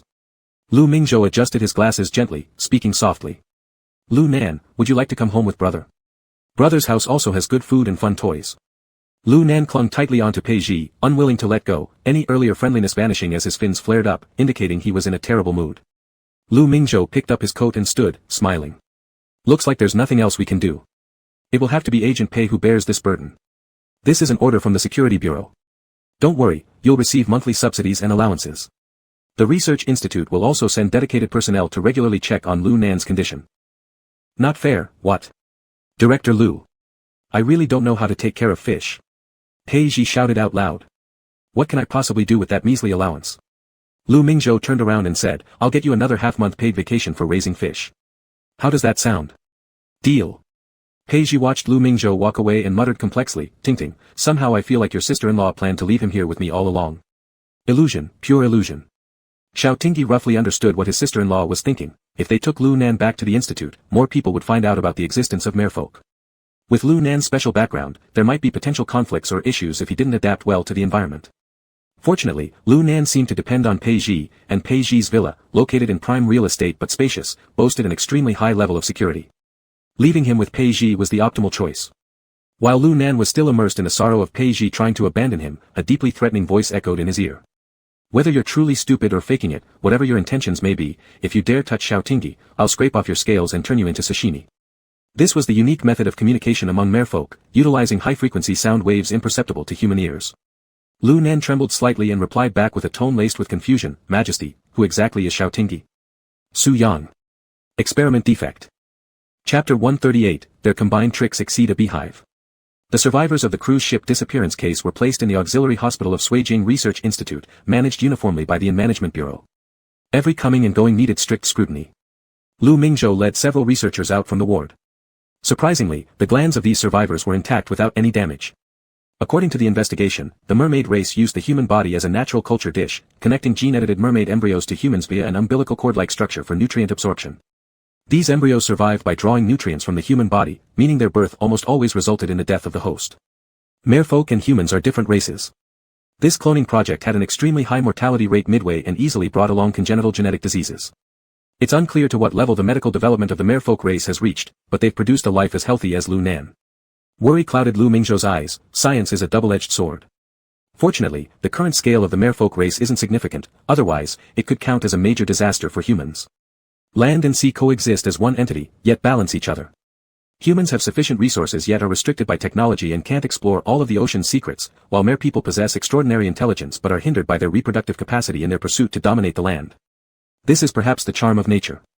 Once this balance is broken, it signifies war and death, ultimately forcing both sides to concede and reconcile.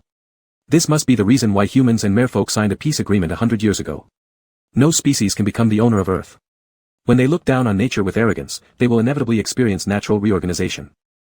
Only through peaceful coexistence can long-term development be achieved. Lu Mingzhou returned to his office, arms crossed as he stared at the analysis report on his computer screen. Little he suspected the merfolk's goal was his gland, but according to the current data, the merfolk haven't utilized human pheromones. Lu Mingzhou slightly furrowed his brows. Was little he mistaken, or was there some mysterious veil yet to be uncovered? The ringing of his phone interrupted Lu Mingzhou's thoughts. He picked it up to see that Fong Sun was calling. Fong Director. Fong Sun's deep and soothing voice came through the phone. Why do you sound a little unhappy? What happened? Leaning back in his swivel chair, Lu Mingzhou chuckled lightly. When will my brain evolve to a higher level? Listening to his slightly playful tone, Fong Sun's eyes softened with a gentle smile. Director Lu is already very smart. Want to have lunch together? I'll drive to find you, and you can tell me what problems you encountered, even if I don't understand. Sure, then you can be my confidant. Lu Mingzhou glanced at his wristwatch. Come over in 10 minutes. I still have some work. Alright, you continue working. Suijing experienced continuous rains again, the temperature gradually rising, dispersing the lingering chill of spring. Su Yang finished work and drove home, parking his car and entering directly through the backyard. He saw Alpha, dressed in crisp white shorts, lounging on the couch playing games. Xiao Tingyi's sick leave was almost over, so he was hastily trying to enjoy himself enough. Mimi lay by his side, her fur had been clipped shorter. Su Yang found her ugly and took advantage of the warm weather to send her to a pet store for a new style. Lying there, she looked comically cute and lazy. Xiao Tingyi heard the sliding glass door open from the living room to the back garden without looking up, saying, Are you off work? Did you buy me ice cream? Su Yang didn't answer, but instead his gaze fell on Alpha's pale, long legs. His lounge pants were pushed up quite a bit. There were even hints of red-purple Y.A.O. marks visible near his hips. The collar of his loose top showed a small portion of his clavicle untouched. Layer upon layer of mottled patterns covered them. Alpha's once proud biological clock seemed lost somewhere long ago. In recent days, he often woke hungry after 10 o'clock. Xiao Tingyi, not hearing a response, lifted his head to look up, just meeting Su Yang's heated gaze. Giving up on the game and leaving his teammates hanging, Xiao Tingyi quickly straightened his clothes, vigilantly saying, What's the matter? What kind of expression is that? Where's my ice cream? Swinging the supermarket shopping bag in his hand, Su Yang approached and picked up the sleeping Mimi, leaning over to plant a firm kiss on Xiao Tingyi's cheek. Did you miss me? Xiao Tingyi wiped his face and reached for the ice cream, dismissively replying, I missed. Loosening his tie, Su Yang grabbed the lukewarm water left half consumed by Xiao Tingyi on the coffee table, taking a sip, sighed, Playboy, now you don't treasure what you've got. Xiao Tingyi scooped up a spoonful of strawberry-flavored ice cream with sweet and sour strawberry bits and gently nudged it against Su Yang's lips, smiling. Drama queen, stop reciting your lines. Have the first bite. That's more like it. The icy, tangy cream and strawberries burst with the taste of summer in Su Yang's mouth. Chewing on the fruit bits, he teasingly asked, why do you love eating strawberry-flavored things so much? Because. Xiao Tingyi feigned ignorance of Su Yang's expectant gaze, snorting with laughter, because strawberries are just delicious, duh. Alright then. Su Yang unbuttoned the top button of his shirt, casually draping his jacket over the edge of the sofa as he leaned closer. I thought you were trying to taste my original pheromones. Xiao Tingyi let his eyes trail down to the taut white shirt that barely contained Su Yang's muscular chest. Su Yang's forefinger tilted Xiao Tingyi's chin upwards. Pervert, what are you staring at? Who am I staring at? I'm eating ice cream here, stay away from me. Xiao Tingyi shifted to the corner of the couch, pretending nothing had happened. Su Yang untied his tie and grabbed Xiao Tingyi's calf, tying a butterfly knot around his ankle. The dark tie made Xiao Tingyi appear even whiter in contrast. A flush crept onto Xiao Tingyi's cheeks, making him curl his toes. Trying to retract his foot, he was firmly held by Su Yang's knotted hand. Don't. Su Yang glanced down at the butterfly knot, smiling softly with an innocent and harmless expression. How about we put a chain on Xiao Xiao? It'll surely look beautiful. I truly give up on you. Xiao Tingyi kicked Su Yang's chest but only grazed it lightly as the tip of his necklace poked him, prompting him to quickly ease his force. It wasn't a kick, rather, it resembled playful teasing. In the process, the ice cream dropped. Woof. Mimi darted out from somewhere, wagging her tail excitedly as if appreciating this unexpected gift from heaven. Xiao Tingyi stared at his now empty hand holding only a spoon and laughed exasperatedly, kicking Su Yang's leg again. All your fault. Looks like we'll let Mimi enjoy it.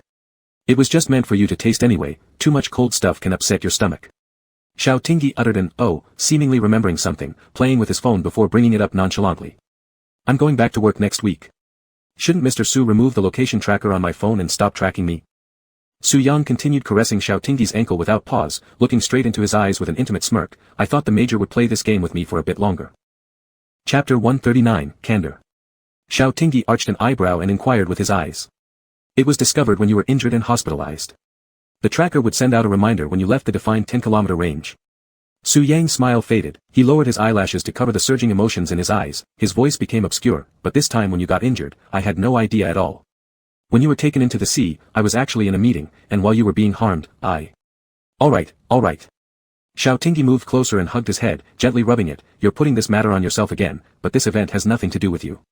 Don't blame yourself for everything. Su Yang leaned towards Xiao Tingyi's embrace, wet lashes brushed against his wrist.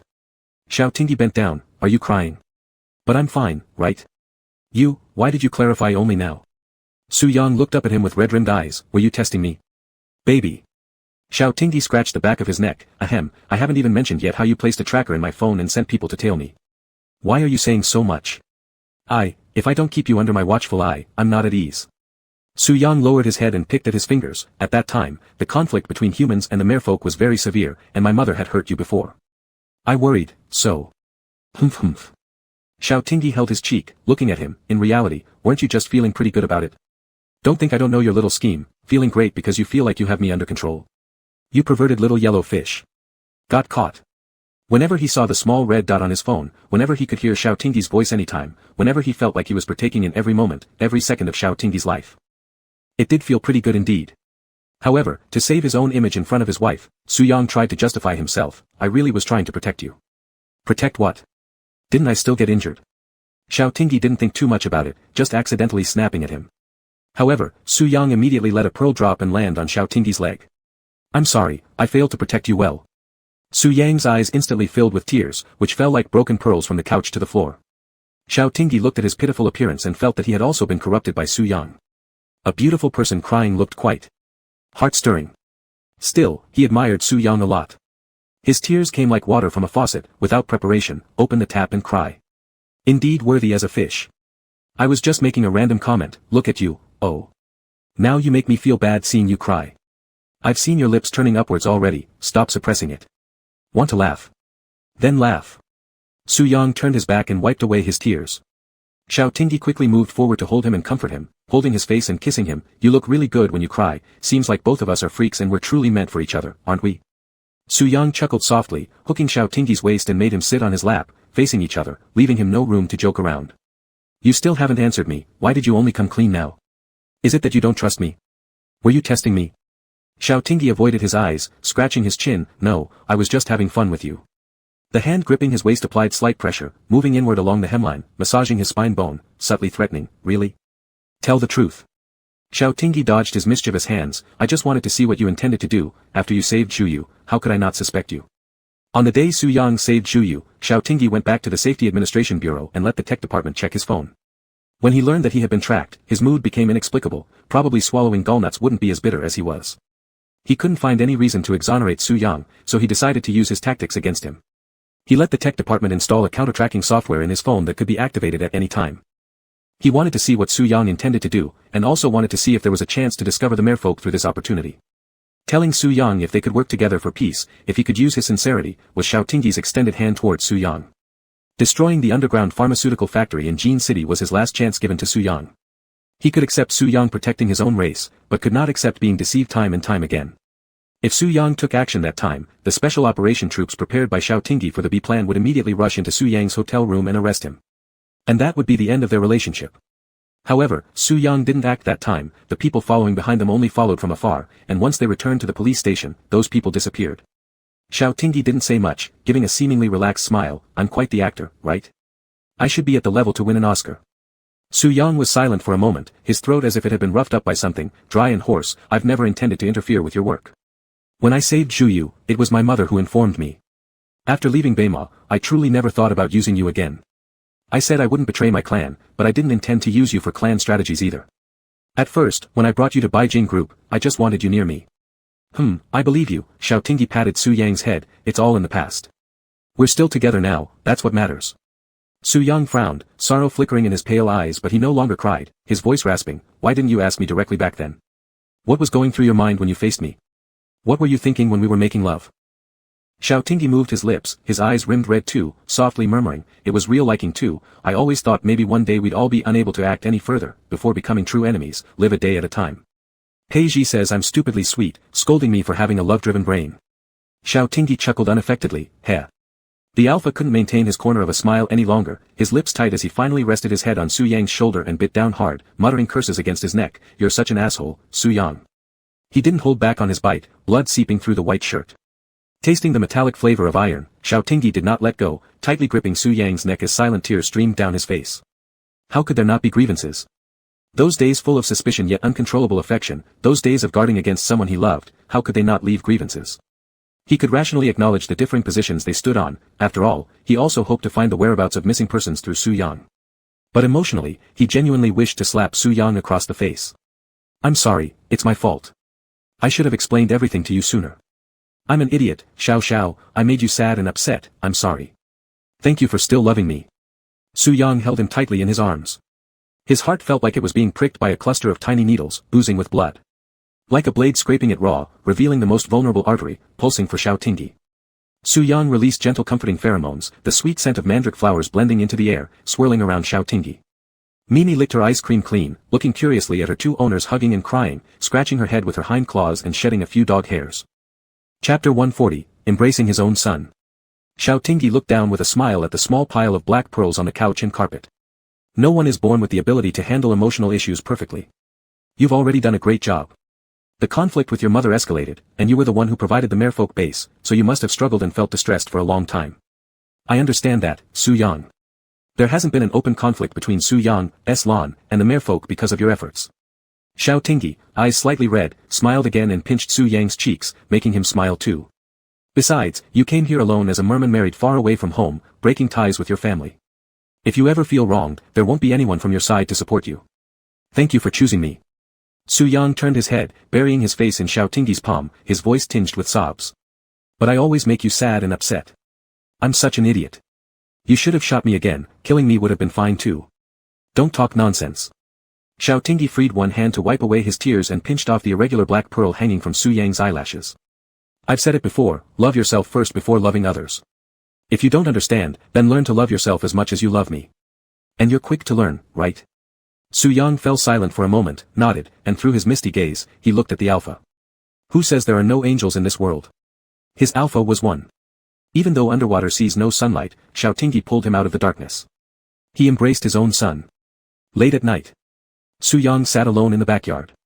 The X-shaped black mandala tattoo on his right arm appeared alluring under the moonlight. He chewed on an unlit cigarette, the bitter taste of tobacco spreading throughout his mouth. Su Yang nudged Mimi, who lay lazily by his feet, barely able to keep her eyes open from sleepiness. You've got good luck, mop spirit. Xiao Xiao picked you up. Mimi let out a soft whimper and buried her head into her paws. Oh my god. She was just a little dog who ate and slept, played after being full. All her owner asked of her was not to soil the house improperly. As a perfect dog who could relieve herself at designated spots, why did she have to endure being dragged out of her doghouse in the middle of the night? Mimi's ears twitched as she heard Su Yang, gazing at the moon, chuckle softly. My luck is better. Xiao Xiao picked me up and loves me so much. Su Yang took out a piece of beef jerky and poked Mimi's doggy head with it. You can't compare to me. You can't even get on the bed. Xiao Xiao hugs me when we sleep. Mimi wrinkled her nose, quickly grabbing the beef jerky and rushing back to her doghouse. Her second master was so petty. She had to hide it carefully so it wouldn't be stolen. Su Yang glanced back at Mimi once, then dragged the dog out of her doghouse again, forcing her to listen to what he had to say. You're stronger than me. You won't make him sad, but only I do. Su Yang sighed. Just as he was about to continue having a heart-to-heart talk with Mop Spirit, the lights in the living room turned on. Xiaotingyi pushed open the glass door and walked out, puzzled. Why aren't you sleeping in the middle of the night? What are you doing? Su Yang froze awkwardly. Xiaotingyi picked up the pitiful Mimi and put her back in the doghouse, patting her head. Poor thing, go to sleep now. After comforting Mimi, he sat beside Su Yang and yawned. Why torture Mimi when you should be sleeping? Are you still thinking about what happened today? Su Yang kept his eyes down, silent. Xiaotingyi reached out and pried open Su Yang's hands, raising an eyebrow. In the center of his palm were deep nail marks, but there wasn't any blood yet. He stroked Su Yang's head. Such a good boy. Fish only have a 7-second memory, right? Stop torturing yourself. My dad said if people always dwell on the past, they won't be able to feel happiness. Xiaotingyi pulled Su Yang up and slung his arm around his neck, heading towards the bedroom. Let's go to bed, instead of wasting brainpower over silly thoughts, think about how to make more money. Su Yang bent over unwillingly, being dragged along. Do you need money? Haven't I given you a black card? What do you want to buy? Xiaotingyi climbed into bed and pulled the covers aside, casually saying, I want to buy out the Safety Administration Bureau. Su Yang paused by the bedside, pondering. It's a bit expensive. Can we discuss it with your brother? Maybe we can get a discount. At an uninhabited coast near Suizhou. The moonlight pierced through the thick night, rippling across the dark blue ocean, stretching endlessly and merging with the vast expanse of the endless night. Wave after wave crashed against the black rocks on the shore, the wind accompanying their ceaseless rhythm. Secrets of the deep sea were hidden beneath the splashing white waves, making a whooshing sound. In the thin sea fog, besides the faint light of distant lighthouses and ships, a few faint arcs of light suddenly leapt out. Under the deep sea, dark waves surged. A shadowy figure was vaguely revealed in the mist. Soon, several merfolk with fish tails emerged from the surging seawater. Their splendid fish tails, resembling skirts, turned into straight legs the moment they touched the sand. The leader brushed his wet hair backward, revealing a handsome yet enchanting face. However, there was no joy on this face but instead an added touch of sorrow. Boss, what should we do now? Zhuyu sighed and clasped his hands together toward the moon. Let's pray that the prince won't be provoked, otherwise, we will either die or lose some scales. An underling spoke harshly, has the prince really betrayed us? Has he forgotten how our clan was treated by humans? Zhuyu raised his hand to stop the increasingly reckless words, saying coldly, who gave you the nerve to comment on the prince? Idiot, have you been poisoned by jellyfish? If the prince had truly betrayed our race, how could we safely return to the deep sea? The subordinate was confused, but the prince didn't come home with me, instead, he chose a human. Zhuyu looked down at the fine sand beneath his feet and softly said, perhaps that human has given him something we cannot provide. In any case, this mission must remain covert. Once discovered, the Safety Administration Bureau will not let us go. Yes. The night wind blew, mixing the salty bitterness of seawater into the air. Zhuyu deeply inhaled, his brows slightly furrowed with concern. He really didn't want to confront Xiaotingyi again. After several unsuccessful operations, the scar where his spirit scales had grown back still ached faintly. If he couldn't win underwater, how could he possibly stand a chance on land, especially when the prince was involved? Taking an S-level alpha's gland fluid is like plucking hair from a tiger's head, it might as well be trying to pluck hair from a tiger directly. If he brought Xiaotingyi back to the deep sea, the prince would probably kill him. But the emperor had issued a strict order. It was rumored that the Safety Administration Bureau was already pushing for revisions to the Environmental Protection Law, including increasingly detailed clauses about ocean conservation. Zhu Yu recalled the private conversation with the Emperor that day. Zhu Yu rubbed his temples, wavering. Could this work? Would Fang Yun agree to their terms? Regardless, further deliberation was futile. Everything must be done for the sake of the clan. Chapter 141, The Aquarium's Anomaly. Sick leave ended. Xiao Tingyi had not yet opened the car door when Su Yang pressed him into a 5-minute farewell kiss. Breathing unevenly, Xiao Tingyi adjusted Su Yang's crooked tie. Mr. Su, I'll be late for work. Really don't want me to send you? Why won't you let me see you off? Su Yang leaned down and pecked at the corner of his lips before stepping back gracefully. Since you don't want me to drop you off, why don't you send me then? Don't fool around, we're not going the same way. Xiao Tingyi pinched Su Yang's cheeks with a smile. I'll get scolded by Director Zhang on my first day back if I'm late. Be good, alright? Fine, Su Yang reluctantly agreed. But you have to give me a reward tonight since I've been so obedient. Are you addicted or something?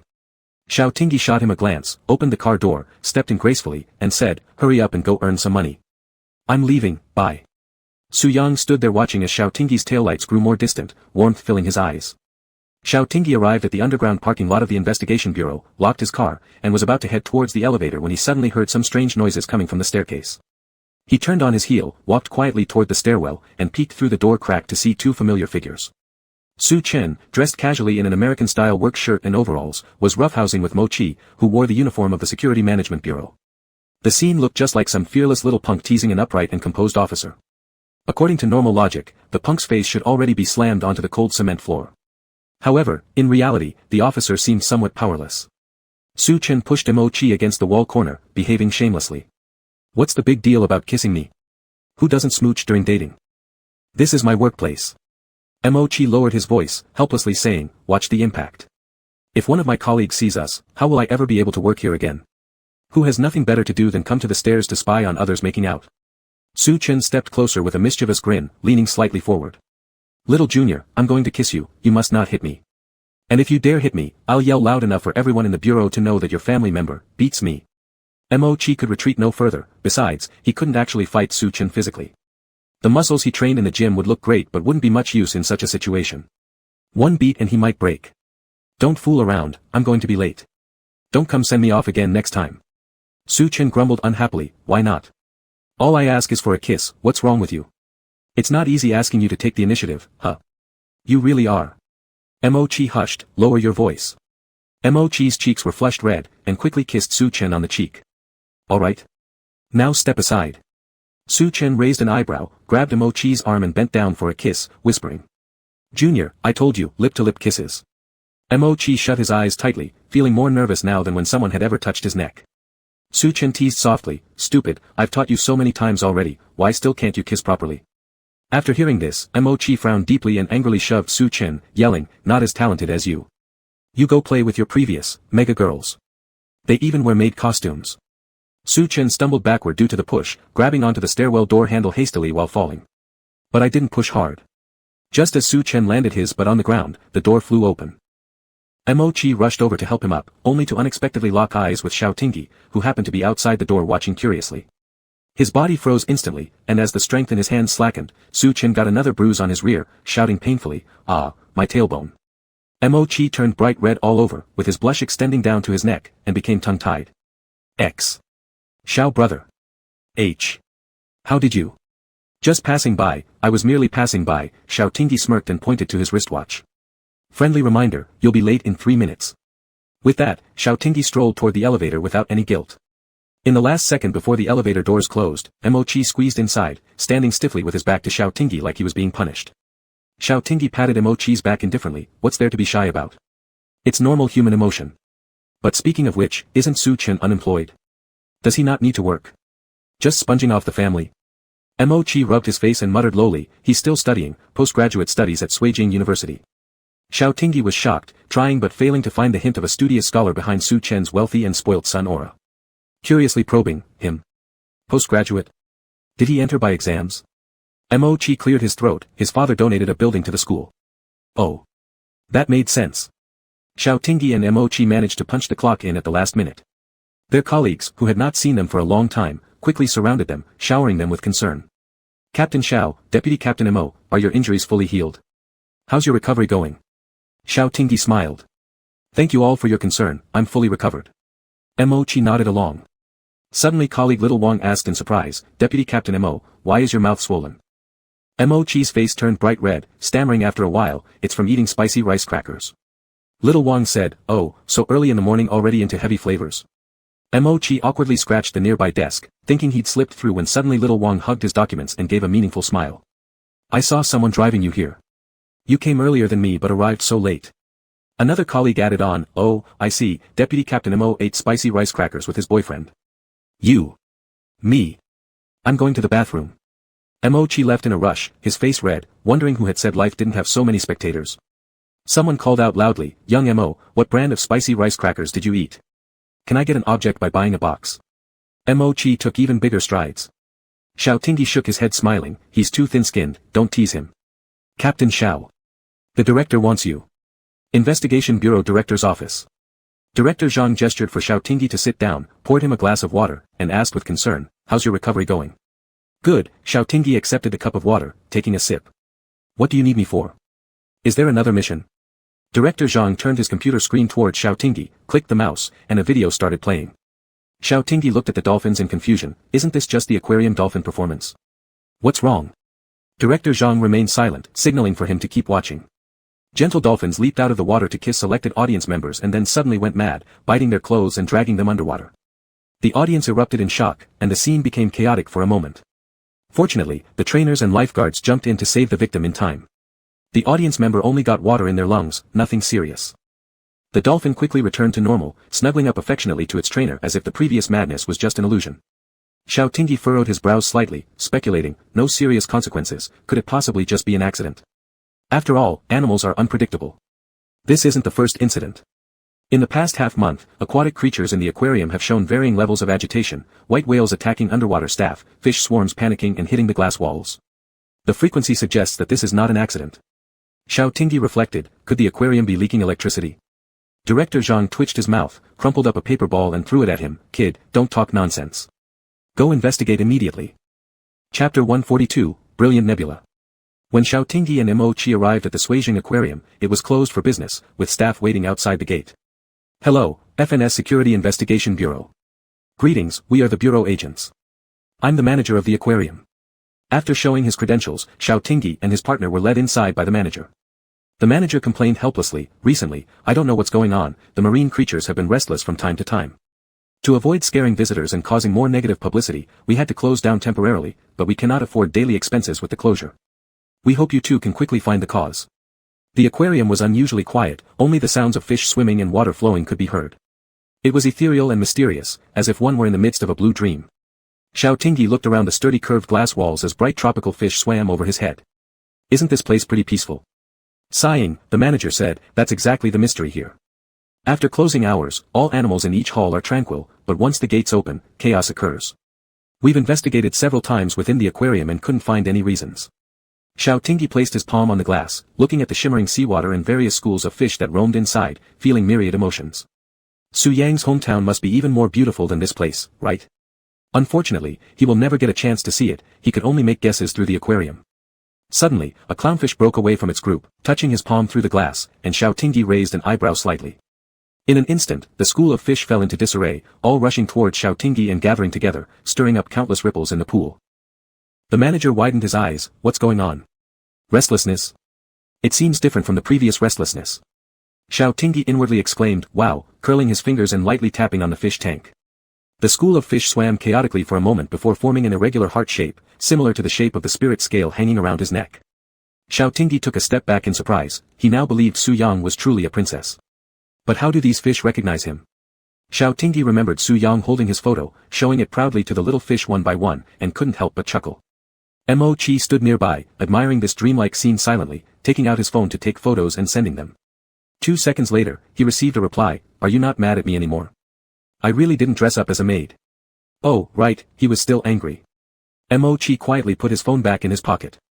The phone kept vibrating, becoming quite annoying. He pulled it out to look. You're visiting the aquarium with Xiao Tingyi. Aren't you two supposed to be at work? How did you end up at the aquarium? It's not like you're on a date, is it? Mo Chi, you better not turn into a scumbro. Mo Chi. Answer me. Mo-chi, seeing the constant messages popping up, set his phone to do not disturb mode, replying, "At work, do not disturb." Su Chen stared furiously at this reply, then ingeniously found Beijing Group's work email address, attaching the photos and commenting, "Tell your supervisor to manage their own husband well." The aquarium manager obviously hadn't seen such a scene either, his working spirit immediately ignited. He took out his phone to record the scene, intending to use it as future promotional material. The light filtered through the dark blue sea water, creating fragmented shadows dancing on Alpha's face, while the colorful school of fish in front of him seemed like a brilliant nebula. Xiao Tingyi gazed intently at the undulating school of fish, lost in thought. "Manager, have you hired any new employees recently?" Oh. The manager snapped out of his amazement, "Yes, we recently hired some cleaning staff and mermaid performers." "Mermaid?" A slight smile curved on Xiao Tingyi's lips, "Take us to your office, let's find their records." Though confused, the manager complied, guiding them toward the office area. Mo-chi asked in a low voice, "Big brother Xiao, do you suspect that the disturbance is caused by a merperson disguised as a mermaid?" Just now I confirmed something. Mer people hold a high position in the ocean. Simply knowing my connection to Su Yang caused such a big reaction from the fish.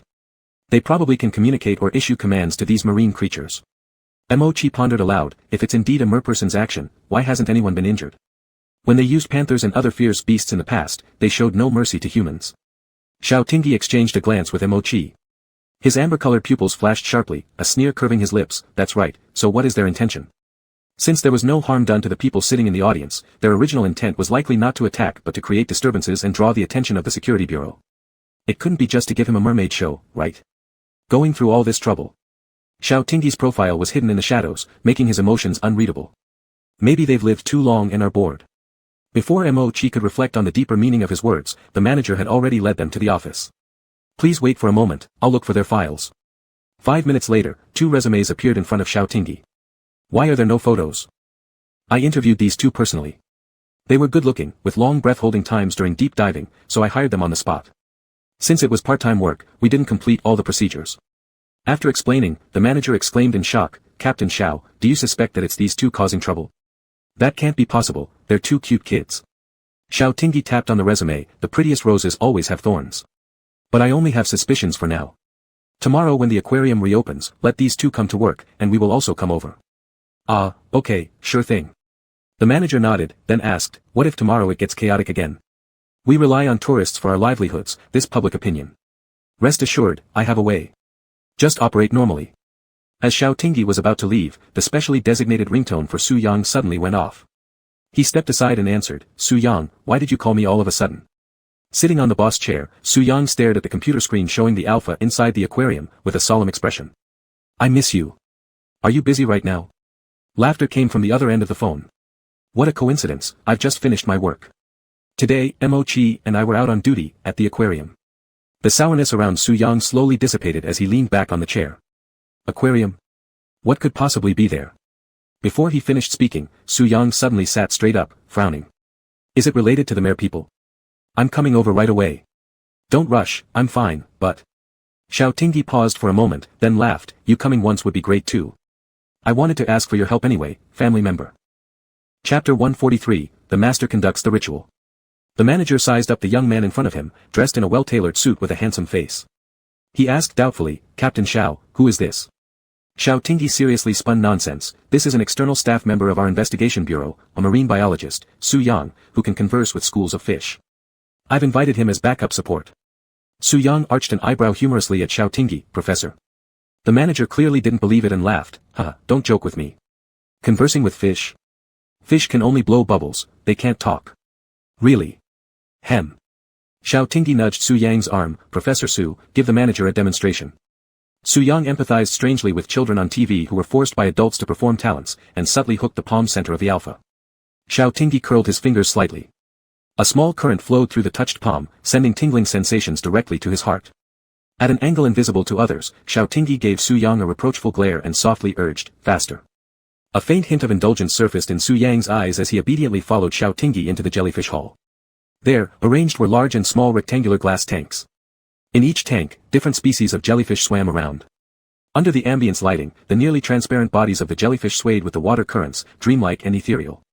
Su Yang stood before the transparent glass, his fingertips lightly touching it, and murmured a segment of a mysterious merman language. The quietly undulating jellyfish suddenly came alive. Countless delicate tentacles stirred the pool of seawater, forming a mesmerizing X symbol under the astonished gazes of those present. The manager stared in amazement, clapping loudly, "Oh my, master. No, professor. You're incredible." In the faint scattered light, Xiaotingyi's face flushed slightly. Why was this guy so subtle about showing affection? It felt good. Watching from the side with the all-knowing perspective, Mo-chi quietly ate a handful of seafood-flavored dog food, crunching crisply. As Xiaotingyi watched the jellyfish group transform from X to G, then to H, he cleared his throat. The master conducts, no, the professor communicates with marine life needing private space. So, manager, please return to the office for a while. Okay. The manager appeared like the aquarium's profitability had been saved. I'll wait in the office then. Call me if you need anything. I'm on standby. Mo-chi, glancing at the retreating back of the manager, caught the gist. Big brother Xiao, sister-in-law, I'll go back to the bureau first and report the situation.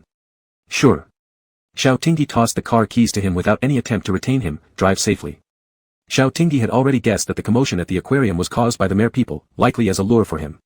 Now, all he needed to do was wait until tomorrow when the aquarium opened to investigate. To calm the restlessness of the marine creatures required help from his partner. Therefore, arranging a little meeting during working hours should be understandable as payment, right? In the vast marine park, only the two of them remained. Su Yang looked at him with a smiling face. Lieutenant, are you using your position for personal gain? What do you mean? Xiaotingyi hummed as he walked forward. Clearly, it's labor compensation. Knowing full well that he couldn't fool Su Yang, Xiaotingyi briefly recounted the events. Shaking Su Yang's hand, he grinned, revealing two little tiger teeth. Princess, please help. Make them behave and not cause trouble, alright? Su Yang, seeing the dark mood dissipating from Su Yang's brow, tenderly pinched Alpha's earlobe. Actually, they follow your commands too. Do you want me to teach you merman language? Xiaotingyi asked curiously. Why do they listen to me? By the way, how do they know me? Could it be that all the oceans already know we're dating? Su Yang pulled out the spirit scale necklace hanging from Xiaotingyi's neck and caressed it. They feel the presence of the spirit scales, of course. Also, because my scent is on you. Xiaotingyi uncomfortably touched the back of his neck. We're both alphas. Why can you leave a mark on my gland but I can't on yours? Not because of the glands. Su Yang smiled meaningfully. It's because there's my mark inside you. Guess how I did it? After pondering for a moment, Xiaotingyi's face heated up, and he quickly changed the topic. I won't guess. You just said you would teach me merman language, so teach me. Su Yang's lips curved upwards as he softly said a word, husband. Xiaotingyi attempted the pronunciation. What does it mean? Su Yang's thin eyelids bent slightly, forming an arc, and he whispered, wife's meaning. Oh. Xiaotingyi's eyebrows lifted as he happily leaned into Su Yang's ear. Su Yang's Adam's apple rolled as he felt a secret satisfaction. The arm around Xiaotingyi's waist tightened slightly, and he hummed in response. The fish in the water curtain gathered curiously at the glass, inspecting their unusually proactive human princess. Xiaotingyi held Su Yang's hand and walked into the underwater tunnel ahead. Beneath the arched glass, it was as if they were truly in the ocean floor. Xiaotingyi looked up at the small shark slowly swimming by. Is your home prettier than this? Su Yang stroked Xiaotingyi's soft black hair. It's very beautiful, but the deep sea isn't as romantic as you imagine. The merfolk are a link in the marine food chain, and our living environment isn't as safe as human society. Xiaotingyi's throat tightened with pity. When you were little, did you live a hard life? Su Yang looked at the sharks inside the glass wall that existed for viewing, and softly chuckled. It's been too long ago. I've already forgotten. Xiaotingyi stared at Su Yang's sharply defined side face, clearly seeing the sorrow beneath his long lashes. Having carried Su Sun's soul alone for so long, how could he have forgotten? Xiaotingyi didn't expose his lie. Instead, he cupped Su Yang's face and forced him to bend down for a treasured kiss on his forehead, gently saying, then forget about it. Reset your memory. We'll start now. Decades from now, there will only be happy memories. Su Yang's long lashes quivered as he pulled Xiaotingyi's wrist, letting him circle his neck. Holding Xiaotingyi's waist tightly, Su Yang drew closer once more, brushing his nose against Xiaotingyi's ambiguously with mingling breaths. It was unclear who couldn't resist first. The reflection of light off the glass wall flickered back and forth as the clean ground reflected the silhouettes of the two hugging and kissing. A mysterious whale call echoed in their ears. Xiaotingyi came back to senses, pushing Su Yang away. Oh no, I forgot there are cameras. Halfway through Su Yang's kiss, he pulled Xiaotingyi's chin unwillingly, forcing him to turn, biting his lower lip lightly. I was kissing you. How can you lose focus? But, there's surveillance. If anyone sees this, what will happen to the dignity of the investigation bureau? They'll deduct my bonus. Su Yang chuckled softly. Don't worry, they can't see us. Why not? Xiaotingyi tugged at Su Yang's hair and pulled him apart, locking eyes with his pale green irises flashing faint silver spots. He was surprised. Did you use your mind magnetic storm? Su Yang frowned. Xiaotingyi, you're almost pulling my scalp off. Xiao Tingyi quickly let go and saw 3 strands of hair floating gently to the ground. Chapter 144, Why are you jealous about everything? A white whale swam leisurely around the 2 people. Xiao Tingyi turned his head to look, the white whale's head pressed against the glass wall and stared at him. Its mouth was curved in a smile, but the moment it opened its mouth, Xiao Tingyi had an inexplicable feeling of being mocked. The white whale released a string of bubbles, and its ethereal whistling sounded dreamlike and illusory. Is it talking? Xiao Tingyi looked at Su Yang, is it mocking me? Su Yang rubbed his sore head and coldly sniffed, it says, today even the Royal Highness has met their match, ha ha ha. Hearing Su Yang's forced, ha ha ha, Xiao Tingyi couldn't help but laugh out loud, chubby and white, not only is it cute but also very smart. Su Yang glared at the white whale with indifference, he had been annoyed by this creature since childhood. What's cute about it? So annoying. Now he disliked it even more. The alpha placed his palm on the glass wall, and the white whale happily swam over, seemingly kissing his palm. Wow. Su Yang, quickly take a photo for me, Su Yang. Xiao Tingyi turned his head to look behind him, and there was no one there. He glanced around, where did you go? Su Yang. Where'd you run off to? After shouting a few times without receiving a response, Xiao Tingyi hurriedly took out his phone and called Su Yang. As soon as he dialed the number, a dull sound of someone tapping on the glass came from behind him. Confused, Xiao Tingyi turned around, and his amber-colored eyes reflected a silvery white fish tail shimmering with pink pearl-like luster. He kept the phone pressed against his ear and remained frozen in place, as if he had gone back to the day he first met Su Yang. But that Su Yang back then wasn't as gentle. Su Yang looked through the glass at the stunned expression on Xiao Tingyi's face and smiled faintly. As he turned his body sideways, the muscles of his waist carved beautiful arcs. His 3-meter-long fish tail gently swung, pushing colorful wave-shaped bubbles illuminated under the light toward Xiao Tingyi. For a moment, Xiao Tingyi didn't know whether to focus on Su Yang's stunning face or on the muscle lines of his superior upper body. Xiao Tingyi's Adam's apple rolled up and down, and his voice became hoarse as he asked, how did you get inside? Su Yang swam closer to Xiao Tingyi and his silver white hair flowed with the water. The bullet necklace around his neck lightly touched the glass, emitting a faint ting sound underwater. Seeing his lips move, Xiao Tingyi heard Su Yang's muffled voice underwater, is the white whale prettier than me? Xiao Tingyi chuckled silently, why are you jealous about everything? Su Yang raised his eyebrows slightly, and his pale green eyes sparkled even more in the seawater. He placed his palm on the glass surface. Xiao Tingyi understood instantly, smiling as he placed his own hand there too. Through the thick glass, they couldn't feel each other's warmth, but could only hear the deafening sound of their heartbeats. Su Yang got closer, piling water bubbles into a heart shape with his fish tail, didn't you want to take a picture? Take it. Ah. Leaning his forehead on the glass, Xiao Tingyi laughed until tears streamed down, feeling his heart melting completely, dear, you're too cute. Su Yang remained unfazed, I wonder how many people the lieutenant colonel will praise as cute. Is this your catchphrase? Xiao Tingyi pulled out his phone, leaning against the glass facing the camera, smiling, little princess is the cutest. It's been so long since I've seen your fish tail, let's take a commemorative photo. At the moment he pressed the shutter, Su Yang kissed Xiao Tingyi's cheek through the glass. Xiao Tingyi went backstage to bring him out. After Xiao Tingyi walked far away, Su Yang's smile faded, and he slapped the white whale's big forehead warningly with his fish tail, speaking icily in merfolk language, who incited your unrest here in the aquarium? The white whale's bouncy forehead wobbled uncertainly, its whistles filled with a mixture of fear and grievance, */%U and #*. White whale pavilion backstage. Xiao Tingyi was splashed with salty seawater all over his face by Su Yang, I've waited for you for nearly 5 minutes already, why did it take so long? Su Yang supported himself on the railing and leaped out of the water, his fish tail transforming into straight legs stepping onto the floor, isn't this what you asked me to warn them not to do anymore? Warn? I just wanted you to calm them down. Xiao Tingyi hastily grabbed a disposable towel and wiped some water droplets off Su Yang quickly before tossing his clothes to him immediately. Put your pants on before we talk. Su Yang casually put on the pants with one hand, shy about what? Haven't we used it countless times? Who has such a thick face as yours? Xiao Tingyi scrolled through his phone screen and entered the group chat, I have a meeting to attend, need to return to the investigation bureau right away. You should go back to the company as well. Use and discard. Su Yang walked beside Xiao Tingyi and shoved the tie into his hands, help me button up my shirt and tie the tie. Xiao Tingyi smiled and put his phone back into his pocket affectionately, alright, you go back to the company after a while. Su Yang looked down at the alpha's hand with distinct knuckles, didn't you let Missouri Chi drive your car away? I'll send you back, then I'll return to the company. Good idea, saves me from taking a taxi. After Xiao Tingyi said goodbye to the manager, he left the aquarium with Su Yang. Looking at the blue sky and white clouds outside, he felt a bit out of sync, as if what just happened was a beautiful dream. He asked tentatively, Su Yang, do you miss home? Driving towards the investigation bureau, Su Yang replied, what are you rambling about? Aren't we going back after work? Why think about it? Xiao Tingyi smiled while supporting his cheek, that's right, wherever I am is home, isn't it? Exactly. Su Yang freed a hand to ruffle his hair. So you need to protect yourself, run when in danger, don't be foolish enough to charge forward blindly, and don't show mercy to enemies. Though Su Yang put it mildly, Xiao Tingyi understood perfectly well, smiling, don't worry, I'm not stupid. After dropping off Xiao Tingyi at the investigation bureau, Su Yang turned around without heading back to the company, but went to a seaside villa in the southern suburbs instead. Merfolk are amphibious creatures, a small portion of them choose to come ashore to experience human life, as long as they don't cause trouble for their kind by revealing their identities.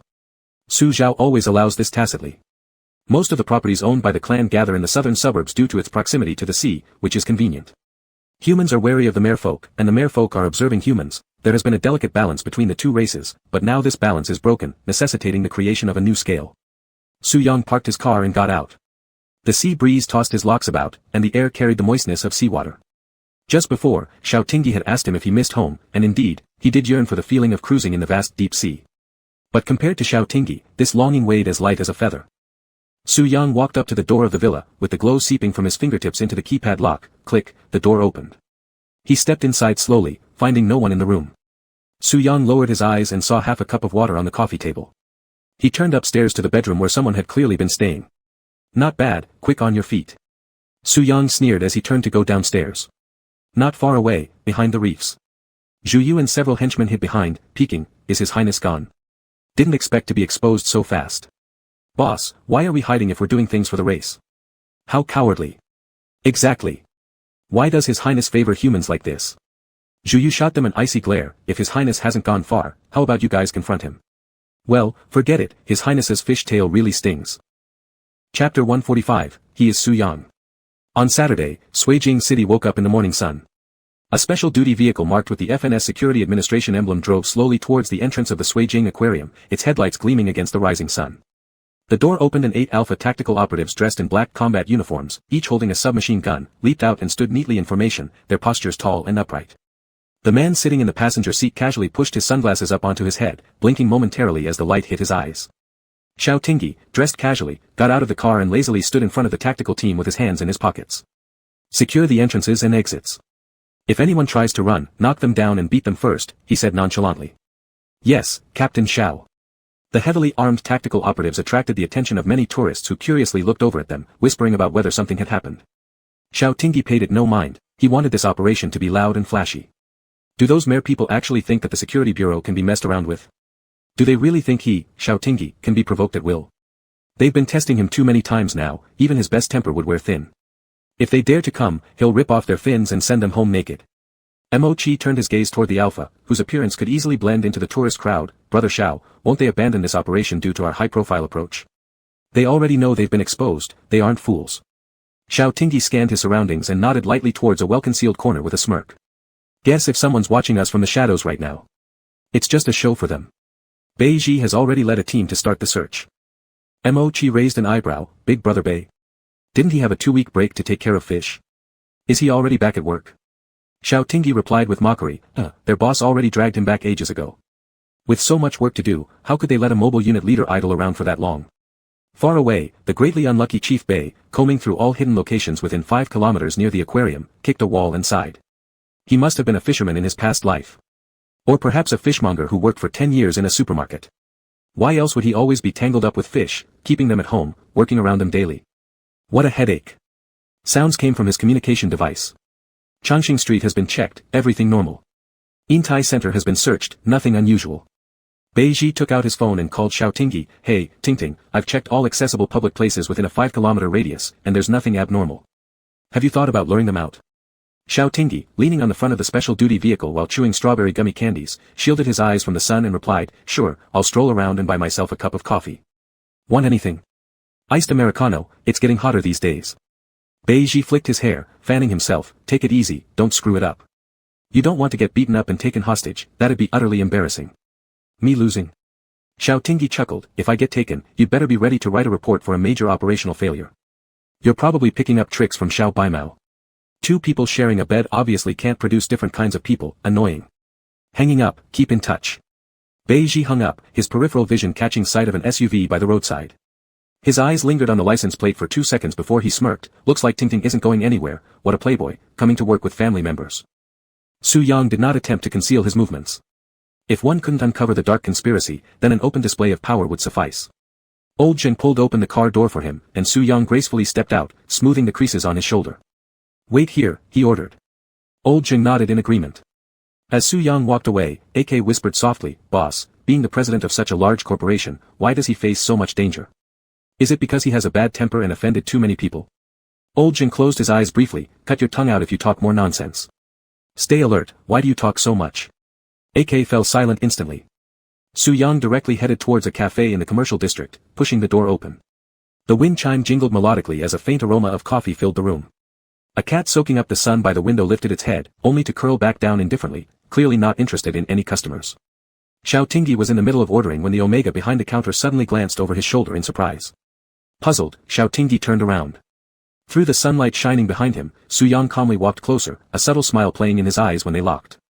"Su Yang. Why are you here?" Xiao Tingyi asked helplessly. "You don't need to work today, right?" Su Yang walked to his side and lied with a straight face, "I was just passing by, maybe it's telepathy." As he said that, Su Yang glanced at the Omega behind the counter. "Get me a caramel latte, let him pay for it." The Omega looked at Xiao Tingyi, who smiled and replied with a nod, "Sure, I'll pay." He pulled out his phone to make the payment when footsteps were heard from the second floor. A healthy wheat-skinned red-haired American bombshell descended the stairs, exclaiming, "Hey, isn't that Su? Mr. Su? What brings you here?" Su Yang saw her eyebrows arch slightly before blocking Xiao Tingyi from paying. "Someone is treating, no need to spend money." Xiao Tingyi recognized Fu Yu. He had once asked Mo Chi to tail Su Yang, and the female alpha in the photo sent to him back then was the one standing right in front of him now. Fu Yu leaned close to Xiao Tingyi with a smirk, whispering softly, "Hi, princess, meeting you in person is better than hearing about you. You're more handsome than the pictures show." Su Yang cutely blocked Xiao Tingyi from speaking. "Why are you still here? Haven't you gone back with your group yet? Go back to get scolded." "No way am I going back." Fu Yu rested her arm on the bar. "I bought this coffee shop. I'm opening it with my wife." Xiao Tingyi finally understood as he looked at the Omega behind the counter. "So, this must be the Omega who gave Mo Chi burnt taste buds." The Omega appeared somewhat shy. "Nice to meet you, today's coffee is on me, I hope you like it." Xiao Tingyi didn't hesitate, taking the coffee with a smile. "Thank you, I will enjoy it well." A ragdoll cat came sauntering over, rubbing against Xiao Tingyi's ankles and mewing flatteringly. Xiao Tingyi's eyes curved as he handed the coffee to Su Yang, letting him carry it, and squatted down to pick up the ragdoll cat. "So cute, this cuteness level is much higher than our Mimi's." The Omega became interested. "You have a cat too? What breed is it?" Xiao Tingyi stroked the cat. "Nope, Mimi is a dog." The Omega looked taken aback. "Oh, that's great." Fu Yu burst into cheerful laughter. "Princess, you're so cute, cuter than our Duke Su Sun." Xiao Tingyi's hand paused mid-stroke as he lifted his gaze to look at Fu Yu seriously. "His name is Su Yang." He intended to correct them again and again in front of Su Yang's clanmates. "His beloved one is called Su Yang." Chapter 146, I Do Care. Fu Yu froze. A corner of her mind, where the past had been sealed away, was now brushed off by time's dust as the old gate creaked open. From her childhood, vague memories resurfaced like waves rushing in, bringing back buried memories to the surface. Fu Yu moved her lips, but despite her usual eloquence, she didn't know what to say at this moment. Su Yang took a sip of coffee, the rich caramel aroma exploded in his mouth. He felt fireworks igniting in his heart as he casually said, "Call me whatever you want, I don't care." "I do care." Xiao Tingyi bent down to place the stuffed cat on the floor and locked eyes with Fu Yu, insisting, "He's not Su Sun, he's Su Yang." A glimmer of joy sparked in Su Yang's eyes. More than his name, he was happy about Xiao Tingyi's attitude. Being loved and cared for made him feel truly great. Under the unwavering gaze of Xiao Tingyi, Fu Yu cleared her throat. "Yes, it's Prince Su Yang." When Fu Yu looked at Su Yang again, her eyes carried more complex emotions. Time had passed too long, almost to the point of forgetting that her childhood playmate had already sunk beneath the sea. The little prince with the golden fish tail who gave her beautiful shells long ago, was dead. The atmosphere instantly filled with sadness. While mourning the early death of Su Sun, Xiao Tingyi couldn't help but feel a sense of sorrow. Everyone grieved for Su Sun's departure, yet no one paid attention to how Su Yang lived under his brother's name while still alive. Survivors should be grateful, but they shouldn't live their whole lives weighed down by guilt. Xiao Tingyi sighed inwardly and turned his head to look at Su Yang. He saw only bright, sparkling eyes devoid of any sorrow, full of the thought, "Xiao Xiao loves me so much, I'm so happy." So, the little bit of sorrow Xiao Tingyi felt also dissipated. The past will always pass. The pain and sorrow hidden in darkness would gradually smooth out when happiness fills life. Reflecting again later, it wouldn't cut into her soul as sharply as it once did. The cafe door opened again, the wind chime breaking the subtle indoor atmosphere. Peiji strode in, casting a puzzled glance over Fu Yu before finally looking at Xiao Tingyi. "Hey, you Xiao Tingting. It's almost hot enough outside to melt me. And here you are playing around. Don't shout." Xiao Tingyi quickly picked up an iced Americano and walked towards Pei Ji, coaxing him, "Here, isn't this for you? Come on, let's go to work." He pushed Pei Ji out while telling Suyang, "If there's something at your company, go ahead and deal with it." "I understand, don't worry about me, go ahead." Suyang nodded and advised, "All right, take care." Xiao Tingyi waved goodbye and stepped out. The sun blazed, and the summer heat hit them as soon as they stepped outside. Xiao Tingyi and Pei Ji found a shady spot to stand. Still nothing. Xiao Tingyi sipped the coffee and glanced around. Are we really giving up on this operation? Are we becoming cowards? Pei Ji chewed on ice cubes. Could it be because Suyang is here, they're afraid? With the princess present, how dare commoners act rashly? Who knows if the whole clan could face extermination? Do you think this is some TV drama? Xiao Tingyi curved his fingers, rubbing his chin as he thoughtfully looked at the opposite cafe. Have we checked there? Xiao Tingyi recalled all the details since Fuyu appeared, slightly furrowing his brows. Not many people were inside the cafe, the first floor wasn't completely full. Given Fuyu's focus on someone upstairs, she might still be in the throes of romance, so why would she go upstairs alone? Following his line of sight, Pei Ji looked at the intricate windows on the second floor of the cafe. We've checked 10 minutes ago, no abnormalities were found. What? Did you find something odd? Not exactly discovered anything, just intuition. Xiao Tingyi pulled at his shirt collar to fan himself. The owner of this shop is a merman. What? What did you say? Pei Ji exclaimed, surprised. That red-haired girl is a merman. Wow, damn. Their merman clan is definitely a non-mainstream band. What non-mainstream? Xiao Tingyi tilted his head back to finish the coffee, savoring the slightly bitter and fragrant aftertaste. Helping one's own kin isn't wrong, but with Suyang still inside, don't hastily conduct searches. Send one of the newer members from your team disguised as a customer to probe. Why? Afraid Suyang will cover for them? Not quite. If they fall into Suyang's hands, they'd likely get beaten worse. Pei Ji opened the communication device and issued an order. Monkey, little pig, big tiger, you three check out the second floor of ENW.D Cat Cafe. Don't cause any commotion. Oh, and when you leave, pack me a box of macarons and some pudding, right? Actually, I don't eat sweets, I feed the fish. Xiao Tingyi slightly pursed his lips. Is your mobile unit a zoo? You're supposed to be a leader, yet you keep giving people nicknames. So what? Pei Ji watched his 3 team members walk into the cafe from afar. What on earth do they want to do to you? It can't be because you abducted the princess, right? To come and punish you? Who knows? Xiao Tingyi scratched the back of his neck. It's kind of creepy. Inside the cafe. After Xiao Tingyi disappeared from sight, Su Yang's smile faded, and his gaze faintly settled on the wooden stairs, his tone tentative yet certain. Are they gone? What are you talking about, Your Highness? I don't understand a word. Fuyu leaned forward, picking up the paper menu, batting her lashes. Why not try our store's new item? On me. Su Yang ignored the hint in her words, his sharp eyes cold as he stepped straight toward the stairs. Fuyu's expression changed slightly, and she called out urgently, Mr. Su. What is it? Su Yang paused briefly. Fuyu hurried over, glancing around at the customers in the shop. Seeing no one was paying them attention, she whispered, Your Highness, I know you care for the princess, but remember your identity. Can you really stand by and watch your clansmen fall into human hands? Su Yang's face remained calm. I won't let them fall into human hands, but I'll make them realize who they're causing trouble for. Fuyu raised an eyebrow. Although I don't know exactly what happened, their coming ashore must be the Emperor's order. You. Su Yang glanced at her with amusement, a mocking smile curling on his lips. Do you think I'm just cleaning up a few stupid idiots? Fuyu stroked her red curls and silently shook her head. Is he really going to openly defy the Emperor? That's bold. Su Yang didn't bother responding and headed upstairs. Not long after, the wind chime at the door rang, and 3 young alphas walked in. They gathered at the counter to place their orders, then made their way upstairs. Send it upstairs later, the view there is better. Fuyu sighed, holding her forehead, wondering what more could go wrong in this world when all she wanted was to sweetly romance her Omega. Upstairs was empty. The window leading to the backyard was wide open, the white gauze curtain fluttering in the breeze. A cat awakened by the noise stretched leisurely, its round eyes looking toward Su Yang. Su Yang walked to the window and looked down. The backyard faced a bustling market street, with not a trace of any clan member. The kitten on the right windowsill meowed. Just as Su Yang turned his foot to pet it, a flash of sunlight illuminated Xiao Tingyi leaning against a nearby tree making a call. Dappled sunlight filtered through the gaps in the leaves onto the alpha, who squinted his eyes as he spotted Su Yang. Without restraint, Xiao Tingyi smiled broadly and waved. Su Yang stood there and returned the wave. Both had transparent thoughts now, leaving nothing secret or hidden anymore. When Su Yang descended the stairs, he passed the 3 alphas by. Fuyu stood by the coffee machine, throwing her hands up as Su Yang heard a merman language phrase, there's nothing here. Little fish crying. Xiao Xiao, look at him. How could it be my fault for being soft-hearted? Who can resist that? Fake crying. Nonsense. He's just a little fish, how complex could he possibly be? Chapter 147, How Arrogant Artingting Is.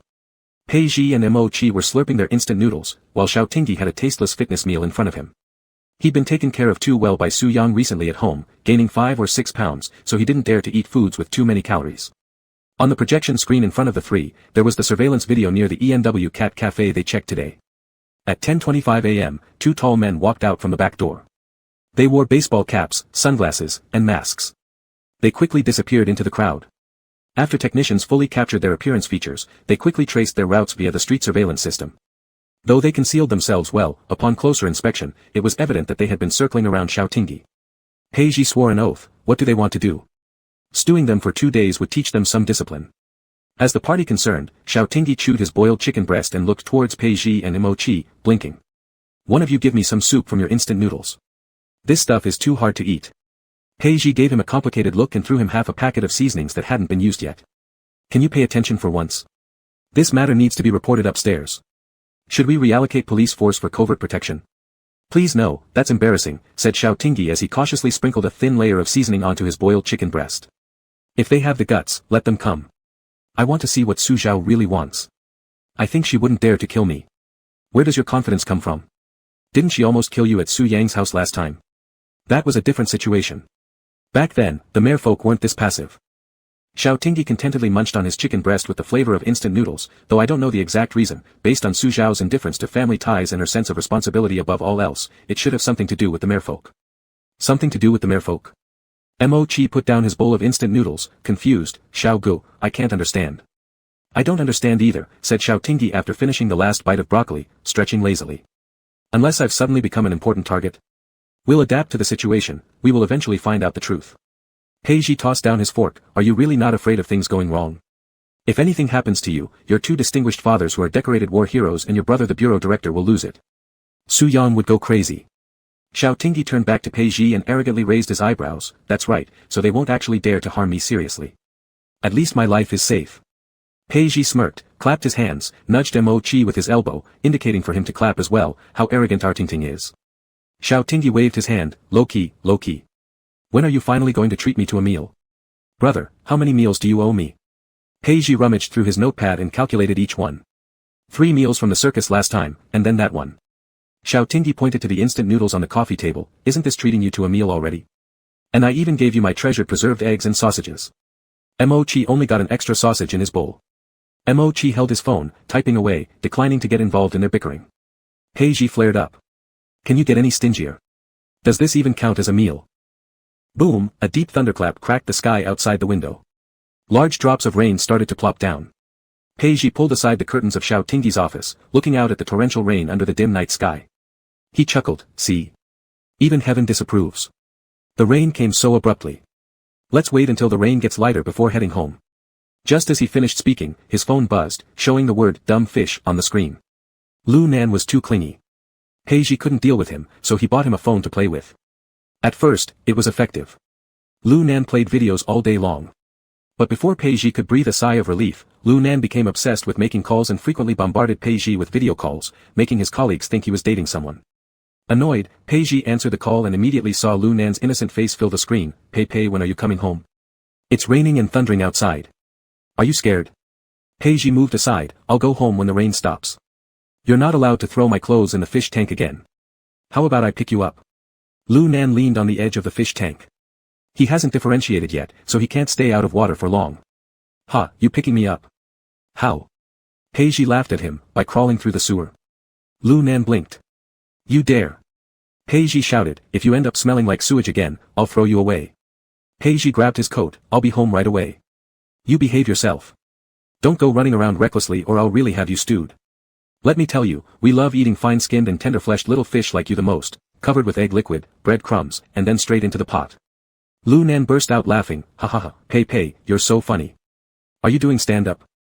Pei Ji clenched his eyes shut, irritated, I'm hanging up. Just wait at home. After ending the call, Pei Ji met Mo Chi and Xiao Tingyi's onlooker stares. What? What? Mo Chi gave a faint smile, nothing.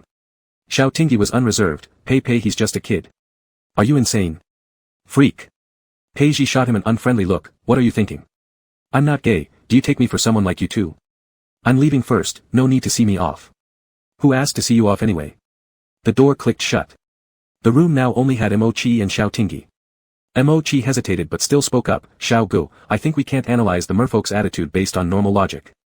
That time when you were dragged into the sea. No, it was my fault, perhaps you didn't intend to drag you down. When did this happen? Xiao Tingyi gave Mo-chi a light punch on the shoulder, laughing, we're brothers who can trust each other's back. If it were you, you would have done the same for me. Mo-chi wanted to say more, but Xiao Tingyi ruffled his hair forcefully, that's enough. Stop overthinking it. When the rain stops, I'll drop you off home. No need. Mo-chi's ears turned slightly red, Su Chen is picking me up. Aren't you two already cohabiting? Xiao Tingyi was surprised, who tops? He wouldn't be able to overpower you. Mo-chi waved his hands in panic, no, it hasn't come to that step yet, Xiao Gu, what are you saying? We can't do such things without marriage. Good grief, how pure. Xiao Tingyi whistled in astonishment, thinking of himself back in the day when he'd also been pure-hearted, but Su Yang was too perverted, rubbing off on him. That's good, Xiao Tingyi patted Mo-chi on the shoulder, you can leave then. Be careful on your way home. Okay, Mo-chi waved, I'll leave first. Bye, and take the trash with you. Alright. Xiao Tingyi leaned back in the sofa, listening to the rustling sound of the rain, about to chat with Su Yang when suddenly the office door opened. Is it something you forgot to take? When Xiao Tingyi saw who entered, he bounced off the couch in surprise, Su Yang. How did you get in? Behind Su Yang popped up an intern head, it was Xiao Chen, tonight's on-duty staff, who raised his hand, it's me. Xiao Captain, I brought the sister-in-law up. She's so nice to you, when will you guys get married and invite us to the banquet? Not informing me beforehand by phone, bringing outsiders randomly. Xiao Tingyi stumbled over his words and quickly switched his sentence, if anyone from outside the investigation bureau gets into my office casually, what if confidential information leaks? Xiao Chen got alarmed immediately, sorry Captain Xiao, it's my oversight. I'll take sister-in-law downstairs right now. Sister-in-law, follow me. Su Yang. Ah. It's just a reminder. For future incidents like this, please inform ahead of time. Alright, return to your post. Huh. Xiao Chen scratched his head, oh. Chapter 148, Any Reward? Little Chen stepped back and considerately closed the door for them. Su Yang held a cup of hot milk tea in his hand, raising an eyebrow to Xiao Tingyi, stranger. That's truly heartbreaking. Major, I thought I was your inside person. Looks like it was all my wishful thinking. Xiao Tingyi directly crossed over the sofa, took the milk tea from Su Yang's hand and placed it on the office desk, then wrapped his arms around Su Yang's waist, I said the wrong thing.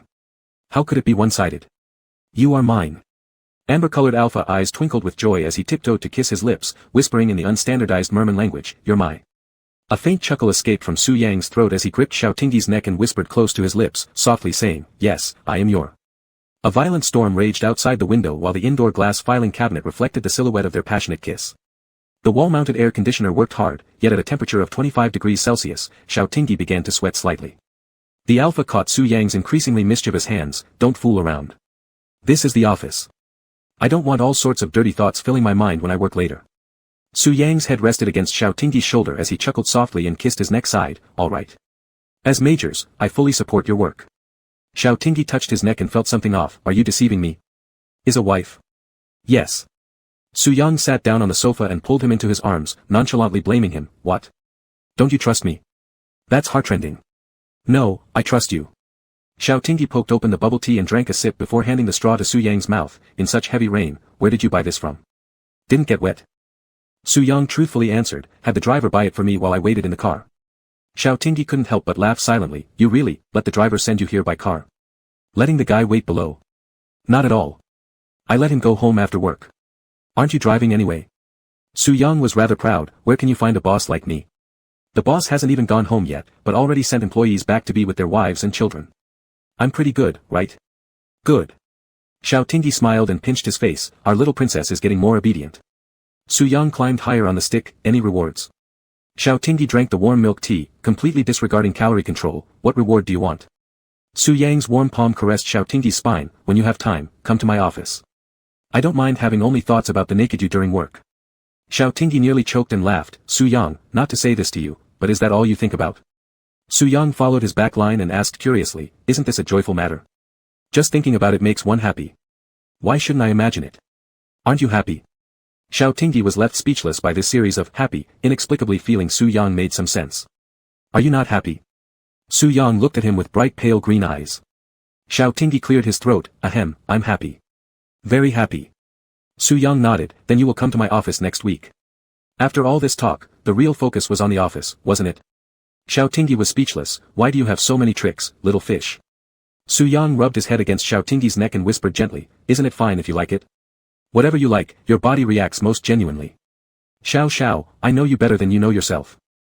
Xiao Tingyi uncomfortably turned his head and looked at the continuous rain curtain outside the window. Inside, the warm lighting created a serene peacefulness as he fiddled with Su Yang's hair. You're talking nonsense, I don't. Am I? Because Xiao Tingyi was sitting on Su Yang's lap, making Su Yang a little shorter than him. Su Yang tilted his head upwards and gazed at him with moistened pale green eyes, revealing an upward arc on the corner of his mouth. Did I remember incorrectly? Then why now?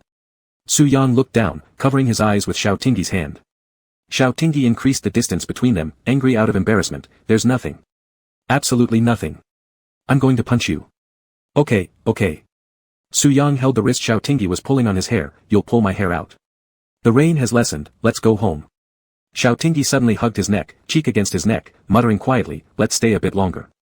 Leave in 5 minutes. Lowering the flagging attempt. 5 minutes later, Xiao Tingyi put on his coat, holding Su Yang's hand as they walked out. Let's go, Mimi is waiting at home. After the two arrived at the underground parking lot, Su Yang was about to go around to the driver's side but was pulled into the passenger seat by Xiao Tingyi. It's dark and raining. I don't feel comfortable letting you drive. Su Yang didn't argue, sitting properly in the passenger seat and turning his head to look at Xiao Tingyi, who was starting the car, with anticipation written all over his face. Xiao Tingyi was utterly confused until the car beeped, reminding them to buckle up. The alpha's lips twitched slightly as he leaned on the steering wheel and laughed for a while. Su Yang kept his poker face amidst his laughter. I always fasten your seatbelt when I drive. What are you laughing about? It's the main responsibility of the driver. My goodness. Xiao Tingyi wiped away the tears of laughter from the corner of his eyes, then unhooked his own seatbelt, leaned over, grabbed Su Yang's face and kissed him soundly. Then how about my colleague sitting next to me as a passenger? Do I need to follow the same obligation? Su Yang snorted coldly. What do you think? You scum. Xiao Tingyi grabbed the seatbelt and buckled it for him, then suddenly touched Su Yang's thigh. Su Yang arched an eyebrow at him. Xiao Tingyi turned on the headlights and gave him a mischievous smirk. That's the duty of the person in the passenger seat. Do you agree? Agreed. The car entered the rainy curtain, signaling its turn to merge into the main road. Su Yang spoke quietly, remember that after we get home, you have certain obligations as a spouse.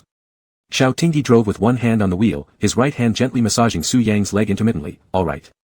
He did not ask, nor did he try to probe what exactly had happened on the second floor of that coffee shop. Because Xiao Tingyi trusted that Su Yang could strike a balance between the merfolk tribe and human affairs. And he was absolutely sure that Su Yang prioritized his safety above all else. There were indeed merfolk active around the Suijing aquarium today. Su Yang propped his head up and suddenly spoke. Chapter 149, You really seem to hate marriage. The wipers swished back and forth, the night swallowed by a curtain of rain. In the confined space, Xiao Tingyi heard himself calmly respond with an his expression showing no ripples as he drove extremely steadily, his eyes fixed on the road ahead.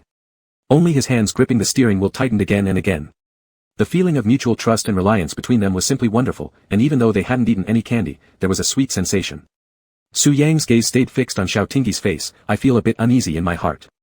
I don't know their purpose, but I always have this intuition that their target is you. Xiao Tingyi's eyes showed a trace of laughter as he freed one hand to pat Su Yang's shoulder. Don't worry, we'll deal with whatever comes our way. There's nothing to be concerned about, and you should believe in me too. Su Yang pressed his brow, hiding his gloom, his voice tinged with regret. Today I arrived just a step too late. If I had caught up with them, I could have found out the purpose behind my mother's actions. Xiao, am I too useless? You were in danger, and I could do nothing. You're taking all the responsibility again. Xiao Tingyi stepped on the brake at a red light, earnestly saying, my job inherently carries certain dangers, I don't need you shielding me from storms. Su Yang stared at him, bewildered, frowning, but I want to shield you from the storms, I want you to rely on me. Do you not believe that I can do it? Darling. Xiao Tingyi curled his finger to rub his cheek. I know, you certainly can do it. But you must also know that your husband is an alpha, and you just need to wait for me to come home. Wait for me, and I will definitely come home. Su Yang's eyes reddened around the edges as he reached out to catch a round pink pearl, pocketing it automatically before nodding. All right, understood. What you mean is, am I part of your family? Xiao Tingyi released calming tea flower pheromones to soothe this little fish lacking security. Of course, you are not only family but also a lover. Su Yang lowered his head and smiled faintly, caressing the tea flower ring on his pinky finger. In the sweetness of the tea flowers, he found tranquility. Then when are we getting married? Unexpectedly hearing the word marriage, Xiao Tingyi almost lost control over the brake pedal. Marriage. Do you actually intend to deprive me of my status as your spouse? Su Yang glared at him. Do you want to be a scum man? It's not that. It's just that you really seem to hate the idea of being married. Xiao Tingyi's ears turned red as he tapped the gas pedal lightly under the green light, water splashing beneath the wheels as he drove homeward. Of course I want to get married, who wouldn't want a wife? Xiao Tingyi slowed down the car a bit more. Speaking of which, you should find time to change your name back, right? Your ID in Ceylon has Su Sun written on it, doesn't it? With a sidelong glance, Xiao Tingyi added, if we register our marriage, won't the certificate bear your brother's name instead? That would be strange. Evidently, Su Yang hadn't thought about this problem until now, and upon realizing it, his face went pale instantly. It must be changed. I'll change it tomorrow. That's too horrifying. If the marriage certificate bore Su Sun's name, he would probably be depressed to death. He could live under the name Su Sun, but the name on the marriage certificate must absolutely be Su Yang. Seeing Su Yang's distraught expression, Xiao Tingyi restrained himself from laughing, fearing that Su Yang might lose emotional control. When they got home, it was already quite late. Xiao Tingyi opened the door, and Mimi, who had been sleeping on the carpet near the entrance, suddenly perked up her ears and wagged her tail loudly, barking, "Woof! Woof!" With several barks, the pitch-black villa lit up with warm yellow lights. After changing into slippers, Xiao Tingyi picked up Mimi and carried her toward the dog bed. Were you waiting for your big brother to come home? Good girl. Su Yang tidied up Xiao Tingyi's carelessly kicked-off shoes, then put on identical couple-style slippers and walked into the living room. The rain continued outside, occasionally punctuated by distant rumbling thunder. Su Yang shuffled into the kitchen in slippers, opening and closing the fridge to place milk in the microwave. Xiao Tingyi put Mimi in her doghouse where she gently nudged his hand with her head, clutching her little bunny toy and falling asleep. Xiao Tingyi smiled and looked toward Su Yang. You two are alike, both love acting spoiled. Su Yang handed him the warmed-up milk from the microwave, disdainfully saying, I look much better than her. This is insulting me. Right, you're the best looking. After drinking half a cup of warm milk, Xiao Tingyi handed the remainder to Su Yang and headed upstairs toward the bathroom. Tired, let's shower and sleep. Su Yang finished the milk, rinsed the cup, then leisurely twisted the bathroom door open, squeezing in, slyly turning his black hair into long silver locks. Xiao Xiao apparently likes the look of him with long hair, so next time he wanted to try the fishtail form. Su Yang, why did you follow me in? To shower, and supervise the fulfillment of the husband's duties. Huh, you're tickling me. Stop it. Swish, the shower head opened, and hot water poured down. Xiao Tingyi squinted as he was drenched with water. Suddenly, someone blocked the warm water flow, and a kiss landed. Steam filled the bathroom with white mist. In the mirror, faint entangled figures could be seen. Peiji returned home, just opening the door when Lu Nan instantly jumped onto him, his fishtail tightly wrapping around Peiji's legs as he affectionately said, Pei, you're back. Peiji stumbled a few steps from the impact, almost falling. His clothes that had miraculously stayed dry in the heavy rain ended up soaked once he got home. Do you even know how much you weigh? Why do you leap on me like that? My clothes smell like seawater now. Are you going to wash them for me? Peiji grabbed Lu Nan's soggy collar and yanked him off. The scent of melancholy, mixed with the blue-orange wine-like fragrance, wafted from Lu Nan's nape as he bent down, cradling his fish tail and wriggling toward his aquarium. Peiji watched Lu Nan's dejected back, recalling what the researchers told him after examining Lu Nan's body data a few days ago. Lu Nan was in a vigorous growth phase, with very sensitive thoughts, similar to human adolescence, where his emotions fluctuated wildly, needing extra attention. Hey! Peiji took large strides forward and shook the things he held in front of Lu Nan. Macarons and pudding, haven't tried them yet, right? Want some? Lu Nan's dimmed water-blue eyes instantly lit up, spreading out his hands as he stared at Peiji longingly. Peiji curved his lips, opened the packaging, and placed a macaron in Lu Nan's palm. Look at you, all excited like that, happy now. Lu Nan chewed on the macaron and smiled widely. Pei, you're so nice to me. Peiji moved his lips slightly, inexplicably feeling a surge of guilt. He touched his neck uneasily and said, it's fine, not a big deal, average stuff. Don't think too much about it. Lu Nan stuffed the entire macaron into his mouth and suddenly wrapped his arms around Peiji's neck. I like you the most, even more than Uncle Zhuguang. Peiji froze, lifting his hand before letting it drop. Feeling oddly embraced like this, his mood became complicated. Who is Uncle Zhuguang? The one who created me, but he doesn't want me to call him Dad, he thinks it would make him seem old. Lu Nan smeared the crumbs of the macaron from his mouth onto Peiji. I don't have a dad, since you're so good to me, can I call you Dad? Peiji pulled the corner of his mouth, acknowledged the gesture, but there's no need at all. Chapter 150, No one dared to touch him. The Rolls-Royce Phantom smoothly pulled up in front of the Safety Administration Bureau, and the driver got out, standing beside the rear door. Secretary Lee on the passenger side also stepped out on her own accord. It was right at the time for people to start work, attracting many admiring glances. Although he knew his colleagues couldn't see inside the car, Xiao Tingyi couldn't help shifting his body slightly, looking at Su Yang with helplessness. Su Yang was dressed as if ready to walk the runway. I just came here to pick up a file. Keep it low-key and park the car further away. This makes it seem like we're embezzling money, which gives a bad impression. Su Yang was wearing a well-tailored handmade dark suit, even spending half an hour in the restroom fussing over his hair, meticulously ensuring each strand lay perfectly, even spraying the exclusive CEO perfume. I didn't come specifically to drop you off, I also have things to do at the Safety Administration Bureau. Xiao Tingyi asked curiously, what things? Su Yang's eyes twinkled with a smile, leaning over to lightly kiss the alpha's lips, whispering softly, to propose formally. Propose? What do you mean? It's a secret. Su Yang opened the car door, and the driver immediately unfurled the sunshade umbrella, one hand holding the umbrella while the other supported the boss by the car door. Xiao Tingyi looked complexly at Su Yang, who was flamboyantly dressed. Was he shooting a teen drama? Wasn't this a bit exaggerated? Su Yang walked around to the other side of the car, opened the door, bent down, and asked him, Xiao, why aren't you getting out of the car? Out.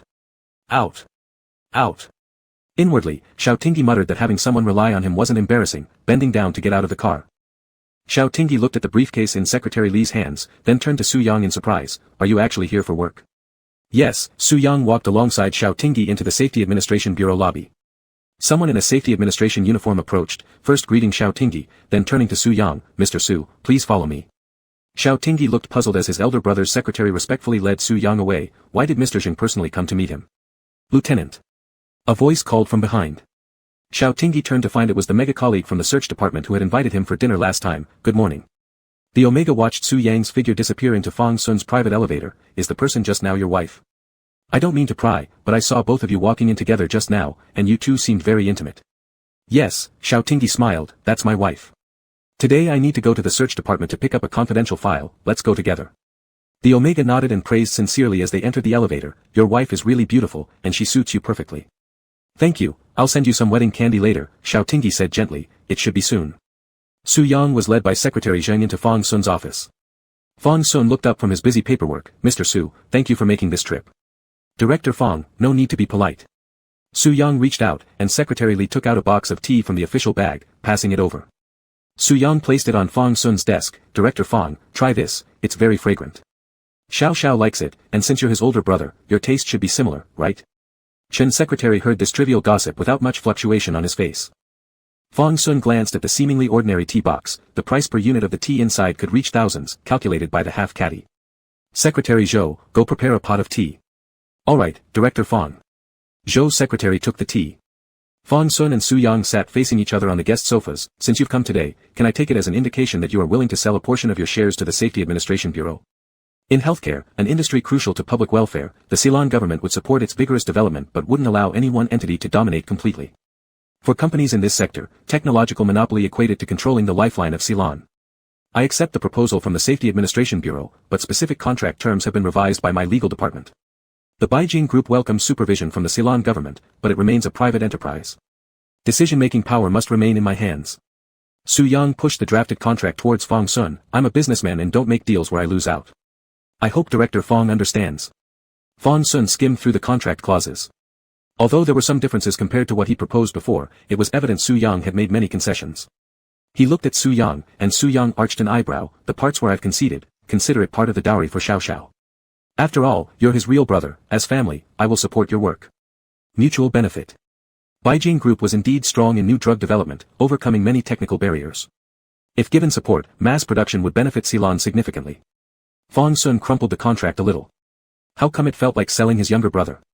Fang Sun kept his expression unchanged, his voice dropped 2 degrees, tinged with a bit of sorrow. I will arrange for a new round of meetings as soon as possible. After the contract terms are discussed, someone will contact you. Alright. Su Yang took the tea brewed by Secretary Zhou, sipping it lightly. Director Fang, let me mention something personal. Secretary Zhou voluntarily exited the room, and Secretary Li also walked out with the briefcase. Don't overload Xiao with too much work recently, the merfolk clan. Su Yang's voice was dry, maybe targeting him. Fang Sun rubbed the teacup. I'm aware of this matter. You know. Su Yang, every one of Xiao's achievements is his own effort, his job comes with inherent dangers. Su Yang frowned. Director Fang, don't say these hollow words to me. What if something happens? Wouldn't you feel pained? Fang Sun looked at Su Yang, whose face was full of worry, and he smiled faintly. Su Yang, he's my brother. What do you want to say? Fang Sun set down the teacup and said softly, as long as I am in this position, no one will dare to touch him, not even your mother, who would have to consider whether she could withstand the heavy force of Ceylon's navy. Su Yang slightly startled, but last time, my mother almost, weren't you worried then? Fang Sun looked straight into Su Yang's eyes, replying calmly, it's just anxiety affecting judgment. Carefully consider, had she really intended to act, he wouldn't have lived until you returned. Su Yang gazed into Fang Sun's profound eyes, these two brothers were truly nothing alike. Each time facing Fang Sun, Su Yang could feel an invisible pressure. Still, Xiao is more lovable. Xiao Tingyi finished scanning the necessary documents into electronic archives and copying them. On his way downstairs, in the lobby, he saw Su Yang sitting up straight like a statue. The otherwise unapproachable Su Yang, upon seeing him, immediately had all his icy aura recede like ebbing tides, and stood up smiling toward him. Are you done? Do you need to go back to the investigation bureau? I'll take you there. Did you just meet with my brother? What did you do? Xiao Tingyi allowed himself to be led out by Su Yang. Colleagues working in the lobby couldn't help but glance their way curiously, whispering quietly, is that the lieutenant's boyfriend? He looks incredibly good-looking. Hush, keep your voice down, he's actually the fiancé, they're getting married soon. Su Yang heard these comments clearly and felt happy, that's right, we're discussing dowry. Submitting name changes in Ceylon can be cumbersome, requiring piles of documentation. Can you help me bypass some procedures? Are you this eager to get married? Xiao Tingyi laughed, what's the dowry? What have you secretly plotted with my brother? Nothing much, just your brother thinks Beijing Group is developing too fast, posing a threat to Ceylon's people's livelihood, so he wants the Safety Administration Bureau to be involved in some special matters of the group. I agreed. Xiao Tingyi responded with an, oh, then turned slightly concerned, will this affect your work? Relax, trust your husband, Su Yang ruffled his head. Xiao Tingyi pursed his lips slightly, he always felt that this word didn't mean wife. He'd have to ask Lu Nan about it later. Chapter 151, Good Scenery. Aside from carrying a gun every day, Xiao Tingyi's life and work continued as usual. Once, he noticed someone was following him and quickly subdued the person, taking them back to the investigation bureau's interrogation room for questioning. It turned out that the person just wanted to exchange contact information. Xiao Tingyi told this incident to Su Yang as a joke, who replied with a cold snort, flirting around, not being faithful. You're such a cad. Afterward, Su Yang bit hard on his neck. The mandrake pheromones rapidly spread through the bloodstream, causing the alpha's bared teeth to immediately retreat. Ah, are you a dog? Let go. Let go. Alphas cannot permanently mark each other. While Su Yang, as a merman, could leave his scent on Xiao Tingyi, this behavior only repelled other male members of the merman race. The merman race has a natural strong sense of possessiveness for their partners, but the mark Su Yang left on Xiao Tingyi couldn't be seen externally. Frustrated, Su Yang could only express himself by acting childishly. In pain, Xiao Tingyi scolded him, what are you doing? He just wanted my contact information, and I didn't give it. Su Yang pouted unhappily, ready to speak, when suddenly Xiao Tingyi's phone buzzed. Both their eyes immediately focused on it. What are you looking at? Xiao Tingyi glared at him. It's either my dad, my brother, or a colleague. Feeling guilty, Su Yang muttered an oh, then leaned over to take a look. It was a text message from an unknown number, Mr. Xiao, hi, I'm the cashier at Hui Xin supermarket.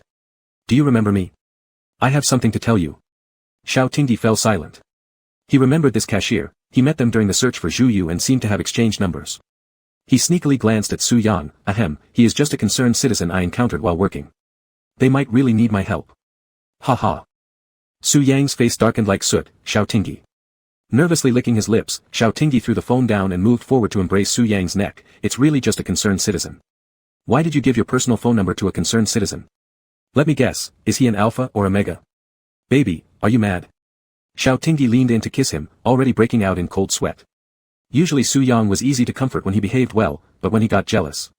It was insane. Don't try this nonsense, it doesn't work. Su Yang turned his head away. Even though he clearly could have pulled Xiao Tingyi down onto himself, he chose not to act and instead let Xiao Tingyi call him baby repeatedly while kissing him.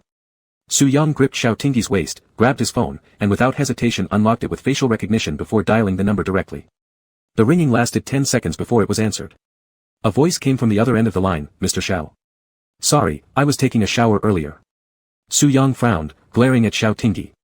His eyes plainly wrote, cheat. Cheat. Cheat. Cough. Xiao Tingyi held on to Su Yang, taking the phone back, it's me, what do you want to tell me? Oh. Today, when I finished work, I think I saw the person you're looking for, but I didn't see clearly enough. When I chased after them, they were gone. Is this information helpful to you? Xiao Tingyi was startled. Apparently, the person the cashier mentioned was Zhu Yu, meaning Zhu Yu was still alive and involved in this operation targeting him. Su Yang's jealousy disappeared, and his expression became serious too. Xiao Tingyi said, thank you, this is helpful. Could you please tell me which road you saw him on? It was the road behind our supermarket, Xinqing Road. Alright, thank you for your information. Rest early, goodbye. As Xiao Tingyi was about to hang up, the Omega on the other side spoke again. Will you come here tomorrow to conduct an investigation? I have nothing to do tomorrow, and I can show you around. The breath that had initially relaxed tightened once more.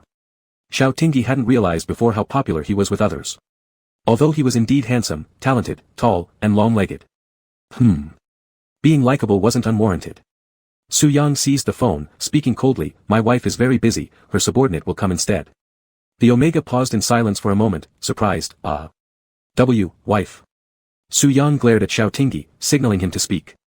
An alpha's dignity and ass, he knew which was more important. Xiao Tingyi pursed his lips, then steeled his resolve, yes, I'm gay. Silence on the other end again, then a flustered voice rang out, wishing you both eternal happiness, wishing you eternal happiness. After hanging up, Su Yang pulled Xiao Tingyi off him and jumped furiously from the second-floor balcony into the swimming pool in the backyard. The pool was large, specially made, with a depth of 5 meters in some areas. Originally, Su Yang intended to bring Xiao Tingyi to stay at their new house downtown. However, Xiao Tingyi believed that the high-rise wouldn't adequately meet Su Yang's needs and, considering the dense population, it wouldn't be suitable for Su Yang's lifestyle.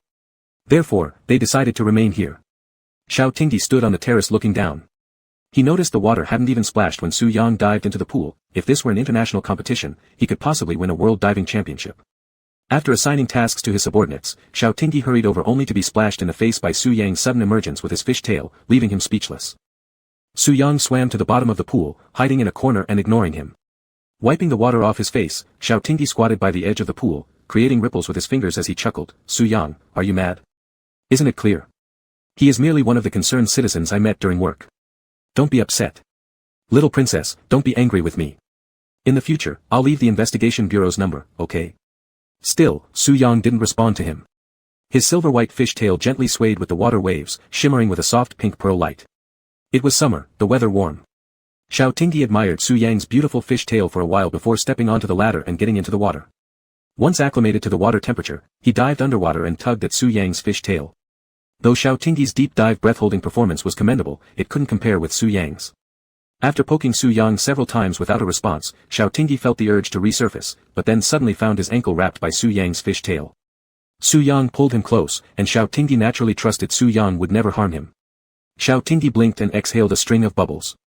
As the oxygen stored in his lungs had nearly run out, he didn't struggle but simply gazed at Su Yang.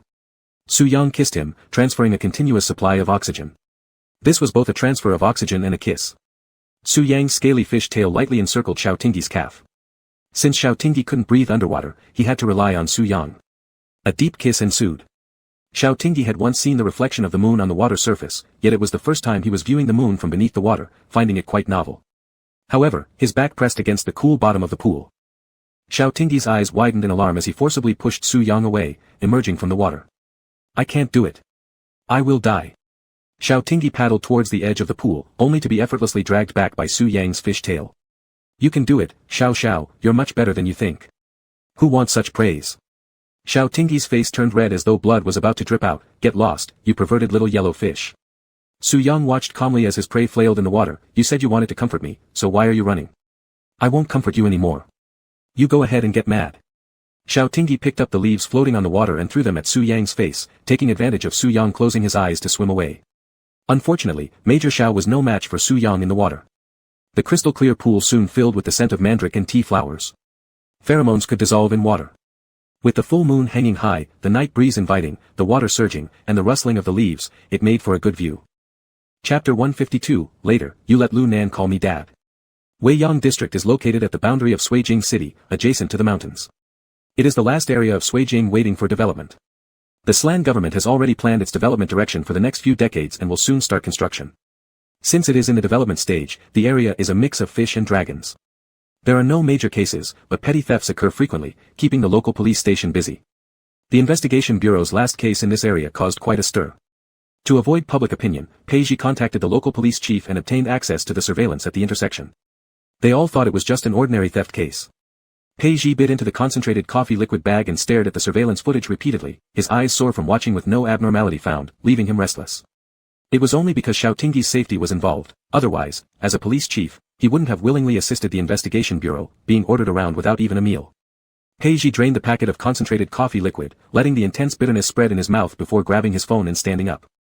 Dahu, follow me to Hui Xin supermarket and ask about the situation.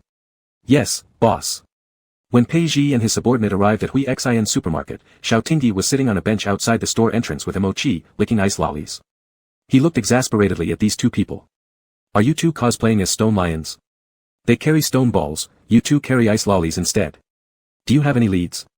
Would I still be here licking an ice lolly if I had any clues? Xiao Tingyi threw the remaining lollies in the plastic bag to Pei Ji, leisurely crossing his legs and said indifferently, not investigating anymore. Being chased around by a few fish isn't worth wasting oil. Pei Ji tore open the wrapper, took a bite, and cursed him. Don't bullshit. In a while, I'll go back to the police station to handle paperwork so the colleagues in Weiyang district can do another thorough check. Since they hide so deeply but appear here, this place might be their hiding spot. Xiao Tingyi smiled, looking up at Pei Ji. Pei, you're really good to me. Thank you. Pei Ji sneered and kicked Xiao Tingyi's foot, making him move aside to give him some space. Enough. Hearing such words from you makes me feel nauseous. Just being polite, don't take it seriously. By the way, how's Lu Nan? He's fine, eats well, drinks well, causes trouble. Pei Ji, looking at the elongated shadow on the ground, grinned. I haven't found a wife yet, but I've got a son first. Xiao Tingyi laughed, holding the ice lolly. How lucky, saving years of wrong turns. Go to hell, I'll give you this luck. Do you want it? Sure, you make Lu Nan recognize me as dad. Xiao Tingyi chuckled warmly. I'm not losing out here. Alright, I'll pack him up and deliver him to you later. Pei Ji thought about Lu Nan rolling on the ground asking for skewers, a smile forming at the corner of his mouth, and shook his head helplessly. Somewhere in Weiyang district, an abandoned residential building. Footsteps echoed on the old staircase, like the prelude to a midnight horror film in the quiet night. Deep within the staircase, several pairs of eyes gleamed eerily in the pitch-black darkness, all focused on the source of the sound. Click. Zhu Yu turned on the flashlight, illuminating the direction of the sound. Can we light a candle instead? This is spooky. Boss, a subordinate took the food that Zhu Yu was carrying.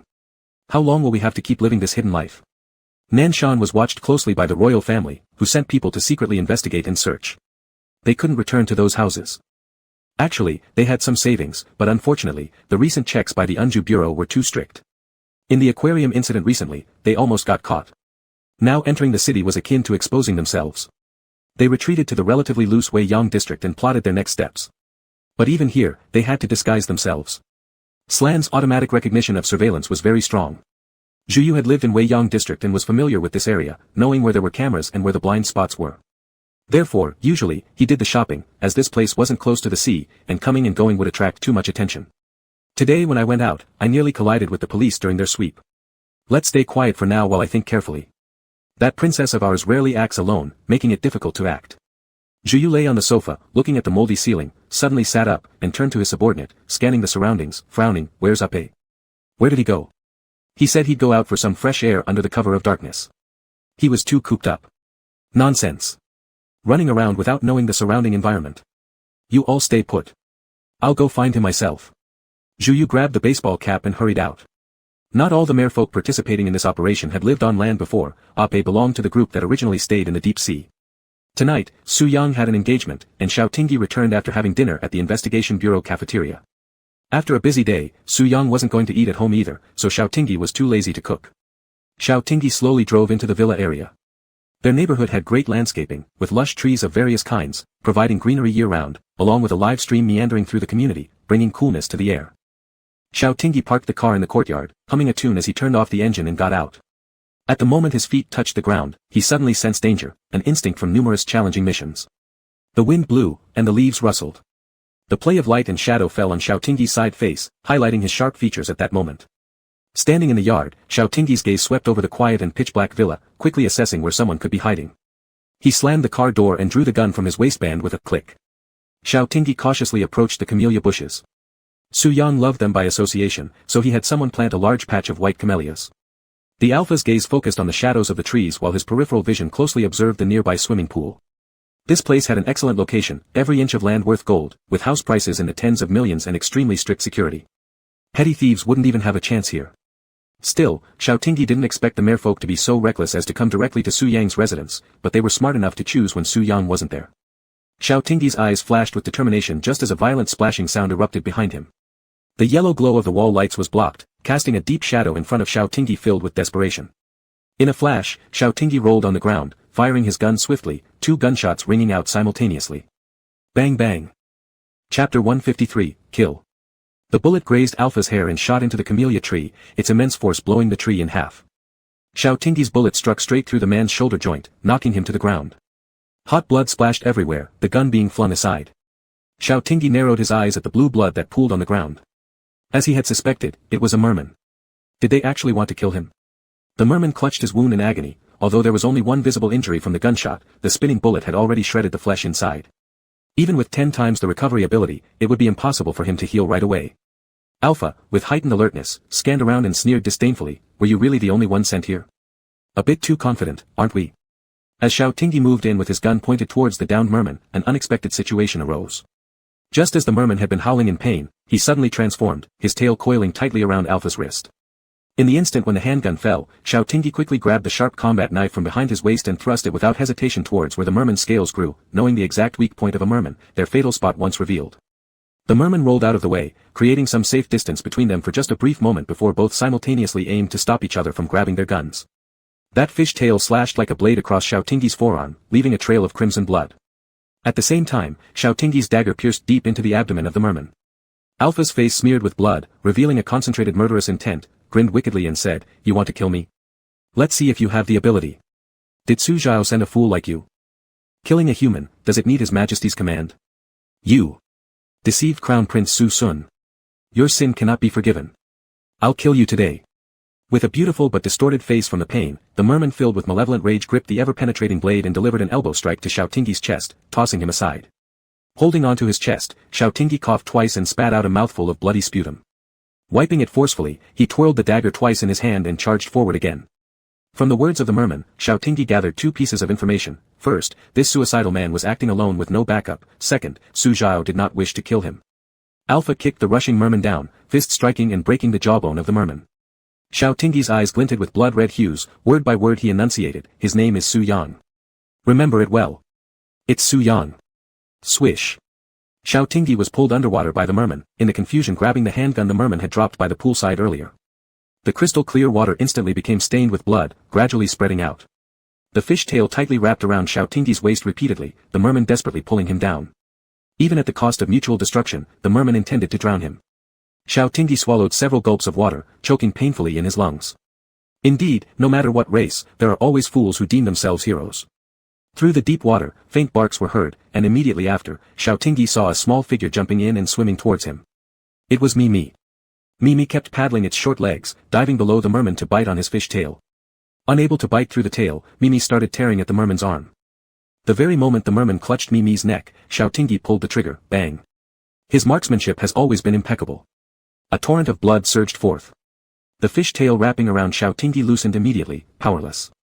Xiao Tingyi dived down to pick up the drowning Mimi and surfaced.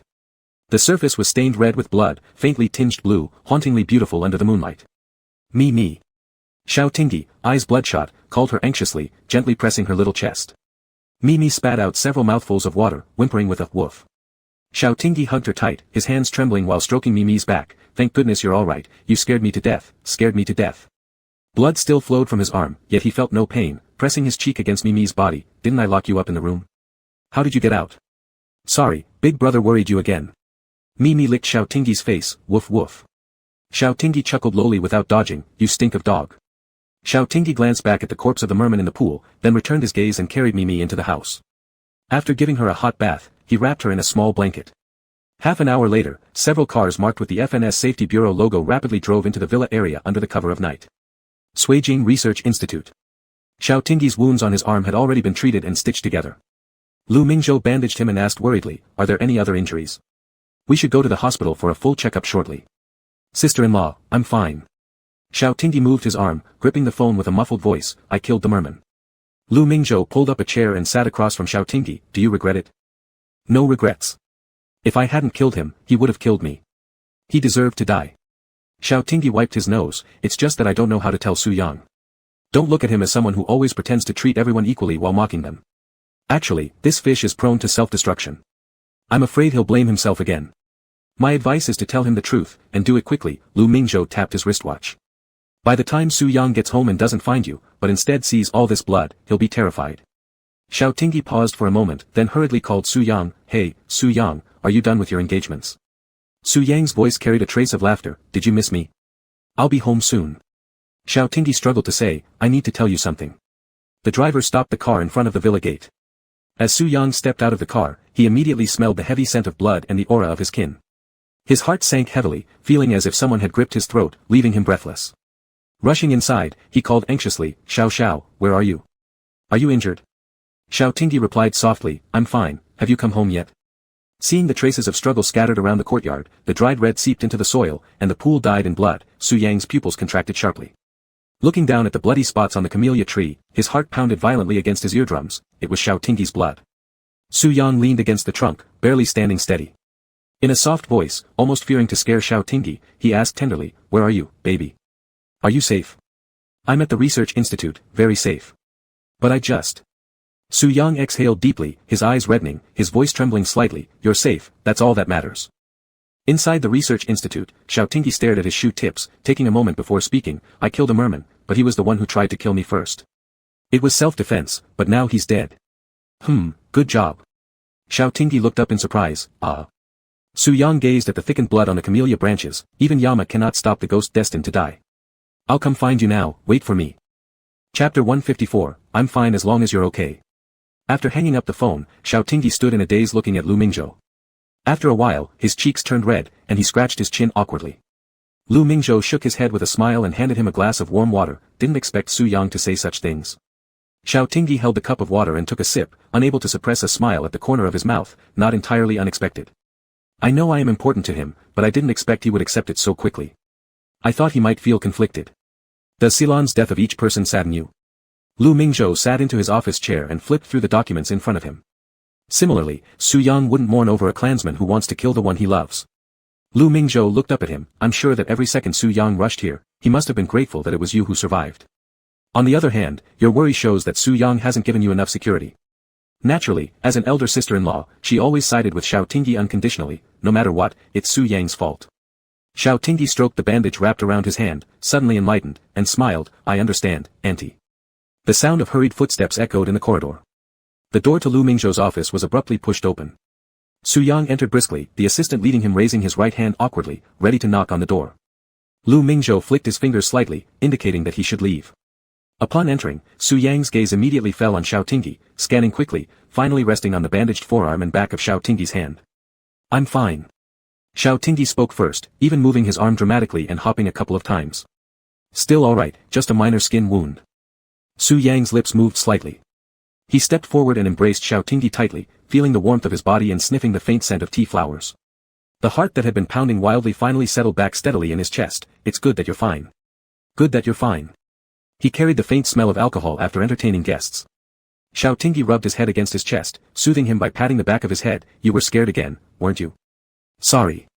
Su Yang feared there might be other injuries on him, so he dared not hold him too tightly, and you're still worrying about me when you're the one injured. Just small wounds, they don't hurt at all. They'll be gone in a few days. Lu Mingzhou watched the young couple embracing before him with an unperturbed expression, believing he had remained perfectly composed until Su Yang suddenly leaned down and kissed the scrape on Xiao Tingyi's face. Lu Mingzhou lowered his head.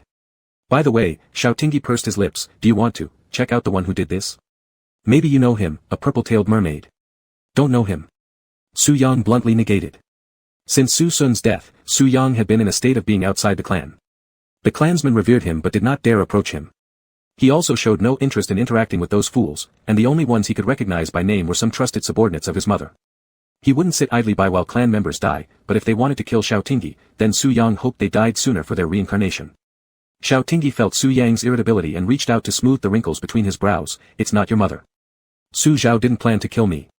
It was this mermaid acting on their own accord. Su Yang's eyelashes blinked momentarily, though it was Xiao Xiao who got injured, Xiao Xiao who just escaped danger, now it was Xiao Xiao comforting him. Xiao Xiao. Woof. Mimi, sleeping on the sofa covered with a little blanket, let out a bark, interrupting the tender gazes between the two. Lu Mingzhou silently gave Mimi a praising look, clearing his throat, cough, Su Yang, the rest is something we'll handle. Rest assured, the Peaceful Coexistence Bureau will deal with it. Take Xiaohua to the hospital for a checkup now. Don't want any internal injuries. Alright. Su Yang picked up Mimi with one hand and gently put his arm around Xiao Tingyi's shoulders as they walked out together. Xiao Tingyi waved goodbye, auntie, we're leaving. Bye. Go ahead. After completing comprehensive medical examinations to confirm there were no other injuries, the two returned to Jiangdu Garden, Xiao Tingyi's home. For now, Su Yang's place couldn't accommodate them, and hiring regular cleaning services wasn't feasible either, so they called Mr. Zheng and his team. In the middle of the night, AK held a cloth bitterly saying, "Big brother, we are mercenaries after all. How did we end up doing housekeeping work?" Mr. Zheng, holding a broom, replied nonchalantly, "No choice, our boss pays us really well." Zhu Yu drove around to all possible places where a pay might go, but came up empty-handed. A few streetlights, scattered here and there, shone with a dim yellow glow while the thick night was oppressively hot, almost suffocating. As time ticked away second by second, Zhu Yu's heart grew heavier. Gripping the steering wheel tightly, he watched as dark clouds in the sky swallowed the moon, signaling an impending storm. The mobile phone on the passenger seat vibrated urgently, seeming to herald that some unease was about to become reality. After letting it vibrate for a moment, Zhu Yu pulled the car over sharply at the roadside, grabbed the phone, and answered. "Boss, we found a Pei's note. He said he's going to kill Xiao Tingyi to take his gland." Zhu Yu closed his eyes briefly, frowning deeply before finally muttering two words, "Idiot." The jeep turned around abruptly, its engine roaring fiercely as it raced along the deserted highway. Zhu Yu returned to his residence with a grim face, where his subordinates were anxiously awaiting his arrival. "Boss, a Pei is in danger, we have to rescue him quickly." Looking out the window, Zhu Yu saw the faintly grey-blue dawn sky. It was already midnight, and the sun would soon rise. "It's too late." "What do you mean too late? Will the prince kill a Pei?" "Boss, we can't just stand by and..." Zhu Yu paced back and forth inside the room, exploding in fury. "Didn't I tell you all to wait for my orders? Now there are only two outcomes. 1. Xiao Tingyi dies, a Pei brings back his gland, angering Fang Sun, does the Ceylon Navy eat grass or something? Or 2. A Pei dies, our goal is completely exposed, and it'll be even harder to get close to Xiao Tingyi." "Idiots. Shit. The Emperor asked us to bring him back to the deep sea but never said to take his life. Who gave a Pei the guts to act on his own?" Zhu Yu pinched the bridge of his nose, his gaze icy cold. "Pray that nothing happens to Xiao Tingyi, otherwise, the Emperor's plans will be ruined, and we'll all die under the spirit whip for our sins." His subordinates exchanged glances and fell silent in dejection. Someone couldn't resist speaking up, "But if Xiao Tingyi survives, doesn't that mean a Pei?" Zhu Yu looked at him coldly, saying quietly, "It means his death will have been worthless." The heavy grey-blue color gradually faded, yet morning did not arrive. The entire Weiyang district was covered in rolling clouds, cloaked in a somber grayness. Standing by the window, Zhu Yu had been awake all night, his dry eyes now closed as he accepted the inevitable outcome. When he opened them again, they were bloodshot and filled with a sense of all-or-nothing desperation. Chapter 155, House Arrest. Suijing had been raining for 3 consecutive days, the humid and sultry air mixed with a meager coolness. When the rain stopped, Xiao Tingyi cuddled with Mimi in a rocking chair, looking at the sky outside the floor-to-ceiling windows covered by lead-gray clouds. It was misty, showing no signs of clearing up. Xiao Tingyi had been forcibly under house arrest by Su Yang for 4 days. Who could endure being threatened with death twice? Su Yang wanted to carry him around in his pocket. "Su Yang," Xiao Tingyi put down Mimi, walked into the study, straddling Su Yang's legs. "I really should go back to work next week. It's just a small cut, not that exaggerated, right?" "A small cut?" Su Yang frowned as his hand rested on Xiao Tingyi's waist, his voice subtly simmering with anger. "You call 15 stitches a small cut? I told you to take care of your own body. And what about you?" Xiao Tingyi, knowing he was in the wrong, softly said, "The wound isn't deep, the stitches can be removed next week." "No, I've already asked for a half-month vacation for you. During this half-month, you are not allowed to go anywhere. Stay home and rest properly." Su Yang lowered his eyelashes. Xiao Tingyi had only become exposed to their clan because of him. Although his mother's intentions were still unknown, there was no denying that he had brought danger to Xiao Xiao. Therefore, this danger should be eradicated by him. "At least let me take the dog out for a walk, our house isn't a villa. Mimi would be miserable if she doesn't go out." Su Yang hugged his waist and leaned into his arms. "If you're going out, I will go with you. If I'm at work, you're not allowed out. I'll lock you inside."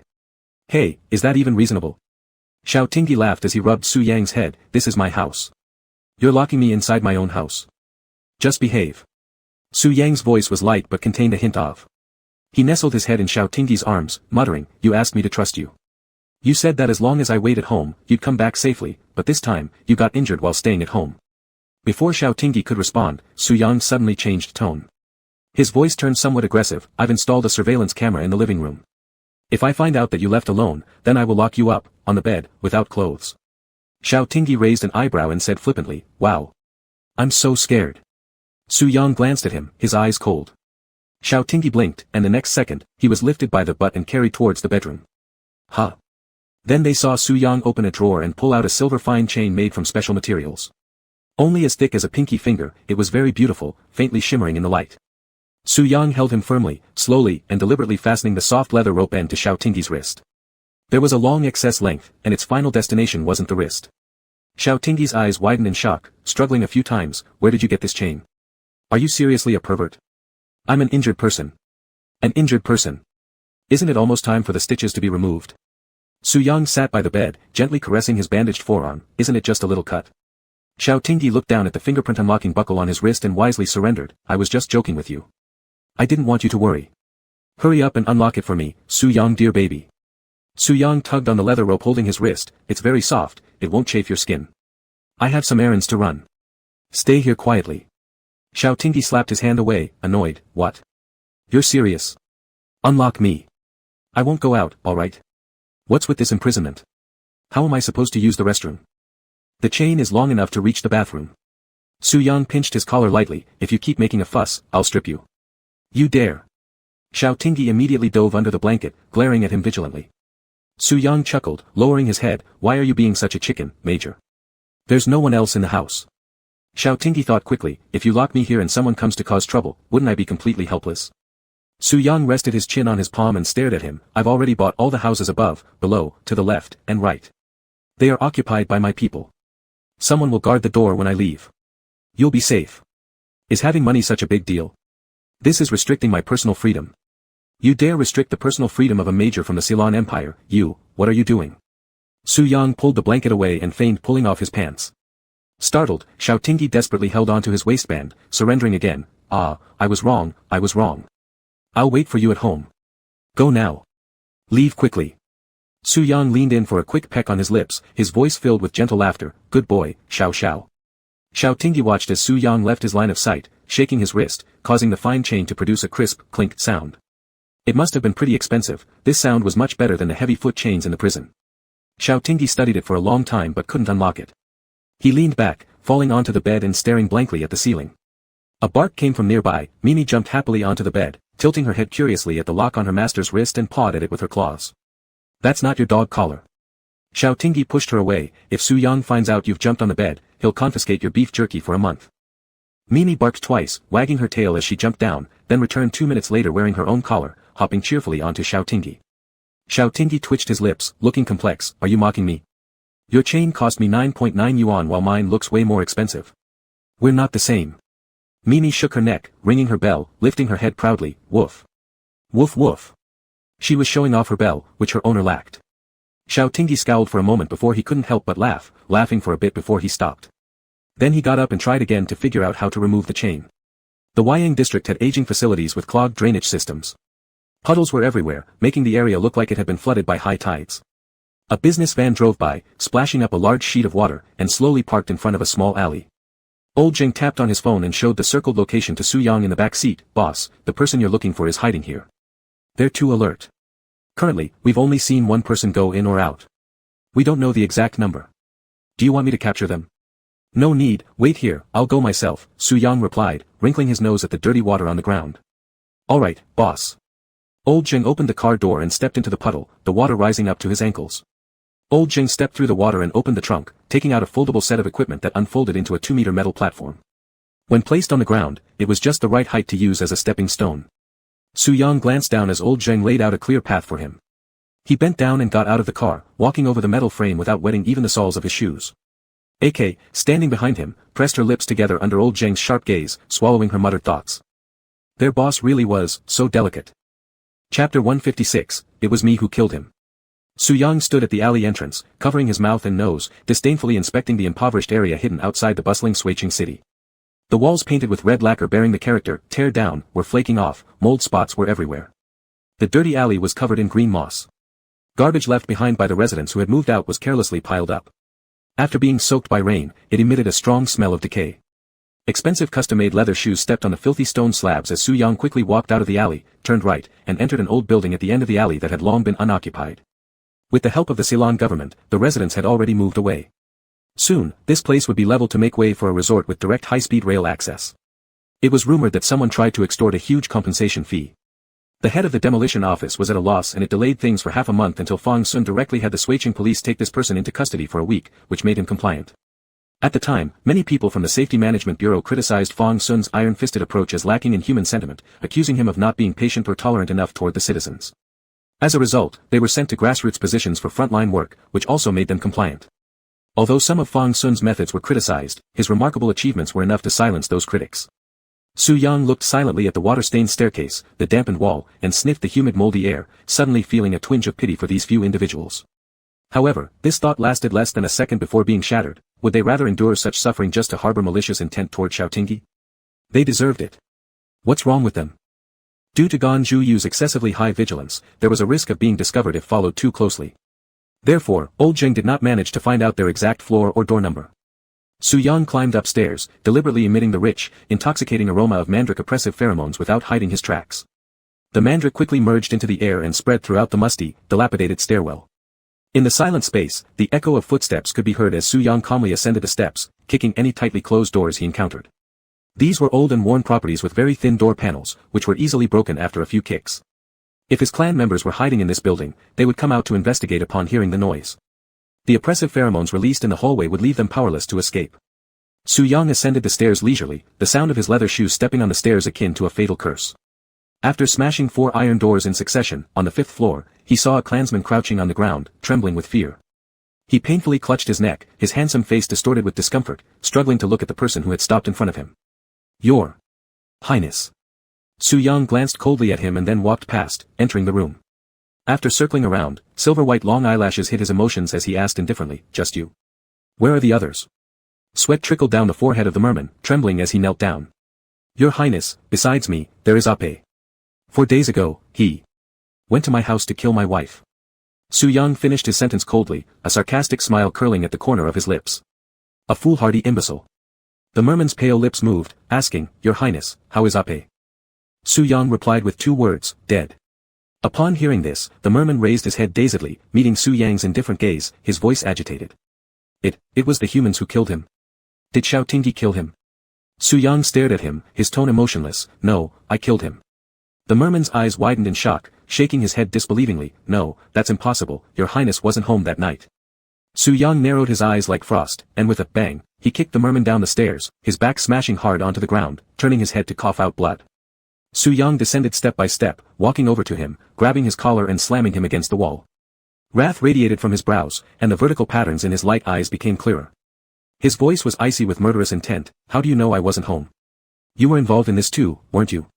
Speak. Where's Zhuyu? Who gave you the audacity to go to my house and start a fight?" He was acquainted with Zhuyu since old times. Usually, Zhuyu assisted him in completing tasks. Though he found it troublesome, Zhuyu was one of the more familiar people with him, otherwise, he wouldn't have so decisively gone to rescue people under Xiao Zhao's control. Though they weren't particularly close, he didn't think Zhuyu was stupid and blind to the situation. When the merman heard the name Zhuyu, his eyelashes fluttered slightly. He shook his head firmly, stating, "Your Highness, I don't understand what you're talking about. Zhuyu hasn't come ashore." A slight laugh escaped Su Yang's throat, and raising an eyebrow, he said, "So, he's still alive then?" The merman paused, realizing he had been tricked into revealing more than intended, and turned his face away, refusing to answer further. Su Yang tightened his grip around the merman's neck, the scent of mandrake becoming even more potent in the air. "You don't want to speak up? No problem." The merman gasped for breath, the sensation of impending death overwhelming his mind. Meeting Su Yang's pale eyes only multiplied his terror, forcing him to quickly avert his gaze. "It won't work, Your Highness. We took medicine before coming ashore, your pheromones won't affect us." Su Yang replied indifferently. Glancing outside through the broken window at the overcast weather, it was past the best hunting time. The remaining individuals likely already sensed his presence, rendering this hideout useless once again. Annoyed, Su Yang threw the merman aside, crouching next to him. "Do you know what punishment awaits those who attack the princess consort within our clan?" The merman curled on the ground in pain, coughing violently with his forehead pressing against the cold, filthy floor. "Your Highness, no one in our race would ever accept a human as our princess consort." Su Yang looked at him amusedly, his smooth nails elongating rapidly into sharp claws. "I choose my own wife, what business is it of yours? Why should I care whether or not you accept her?" As the long nails pierced through his flesh without severing the major arteries, blood rolled down steadily. Su Yang stared at him dispassionately. "I'll ask you one last time, what punishment is due for attacking the princess consort?" The merman emitted a gurgling sound, opening his mouth but only managing words filled with anguish. "Death, capital punishment." It seems you're well prepared," Su Yang remarked casually. The merman's eyes were filled with red veins as he looked at Su Yang, gathering courage to question him. "Your Highness. What wrong have we done? Are you truly willing to alienate your entire race for a human?" Su Yang increased the pressure on his hand and whispered, "Did His Majesty order you to kill Xiaotingi?" The merman faltered, "His Majesty she. You idiots acted on your own accord. You should be grateful that Xiaotingi is still alive, otherwise, not only would I kill you, but His Majesty wouldn't spare you either. The peace between the two races was nearly ruined entirely by you two. How foolish." The merman moved his lips but could find no retort. He couldn't accept that the royal prince, the protector of their clan, was being deceived by a human. He had proposed a plan to assassinate Xiaotingi and discovered that the prince wasn't home that night. Blinded by hatred, he regretted his decision right before the final step, unaware that Ape had carried out the plan secretly behind his back. It was his fault that Ape had died, disrupting the clan's plans while leaving the truth unsaid. Zhu Yu had left him here to guard, perhaps already harboring suspicions. The merman closed his eyes in despair, losing all will to live. "Prince Sushuan, please do as you wish." Chapter 157, Meal After Meal. Su Yang, upon hearing the address, looked at him silently and suddenly withdrew his hand. Blood splattered onto the wall instantly. The merman clutched his neck as he slumped to the floor, looking up at Su Yang who had held back, and croaked, "Your Highness, how could you?" Su Yang took out a clean handkerchief from his pocket and carefully wiped off the sticky blood on his hands. "Killing you would only dirty my hands. Go back to the deep sea, there will naturally be punishment waiting for you." He glanced to the corner where a hidden probe was flashing a weak red light, and his lips curled into a sneer. Surely everything that happened today had fallen under Zhu Yu's eyes, which explained why there wasn't any movement. "I wonder if Zhu Yu will come back to find you." Su Yang's smile faded, as he coldly addressed the probe, "Remember to warn him to get back to the deep sea as soon as possible. If he dares to harm a single hair of Xiaotingi, don't blame me for being ruthless." The merman loosened his grip on his neck. The wound was showing signs of healing, but due to excessive blood loss, his face was pale. With his hand over his chest, he respectfully bowed, "This subordinate thanks your highness for sparing my life. It's a misunderstanding on my part. You haven't betrayed our race." Su Yang snorted with a mocking laugh, not sparing him another glance. He lifted his foot to go downstairs. Dirty water dripped onto his shoulder in the corridor, and he disdainfully wrinkled his brow, deciding to throw away all the clothes, including his shoes, from today. The merman group had strict discipline, prioritizing collective interests above all else. These two, who acted against the queen's wishes independently, would surely be severely punished once they returned to the deep sea. That Ape died relatively painlessly. Even in the netherworld, he should express gratitude and praise their Xiao Xiao as an angel. Under the dark clouds, thunder rumbled. Su Yang walked out of the residential building and gazed at the gloomy sky. It couldn't really be considered mercy.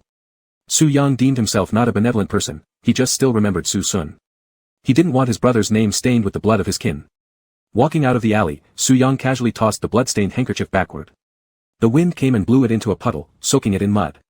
Stepping onto the car using the metal frame, Old Jin respectfully asked, "Boss, are we heading back to Mr. Zhao's place?" "No, I need to change clothes at the villa first." "Is the cleaning finished?" Old Jin replied, "It's done. The pool has also been fully disinfected, and we've changed the tiles as per your instructions." Su Yang said nothing. Old Jin continued, "We used camellia flower freshener." Only then did Su Yang hum in acknowledgement. When they arrived home, the chain had already been dismantled into pieces by Xiaotingi, with a damaged dagger thrown nearby. Su Yang stared at the chain divided into several segments and momentarily didn't know what expression to make. Their Xiao Xiao was truly vigorous. Su Yang helplessly chuckled, leaning down to kiss Xiaotingi who was taking a nap. "Why did you break my props?" Xiaotingi opened his eyes amidst kisses after kisses, his voice still raspy from being woken up. Are you back at the villa?" "How do you know?" Xiaotingi yawned, wiping tears from the corners of his eyes while resting on the pillow. "There's the smell of camellia flower shower gel on you, but the shower gel here is jasmine white tea flavored. Having an investigative wife is quite stressful." Su Yang sniffed his neck while burying his face in it, sighing, "Still, you smell better. Much better than any shower gel." Xiaotingi giggled, "Ticklish, why do you act like a dog? Sniffing around randomly." Su Yang softly bit the tender flesh on his neck and suddenly saw dog hair on his pillow. "Did you let the mop spirit on the bed? And even rolled around on the pillow?" Xiaotingi nonchalantly sat up, picking the dog hair from Su Yang's pillow. "Mimi just had a bath today, she hasn't gone outside either, so she's not dirty." Su Yang pushed Xiaotingi off the bed, disdainfully stripping the bed sheets and pillow covers. "She's not dirty. She smells like a dog." Xiaotingi pouted. Su Yang turned his head to look at him. "Go take a shower too. Did you sleep hugging her?" "Excuse me, you just complimented me on smelling good." Xiaotingi pointed at his bandaged forearm. "I'm injured." Su Yang threw the bedding set into the washing machine and turned around to scoop Xiaotingi into his arms. "You're right. So I'll assist the major with his shower." "Su Yang, it's broad daylight. What are you doing? Why do you have such big cravings?" Xiaotingi jumped down and ran, but was dragged into the bathroom by Su Yang who had his waist hooked. "What's wrong with daytime? Rest assured, I'll work till evening." "You're not human." I've never been human. Don't move around so much. Be careful about your wound getting wet. The wind picked up outside the window, plunging Swaching City into deep darkness. The streetlights lit up on time, resembling countless stars on the ground. Xiao Tingyi, famished, huddled in the sofa with a thin blanket, eyes glued to Su Yang who was busy in the kitchen. Under the warm yellow light, Su Yang had his upper body bare, and his loose sleep pants were hanging precariously on his hips, about to fall off. An X-shaped black mandala pattern wrapped around his right arm like vines. Several purple bite marks covered his neck from the side, marks made when Xiao Tingyi got annoyed. Xiao Tingyi leaned on his cheek watching intently, appreciating the beauty while he cooked was also a pleasure. The sounds of chopping, the bubbling noise from the pot, and the clinking of the spatula against the wok seemed entirely out of place with Su Yang's usual demeanor, yet Xiao Tingyi felt a tingle in his chest listening and observing. Su Yang paused for a second while flipping the food, turning down the heat before looking back at Xiao Tingyi who had embraced him from behind. What's wrong? Nothing. I just want to hold you. You're too diligent, our little fish, Xiao Tingyi purred while rubbing his face against Su Yang's abs. Su Yang chuckled softly, all right, you can hold me. Dinner will be ready soon. The two stuck together like conjoined twins, all sticky sweetness. In the end, Xiao Tingyi simply hung on to Su Yang. Xiao Tingyi looked at the 3 dishes and 1 soup on the table, quite moved. My dad said marriage is about eating meal after meal together, and walking hand in hand through one season after another. Su Yang ladled him a bowl of soup, cooling it before placing it in front of him gently, speaking softly, your dad was right. Xiao Tingyi smiled faintly as he took a sip of the soup, casually asking as if chatting about daily life, have you decided on your name? Should we set aside some time to get our license? Su Yang stopped in the act of serving more food and stared straight at Xiao Tingyi, his eyes slowly reddening. Do you really want to marry me? Yes, sure. Xiao Tingyi felt slightly shy, the red flush creeping up to his neck as he drank half a bowl of soup before lifting his head to look at Su Yang, don't you want to? Of course I do. Su Yang answered hurriedly. But it's too rushed. Give me a few days to prepare. It's just getting the certificate, not organizing a wedding. What do you need to prepare? We need to find a master to pick a good day, hire a professional team to take pictures. The photos have to be well taken. Most importantly, he hasn't proposed yet. He needs to buy a ring, make a proposal. This is a once-in-a-lifetime event, can't mess this up. Xiao Tingyi teased him, a master. Are you, a fish, actually superstitious? Every day we spend together is a good day. Su Yang hummed and laughed, I have my own plans. Don't worry, leave it to me. Proposal. Proposal. Proposal. Proposal. Proposal. Move Xiao Tingyi to tears. Chapter 158, I said you are my leader. I don't know if Su Yang's threat had any effect, but not only the safety bureau, even old Zheng who was operating in the gray area, has not found the whereabouts of Zhu Yu and the others. They disappeared like fish entering the sea, leaving no trace behind. After Su Yang drew this conclusion, he did not feel happy at all. His mother wouldn't change her plan casually, and Zhu Yu and the others wouldn't defy the queen's orders. The conspiracies that are always lurking were quietly taking root in places he couldn't see, and the feeling of losing control made him extremely restless. Xiao Tingyi's life returned to normal again. The battle for survival under the night sky had little impact on him. Being alive is simply being alive, he would never fear what might happen if he had died. Every day, he remained carefree and cheerful. In contrast, Su Yang was always on high alert, filled with tension and regret. Forced to stay home for half a month by Su Yang through persuasion and coercion, Xiao Tingyi finally returned to work at the investigation bureau. The people arranged around him were forced to withdraw. As an Empire lieutenant colonel, it was embarrassing to have his work secretly protected by others. Besides, most of his work consisted of confidential missions, sometimes even colleagues needed to be kept in the dark, let alone allowing people outside the jurisdiction of the safety bureau to closely follow him. Su Yang reluctantly compromised but added extra conditions. Xiao Tingyi sat at his desk flipping through documents when his phone vibrated on time. He helplessly shook his head as he looked at the blinking Su Yang on the screen, then tapped to answer, honey, I'm working now. I've been back to work for a month already. Why are you still so worried? Su Yang sent messages to Xiao Tingyi every half hour and called him every hour. If Xiao Tingyi couldn't reply or answer the call in time, he had to ask for leave from Su Yang. This controlling behavior cloaked in worry would have driven anyone else crazy, prompting demands for a breakup long ago. But Xiao Tingyi accepted it easily and happily, showing an unusually high tolerance for Su Yang outside of his own bottom line. Just the other day, when he forgot to ask for leave from Su Yang before attending a meeting, his phone vibrating non-stop during his report made the situation somewhat awkward. He was also reprimanded by Director Zhang, an old man, Tingyi, you need to manage your wife properly. How dare she call while we're working? Where are our discipline and rules? Su Yang pitifully asked, what's wrong? Am I bothering you? Do you think I'm too clingy? Nonsense, Xiao Tingyi leaned back in his chair, I've never thought that way. No matter how many calls you make, I won't get annoyed. That's more like it. There's an issue with a project at the company, I may come home late tonight. You must report your safety to me on time, and lock the door once you're home. Xiao Tingyi laughed, got it. Am I still a kid? We've got 2 layers of alloy bulletproof doors on our house, if someone could get in, it would be miraculous. Su Yang said seriously, calling him by his full name, Xiao Tingyi. Alright, I'll report as scheduled. Xiao Tingyi straightened his body inexplicably, muttering softly, even harder to please than a boss. Su Yang inquired softly, HM. What did you say? Cough, I said you're my boss, princess. Your humble subject is busy with affairs, can I retire earlier?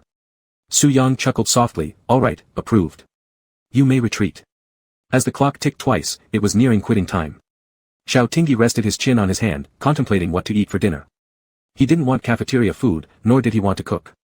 As he opened his phone to search for good takeout options, another call came in. This time, the note jumping on the screen was, Daddy. Hey, Dad, what's up? Fang Jing's voice came from the phone, how long has it been since you last visited home? Do you have time to come back this week? I'm free right now. Xiao Tingyi smiled brightly, I want to eat potato braised spare ribs cooked by Dad. Today. Alright. What about Su Yang? Does Su Yang want anything? Seafood? Xiao Tingyi twirled the pen, he won't come, he's busy today. I'll go back myself and bring him next time. Fang Jing, Ed twice, I see you just want to freeload off us. Brat, do you want to eat anything else? You can cook whatever you like. Anything Dad makes tastes good. Fang Jing laughed and scolded, alright, stop buttering me up. I'll hang up now. There's no spare ribs left at home, I'll go buy some. When Xiao Tingyi arrived at the villa on the outskirts of the capital city and parked his car, he suddenly remembered that he had forgotten to report to his leader and quickly called Su Yang. Leader, I had dinner with Daddy and Dad. There was a pause on Su Yang's side before he spoke, will you come back tonight? I was planning to finish my work and then go to Jiangdu Garden to pick you up and go to our new home. Xiao Tingyi looked puzzled, new home? Where did you buy a house again? Jinghe Bay. The environment there is quite nice, it's in the city center with good greening, a great location, and close to where you work. Why are we moving? Isn't the villa in Longhua fine? Su Yang replied, because we have money. You win. Su Yang stood outside the courtyard, looking at the new house he had spent half a month decorating for the proposal. Every detail was personally designed by him, and this villa was also a gift for Xiao Tingyi. He had bought it half a year ago, and the decoration style was all according to Xiao Tingyi's preferences. Now it was finally put to use. Su Yang stroked the ring box and softly asked, will you come back today? Xiao Tingyi locked his car and smiled as he walked into the courtyard. Suddenly, a gust of wind blew up his bangs, and he looked toward the distant dark clouds, do you want me to come back? Su Yang quickly answered, yes. Alright, I'll go back after dinner and bring you some food my dad makes. It's delicious. I'll bring you back another day. Before Xiao Tingyi could even touch the fingerprint lock on the door, it opened from the inside. Fang Jing looked at him, coming empty-handed again. You're so polite. Isn't my presence the best gift? Xiao Tingyi stepped inside to change his shoes and spoke into his phone, send me the address. After dinner, I'll go directly to Jinghe Bay. Gotta go now, get back to your work. We'll talk later. Fang Jing kicked him, I don't know who you got your shamelessness from. It must be from you. Can't be from Dad, Xiao Tingyi chuckled and slipped into the living room, Dad, your loving son has returned with loads of love. Xiao Tong was hugged tightly and laughed while scolding him, what a nerve. Go wash your hands first, you must wash your hands when you enter. You forgot again. Almost a married man, don't be sloppy. I know, how am I sloppy? Xiao Tingyi muttered under his breath and, when Xiao Tong wasn't paying attention, grabbed a piece of braised shrimp with his bare hands and stuffed it into his mouth. Oh, what a dirty kid. Xiao Tong wrinkled her nose in disgust and turned to Fang Jing, go wash your hands too. Alright, dear wife. Chapter 159, Peril All Around. After dinner, Xiao Tingyi was humming a song and driving away from the suburban villa area in his Mercedes-Benz G-Class, carrying a trunk full of fatherly love under the night sky.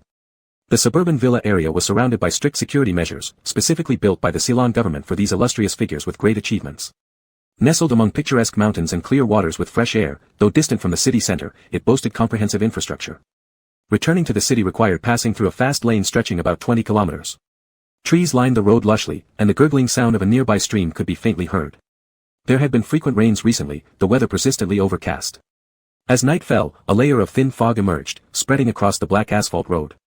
The streetlights penetrated the mist, casting a dim yellow glow along the way. Xiao Tingyi had driven 5 minutes without encountering a single car. An eerie silence permeated the air, the shadowy clusters of trees at the roadside seeming as if some monster with a gaping mouth might leap out to devour him at any moment. Focusing on the road ahead, Xiao Tingyi inexplicably felt a chill run down his spine. Vivid scenes from the horror movies he watched a few days ago flashed vividly in his mind, exactly like an ominous highway nightmare. To shake off the unsettling thoughts, Xiao Tingyi increased the volume of the Bluetooth audio, filling the car instantly with Su Yang's crisp and mellifluous voice. Su Yang's singing was exquisite, even more enchanting when he softly crooned love songs in Xiao Tingyi's ear, deeply stirring emotions that made hearts tingle. Xiao Tingyi smiled slightly with contentment, accelerating the car up to 100 km/h in the dark night. The wind roared around the speeding bends as it roared towards home under the engine's powerful hum. Xiao Tong stood by the floor-to-ceiling window, watching the increasingly dense fog, and expressed his worry, "My heart is pounding. I feel restless and uneasy. We should have insisted that Xiaohe stays at home tonight." He originally intended to let Xiao Tingyi rest at home. However, this guy said Su Yang had a small heart, would be afraid sleeping alone, and thus he had to return immediately. Fang Jing draped his coat over his shoulders to comfort him. "Relax, wife. With your son's driving skills, this little bit of fog means nothing." "I know, but I just can't shake the feeling of unease." Xiao Tong sighed and then laughed. "Our children have grown up and started their own families. Fang Jing, we are getting old." "Nonsense, you're not old at all. You still look the same as the first day I met you, no change at all." Fang Jing hugged him from behind. "Wife, meeting you has truly been the best thing in my life."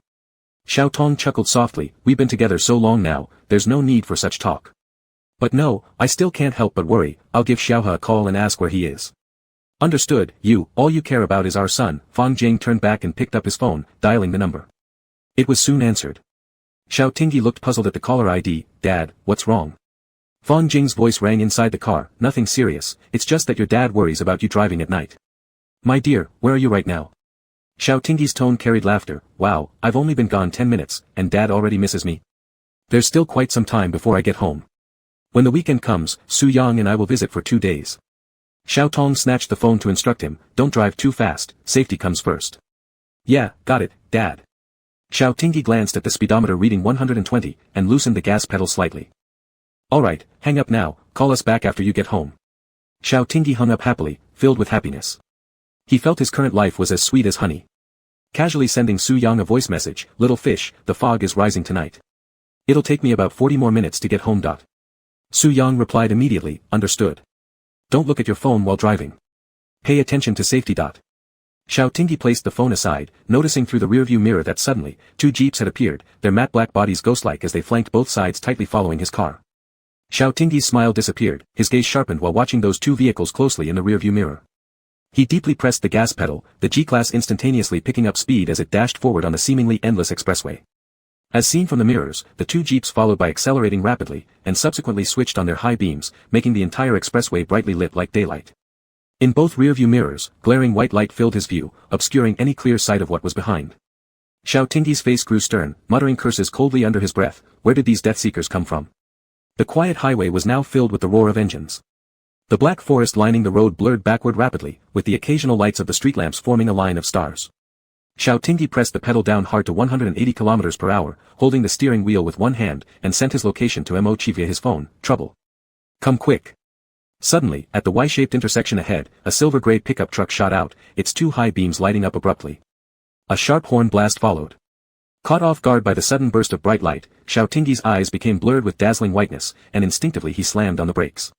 The sound of clanging came from the trunk. The silver-gray pickup truck and the 2 jeeps behind began to encircle Xiao Tingyi, honking incessantly as if attempting to force him to stop and block him on this desolate road. Xiao Tingyi's eyes stung, his eye sockets reddening with tears. He angrily muttered, "Idiots. You can't use high beams at night when meeting another car, idiots. Disrespectful dogs." Squinting, Xiao Tingyi glared at the oncoming pickup truck heading in reverse, his eyes turning cold as he slammed his foot down hard on the gas pedal and drove straight ahead. As the 2 vehicles were about to collide head-on, he quickly swerved the steering wheel. The large G-Class Mercedes and the pickup truck narrowly avoided each other at nearly 180 km/h, creating a loud screeching sound as they sparked brilliantly against one another. Both rearview mirrors collided and shattered, flying off to the ground. The car shook violently, almost colliding with the nearby barrier. Xiao Tingyi calmly held onto the steering wheel, his heart aching for the damaged vehicle while recognizing the driver's face through the commotion. Grinding his teeth, he growled, "Zhu Yu." Zhu Yu's head smashed into the left side of the car window during the collision, cracking the glass and causing blood to gush from his forehead. Hastily stepping on the brake, he quickly adjusted the direction of the vehicle. With their intentions now revealed, this was their final chance to complete the mission. They had to stop Xiao Tingyi. He didn't have time to wipe away the blood streaming down his face, pressing hard on the gas pedal as he pursued the taillights of Xiao Tingyi's car. His subordinate driving the jeep also roared forward closely behind. Zhu Yu felt both desperate and exasperated. How had he, a Jin spirit who grew up at sea, ended up racing cars with a royal duchess? And this was the second time. Furrowing his brow, Zhu transmitted orders via the high-frequency sound waves only understood by his kind. We must block him here tonight. Try not to injure him. Understood. 2 modified jeeps flashed onto either side of Xiao Tingyi's Mercedes, gradually closing in and forcing the G-Class into a collision, trying to bring it to a halt. Xiao Tingyi's temples bulged with tension as he gripped the steering wheel and decisively twisted it before slamming hard on the brakes. The jeep on the right violently shook, lost control, and smashed into the guardrail beside it with a tremendous boom. Its windows exploded instantly. Xiao Tingyi barely had time to breathe a sigh of relief before he slammed on the brakes again in high-speed motion, causing his car to lose balance. It spun around sharply and crashed into the pickup truck following closely behind. Airbags deployed as Xiao Tingyi's head collided with the steering wheel upon impact, causing his vision to black out with a buzzing sound. Both cars flipped over and tumbled, tearing apart the roadside barriers and rolling down the highway until stopped by thick sycamore trees below. After a thunderous boom, silence returned to the highway. Vegetables, fruits, and homemade side dishes prepared personally by Fang Jing lay scattered all over the ground from the open trunk. Chapter 160, Why hasn't he returned yet? The Mercedes flipped and crashed, its windshield completely shattered, but the reinforced steel body was merely dented and deformed, giving a sliver of survival opportunity for the Alpha driver. Xiao Tingyi's body was stuck in the seat, a wave of ringing flooded his ears as his heart pounded violently with shock. Dizziness spun around him. 5 meters away, the pickup truck burst into flames, illuminating the night sky while releasing thick smoke. The vehicle crackled ominously, threatening to explode at any moment. Thank goodness my car is built to last, fuck you, idiots. Xiao Tingyi wiped away the warm blood from his face and struggled to undo his seatbelt. His body dropped abruptly onto the passenger seat, slamming his spine against the protruding door, causing him to gasp in pain and curse loudly, shit. After almost dying 3 times in succession, anyone would have lost their temper. Xiao Tingyi rubbed his spine, muttering incessant curses, I'll blast you with torpedoes. You die. Die. Die. A sticky sensation came from his palm, and only then did Xiao Tingyi realize that several shards of glass were embedded in it, the thick blood dripping steadily down his fingertips. Frowning, he pulled them out and immediately felt an excruciating pain. Quickly moving his right hand, he was relieved to find no damage to tendons or nerves. He opened the glove compartment on the passenger side, where there were bandages and hemostatic medicine, nearly expired but still proving useful. Xiao Tingyi bit the bandage with his teeth, tying it roughly. While grumbling, he grabbed the gun from the armrest box and smashed the remaining glass pieces on the windshield before crawling outside awkwardly. With the momentum of a roll, he landed onto the grass, lying on his back and panting heavily under the pitch-black night sky. It's not even my birth year this year, so why does everything end up bloody dangerous? Xiao Tingyi ignored how all this danger began after meeting Su Yang and reached up to touch the Ling scale necklace hanging around his neck, kissing it firmly. Another life saved, it felt great. The night wind whistled past his ears as ghostly green grass swayed around Xiao Tingyi. Glancing sideways, he observed the towering firelight next to him bursting with fiery pops. As Xiao Tingyi calculated how long it would take Mo Chi to arrive after receiving the message, he dragged his painful body away from this hazardous area that might explode at any time. As he prepared to stand, he suddenly heard the sound of something heavy hitting the ground. Turning his head, Xiao Tingyi saw Zhu Yu leap from the burning pickup truck, rolling on the grass in flames. Zhu Yu's clothes had several large burns, revealing white skin beneath that was scorched in various places. His hair was disheveled, and his appearance was pitiful. Looking at Xiao Tingyi with a mix of suffering, he complained. Quite the survivor, huh? Xiao Tingyi gave a twisted smile, getting up from the ground, stumbling towards Zhu Yu, grabbing him by the collar and throwing a powerful punch. Still want to kill me? Who gives you the guts? I'll just kill you today. Zhu Yu's head was whipped to the side from the punch, blood oozing from his lips, yet the burns on his body were visibly healing. He quickly raised his hands to block another attack, saying, My lady, I didn't plan to kill you. I just wanted to stop you. You played Russian roulette with my life. My lady. What bullshit title is that, huh? And you think I'm some wine-swilling cup? Xiao Tingyi was in a rage, and strong tea flower pheromones unconsciously escaped from his body. As an omega, Zhu winced at the sharp ache from his glands and countered with a punch. The two, one man, one fish, rolled together again near the blazing car, settling both new and old accounts. Their punches carried full force, leaving Zhu Yu struggling slightly. From the side came hurried footsteps. Glancing over, Xiao Tingyi spotted 4 figures, just in time for Zhu Yu to shout, over here. Xiao Tingyi realized these must be the same shark-like allies from the other 2 jeeps. Instantly reaching behind his waist for the gun, his trigger pull was interrupted by Zhu Yu pouncing on him. Bang, the bullet went wide, grazing a cheek of one of the attackers. Xiao Tingyi kicked Zhu Yu off and spun around, smashing his knee into the approaching shark-man's stomach. Seizing the opportunity to raise his gun again, the nearby flaming pickup unexpectedly exploded once more, sending several meter-high waves of heat roaring toward them. The heat forced Xiao Tingyi to avert his head as a stinging pain spread along his neck. Glaring through the haze, he noticed Zhu Yu, nose bruised, face battered, gasping for breath, holding an empty syringe and laughing at him, shaking it teasingly. You. Fueled by intense fury, Xiaotingyi managed only to exclaim before clutching his neck as a sudden dizziness overwhelmed him. He staggered and fell to his knees, his gun dropping beside him. In the distance, the siren of police cars wailed, woo-woo. Xiaotingyi tried to speak but found no sound could emerge. The blurred grin of Zhu Yu in his sightline slowly faded as he fell forward onto the ground. At the very edge of darkness, his consciousness froze when someone lifted him up onto their shoulder. The door opened, and the warm light spilled out of the room. Su Yang was dressed in a suit, holding a rose in his hand, waiting for Xiaotingyi's return in the courtyard. Mimi, whom he had just picked up from Jiangdu Garden, obediently sat beside his feet, wagging her tail. The gentle night wind lifted the strands of hair on Su Yang's forehead. The summer air was heavy with its scent. Upon reflection, he realized he and Xiaotingyi had already witnessed all 4 seasons together. Su Yang kept his eyes on the driveway outside the courtyard, eagerly awaiting the headlights of Xiaotingyi's car. He bent down to give Mimi a light kick on the butt, teasing, "Mop head, why hasn't my wife come back yet?" Mimi gave him a cowardly little woof before scratching at Su Yang's leather shoes with her paws, then quickly retreating 3 meters away into the camellia bushes.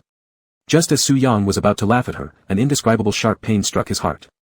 Although it lasted only a second, the intense sense of unease immediately spread through his body, chilling his limbs as if his blood were flowing backward.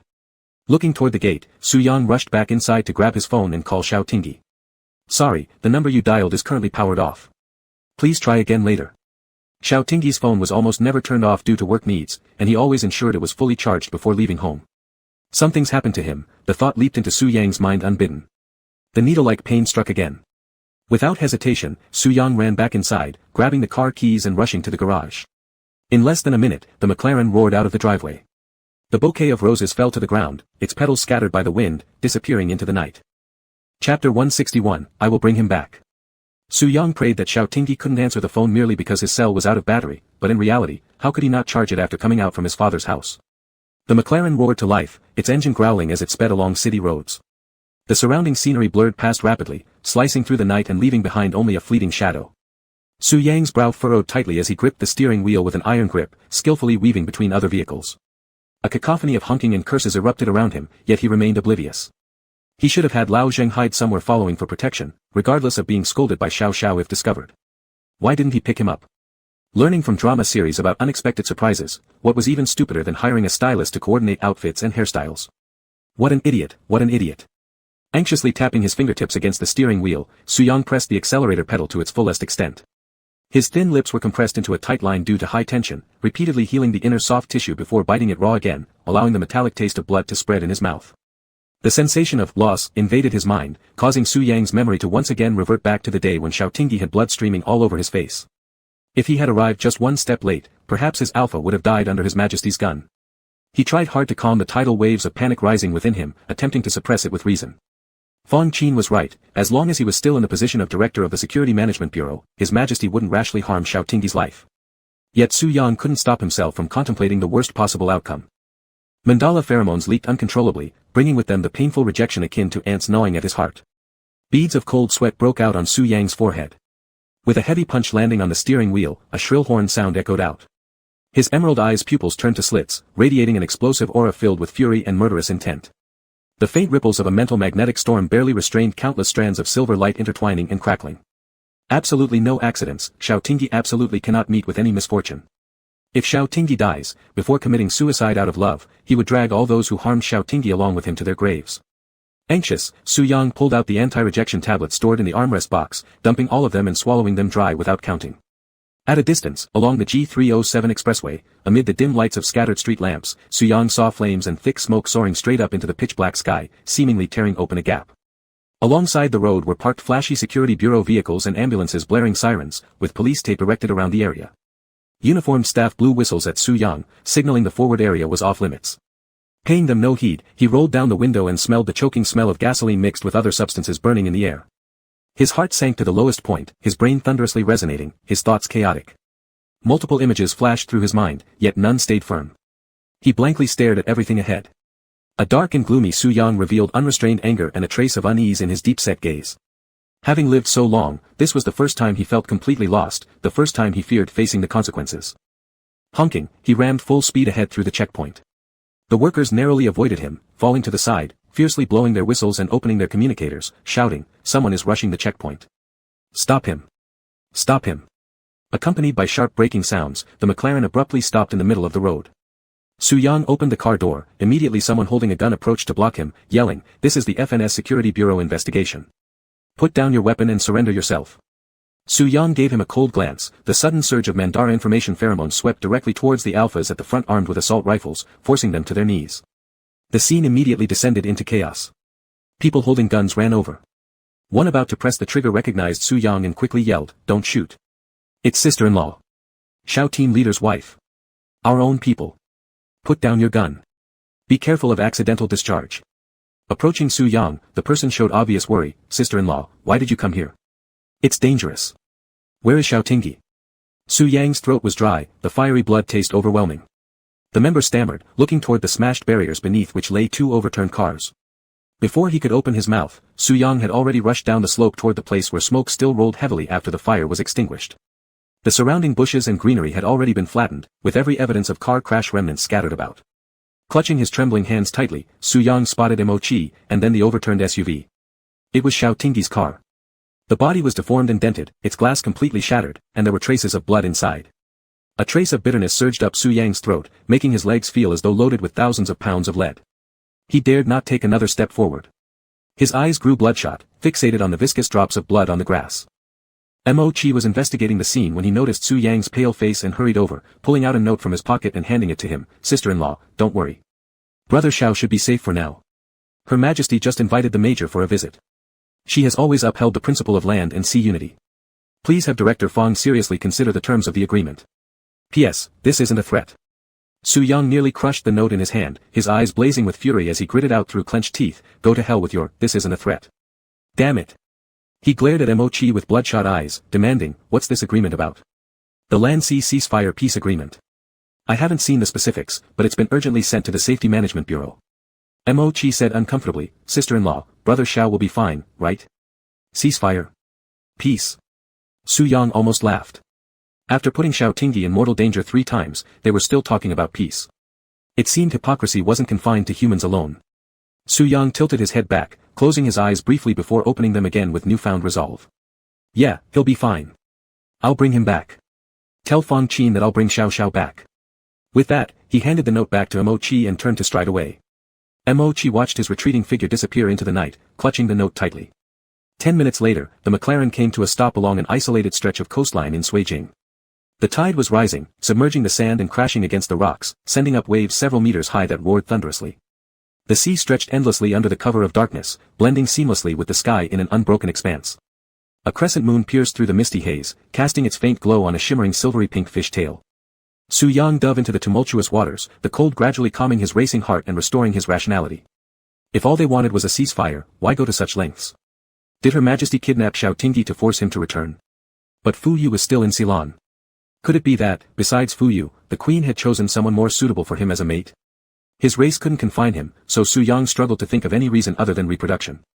The gentle waves caressed his face as his silver hair swayed with the current. A preposterous suspicion grew within his mind. Chapter 162, Are You Threatening Me? The Mer people live in the unfathomable deep sea, untouched by sunlight. As far as the eye can see, it is pitch black. Surrounding Su Yang was a silver glow that illuminated an area within 10 meters. An unspeakably hideous moray eel ghosted past lazily and glanced back at him. Su Yang turned his head in distaste.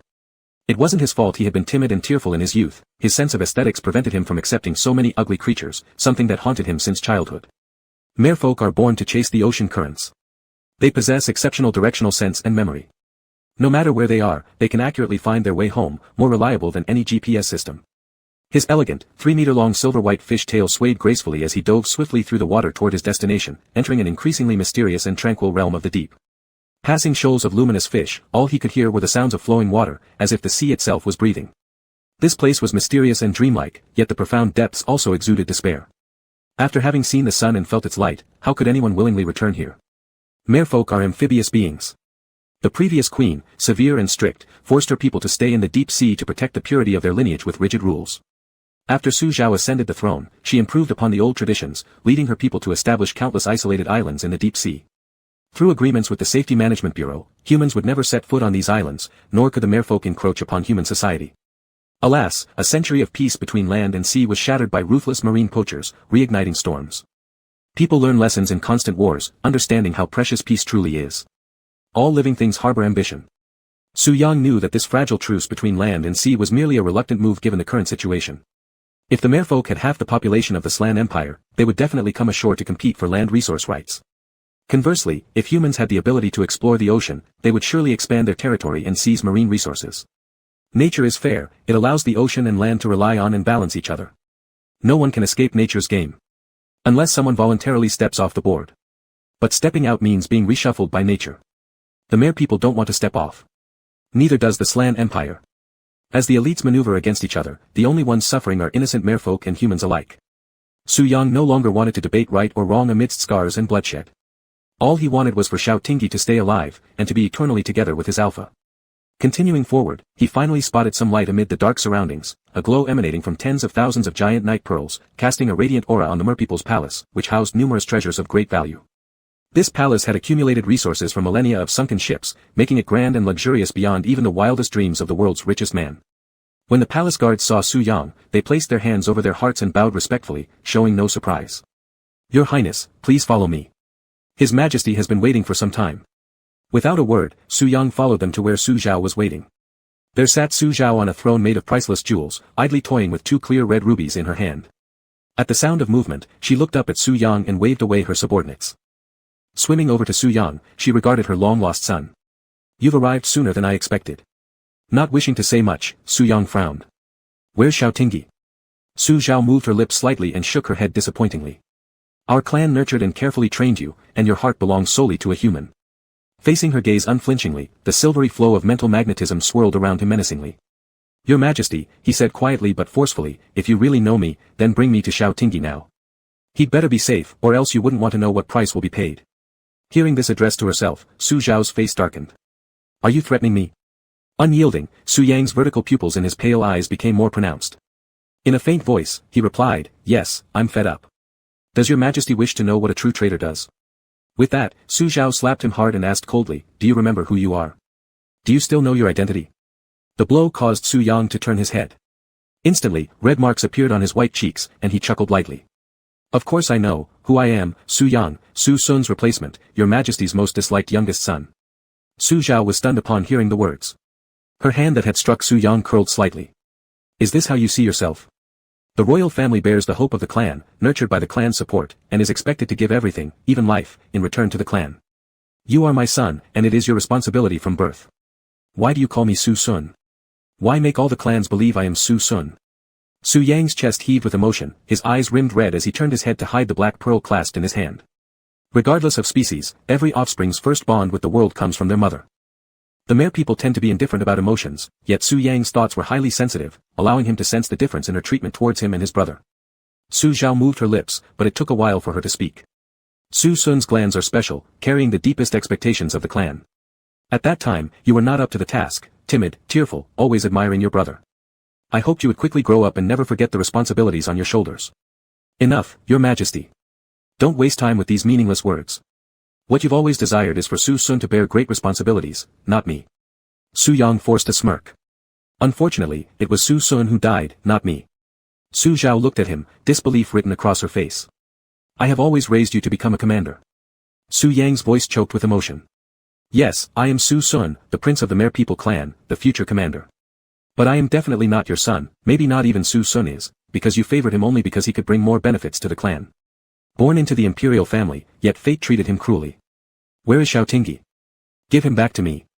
Su Yang flicked his finger, producing a sharp blade out of nowhere, positioning it perilously close to Su Zhao's neck, its gleam icy cold. Su Zhao lifted an eyebrow, stepping forward. Blood seeped from her skin where the blade grazed but quickly disappeared into the seawater. Subconsciously, Su Yang shifted the blade away. "Even if I killed Xiao Tingyi, you wouldn't have the heart to kill me." Su Zhao gently stroked Su Yang's long hair. "Little Yang, you're softer than you think. Fate played with us, you're so much like your father, who possessed the kindness of humans." Su Zhao gazed at him, as though seeing through him to Su Ji. "I knew you weren't suited to grow up in such a harsh deep-sea environment. After you two returned to the clan, I intended to send you to your father's side. Who would have thought?" Su Zhao raised her hand to touch his cheek. Su Yang's trembling hand holding the knife instinctively dodged, breaking down. "Where's Xiao Tingyi? Come with me." Su Zhao retracted her hand, her expression calm as she led Su Yang into a dry room devoid of seawater, turning on the surveillance. On the screen, inside a colossal isolation chamber made of specialized material, Xiaotingyi lay asleep on a bed of soft seaweed, his eyes closed. What's wrong with him? What have you done to him? Su Yang demanded anxiously. He's fine, just fell asleep after being given a sedative, Su Zhao said coolly. You should understand, you carry the weighty responsibility of reproducing the next queen. Su Yang frowned deeply, recalling the people in the south suburban manor who were used as incubators, their glows pulsing restlessly.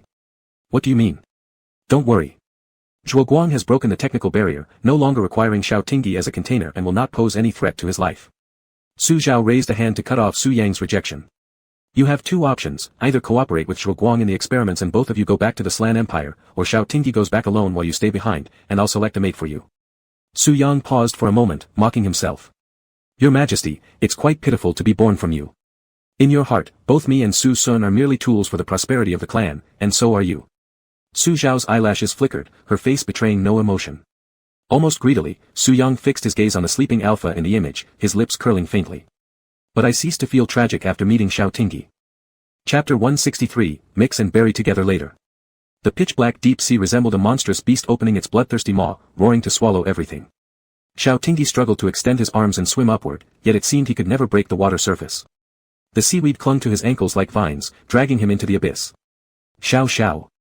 What's wrong with you? Xiao Xiao. A soft and gentle voice came from afar.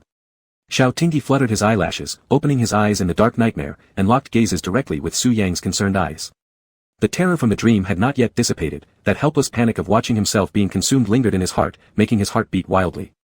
Su Yang held him and released soothing pheromones. Don't be afraid, I'm here, baby. Xiaotingyi's consciousness became clearer. During the time when he was taken by Zhu Yu, he woke up once, underwater inside a glass chamber filled with oxygen. His vision gradually submerged into darkness, and it wasn't comfortable at all, he thought he was finished. Su Yang lovingly patted his hair and anxiously asked, How are you? Is there any part of your body that feels uncomfortable? Su. Xiaotingyi's voice was very hoarse, as if roughened by a file, hot and fiery, sounding pitiful. Su Yang, I want some water. Okay, let me get it for you. Su Yang stepped down from the shell bed, hurriedly picked up the transparent water pot on the table filled with purified fresh water, and poured a full cup. He helped Xiaotingyi sit up and fed the water to his lips. With Su Yang's support, Xiaotingyi glugged down a large cup, and his parched throat felt much better. He took a breath and looked around, realizing they were in a massive transparent glass room, with white gauze curtains hanging around. Through the slightly opened gauze curtains, one could see the tranquil blue seawater outside the glass illuminated by night pearls, pure and shimmering with ripples. Vivid coral reefs dotted with small fish swaying nearby occasionally stuck themselves to the one-way glass, trying to observe the situation inside. They had heard that the moody prince of the merfolk race had brought his princess back, so after swimming for hours, they came to sneak a peek at what the princess looked like but couldn't see anything. So it wasn't a dream, Xiaotingyi had really been brought to the deep sea. A fine, dense pain spread through the back of his neck, prompting Xiaotingyi to frown and cover it. He found an adhesive plaster on his gland area and turned his gaze towards Su Yang. Is this underwater? Your place. How did you end up here? I remember Zhu Yu stopped my car. Upon hearing that name, Su Yang's face grew pale. In the 2 days while Xiaotingyi was unconscious, Su Yang searched everywhere among the merfolk but didn't find Zhu Yu's trace. He didn't know where this young man had hidden himself, if only he wouldn't get caught, otherwise. Not receiving a response from Su Yang, Xiaotingyi asked again, What's wrong with you? Why don't you speak? Are we being locked up? Don't worry, nothing's going to happen. In a few more days, I'll take you home. Su Yang lowered his head to kiss the alpha's forehead, continuing to release mandrake soothing pheromones. His eyes rimmed red. Believe me, no one will ever disturb us again in the future. I believe you. Xiaotingyi smiled faintly, looking pale due to his weakness. My gland. What did they do to me? And what did they do to you? As the second heart of humans, glands are extremely fragile, allowing extraction of their fluids only twice a year. Before Su Yang arrived, his gland fluid had been excessively extracted, within dangerous limits although not life-threatening.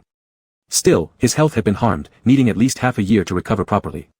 Su Zhao doesn't do meaningless things, and Su Yang probably rushed here to save him, only to fall into a trap. Can we talk about this later?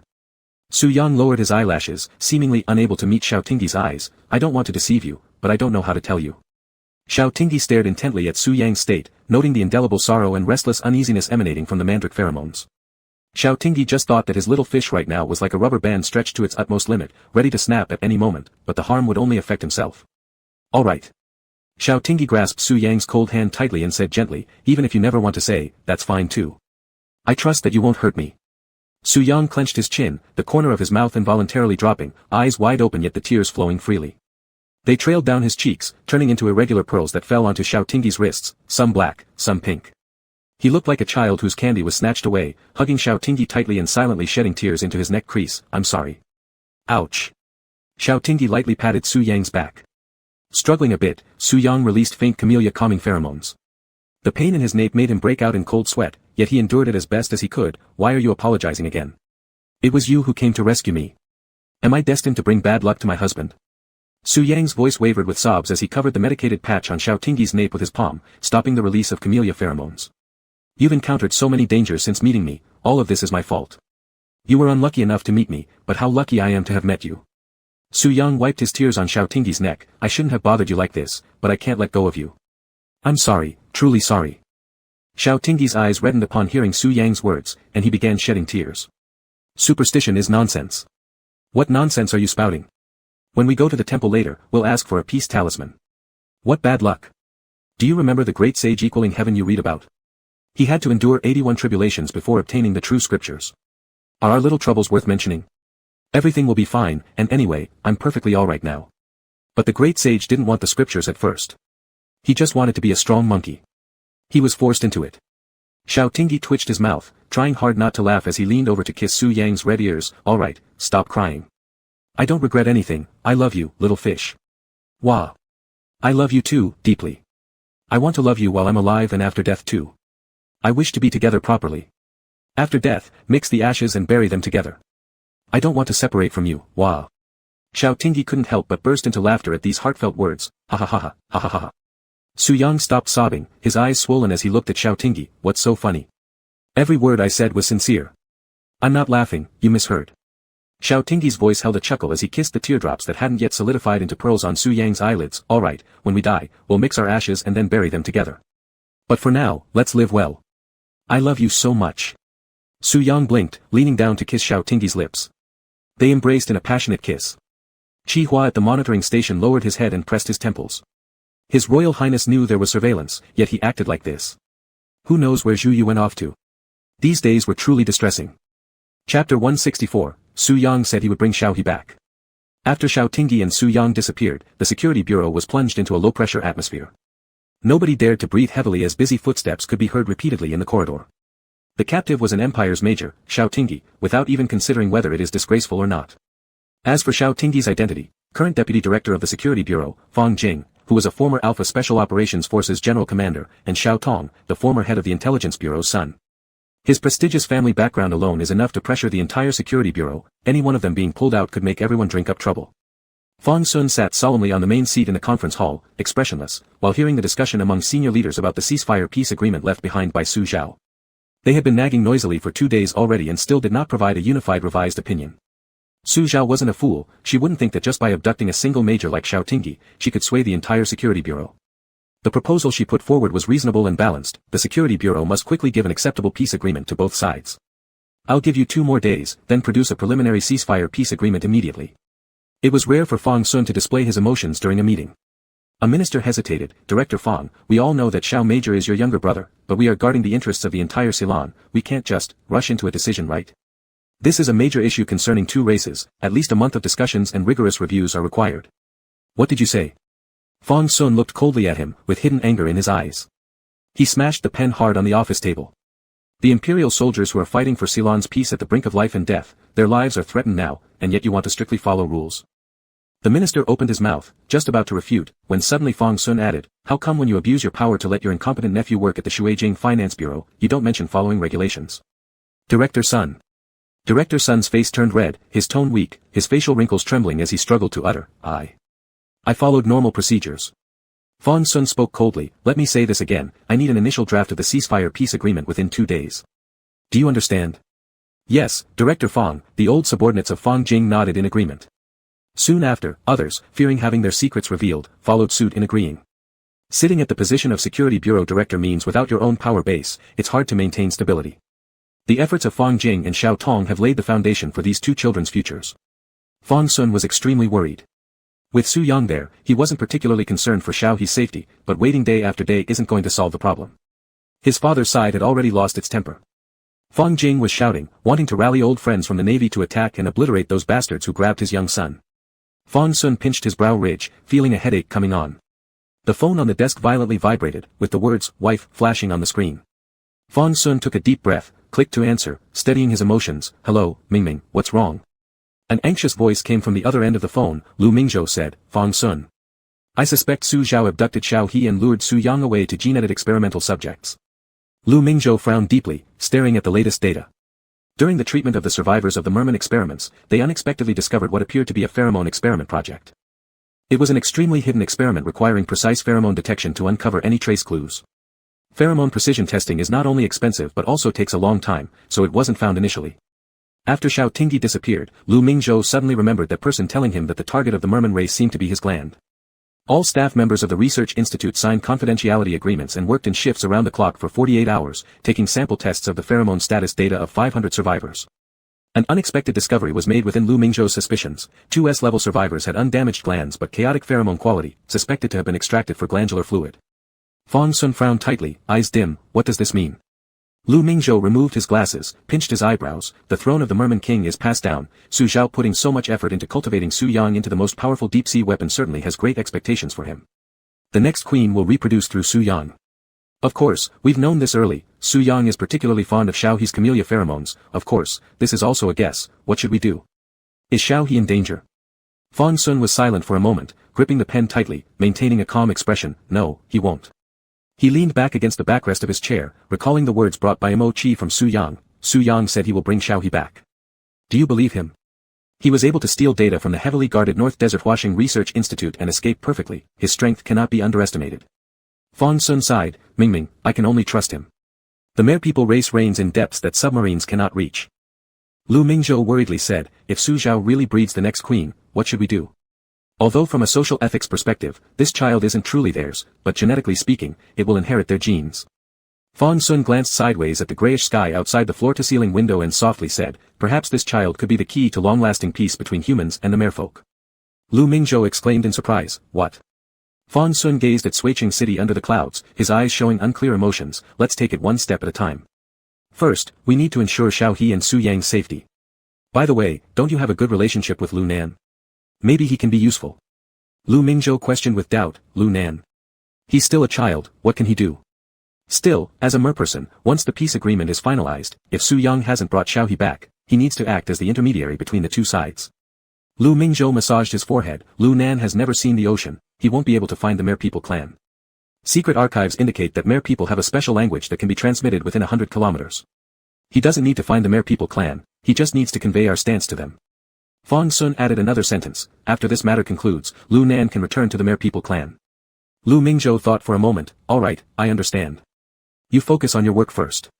Xiao Tingyi sat cross-legged on the bed, his eyes shimmering with wateriness, as he opened his mouth to accept Su Yang's feeding, asking, where did you get this?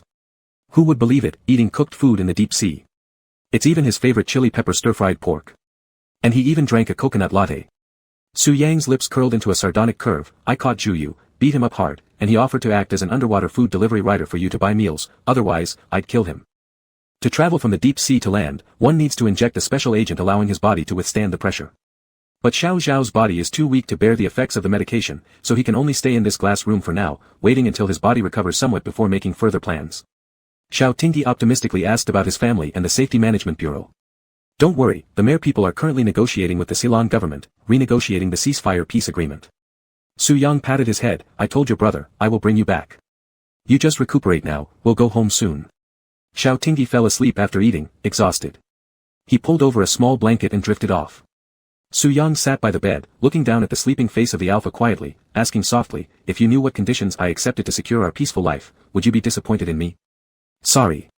Su Yang leaned forward to kiss Xiao Tingyi's forehead, his voice trembling slightly. I just want to be with you too much. Chapter 165, You Eat Instant Noodles Without Seasoning.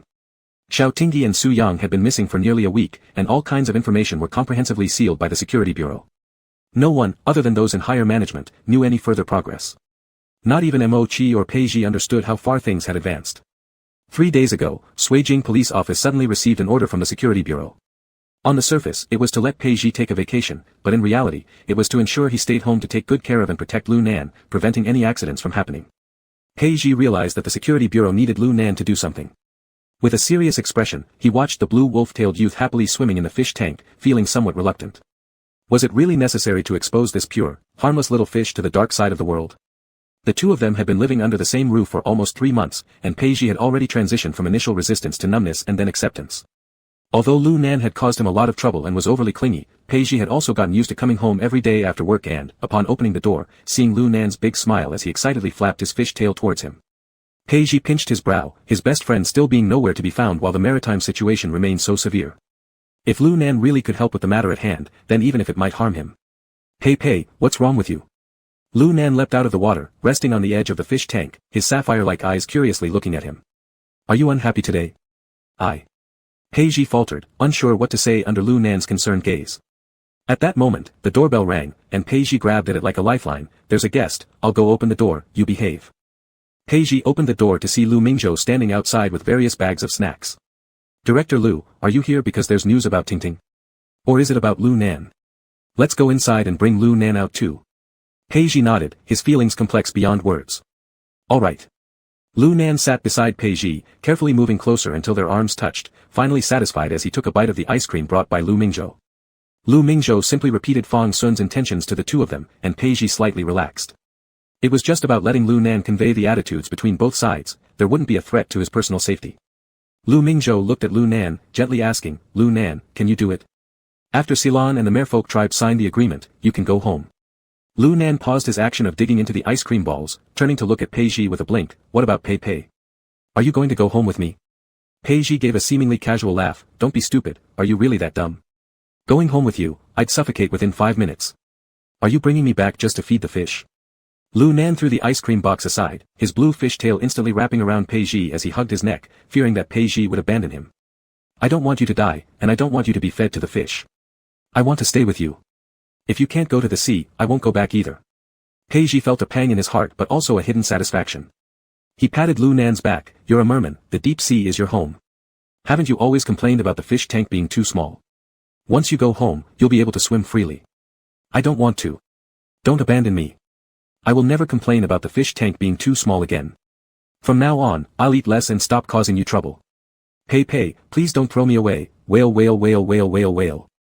His fish tail wrapped around Peiji even tighter, Lu Nan clinging to him tightly as he cried loudly, tears dropping endlessly, showering Peiji in pearls.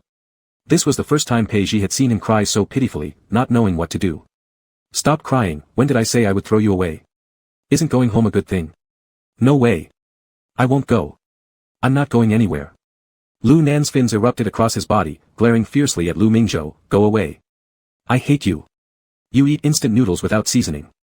Bad person. Lu Mingzhou. He grabbed the ice cream on the table intending to throw it at Lu Mingzhou but was stopped by Peiji. That's impolite. How can you throw things at people? Lu Nan puckered his mouth. Peiji. Lu Mingzhou strangely felt like he had become the wicked mother-in-law separating a loving couple. Peiji, don't yell at him. Comfort him properly. Peiji vigorously rubbed Lu Nan's head. Alright, if you don't want to go back, then don't. If you don't wish to return to the deep sea, we won't. After completing the task, I'll bring you back here, okay? You're lying, said Lu Nan, with tear-soaked lashes. I'm not lying to you. Peiji held Lu Nan's shoulders, urging him to make eye contact, and pleaded, Lu Nan, Xiaotinggi is my best friend, and Ceylon is the country I vowed to protect. Can you help me, alright? If things work out, it will be a good thing for both sides on land and sea. Lu Mingzhou chimed in appropriately, Lu Nan, after the peace treaty between the land and sea is signed, you can stay on land openly. The Security Bureau will prepare a new identity for you. Lu Nan looked at Lu Mingzhou, you won't send me back to the deep sea, right? We won't. You carry human genes, if you wish to live on land, then live here with Peiji. Lu Nan turned his gaze back to Peiji, can I live together with you? Peiji stared into his watery blue eyes and answered seriously, yes. Alright then, I agree to help. Lu Nan used his fish tail to wrap up the ice cream that Peiji had moved aside, and continued digging at the ice cream balls while addressing Lu Mingzhou, next time bring some vanilla flavor, that's what I like. Lu Mingzhou glanced at Peiji, and both of them laughed, sure, we'll buy you whatever you want. Lu Mingzhou still had work at the institute, so after obtaining Lu Nan's response, he stood up to leave. Peiji escorted him out with worry, asking, Director Lu, has the Security Bureau not sent any news yet? Is Tingting going to be alright?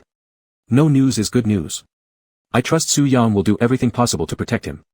Lu Mingzhou opened the car door and got in, I'm leaving now. Take good care of Lu Nan. I understand. Peiji waved. Back inside, Lu Nan sat on the couch, looking up at him. You really won't abandon me, will you? No, I won't. Peiji tapped his head lightly. Relax, I'll apply to board the ship and accompany you. Peiji lounged beside him lazily, kicked him gently to create some space, and asked, Tell me, what do you think your majesty wants by taking Tinting away? What does she intend to do? Lu Nan shook his head. I don't know, but she's not a bad person. Sure she isn't, more like a wicked mother-in-law. Lu Nan looked at him. If it weren't for her, Uncle Zhuoguang wouldn't have created me, and there would be no Lu Nan in this world. Peiji dodged Lu Nan's direct gaze. Alright, I'll stop scolding her when you're around, but I'll do it behind your back. Lu Nan. Alright then. Chapter 166, Whales Roar. The deep sea is pitch dark, there's no sunlight to tell the difference between day and night. The merfolk have their own way of judging time, but Xiao Tingyi, a human, couldn't handle the loss of time awareness, finding this muddled life quite hard to endure. Su Yang made him a crystal hourglass. Once the fine sand inside ran out, 12 hours had passed. This gave Xiao Tingyi a rough concept of the passage of time. In addition, Su Yang had his subordinates find heavy and luxurious bed curtains, surrounding their 3-meter long and wide shell bed entirely. Once drawn, it became a small world for the two alone, a secret space shared only by them where they could kiss without restraint. Although Su Yang wasn't confined in movement, he didn't dare take a single step away from Xiao Tingyi. Excluding the environment, it was a relatively peaceful and tranquil time.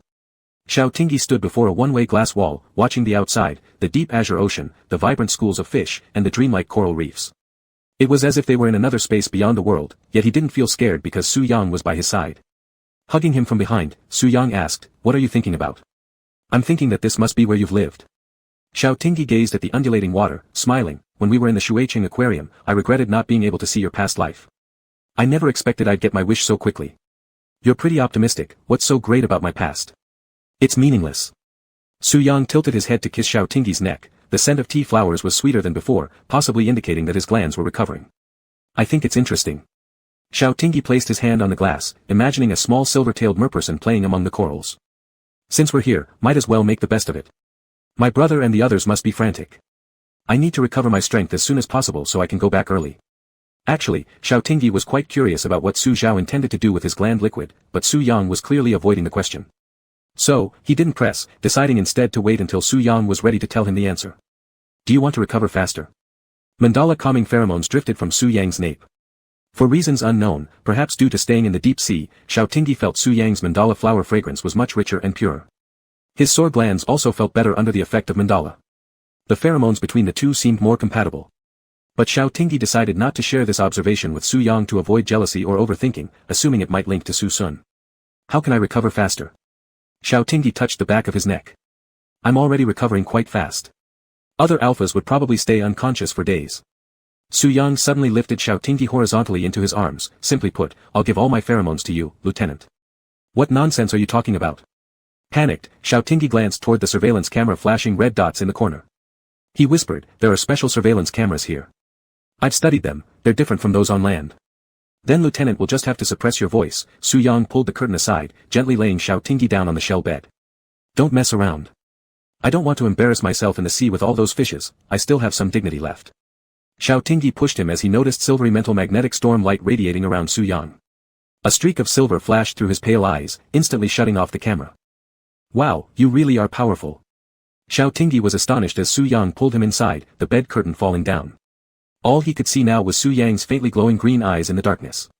Yes, I am very capable, Su Yang nodded calmly, his voice tinged with urgent eagerness. Xiao Tingyi's face turned red. Show some self-respect, will you? In the surveillance room, an assistant looked at the snowy white screens. Boss, is the system broken? Should I check it with His Highness? Zhu Yu opened her mouth, saying quietly, if you want His Highness to kill you, then go ahead. Assistant, The deep sea temperature was extremely low, and the glass house was the only place maintaining the same temperature as land. The strong scent of mandala mingled subtly with camellia. Xiao Tingyi pressed his palm against the one-way glass wall, looking vaguely at the free-swimming colorful fish in the deep blue, profound sea. The brilliance of the fish illuminated like a reverse starry sky in his eyes. A layer of white mist covered the glass wall from his exhaled breath. Su Yang wiped the fog away and smiled intimately as he looked at their blurred shadows reflected on the glass. Thankfully, this isn't an ordinary bidirectional mirror, right? Xiao Tingyi's consciousness fragmented as he followed his thought to ask, why? Su Yang leaned close to his ear and whispered, then these silly fish could see how I asterisk you.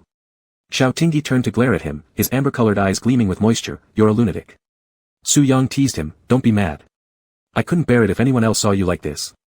Xiao Tingyi didn't want to deal with him but was forced to turn his head for a kiss. Xiao Xiao, I love you, so much. Ah. A white whale swam by in the distance, its deep, ethereal call resonating through the water, a long, graceful sound with a soul-cleansing power that rippled out in waves. 20 warships set off from Suijing port, scattering apart. Carving through the deep blue ocean surface with an air of ruthlessness, they split the water into cascading white waves. More than a dozen planes marked with the FNS Safety Management Bureau insignia flew low, their engines roaring as they skimmed over the turbulent sea water. Fang Sun stood on the deck of the warship in uniform, gazing at the endless horizon where the sky met the sea, hiding countless secrets beyond human exploration. Seagulls circled above the deck while Pei Ji anxiously watched the screen, focusing on the red dot moving constantly and the increasingly deeper sea water. 10 minutes ago, Lu Nan had jumped into the sea with a visual tracker and the latest ceasefire agreement between land and sea to search for the merpeople's traces. There was still no news. Pei Ji became more suspicious that the merpeople knew Lu Nan had stayed on land under the directive of the Safety Management Bureau, otherwise, why hadn't they left any means of contact? This negotiation between land and sea had tricked everyone involved. Merpeople sure were cunning.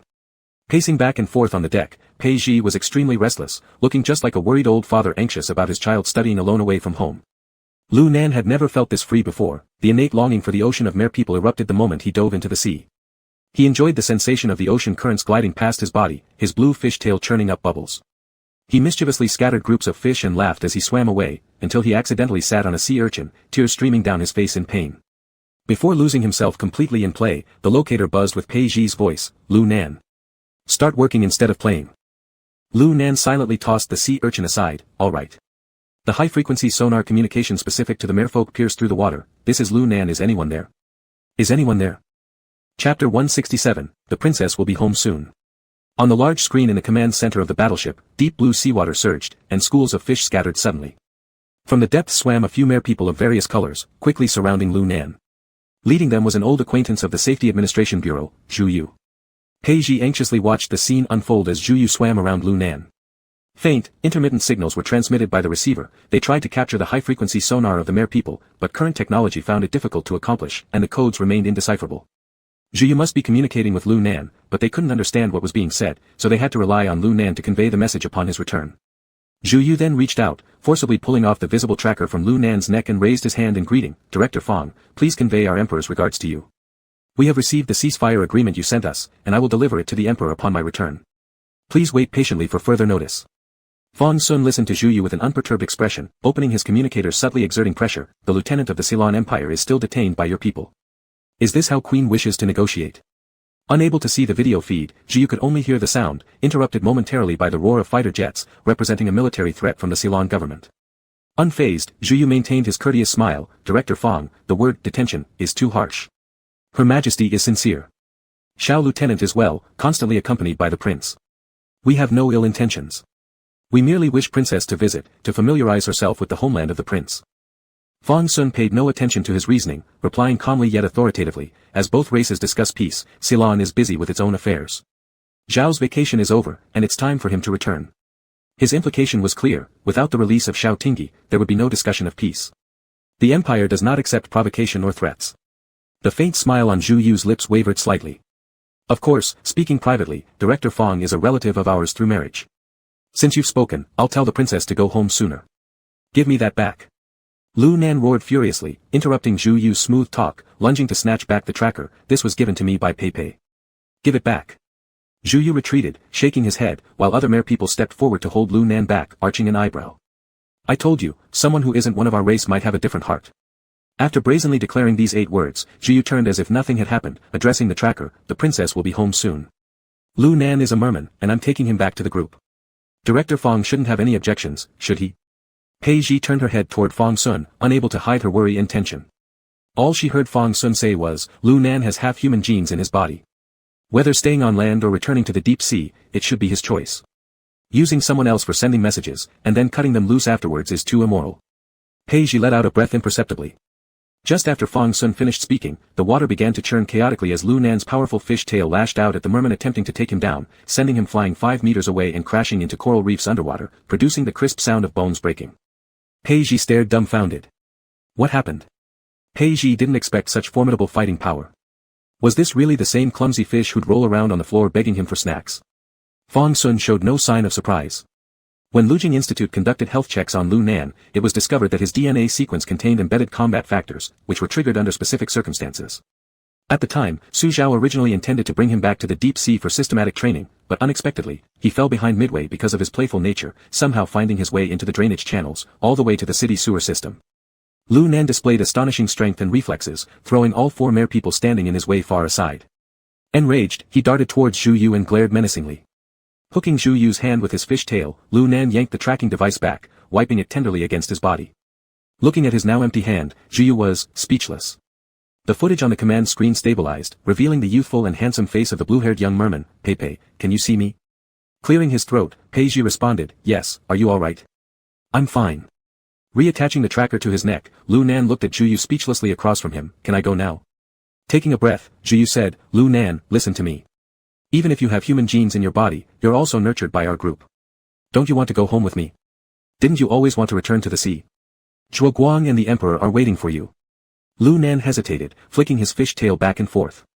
Pei said that after the signing of the Sea-Land ceasefire peace agreement, there won't be any more fighting. Uncle Zhuo Guang misses me and he can come to land to play with me. Do you think it's that easy to come ashore? Zhu Yu shook the waterproof bag containing the peace agreement in his hand. There must be clauses inside restricting the mere people from coming ashore. Lu Nan hesitantly asked Pei, is what he said true? Pei clenched her fists subtly and feigned calmness as she replied, yes, what he said is true, but it's not absolute.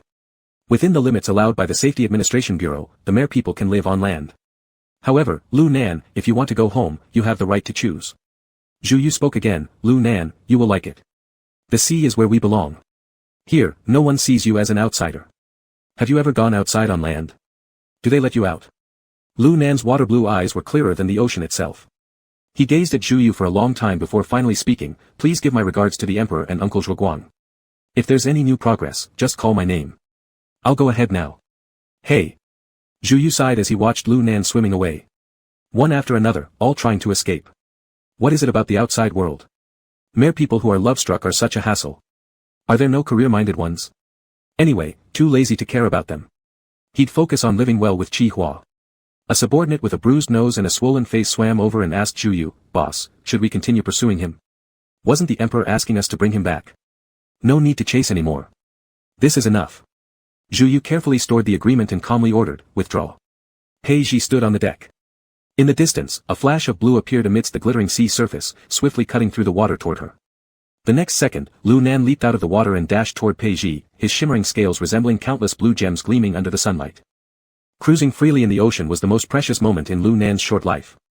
He cherished this freedom deeply and felt incredibly happy, yet he preferred staying with Pei Ji, even within a tiny fishbowl. Pei Ji stumbled backward several steps after being tackled by Lu Nan, almost falling down.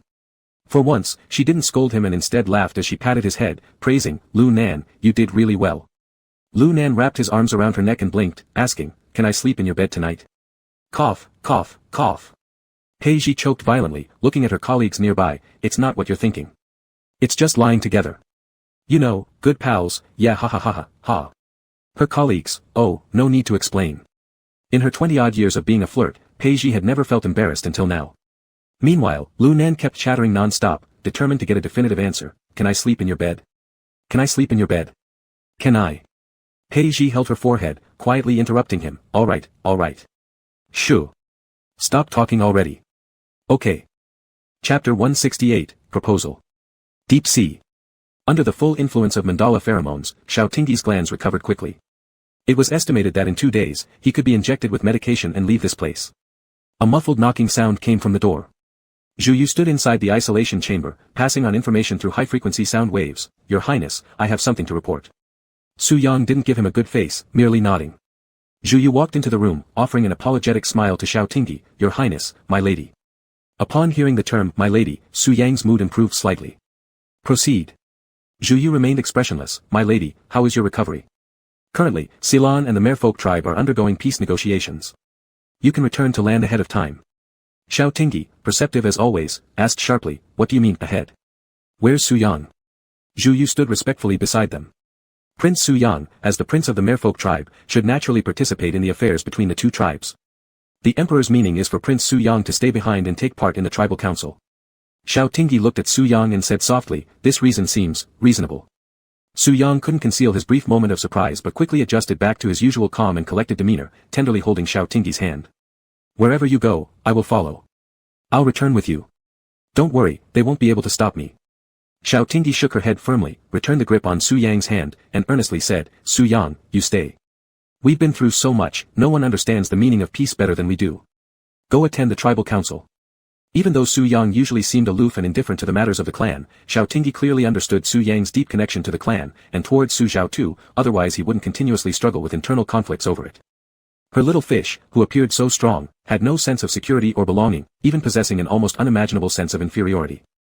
Around Su Yang existed a cold layer of shell which did not allow anyone except Xiao Tingyi to intrude upon the sanctity of his inner self.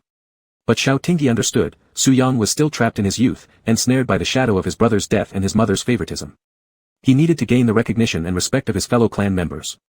Su Yang's lips moved slightly, and he softly questioned, do you not want me to go back with you?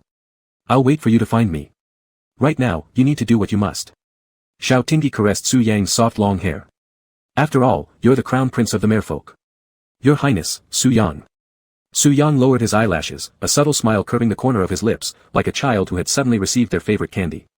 He raised his head, then let me send you back first. I'll only feel at ease after watching you reunite with your brother. Afterward, I'll come back. Xiao Tingyi bent her finger and scratched his cheek, all right. At this point, Zhiyu finally understood why their crown prince would rather bear the infamy of being a traitor to stay by Xiao Tingyi's side. This young alpha, despite having fierce combat prowess, possessed the most gentle and kind heart. He respected and acknowledged this human princess. If the future queen carries Xiao Tingyi's genes, she would likely grow into a female mermaid with a resilient spirit, kindness, courage, and possessing the unmatched fighting abilities of both fathers. She would lead the clan toward new hopes. What are you looking at? Why are you staring at my wife? Su Yang's ear fins flared warningly as he glared coldly at Zhu. My lord, I dare not. Zhu handed over the medicine and syringe to Su Yang, your highness may escort the princess back to the humans whenever you wish. Su Yang accepted them. For Xiao Tingyi's health, they stayed submerged for 3 more days before setting off. Xiao Tingyi remained in an oxygen-rich glass sphere, mesmerized by the deep sea illuminated by Su Yang's tail, dreamlike and akin to another world. I'll perform some magic for you. Seeing Xiao Tingyi's fondness for the sea made Su Yang incredibly joyful. His 3-meter-long silver-white fish tail flicked lightly, tracing an arc of silver light. The water surged, and soon after, a large school of colorful fish swam toward Xiao Tingyi's glass ball, gathering strength to push it. It was the hidden sparkling galaxy in the deep sea, an exclusive romantic poem of the ancient ocean realm. More and more schools of fish swam toward this area, the dark blue seawater rippling with waves. Su Yang's silver-white long hair flowed gracefully with the current, his pale green eyes filled with affection, able to accommodate only one person. As Xiao Tingyi interacted with the fish, Su Yang suddenly dispersed the school of fish and swam next to her, tapping the glass lightly. Xiao Tingyi curiously glanced over, her amber eyes widening slightly when they caught sight of the ring in Su Yang's hand, realizing with belated joy, Su Yang, why are there 2? Su Yang held 2 rings in his hand, one a simple platinum band and the other a diamond ring larger than a pigeon egg. He was somewhat nervous, gripping the rings tightly for fear they might drop. Xiao Tingyi, the house at Jingbei is for you. I spent a long time preparing this proposal spot. I want to give you all the best things in the world, and I wish for us to have a grand ceremony. Su Yang's eyes reddened. But now, in the deep sea, in this place that has raised me, filled with both love and hatred, I want to ask you, will you marry me? I will treat you well. Xiao Tingyi's eyes also reddened as she reached out her hand, her ring finger lightly touching the glass. I do, but how will you put it on me? Su Yang's tears blended into the seawater, quickly solidifying into pink pearls, drifting with the ocean currents until finally resting somewhere on the seabed, permanently recording their story. When we reach the shore, I'll put it on you. Su Yang smiled with a slight curve at the corners of his eyes. This plain band, you can wear it when you're at work, and the big diamond ring, you can keep it safe. Xiao Tingyi chuckled softly. You've thought of everything, haven't you? Of course. Su Yang proudly nodded with a hint of pride. The silver-white fish tail swept through the water, causing the previously gathered school of fish to scatter noisily, leaving the space solely for them. Rarely showing such youthful arrogance, Su Yang called out loudly, soon, the entire ocean will know. My queen just accepted my proposal. We'll receive the blessing of the sea god, together forevermore through countless lifetimes. Chapter 169, What does this mean? Xu Yang's light green eyes reflected Xiao Tingyi's smiling face. In fact, I've even thought about the result of your rejection. Xiao Tingyi raised an eyebrow. If I refused you, what would you do? Ask a few more times. Xu Yang pushed his glass ball and swam. You're the softest-hearted person, you will always agree.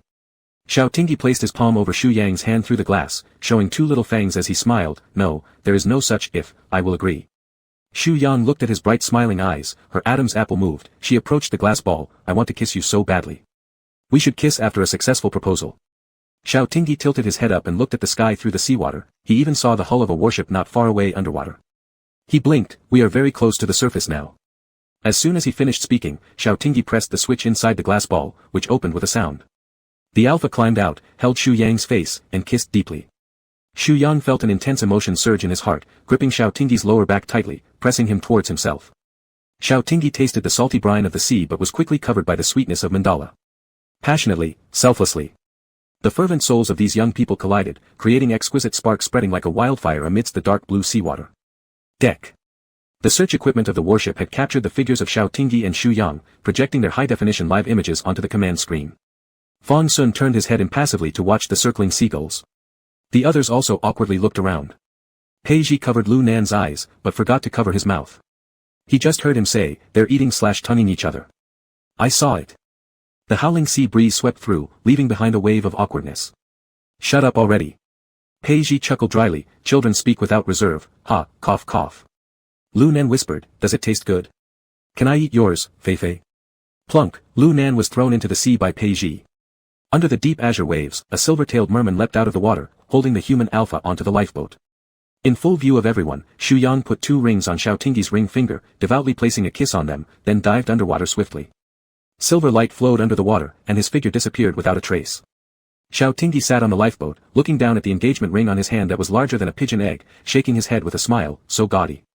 The lifeboat parted the sea waves, heading back to the warship. When Xiao Tingyi stepped onto the deck, Fang Sun and Pei Ji were both there. Pei Ji rushed over, grabbing his shoulders and checking left and right, then let out a sigh of relief, good, everything's intact. This trip was just like visiting a tourist attraction in the ocean. No internal injuries, right? No, I'm fine, everyone worried about me. Xiao Tingyi was extremely touched to have such a great buddy. He modestly flaunted his enormous diamond ring to him. Pei Ji closed his eyes, nearly blinded by it, pulling at the corners of his mouth, what the heck is this? Xiao Tingyi looked at Fang Sun standing in the backlight, sharp eyebrows hidden in the shadows, unable to see his emotions, but his gaze was continuously on him. Xiao Tingyi walked towards Fang Sun, stretching his arms and turning around, brother, I'm fine, perfectly well. Fang Sun's gaze scanned over his posterior neck gland, stepping forward and hugging him tightly, good, don't scare Dad and the others to death next time.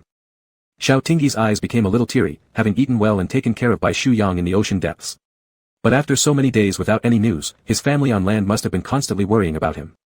He lifted his hand wanting to return the hug, saying some tender words, but unexpectedly, his older brother released him immediately. Fang Sun brushed off the water stains Xiao Tingyi had left on his clothes, smells all over you, take a bath and change clothes quickly. Is this lack of love already? Xiao Tingyi shook his hand hanging in midair and dashed over to hug Fang Sun again, whispering softly, sorry brother, thank you for taking care of me, and for causing you trouble once again. Fang Sun laughed lightly and tugged at his collar, dragging him apart, now you know. After washing and changing into clean clothes in the ship's dormitory, Xiao Tingyi underwent a comprehensive physical examination conducted by the accompanying military doctor. Following Fang Sun's instructions, a separate test for the condition of his glands was performed. Half an hour later, a doctor in a white coat arrived at the meeting room with the checkup report. There were only Fang Sun and Xiao Tingyi in the room. The doctor looked straight at Xiao Tingyi and directly said, Lieutenant, according to the test results, your glands are in a damaged state, with a certain loss of glandular fluid. Fang Sun's eyes were dark, indicating Mingming's speculation was true. Su Xiaoyao had taken Xiao He to the deep sea and appeared to be pressuring the security bureau on the surface, but in reality, it was to extract glandular fluid for gene editing and cultivating a merman embryo. Xiao Tingyi touched his posterior neck, I was unconscious at that time, but I did feel someone extracting my glandular fluid. However, I've recovered quite well now, haven't I? The doctor nodded seriously, yes, Lieutenant, it seems your glands were nourished by highly compatible pheromones. We detected mandala pheromones in your glands, they were very strong. Ahem. Xiao Tingyi covered his mouth and coughed twice. What was wrong with this doctor? Why didn't he avoid discussing this matter in front of others? He glanced at Fang Sun's expression and was caught red-handed by his own brother, didn't Su Yang tell you the reason? How could he not know? Xiao Tingyi straightened his back silently. Although Fang Sun's tone was calm and his face showed no ripple, as his resentful younger brother, Xiao Tingyi still keenly sensed his brother's discontent. Fang Sun waved his hand, signaling the doctor to leave. Only the 2 brothers remained in the meeting room, and Xiao Tingyi felt somewhat restless. Su Yang looked troubled. Anyway, since it has already happened, I thought I would ask about it later. Fang Sun cut him off, the embryos carrying your genes should have been successfully cultivated by now. Xiao Tingyi suddenly lifted his head, his brain buzzing, what? My genes? Brother, what do you mean? Fong Sun poured him a glass of warm water, gesturing for him to calm down first. Your sister-in-law discovered traces of merman clan experiments while testing the survivors' information. Sitting opposite Xiao Tingyi, Fong Sun continued, your pheromones match Su Yang's highly. According to the level of technology of the merman clan, they can edit both your genes for directional cultivation into merman embryos. It's very likely this child will be the next queen of the merfolk. Xiao Tingyi stared at Fong Sun, bewildered, his brows furrowing as shock left him momentarily speechless. What did this mean? His genes and Su Yang's? Were these embryos their children? But conducting such an experiment violated social ethics. The clone body project had been strictly banned years ago. Would the child born from such an experiment suffer from genetic diseases? Would they endure pain? Would it affect their lifespan? His mind was in turmoil. Suddenly, he remembered Lu Nan. After careful examination by the Research Institute, Lu Nan's body was found to be quite healthy. Xiao Tingyi let out an imperceptible sigh of relief before tensing again. How can this happen? A child should be born because of the love between parents. How dare anyone bring her into this world with such intent? She isn't even born yet and already burdened with the shackles of the merman race. Did she agree? Did I consent? Fong Sun looked at him calmly. Su Yang agreed. Chapter 170, Adult Matters, Children Stay Out. Xiao Tingyi moved his lips slightly, and the raging anger inside him was instantly doused by a bucket of icy water. He recalled Su Yang's hesitation to speak, Su Yang's evasive eyes. Su Yang, how could that be possible? Xiao Tingyi looked down at the tips of his shoes, muttering, he spent his childhood in the laboratory, he knows what it feels like. Do you remember what I said when we were in the North Desert? Fong Sun looked out the cabin window toward the endless sea. Merfolk are emotionally detached. The pain you empathize with means nothing to Su Yang. Brother, that's not right. Xiao Tingyi met Fong Sun's gaze seriously. Su Yang is very smart, he can perceive all kinds of emotions. He knows the taste of loneliness and pain. He has been working hard to express affection in the human way. Fong Sun looked at his tense younger brother but ultimately did not refute, fine. But he still agreed to Su Zhao's plan. Without his cooperation, this experiment wouldn't have succeeded. Xiao Tingyi bent over, his elbows resting on his knees as he covered his face with his hands. After a while, he mumbled hoarsely, he must have his reasons, brother. Even if he can't empathize with my pain, he knows me. He knows I would never agree to such a thing, and he knows I would get angry. Yet, he still chose to do it, there must be some unavoidable reason. Xiao Tingyi wiped his face, then looked up resolutely at Fong Sun, brother, this reason must be related to me, or us. He's doing it for me, or maybe for us. They stared into each other's eyes for a long time. Under Xiao Tingyi's stubborn gaze, Fong Sun relented, all right, I understand. Fong Sun's impression of Su Yang was complicated. He believed Su Yang had a calculating and deep mind, and brought no small amount of danger to his little brother whom he'd raised since young. Perhaps it was because of the older brother filter, but he always felt his cute, tender little piglet was taken away by Su Yang along with its sty. But he couldn't deny the guy's feelings for Xiao He. If Su Yang continued to stand on the side of the merfolk tribe, with his capabilities, it would be a great trouble for the Safety Administration Bureau. When rescuing survivors, Su Yang clearly stood on the opposite side of the merfolk. He had practically forsaken everything. Of course, Fong Sun knew he wasn't choosing the Ceylon government, it was their cute little piglet he chose instead. What now? That child. From a societal perspective, she isn't your and Su Yang's child. Besides, it's a crucial moment for the peace negotiations between the two tribes. The Safety Administration Bureau won't intervene because of these matters. Fong Sun asked him, do you want to erase her? Xiao Tingyi didn't know what to say. With the merfolk clan's technology, she might already have a fetal heartbeat by now. Fong Sun patted his shoulder, don't be too pessimistic. Isn't Lu Nan living happily? And mentally healthy too? Just talks a bit too much, frequently surprising with his statements. Xiao Tingyi agitatedly responded, can they be compared? She was born destined to shoulder the responsibility of the group, and was raised under Su Zhao's watchful eye. What if she becomes psychologically unstable? Worse yet, what if she ends up like Su Yang? Not that Su Yang is bad, it's just that. Fong Sun raised an eyebrow. His little brother seemed to be suffering from prenatal anxiety, no, postpartum depression. Also incorrect. Forget it, don't mention it, doesn't match his mature and composed self-image. Xiao Tingyi's head was a jumble as he walked out of the meeting room, just in time to meet Lu Nan swimming back from the sea. He walked up to him, Lu Nan, are you happy? Lu Nan was wringing water from his fish tail, happy. Just now, I caught a hammerhead shark, it looks so strange. Xiao Tingyi handed him a tissue and asked again, were you also happy when you were in the lab? Lu Nan looked at him with a complex expression, Princess, how could I be happy being locked up? No one talked to me, no one played with me. Worry clouded Xiao Tingyi's brows, and he sighed deeply. Princess, what's wrong? Hasn't the prince returned? Are you upset? Not that. It's just, there might be another child forced to be born, similar to you. What if she doesn't like this world? Lu Nan dropped his light blue lashes, thought for a while, and then seriously said, she will like it. Isn't this world filled with you guys? There's Pei Pei, Lu Mingzhou, and Princess Yu. If she meets you, she will like it. Xiao Tingyi chuckled, why don't you include Su Yang? Lu Nan honestly replied, because the prince dislikes me. Xiao Tingyi comforted him, no, he doesn't dislike you. He's just like that. He isn't targeting you specifically. He doesn't show good expressions to anyone else either. Don't take it personally. Lu Nan, well, why did the two of you eat tongues? Xiao Tingyi was confused by Lu Nan's logic. What are you talking about? We all saw it. His Highness proposed to you, then your mouth stuck together. I have sharp eyes, and I saw your tongues. Damn. Xiao Tingyi's voice instantly grew louder as he swore, his pupils dilating in shock. What? Were there spectators underwater too? Xiao Tingyi awkwardly took 2 steps back, imagining his brother and colleagues watching him kiss, and turned to face the wall corner in quiet despair. Lu Nan's phone had been set on child lock by Pei Ji, so some adult information was out of reach for him, no matter how strong his learning ability was. Plus, he hadn't reached the mating period yet, so his nature wasn't affecting him. It goes without saying that sex education is important, but Pei Ji, this guardian, was seriously unqualified, and the child had misunderstood things. Still in a state of accepting knowledge, Lu Nan curiously asked again with his face close up. Xiao Tingyi's face flushed red all the way to his neck, it's adults' business, don't worry about it, kids. We're dating. You're too young, stop asking nonsense. Lu Nan understood what dating meant and nodded sagely, no wonder Pei Pei threw him into the sea, they had to date first. If I date Pei Pei, can I also eat his tongue? Do merfolk always talk this openly? Xiao Tingyi suddenly realized something funny and laughed. Ah, yeah, that makes sense, go ask Pei Pei. Alright. See ya. Lu Nan hurried off with his fish tail dragging behind him. After chatting with Lu Nan, Xiao Tingyi's mood improved significantly. If things couldn't be changed anymore, he decided to think differently.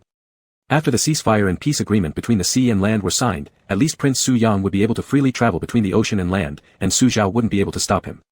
He and Su Yang's child. Xiao Tingyi scratched his neck, this wasn't really their child, since it wasn't born from him.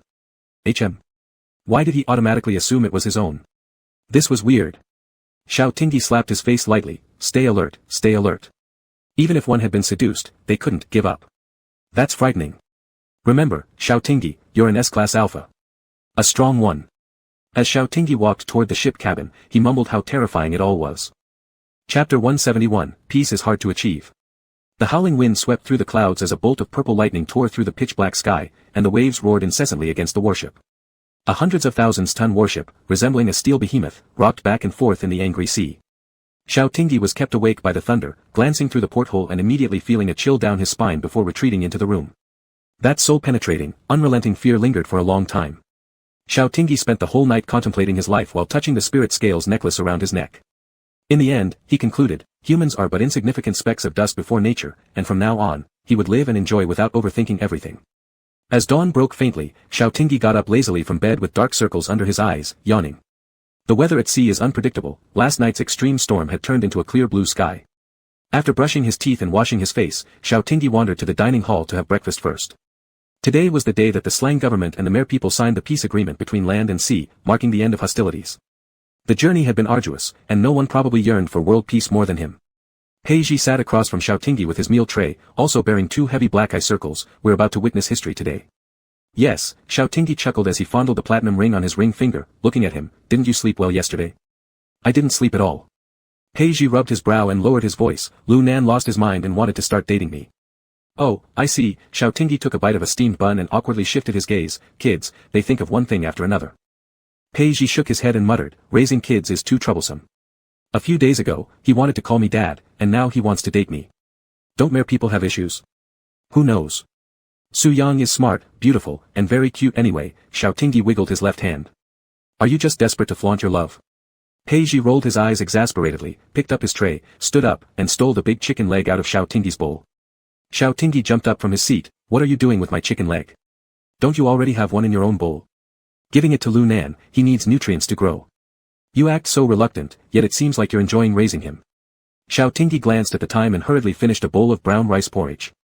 On the deck of the warship, Alpha Special Forces soldiers armed with assault rifles were ready, and the flag representing the Slang Empire fluttered resolutely in the sea breeze.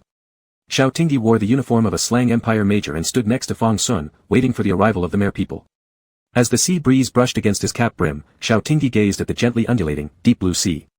After this treaty symbolizing peace between the two races was signed, he and Su Yang could finally live peacefully. But that child. Is it truly impossible to have both? Xiao Tingyi's eyelashes drooped before he could delve deeper in thought. Suddenly, the stable warship began swaying back and forth. It seemed that something large was moving underwater. The powerful force rocked the ship violently, lifting its bow high up. Everyone slid backward off balance, and Xiao Tingyi crouched lower to stabilize himself. In the next second, a blue whale over 30 meters long leaped out of the water, its ancient and ethereal whale cry echoing throughout the heavens. Xiao Tingyi widened his shocked eyes, exchanged glances with Pei Zhi nearby, and they both simultaneously exclaimed, "Damn, impressive." On the broad back of the blue whale stood dozens of merfolk with tails in various colors, led by Su Zhao. Xiao Tingyi ignored Su Zhao, instead focusing on Su Yang behind her. Their eyes met from a distance. Su Yang's cool and handsome face instantly brightened with a smile upon seeing Xiao Tingyi. Su Zhao squatted down, placed her hand on the blue whale, and chanted something in the merfolk language. The blue whale raised its head and responded with a cry, drawing closer to the warship. After delivering Su Zhao and others onto the deck, it submerged and swam away toward the distance. Fang Sun stretched out an arm and ushered Su Zhao into the conference hall. Others followed suit.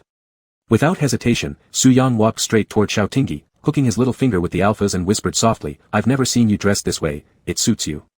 Xiao Tingyi glanced around and quietly said, "In public, we represent two species. You should watch the influence." "Alright," Su Yang released his little finger with a hint of dejection, "It's been 6 days since we've seen each other, and I thought you might miss me." When no one was paying attention, Xiao Tingyi patted Su Yang's butt, "Of course I missed you. Let's talk about it later at home. Be serious for now." After the Security Administration Bureau, SAB, and the merfolk leaders sat down, the meeting hall doors were closed. According to the usual rules, Xiao Tingyi's rank was not high enough to participate in negotiations of this level, but due to his special identity and connection with Su Yang, he was also allowed to stay. The two races sat opposite each other, with Fang Sun and Su Zhao each having a copy of the newly revised peace agreement between land and sea in front of them. During this week, many more clauses were added and revised. For instance, it stipulated the types of marine life that humans could fish for. Humans were forbidden from overhunting marine creatures, while merfolk were not allowed to harm innocent fishermen. Another example was that the merfolk could come ashore as long as they followed human rules and informed the Security Administration Bureau, SAB, in advance for record-keeping purposes. However, when humans developed ocean resources, they had to do so within the limits agreed upon by the merfolk. Various clauses were meticulously detailed, making the document 3 times thicker than the one signed 200 years ago. Fang Sun spoke calmly, "We hope Queen Zhao can see our sincerity. In recent years, the conflict between humans and the merfolk has intensified, but neither side has gained any advantage. Coexistence is the key to survival." Su Zhao finished reviewing the content of the agreements, which was the result of multiple rounds of communication and negotiation. While protecting their own interests, both sides also constrained each other's behavior. "There is a human saying I like very much, if others don't offend me, I won't offend them," Su Zhao said as she picked up the pen and signed her name. Looking up at Fang Sun, she continued, "Our population may be small, but every individual among us possesses an unyielding backbone." Hearing the subtle threat in her voice, Fang Sun remained silent, signing the document before exchanging copies with Su Zhao. After both copies of the agreement were signed and the seals of the two races stamped on them, they preserved one each. Due to the existence of the mere people being classified information managed by the SAB, the warship sailed out under the guise of drills. Thus, this historical peace talk was kept low-key. There was no polite small talk or pretense. Once the interests were aligned and the signatures were inked, Su Zhao rose to leave. Fang Sun and the senior members of the SAB escorted them to the deck. Qihua placed his finger in his mouth and whistled sharply, causing the seawater to stir again as the blue whale rapidly approached. Su Zhao gazed at the endless horizon, saying, "Humans are not the creators of the world, and you will never conquer the sea." She looked back briefly at Su Yang who stood shoulder to shoulder with Xiao Tingyi, wanting to say something but ultimately choosing not to. Xiao Tingyi suddenly spoke up, "Your Majesty, may I have a word with you privately?" Chapter 172, I'm young and don't know any better. Under Fang Sun's instruction, the others retreated to the cabin, leaving only Xiao Tingyi, Su Yang, and Su Zhao on the deck. The weather was calm and sunny, and even the deep sea water shimmered with a clear blue. Su Yang vaguely realized what Xiao Tingyi was about to say. His heart tightened like it was being gripped, as he looked anxiously at him, Xiao Xiao. Xiao Tingyi removed his military cap, the humid sea breeze brushing against the black strands of hair above his forehead. In the light, his amber eyes appeared lighter, showing no hint of accusation. He smiled at Su Yang, holding his hand to signal him to relax, then looked seriously at Su Zhao. "I know that you used my gland fluid to breed mere people and have succeeded, right? Otherwise, you wouldn't let me leave so easily." Su Zhao glanced at Su Yang's suddenly changed expression and didn't answer, feeling surprised inside. She thought Su Yang had already told him everything honestly, indicating how much care he put into this child. Su Yang immediately became anxious. He hadn't intended to keep it hidden forever but wasn't sure how to bring it up. Xiao, I didn't intentionally hide it from you, I'm sorry. He knew he was selfish, despicable, and cold-hearted, and he was well aware that his alpha wouldn't trample on someone else's life to find his own happiness. Besides, the child carried the genes of both of them. He was just afraid that after learning the truth, Xiaotingi might be disappointed in him, or become angry, so he dragged on without mentioning it. I understand, you just want us to be together. Xiaotingi gently squeezed his icy palm, whispering to soothe him, I know you're doing this for us. Su Yang's long lashes trembled slightly, are you not mad at me? It's not your fault, why should I be mad at you? Xiaotingi controlled his smile and turned directly to Su Zhao with a sharp remark, to be frank, your majesty, you're an excellent leader, but you are not a good mother. I can understand your willingness to sacrifice for the race, but on what grounds do you interfere with Su Yang's life? Yes, he is your son and has responsibilities to shoulder, which is correct. As Xiaotingi continued, his anger rose, but aside from being your son and the prince of the clan, he is still Su Yang. Even if you gave birth to him, you have no right to strip away his independent personality. Su Yang was momentarily stunned, blinked his eyes, and looked at Xiaotingi brightly, indeed, my Xiao loves me more than anyone in the universe. What a blissful moment. Su Zhao, rather unexpectedly, looked at Xiaotingi, with no sign of anger on her brows, is this all you wanted to tell me? I haven't finished yet. Xiaotingi tried hard to control his rising fury, you said humans aren't the creators, but are you? Genetic editing violates the laws of nature, don't you know that? If she's born with genetic diseases, will you discard her like trash? Bred with purpose and laden with heavy responsibilities before birth, your majesty. You may be willing to live that way, but not everyone is. Do you think it's great to dedicate everything to the race? But not everyone wants to be as great as you. You have no right to decide other people's fates. Since you want the next queen so much, why don't you give birth yourself? Ahem. Su Yang tugged lightly on Xiaotingi's sleeve and whispered, female mare people, by human standards, only have a 10-year optimal childbearing period. That explained why mare people lived such long lives but remained so few in number. Xiaotingi fell silent for a moment, exhaled deeply, then adjusted his military cap calmly, I'm young and inexperienced, your majesty, surely you won't hold it against me, will you? Never before had Su Zhao been criticized so directly and harshly. Her face flickered with dissatisfaction as her gaze touched the slightly smiling Su Yang, who had turned his head. For a fleeting second, she seemed to see the joyful little merperson who had stuck to his older brother every day during his childhood. She brushed the wind-blown long hair from her face, gazed into the deep azure sea, and softly said, Commander Xiao, each person has their own mission, I have mine, Su Yang has his, and so do you. Xiaotingi gravely replied, but Su Yang's mission was forced upon him by you, your majesty.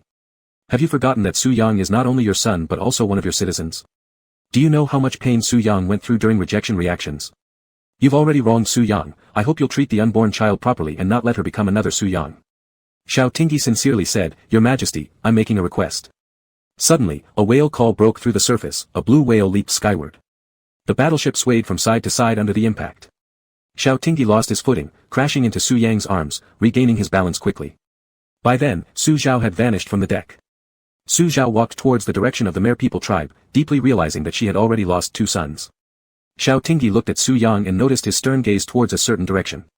Just now, Her Majesty had spoken to him in the language of the Mare People, Little Yang, live well.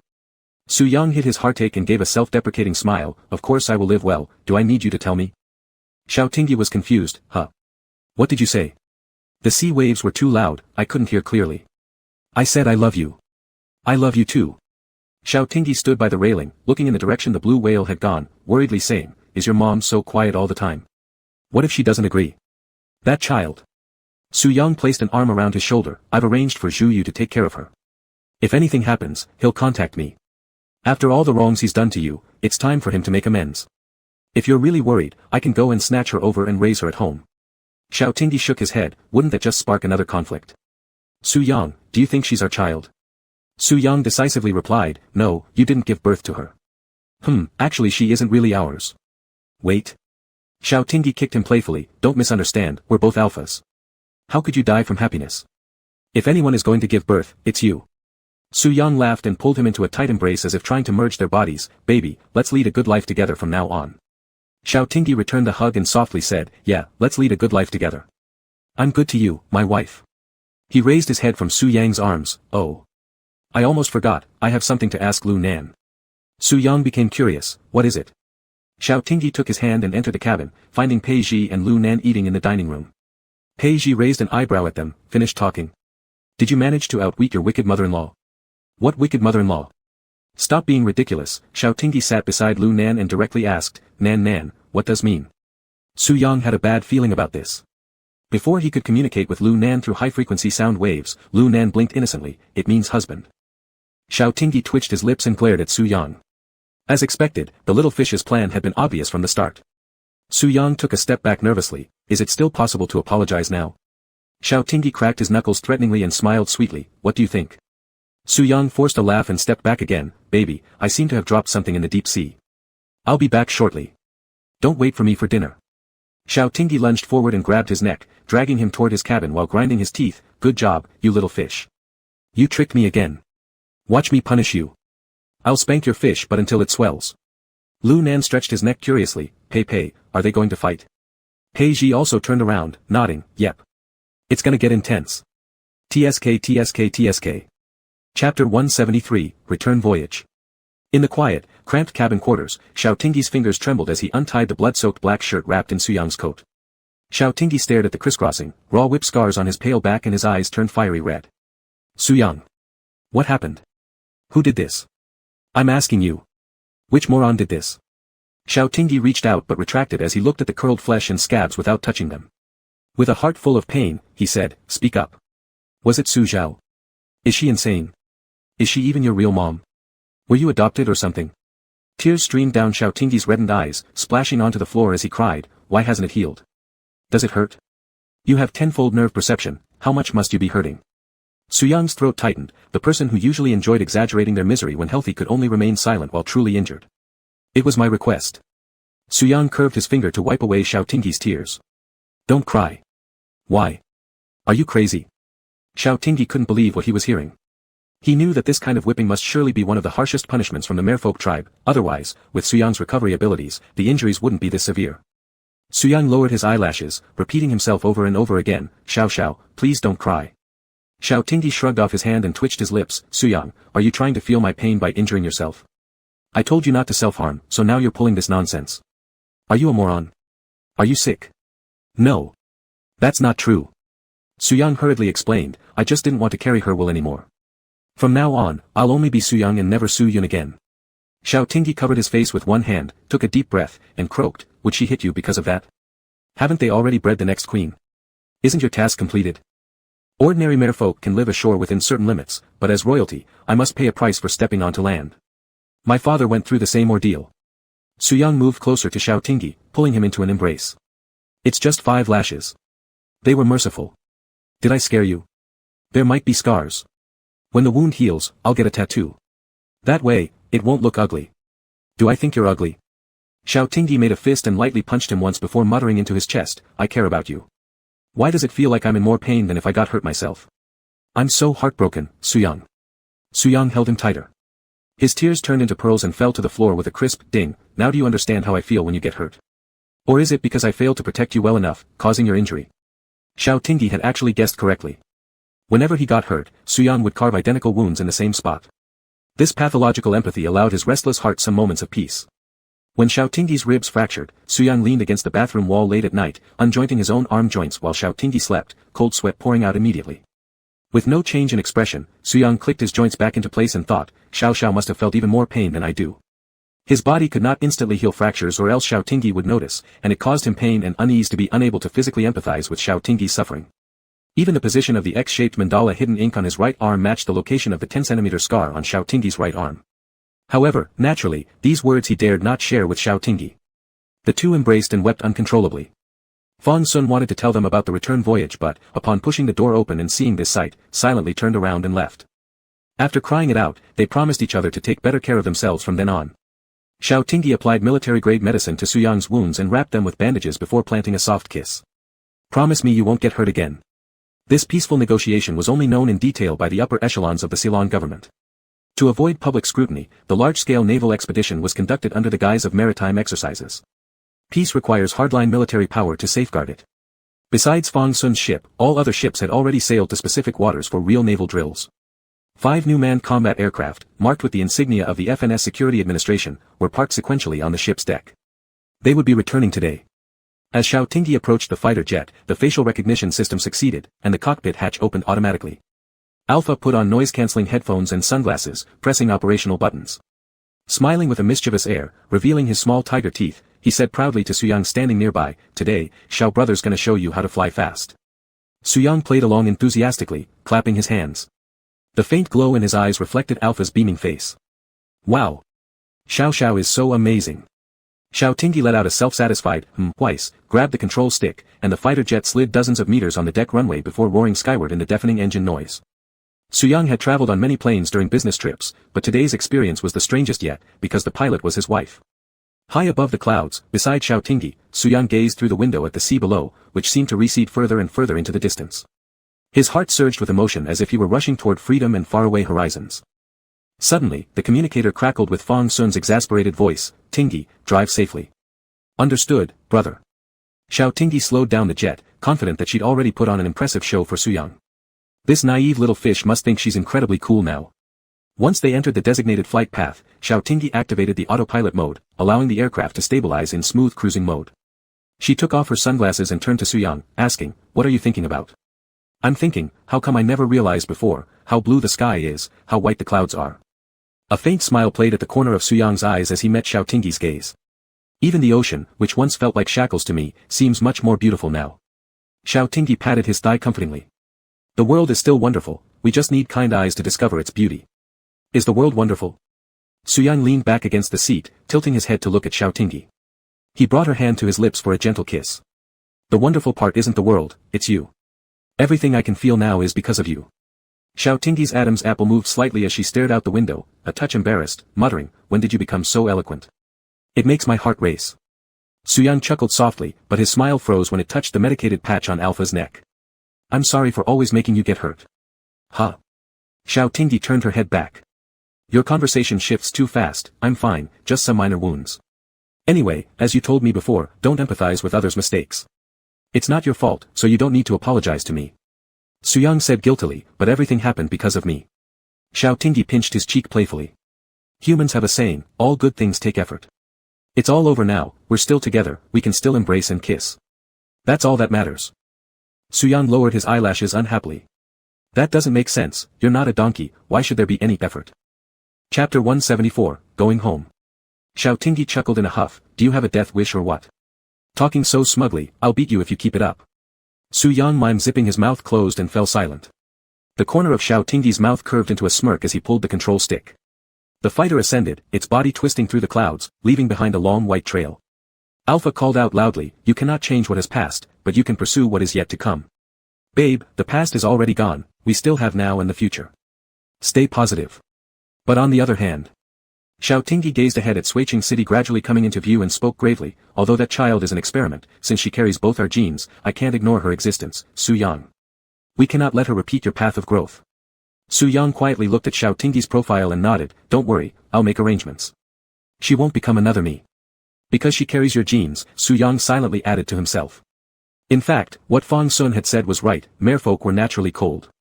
The time Suyang spent in the lab during his youth was colorless and empty. It wasn't until he met Xiao Tingyi that he truly understood the meaning of loneliness. All of his correct perceptions about emotion came from Xiao Tingyi. His brother died saving him, his glands did not belong to him, and his name was stripped away. Suyang saw himself as an experimental subject with no expectations. It was Xiao Tingyi who helped him reclaim his name, allowing those emotions buried deep under the sea for decades to finally be released. Only when facing Xiao Tingyi would he cry and say how much he missed his brother. Before coming here, Suyang went to the sterile room in the underwater laboratory where he saw the embryo inside the cylindrical glass incubator that had already developed a fish tail. The incubator was connected to many thin tubes supplying nutrients necessary for survival. He saw her blood vessels, saw her heart beating. He bent down, looking at the curled-up young mermaid smaller than the palm of his hand, and delivered his first wish for her. "I hope you grow up to look like Xiao Xiao. Even if only a bit, I will learn to love you." 10 minutes later, the fighter landed on the rooftop helipad of the security bureau.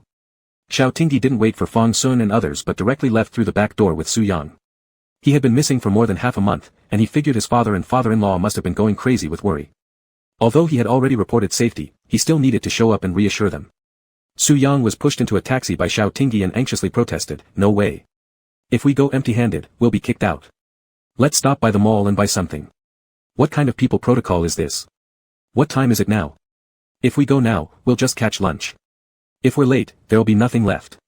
Xiao Tingyi yawned, comforting him, "Don't worry, my father won't kick you out." The driver in front turned his head through the rearview mirror and saw Su Yang's nervous face. Laughing, he said, "Kid, is this your first time meeting your in-laws? When they see how beautiful their son-in-law is, why would they ask you to leave?" Xiao Tingyi laughed in agreement. Exactly, what a beautiful daughter-in-law. Su Yang ignored them both and called Secretary Li on his phone. "Secretary Li, I'm currently on my way to my father's house with Xiao Xiao. Go and prepare gifts for me immediately. Get the most expensive ones. The pricier, the better. Aren't you being too anxious?" Xiao Tingyi chuckled teasingly. "Didn't you already meet them in the hospital last time? They had a pretty good impression of you and even told me to bring you home to eat when I have time."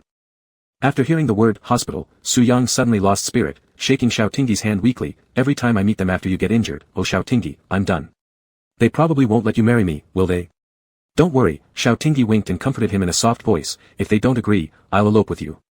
Hearing this, Su Yang smiled faintly, whispering back, "All right, remember to steal the household registration book." Through the rearview mirror, the driver glanced at the couple whose heads were leaning close together whispering secrets, and he shook his head, smiling softly to himself.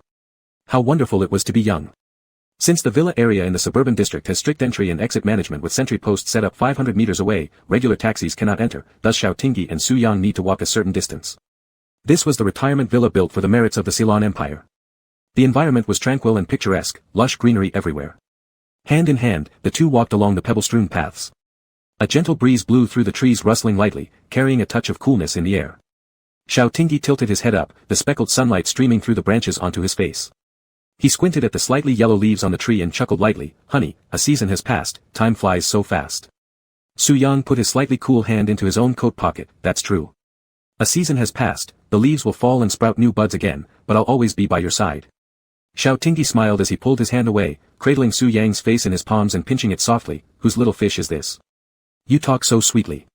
Su Yang leaned slightly forward, his eyes filled with tenderness as he said indulgently, "From Xiao Tingyi's family, obviously." "Pop," Xiao Tingyi leaned closer, giving him a loud kiss. "Very good, that's your reward." Su Yang blinked. "Thank you, master." The two of them couldn't help but think back to their time in northern Imo last year. The floodgates of memory opened once more, and fragments filled with all sorts of complex emotions surged forth. Hey! Why are you kissing here in public? Go home and smooch." A familiar voice boomed out, kicking those floodgates shut with a clang, cutting through the intimate moment. The couple quickly broke apart, and Xiao Tingyi turned around to see Fang Jing carrying fishing gear and holding a fish, inspecting him curiously. "Dad, where have you been?" "Fishing." "Yeah," Fang Jing nodded. "There's a pond behind the housing complex. The fish in there are quite big. I caught one for my wife to make some fish soup." Fang Jing then approached Xiao Tingyi, pulling at him left and right. "Son, why do I feel like you've actually gained weight after being kidnapped?" "Not really, wait. Hold on." Xiao Tingyi stopped Fang Jing from pawing at him and protested unhappily. "With my life at risk, how can you still have leisure time to go fishing? Are you really my father? This is too much." Fang Jing pinched Xiao Tingyi's cheek and shook it. "What do you mean life at risk? Your brother called me to say you were fine, right? Isn't this proof enough? Is the food underwater better than ours? Look at this chubby face." Xiao Tingyi swatted his hands away and lifted his shirt hem, revealing his well-defined abs. "Where am I fat? I've still got my abs, pecs, biceps, they're all still here." Who could believe it? Even undersea, he'd eaten so well that it was like having an all-you-can-eat crazy Thursday every day. And thanks to Su Yang's efforts in making sure he didn't lack nutrition, every meal had been different, yet sumptuous. There was nowhere to exercise, so he'd naturally gained a couple of pounds. But does this mean he's fat? No way. With some exercise, it'll simply be muscle gain. Fang Jing looked at the faint red marks along Xiao Tingyi's waist, closing his eyes briefly in pain and disappointment. Seeing this, Su Yang carefully read the situation and quietly pulled down Xiao Tingyi's shirt to cover up. Chapter 175, "You too, you haven't already gotten married, have you?" Fang Jing was deliberately teasing him. In fact, in his eyes, his son had become thinner and endured hardships. As a father, he felt heartbroken. Fang Jing patted Xiao Tingyi's head. "It's good that you're back. Your dad is waiting at home for me to cook. He's been thinking about you all day long. You little rascal, it's good that nothing happened." After finishing, he glanced at Su Yang standing as tall as a poplar tree nearby. At his glance, Su Yang quickly spoke, almost stuttering nervously. "Uncle, I came in a hurry. The gift is still on the way, it'll be here soon." Fang Jing acknowledged with a sound, throwing the heavy fishing gear on his back to Su Yang. With one hand holding a fish and the other arm around Xiao Tingyi's shoulders, he patted him. "Let's go home." Xiao Tingyi walked a few steps with Fang Jing, then realized Su Yang was falling behind, apparently maintaining a distance of 2 steps backward. He immediately grabbed Su Yang's wrist and pulled him up next to them. "Can't your long legs move? Why are you walking so slow?" Su Yang smiled as he looked down. Xiao Tingyi's hand slid from his wrist down and interlaced their fingers, waving them in front of Fang Jing. "Look. Fang Jing's expression turned complex when seeing the platinum wedding bands on their ring fingers. Are all these alphas in our family so eager to get married? Recalling the past, he was proud of his eldest son, Fang Qin, who directly placed 2 marriage certificates in front of him and Xiao Tong, announcing, "Father, Dad, I'm getting married." Fang Jing cautiously asked, "You two, you haven't already registered for marriage, have you?" "Dad, what nonsense are you talking about?" "Of course not." Xiao Tingyi laughed, "These aren't wedding rings anyway. Besides, my household registration book isn't even with me." "Alright, I overthought it. I thought you wanted to seek my and your father's consent before registering." Fang Qin waved his hand, pushed open the door, and called loudly, "Wife, the debt collector has come to steal the household registration book." Inside, there were sounds of slippers and dog barking. Mimi excitedly jumped into Xiao Tingyi's arms first, wagging its tail and licking his chin. The Su Yang beside Xiao Tingyi shot a glare at it but didn't dare to do anything in front of both fathers-in-law. Xiao Tong rushed out from the study and his eyes turned red upon seeing Xiao Tingyi. "Xia He, are you hurt anywhere? Let Dad take a look." Xiao Tingyi shoved Mimi into Su Yang's arms, smiling as he went over to hug Xiao Tong. "I'm fine, really good. Su Yang took great care of me, I've even gained 2 pounds. Su Yang glared fiercely at Mimi with big eyes. Mimi woofed twice and quickly licked Su Yang's face in no time. Startled by the event, Mimi quickly jumped down and scurried to a safe spot, wagging her tail joyfully. Su Yang's expression remained unchanged on the surface, but deep inside, his fists clenched tightly. For an entire month, the mob spirit wouldn't eat beef jerky. So stinky. Awful. Xiao Tong pushed Xiao Tingyi aside and caught sight of the medicinal patch hidden at the back of his neck, worried, "What's wrong with your glands? What did they do to you?" Xiao Tingyi had to turn around twice forcibly. "There's nothing wrong with my glands, the situation is somewhat complicated, I'll explain it another day. The military doctor has given me a comprehensive checkup, I am very healthy." "Are you really fine? They must have had some reason to capture you." Xiao Tong glanced at Su Yang, who lowered his head quietly. "Do you want me to perform a set of military boxing for you?" Xiao Tingyi held Su Yang's hand while walking toward the bathroom. "We need to wash our hands first. I'm starving. You two hurry up and prepare the meal." "Not yet, I haven't finished checking on you, this kid." Xiao Tong helplessly shook his head, looking at the closed bathroom door and whispering softly to Fang Jing, "Did you see that? He's being protective, afraid that I'll blame Su Yang. Once he gets a spouse, he forgets his own dad. Isn't that our family tradition? Back then, my dad also scolded me this way." Fang Jing laughed twice, rolling up his sleeves and heading towards the kitchen. "Honey, what would you like to eat? Don't bother about this foul-mouthed son, I will take good care of you. The child is still here. Be careful with what you say. Prepare some light stir-fried vegetables and small fried meat. I feel like eating something lighter today." "All right." Xiao Tingyi held Su Yang's hand under the running water and looked up to see the silent Su Yang in the mirror. "What's wrong, honey? Are you uncomfortable? Did I rush things? If you want, I can sneak us out through the back door, we can come again later." Su Yang gently shook his head, showing undeniable anxiety between his brows. "I feel like your parents don't like me much, what should I do? How should I approach them?" Xiao Tingyi rubbed many white bubbles with soap onto Su Yang's hands, sliding his fingertips through Su Yang's finger gaps with a smile. "Who wouldn't like you? They do like you, otherwise you wouldn't have the chance to step into this house. Moreover." Xiao Tingyi turned around, poking the foam onto Su Yang's cheek, drawing a smiley face. "Even if my dads don't like you, it doesn't matter. It's us two who will live our lives together." Su Yang slightly bent down, pressing his head against Xiao Tingyi's shoulder, softly cooing in a petulant tone. "Uncle and aunt are your family. You love them. I want to make you happy, and I don't want to put you in a difficult position." If it were anyone else from Ceylon, he wouldn't have spared them half a glance. But because they were Xiao Tingyi's loved ones, Su Yang willingly tried to please and read their expressions. With the exception of Xiao Tingyi, he had only ever acted cute with someone taller, Su Xuan. That memory felt so distant now that he'd forgotten how to interact with family. He wanted to be a likable son-in-law, but didn't quite know how. The foam brushed against Xiao Tingyi's neck, making it itch a little. Xiao Tingyi shifted his head uncomfortably, still sticky with foam, unsure how to hold him, yet comforting all the same. "Don't worry. They've already accepted that you're my wife." "Really? Really, really? We need to hurry out or my dads might think we're up to something bad." Xiao Tingyi turned back, opened the tap, and pulled Su Yang's hand to rinse it clean. Su Yang bent over to wash his face, his wet lashes gazing at Xiao Tingyi as he worried aloud. "If they don't agree with me marrying you, don't let them control you. What if they hide the household registration book? Seriously, baby, you should watch less TV dramas." Xiao Tingyi chuckled as he pushed the door open. "I've heard of pre-wedding anxiety, but never household registration anxiety." Just then, Xiao Tong happened to walk into the living room carrying a fruit platter and casually asked, "What's this, household registration anxiety?" Su Yang froze with his hand on the door, shooting a pleading look at Xiao Tingyi, who blurted out, "Su Yang is afraid you two will hide the household registration book and prevent us from registering." "Su Yang." Xiao Tong looked at the 192 centimeters tall alpha seeking refuge behind Xiao Tingyi, whose shoulders were broad and legs long, and said amusedly, Su Yang, I heard you can hypnotize. Isn't stealing the household registration book just child's play for you? A startled Su Yang hurriedly defended himself, Uncle, no, I didn't. Xiao Tong turned to place the fruit platter on the coffee table, laughing silently. This kid was really too easy to rile up. Chapter 176, Overbearing. Su Yang shook Xiao Tingyi's clothes lightly and whispered, I don't dare to. But it was indeed a solution. If Uncle Fang Jing and Xiao Tong absolutely refuse, well, never mind, Xiao would probably beat him to death, right? Xiao Tingyi was already ecstatic at this point. Who understood? Su Yang was really super duper explosively cute. So cute, he wanted to tease some more. Dad, stop teasing him. You're going to make him cry again. Xiao Tingyi quickly walked into the study, then after a minute, he waved something in his hand and shoved it into Su Yang's hands. Here's the household register. Isn't it here? Have you chosen a good day yet? Or we can get the certificate tomorrow.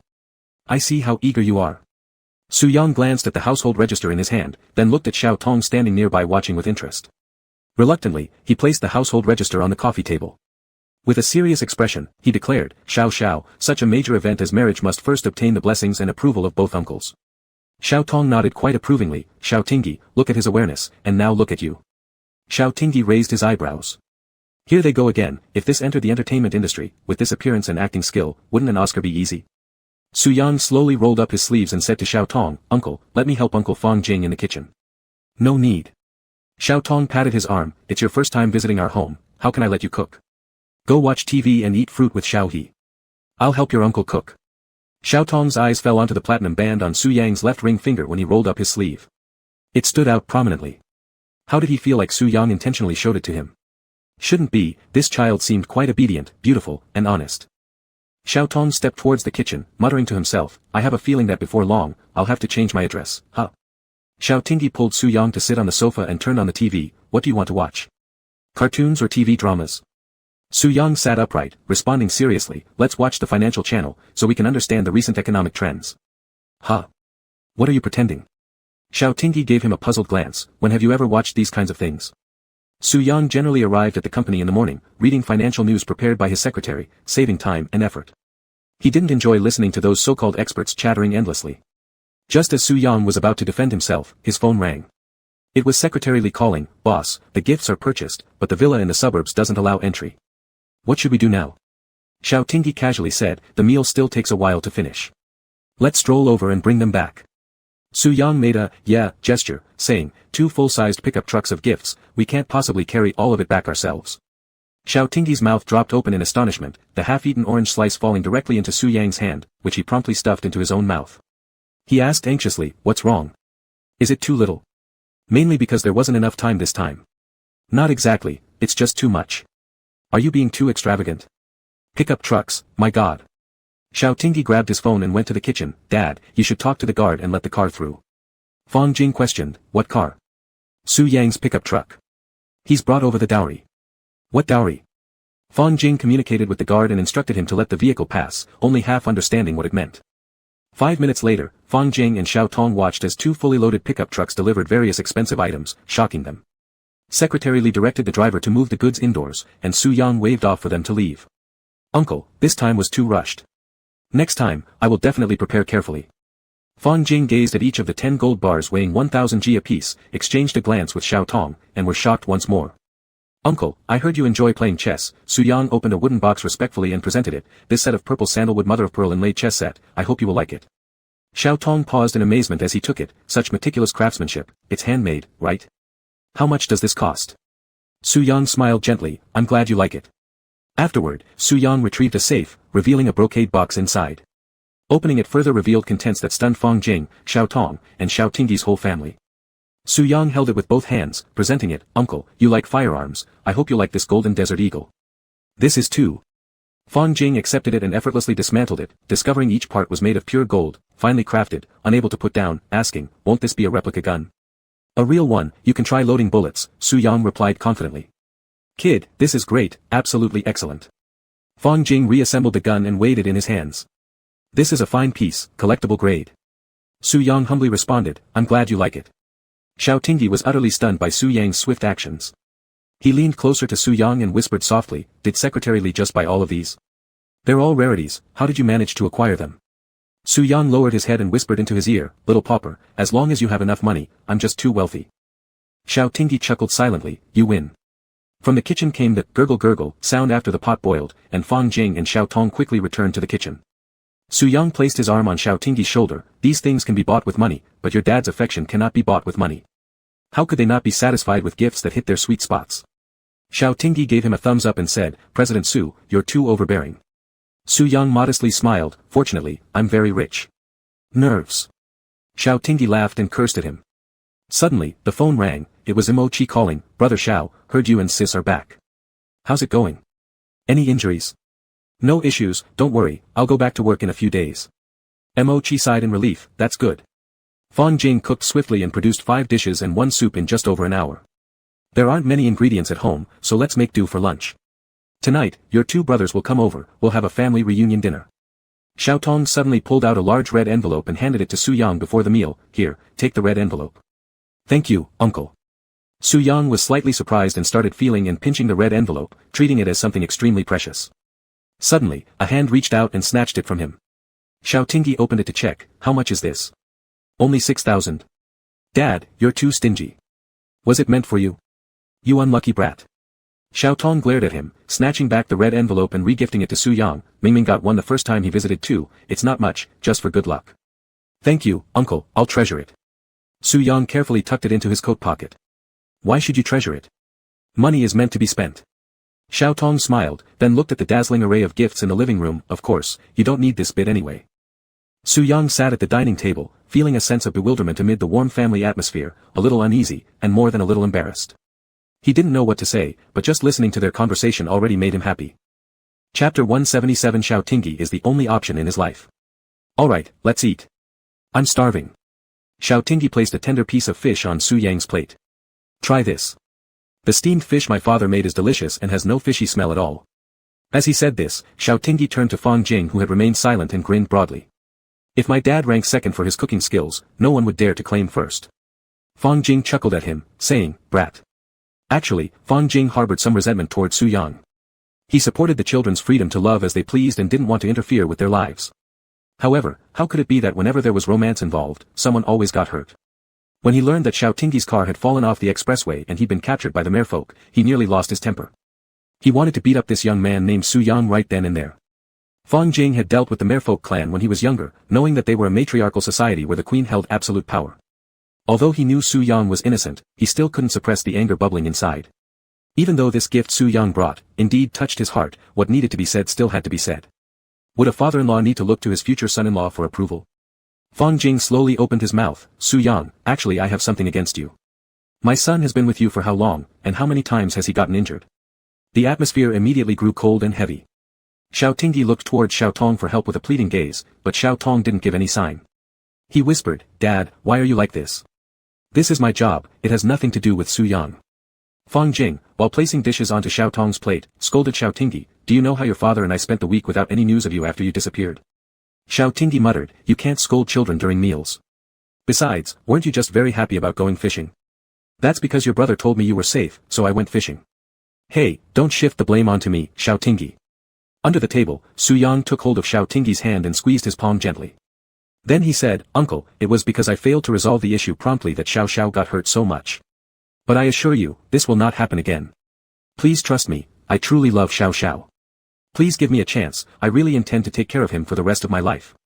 Fang Jing stared directly into Su Yang's eyes, I've heard this, you indeed contributed greatly to quickly resolving the disputes between land and sea.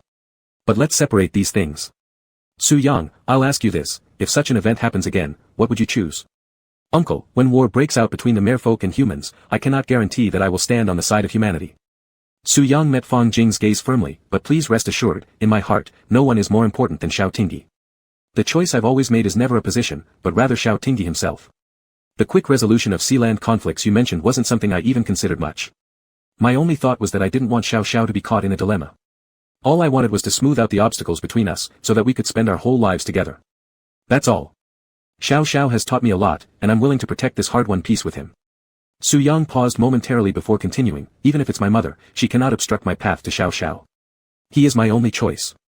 After his words ended, the dining table was quiet for a moment. Su Yang's speech moved the two fathers more deeply than any so-called stance or justice ever could. There was no pretense of aligning with humanity, nor any rigid expression of his clan's views. Su Yang's words could be said to completely lack a big-picture perspective, originating purely from personal emotion. If he were forced to choose between Ceylon and the Merfolk clan, Su Yang would choose the Merfolk. However, for Xiao Tingyi, he would try his best to mediate between both sides, striving for mutual benefit and peaceful resolution. But if the goals of the Merfolk came into conflict with Xiao Tingyi, Su Yang would unhesitatingly choose Xiao Tingyi. He admitted his own selfishness and baseness. Even if branded a traitor, he would choose Xiao Tingyi. Xiao Tingyi was the brightest color in his world, the focal point of all his choices in life. Fang Jing arched his eyebrows and exchanged glances with Xiao Tong, seeing the word satisfaction reflected in each other's eyes. In their youth, they were preoccupied with work, dedicating their entire youth and vigor to the Ceylon Empire. They may not have felt regret towards their two children, but countless regrets stemmed from not having enough time to accompany them grow up properly. Now that their two children had grown up and found their partners for life, Fang Jing and Xiao Tong sincerely rejoiced for them. Their generation had done enough for the greater good of the empire, fought bloody battles, shed blood. Now, they only wished for their children to live peacefully and healthily, holding hands with the ones they loved throughout their lifetimes. Alright, Su Yang, with these words of yours, I can rest assured. Fang Jing raised the baijiu, Chinese liquor, on the table. We too spent our first halves of our lives serving the empire, and our only wish for the second half is that Xiao Sun and Xiao He will find happiness steadily and smoothly. Su Yang quickly stood up, filling his glass completely with liquor, bent slightly to toast with Fang Jing and respectfully said, Uncle, I swear by the Sea Queen Yanzizi that I will treat Xiao Xiao well for a lifetime, cherish him, and adore him. If I break this vow, may I be forever drowned at the bottom of the sea without reprieve. Fang Jing nodded after hearing this and took a sip of wine. Su Yang finished his glass in one gulp. The fiery high-alcohol liquor burned down his throat all the way to his stomach, burning his fingertips with an excited tremble.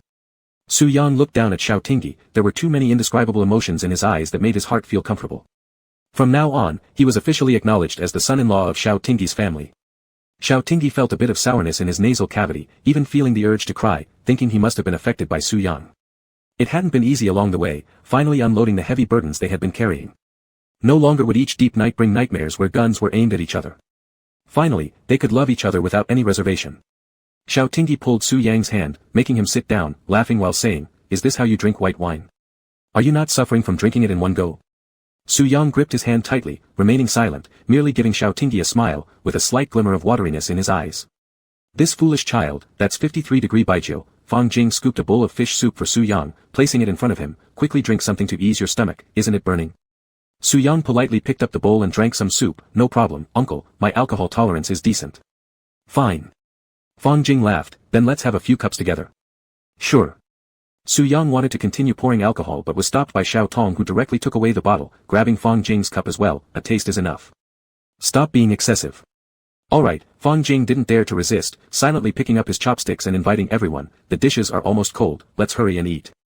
Seeing Su Yang's restraint, Xiao Tong served a lot of food into his bowl. Su Yang ate his rice in small mouthfuls, not daring to let down his guard at all. Even when he accidentally got a piece of ginger, he didn't dare spit it out, chewing painfully before swallowing it. Xiao Tingyi saw everything Su Yang did, quietly chuckling. Recalling how bold this man was back when he requested things, never hesitating when asking to pick out the ginger threads after cooking, preferring yogurt over pure milk, wanting seedless lychees and more such preferences. Feeling Xiao Tingyi's gaze, Su Yang asked quietly, What's wrong? Nothing. Xiao Tingyi smiled, picking out the ginger pieces from his bowl and winking, Does it taste good? Su Yang watched Xiao Tingyi's movements, unable to stop the corners of his lips from curving upward. Xiao Xiao cared about him so much. How blissful. Chapter 178, Angels save the world, but you save me. We finally managed to finish our meal without any major issues. Su Yang wanted to show off by offering to wash the dishes but was immediately chased away by Fang Jing. Go back with Xiao Tingyi and get some rest. You two have been through a lot in these last couple of weeks, right? Go take a nap. Su Yang followed Xiao Tingyi upstairs, and after turning the corner in the corridor, he directly pulled him into an embrace. Buried in Alpha's neck, he deeply smelled the faint fragrance of camellia, and the uneasy agitation in his heart calmed down significantly. I was so tense, baby. Did I perform well? Xiao Tingyi was pushed into the corner against the wall, releasing soothing pheromones, lightly rubbing his back.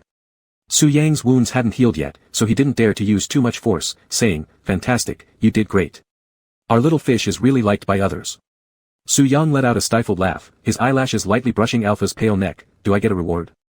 Xiao Tingyi's Adam's apple moved slightly as he swallowed and whispered, Don't cause trouble. We're at my dad's house. What if someone hears us? Major, what are you thinking about all day? Su Yang said with a smile, straightening up and putting his hand into Xiao Tingyi's trouser pocket. His fingertips touched something suggestively, making Alpha stiffen for a moment. Su Yang quickly took out his phone, his lips curving slightly in amusement, teasing him, I just want you to post on social media telling everyone you've got a fiancé. What were you thinking? Xiao Tingyi gave him a glare, then walked towards the bedroom. I naturally thought you wanted to, you know what? Never mind, that's not the case. Xiao, you've gone bad, Su Yang teased as he followed him into the bedroom. His eyes were drawn to various race car models displayed in a glass cabinet, his tone slightly jealous. Do you like these? I had no idea. I used to like them when I was a kid. Xiao Tingyi kicked off his slippers, lay face down on the bed, and supported his head with one hand while looking at him. I'll buy you real ones. Su Yang paused for a moment, but you can't race cars. Xiao Tingyi rolled over on the bed. Is this what it feels like to be living off others? It's pretty nice. Su Yang picked up a photo frame from his desk, looking at the toothless child inside who was flashing a V sign, and smiled warmly at Xiao Tingyi. It seems like you've grown proportionally, you're still as cute as when you were a child. Nonsense, boys go through 18 transformations. I'm only getting more handsome, Xiao Tingyi yawned, feel free to look around. I'm a bit sleepy after eating so much. Let me sleep for a while. Su Yang hummed in agreement and picked up a large photo album from his bookshelf. Each photograph was dated on the back, some already worn and yellowed, but the young man's bright smile remained evergreen. Sitting at the desk, Su Yang slowly flipped through each page, pulling out every photo to caress and admire it carefully before giving it a quick kiss, then satisfied, putting it back. In fact, Su Yang had already obtained these photos through some means earlier. But in Xiao Tingyi's bedroom, as he looked through these photographs marked by time, touching them with his fingertips, Su Yang felt like he was crossing the long river of time and participating in Xiao Tingyi's growth trajectory, a feeling of great happiness. If only he had surfaced sooner, he could have seen the chubby toddler version of Xiao. Su Yang looked at the tiny bean in kindergarten clothes and felt a softness in his heart like a pool of water. Would the small merman in that incubator grow up to be as adorable as Xiao? Sunlight poured through the window onto Su Yang, enveloping him in a warm glow. When Xiao Tingyi woke up, the sunset was already setting, and he squinted his eyes to see Su Yang still sitting by the desk. You stared at those photos for half a day. Can we take them with us? Su Yang closed the photo album. I love them so much, I want to see them every day. Are you crazy? Xiao Tingyi laughed, sitting up and spreading his arms wide. The original is here, why would you look at pictures? Su Yang put down the photo album, pounced forward, and pressed him down on the bed. If I'd met you sooner, wouldn't that be great? You were so chubby when you were little, so cute. Don't think about it, Xiao Tingyi imagined that scene. I would have considered you a creepy uncle. The day we met was perfect. It is, Su Yang supported his arms near Xiao Tingyi's ears, gazing intently at his face, unable to resist leaning down to steal a kiss, and then another. I love you so much. I love you too, little fish, Xiao Tingyi smiled, hooking his neck, and kissed him softly, murmuring, my little princess. Su Yang's breathing suddenly quickened, the initially tender kiss now carrying more passionate undertones. Xiao Tingyi giggled amidst the endless kisses. What's your fetish? Do you like that title? Su Yang nibbled on him. I prefer you calling me husband. After fooling around for a while, the sound of a car idling came from the courtyard downstairs. Xiao Tingyi jumped off the bed and walked to the balcony to look down, greeting with a smile, brother. Sister-in-law. Are you back from work? Lu Mingzhou bent down to pick up Mimi who had run out to greet him and waved at Xiao Tingyi and Su Yang on the balcony. I finished work early today and ran into a vendor selling taro cakes. Come down quickly and try some. Xiao Tingyi responded, coming. The villa instantly became lively. Xiao Tingyi whispered to Su Yang, these two, they may know it's a remarriage, but those who don't would think it's a newlywed couple. Even though they were divorced, they still live together. The behavior of adults, tsk. After saying that, he went clattering to the backyard to ask Lu Mingzhou for a taro cake. When Su Yang went downstairs, he saw Fang Sun taking off his coat at the entrance and gave a nod, Director Fang. Fang Sun glanced at him, showing no expression on his face. After neatly hanging the coat on the rack, he said indifferently, just call me Brother Fang at home, like Xiao he does. Then, while unbuttoning his cuffs, Fang Sun headed towards the bathroom. As he passed by Su Yang, he heard him softly calling, brother. Fang Sun didn't turn back, he only murmured a before walking into the bathroom and closing the door. Su Yang stood there, mulling over this term of endearment, which he hadn't properly called anyone in decades except when teasing Xiao. It felt strange yet brought a hint of happiness. Through the floor-to-ceiling window, Su Yang watched the remaining glow of the sunset, reminiscing about the past when he and Su Sun would sit on the rocks watching the sun set together. He thought time had eroded those memories away until today when he realized just how vivid the images remained. For decades, he had never forgotten Su Sun, not even a single day. He used to think this feeling was jealousy until meeting Xiao Tingyi, where he finally understood, it was yearning. What are you thinking about? Open your mouth. Xiao Tingyi shoved a piece of taro cake into Su Yang's mouth, smiling as she asked, isn't it delicious? Su Yang's gaze softened upon seeing Xiao Tingyi, and he nodded, it's delicious. What were you spacing out about? I was thinking about Su Sun. Su Yang touched the upright hair spike on Xiao Tingyi's head, saying gently, Xiao Xiao, I miss my brother, I wonder which star in the sky is him. Xiao Tingyi stopped chewing momentarily, as this was the first time she had heard Su Yang speak openly about missing Su Sun. Su Sun was buried at sea, so he has become clouds and rain. Xiao Tingyi held Su Yang's hand earnestly, you should think that every unexpected rain you encounter in the future is your brother coming to see you. A wave of emotion surged in Su Yang's heart, Xiao Xiao, you're not an angel. Xiao Tingyi looked puzzled, what kind of angel? Angels save the world, but you saved me. Xiao Tingyi took a bite of the taro cake, reflecting thoughtfully, actually, I think I saved the world too. All the heartfelt emotions inside Su Yang choked him, and he snatched half of the taro cake from her hand, you lack sophistication, I don't feel like talking to you anymore. Chapter 179, Getting the Certificate. The day after Xiao Tingyi's 23rd birthday, which was the date exactly 1 year prior when the two had met in the northern desert. Su Yang picked him up from the investigation bureau and, after being styled for an hour, they walked grandly into the Civil Affairs Bureau surrounded by 18 camera positions. The spacious Civil Affairs Bureau immediately became crowded as everyone directed their attention towards Xiao Tingyi, who kept his head low, and Su Yang, who strutted confidently. The Bureau's staff had never seen such a large event, left speechless by the spectacle. Xiao Tingyi wished he could bury his head in the floor. He tugged at Su Yang's sleeve and whispered, do we really need to make it this extravagant? I feel like we'll be on the trending list tonight.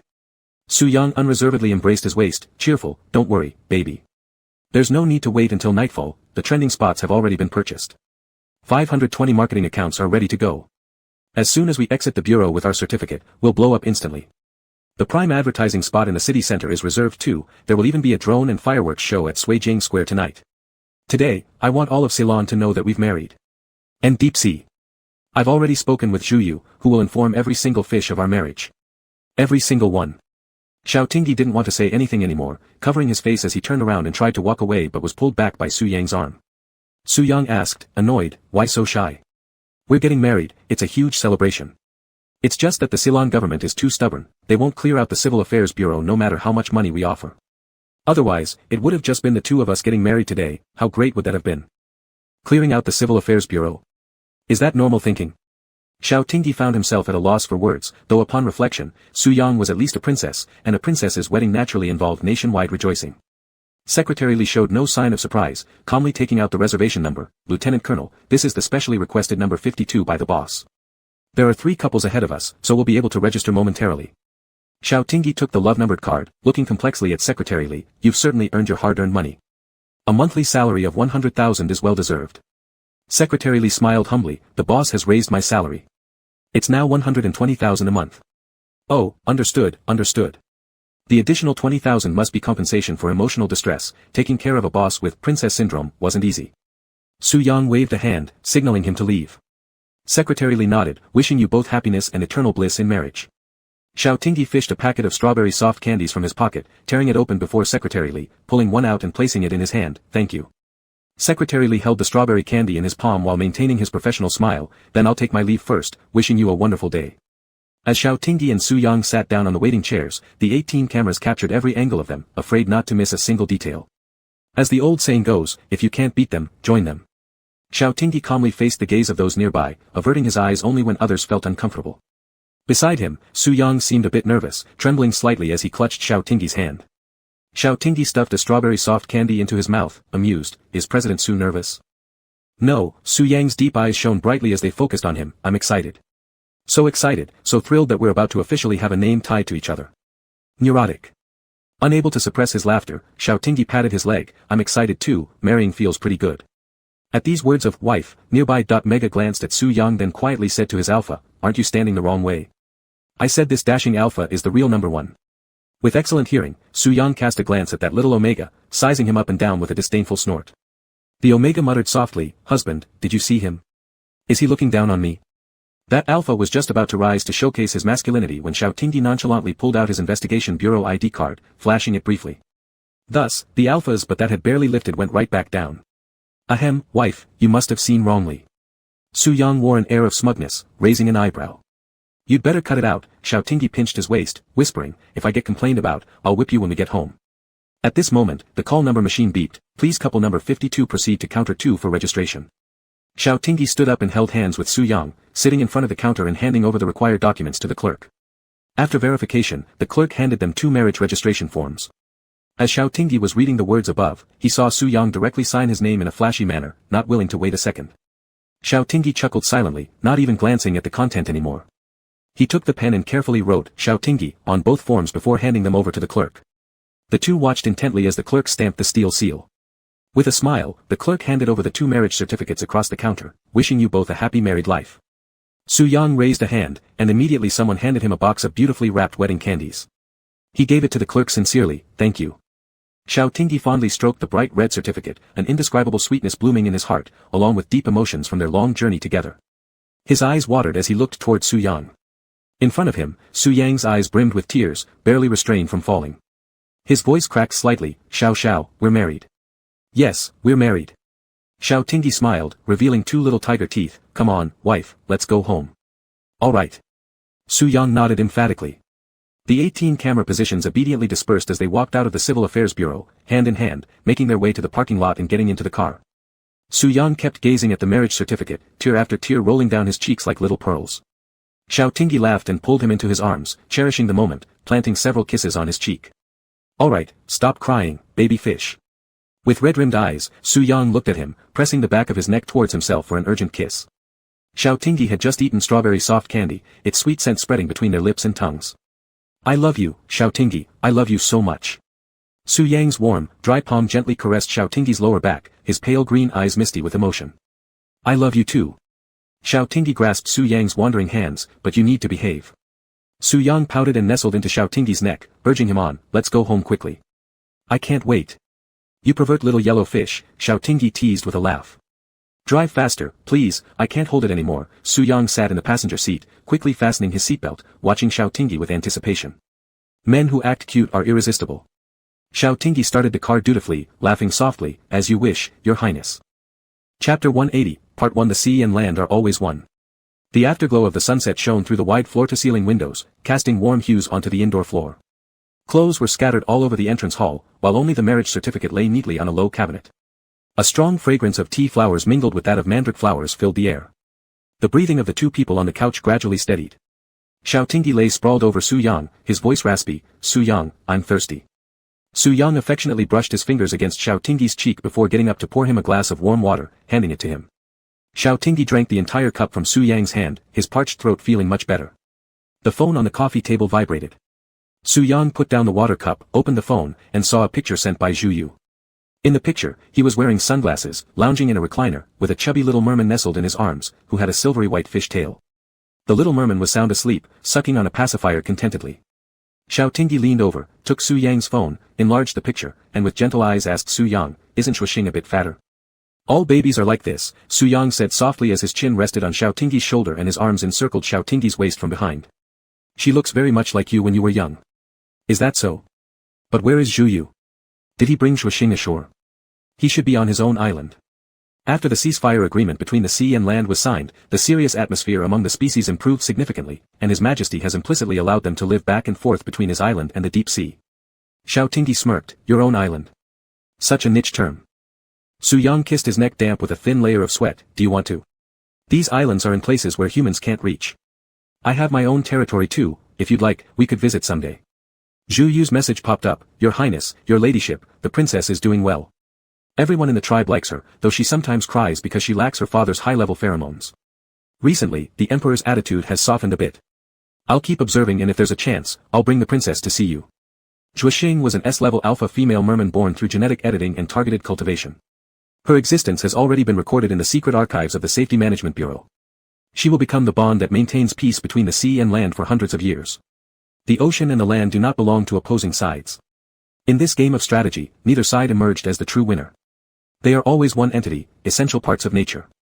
Although the process was difficult, even though Shuxing was created in a cold laboratory as an experiment. Still, she is a little life born out of beautiful hope. There are people in this world who love her. For example, Fang Jing. Ever since he knew he still had a chance to be a grandfather, he was constantly plotting new and old grievances together, trying to blow Su Zhao to death with torpedoes, and then snatch his darling granddaughter back. Unfortunately, he never got the chance. Shuxing didn't inherit toxic mandrake pheromones. Her tiny glands developed brandy alcohol pheromones, akin to Fang Sun's tequila alcohol pheromones. If Su Yang's ability was mental hypnosis, hers was crude physical attack. The potent smell of alcohol would quickly seep into every pore of lower-tier enemies within a short time. Those with poor tolerance would collapse directly, and those with better tolerance would lose their fighting power. Xiao Tingyi was quite happy to learn she wasn't a flower-based pheromone. If she had been mandrake, he couldn't bear to imagine what internal conflict Su Yang would endure, probably waking up confused in the middle of the night, cursing aloud. In fact, Lu Mingzhou had conducted tests on him. Mandrake had already integrated into his bone marrow. Aside from unavoidable rejection reactions, his glands had long combined with his genes over several decades, leaving no trace of Su Yan's influence. But Su Yang was a stubborn high-demand fish fry, demanding that Xiao Tingyi repeatedly assure him that he preferred strawberries and gummy candies. Nowadays, Zhu Yu is Zhuxing's exclusive nanny. He basically reported to Su Yang daily. This was likely because his pheromones belonged to a sweet floral category, magnolia. Without her father's high-level pheromones for comfort, Zhuxing could only sleep peacefully in his arms. Xiao Tingyi lightly tapped the chubby face of the little merman on the screen with his fingertip, little pitiful one. Su Yang, discontented at Xiao Tingyi, threw the phone aside and scooped him up horizontally in his arms. Stop looking. Let's take a bath. You're being jealous of her. She is at least. Xiao Tingyi pressed his lips briefly, circling Su Yang's neck with his arms. Su Yang, tell me, does she count as our child? With steady steps ascending the stairs, Su Yang replied, if you like her, then yes. If not, then no. Xiao Tingyi soaked in the warm bathtub, splashing water onto Su Yang. Hey, Su Yang, I heard that a queen can have many partners in her lifetime. Is that true? Su Yang nodded, lowering his gaze to look at him and asked coldly, what? Do you sound envious? Not at all. I hope Zhuxing grows up happily and becomes a unique queen. Su Yang stepped into the oversized double-person bathtub, speaking lightly, forget about her for now. Let's have some fun first. Xiao Tingyi bolted up and tried to run, but before his foot even left the tub, he was effortlessly pulled back by Su Yang's fish tail hooking around his waist. Splashes of water erupted everywhere. The rich scent of mandragora flowers overflowed, gradually clouding Xiao Tingyi's reason. You, again. Su Yang's cool fish tail caressed Xiao Tingyi's ankle as he whispered seductively in his ear, happy newlywed, wife. Alpha amber eyes sparkled with mischief as they obediently turned to kiss him softly, happy newlywed, husband. Under the relentless efforts of the Safety Management Bureau, the Environmental Protection Law and Animal Protection Law were finally revised and officially launched on the last day of autumn. The regulations were very detailed. For example, littering and polluting the environment would result in a warning once, a fine after the second time. Protection for animals was also stringent. Milder punishments involved fines for animal abuse, while severe cases resulted in imprisonment and compulsory mental health treatment for killing animals. Humans, sitting atop the food chain, choose to eat meat as part of their nature, but they should still respect life. The city administration department enhanced patrol efforts, resulting in fewer garbage piles on streets and along coastlines, making both the sea and sky appear more azure. Various stray animals could no longer be dealt with forcefully. Instead, rescue and adoption centers were established. After rescuing these small creatures, their information would be posted on professional platforms to find loving adopters. With tremendous determination, the Safety Management Bureau promoted harmony between humans, nature, and other living beings. This content was integrated into textbooks and brought into classrooms, subtly influencing the new generation of Ceylon Empire. Xiao Tingyi held Mimi, nestled on the sofa watching news reports. The world will get better and better, right?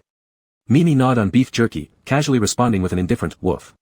In the kitchen, Su Yang bustled around, dedicated to becoming the most outstanding family cook, to capture Zhao's stomach and keep him by his side forever.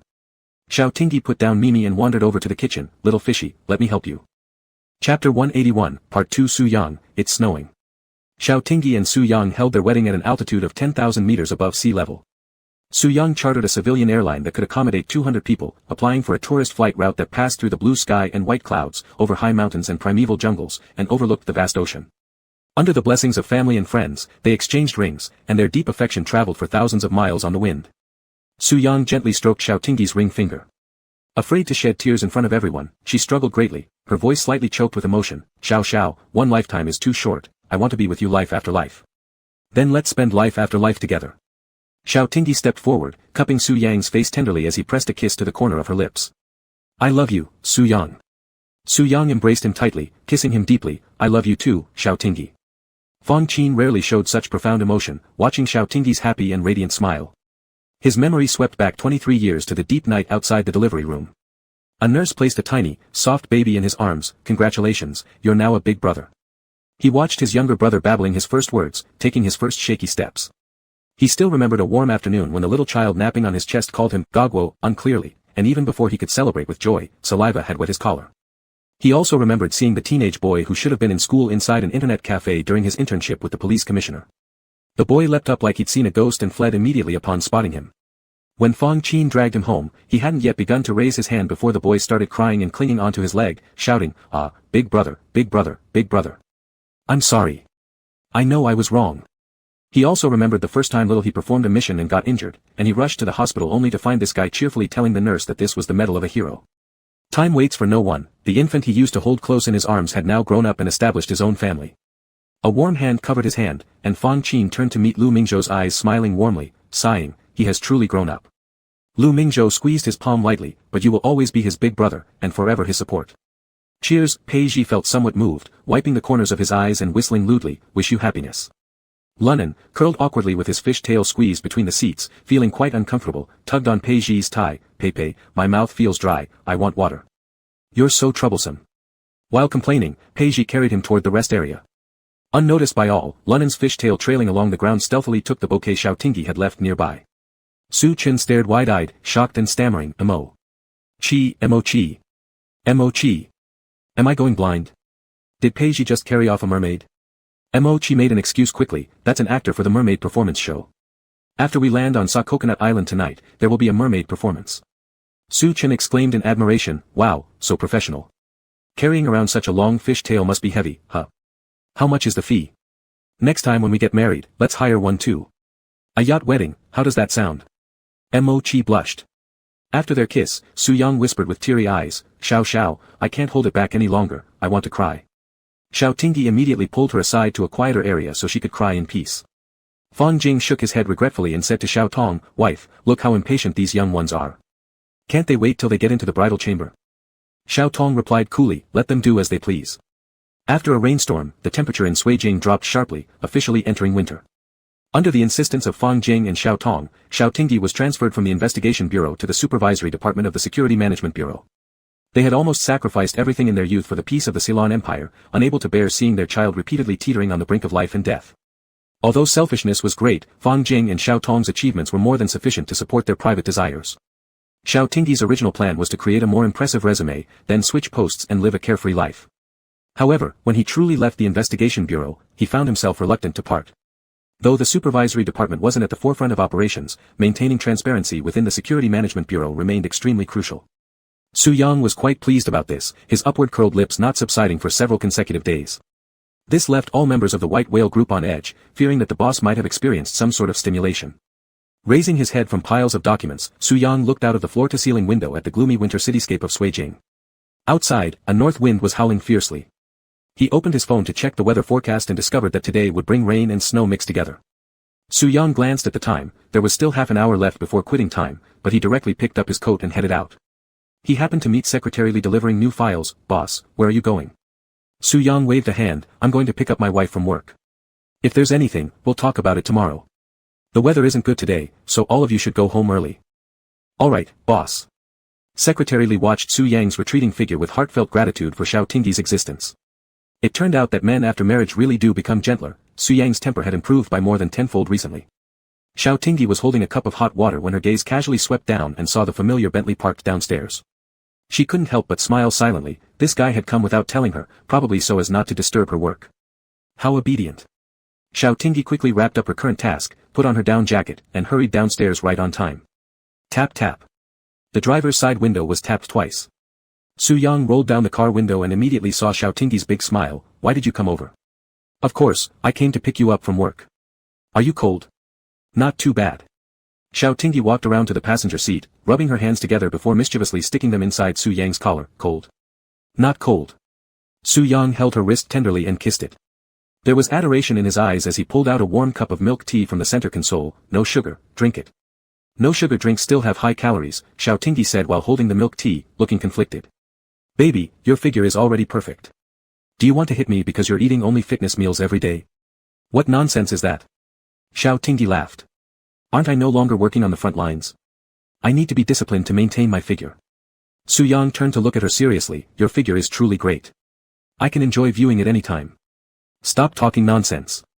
Xiao Tingyi forcibly inserted the straw into the milk tea, I'll drink it, I'll drink it. Su Yang pouted, what I said is true, I'll show you once we get home. Xiao Tingyi pretended not to hear and looked out the window, surprised, Su Yang, look. It's snowing. Su Yang followed her gaze and saw the tiny snowflakes spiraling down, yes, it's snowing, Suijing snow. If there's a chance, I'll take you to see the snow in Suijing. It's so white and thick. Su Yang softly repeated, so white, so thick. Xiao Tingyi turned to look at him, what's so white and so thick? Today's snow is light, it won't fall heavily unless it gets colder, and then. Her remaining words were swallowed back into her throat. Su-yang leaned over and kissed her, murmuring against her lips, I love you so much, Xiaotingi. Xiaotingi returned the kiss with a light laugh, I love you too, Su-yang. The main story ends. When I wrote this, my heart felt somewhat empty. Writing is probably a process of meeting and saying goodbye. I just briefly participated in their joys and sorrows.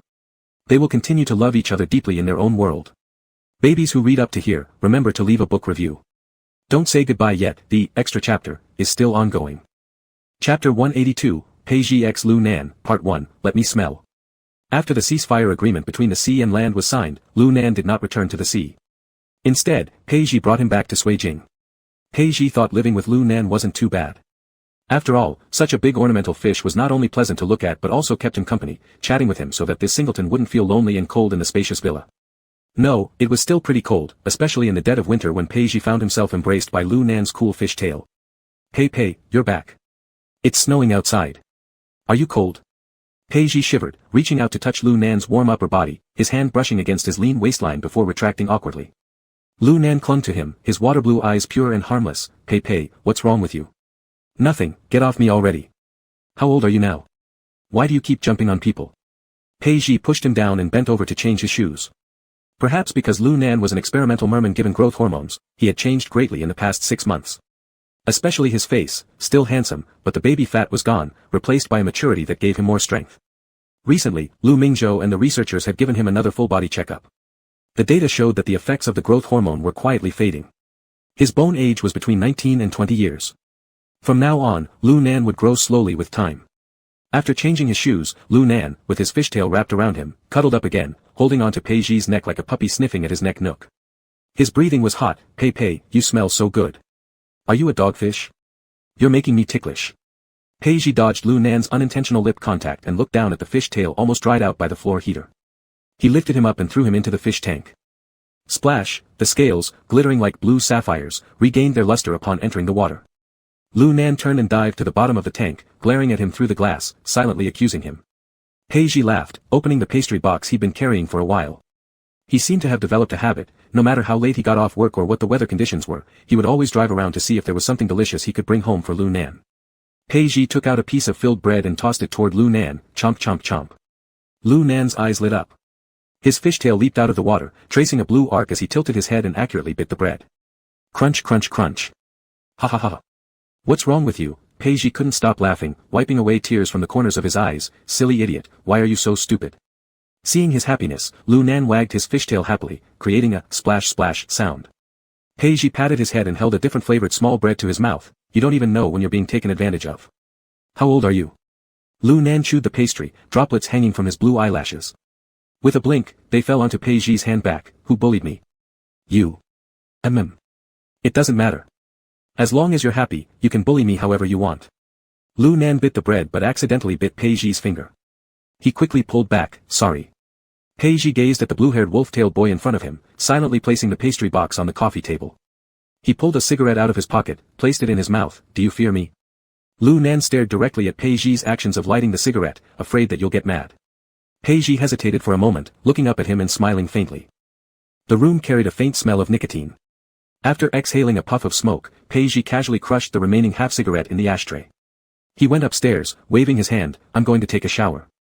Brush your teeth after eating, don't go to sleep right away. Play a little, but don't cause trouble. Lu Nan watched his figure disappear around the stairwell corner, then jumped out of the fish tank. He lay on the leather sofa that was slightly cool. After eating the 2 remaining pieces from the snack box, Lu Nan licked his lips and glanced at the leftover half-cigarette in the ashtray. Peiji didn't have a smoking addiction. Occasionally, he would light one. Initially, considering Lu Nan as a child, he avoided smoking in front of him. But later, he just let it be, he wasn't his son after all. The fishtail lightly tapped the sofa. Lu Nan reached for the half-smoked cigarette, examining it carefully, glancing around cautiously before putting it in his mouth and taking a cautious sip. The tip was damp, its mild scent mixed with faint pheromones from the fire phoenix rose intermingling with nicotine.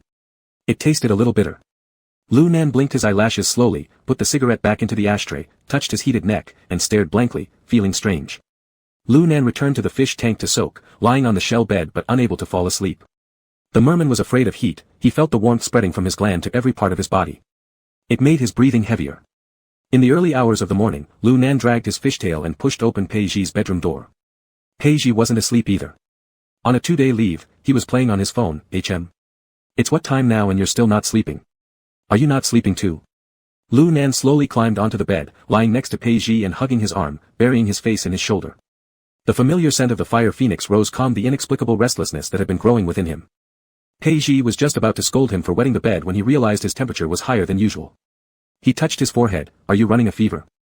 With the sudden drop in temperature lately, did you catch a cold? Lu Nan didn't say anything, just pressed his cheek against his arm. Seeing that Pei Zhi wasn't angry, he moved up further, trying to hug his neck. But Pei Zhi pushed him away. You probably caught a cold from the cold. Let's take your temperature, I'll find some fever medicine for you. To Pei Zhi, Lu Nan was just a simpleton whose brain hadn't fully developed yet. He didn't think much about it and directly stuck the thermometer into his mouth. 37.6 degrees Celsius. No big deal, just a slight fever. Pei Zhi brushed his damp blue hair aside. Do you feel unwell? Do you need some medicine? You should be fine taking human medication, right?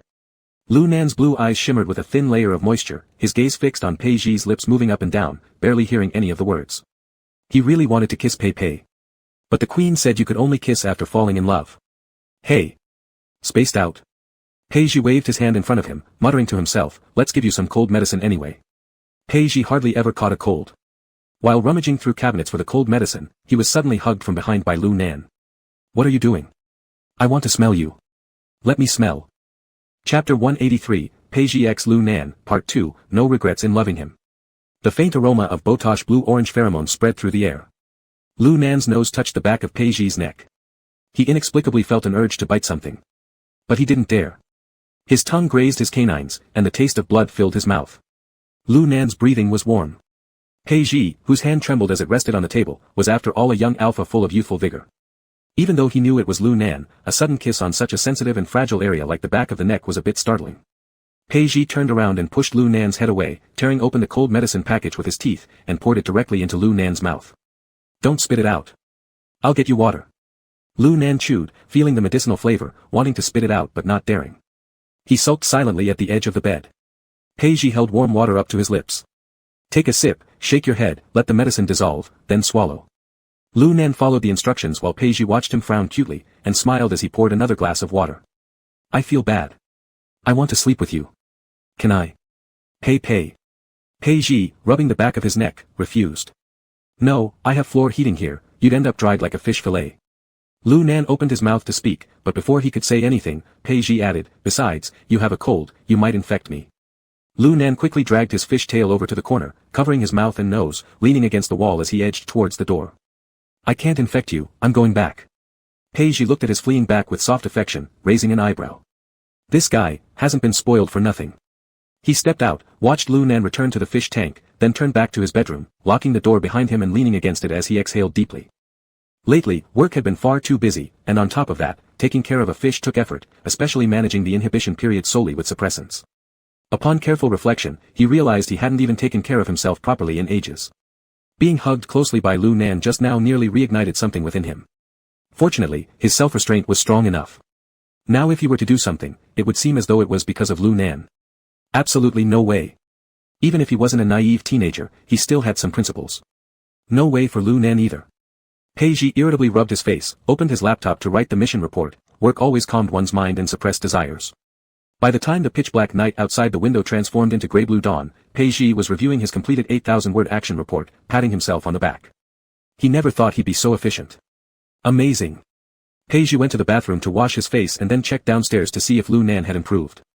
In the fish tank, the blue-tailed merman curled up in the shell bed, hugging his tail to cover his face, sound asleep, occasionally releasing bubbles that floated to the surface. Pei Zhi stood with his arms crossed, watching for a while, yawned, and slowly climbed upstairs to sleep.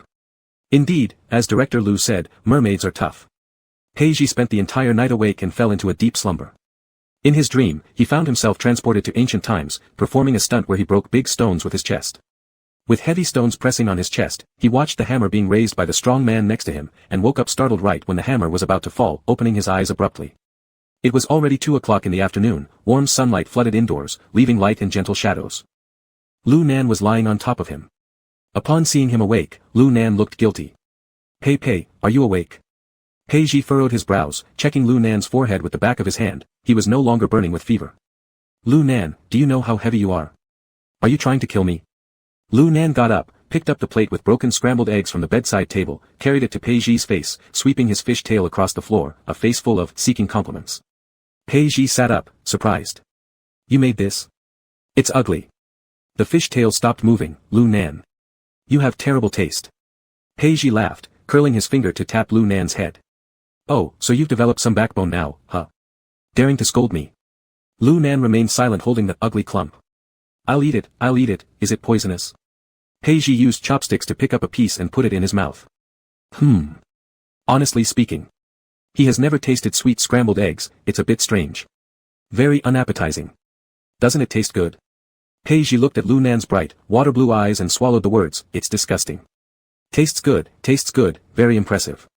I knew you'd like it. Sweetness, isn't it great? Pei Ji sighed helplessly. Do you know sugar is different from salt? I'm not stupid. Haha. Pei Ji held his chin and examined his teeth, they were quite healthy. You're not allowed to eat so many sweets in the future, or you'll get cavities. After saying that, he shoved Lu Nan and got off the bed to wash up. When he glanced at the bathroom mirror, he paused, furrowing his brows as he noticed the faint red marks on his neck in the reflection. They were very light. Supporting himself on the sink with his palm, Pei Ji recalled Lu Nan's guilty expression earlier and narrowed his eyes. Had the kid been looking at some inappropriate websites? How could he have such bad influences? Pei Ji opened the bathroom door, meeting Lu Nan's wide eyes. He wanted to say something but, like most parents, found himself tongue-tied as the words hovered on the tip of his tongue before stepping back inside. Pei Ji stood with his hands on his hips inside the door, suppressing the urge to lecture again. After all, he wasn't Lu Nan's father, why did he care so much? Bang, Pei Ji slammed the door open, pointing at his neck. Lu Nan, did you suck on me while I was asleep? Lu Nan gave a puzzled, responding, no, I didn't. Pei Ji ground his teeth. And what do you call this then? Lu Nan felt confused by the whole situation. It's from a mosquito bite, I just killed it for you. In winter? Where would there be mosquitoes? Are they mutated or something? There are. Feeling wrongfully accused, Lu Nan crouched down, rummaged through the trash can, and pulled out a tissue with a flattened mosquito corpse. He handed it over. Here, you were accusing me wrongly. Pei Ji looked at the dead mosquito in the tissue and realized that the faint red marks on his neck did indeed feel a bit itchy. Awkward. I didn't suck your neck. It was just one stolen kiss, 2, maybe 5 at most. Pei Ji cleared his throat. Alright, I misunderstood you. I'm sorry. Lu Nan pursed his lips slightly. I forgive you. Pei Ji forced himself to stay calm as he walked into the bathroom and locked the door behind him. Too awkward. What kind of lewd language had he been spouting at this pure-hearted youth? Outside the door, Lu Nan touched his lips, feeling scared stiff, almost thinking he'd be caught and get beaten. Pei Ji usually didn't cook. He'd hired an auntie for that purpose, but now that Lu Nan was here, he didn't want outsiders coming in and out, so they ordered takeout instead. Watching Lu Nan devour fried chicken, Pei Ji casually asked, when will you grow legs?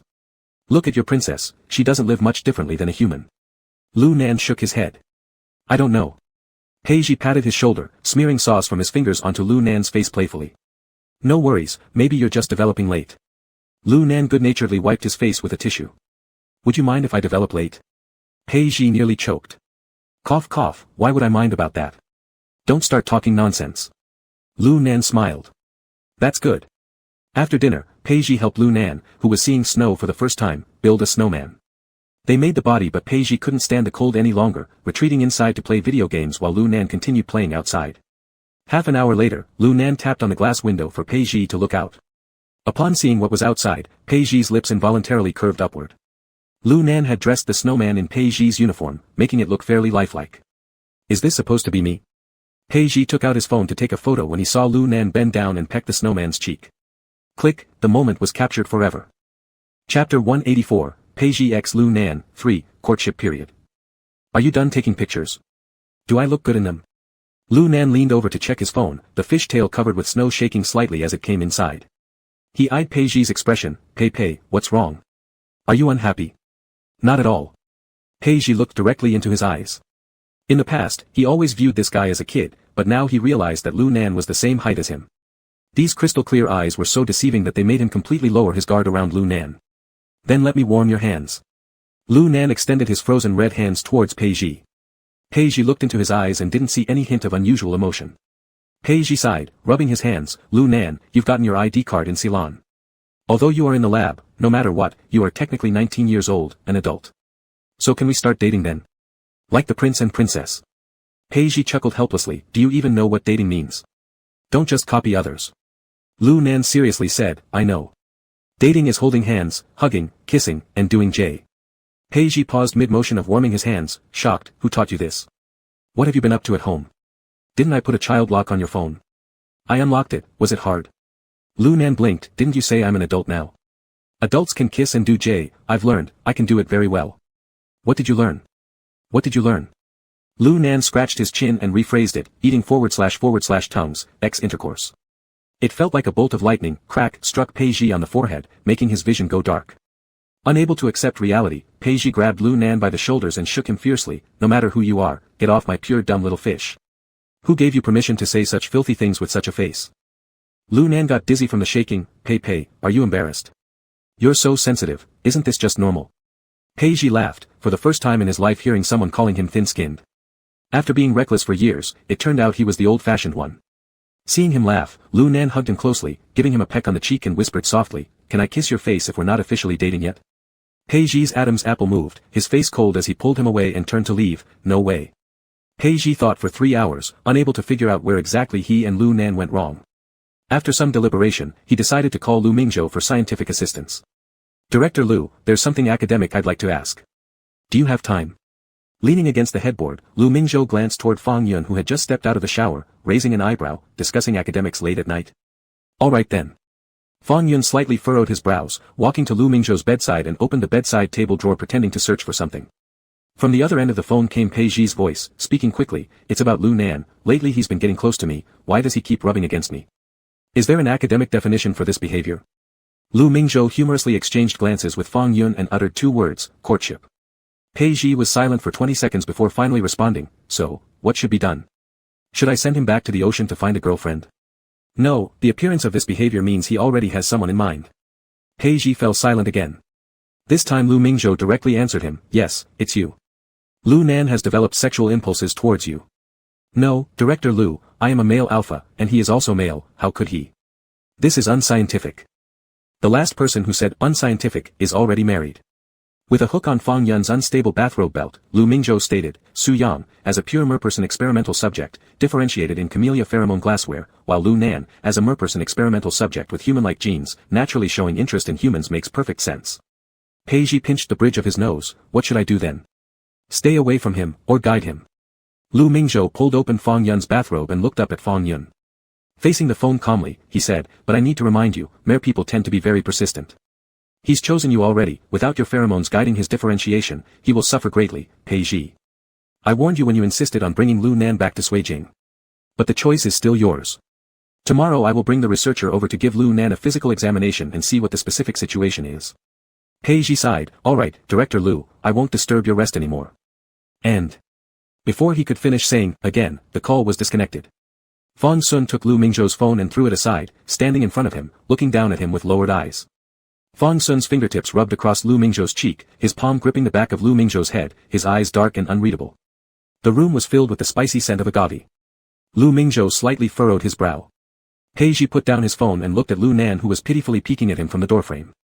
His mood felt a bit strange, what do you want me for at such a late hour instead of sleeping? Lu Nan tiptoed in, carefully closing the door behind him, Pei, can I sleep with you? Peiji looked at his blue scales that had lost their water-brightened luster, are you stupid? Your room has underfloor heating. You'd wake up as dried fish. Lu Nan lowered his head, his fish tail drooping on the ground, feeling uneasy due to the warmth of the underfloor heating, do you dislike me? I'm sorry, I shouldn't have kissed you. What are you thinking all day? Peiji flipped open the blanket and got out of bed, hoisting him into the bathroom where a large double bath tub was already filled with cool water. He placed him inside, sleep here, alright. The moment Lu Nan touched the water, he happily slapped his fish tail, splashing water all over Peiji. Peiji's temple throbbed, it's cold, isn't it? I'm so sorry. It wasn't intentional. Lu Nan hurriedly grabbed a dry towel to wipe Peiji off, please don't hate me, Pei. Peiji closed his eyes and let him clean, sighing, I don't hate you, stop imagining things. Suddenly, Peiji felt a wet sensation on his lips and opened his eyes quickly, only to see Lu Nan holding the towel innocently, what's wrong? Peiji pressed his lips together, his expression complicated, you didn't just steal a kiss, did you? Lu Nan shook his head like a tambourine, no way, I wouldn't dare, the princess said kissing only happens during courtship. The princess. Peiji raised an eyebrow, pulling at the corner of his mouth, that's why you've been pestering me about courting. This guy just thinks about her own happiness and disregards everyone else's well-being. She's corrupting kids like you. Lu Nan hugged the towel close to his chest. Can't we kiss if we're not dating? Pei, I want to kiss you. May I? Pei Ji snatched the towel from his hands, feigning a swing to strike him. What good behavior should a kid learn? Go to sleep, staying up late affects growth. Lu Nan muttered while looking at his retreating back, but I'm an adult now. Weren't you the one saying I'm grown up? Chapter 185, Pei Ji x Lu Nan, 4, Mulan weaving at her door. Pei Ji lay in bed, tossing and turning without being able to sleep. His mind was filled with the words Lu Mingzhou had said. The thoughts kept spinning around in his head, looping endlessly. Lu Nan has developed an uncontrollable impulse towards you. Stay away from him or guide him. Caught between a rock and a hard place, Pei Ji cursed silently in the dimness of the room with a blank expression on his face. Shit. Stay away from him. Send Lu Nan back to the sea. Could a merman experimental subject who's never truly lived in the ocean and carries half-human genes be fully accepted by his kind? Would he be able to adapt to the harsh environment of the sea? Besides, according to what Lu Mingzhou said, Lu Nan was already in the mating period and instinctively craved his pheromones. If he were sent back to the sea without the calming effect of the fire phoenix rose pheromones, he would suffer greatly. Pei Ji instinctively rejected this option. But how could he guide Lu Nan if that was the choice? Pei Ji pulled the blanket over his head. In the stillness, he could hear his heart thumping loudly. He turned over, unable to stop wondering if Lu Nan would evolve into a mega because of him. The innate conquering nature of an S-class alpha made him feel slightly excited for a moment before his reason quickly suppressed it. Pei Ji abruptly sat up and instinctively glanced toward the bathroom where faint water sounds came from, soft but clear, as they fell on his ears, splashing. His throat felt dry. Pei Ji turned away, grimacing as he downed 2 glasses of cold water, bracing his hands on the table while inwardly panicking. With his eyes closed, he whispered to himself, I'm not gay. I'm not gay. I like megas. I like megas. Lu Nan doesn't work. Lu Nan doesn't work. A clear and smooth voice broke through, what about me doesn't work? Pei Ji's eyes snapped open. The light wasn't on, so in the dimness, he saw a pair of deep blue glowing eyes staring at him, nearly giving him a heart attack. He instinctively slapped out, yelling, ah. Pei Ji flicked on the lamp. There, Lu Nan's pale cheek bore a red handprint, as he held his face pitifully, his eyes shimmering with tears, accusingly saying, Pei, did you hit me? No, when did you come out? Why didn't you make a sound? You scared the crap out of me. Muttering irritably, Pei Ji pulled Lu Nan's wrist away and looked at his slightly swollen cheek, frowning, why are you so fragile? I didn't use much strength. Lu Nan shoved his hand away, covering his face with tears and hugging his fish tail towards the door, intending to return to his big fish tank to sleep. Pei Ji, watching his pitiful silhouette, felt a pang of guilt and rushed after him. I'm sorry. I didn't mean to. Does it hurt? Should I put some medicine on it? Ignoring him, Lu Nan carefully maneuvered his fish tail down the stairs, only to be stopped mid-motion and lifted onto Pei Ji's shoulder and dragged back into the bedroom. I said it wasn't intentional, it was just your fault for startling me. Why are you so moody? Lu Nan was thrown onto the bed. Leaning close, Pei Ji supported himself with one hand on the side while the other gripped Lu Nan's jaw, tilting it to command, open your mouth. Let me check your teeth. Blinking obediently, Lu Nan responded, ah. A small smile tugged at the corner of Pei Ji's lips as he scrutinized carefully, your teeth are fine. I told you I didn't use much force. His words paused, feeling the cool dampness around his ankle. Lu Nan's fish tail wrapped loosely around his calf as he stared innocently, asking, Pei, why have you stopped speaking? Pei Ji stood against the light, lowering his gaze to lock eyes with him. The hand gripping Lu Nan's jaw moved to caress his red, inflamed cheek gently, his tone unclear, Lu Nan, you don't really want me to, do it, right? Lu Nan remained silent, blinking slowly before gazing directly at Pei Ji with uncertain and ambiguous eyes. Cautiously, he placed his hand on Pei Ji's waist, causing the air to be filled with a sweet fruity aroma of blue-orange wine. They were very close now, and Pei Ji could feel Lu Nan's increasingly heavy breathing, despite his efforts to control it, brushing softly against his face. Uninhibited, earnest, tense yet excited, Lu Nan's raw emotions unfolded before Pei Ji without any concealment. After careful consideration, Pei Ji realized how few people Lu Nan had encountered throughout his life. His existence was still akin to a blank sheet of paper. Sighing inwardly, Pei Ji placed his palm on Lu Nan's forehead, pushing him back gently. You're too young to misbehave. I'll go find some ice for you to apply. Lu Nan's back hit the soft mattress. Touching his own forehead, he blankly stared at the chandelier on the ceiling. Unfamiliar emotions, accompanied by an uncontrollable wave of blue-orange scent, wandered through him, restlessly seeking an outlet. Pei Ji returned from the kitchen with ice cubes, wrapping them carefully in a dry towel while Lu Nan sat at the edge of the bed watching him. Pei Ji approached and pressed the towel-wrapped ice against Lu Nan's face. The contact seemed to irritate Lu Nan somewhat. Why are you just staring blankly at me? Hold it yourself, do I have to serve you hand and foot? Lu Nan tilted his head up, unresponsive. Pei, I want to kiss you. If I don't, I feel like I'm going to die. Pei Ji chuckled, where did you learn such thug talk? Some sketchy website? No, it's the truth. Lu Nan tugged at the hem of his shirt, repeating insistently, it's true. Oh really?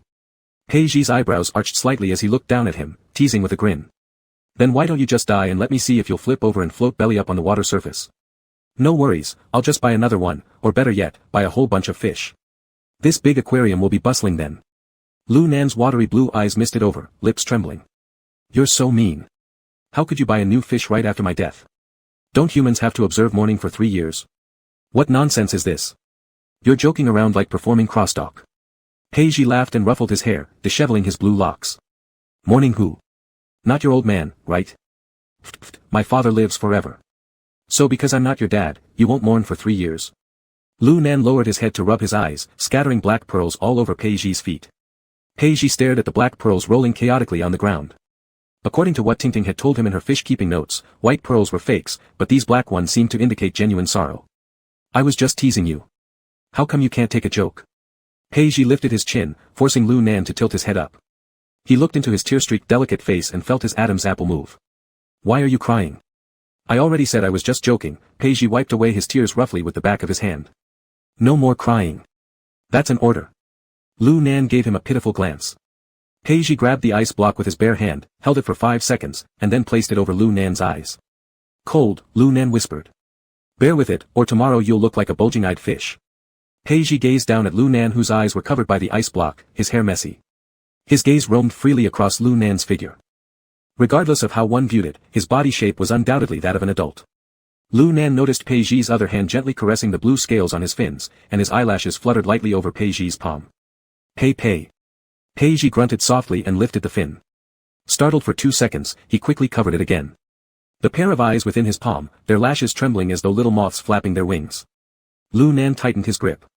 Pei Ji found himself reciting lines from the poem Mulan, Ji Ji Fu Ji Ji, Mulan Dang Hu Ji. Indeed, despite the possibility of male merfolk differentiating into megas, they remained undeniably male. Pei Ji shoved the towel-wrapped ice cube into Lu Nan's hands, do it yourself. I'll go to the restroom. Lu Nan clutched the ice. Pei Ji picked up his phone and stepped into the bathroom. After calming down a bit, he sent a message to Xiao Tinghe, Ting, you've worked hard. Brother truly admires you. Chapter 186, Pei Ji x Lu Nan, 5, Differentiation. Originally, only the cheek that Pei Ji had hit was red and burning, but now Lu Nan's entire head felt like it was on fire. He touched his red face. Embarrassingly, he glanced at the fish fin that Pei Ji had lifted. It still seemed to hold the lingering warmth of Pei Ji's fingertips. Just now, Pei actually touched him. His blue fish tail excitedly swept the ground lightly. The gem-like scales lost their luster, steamed by the floor heating system and became somewhat painful. Lu Nan used an ice pack to cool it down. After cooling his fish tail, he also cooled his face, gradually wetting the dry towel with water from the melting ice. Lu Nan pressed the damp towel against his burning neck and hung it around his neck.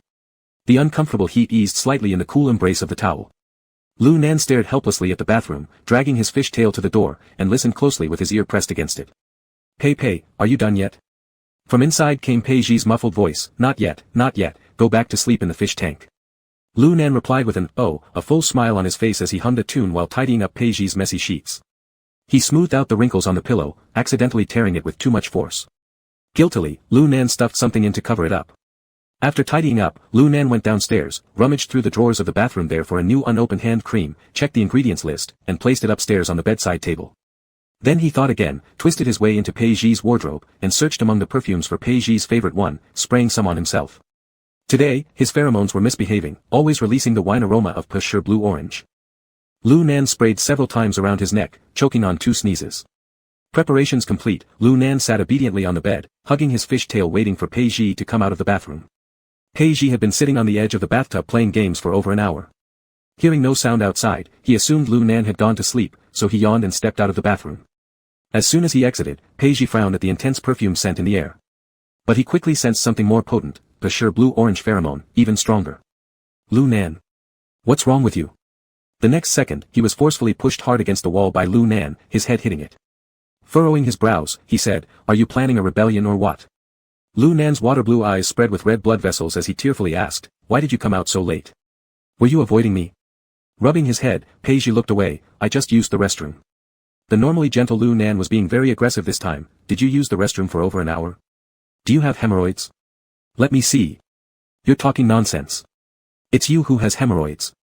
Peiji held his waistband with one hand and pushed him with the other. "Don't cause trouble.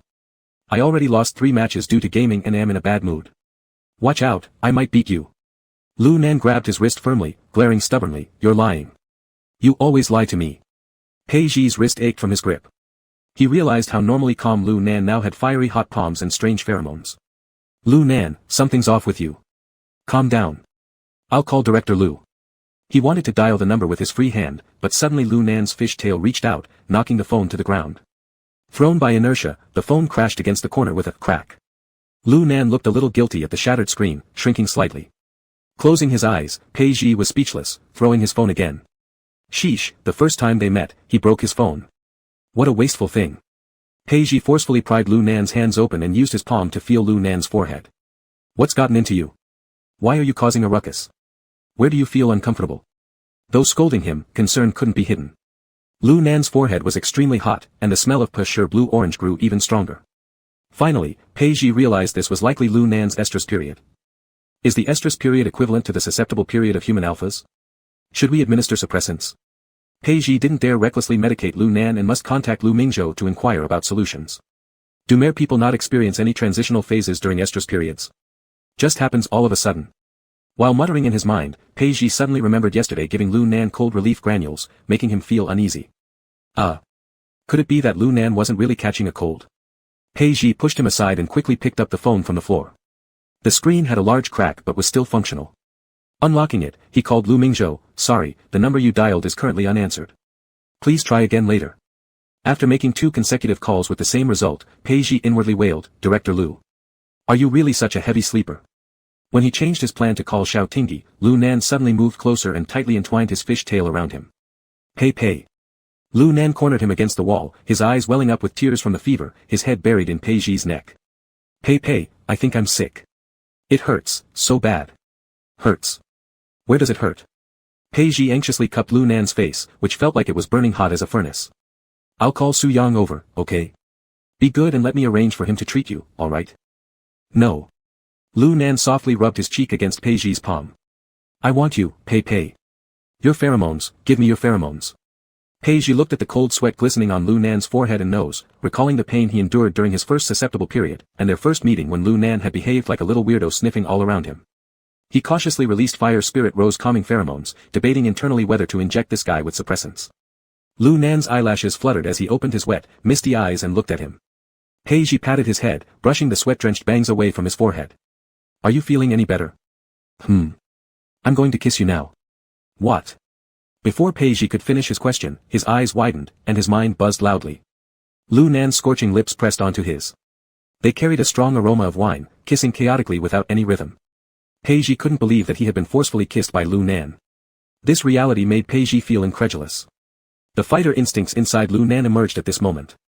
Peiji tried to push him away but couldn't budge him, he attempted to hit him but didn't have the heart. With their similar heights, Peiji could see Lu Nan tightly shutting his eyes, his long lashes trembling. This straightforward, pure-hearted, yet slightly bashful affection made Peiji feel oddly gratified. His heart tingled with a strange sensation, indescribable. The soothing pheromones were still being released continuously. Peiji remembered Lu Mingzhou mentioning that mer people had pheromone dependency issues, and decided to use these pheromones to stabilize Lu Nan's restlessness temporarily, long enough to wait until dawn for Lu Mingzhou to wake up and come over. Time ticked by slowly. It wasn't until Peiji realized he was reciprocating Lu Nan's kiss that he noticed the smell of pure blue-orange had changed. The sweet alcohol fragrance was now infused with a second gender scent. An omega scent. Chapter 187, Peiji x Lu Nan, 6, Fairness, Revised. Peiji's indulgence suddenly cleared, and he abruptly opened his eyes, shocked as he stared at Lu Nan. "You have differentiated?" Lu Nan's sapphire-like eyes were made even deeper by the water. He stared intensely at Peiji. "Aren't you happy? Isn't this the gender you like? Didn't you say you liked mega?" Lu Nan can. I'm not homosexual, I like mega. Lu Nan won't work. It turned out this guy had heard everything. Peiji's palm rested on the cold wall surface, and in the midst of an enticing pheromone message, he clenched his fists. The nails embedded into the flesh kept his mind clear. Lu Nan, listen to me. Right now. Before Peiji could finish his sentence, he sensed the force from the tightly wrapped fish tail loosen, and his gaze shifted downward. Under his look, the fish tail covered with blue scales began transforming, starting from the waist and hips, inch by inch turning into straight, well-muscled legs. At this moment, Lu Nan was barefoot on the floor. Barefoot. Foot. Lu Nan watched his expression and placed his wrist around his waist. Mega, isn't this what you like? Like being scorched, Peiji curled his fingers. His voice was hoarse, and frowning, he looked at him. Don't mess around. You like it. You said so yourself. You like Mega. Lu Nan stubbornly stared at him, repeating, Lu Nan works, Lu Nan can. In the heavy Mega atmosphere, Peiji's breathing became unsteady. His sensitivity had always been stable, and there was still half a month until it would come. But in front of a Mega in heat differentiation period, he felt he needed a shot of suppressant. Lu Nan smelled the fragrance of fire phoenix rose in the air and laughed as he pecked at the corner of his lips. Pei, I knew it. You like me because I am a Mega. Are you happy? The blue hair strands swept across Peiji's face. It was only then that Peiji realized the perfume scent on Lu Nan was the same one he sprayed on the day he picked up Lu Nan from the back alley of the bar. That day, he originally intended to hook up with an appealing Mega but unexpectedly stumbled upon Lu Nan. Was it destiny? Peiji covered the side of Lu Nan's face. Is it for me that you differentiate into a Mega? Why? I don't deserve such a sacrifice from you. Because I like you, Pei. Lu Nan rubbed against his palm with his eyes closed. Worth it. There won't be anyone better than you. Peiji was moved by Lu Nan's confession, but could he really accept Lu Nan's simple and sincere affection? Lu Nan opened his blue eyes, wet with moisture, meeting Peiji's conflicted and struggling gaze. The surrounding wave-like blue-orange alcohol aroma carried intense desire. Peiji tried to distinguish between the courtship pheromones of the mermaid Mega and the pheromones released during the human Mega heat cycle. But as the last nerve snapped, the rich and fragrant scent of fire phoenix rose surged forward. Rationality dissipated into nothingness. The broken screen of the phone fell onto the carpet, the screen flashing the 3 words, Director Lu. The call wasn't connected. Lu Mingzhou, puzzled by the 3 unanswered calls, worried, is something wrong with Peiji? Should I go check? Fang Sun pulled him into his arms, covering them with the blanket and padded, if there really is something, they'd urgently contact the Safety Management Bureau. Rest for now, we'll go tomorrow morning when it gets bright. Looking at the dark blue sky outside the curtain that wasn't fully drawn, Lu Mingzhou yawned. Director Fang, it seems like dawn is about to break.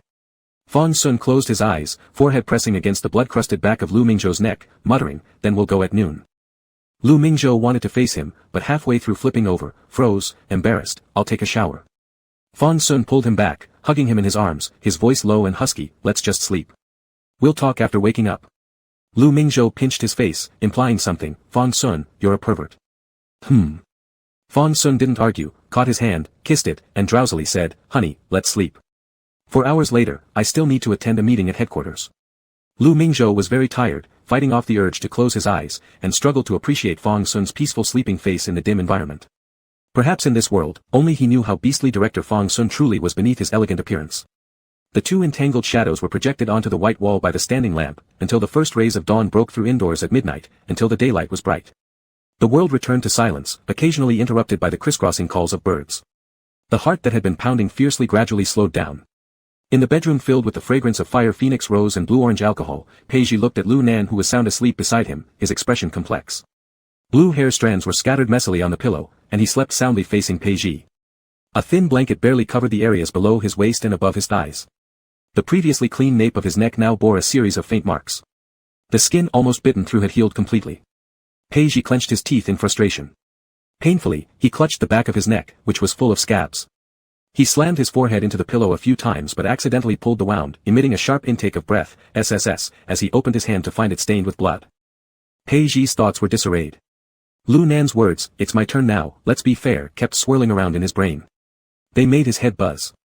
His body ached all over. The memories from an hour ago could be summarized in 2 words, savage.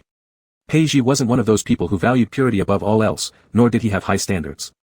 But accepting that he, an S-class alpha, had been asterisk, that still posed a bit of a challenge. After a while, Peiji opened a drawer next to him and injected himself with a suppressant.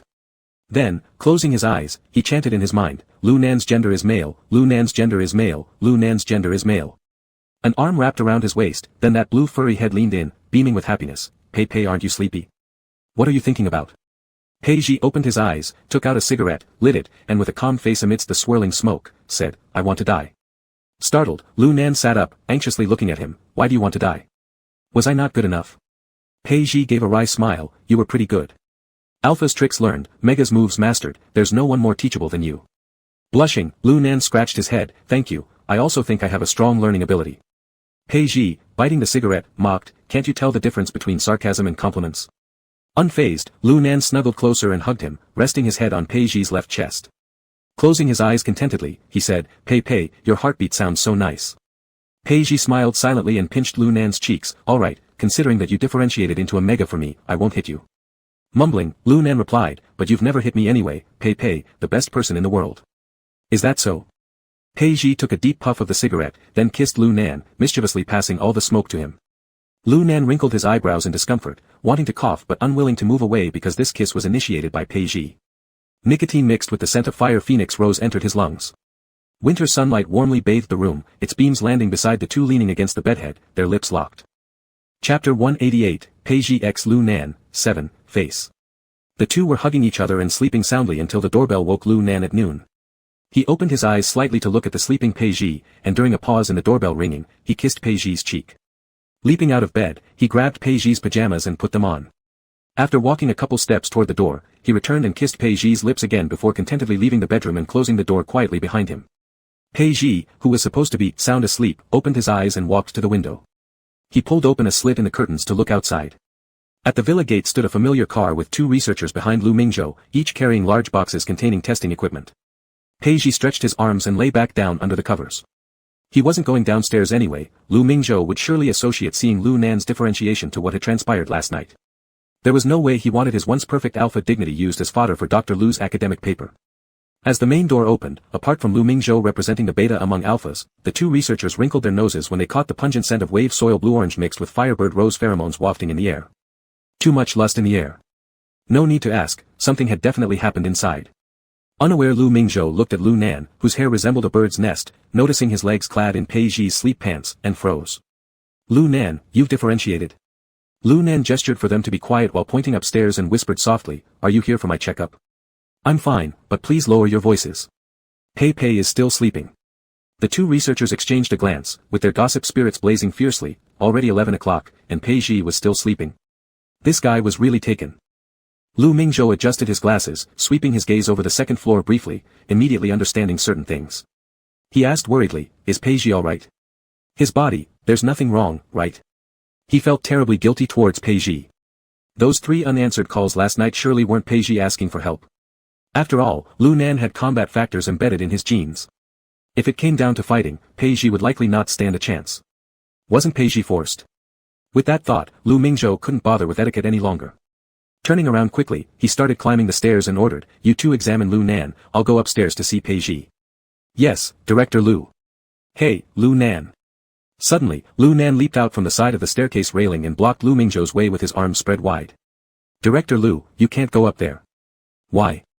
Lu Mingzhou softened his tone slightly, looking past Lu Nan toward the closed room door and said gently, I just want to make sure Pei Ji isn't sick.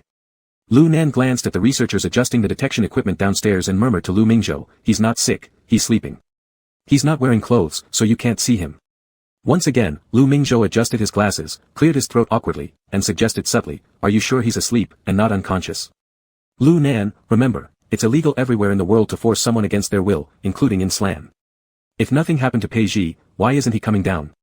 A police commander with such high alertness wouldn't just stay upstairs if everything were truly fine, right? With this, Lu Nan seemed hesitant. His fingertips lightly tapped the railing, remembering how unresponsive Pei had been when he'd kissed him earlier. Was he really unconscious? Seeing his wavering attitude, Lu Mingzhou gently pushed his arm aside, praising lightly, good boy, let's go check on him together, alright? Lu Nan nodded, leading the way upstairs, followed closely by Lu Mingzhou. As the bedroom door opened, Pei Ji emerged from beneath the blankets, locking big eyes with the pair at the doorway, making the atmosphere extremely awkward. Lu Nan's pheromones were not as strong as liquor, Lu Mingzhou couldn't detect or feel them directly. However, he could certainly smell other scents lingering indoors. Lu Mingzhou. Pei Ji. Worried, Lu Nan approached the bed, imitating Pei Ji's actions by pressing the back of his hand against Pei Ji's forehead. Pei, do you have a fever? Like hell I have one. Pei Ji awkwardly moved Lu Nan's hand away, then greeted Lu Mingzhou awkwardly, Director Lu, good morning. Lu Mingzhou raised an eyebrow, gesturing toward the window, it's not morning anymore. What about your condition? I'm fine. I'm perfectly healthy. Truly, Peiji had picked up a rock only to drop it on his own foot. Initially, he had only intended to avoid being questioned by Lu Mingzhou. Now, well, would he really be mistaken as being rendered unconscious by Lu Nan? Cough, if you're not feeling well, take a good rest. I'll go check Lu Nan first. Lu Mingzhou turned to leave. Director Lu. Peiji broke down. I'm not unwell. I'm perfectly fine. Lu Nan sat by the bed, hugging him, cheek to cheek. So, are you really comfortable? Was I impressive? Peiji laughed in exasperation. Do you even know what face is? You're such a little rogue. Peiji tugged the clingy Lu Nan off and sent him downstairs for his physical examination while he strolled to the bathroom to freshen up. After rushing through a shower and changing into a high-neck sweater, he finally descended the stairs. The two researchers had been accompanying Lu Mingzhou to conduct tests on Lu Nan for more than half a year now, so they were already quite familiar with Peiji, this social butterfly. Hearing his steps downstairs, they exchanged subtle smiles. Though Peiji kept a neutral expression, inside he was already fuming at the thought of dragging these two out back to give them a beating. Lu Mingzhou didn't seem particularly fazed. Without glancing at Peiji, he focused intently on the equipment before him. Lu Nan looks fine for now, but we'll have to wait until we return to the research institute for detailed analysis. Peiji sat on the couch, very naturally covering Lu Nan's eyes as they were about to draw blood. His pheromones have become unstable after differentiation. Can suppressants be used? They can, no need to worry too much, all normal post-differentiation. Lu Mingzhou placed the vial containing the blood sample into a low-temperature box and signaled his subordinates to pack up. It wasn't until the two researchers had left carrying their cases that Lu Mingzhou spoke again. Since Lu Nan has differentiated, it's best not to keep him cooped up here every day.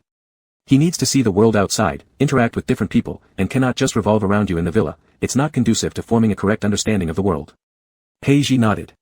He'd considered these issues long ago. Though Lu Nan was intelligent, his perspective on problems was far too simple. He couldn't remain trapped within this small space forever. But I want to revolve around you. I don't want to leave you. Lu Nan clutched his hand, anxious. We've kissed and done it already.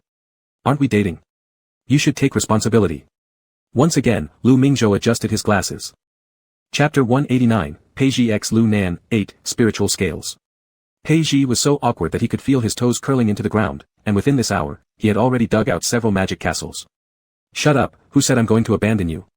Peiji covered Lu Nan's mouth, feigning calmness as he looked at Lu Mingzhou, who remained unfazed. Director Lu, I've been thinking about this too. Lu Nan needs more education, and I want to send him to college. Lu Mingzhou raised an eyebrow in surprise. Why? Lu Nan doesn't have any experience with communal living.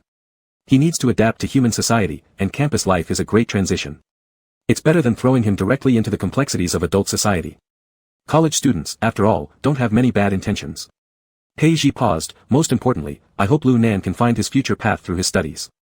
Lu Mingzhou picked up the warm water from the table, took a sip, and chuckled lightly. Peiji, I never thought there would be a day when you'd worry this much, but your considerations are quite thorough. Peiji helplessly rubbed Lu Nan's head. No way around it. Since I found him, I must take responsibility for him. The animal protection law has been fully implemented, and as a civil servant, shouldn't I set a good example? Lu Mingzhou nodded thoughtfully in agreement. Indeed, setting a good example. Peiji caught the underlying meaning in his words and sighed. Birds of a feather flock together. Director Lu, you're becoming more Ting-like. Lu Mingzhou smiled. Am I? Have you decided which major you want Lu Nan to pursue? Sending someone straight into university isn't a trivial matter. I'll go back and ask Fong Xian whether the security bureau can help arrange something. Not yet, the earliest it'll happen will be next September. I want Lu Nan to make his own choice. Thanks, Director Lu. If Bureau Chief Fong helps, it'll save me quite a bit of money. Lu Mingzhou put down the water cup and prepared to leave. Marine-human relations are gradually easing, and as a human-gene hybrid, Lu Nan deserves special care from the security bureau. He's so intelligent, staying on land in the future will be a good thing for Selen. Lu Mingzhou looked at Lu Nan gently. Nan, do you want to conduct research with me in the future? Lu Nan turned to look at Peiji. Peiji raised his eyebrows slightly. Your own decision. Lu Nan turned back to Lu Mingzhou, solemnly replying, let's see. I need to think more about my options. Lu Mingzhou smiled. Alright, I'll go first. You too, rest well. After Lu Mingzhou left, Peiji became serious. Lu Nan, no matter how free-spirited your mermaid race may be, private matters should not be discussed casually, understand? Lu Nan pondered for a moment, then nodded. I understand. But Pei, are you really going to send me to college? I don't want to be separated from you.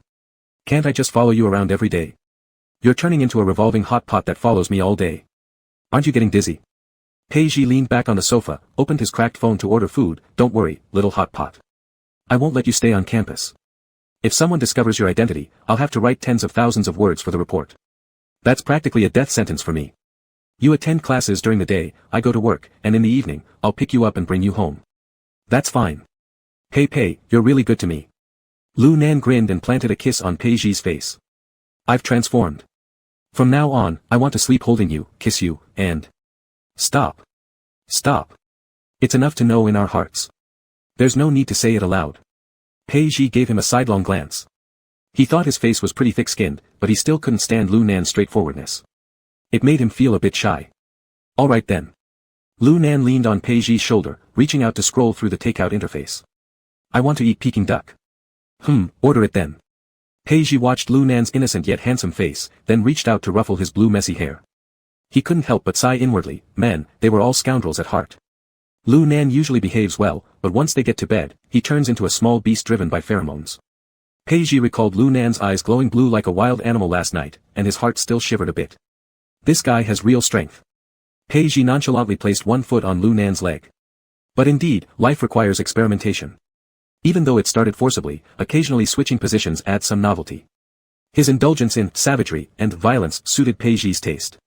Lu Nan looked at him curiously. Pei, what's wrong with you? Pei Ji raised an eyebrow. Kiss me. Lu Nan's eyes lit up immediately, and he moved forward to kiss him, saying, I love you so much. Pei Ji enjoyed Lu Nan's flattery and soon convinced himself, it's okay as long as both parties are satisfied. Do you really like me that much? Pei Ji chuckled as he pinched the back of his neck. Go see the world, meet new people, and maybe then you'll realize I'm not all that great. Before Lu Nan could answer, Pei Ji crossed his legs and swung them playfully. Of course, if you fall for someone else, it just means you have no taste. After all, someone like me, you wouldn't find even if you searched with 10 lanterns. Lu Nan ignored his teasing words and said seriously, why do you say things that make me feel bad? I just like you, I won't like anyone else, and no one will ever be better than you. Pei Ji, Ed in response, feeling a bit awkward being chosen so decisively for the first time, I was just talking nonsense, why are you being so serious? Lu Nan didn't reply. Suddenly, his lower body transformed into a blue fish tail. Under Pei Ji's puzzled gaze, he peeled off one of his scales, digging his nails into the flesh and forcibly ripping it out. Damn! What are you doing? Pei Ji tossed his phone aside, shocked at the sight of the bloody wound. What is wrong with you? Lu Nan placed the bloodied scale into Pei Ji's hand. This is a spiritual scale. A male merman only has one, and once it's removed, it never regrows. The princess scale hangs around the princess's neck, and mine is for you. Wait, what is this? Pei Ji watched as Lu Nan's fish tail continued to bleed. He hurriedly grabbed the first aid kit and fretted, why isn't it healing? Let me get some medicine. Are you mere people all crazy? Do you have to express love this way, all bloody and messy? Pei Ji looked down at the scale in his hand, mixed with flesh and blood, and tightened his grip, his heart skipping a beat. Pei Ji silently treated Lu Nan's wound. Lu Nan carefully observed his expression. Pei, are you mad at me? It doesn't hurt. Pei Ji raised his eyes to look at him. If it doesn't hurt, why are you sweating cold sweat on your forehead? Are you weak in the kidneys? Lu Nan shut up but couldn't help himself from explaining after enduring it for a while. The spiritual scale is given to one's partner, it's not an ordinary fish scale. Each male merman's spiritual scale looks different. Seeing Pei Ji remain silent, Lu Nan added, it's very precious. How precious? Pei Ji took the bandage to wrap it up. Is it worth half a year of your living expenses? Lu Nan became angry. How can you say that? Would you sell it? If you do, I'll go out and earn my own living expenses once I grow legs, so don't sell it. Pei Ji smiled faintly, leaning closer to kiss his lips lightly. Are you silly? Do you believe everything I say? Lu Nan blinked his eyes. Pei Ji opened his palm and looked at the blood-stained blue spiritual scale. Thank you for your gift, I will treasure it. Lu Nan shyly smiled, as long as you like it. I do. Pei Ji rubbed the spiritual scale with his fingertips. Such pure and precious affection, he had received it, and he would keep it well. Chapter 190, Pei Ji x Lu Nan, 9, Teasing Fish. After the meal, Pei Ji decided to take Lu Nan out for a stroll. Having been confined in the villa for half a year, upon reflection, this guy had never nagged him about going outside. During the day when he was at work, Lu Nan stayed at home playing by himself without ever complaining about being bored. He simply clung to him every second possible after he returned from work. Pei Ji touched Lu Nan's head affectionately with a tinge of sorrow. For more than half a year, you've been through a lot. Lu Nan's blue hair wolf tail turned black, making his skin appear even whiter, as he smiled and hugged Pei Ji's waist. No hardship. Pei Ji took out a black card from his wallet, confidently saying, let's go, I'll buy you some clothes, anything you like. Lu Nan pulled on his down jacket. No need, wearing your clothes is fine. They still have your scent, they smell good. Both were nearly the same height and build, so Lu Nan fit into Pei Ji's clothes well. Pei Ji looked at the guy who acted like a pervert grabbing his clothes and sniffing them. It's like you think I don't wash my clothes. It's all detergent, where's my smell? Lu Nan followed him out. Anyway, I can smell it. Okay, you've got a dog nose. Pei Ji unlocked his limited edition supercar and raised an eyebrow. Do you remember this car? At first, you made it smell like a sewer. Lu Nan looked at the sky and ground, pretending not to hear. Pei Ji waved his hand, amusedly saying, still acting up, puppy, come over here, smell if there's still any manure odor. Lu Nan gave him an upset glance while saying he's not a dog, but obediently leaned in to smell, and after 5 seconds gave the answer, no smell. Pei Ji, supporting himself on the hood of the car, laughed until he couldn't stand straight, tears streaming from the corners of his eyes. Ah. What a little idiot, haha, how could you be so cute? Ha ha ha. Lu Nan's face filled with confusion because of his laughter, gently massaging Pei Ji's back, worried that he might laugh himself unconscious. What's so funny? You have a strange sense of humor. Your cuteness. Pei Ji pinched Lu Nan's cheeks, opened the passenger side door, and slightly lifted his chin. Get in the car. Pei Ji drove the supercar out of the villa complex, and the snow on the road had already been cleared by the snow removal vehicle, but there was still unmelted snow on both sides of the road's green belt. Lu Nan looked out the window, seeing Suizheng skyscrapers, the trees whose branches were weighed down by heavy snow. Everything looked fresh and interesting. His brief life had spent half the time in the cold laboratory with white fluorescent lights always on, and the other half in Pei Ji's villa. Lu Nan cracked a small gap in the window to feel the biting winter air, his handsome face lighting up with a smile. Pei Ji would take him out quietly at night when free, but this was the first time he smelled the taste of freedom. Pei, can I go out any time I want from now on? You can go wherever you want in the future. Pei Ji watched Lu Nan easily satisfied and felt a pang of bitterness in his heart. I will take a few days off soon and take you out for a tour. Ceylon is huge, with many fun places. Lu Nan turned his head to look at him, his light-colored pupils holding laughter. As long as I am with you, it doesn't matter where we are, staying in the villa is also fine. Pei Ji's throat tightened as he looked forward, seemingly calm. Is that so? Do you really like me so much? Why? I don't know, just like. After Lu Nan finished speaking, he turned his head to look at the scenery outside the car window, allowing the cool wind to mess up his bangs. Pei Ji's heart rate remained uneven because of his response, thinking he'd never have the chance to experience passionate, sincere feelings in his life. In the midst of his distraction, he almost rear-ended the jeep ahead waiting at the red light. A quick brake sent him forward due to inertia, and Lu Nan quickly extended his arm across his chest to block him. Pei, are you alright? Pei Ji shook his head. I'm fine, your reaction is quite fast. Lu Nan pulled back his arm, frowning. Are you often distracted while driving? It's too dangerous. What if there's a car accident? You need to concentrate, Pei. Pei Ji was criticized by him, but couldn't stop the upward curl of the corner of his mouth, sighing lightly. It's all because of whom? What? I didn't hear clearly. Lu Nan leaned in closer. Say it again, I didn't catch it. Pei Ji seized the opportunity to kiss his ear. I said I like you. Just then, the green light appeared. Pei Ji pressed the gas pedal, humming a tune, catching glimpses of Lu Nan touching his ears and laughing foolishly out of the corner of his eye, making him happy as well. Pei Ji had been busy with work and hadn't been to the mall in a long time. Activities he once thought were boring now seemed interesting. He wanted Lu Nan to try everything and buy him everything. Pei Ji sat in the soft chair of the VIP room, drinking coffee while instructing Lu Nan to try on clothes.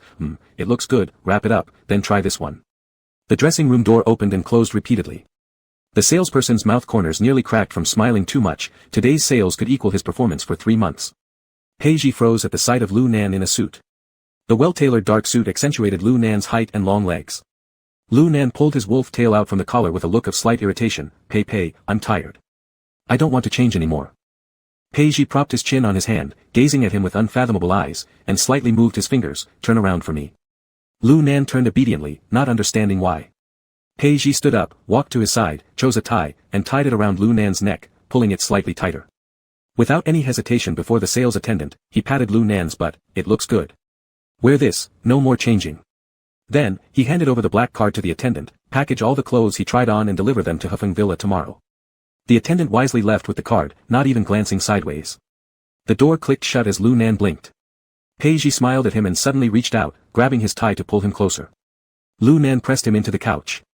As their breathing grew heavier, there was an instant surge of pheromones. Still young, how could he hold back? Trapped in the couch, Pei Ji cursed under his breath. Shit, what kind of brute force is this? Lu Nan pinned one of his wrists above his head, his pale eyes turning watery blue as he kissed him. Pei, am I learning fast? Fast. Faster. Fastest. Pei Ji had only intended to tease him, but hadn't expected such a big reaction from him. Lu Nan paused momentarily, then immediately started tearing off his clothes, giving Pei Ji a huge fright, whispering loudly, What are you doing? Aren't you asking me to go faster? I meant you're learning fast. Pei Ji pushed him away and adjusted his clothes. I don't have a habit of messing around in public places. Control your pheromones. I really underestimated you, you little brat. Lu Nan sneaked a glare at him. Didn't you flirt with me first? It's my choice. What's it got to do with you? Pei Ji took out a suppressant pill from his coat pocket and stuffed it into Lu Nan's mouth. Good thing I came prepared. You fluctuate way too much. Lu Nan grimaced in pain at the bitter pill, but dared not spit it out. He grabbed the cup of coffee on the table and drank a large sip to swallow it. It was Pei Ji's favorite Americano, even more bitter. Pei Ji laughed mercilessly. Ha, how can you be so funny every day? Lu Nan leaned in and kissed him, returning all the bitter aftertaste. Pei Ji accepted the kiss. Chapter 191, Pei Ji x Lu Nan, 10, An Unexpected Encounter. Pei Ji quickly took the upper hand. Lu Nan was still too inexperienced, completely lacking the ease that Pei Ji possessed. Though it was he who was urgent and rash, it was also he who was caught in Pei Ji's rhythm. But Lu Nan's simple and straightforward favoritism eventually made Pei Ji's heartbeat falter. When the two parted from their kiss, Lu Nan's face was red, his chest rising and falling heavily with his breathing. He stared straight at him, his water-blue pupils reflecting Pei Ji as he asked somewhat poutingly, Pei, am I the only one feeling this way? Why do you show no reaction at all? Adults don't write all their emotions on their faces.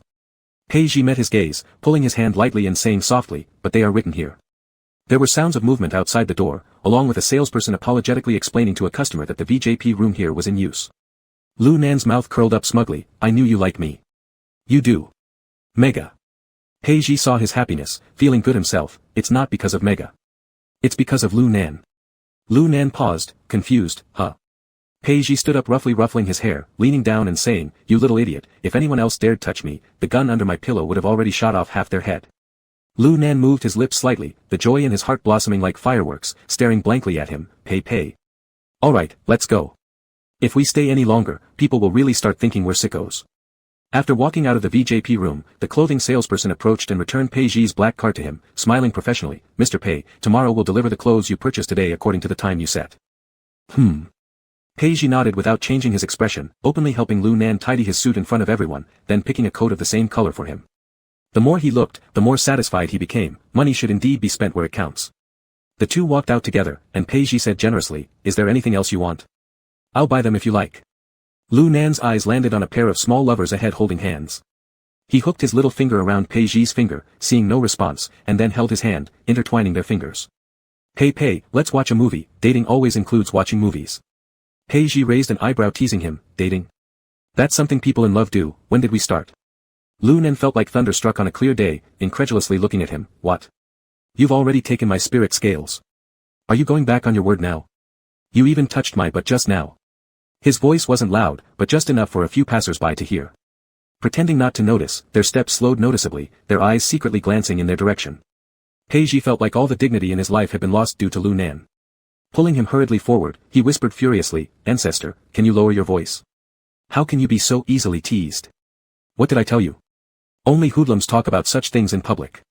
Lu Nan muttered quietly, clearly you were the one who acted like a hoodlum first, yet you complain when others mention it. Pei Ji pinched his face and pulled, hey, so smart now, huh? You've learned how to sass me. Pei Ji, Lu Nan. A familiar voice interrupted Pei Ji's act of bullying. Following the sound source, Pei Ji and Lu Nan turned to see Xiao Tingyi munching on ice cream with Su Yang beside him, both dressed in matching couple outfits. Xiao Tingyi strode towards them, looking Lu Nan up and down, his gaze landing on Lu Nan's long legs covered by the trousers, astonished saying, transformed already? When did this happen? Su Yang grumpily tugged on Xiao Tingyi's fleece hood, pulling him back to her side, giving him a resentful look. A married man should abide by male virtue. Lu Nan was still a bit afraid of Su Yang, their highness's temper was rather peculiar. Politely greeting him, Your Highness Su, Madam, hello. Pei Ji stepped forward protectively, shielding Lu Nan behind him, waving his hand through the air. Lu Nan, did you smell something? Sniffing a bit, Lu Nan replied, Pei, there's a restroom next to us, is it the toilet smell you smelled? I didn't catch it though. Pei Ji closed his eyes helplessly, idiot. It's vinegar smell. How can you not smell such a strong scent? Xiao Tingyi enjoyed watching the fun spectacle and quickly noticed the subtle change between them. I heard that for male merfolk to differentiate requires their partner's presence. Lu Nan has been staying in your villa all along, right? Before Pei Ji could answer, Su Yang chimed in immediately, they've done it, Pei Ji carries a merman scent. Male merfolk have a strong sense of possession and leave their mark on their mates. Although Lu Nan was very cautious, even Pei Ji, one of the parties involved, hadn't noticed it, but there was no way to hide it from Su Yang, who was also of the merfolk clan. After all, the mark of a male merfolk is originally intended to drive away other suitors, declaring that his partner is already taken. Pei Ji now realized just how petty Su Yang could be. Aside from Xiao Tingyi, he didn't tolerate anyone else, unwilling to take any loss and never forgetting a grudge. Xiao Tingyi was surprised again, not bothering to hide his curiosity as he leaned in closer. Lu Nan has become a mega. But for male merfolk, a second gender doesn't mean much, right? So you too. Pei Ji blushed furiously under Xiao Tingyi's straightforward probing gaze. Alright, stop asking so many questions. Why do you care about me? Xiao Tingyi grinned. Why are you getting so riled up? Su Yang continued. He's embarrassed. Pei Ji couldn't help but laugh at their back-and-forth teasing, grinding his teeth. Fine, speaking in unison, huh? Two of a kind in the same bed. Lu Nan quietly glanced at Su Yang before bravely agreeing with Pei Ji. That's right. At first, Su Yang had no good impression of Lu Nan, simply because he mistook him as someone sent by the emperor. After all, a lost merfolk finding its way into the sewer was an incredibly rare occurrence. Xiao Tingyi clicked his tongue twice. So what are you two doing now? Acting like you're in perfect harmony? Who was it that said they would never be gay? Lu Nan chuckled upon hearing this and nodded. Exactly. Pei Ji sighed. Why are you two here anyway? Xiao Tingyi finally remembered and took out his phone. Yang, the movie has started. Let's go. Xiao Tingyi handed over what he was holding to Pei Ji. We'll catch up later, and you'd better confess when we meet next time. Pei Ji looked at the snack packaging in his hand and sighed again. What is this stuff? I don't know such things. Lu Nan took the trash from his hand and walked to the nearest trash can to throw it away. Coming back, he held Pei Ji's hand. Pei, let's go watch a movie too, a horror one, the scariest kind. What do you want to do? Aren't you most afraid of ghosts? The last ghost joke scared you half to death. Lu Nan honestly replied, this way I have an excuse to sleep with you every day, okay? Pei Ji curved her finger to rub Lu Nan's cheek. Even without an excuse, you can sleep with me every day. Chapter 192, Pei Ji x Lu Nan, 11, Meeting the Sister. After watching the movie, they returned home at 9:30 in the evening. As Pei Ji pushed open the door, he and Lu Nan kissed together in the darkness. The villa was very quiet, with only the sound of each other's breathing and heartbeats audible.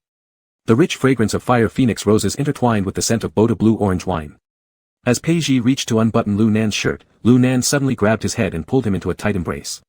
His water-blue eyes gleamed with a mysterious light in the dark, and the fins behind his ears flared up, hinting at danger as the Boda blue-orange carried an attacking demeanor. Lu Nan saw a woman sitting on the living room sofa and coldly asked, who? Pei Ji immediately turned on the wall lamp by the entrance, turning his head to look, surprised. Sis? Sis? Lu Nan paused for a moment, quietly retracting his ear fins, and his entire body's alertness dissipated. He let go of Pei Ji, obediently standing behind him and lowering his eyelashes. The alpha female sitting on the couch raised her eyebrows, looking over the Lu Nan hiding behind Pei Ji. No wonder you haven't been coming home for dinner recently, it seems like you've got yourself a kept lover. What kept lover? I've just been busy with work. Pei Ji pulled Lu Nan beside himself and introduced, this is my boyfriend, Lu Nan. Lu Nan, this is my sister, Pei Shuqing. Upon hearing Pei Ji's introduction, Lu Nan struggled to suppress the rising corners of his lips. Hello, sis. Hello. Pei Shuqing stood up, waving her hand through the air, walking up to the two and pushing Pei Ji aside, staring intently at Lu Nan's eyes. What brand of contacts are those? They're glowing, won't they hurt your eyes? As Lu Nan scrambled for an excuse, Pei Ji suddenly tossed him the car keys. I left my phone in the car, could you go and fetch it for me? Okay. Lu Nan lowered his eyes to look at the car keys in his hands, clearly having seen Pei Ji place his new phone in his coat pocket. Walking out of the house, Lu Nan stood in the courtyard as the northern wind brushed through his hair. In the dim night, feeling a bit dejected, he looked back at the villa filled with warm lighting, pondering silently. Why does Pei send me away? Is she not letting me interact with her family? Symbolically unlocking the car, Lu Nan opened the door and sat inside, realizing for the first time that apart from Pei Ji, he had nothing else on land and no accomplishments to speak of. These questions he'd never considered before flooded into his mind all at once. This was probably what Lu Mingzhou had talked about before, growing pains. Standing beside the partially melted snowman in the yard, Lu Nan squatted down and fixed its button eyes, whispering softly, Pei, you won't ever look down on me, right? Inside, Pei Ji looked through the floor-to-ceiling windows with confusion at Lu Nan talking to the snowman outside. Turning to Pei Shuqing, he said, how do you have time to visit me? Did something happen at the fish farm? Pei Shuqing flipped her long hair, nonchalantly saying, as long as there's enough bait, even if one fish escapes, another will take its place. Do you think I'm anything like you, pining for some long-lost first love from 800 years ago? Shit. When have I ever pined over anyone? That's slander. Why bring up old news? Pei Ji's gaze remained glued to the person fiddling with the snowman outside the yard, warning his elder sister, Lu Nan has sensitive thoughts, don't say inappropriate things here affecting our family harmony. Or I'll cut off our sibling relationship. Really earnest this time. Pei Shuqing followed his gaze outward. He does look quite handsome, but wasn't your ideal type always small and cute? I thought he was an alpha at first glance. Who knows? But I just like him, whether or not he fits my ideal type doesn't matter, Peiji said with warmth in his eyes and smile, you wouldn't understand. This is true love. I'm too lazy to try and understand you. But actually, it's perfect, if you get married and have a baby, be it an alpha or omega, then mom and dad won't keep nagging me. Have ghosts? Lu Nan is a male merman, even without the reproductive cavity in megaphase, how could he have children? Peiji cleared his throat and changed the subject, it's so late already, why exactly did you come to my house tonight? Did you need something? No reason. Just passing by and stumbled upon some juicy gossip. Curious, Pei Shuqing examined the large aquarium in the living room, tapping her fingers on it lightly, what is this thing? A pool. And there's a big shell inside. Peiji glanced at the aquarium, thinking he should transport it somewhere else someday. Now, given Lu Nan's current state, just having a pool would suffice. Later, they could hire a maid to cook meals at home instead of ordering takeout constantly. I kept a large ornamental fish.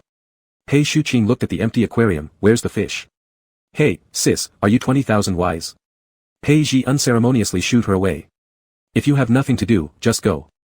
Pei Shuqing came forward and tapped the back of Peiji's head. You insolent brat, your gall has grown. How dare you drive me away? I haven't even had a chance to chat with my brother-in-law yet. Don't think I can't see that you deliberately sent him away. Why? Are you afraid I'll make things difficult for him? Before Peiji could say anything, Pei Shuqing pushed open the glass door to the backyard and waved at Lu Nan. Nan, come inside quickly. Isn't it cold outside? Nom. Nan. Peiji was speechless as he watched his overly familiar sister warn her not to talk nonsense with Lu Nan. Lu Nan didn't move his feet and looked at Peiji, silently seeking his opinion. This one glance made Peiji's heart melt like water. He caught the scent of spring in the dry north wind, and his chest tingled with fondness. However, in Pei Shuqing's eyes, Lu Nan seemed cautious and nervous. She gave Peiji an annoyed look and pulled Lu Nan back into the house. Why are you looking at this rascal's face? Has he bullied you? Tell your elder sister, I'll stand up for you. Ah. Lu Nan shook his head and hurriedly denied it. No, Pei treats me very well. Pei Shuqing had inherited the family business early on and met all sorts of people. She could tell that Lu Nan was truly simple-hearted and innocent.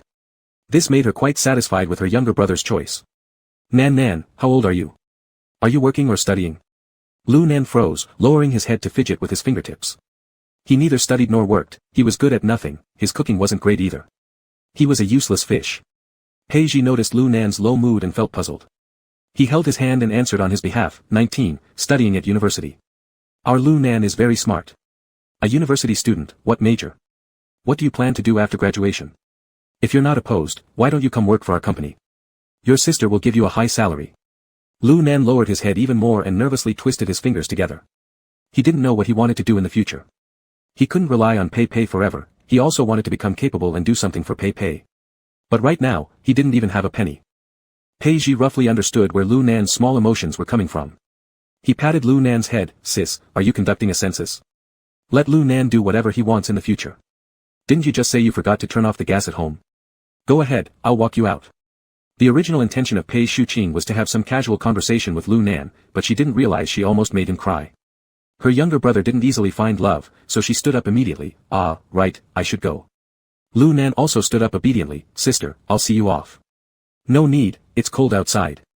Peiji will send me. Pei Shuqing smiled gently at Lu Nan, then pulled Peiji along as she walked out and whispered, did I say something wrong? I didn't say anything bad, so what's wrong with Lu Nan? No, stop meddling. Drive safely and let me know when you get home. Peiji added, don't tell mom and dad or grandpa about me and Lu Nan yet. I'll tell them myself later. Alright, take care. This kid seems good to me. Be nice to him. Yes, I know. Go. As Peiji watched the taillights of Pei Shuqing's car disappear around the corner, he turned back home to find Lu Nan standing by the door. Chapter 193, Peiji x Lu Nan, 12, what do you want me to do? Lu Nan usually waited for him by the door. Sometimes standing, sometimes sitting, but as long as he saw Peiji, his eyes would light up and he would excitedly rush over. But now Lu Nan stood there, against the light, his face hidden in the shadows, making his expression unreadable. Yet, Peiji could sense his unhappiness. Peiji stood there looking at Lu Nan, unmoving. Confused, Lu Nan approached him, Pei, what's wrong with you? Peiji opened his arms wide, come over here and give me a hug. Lu Nan hesitated for a moment, then a beautiful smile climbed onto his handsome face. He ran over quickly, almost colliding into Peiji, who stumbled back 2 steps, embracing tightly. Peiji stroked his back, releasing fire spirit bird rose calming pheromones, and asked softly, "Why are you unhappy? What were you thinking about earlier? Don't hide it from me, tell me, did my sister's questions make you unhappy?" Lu Nan buried his head in Peiji's neck nook, smelling his scent, and muttered, "I just feel like I have nothing except for you, not even knowing what I want to do. You're so thoughtful of me, but I can't even decide on a major." Peiji chuckled lightly, "That's too greedy. Isn't having me enough? If you can't figure it out, don't think about it. Anything you want, I can give you. Can't I support you? Besides, how old are you? Just differentiated into growing legs, your life is just beginning. You can slowly consider what you want to do in the future." A trace of bewilderment flashed in Lu Nan's eyes. "What if I can't figure out what to do? Pei, what do you hope I do?" "I hope you're happy, joyfully living each day." After saying this sentence, Peiji laughed. One day he actually said such a corny thing. Lu Nan looked at him worriedly. "Will you think I'm useless? I don't want to be trash." "What? Why would you think that?" The laughter faded from Peiji's face as he met Lu Nan's gaze. His carefree little blue-tailed merman seemed to have disappeared or grown up. "Because I can't do anything." Lu Nan hugged him, softly teasing, "You're so capable and outstanding. Will your family dislike me? What if they don't let us be together?" Peiji patted Lu Nan's back gently, feeling somewhat heartbroken. Growing up really does take away many things. He thought he had the ability to make Lu Nan always happy. "Don't talk nonsense. There are many things you've done for me that I couldn't accomplish. Like staying on land for me, or differentiating into a mega." Peiji leaned his head to kiss his cheek. "Lu Nan, these are things I couldn't achieve. So you're very talented." Lu Nan quietly asked, "Is that true? Am I talented in your heart?" "Of course it's true." It was a bit cold outside, so Peiji pulled him back inside. "However, I still hope you find what you want to do. Not for me, for yourself. Do something you like, no matter what it is, I'll support you." Even though Lu Nan was defined medically as a 19-year-old adult, as a merman test subject, he'd only lived in this world for a year and more. He was forced to grow up rapidly, missing out on a gradual development process. His mindset hadn't adjusted when he had to face a series of realistic issues.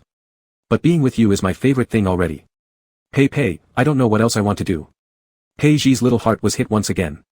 He reached over to grab Lu Nan's tie, pulling him closer to whisper against his lips, "Then don't think about it, just be with me." Lu Nan catches fire easily. Quickly abandoning these troubles behind, he plunged into a vortex. The clouds outside dispersed, and a full moon hung high in the sky, casting its silver glow across the garden. Lu Nan broke free from the tie binding his wrists, moving his sore arms tied behind his back, and wiped his mouth. "My turn. My turn. Dream on." Peiji kicked Lu Nan's left shoulder, catching him off guard and making him fall onto the carpet. Click twice, Peiji pulled out handcuffs from somewhere unknown and cuffed him. Peiji looked down at Lu Nan arrogantly and grinned wickedly. "Go ahead, you're good, right? Break them again, show me." Pei, you're so unfair. The world itself isn't fair." Peiji dangled the key in front of Lu Nan and threw it far away, gripping his chin and proudly declared, "And besides, I'm the enforcer." "Too bad for you." Lu Nan stared at Peiji's audacious appearance in a trance. "Really?" A cold north wind started outside the window, and snowflakes fluttered down from the branches. The snowman in a police uniform in the courtyard still had a smiling face. Next to it was a rough, hastily made little snowman with an irregular fish tail. The chrome handcuffs on Lu Nan's wrist were broken at some unknown time. When Peiji went to work, Lu Nan would sit in the backyard waiting for him to finish his shift and think about what he wanted to do in the future. But no matter how hard he thought, all he could think of was Peiji. Lu Nan sat in the small yard, watching as the trees sprouted new buds, waiting until the first flower of spring opened. He never figured out what kind of person he wanted to be in the future. Until Peiji got hurt during a mission, just a minor wound that would fully heal in about a week. Yet, it lingered in Lu Nan's mind. He didn't know how to describe his feelings. That sense of powerlessness left him feeling quite defeated. Lu Nan looked at the bandage on Peiji's arm and carefully touched it, confused. Pei, doesn't it hurt? Why must you do this dangerous job?" Peiji ate the fruit platter Lu Nan prepared for him, reaching out to pat Lu Nan's head. Rarely did he answer his question seriously, because it's meaningful, very honorable, and my childhood dream has always been to save the world. It's just a small injury, so don't worry. Lu Nan remained silent. Even if it's just a small cut, it still hurts, right? Peiji looked at Lu Nan's tense expression and joked. "My grandpa said when he saw me working in the police office, he sighed in relief because he thought once I grew up, I'd end up needing to be bailed out from the police office. Ahaha. Hey, what's wrong? I'm really fine." Lu Nan squeezed his hand gently, looking into his eyes earnestly. "If your dream is to save the world, then my dream is for you not to get injured." Peiji realized that he would forever be moved by Lu Nan's direct and honest love. Peiji took hold of Lu Nan's hand in return. "All right, I promise I'll take good care of myself." Lu Nan nodded. He knew how passionate Peiji was about his work. He had no way of stopping him or completely preventing the possibility of him getting hurt. He also admired the Peiji who shone brightly while chasing his dream. So Lu Nan found Lu Mingzhou and gave him a serious response to his earlier question. Director Lu, I've made up my mind. I want to become a doctor.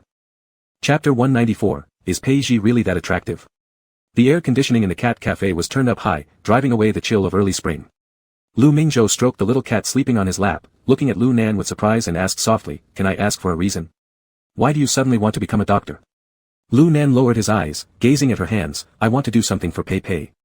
I can't replace him when he gets hurt, I can't stop him from pursuing the work he loves, but I want to be a part of his life, I want him not to be in so much pain. An Omega waiter came over with a tray of desserts and coffee, smiling gently, Please enjoy slowly. A red-haired female alpha sitting near the counter sighed, shaking her head and muttering, Is our merfolk specialty being lovesick? Are we wired to be love-struck? Lu Mingzhou pushed the dessert toward Lu Nan, handing him a small fork. Do you want to work at the institute later? A doctor brings hope to patients, but perhaps the institute can create miracles. Lu Nan is so smart, if well trained, she would definitely accomplish great things in the future. Lu Mingzhou silently joked that he sounded like a child kidnapper. He has already witnessed the intelligence and creativity of the merfolk. Though science knows no boundaries, outsiders are not allowed to access secrets concerning slan technology in the institute, nor would the merfolk willingly help humans. But Lu Nan is different. Lu Nan carries human genes, and his evident weakness is Peiji. Peiji's existence sufficiently ensures Lu Nan's loyalty. Lu Nan took a bite of tiramisu, puzzled. Research Institute. The institute has the most top-tier resources in slan. Haven't these past 6 months or so involved constant health checks by the institute? Lu Mingzhou encouraged, This job holds great significance, Lu Nan. I don't want your abilities to be wasted. You can achieve more meaningful tasks, helping more people. Lu Nan hesitated slightly, unsure of himself, asking, Me? Am I really that good? Lu Mingzhou seriously replied, You are. The institute is currently conducting a research project on genetic diseases. Once successful, it will save countless families. Such a meaningful endeavor will surely make Peiji proud of you. At the last sentence, Lu Nan automatically captured the key words, brightening his eyes, Really? Pei Pei would be proud of me?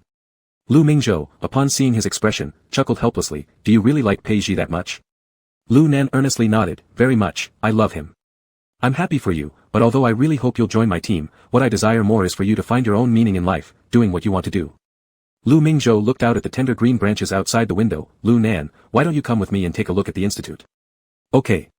Lu Mingzhou drove Lu Nan into Suijing Research Institute. By regulation, this place does not allow idlers to enter, but Lu Mingzhou gave a call to the director, who agreed after hearing that he was bringing Lu Nan for a visit. In front of talent, all their efforts amount to nothing.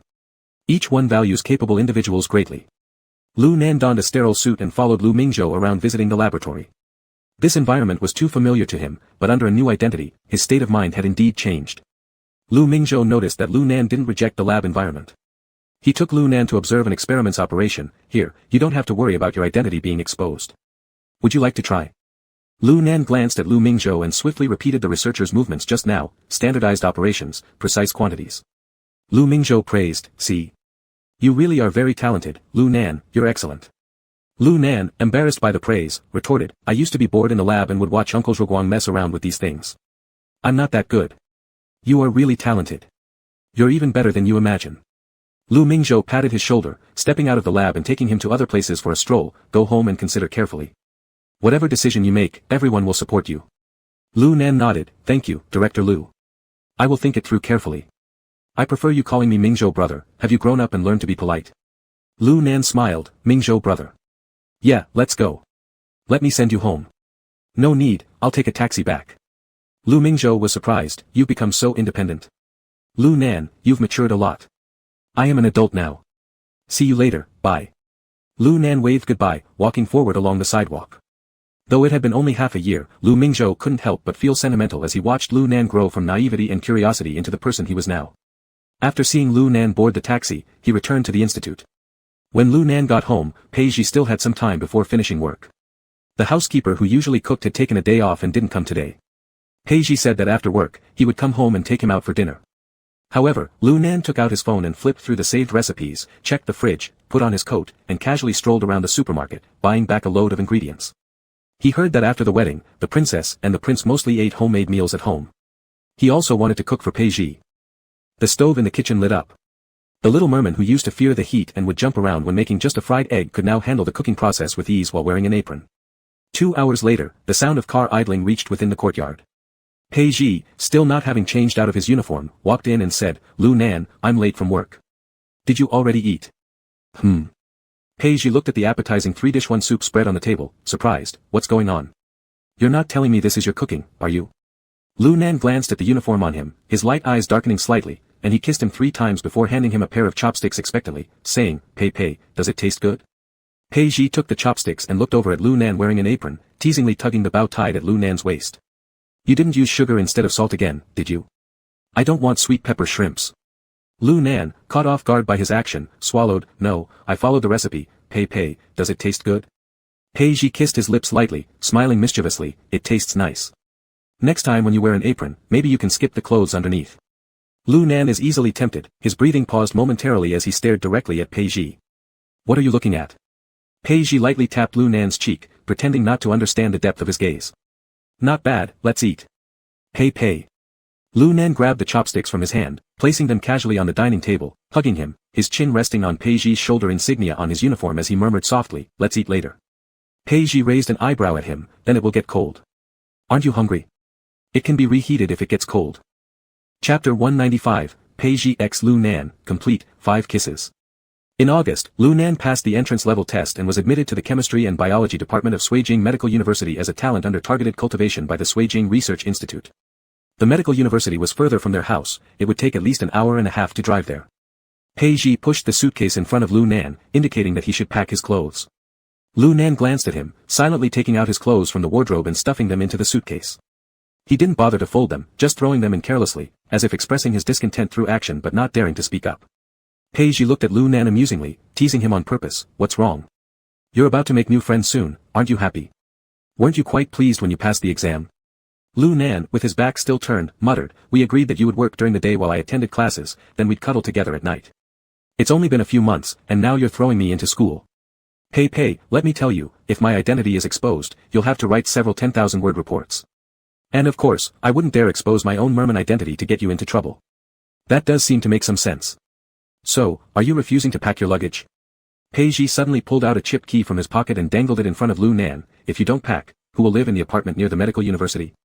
Lu Nan's eyes lit up. He grabbed the key, his mood shifting instantly from cloudy to sunny, surprised and said, What does this mean? Do I not have to stay on campus anymore? Of course not, am I the kind of person who doesn't keep my word? Pei Ji pinched his neck, your husband bought you a house. Are you happy? Lu Nan smiled and leaned over to kiss Pei Ji, happy but, won't your commute to work become longer if you live with me? It's fine, just half an hour more. We'll still come home on Saturdays and Sundays. Pei Ji kicked the suitcase lying on the ground, hurry up and pack, including mine. Alright. Lu Nan put the key away, then took out the disheveled clothes from the suitcase again to fold them neatly and place them inside. As a special talent, Lu Nan didn't need to register like the freshman did. Pei Ji was initially worried that he might not adapt well to school life, but every time he came home after evening study sessions, Lu Nan always brought snacks or chocolates back. Pei, they're all very nice people, you can rest assured.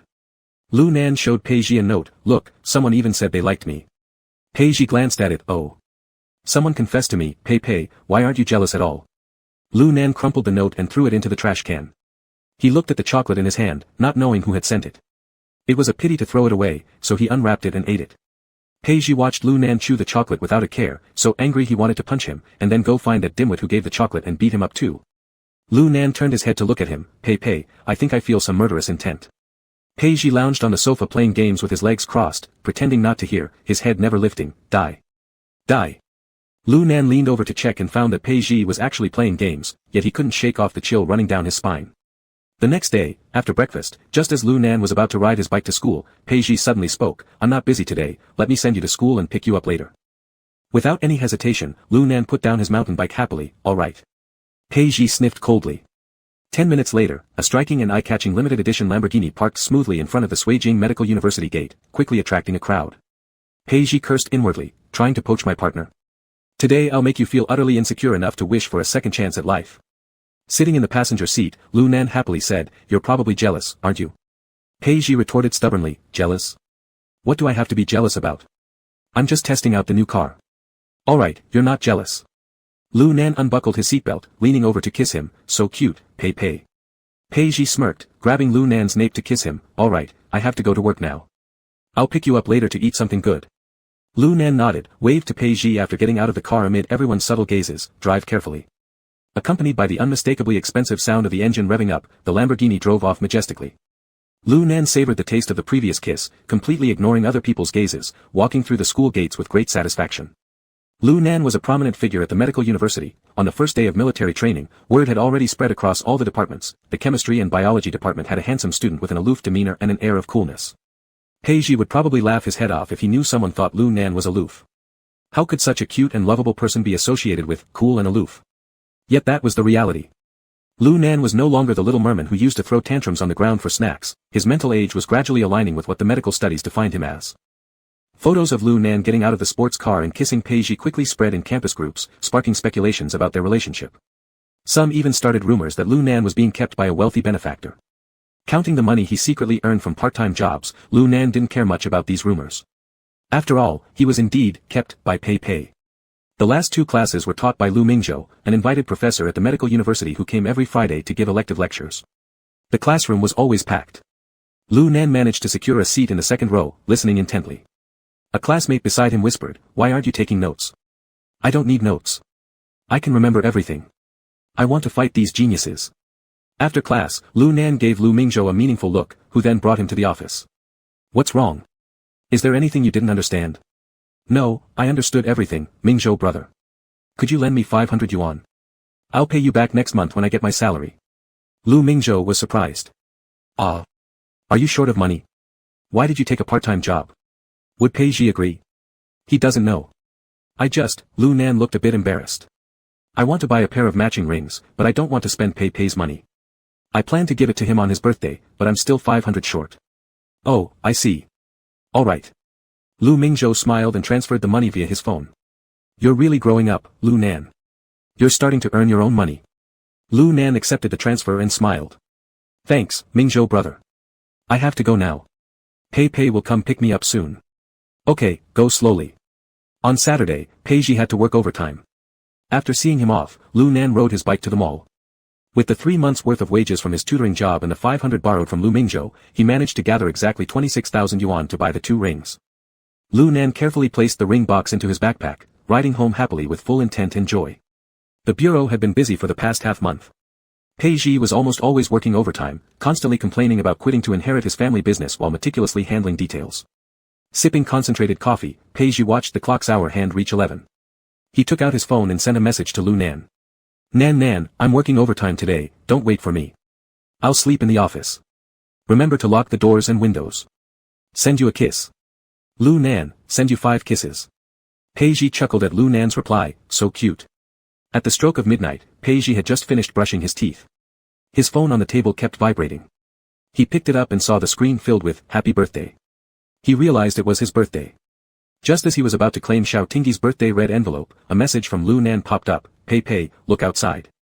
Pei Ji raised an eyebrow, walked to the window, and saw Lu Nan below, looking up and searching around. Upon spotting Pei Ji, Lu Nan waved happily. Lu Nan lit fireworks at the main entrance of the police station, colorful sparks blooming against the dark night sky, spectacularly bright. While lighting the second firework, Lu Nan was caught red-handed by an officer on duty. Pei Ji laughed at the window for quite some time before going downstairs to fetch him. Lu Nan grudgingly underwent an hour of moral education and wrote an 800-word self-criticism before Pei Ji finally took him away. Pei Ji led Lu Nan to the office, locked the door behind them, pinned him against it, and kissed him a bit. He comforted him, "All right, stop being upset. What were you thinking? Setting off fireworks at the police bureau's gate, ha ha ha ha ha." Lu Nan bit him. "I just wanted to make you happy, nothing else matters. I forgot everything else." "I'm very happy," Pei Ji pinched his cheeks. "You've learned to surprise me." Lu Nan beamed. "There's more. Stretch out your fingers." Pei Ji hesitated a moment, feeling ripples in his chest. Quietly, he extended a middle finger awkwardly. Lu Nan paused in the act of taking out the ring, glaring at him with aggrieved eyes. Pei Ji scratched his palm a little shyly, holding out his hand. "What's this? Shouldn't I be the one proposing?" Lu Nan slipped the ring onto his ring finger, then held Pei Ji's hand with his own ring-adorned hand. "Couple rings, proposal. I'll buy you a better one when I get even better." Pei Ji raised an eyebrow. "You bought it yourself? You took up a part-time job to earn money?" Lu Nan nodded earnestly. "I will buy you something more expensive and better in the future." A faint chuckle escaped from Pei Ji's throat as he pulled Lu Nan by the wrist and strode toward the restroom, shouting aloud, "Let's celebrate my birthday with a round of fun." Lu Nan's eyes lit up as he pushed him into the door. Sure. 5 rounds. Chapter 196, Fang Sun x Lu Mingzhou, Love at First Sight, Part 1. 10 years ago. The busy footsteps in the emergency hall continued into the deep night, with the beep-beep sounds of ambulances echoing endlessly in the ears. A great complainer on his first rotation as an intern was helping at the emergency front desk. Lu Mingzhou, still a student, felt a wave of sadness from the muffled sobs of patients' families but could do nothing about it. Doctors could use all their knowledge to race against death, yet no magic to revive the dead existed. Lu Mingzhou bent down and handed a tissue to a family member whose patient was being resuscitated inside. He didn't say a word. "Thank you." It was a girl about his age, her eyes red-rimmed as she looked up at him desperately asking, "Doctor, my dad can be saved, right?" No doctor could guarantee such things, and he was only an intern after all. Lu Mingzhou moved his lips slightly, trying to make his voice as gentle as possible. "The doctors will do their best to save your father." Just as Lu Mingzhou finished speaking, his teacher walked out from the emergency room and shook his head towards the young girl. "We are very sorry, your father had passed away when he was brought in. We have done our best. Please try to stay strong." The girl's quiet sobs soon turned into loud cries of grief. 2 nurses helped support her when she almost fell over. His teacher patted Lu Mingzhou on the shoulder and said, "This is how hospitals are, places filled with despair yet hope. Every day people die, but every day new hopes are born. Our existence here is to create one new hope after another." Lu Mingzhou glanced at his teacher, nodded, and replied, "I understand, teacher." The door of the emergency hall opened again, and someone urgently shouted, "Doctor!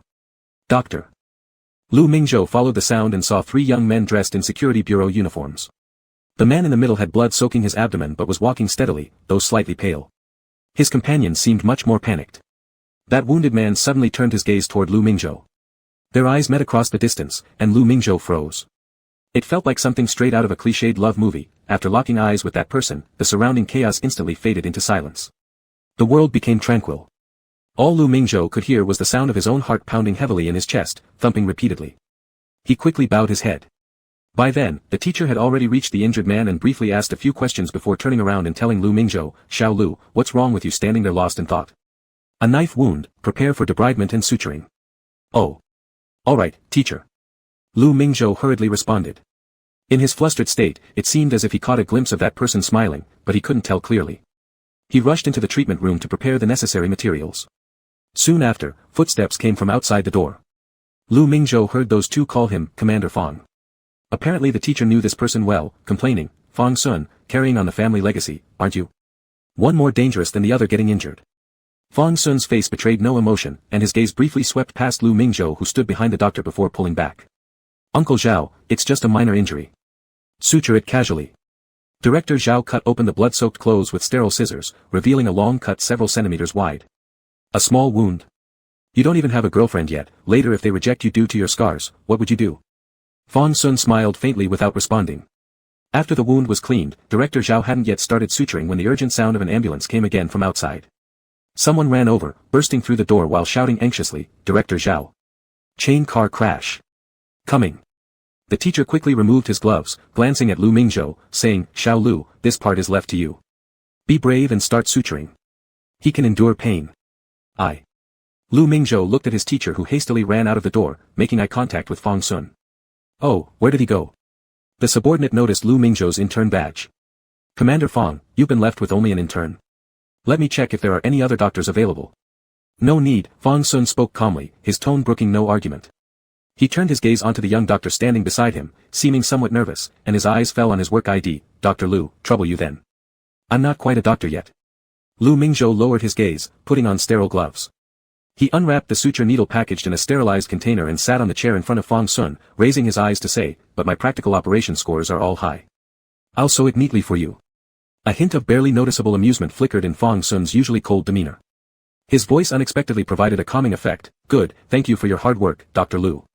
Lu Mingzhou wanted to reiterate that he was not yet a doctor, but unintentionally caught sight of the slight upward curve at the corner of Fang Sun's lips. His cheeks grew warm beneath the mask, and he made a soft sound in affirmation.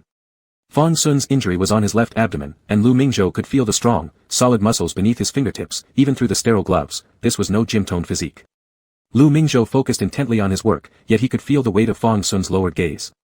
He wondered if Fang Sun had noticed the flush creeping up his ears. Lu Mingzhou's fingers trembled slightly, but his stitches were as steady and beautiful as promised. The moment the bandage was affixed, Lu Mingzhou let out a breath of relief. Fang Sun put on the clean jacket handed to him by his subordinate and briefly said, "Thank you," to Lu Mingzhou. As Lu Mingzhou was tidying up the instruments, he replied, "You're welcome." The door opened and closed again, and Fang Sun was gone.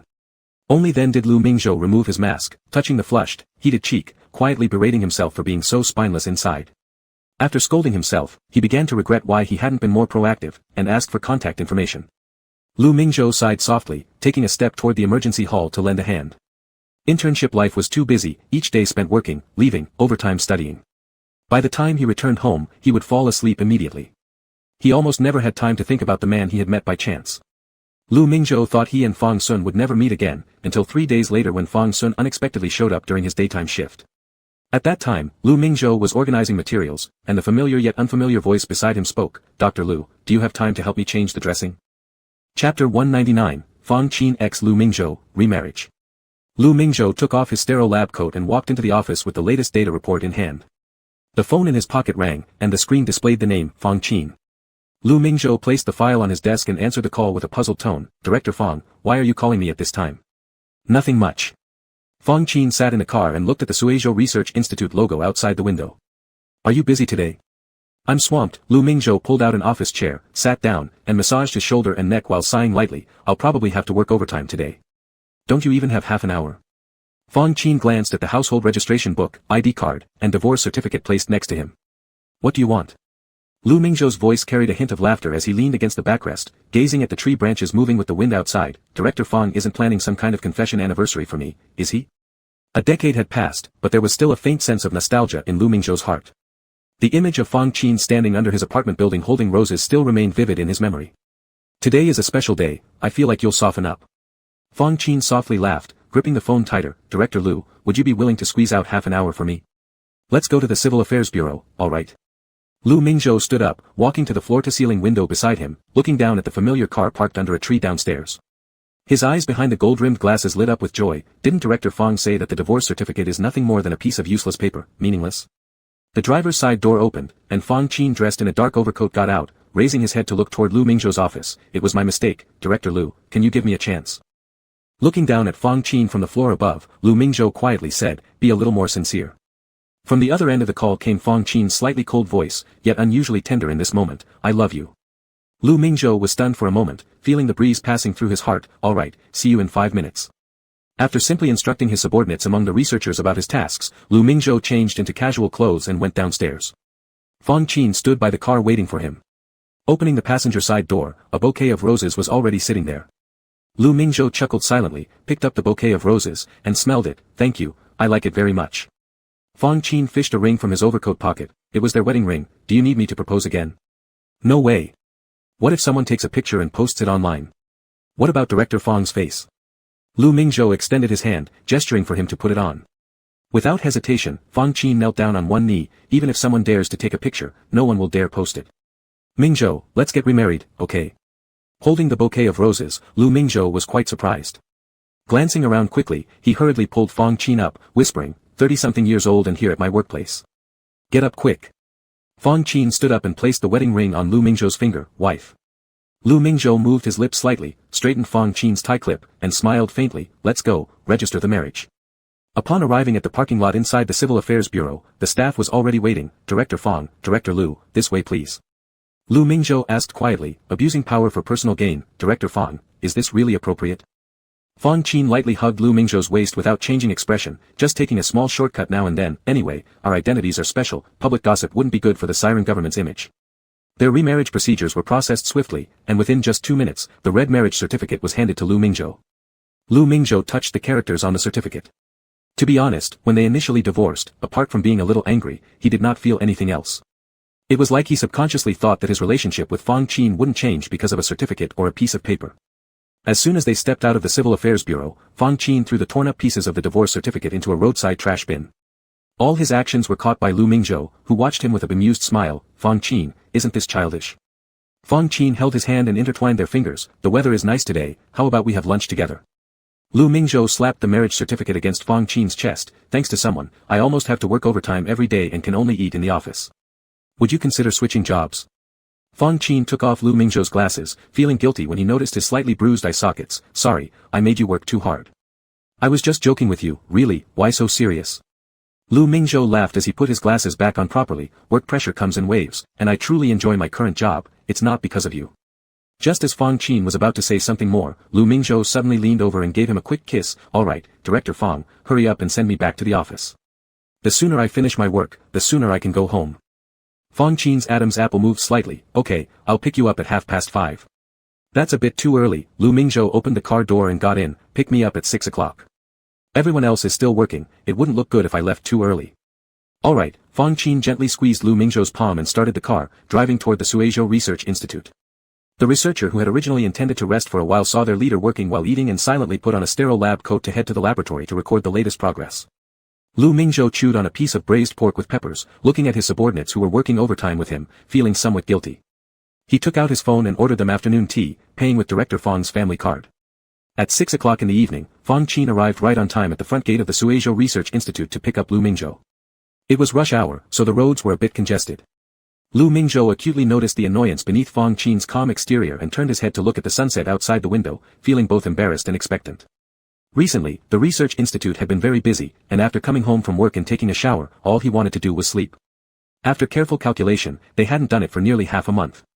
For several days, the smell of agave in the house had been quite strong. Fang Qin's sensitive period must be approaching soon. Lu Mingzhou pressed his cool hand against his cheek. Though it did nothing to help his sensitivity, he remained stubbornly persistent every time. Lu Mingzhou turned around to look at Fang Qin. Why don't you take an inhibitor for your sensitive period first? The alcohol smell is really heavy. When the lane finally became passable, Fang Qin released the brake, and the car slowly moved forward. He answered bluntly, didn't I already say it? It feels great.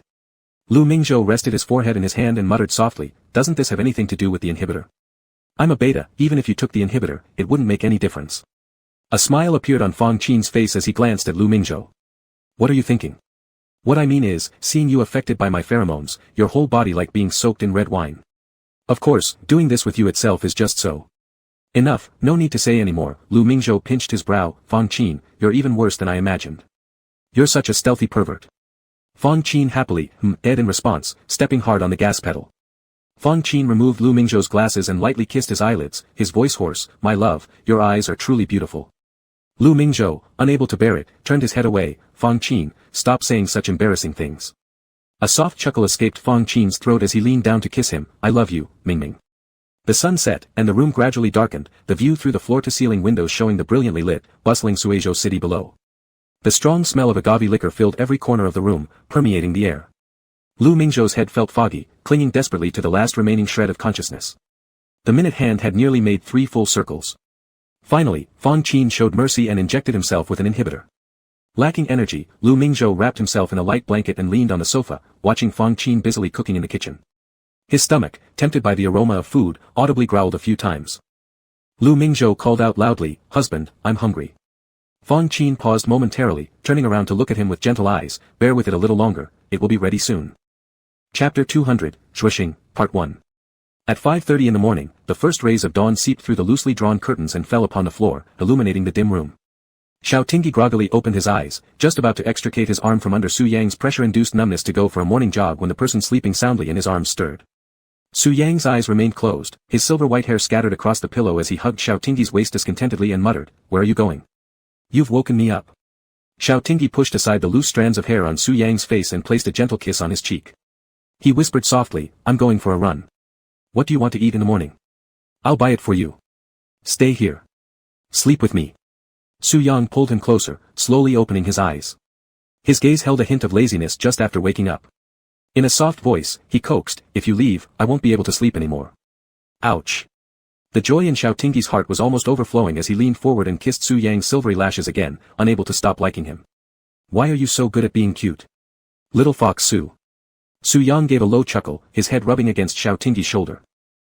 So does that mean anything? Are you, Chief Inspector Xiao, still going for your morning exercise? Xiao Tingyi covered Su Yang better with the blanket, patted his back and kissed him again. No more workouts. Let's cuddle and sleep some more with my beautiful wife. Contented, Su Yang closed his eyes, a smug smile playing on his lips. That's more like it. The newlyweds clung together in sticky sweet harmony, preparing for another round of sleep before the doorbell abruptly rang, signaling an intent to keep ringing until someone answered. With a glance at Xiao Tingyi laced with annoyance, Su Yang pressed a quick kiss to his lips before throwing off the covers and stepping out of bed, wrapping himself in a bathrobe. He stormed toward the door. Keep sleeping. I'll see who's so annoying. Ho! Don't lose your temper. Fearing Su Yang might lash out violently, Xiao Tingyi hastily grabbed his robe and rushed down the stairs behind him. Since their marriage, Su Yang had insisted they practice nudity during sleep, resulting in Xiao Tingyi losing all access to wearing underwear. He would sometimes wake due to his biological clock, other times to the alarm, but frequently because of some restless motions made by Su Yang. Standing at the door, Su Yang blocked Xiao Tingyi's view. Curious, he stepped forward to peek and ask, "Who is it?" "Hey, princess, long time no see." In front of the door stood Juyu, someone seemingly destined to cross paths with Xiao Tingyi. Xiao Tingyi's eyes fell onto the small baby bundled up in a swaddling cloth, sucking on a pacifier, cradled in Juyu's arms. The plump little hand tightly gripped Juyu's clothing. Beneath her thick silver-white eyelashes lay amber-colored, crystal-clear eyes curiously gazing at Xiao Tingyi as she turned her head. Xiao Tingyi froze, exchanging a glance with Su Yang, instinctively taking a step forward. Is this Zhuxing?" Zhuxing, sucking on her soothing pacifier, responded with an inarticulate sound at the mention of her name, moving her mermaid-like fish tail encased within her swaddling cloth, revealing a glimpse of silver white. The little princess has been waking up startled in her sleep recently, crying incessantly as if frightened. She must need the high-level pheromones of her father for comfort, so I decided to bring her out. Xiao Tingyi extended his hand cautiously to touch Zhuxing's little hand. She blinked, gripping onto his index finger. "Yaya." Words failed to describe Xiao Tingyi's feelings at the moment. He knew his genes were preserved deep underwater, leading to the birth of this new life. But each year, countless test tube babies are born worldwide thanks to sperm donations in hospitals. Since Xiao Tingyi and Su Yang hadn't gone through the birthing process themselves, Xiao Tingyi had never truly thought of Zhuxing as his own child. However, looking at this little mermaid girl with her silver-white fishtail, so small and resembling a mini version of Su Yang yet bearing a slight resemblance to himself too, Xiao Tingyi felt something deeply strike his heart. It softened completely. Lifting his gaze, Xiao Tingyi looked toward Su Yang, whose focus remained fixed on Zhuxing's tiny hand holding on to Xiao Tingyi's. Their eyes met, and there was no flicker of emotion on Su Yang's face. Juyu gently adjusted the damp swaddle designed to maintain Zhuxing's moisture and handed her over to Xiao Tingyi. "Princess, she's usually very well behaved. But perhaps knowing her father isn't around makes her cry only when she's truly upset." Zhuxing stubbornly clung to Juyu's clothes, her pacifier dropping to the ground. Her mouth puckered as though ready to cry, trying hard to suppress her tears. "This is Daddy, Princess, this is your father." Juyu stroked the hand that Zhuxing had firmly grabbed onto his clothes, then glanced toward Xiao Tingyi, "Princess." The moment Xiao Tingyi emitted the comforting pheromones of camellia flowers, Zhuxing turned her gaze to him, loosening her grip on Juyu's garment. She let out a loud cry. Her immature glands exuded a blend of alcoholic brandy pheromones laced with a tinge of. Xiao Tingyi quickly took Zhuxing into his arms. The little baby's body was very soft, and since he had never held a child before, he felt clumsy and unsure of how to soothe her. Juyu discreetly observed Su Yang's expression, noticing that he wasn't showing any signs of displeasure, and breathed a sigh of relief. "Your Highness, please take care of the princess for me with Lady Wang. I'll come back in a few days to take her home." Seeing Xiao Tingyi's reddened eyes, Su Yang nodded softly. Juyu placed Zhuxing's necessities by the door, bowed slightly without lingering too long, glancing several times at the sobbing princess in Xiao Tingyi's arms before leaving with teary eyes, heart aching but forcing himself to turn away. "I'm sorry, I'm so sorry." Xiao Tingyi gently patted Zhuxing to comfort her, guilt washing over him like waves, making his nose sting. Su Yang stepped forward, wrapping an arm around Xiao Tingyi's shoulder and looking down at the silver white-haired little mermaid in his arms. His emotions were mixed and strange. He reached out and poked Zhuxing's chubby cheeks, finding them very soft, just like Xiao Tingyi when he was young. But still, Xiao Tingyi had been cuter. This one was crying all over him, her tears and snot smudging onto Xiao Tingyi's clothes. Suddenly, Zhuxing stopped crying, sucking on her fingers to self-soothe, her watery eyes blinking as she stared at Su Yang through sniffles. Spotting another adult with the same silver-white hair, feeling kinship, her anxiety eased. Xiao Tingyi exclaimed in surprise, "Little fish, she seems to like you." When you touched her, she stopped crying. "Here, you hold her. I'll go prepare the bath water. She's been away from the sea for too long, it's not good for her." Before Su Yang could respond, Xiao Tingyi shoved Zhuxing into his arms and hurried toward the bathroom. Su Yang stood stiffly, awkwardly cradling the baby, their eyes locking in an unexpected silence. Zhuxing wiggled her fish tail, kicking off the swaddling cloth, waving her tail happily as if to greet Su Yang, babbling incoherently in infantile words. Rarely feeling constrained, Su Yang murmured cautiously, "Hello, I'm your father." Chapter 201, Zhuxing, 2. Every corner of the villa exuded the sweet fragrance of calming information pheromones from tea flowers. Zhuixing swam joyfully in the small fish tank under her father's advanced pheromones. Her chubby fish tail stirred up a string of bubbles toward Xiaotingi, refracting pale pink ripples in the light. Mimi lay on the coffee table watching the little mermaid in the fish tank, her tail wagging wildly, but she made no sound, for fear of startling Zhuixing. Xiaotingi scratched Mimi's chin and looked at Zhuixing, then at Su Yang. She really looks like a mini version of you. You must have been even cuter when you were little, right? Su Yang raised an eyebrow, without hesitation nodding his head, of course. Really good at taking compliments, aren't you? Xiaotingi sat on the carpet, his palm supporting his head as he pointed to the fish tank on the coffee table with a smile in his amber eyes. Su Yang, she's so amazing. Is it true that your merfolk race can swim from birth? Su Yang glanced down at the baby care manual on his phone, and used his hand to rub the milk bottle. Raising a child is really troublesome. The merfolk are mammals. It takes 12 months of hard labor by female mermaids to bring them into the world, followed by 2 years of personal breastfeeding, which is why female mermaids hold high status in their matriarchal society. Xiaotingi watched Su Yang take Zhuixing out of the fish tank with a smile. Seeing the milk bottle, Zhuixing became excited and splashed around in Su Yang's arms, lifting her lotus-like little arms and babbling non-stop. Su Yang was splashed with water by Zhuixing's flailing fish tail, and he closed his eyes helplessly, his temples pulsating twice. Just as he was about to lose his temper, Zhuixing grabbed onto his clothes with her little hands, her amber eyes, identical to Xiaotingi's, sparkling brightly as she looked at him. The little one sure knows how to grow. Su Yang smiled softly and brought the milk bottle to Zhuixing's mouth. The little mermaid immediately held the bottle and started sucking vigorously, her fish tail happily slapping against Su Yang's leg. Xiaotingi leaned against Su Yang, using his hand to push the damp curls on Zhuixing's forehead aside as he whispered softly, "Is this what they call having a wife and children around the warm hearth? It feels pretty good." Su Yang didn't say anything, leaning over to kiss Xiaotingi and stretching out a hand to cover Zhuixing's eyes. A faint scent of mandrake intertwined with the tea flowers. After the two adults shamelessly kissed each other, Zhuixing had already fallen asleep eating her milk bottle under the influence of her parents' high-level pheromones. Su Yang carefully placed her on the shell bed covered with soft seaweed inside the fish tank and bent down to pick up Xiaotingi and quickly walk upstairs. Xiaotingi was startled and turned to look at Zhuixing sleeping soundly in the small fish tank, asking quietly, "What are you doing?"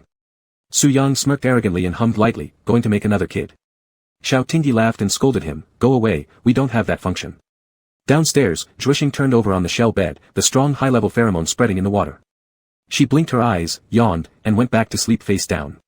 Due to Zhuixing's reasons, Xiaotingi applied for an annual leave with the security bureau, and naturally, this news couldn't escape Fang Jing and Xiaotong. The living room was filled with all kinds of infant and toddler supplies, food, drinks, toys, items to use, and even various princess dresses. Zhuixing, with 2 pigtails adorned with cute hair clips, was being cradled in Xiaotong's arms while Fang Jing teased her with a plush toy. The former Alpha Special Operations Team commander who remained unfazed in gunfire choked up, "Wife, we have a granddaughter now, darling, call Grandpa." Xiaotong amusedly nudged him with her elbow, "How old is she? How could she talk yet?" Yeah. Zhuixing's fish tail swished back and forth as she happily played with the plush toy in her hand. "She called me Grandpa." "Wife, did you hear?" Fang Jing, moved, turned his head to wipe a tear away. Xiaotong didn't bear the heart to shatter his illusion, pinching Zhuixing's cheek, heard it. Su Yang brought over a plate of cut fruits, "Dad, Father, have some fruit." "Good, let our families Zhuixing have it first." Xiaotong picked up a strawberry and put it in a biting aid for Zhuixing to try. Fang Jing looked at Su Yang and Xiaotingi, "What do you two plan to do? Are you still planning to send Zhuixing to the old witch Su Zhao?" Xiaotong glared at him, "The kid is here, speak properly." Su Yang bit his lips. Before he could answer, Xiaotingi stuck a piece of apple on a toothpick into his mouth. "Daddy, although Zhuixing has my genes, she is different from Lunan. She is a mermaid, the deep sea suits her growth more." "Bullshit." Fang Jing looked painfully at Zhuixing, who happily drank the strawberry juice. "Look how skinny you've made my granddaughter." "Pitiful." Xiaotingi looked at Zhuixing's little arms and chubby cheeks, muttering to himself, "Skinny? Not really." Su Yang spoke up, "Father, Zhuixing indeed needs the deep sea environment for her growth, but she also requires high-level pheromones from both Xiao and me. So, I've discussed it with Zhu Yu, and he'll send Zhuixing ashore for a week every month." Calling it a discussion was actually just Su Yang giving an order. Fang Jing snorted coldly, indicating his acceptance of this arrangement. Zhuixing wasn't just their child, she was also the bond connecting piece between the sea and land. No matter how much they cared for her, all they could do was ensure her happy growth. Xiaotingi watched Zhuixing giggle as Xiaotong played with her, worry creeping into his eyes. This little one carried too much responsibility, but as long as he and Su Yang lived, they would try their best to help her find new answers within the narrow options of her life. She wasn't like Su Yang, wandering alone in the depths of the sea. She had fathers, uncles, and a grandfather who loved her, and a strong family background to rely on. Though their lifespans differed, he still had several decades left, and that time would be enough to accompany Zhuixing until she could protect herself. Su Yang noticed the shift in Xiao Tingyi's mood, patting his head softly and asking quietly, "What are you thinking about?" "I'm thinking. I hope you can live longer," Xiao Tingyi said, looking at him. "No," Su Yang rejected it outright, slightly frowning. "I want to be with you, whether alive or dead." Seeing his unhappiness, Xiao Tingyi quickly comforted him, "All right, after we die, our ashes will be mixed together and buried in the same place." Su Yang snorted coldly, "That's more acceptable." After playing to exhaustion, Zhuxing was placed back in the fish tank, where she lay on her bed shell clutching her soaked stuffed animal, swinging her tail happily. Fang Jing took photos non-stop with his phone. "Look how beautiful my granddaughter is." Sitting on the couch, Xiao Tingyi and Su Yang watched this heartwarming scene and sighed, fate is truly unpredictable. You can never fully understand if it's good or bad until the very end. With tender eyes, Su Yang replied indifferently, "Anything that makes you happy is good, anything that doesn't is bad." Xiao Tingyi affectionately pinched his palm. In the fish tank, Zhuxing keenly sensed her parents' affection and happily blew some bubbles. Fang Jing clapped his hands, "Oh wow, my granddaughter knows how to blow bubbles already, what an intelligent baby."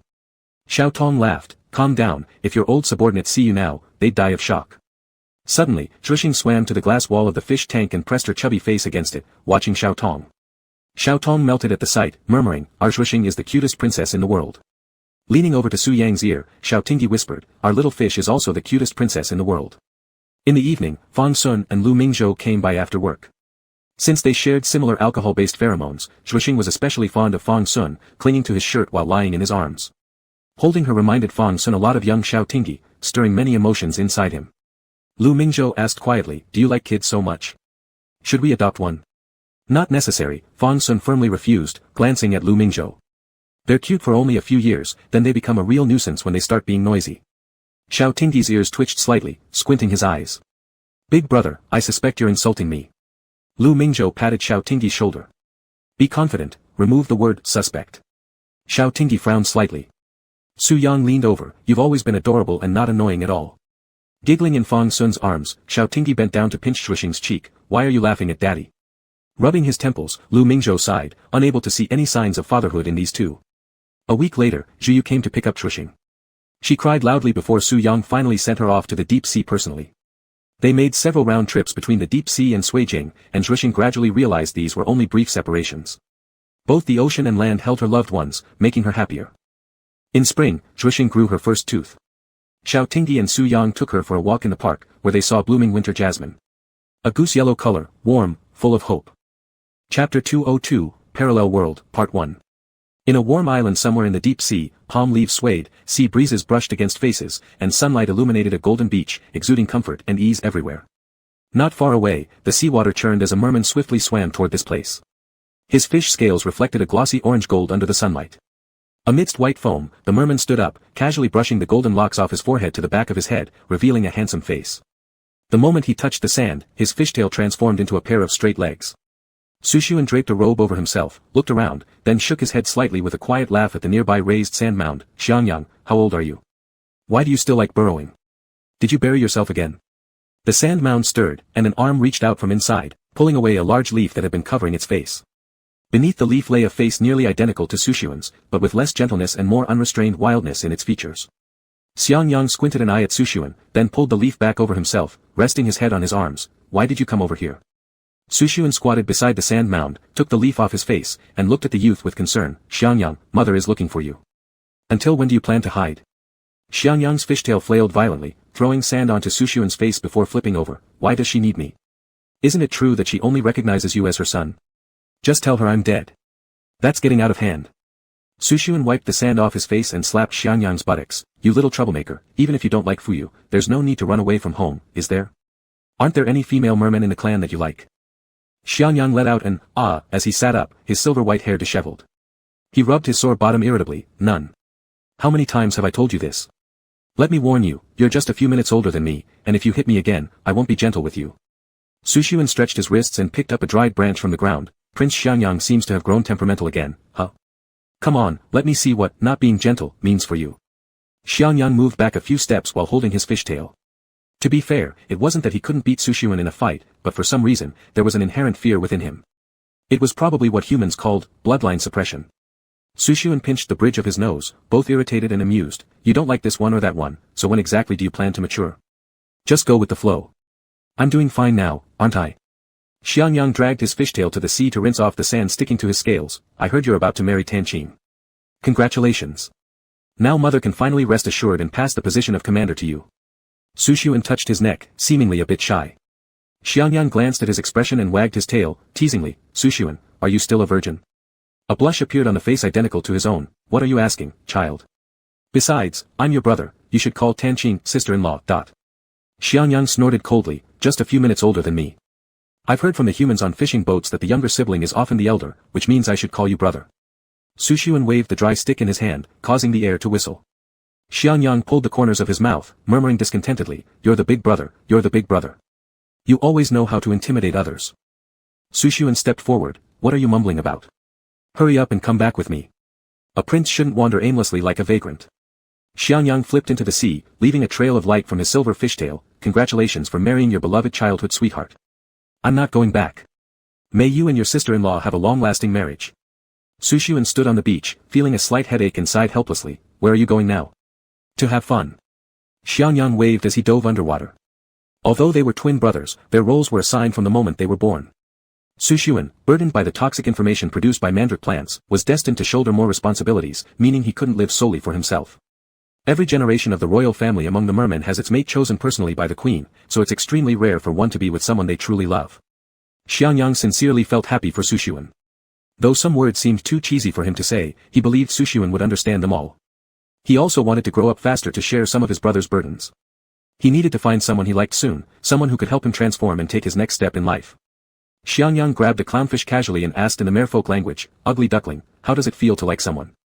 The clownfish trembled in his palm, and after being twirled around twice by its tail, it was mercilessly tossed aside. You look so ugly, maybe nobody likes you. Humph. Xiangyang darted joyfully through the coral reefs in the seawater, and he found a beautiful gemstone necklace, which he wore on his head. He then showed it off to a passing white whale, using its eyes as a mirror. Ugly, not good looking. Xiangyang discarded the necklace casually and continued swimming away.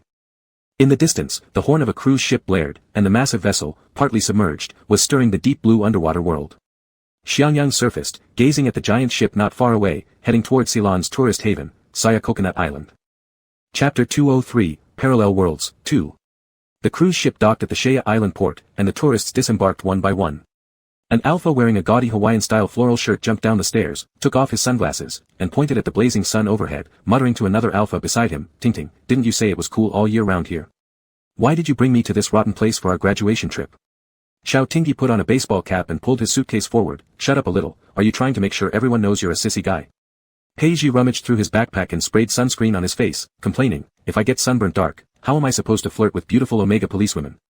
Xiao Tingyi looked around, taking in the azure coastline, and whispered, when I was a kid, I accidentally wandered into the Security Bureau's archive room and saw a book called The Slan Empire Fantastic Bestiary.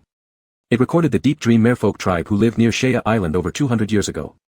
Maybe we can meet the merfolk. Peiji scoffed, you have some middle school fantasy syndrome, don't you? Even if there were merfolk, they wouldn't be around Shea Island this season. Xiao Tingyi asked curiously, why? Isn't the marine environment here good and clear? Of course, because they'd end up as fish jerky under the sun. Peiji glanced at an Omega wearing a swimsuit on the beach, with long legs and a narrow waist, and then said, Ting, suddenly I think our graduation trip here isn't so bad after all. We might really see a mermaid. Following Peiji's gaze, Xiao Tingyi rolled his eyes and pulled Peiji by the neck towards the hotel direction. Alright, stop being so lewd. You incorrigible dog, when you meet your fated partner later, you'll probably not even know whether it's lust at first sight or love at first sight. Peiji handed his luggage to the hotel staff and laughed, are you serious? Do you think this is a novel with fated partners? Anyway, love at first sight is just lust at first sight, right? Nonsense, how could that be the same?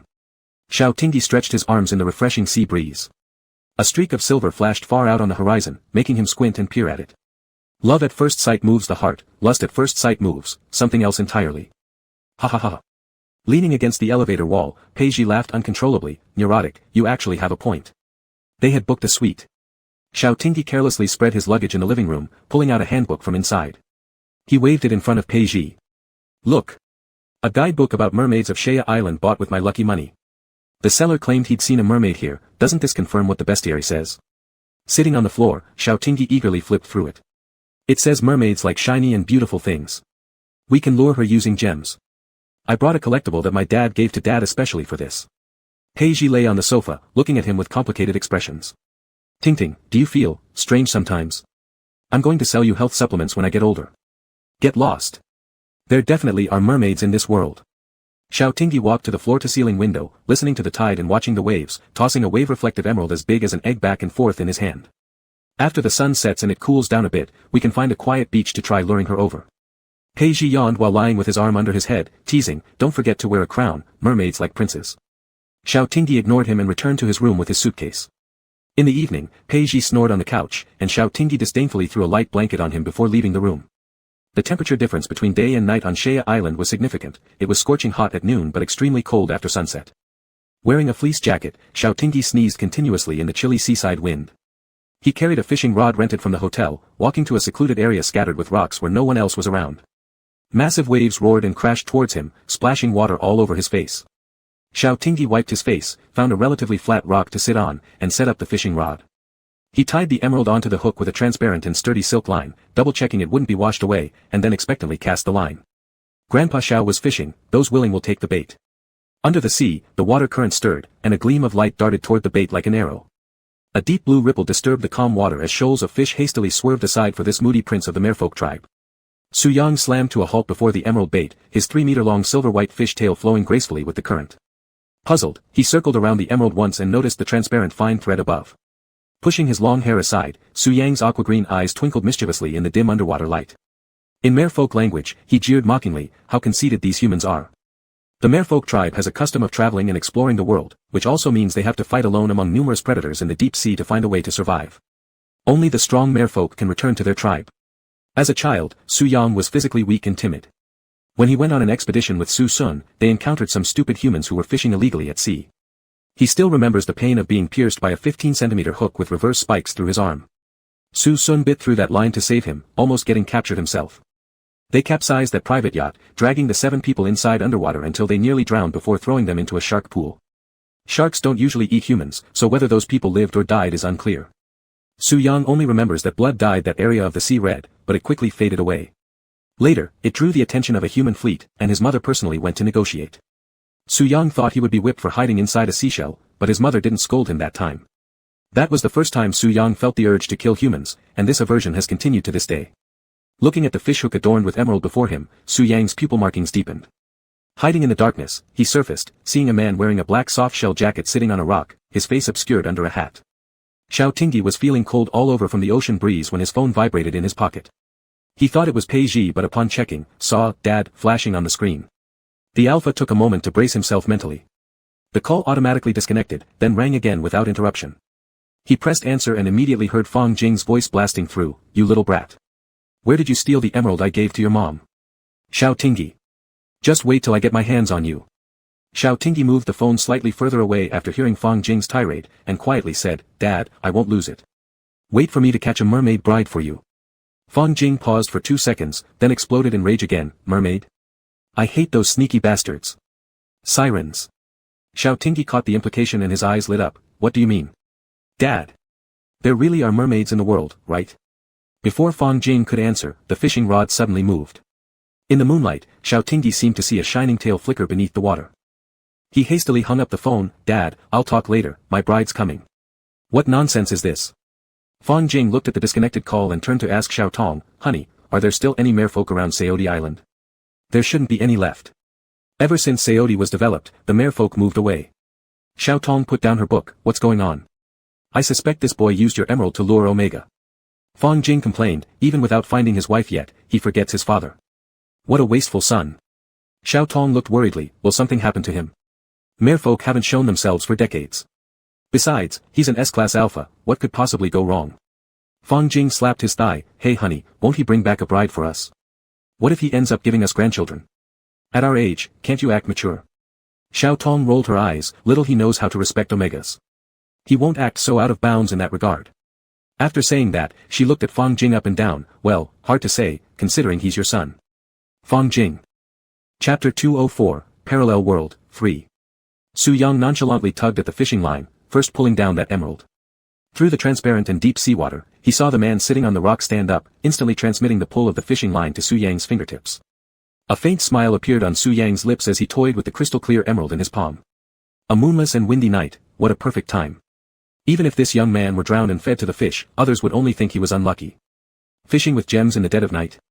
This idea is too obvious. Su Yang wound the fishing line around his hand. Just as he was about to act, Su Sun's reminder suddenly sounded in his mind, don't cause trouble. Due to their father's separation from the clan, there was a vacancy.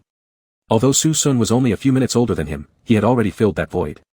Although the clansmen and even their mother recognized Su Sun more, Su Yang had never felt any lack during his growth process because he has everything his brother could offer. This led to him not listening to anyone, even Su Zhao's instructions went in one ear and out the other. The only person who could control him was Su Sun. Su Yang rolled his eyes. For the sake of the emerald, he could be extremely kind-hearted and just drown this person half to death for show. To avoid being scolded by Su Sun later for disrupting the peace between the sea and the land. While Su Yang was distracted, his body was suddenly pulled toward the reef by the fishing line. The fish tail collided with an underwater rock, hurting badly. He became a little angry, quite some strength. With a splash, Su Yang surfaced, and his exquisite and handsome face appeared unexpectedly before Xiao Tingyi. The dark clouds dispersed, revealing a full moon hanging high in the sky, reflecting shimmering ripples. The tumultuous water under the rocks suddenly became calm. Su Yang, soaked, watched as water droplets slid down his cheeks and fell into the water with a ding-dong sound. He looked up at the alpha standing on the rock. Those amber-colored eyes were filled with admiration, yet without any trace of being tainted by interest. Xiao Tingyi's gaze fell on Su Yang's silver-white fishtail hidden in the water, catching a glimpse of faint pinkish scales. His lips moved slightly, holy crap, are you a merman? Su Yang's gaze swept over Xiao Tingyi's somewhat thin lips, and he laughed pleasantly. His laughter was clear, pleasant, and lightly resonated in Xiao Tingyi's chest. Su Yang casually flicked his long hair and swam toward him curiously, wasn't it you who lured me here? Why are you so surprised? Xiao Tingyi stared dumbly at Su Yang's pale green eyes, as if there were whirlpools in them trying to suck him in. He quickly turned his head away, I was just, casually hooking up. Su Yang swam to where Xiao Tingyi faced, directly facing him. With a slight push against the rock, he easily sat down, his silver-white fishtail swaying in the water, hooking up. Xiao Tingyi uncontrollably glanced at Su Yang's bare chest and hurriedly looked up at the sky, no. That's not what I meant, why aren't you wearing clothes? Aren't you cold? Su Yang blinked at Xiao Tingyi's reddening earlobes, yes, it's cold. Are you going to give me your clothes? Sure. Without hesitation, Xiao Tingyi unzipped his jacket, took it off, and threw it to Su Yang. Inside, he was only wearing a short-sleeved shirt, and the sea breeze made his skin prickle. Su Yang took the jacket and smelled the faint scent of camellia pheromones. His eyelashes quivered slightly as he buried his face deeper and sniffed, Is this your pheromone? It smells good. Do humans have such pleasant scents? Xiao Tingyi watched Su Yang burying his face in his clothing, his face turning bright red. The fishing rod slipped from his hand and fell into the sea, quickly sinking to the bottom. Su Yang jumped in front of Xiao Tingyi holding the jacket, leaned down close to his neck, and his damp and cool nose grazed against his skin, you smell so good, really nice. How could the pure and naive Xiao Tingyi, who had just graduated from university, handle such a situation? He immediately turned scarlet out of embarrassment and instinctively pushed him. Lost in the intoxicating camellia fragrance, Su Yang didn't pay attention and was accidentally pushed off the rock with a splash, creating huge ripples. Xiao Tingyi hurried to the edge of the rock, looking down anxiously, are you alright? I'm sorry. Su Yang spat out 2 bubbles underwater, too annoyed to speak. Another splash. Su Yang's eyebrows rose as he saw the alpha swimming towards him urgently, with anxious camellia pheromones spreading underwater. Su Yang licked his lips and weakly collapsed onto the seabed rock, pretending to faint. Xiao Tingyi quickly swam to Su Yang's side, shocked to see his tightly closed eyes. Can fish actually drown? Xiao Tingyi patted Su Yang's cheek, receiving no response. Instantly, he became a bit worried. Aren't mermen supposed to be fish? Xiao Tingyi was quickly running out of oxygen in his lungs. He held Su Yang with one arm while struggling to swim upwards with the other, dragging him onto a deserted beach. Hey! Are you alright? Upon confirming that Su Yang was unconscious, Xiao Tingyi immediately started performing CPR on him. Su Yang's chest was pressed painfully. Just as he was about to open his eyes to end this charade, Xiao Tingyi's cold lips touched his. The sweetness of camellia flowers flowed along with the air, reaching his lips and teeth. Su Yang's fingers twitched slightly, and suddenly, his neck felt as if it had been scorched by fire. An indescribable sensation rapidly spread through every nerve in his body. The air was filled with the sweet aroma of strawberry soft candy. Xiao Tingyi hesitated for a moment, meeting Su Yang's gaze when the latter opened his eyes. Those pale green eyes were deep and dark, their expressions unclear. Still in a leaning posture, the distance between their noses was no more than 5 centimeters. As Xiao Tingyi was about to rise, Su Yang suddenly stopped his movement by grabbing the back of his neck. His voice was dry and hoarse, you kissed me. Xiao Tingyi patiently explained, you were drowning, so I was giving you artificial respiration. I'm a merman, how could I possibly drown? Su Yang stared at Xiao Tingyi's lips, feeling confused, but also ready to accuse him, that was still kissing me, wasn't it? You're behaving lewdly. Xiao Tingyi was speechless yet amused. What nonsense is this? Are you trying to extort compensation? Su Yang caressed Xiao Tingyi's cheek tenderly, his gaze burning brightly. It felt good. Kiss me again. Chapter 205, Parallel World, 4.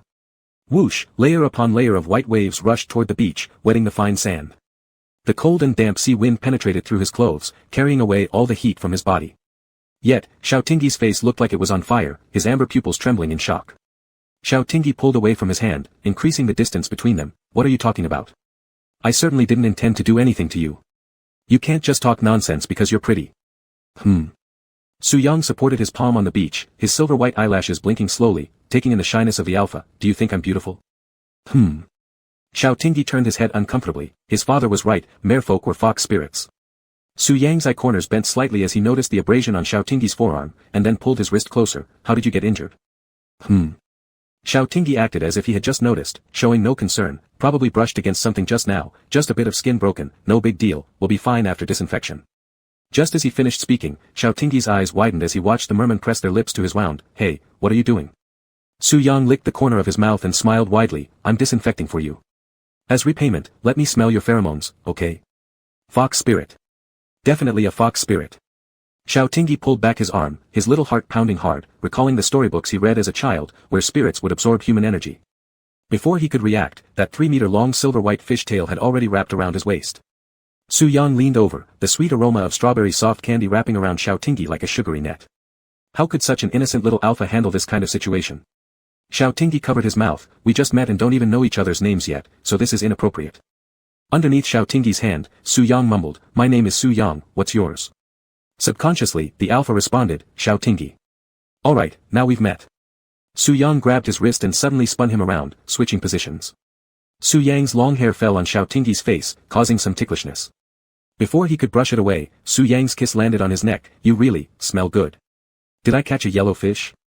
While muttering to himself, Xiao Tingyi pulled his face further away, glaring at Su Yang with his watery eyes, but swallowing back any angry words. Your name's Su Yang, right? Let me warn you, if you don't want trouble, stay still. Su Yang blinked. Are you going to hit me or scare me? What outrageous words are coming out of your mouth? Xiao Tingyi's pupils dilated again, truly believing that morality was declining. He, after all, had been sexually harassed by a fish. Who would believe this if told? Phew. Su Yang frowned lightly, his cheeks lightly brushing against Xiao Tingyi's palm. With the ocean breeze blowing, Xiao Tingyi's mind cleared instantly. How was this rogue fish's pheromone odor so similar to the scent during sensitivity? Xiao Tingyi patted his face. Are you alright? Not to mention, are you an alpha or omega? How come I can't smell it?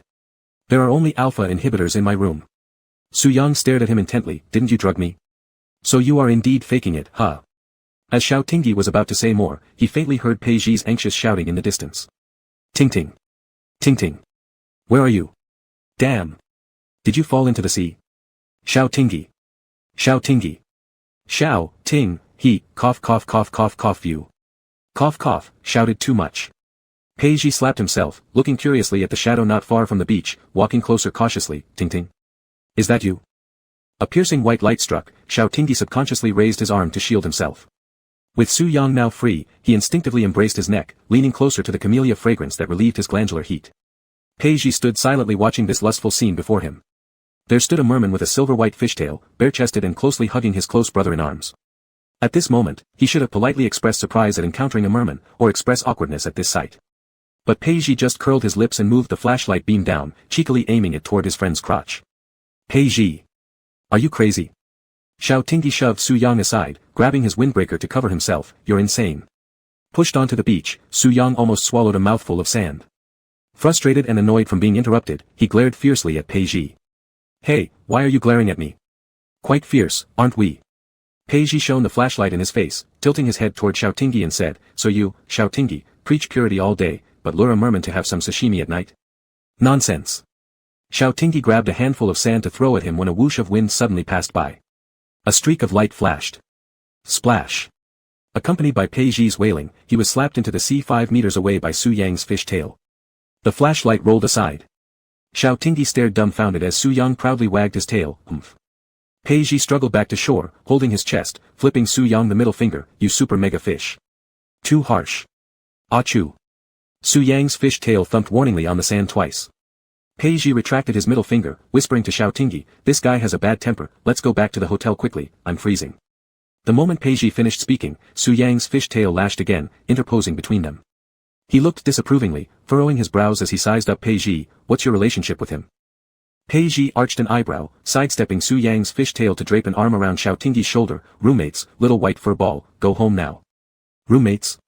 Upon hearing this, Su Yang frowned deeply, the sharp edges of his broad fishtail glinting dangerously as it pointed straight at Pei Ji's neck. "Is that so?" "No problem, if you die, I can replace you." Pei Ji was utterly confused. What happened? What kind of plot twist was this? He just overslept a bit during the afternoon nap. How did he become the cannon fodder male supporting actor in a typical possessive CEO drama? Xiao Tingyi thought Su Yang's sudden surge of possessiveness was absurd, probably due to the difference in thinking patterns between mermen and humans. The sounds of a crowd not far away indicated the bonfire party mentioned by the hotel staff. Xiao Tingyi pulled Pei Ji aside, looking at Su Yang. "Go home already. If others see you, they'll capture you and keep you as an ornamental fish." Su Yang wagged his fish tail, clearly reluctant to leave. "A bunch of fools, they can't catch me." Xiao Tingyi felt like he'd hooked an old troublemaker. "It's pitch dark already. If you don't go home, your parents will worry. My dad left home years ago, and my mom doesn't love me." Xiao Tingyi, sorry. Su Yang wrapped his fish tail around Xiao Tingyi. "You're really interesting. Can I come home with you?" Standing aside while clutching his throbbing chest, Pei Ji felt that at this moment, a bucket of popcorn would be perfect, and it had to be seafood flavored. Chapter 206 Parallel Worlds, 5. As Su Yang was about to tease Xiao Tingyi a little more, he suddenly heard Su Xian contacting him through the unique high-frequency sound waves of the merfolk. "Su Yang, stop causing trouble.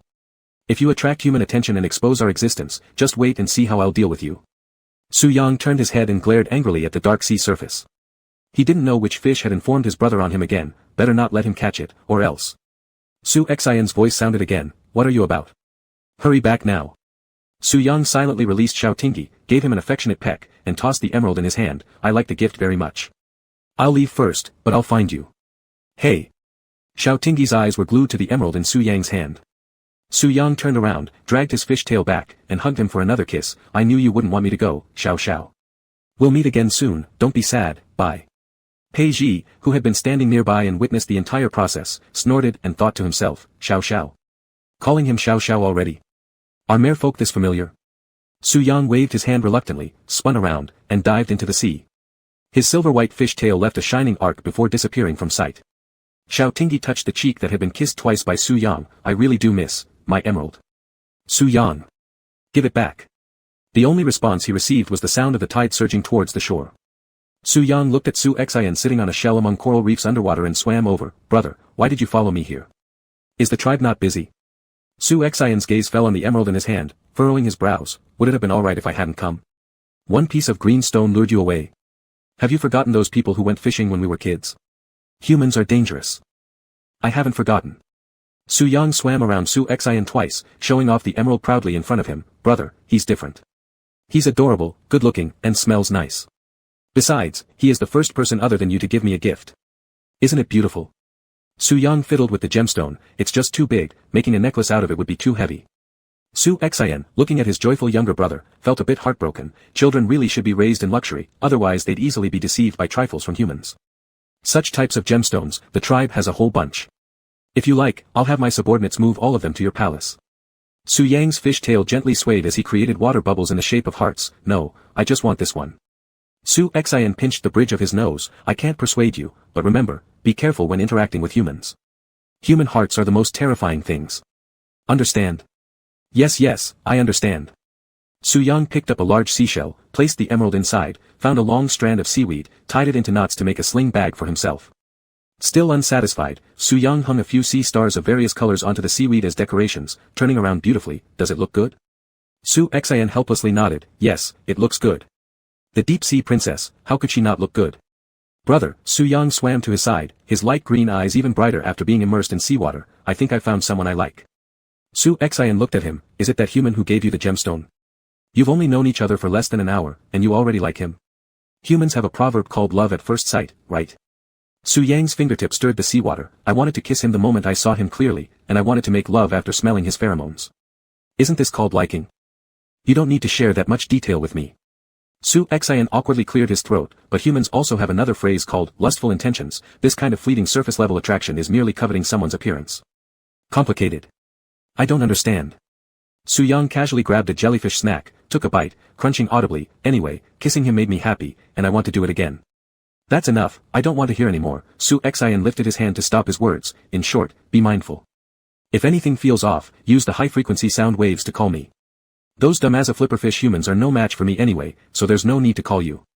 Su Yang changed tone abruptly, but Xiao Xiao doesn't count, Xiao Xiao is cute. Su Xian. It's not that I'm worried you'll lose, but that your temper will get the best of you and kill them all. After taking a hot shower, Xiao Tingyi lay on the bed, feeling like it was a dream. He actually caught a merman. And what a handsome one. Even better looking than any description in fairy tale books or depictions in movies he had seen. These merfolk seem a little too carefree. Perhaps it's a difference in cultural backgrounds, are all merfolk this uninhibited? Thinking about it this way makes it understandable. Xiao Tingyi touched his lips gently, feeling a bit shy, it was his first kiss after all. But he didn't feel like he had lost anything. Knock knock. There were 2 knocks on the door, and Pei Ji, with a towel on his head, laughed and said, Ting Ting, stop daydreaming already. First think about how you're going to deal with Uncle Fong's emerald the size of an egg. Shit. Xiao Tingyi sat up abruptly, violently rubbing his hair. Oh, almost forgot about that. He won't kill me, will he? I'm their own son. Pei Ji patted him on the shoulder, of course not. After all, blood is thicker than water. Exactly. That's what I think. Am I really worth less than a single stone? Pei Ji grinned slyly, exactly. They'll make sure to leave you a breath so they can drag you to the hospital for emergency rescue. I remember your sister-in-law used to be a doctor, so everything's settled. Convenient. Well then, I'll just say you lost it for me. Pei Ji, you're shameless. Ah. Xiao Tingyi fell back onto the bed. Su Yang said he'd come back for me, right? When he does, I'll ask him to return it. Isn't that simple? You're too optimistic, Pei Ji replied. Su Yang has such a bad temper. Be careful, you might lose both your fiancé and your ass. What if he calls me cute? Pei Ji chuckled, whatever. There's a bonfire party outside. I'm going out to play. Want to join? I don't feel like it, I'm tired. Xiao Tingyi yawned and pulled the blanket over himself. I'm going to sleep. Sleep tight, your heart's as big as a balloon. Pei Ji closed the door behind him and turned off the light as he left. The beach was bustling with excitement. Being naturally outgoing, Pei Ji quickly blended in with the crowd, drinking, dancing, and warming up from the cold night. Suddenly, something leapt onto his foot. Curious, Pei Ji crouched down.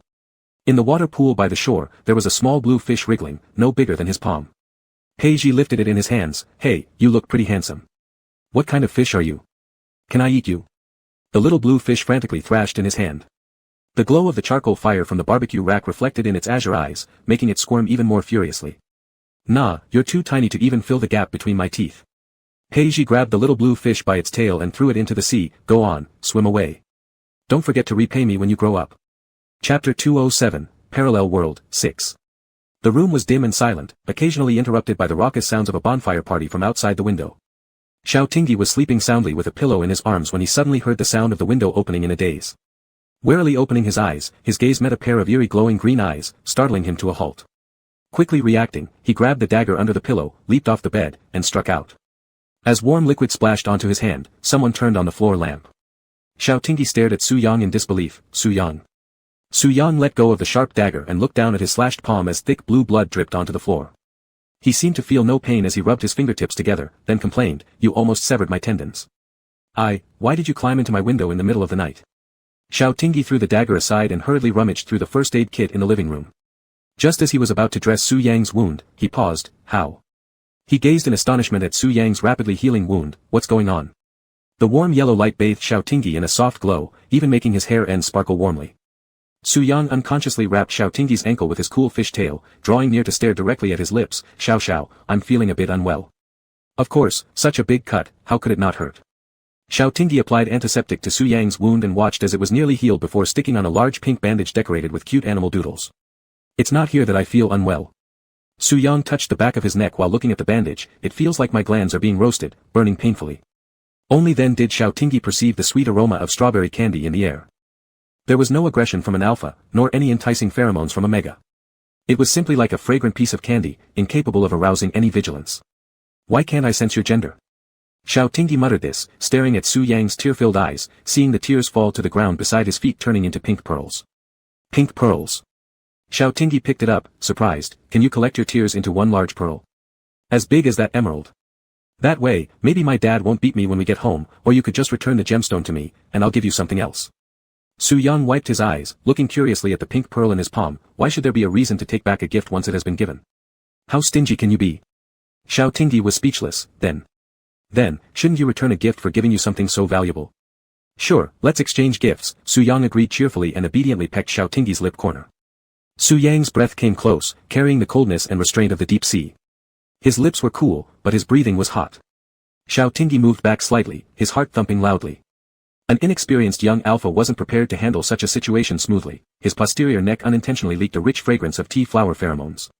A mist covered Su Yang's pale green eyes as he became more and more aware of the increasingly uncontrollable sweetness of strawberry candy in the air. Finally, he realized what indescribable sensations had surged within his body. Xiao Tingyi immediately caught the dangerous vibes in the air and took a step back. What's wrong with you? Su Yang avoided Xiao Tingyi's scrutinizing look and lowered his lashes. I'm a little thirsty, could you get me a glass of water, please? All right. Just as Xiao Tingyi turned, a sudden gust of wind came from behind, and before he could react, Su Yang pressed him into the sofa by his shoulders. Annoyed, Xiao Tingyi asked, what are you doing? He tried to turn and push Su Yang away with his elbow, but the next second, his hands were pinned helplessly behind his back. Xiao Tingyi had never felt so passive in all his life. Immediately embarrassed and angry, he shouted insults at Su Yang, F***K. You damn fish face. Stop sneaking attacks. I'll peel your scales and make soup. Su Yang chuckled lightly, I really like you. A stinging sensation pierced Xiao Tingyi's neck, blurring his vision. The veins on his neck bulged as his forehead rested on the couch while gritting his teeth, cursing, you bastard. You rude fish thug. I'm an alpha. S***T on your ancestors. Su Yang's light green pupils grew darker with intensity. The harmless scent of strawberry candy slowly turned into a strong alpha aura. Rich. Powerful. A massive net from the deep sea trapped Xiao Tingyi, stunning him beyond belief. What does this mean? Differentiation? But Su Yang clearly had pheromones before.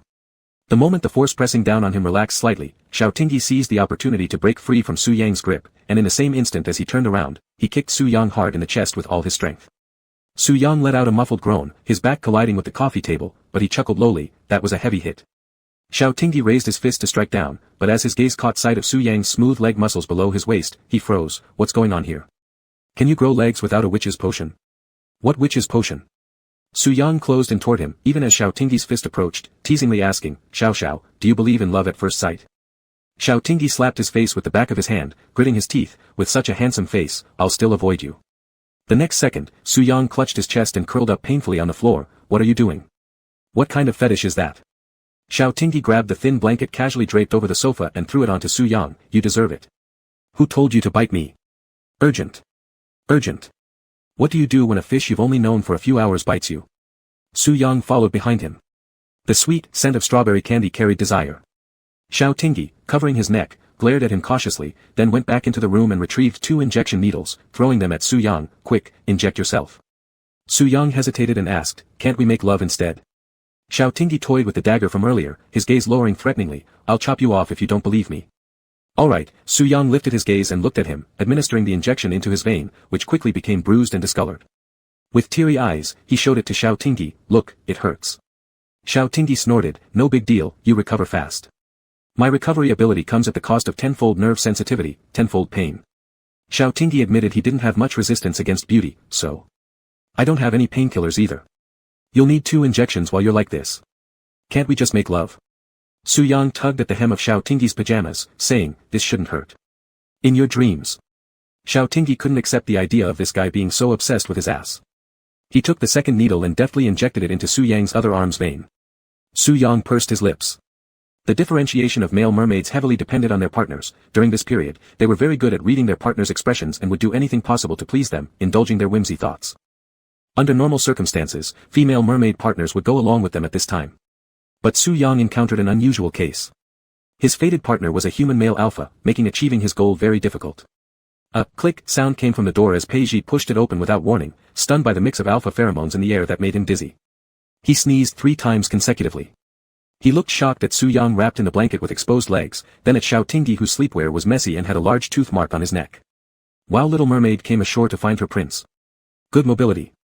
Xiao Tingyi felt embarrassed. Let me explain, it's not what you think. Su Yang frowned, stepped forward, and hooked Xiao Tingyi's neck, glaring at Peiji discontentedly. What are you standing there for? Do you want to watch live? Peiji looked complicated. While I was out dancing around the fire and tossing a fish, you two, already got together. Xiao Tingyi, it's not. Smack smack, Su Yang leaned down and kissed Xiao Tingyi twice. True love can't be stopped when it arrives. Xiao, you're responsible for me. Xiao Tingyi glared at him. We haven't done anything, why should I take responsibility for you? Su Yang smiled subtly. We can also do something, we can start right now. Peiji quietly stepped out the door, angry with hands on hips. How come others find partners so easily?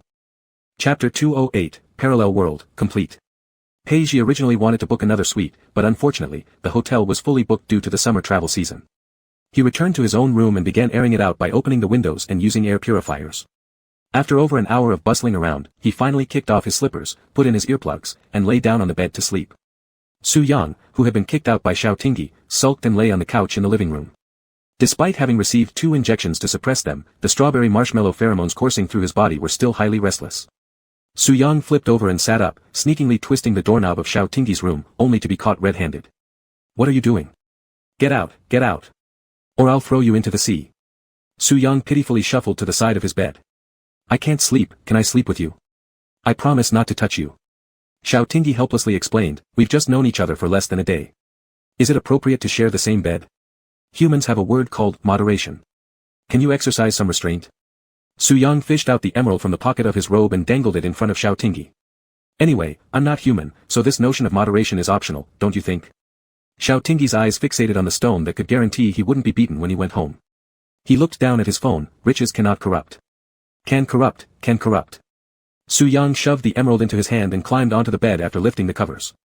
Contentedly, he rested his cheek against Xiao Tingyi's arm, inhaling his scent. You smell so good. Xiao Tingyi felt the chill of the gemstone in his hand and reacted. This belongs to me originally. How did it become your bargaining condition? Since I'm so good-looking anyway, you're not losing anything, Su Yang mumbled. Do you really dislike me? Someone like me, you still don't want. No loss. This was true. Without even mentioning other things, Su Yang's appearance alone was already a killing move in Xiao Tingyi's eyes, who prioritized looks. But we just met today. This isn't right. Perfect, no one suits each other better than us. Su Yang pulled the blanket over him again. You've seen everything there is to see about me. Anyway, you need to take responsibility for me. Xiao Tingyi was speechless. He couldn't fall asleep because certain scenes stuck vividly in his memory. Xiao Tingyi felt Su Yang quietly embrace his waist and couldn't help but say, but we're both alphas. Su Yang opened his eyes, leaned up, and moved close with an ambiguous tone. If you really can't sleep, we could do some exercise. Exercise helps you sleep. The silver-white long hair fell on his face. Under Su Yang's burning gaze, Xiao Tingyi quietly buried his face in the blanket. Let's sleep, we'll talk tomorrow. Whether it was fatigue or the soothing pheromones released by Su Yang, Xiao Tingyi covered his head and quickly drifted into dreamland. In his dreams, he felt Su Yang kiss him, and then the bed became empty. Although Xiao Tingyi didn't want to deal with this, his curiosity got the better of him as to what trick the fish-like person was playing. He slapped his face and woke himself up. This night, sleep quality was poor. A sound came from the living room separated by a door, as if 2 people were talking. One was Su Yang, and the other voice didn't sound like Peiji. Little Yang, you've undergone differentiation. Yes, fast, right? I said Xiao was my destined person. That's good. I am happy for you. Xiao Tingyi became alert and opened the drawer next to the bedside table, retrieving a dagger. He quietly pulled open the door. As soon as he opened it slightly, he froze. The person talking to Su Yang looked exactly like him except for golden-colored hair strands and a gentle demeanor. Su Sun heard the noise, turned his head, and locked gazes with a stunned Xiao Tingyi. Xiao Tingyi directly opened the door. You too. Hello, I'm Su Yang's older brother, my name is Su Sun. Su Sun's eyes were gentle, with a hint of shyness. My little brother has caused you trouble. I'm worried he might cause problems, so I've rushed here. I sincerely apologize. Xiao Tingyi quietly hid the dagger in his hand. His brain was still a bit confused. Twins? Yes. Su Sun took out an uncut diamond from his pocket. Nice to meet you, I came hastily. Let me give you a small gift. Xiao Tingyi waved his hand. This, a small gift? Your family is really wealthy. This I can't accept. Just take it. Su Yang snatched it and stuffed it into Xiao Tingyi's hands. Our house is full of this stuff. If you like it, it's all yours. Xiao Tingyi was shocked, a whole bunch. Su Sun looked at Xiao Tingyi, his tone tinged with a bit of pleading. Mr. Xiao, I entrust Xiao Yang to you. Though he may have a bit of a temper, he is actually quite well behaved and sensible. Su Yang protested, my temper. Xiao Tingyi weakly extended a finger, we've just met for 1 day. Our merfolk race, once we set our hearts, it's for a lifetime. Su Sun waved casually, I'm leaving now, get along well. The golden fish tail flashed with the glow of gold, leaping into the sea from the living room's ocean view terrace, vanishing into the dark blue below. In the dim quiet bedroom, Xiao Tingyi slowly opened his eyes, his consciousness more awake than any midnight dream return in the past. The images in his dreams were so vivid and clear that they left him somewhat dazed, unsure where he was at the moment. The person beside him moved in sleep. Su Yang's clear voice spoke in his ear, baby, why are you awake? I just had a nice dream. Did you also dream? Xiao Tingyi turned over to face Su Yang, curiously asking, what did you dream about? I dreamed about your brother. Su Yang opened his eyes, meeting Xiao Tingyi's gaze in the dim vision. The mandrake pheromones in the air carried an acidic tang. Xiao Tingyi quickly consoled him, what I mean is that I dreamed about your brother being alive, and I also met the strawberry marshmallow-scented version of you, really cute.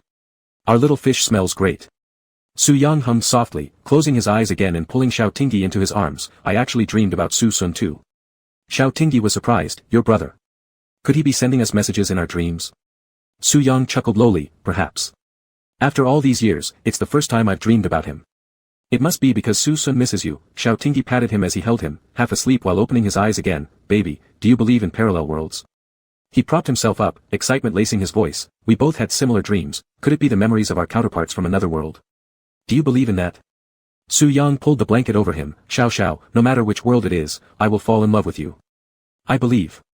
Xiao Tingyi leaned in for a kiss. No matter which world it is, no matter in what form, we will meet and fall in love.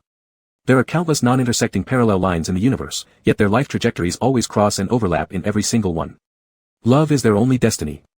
The end.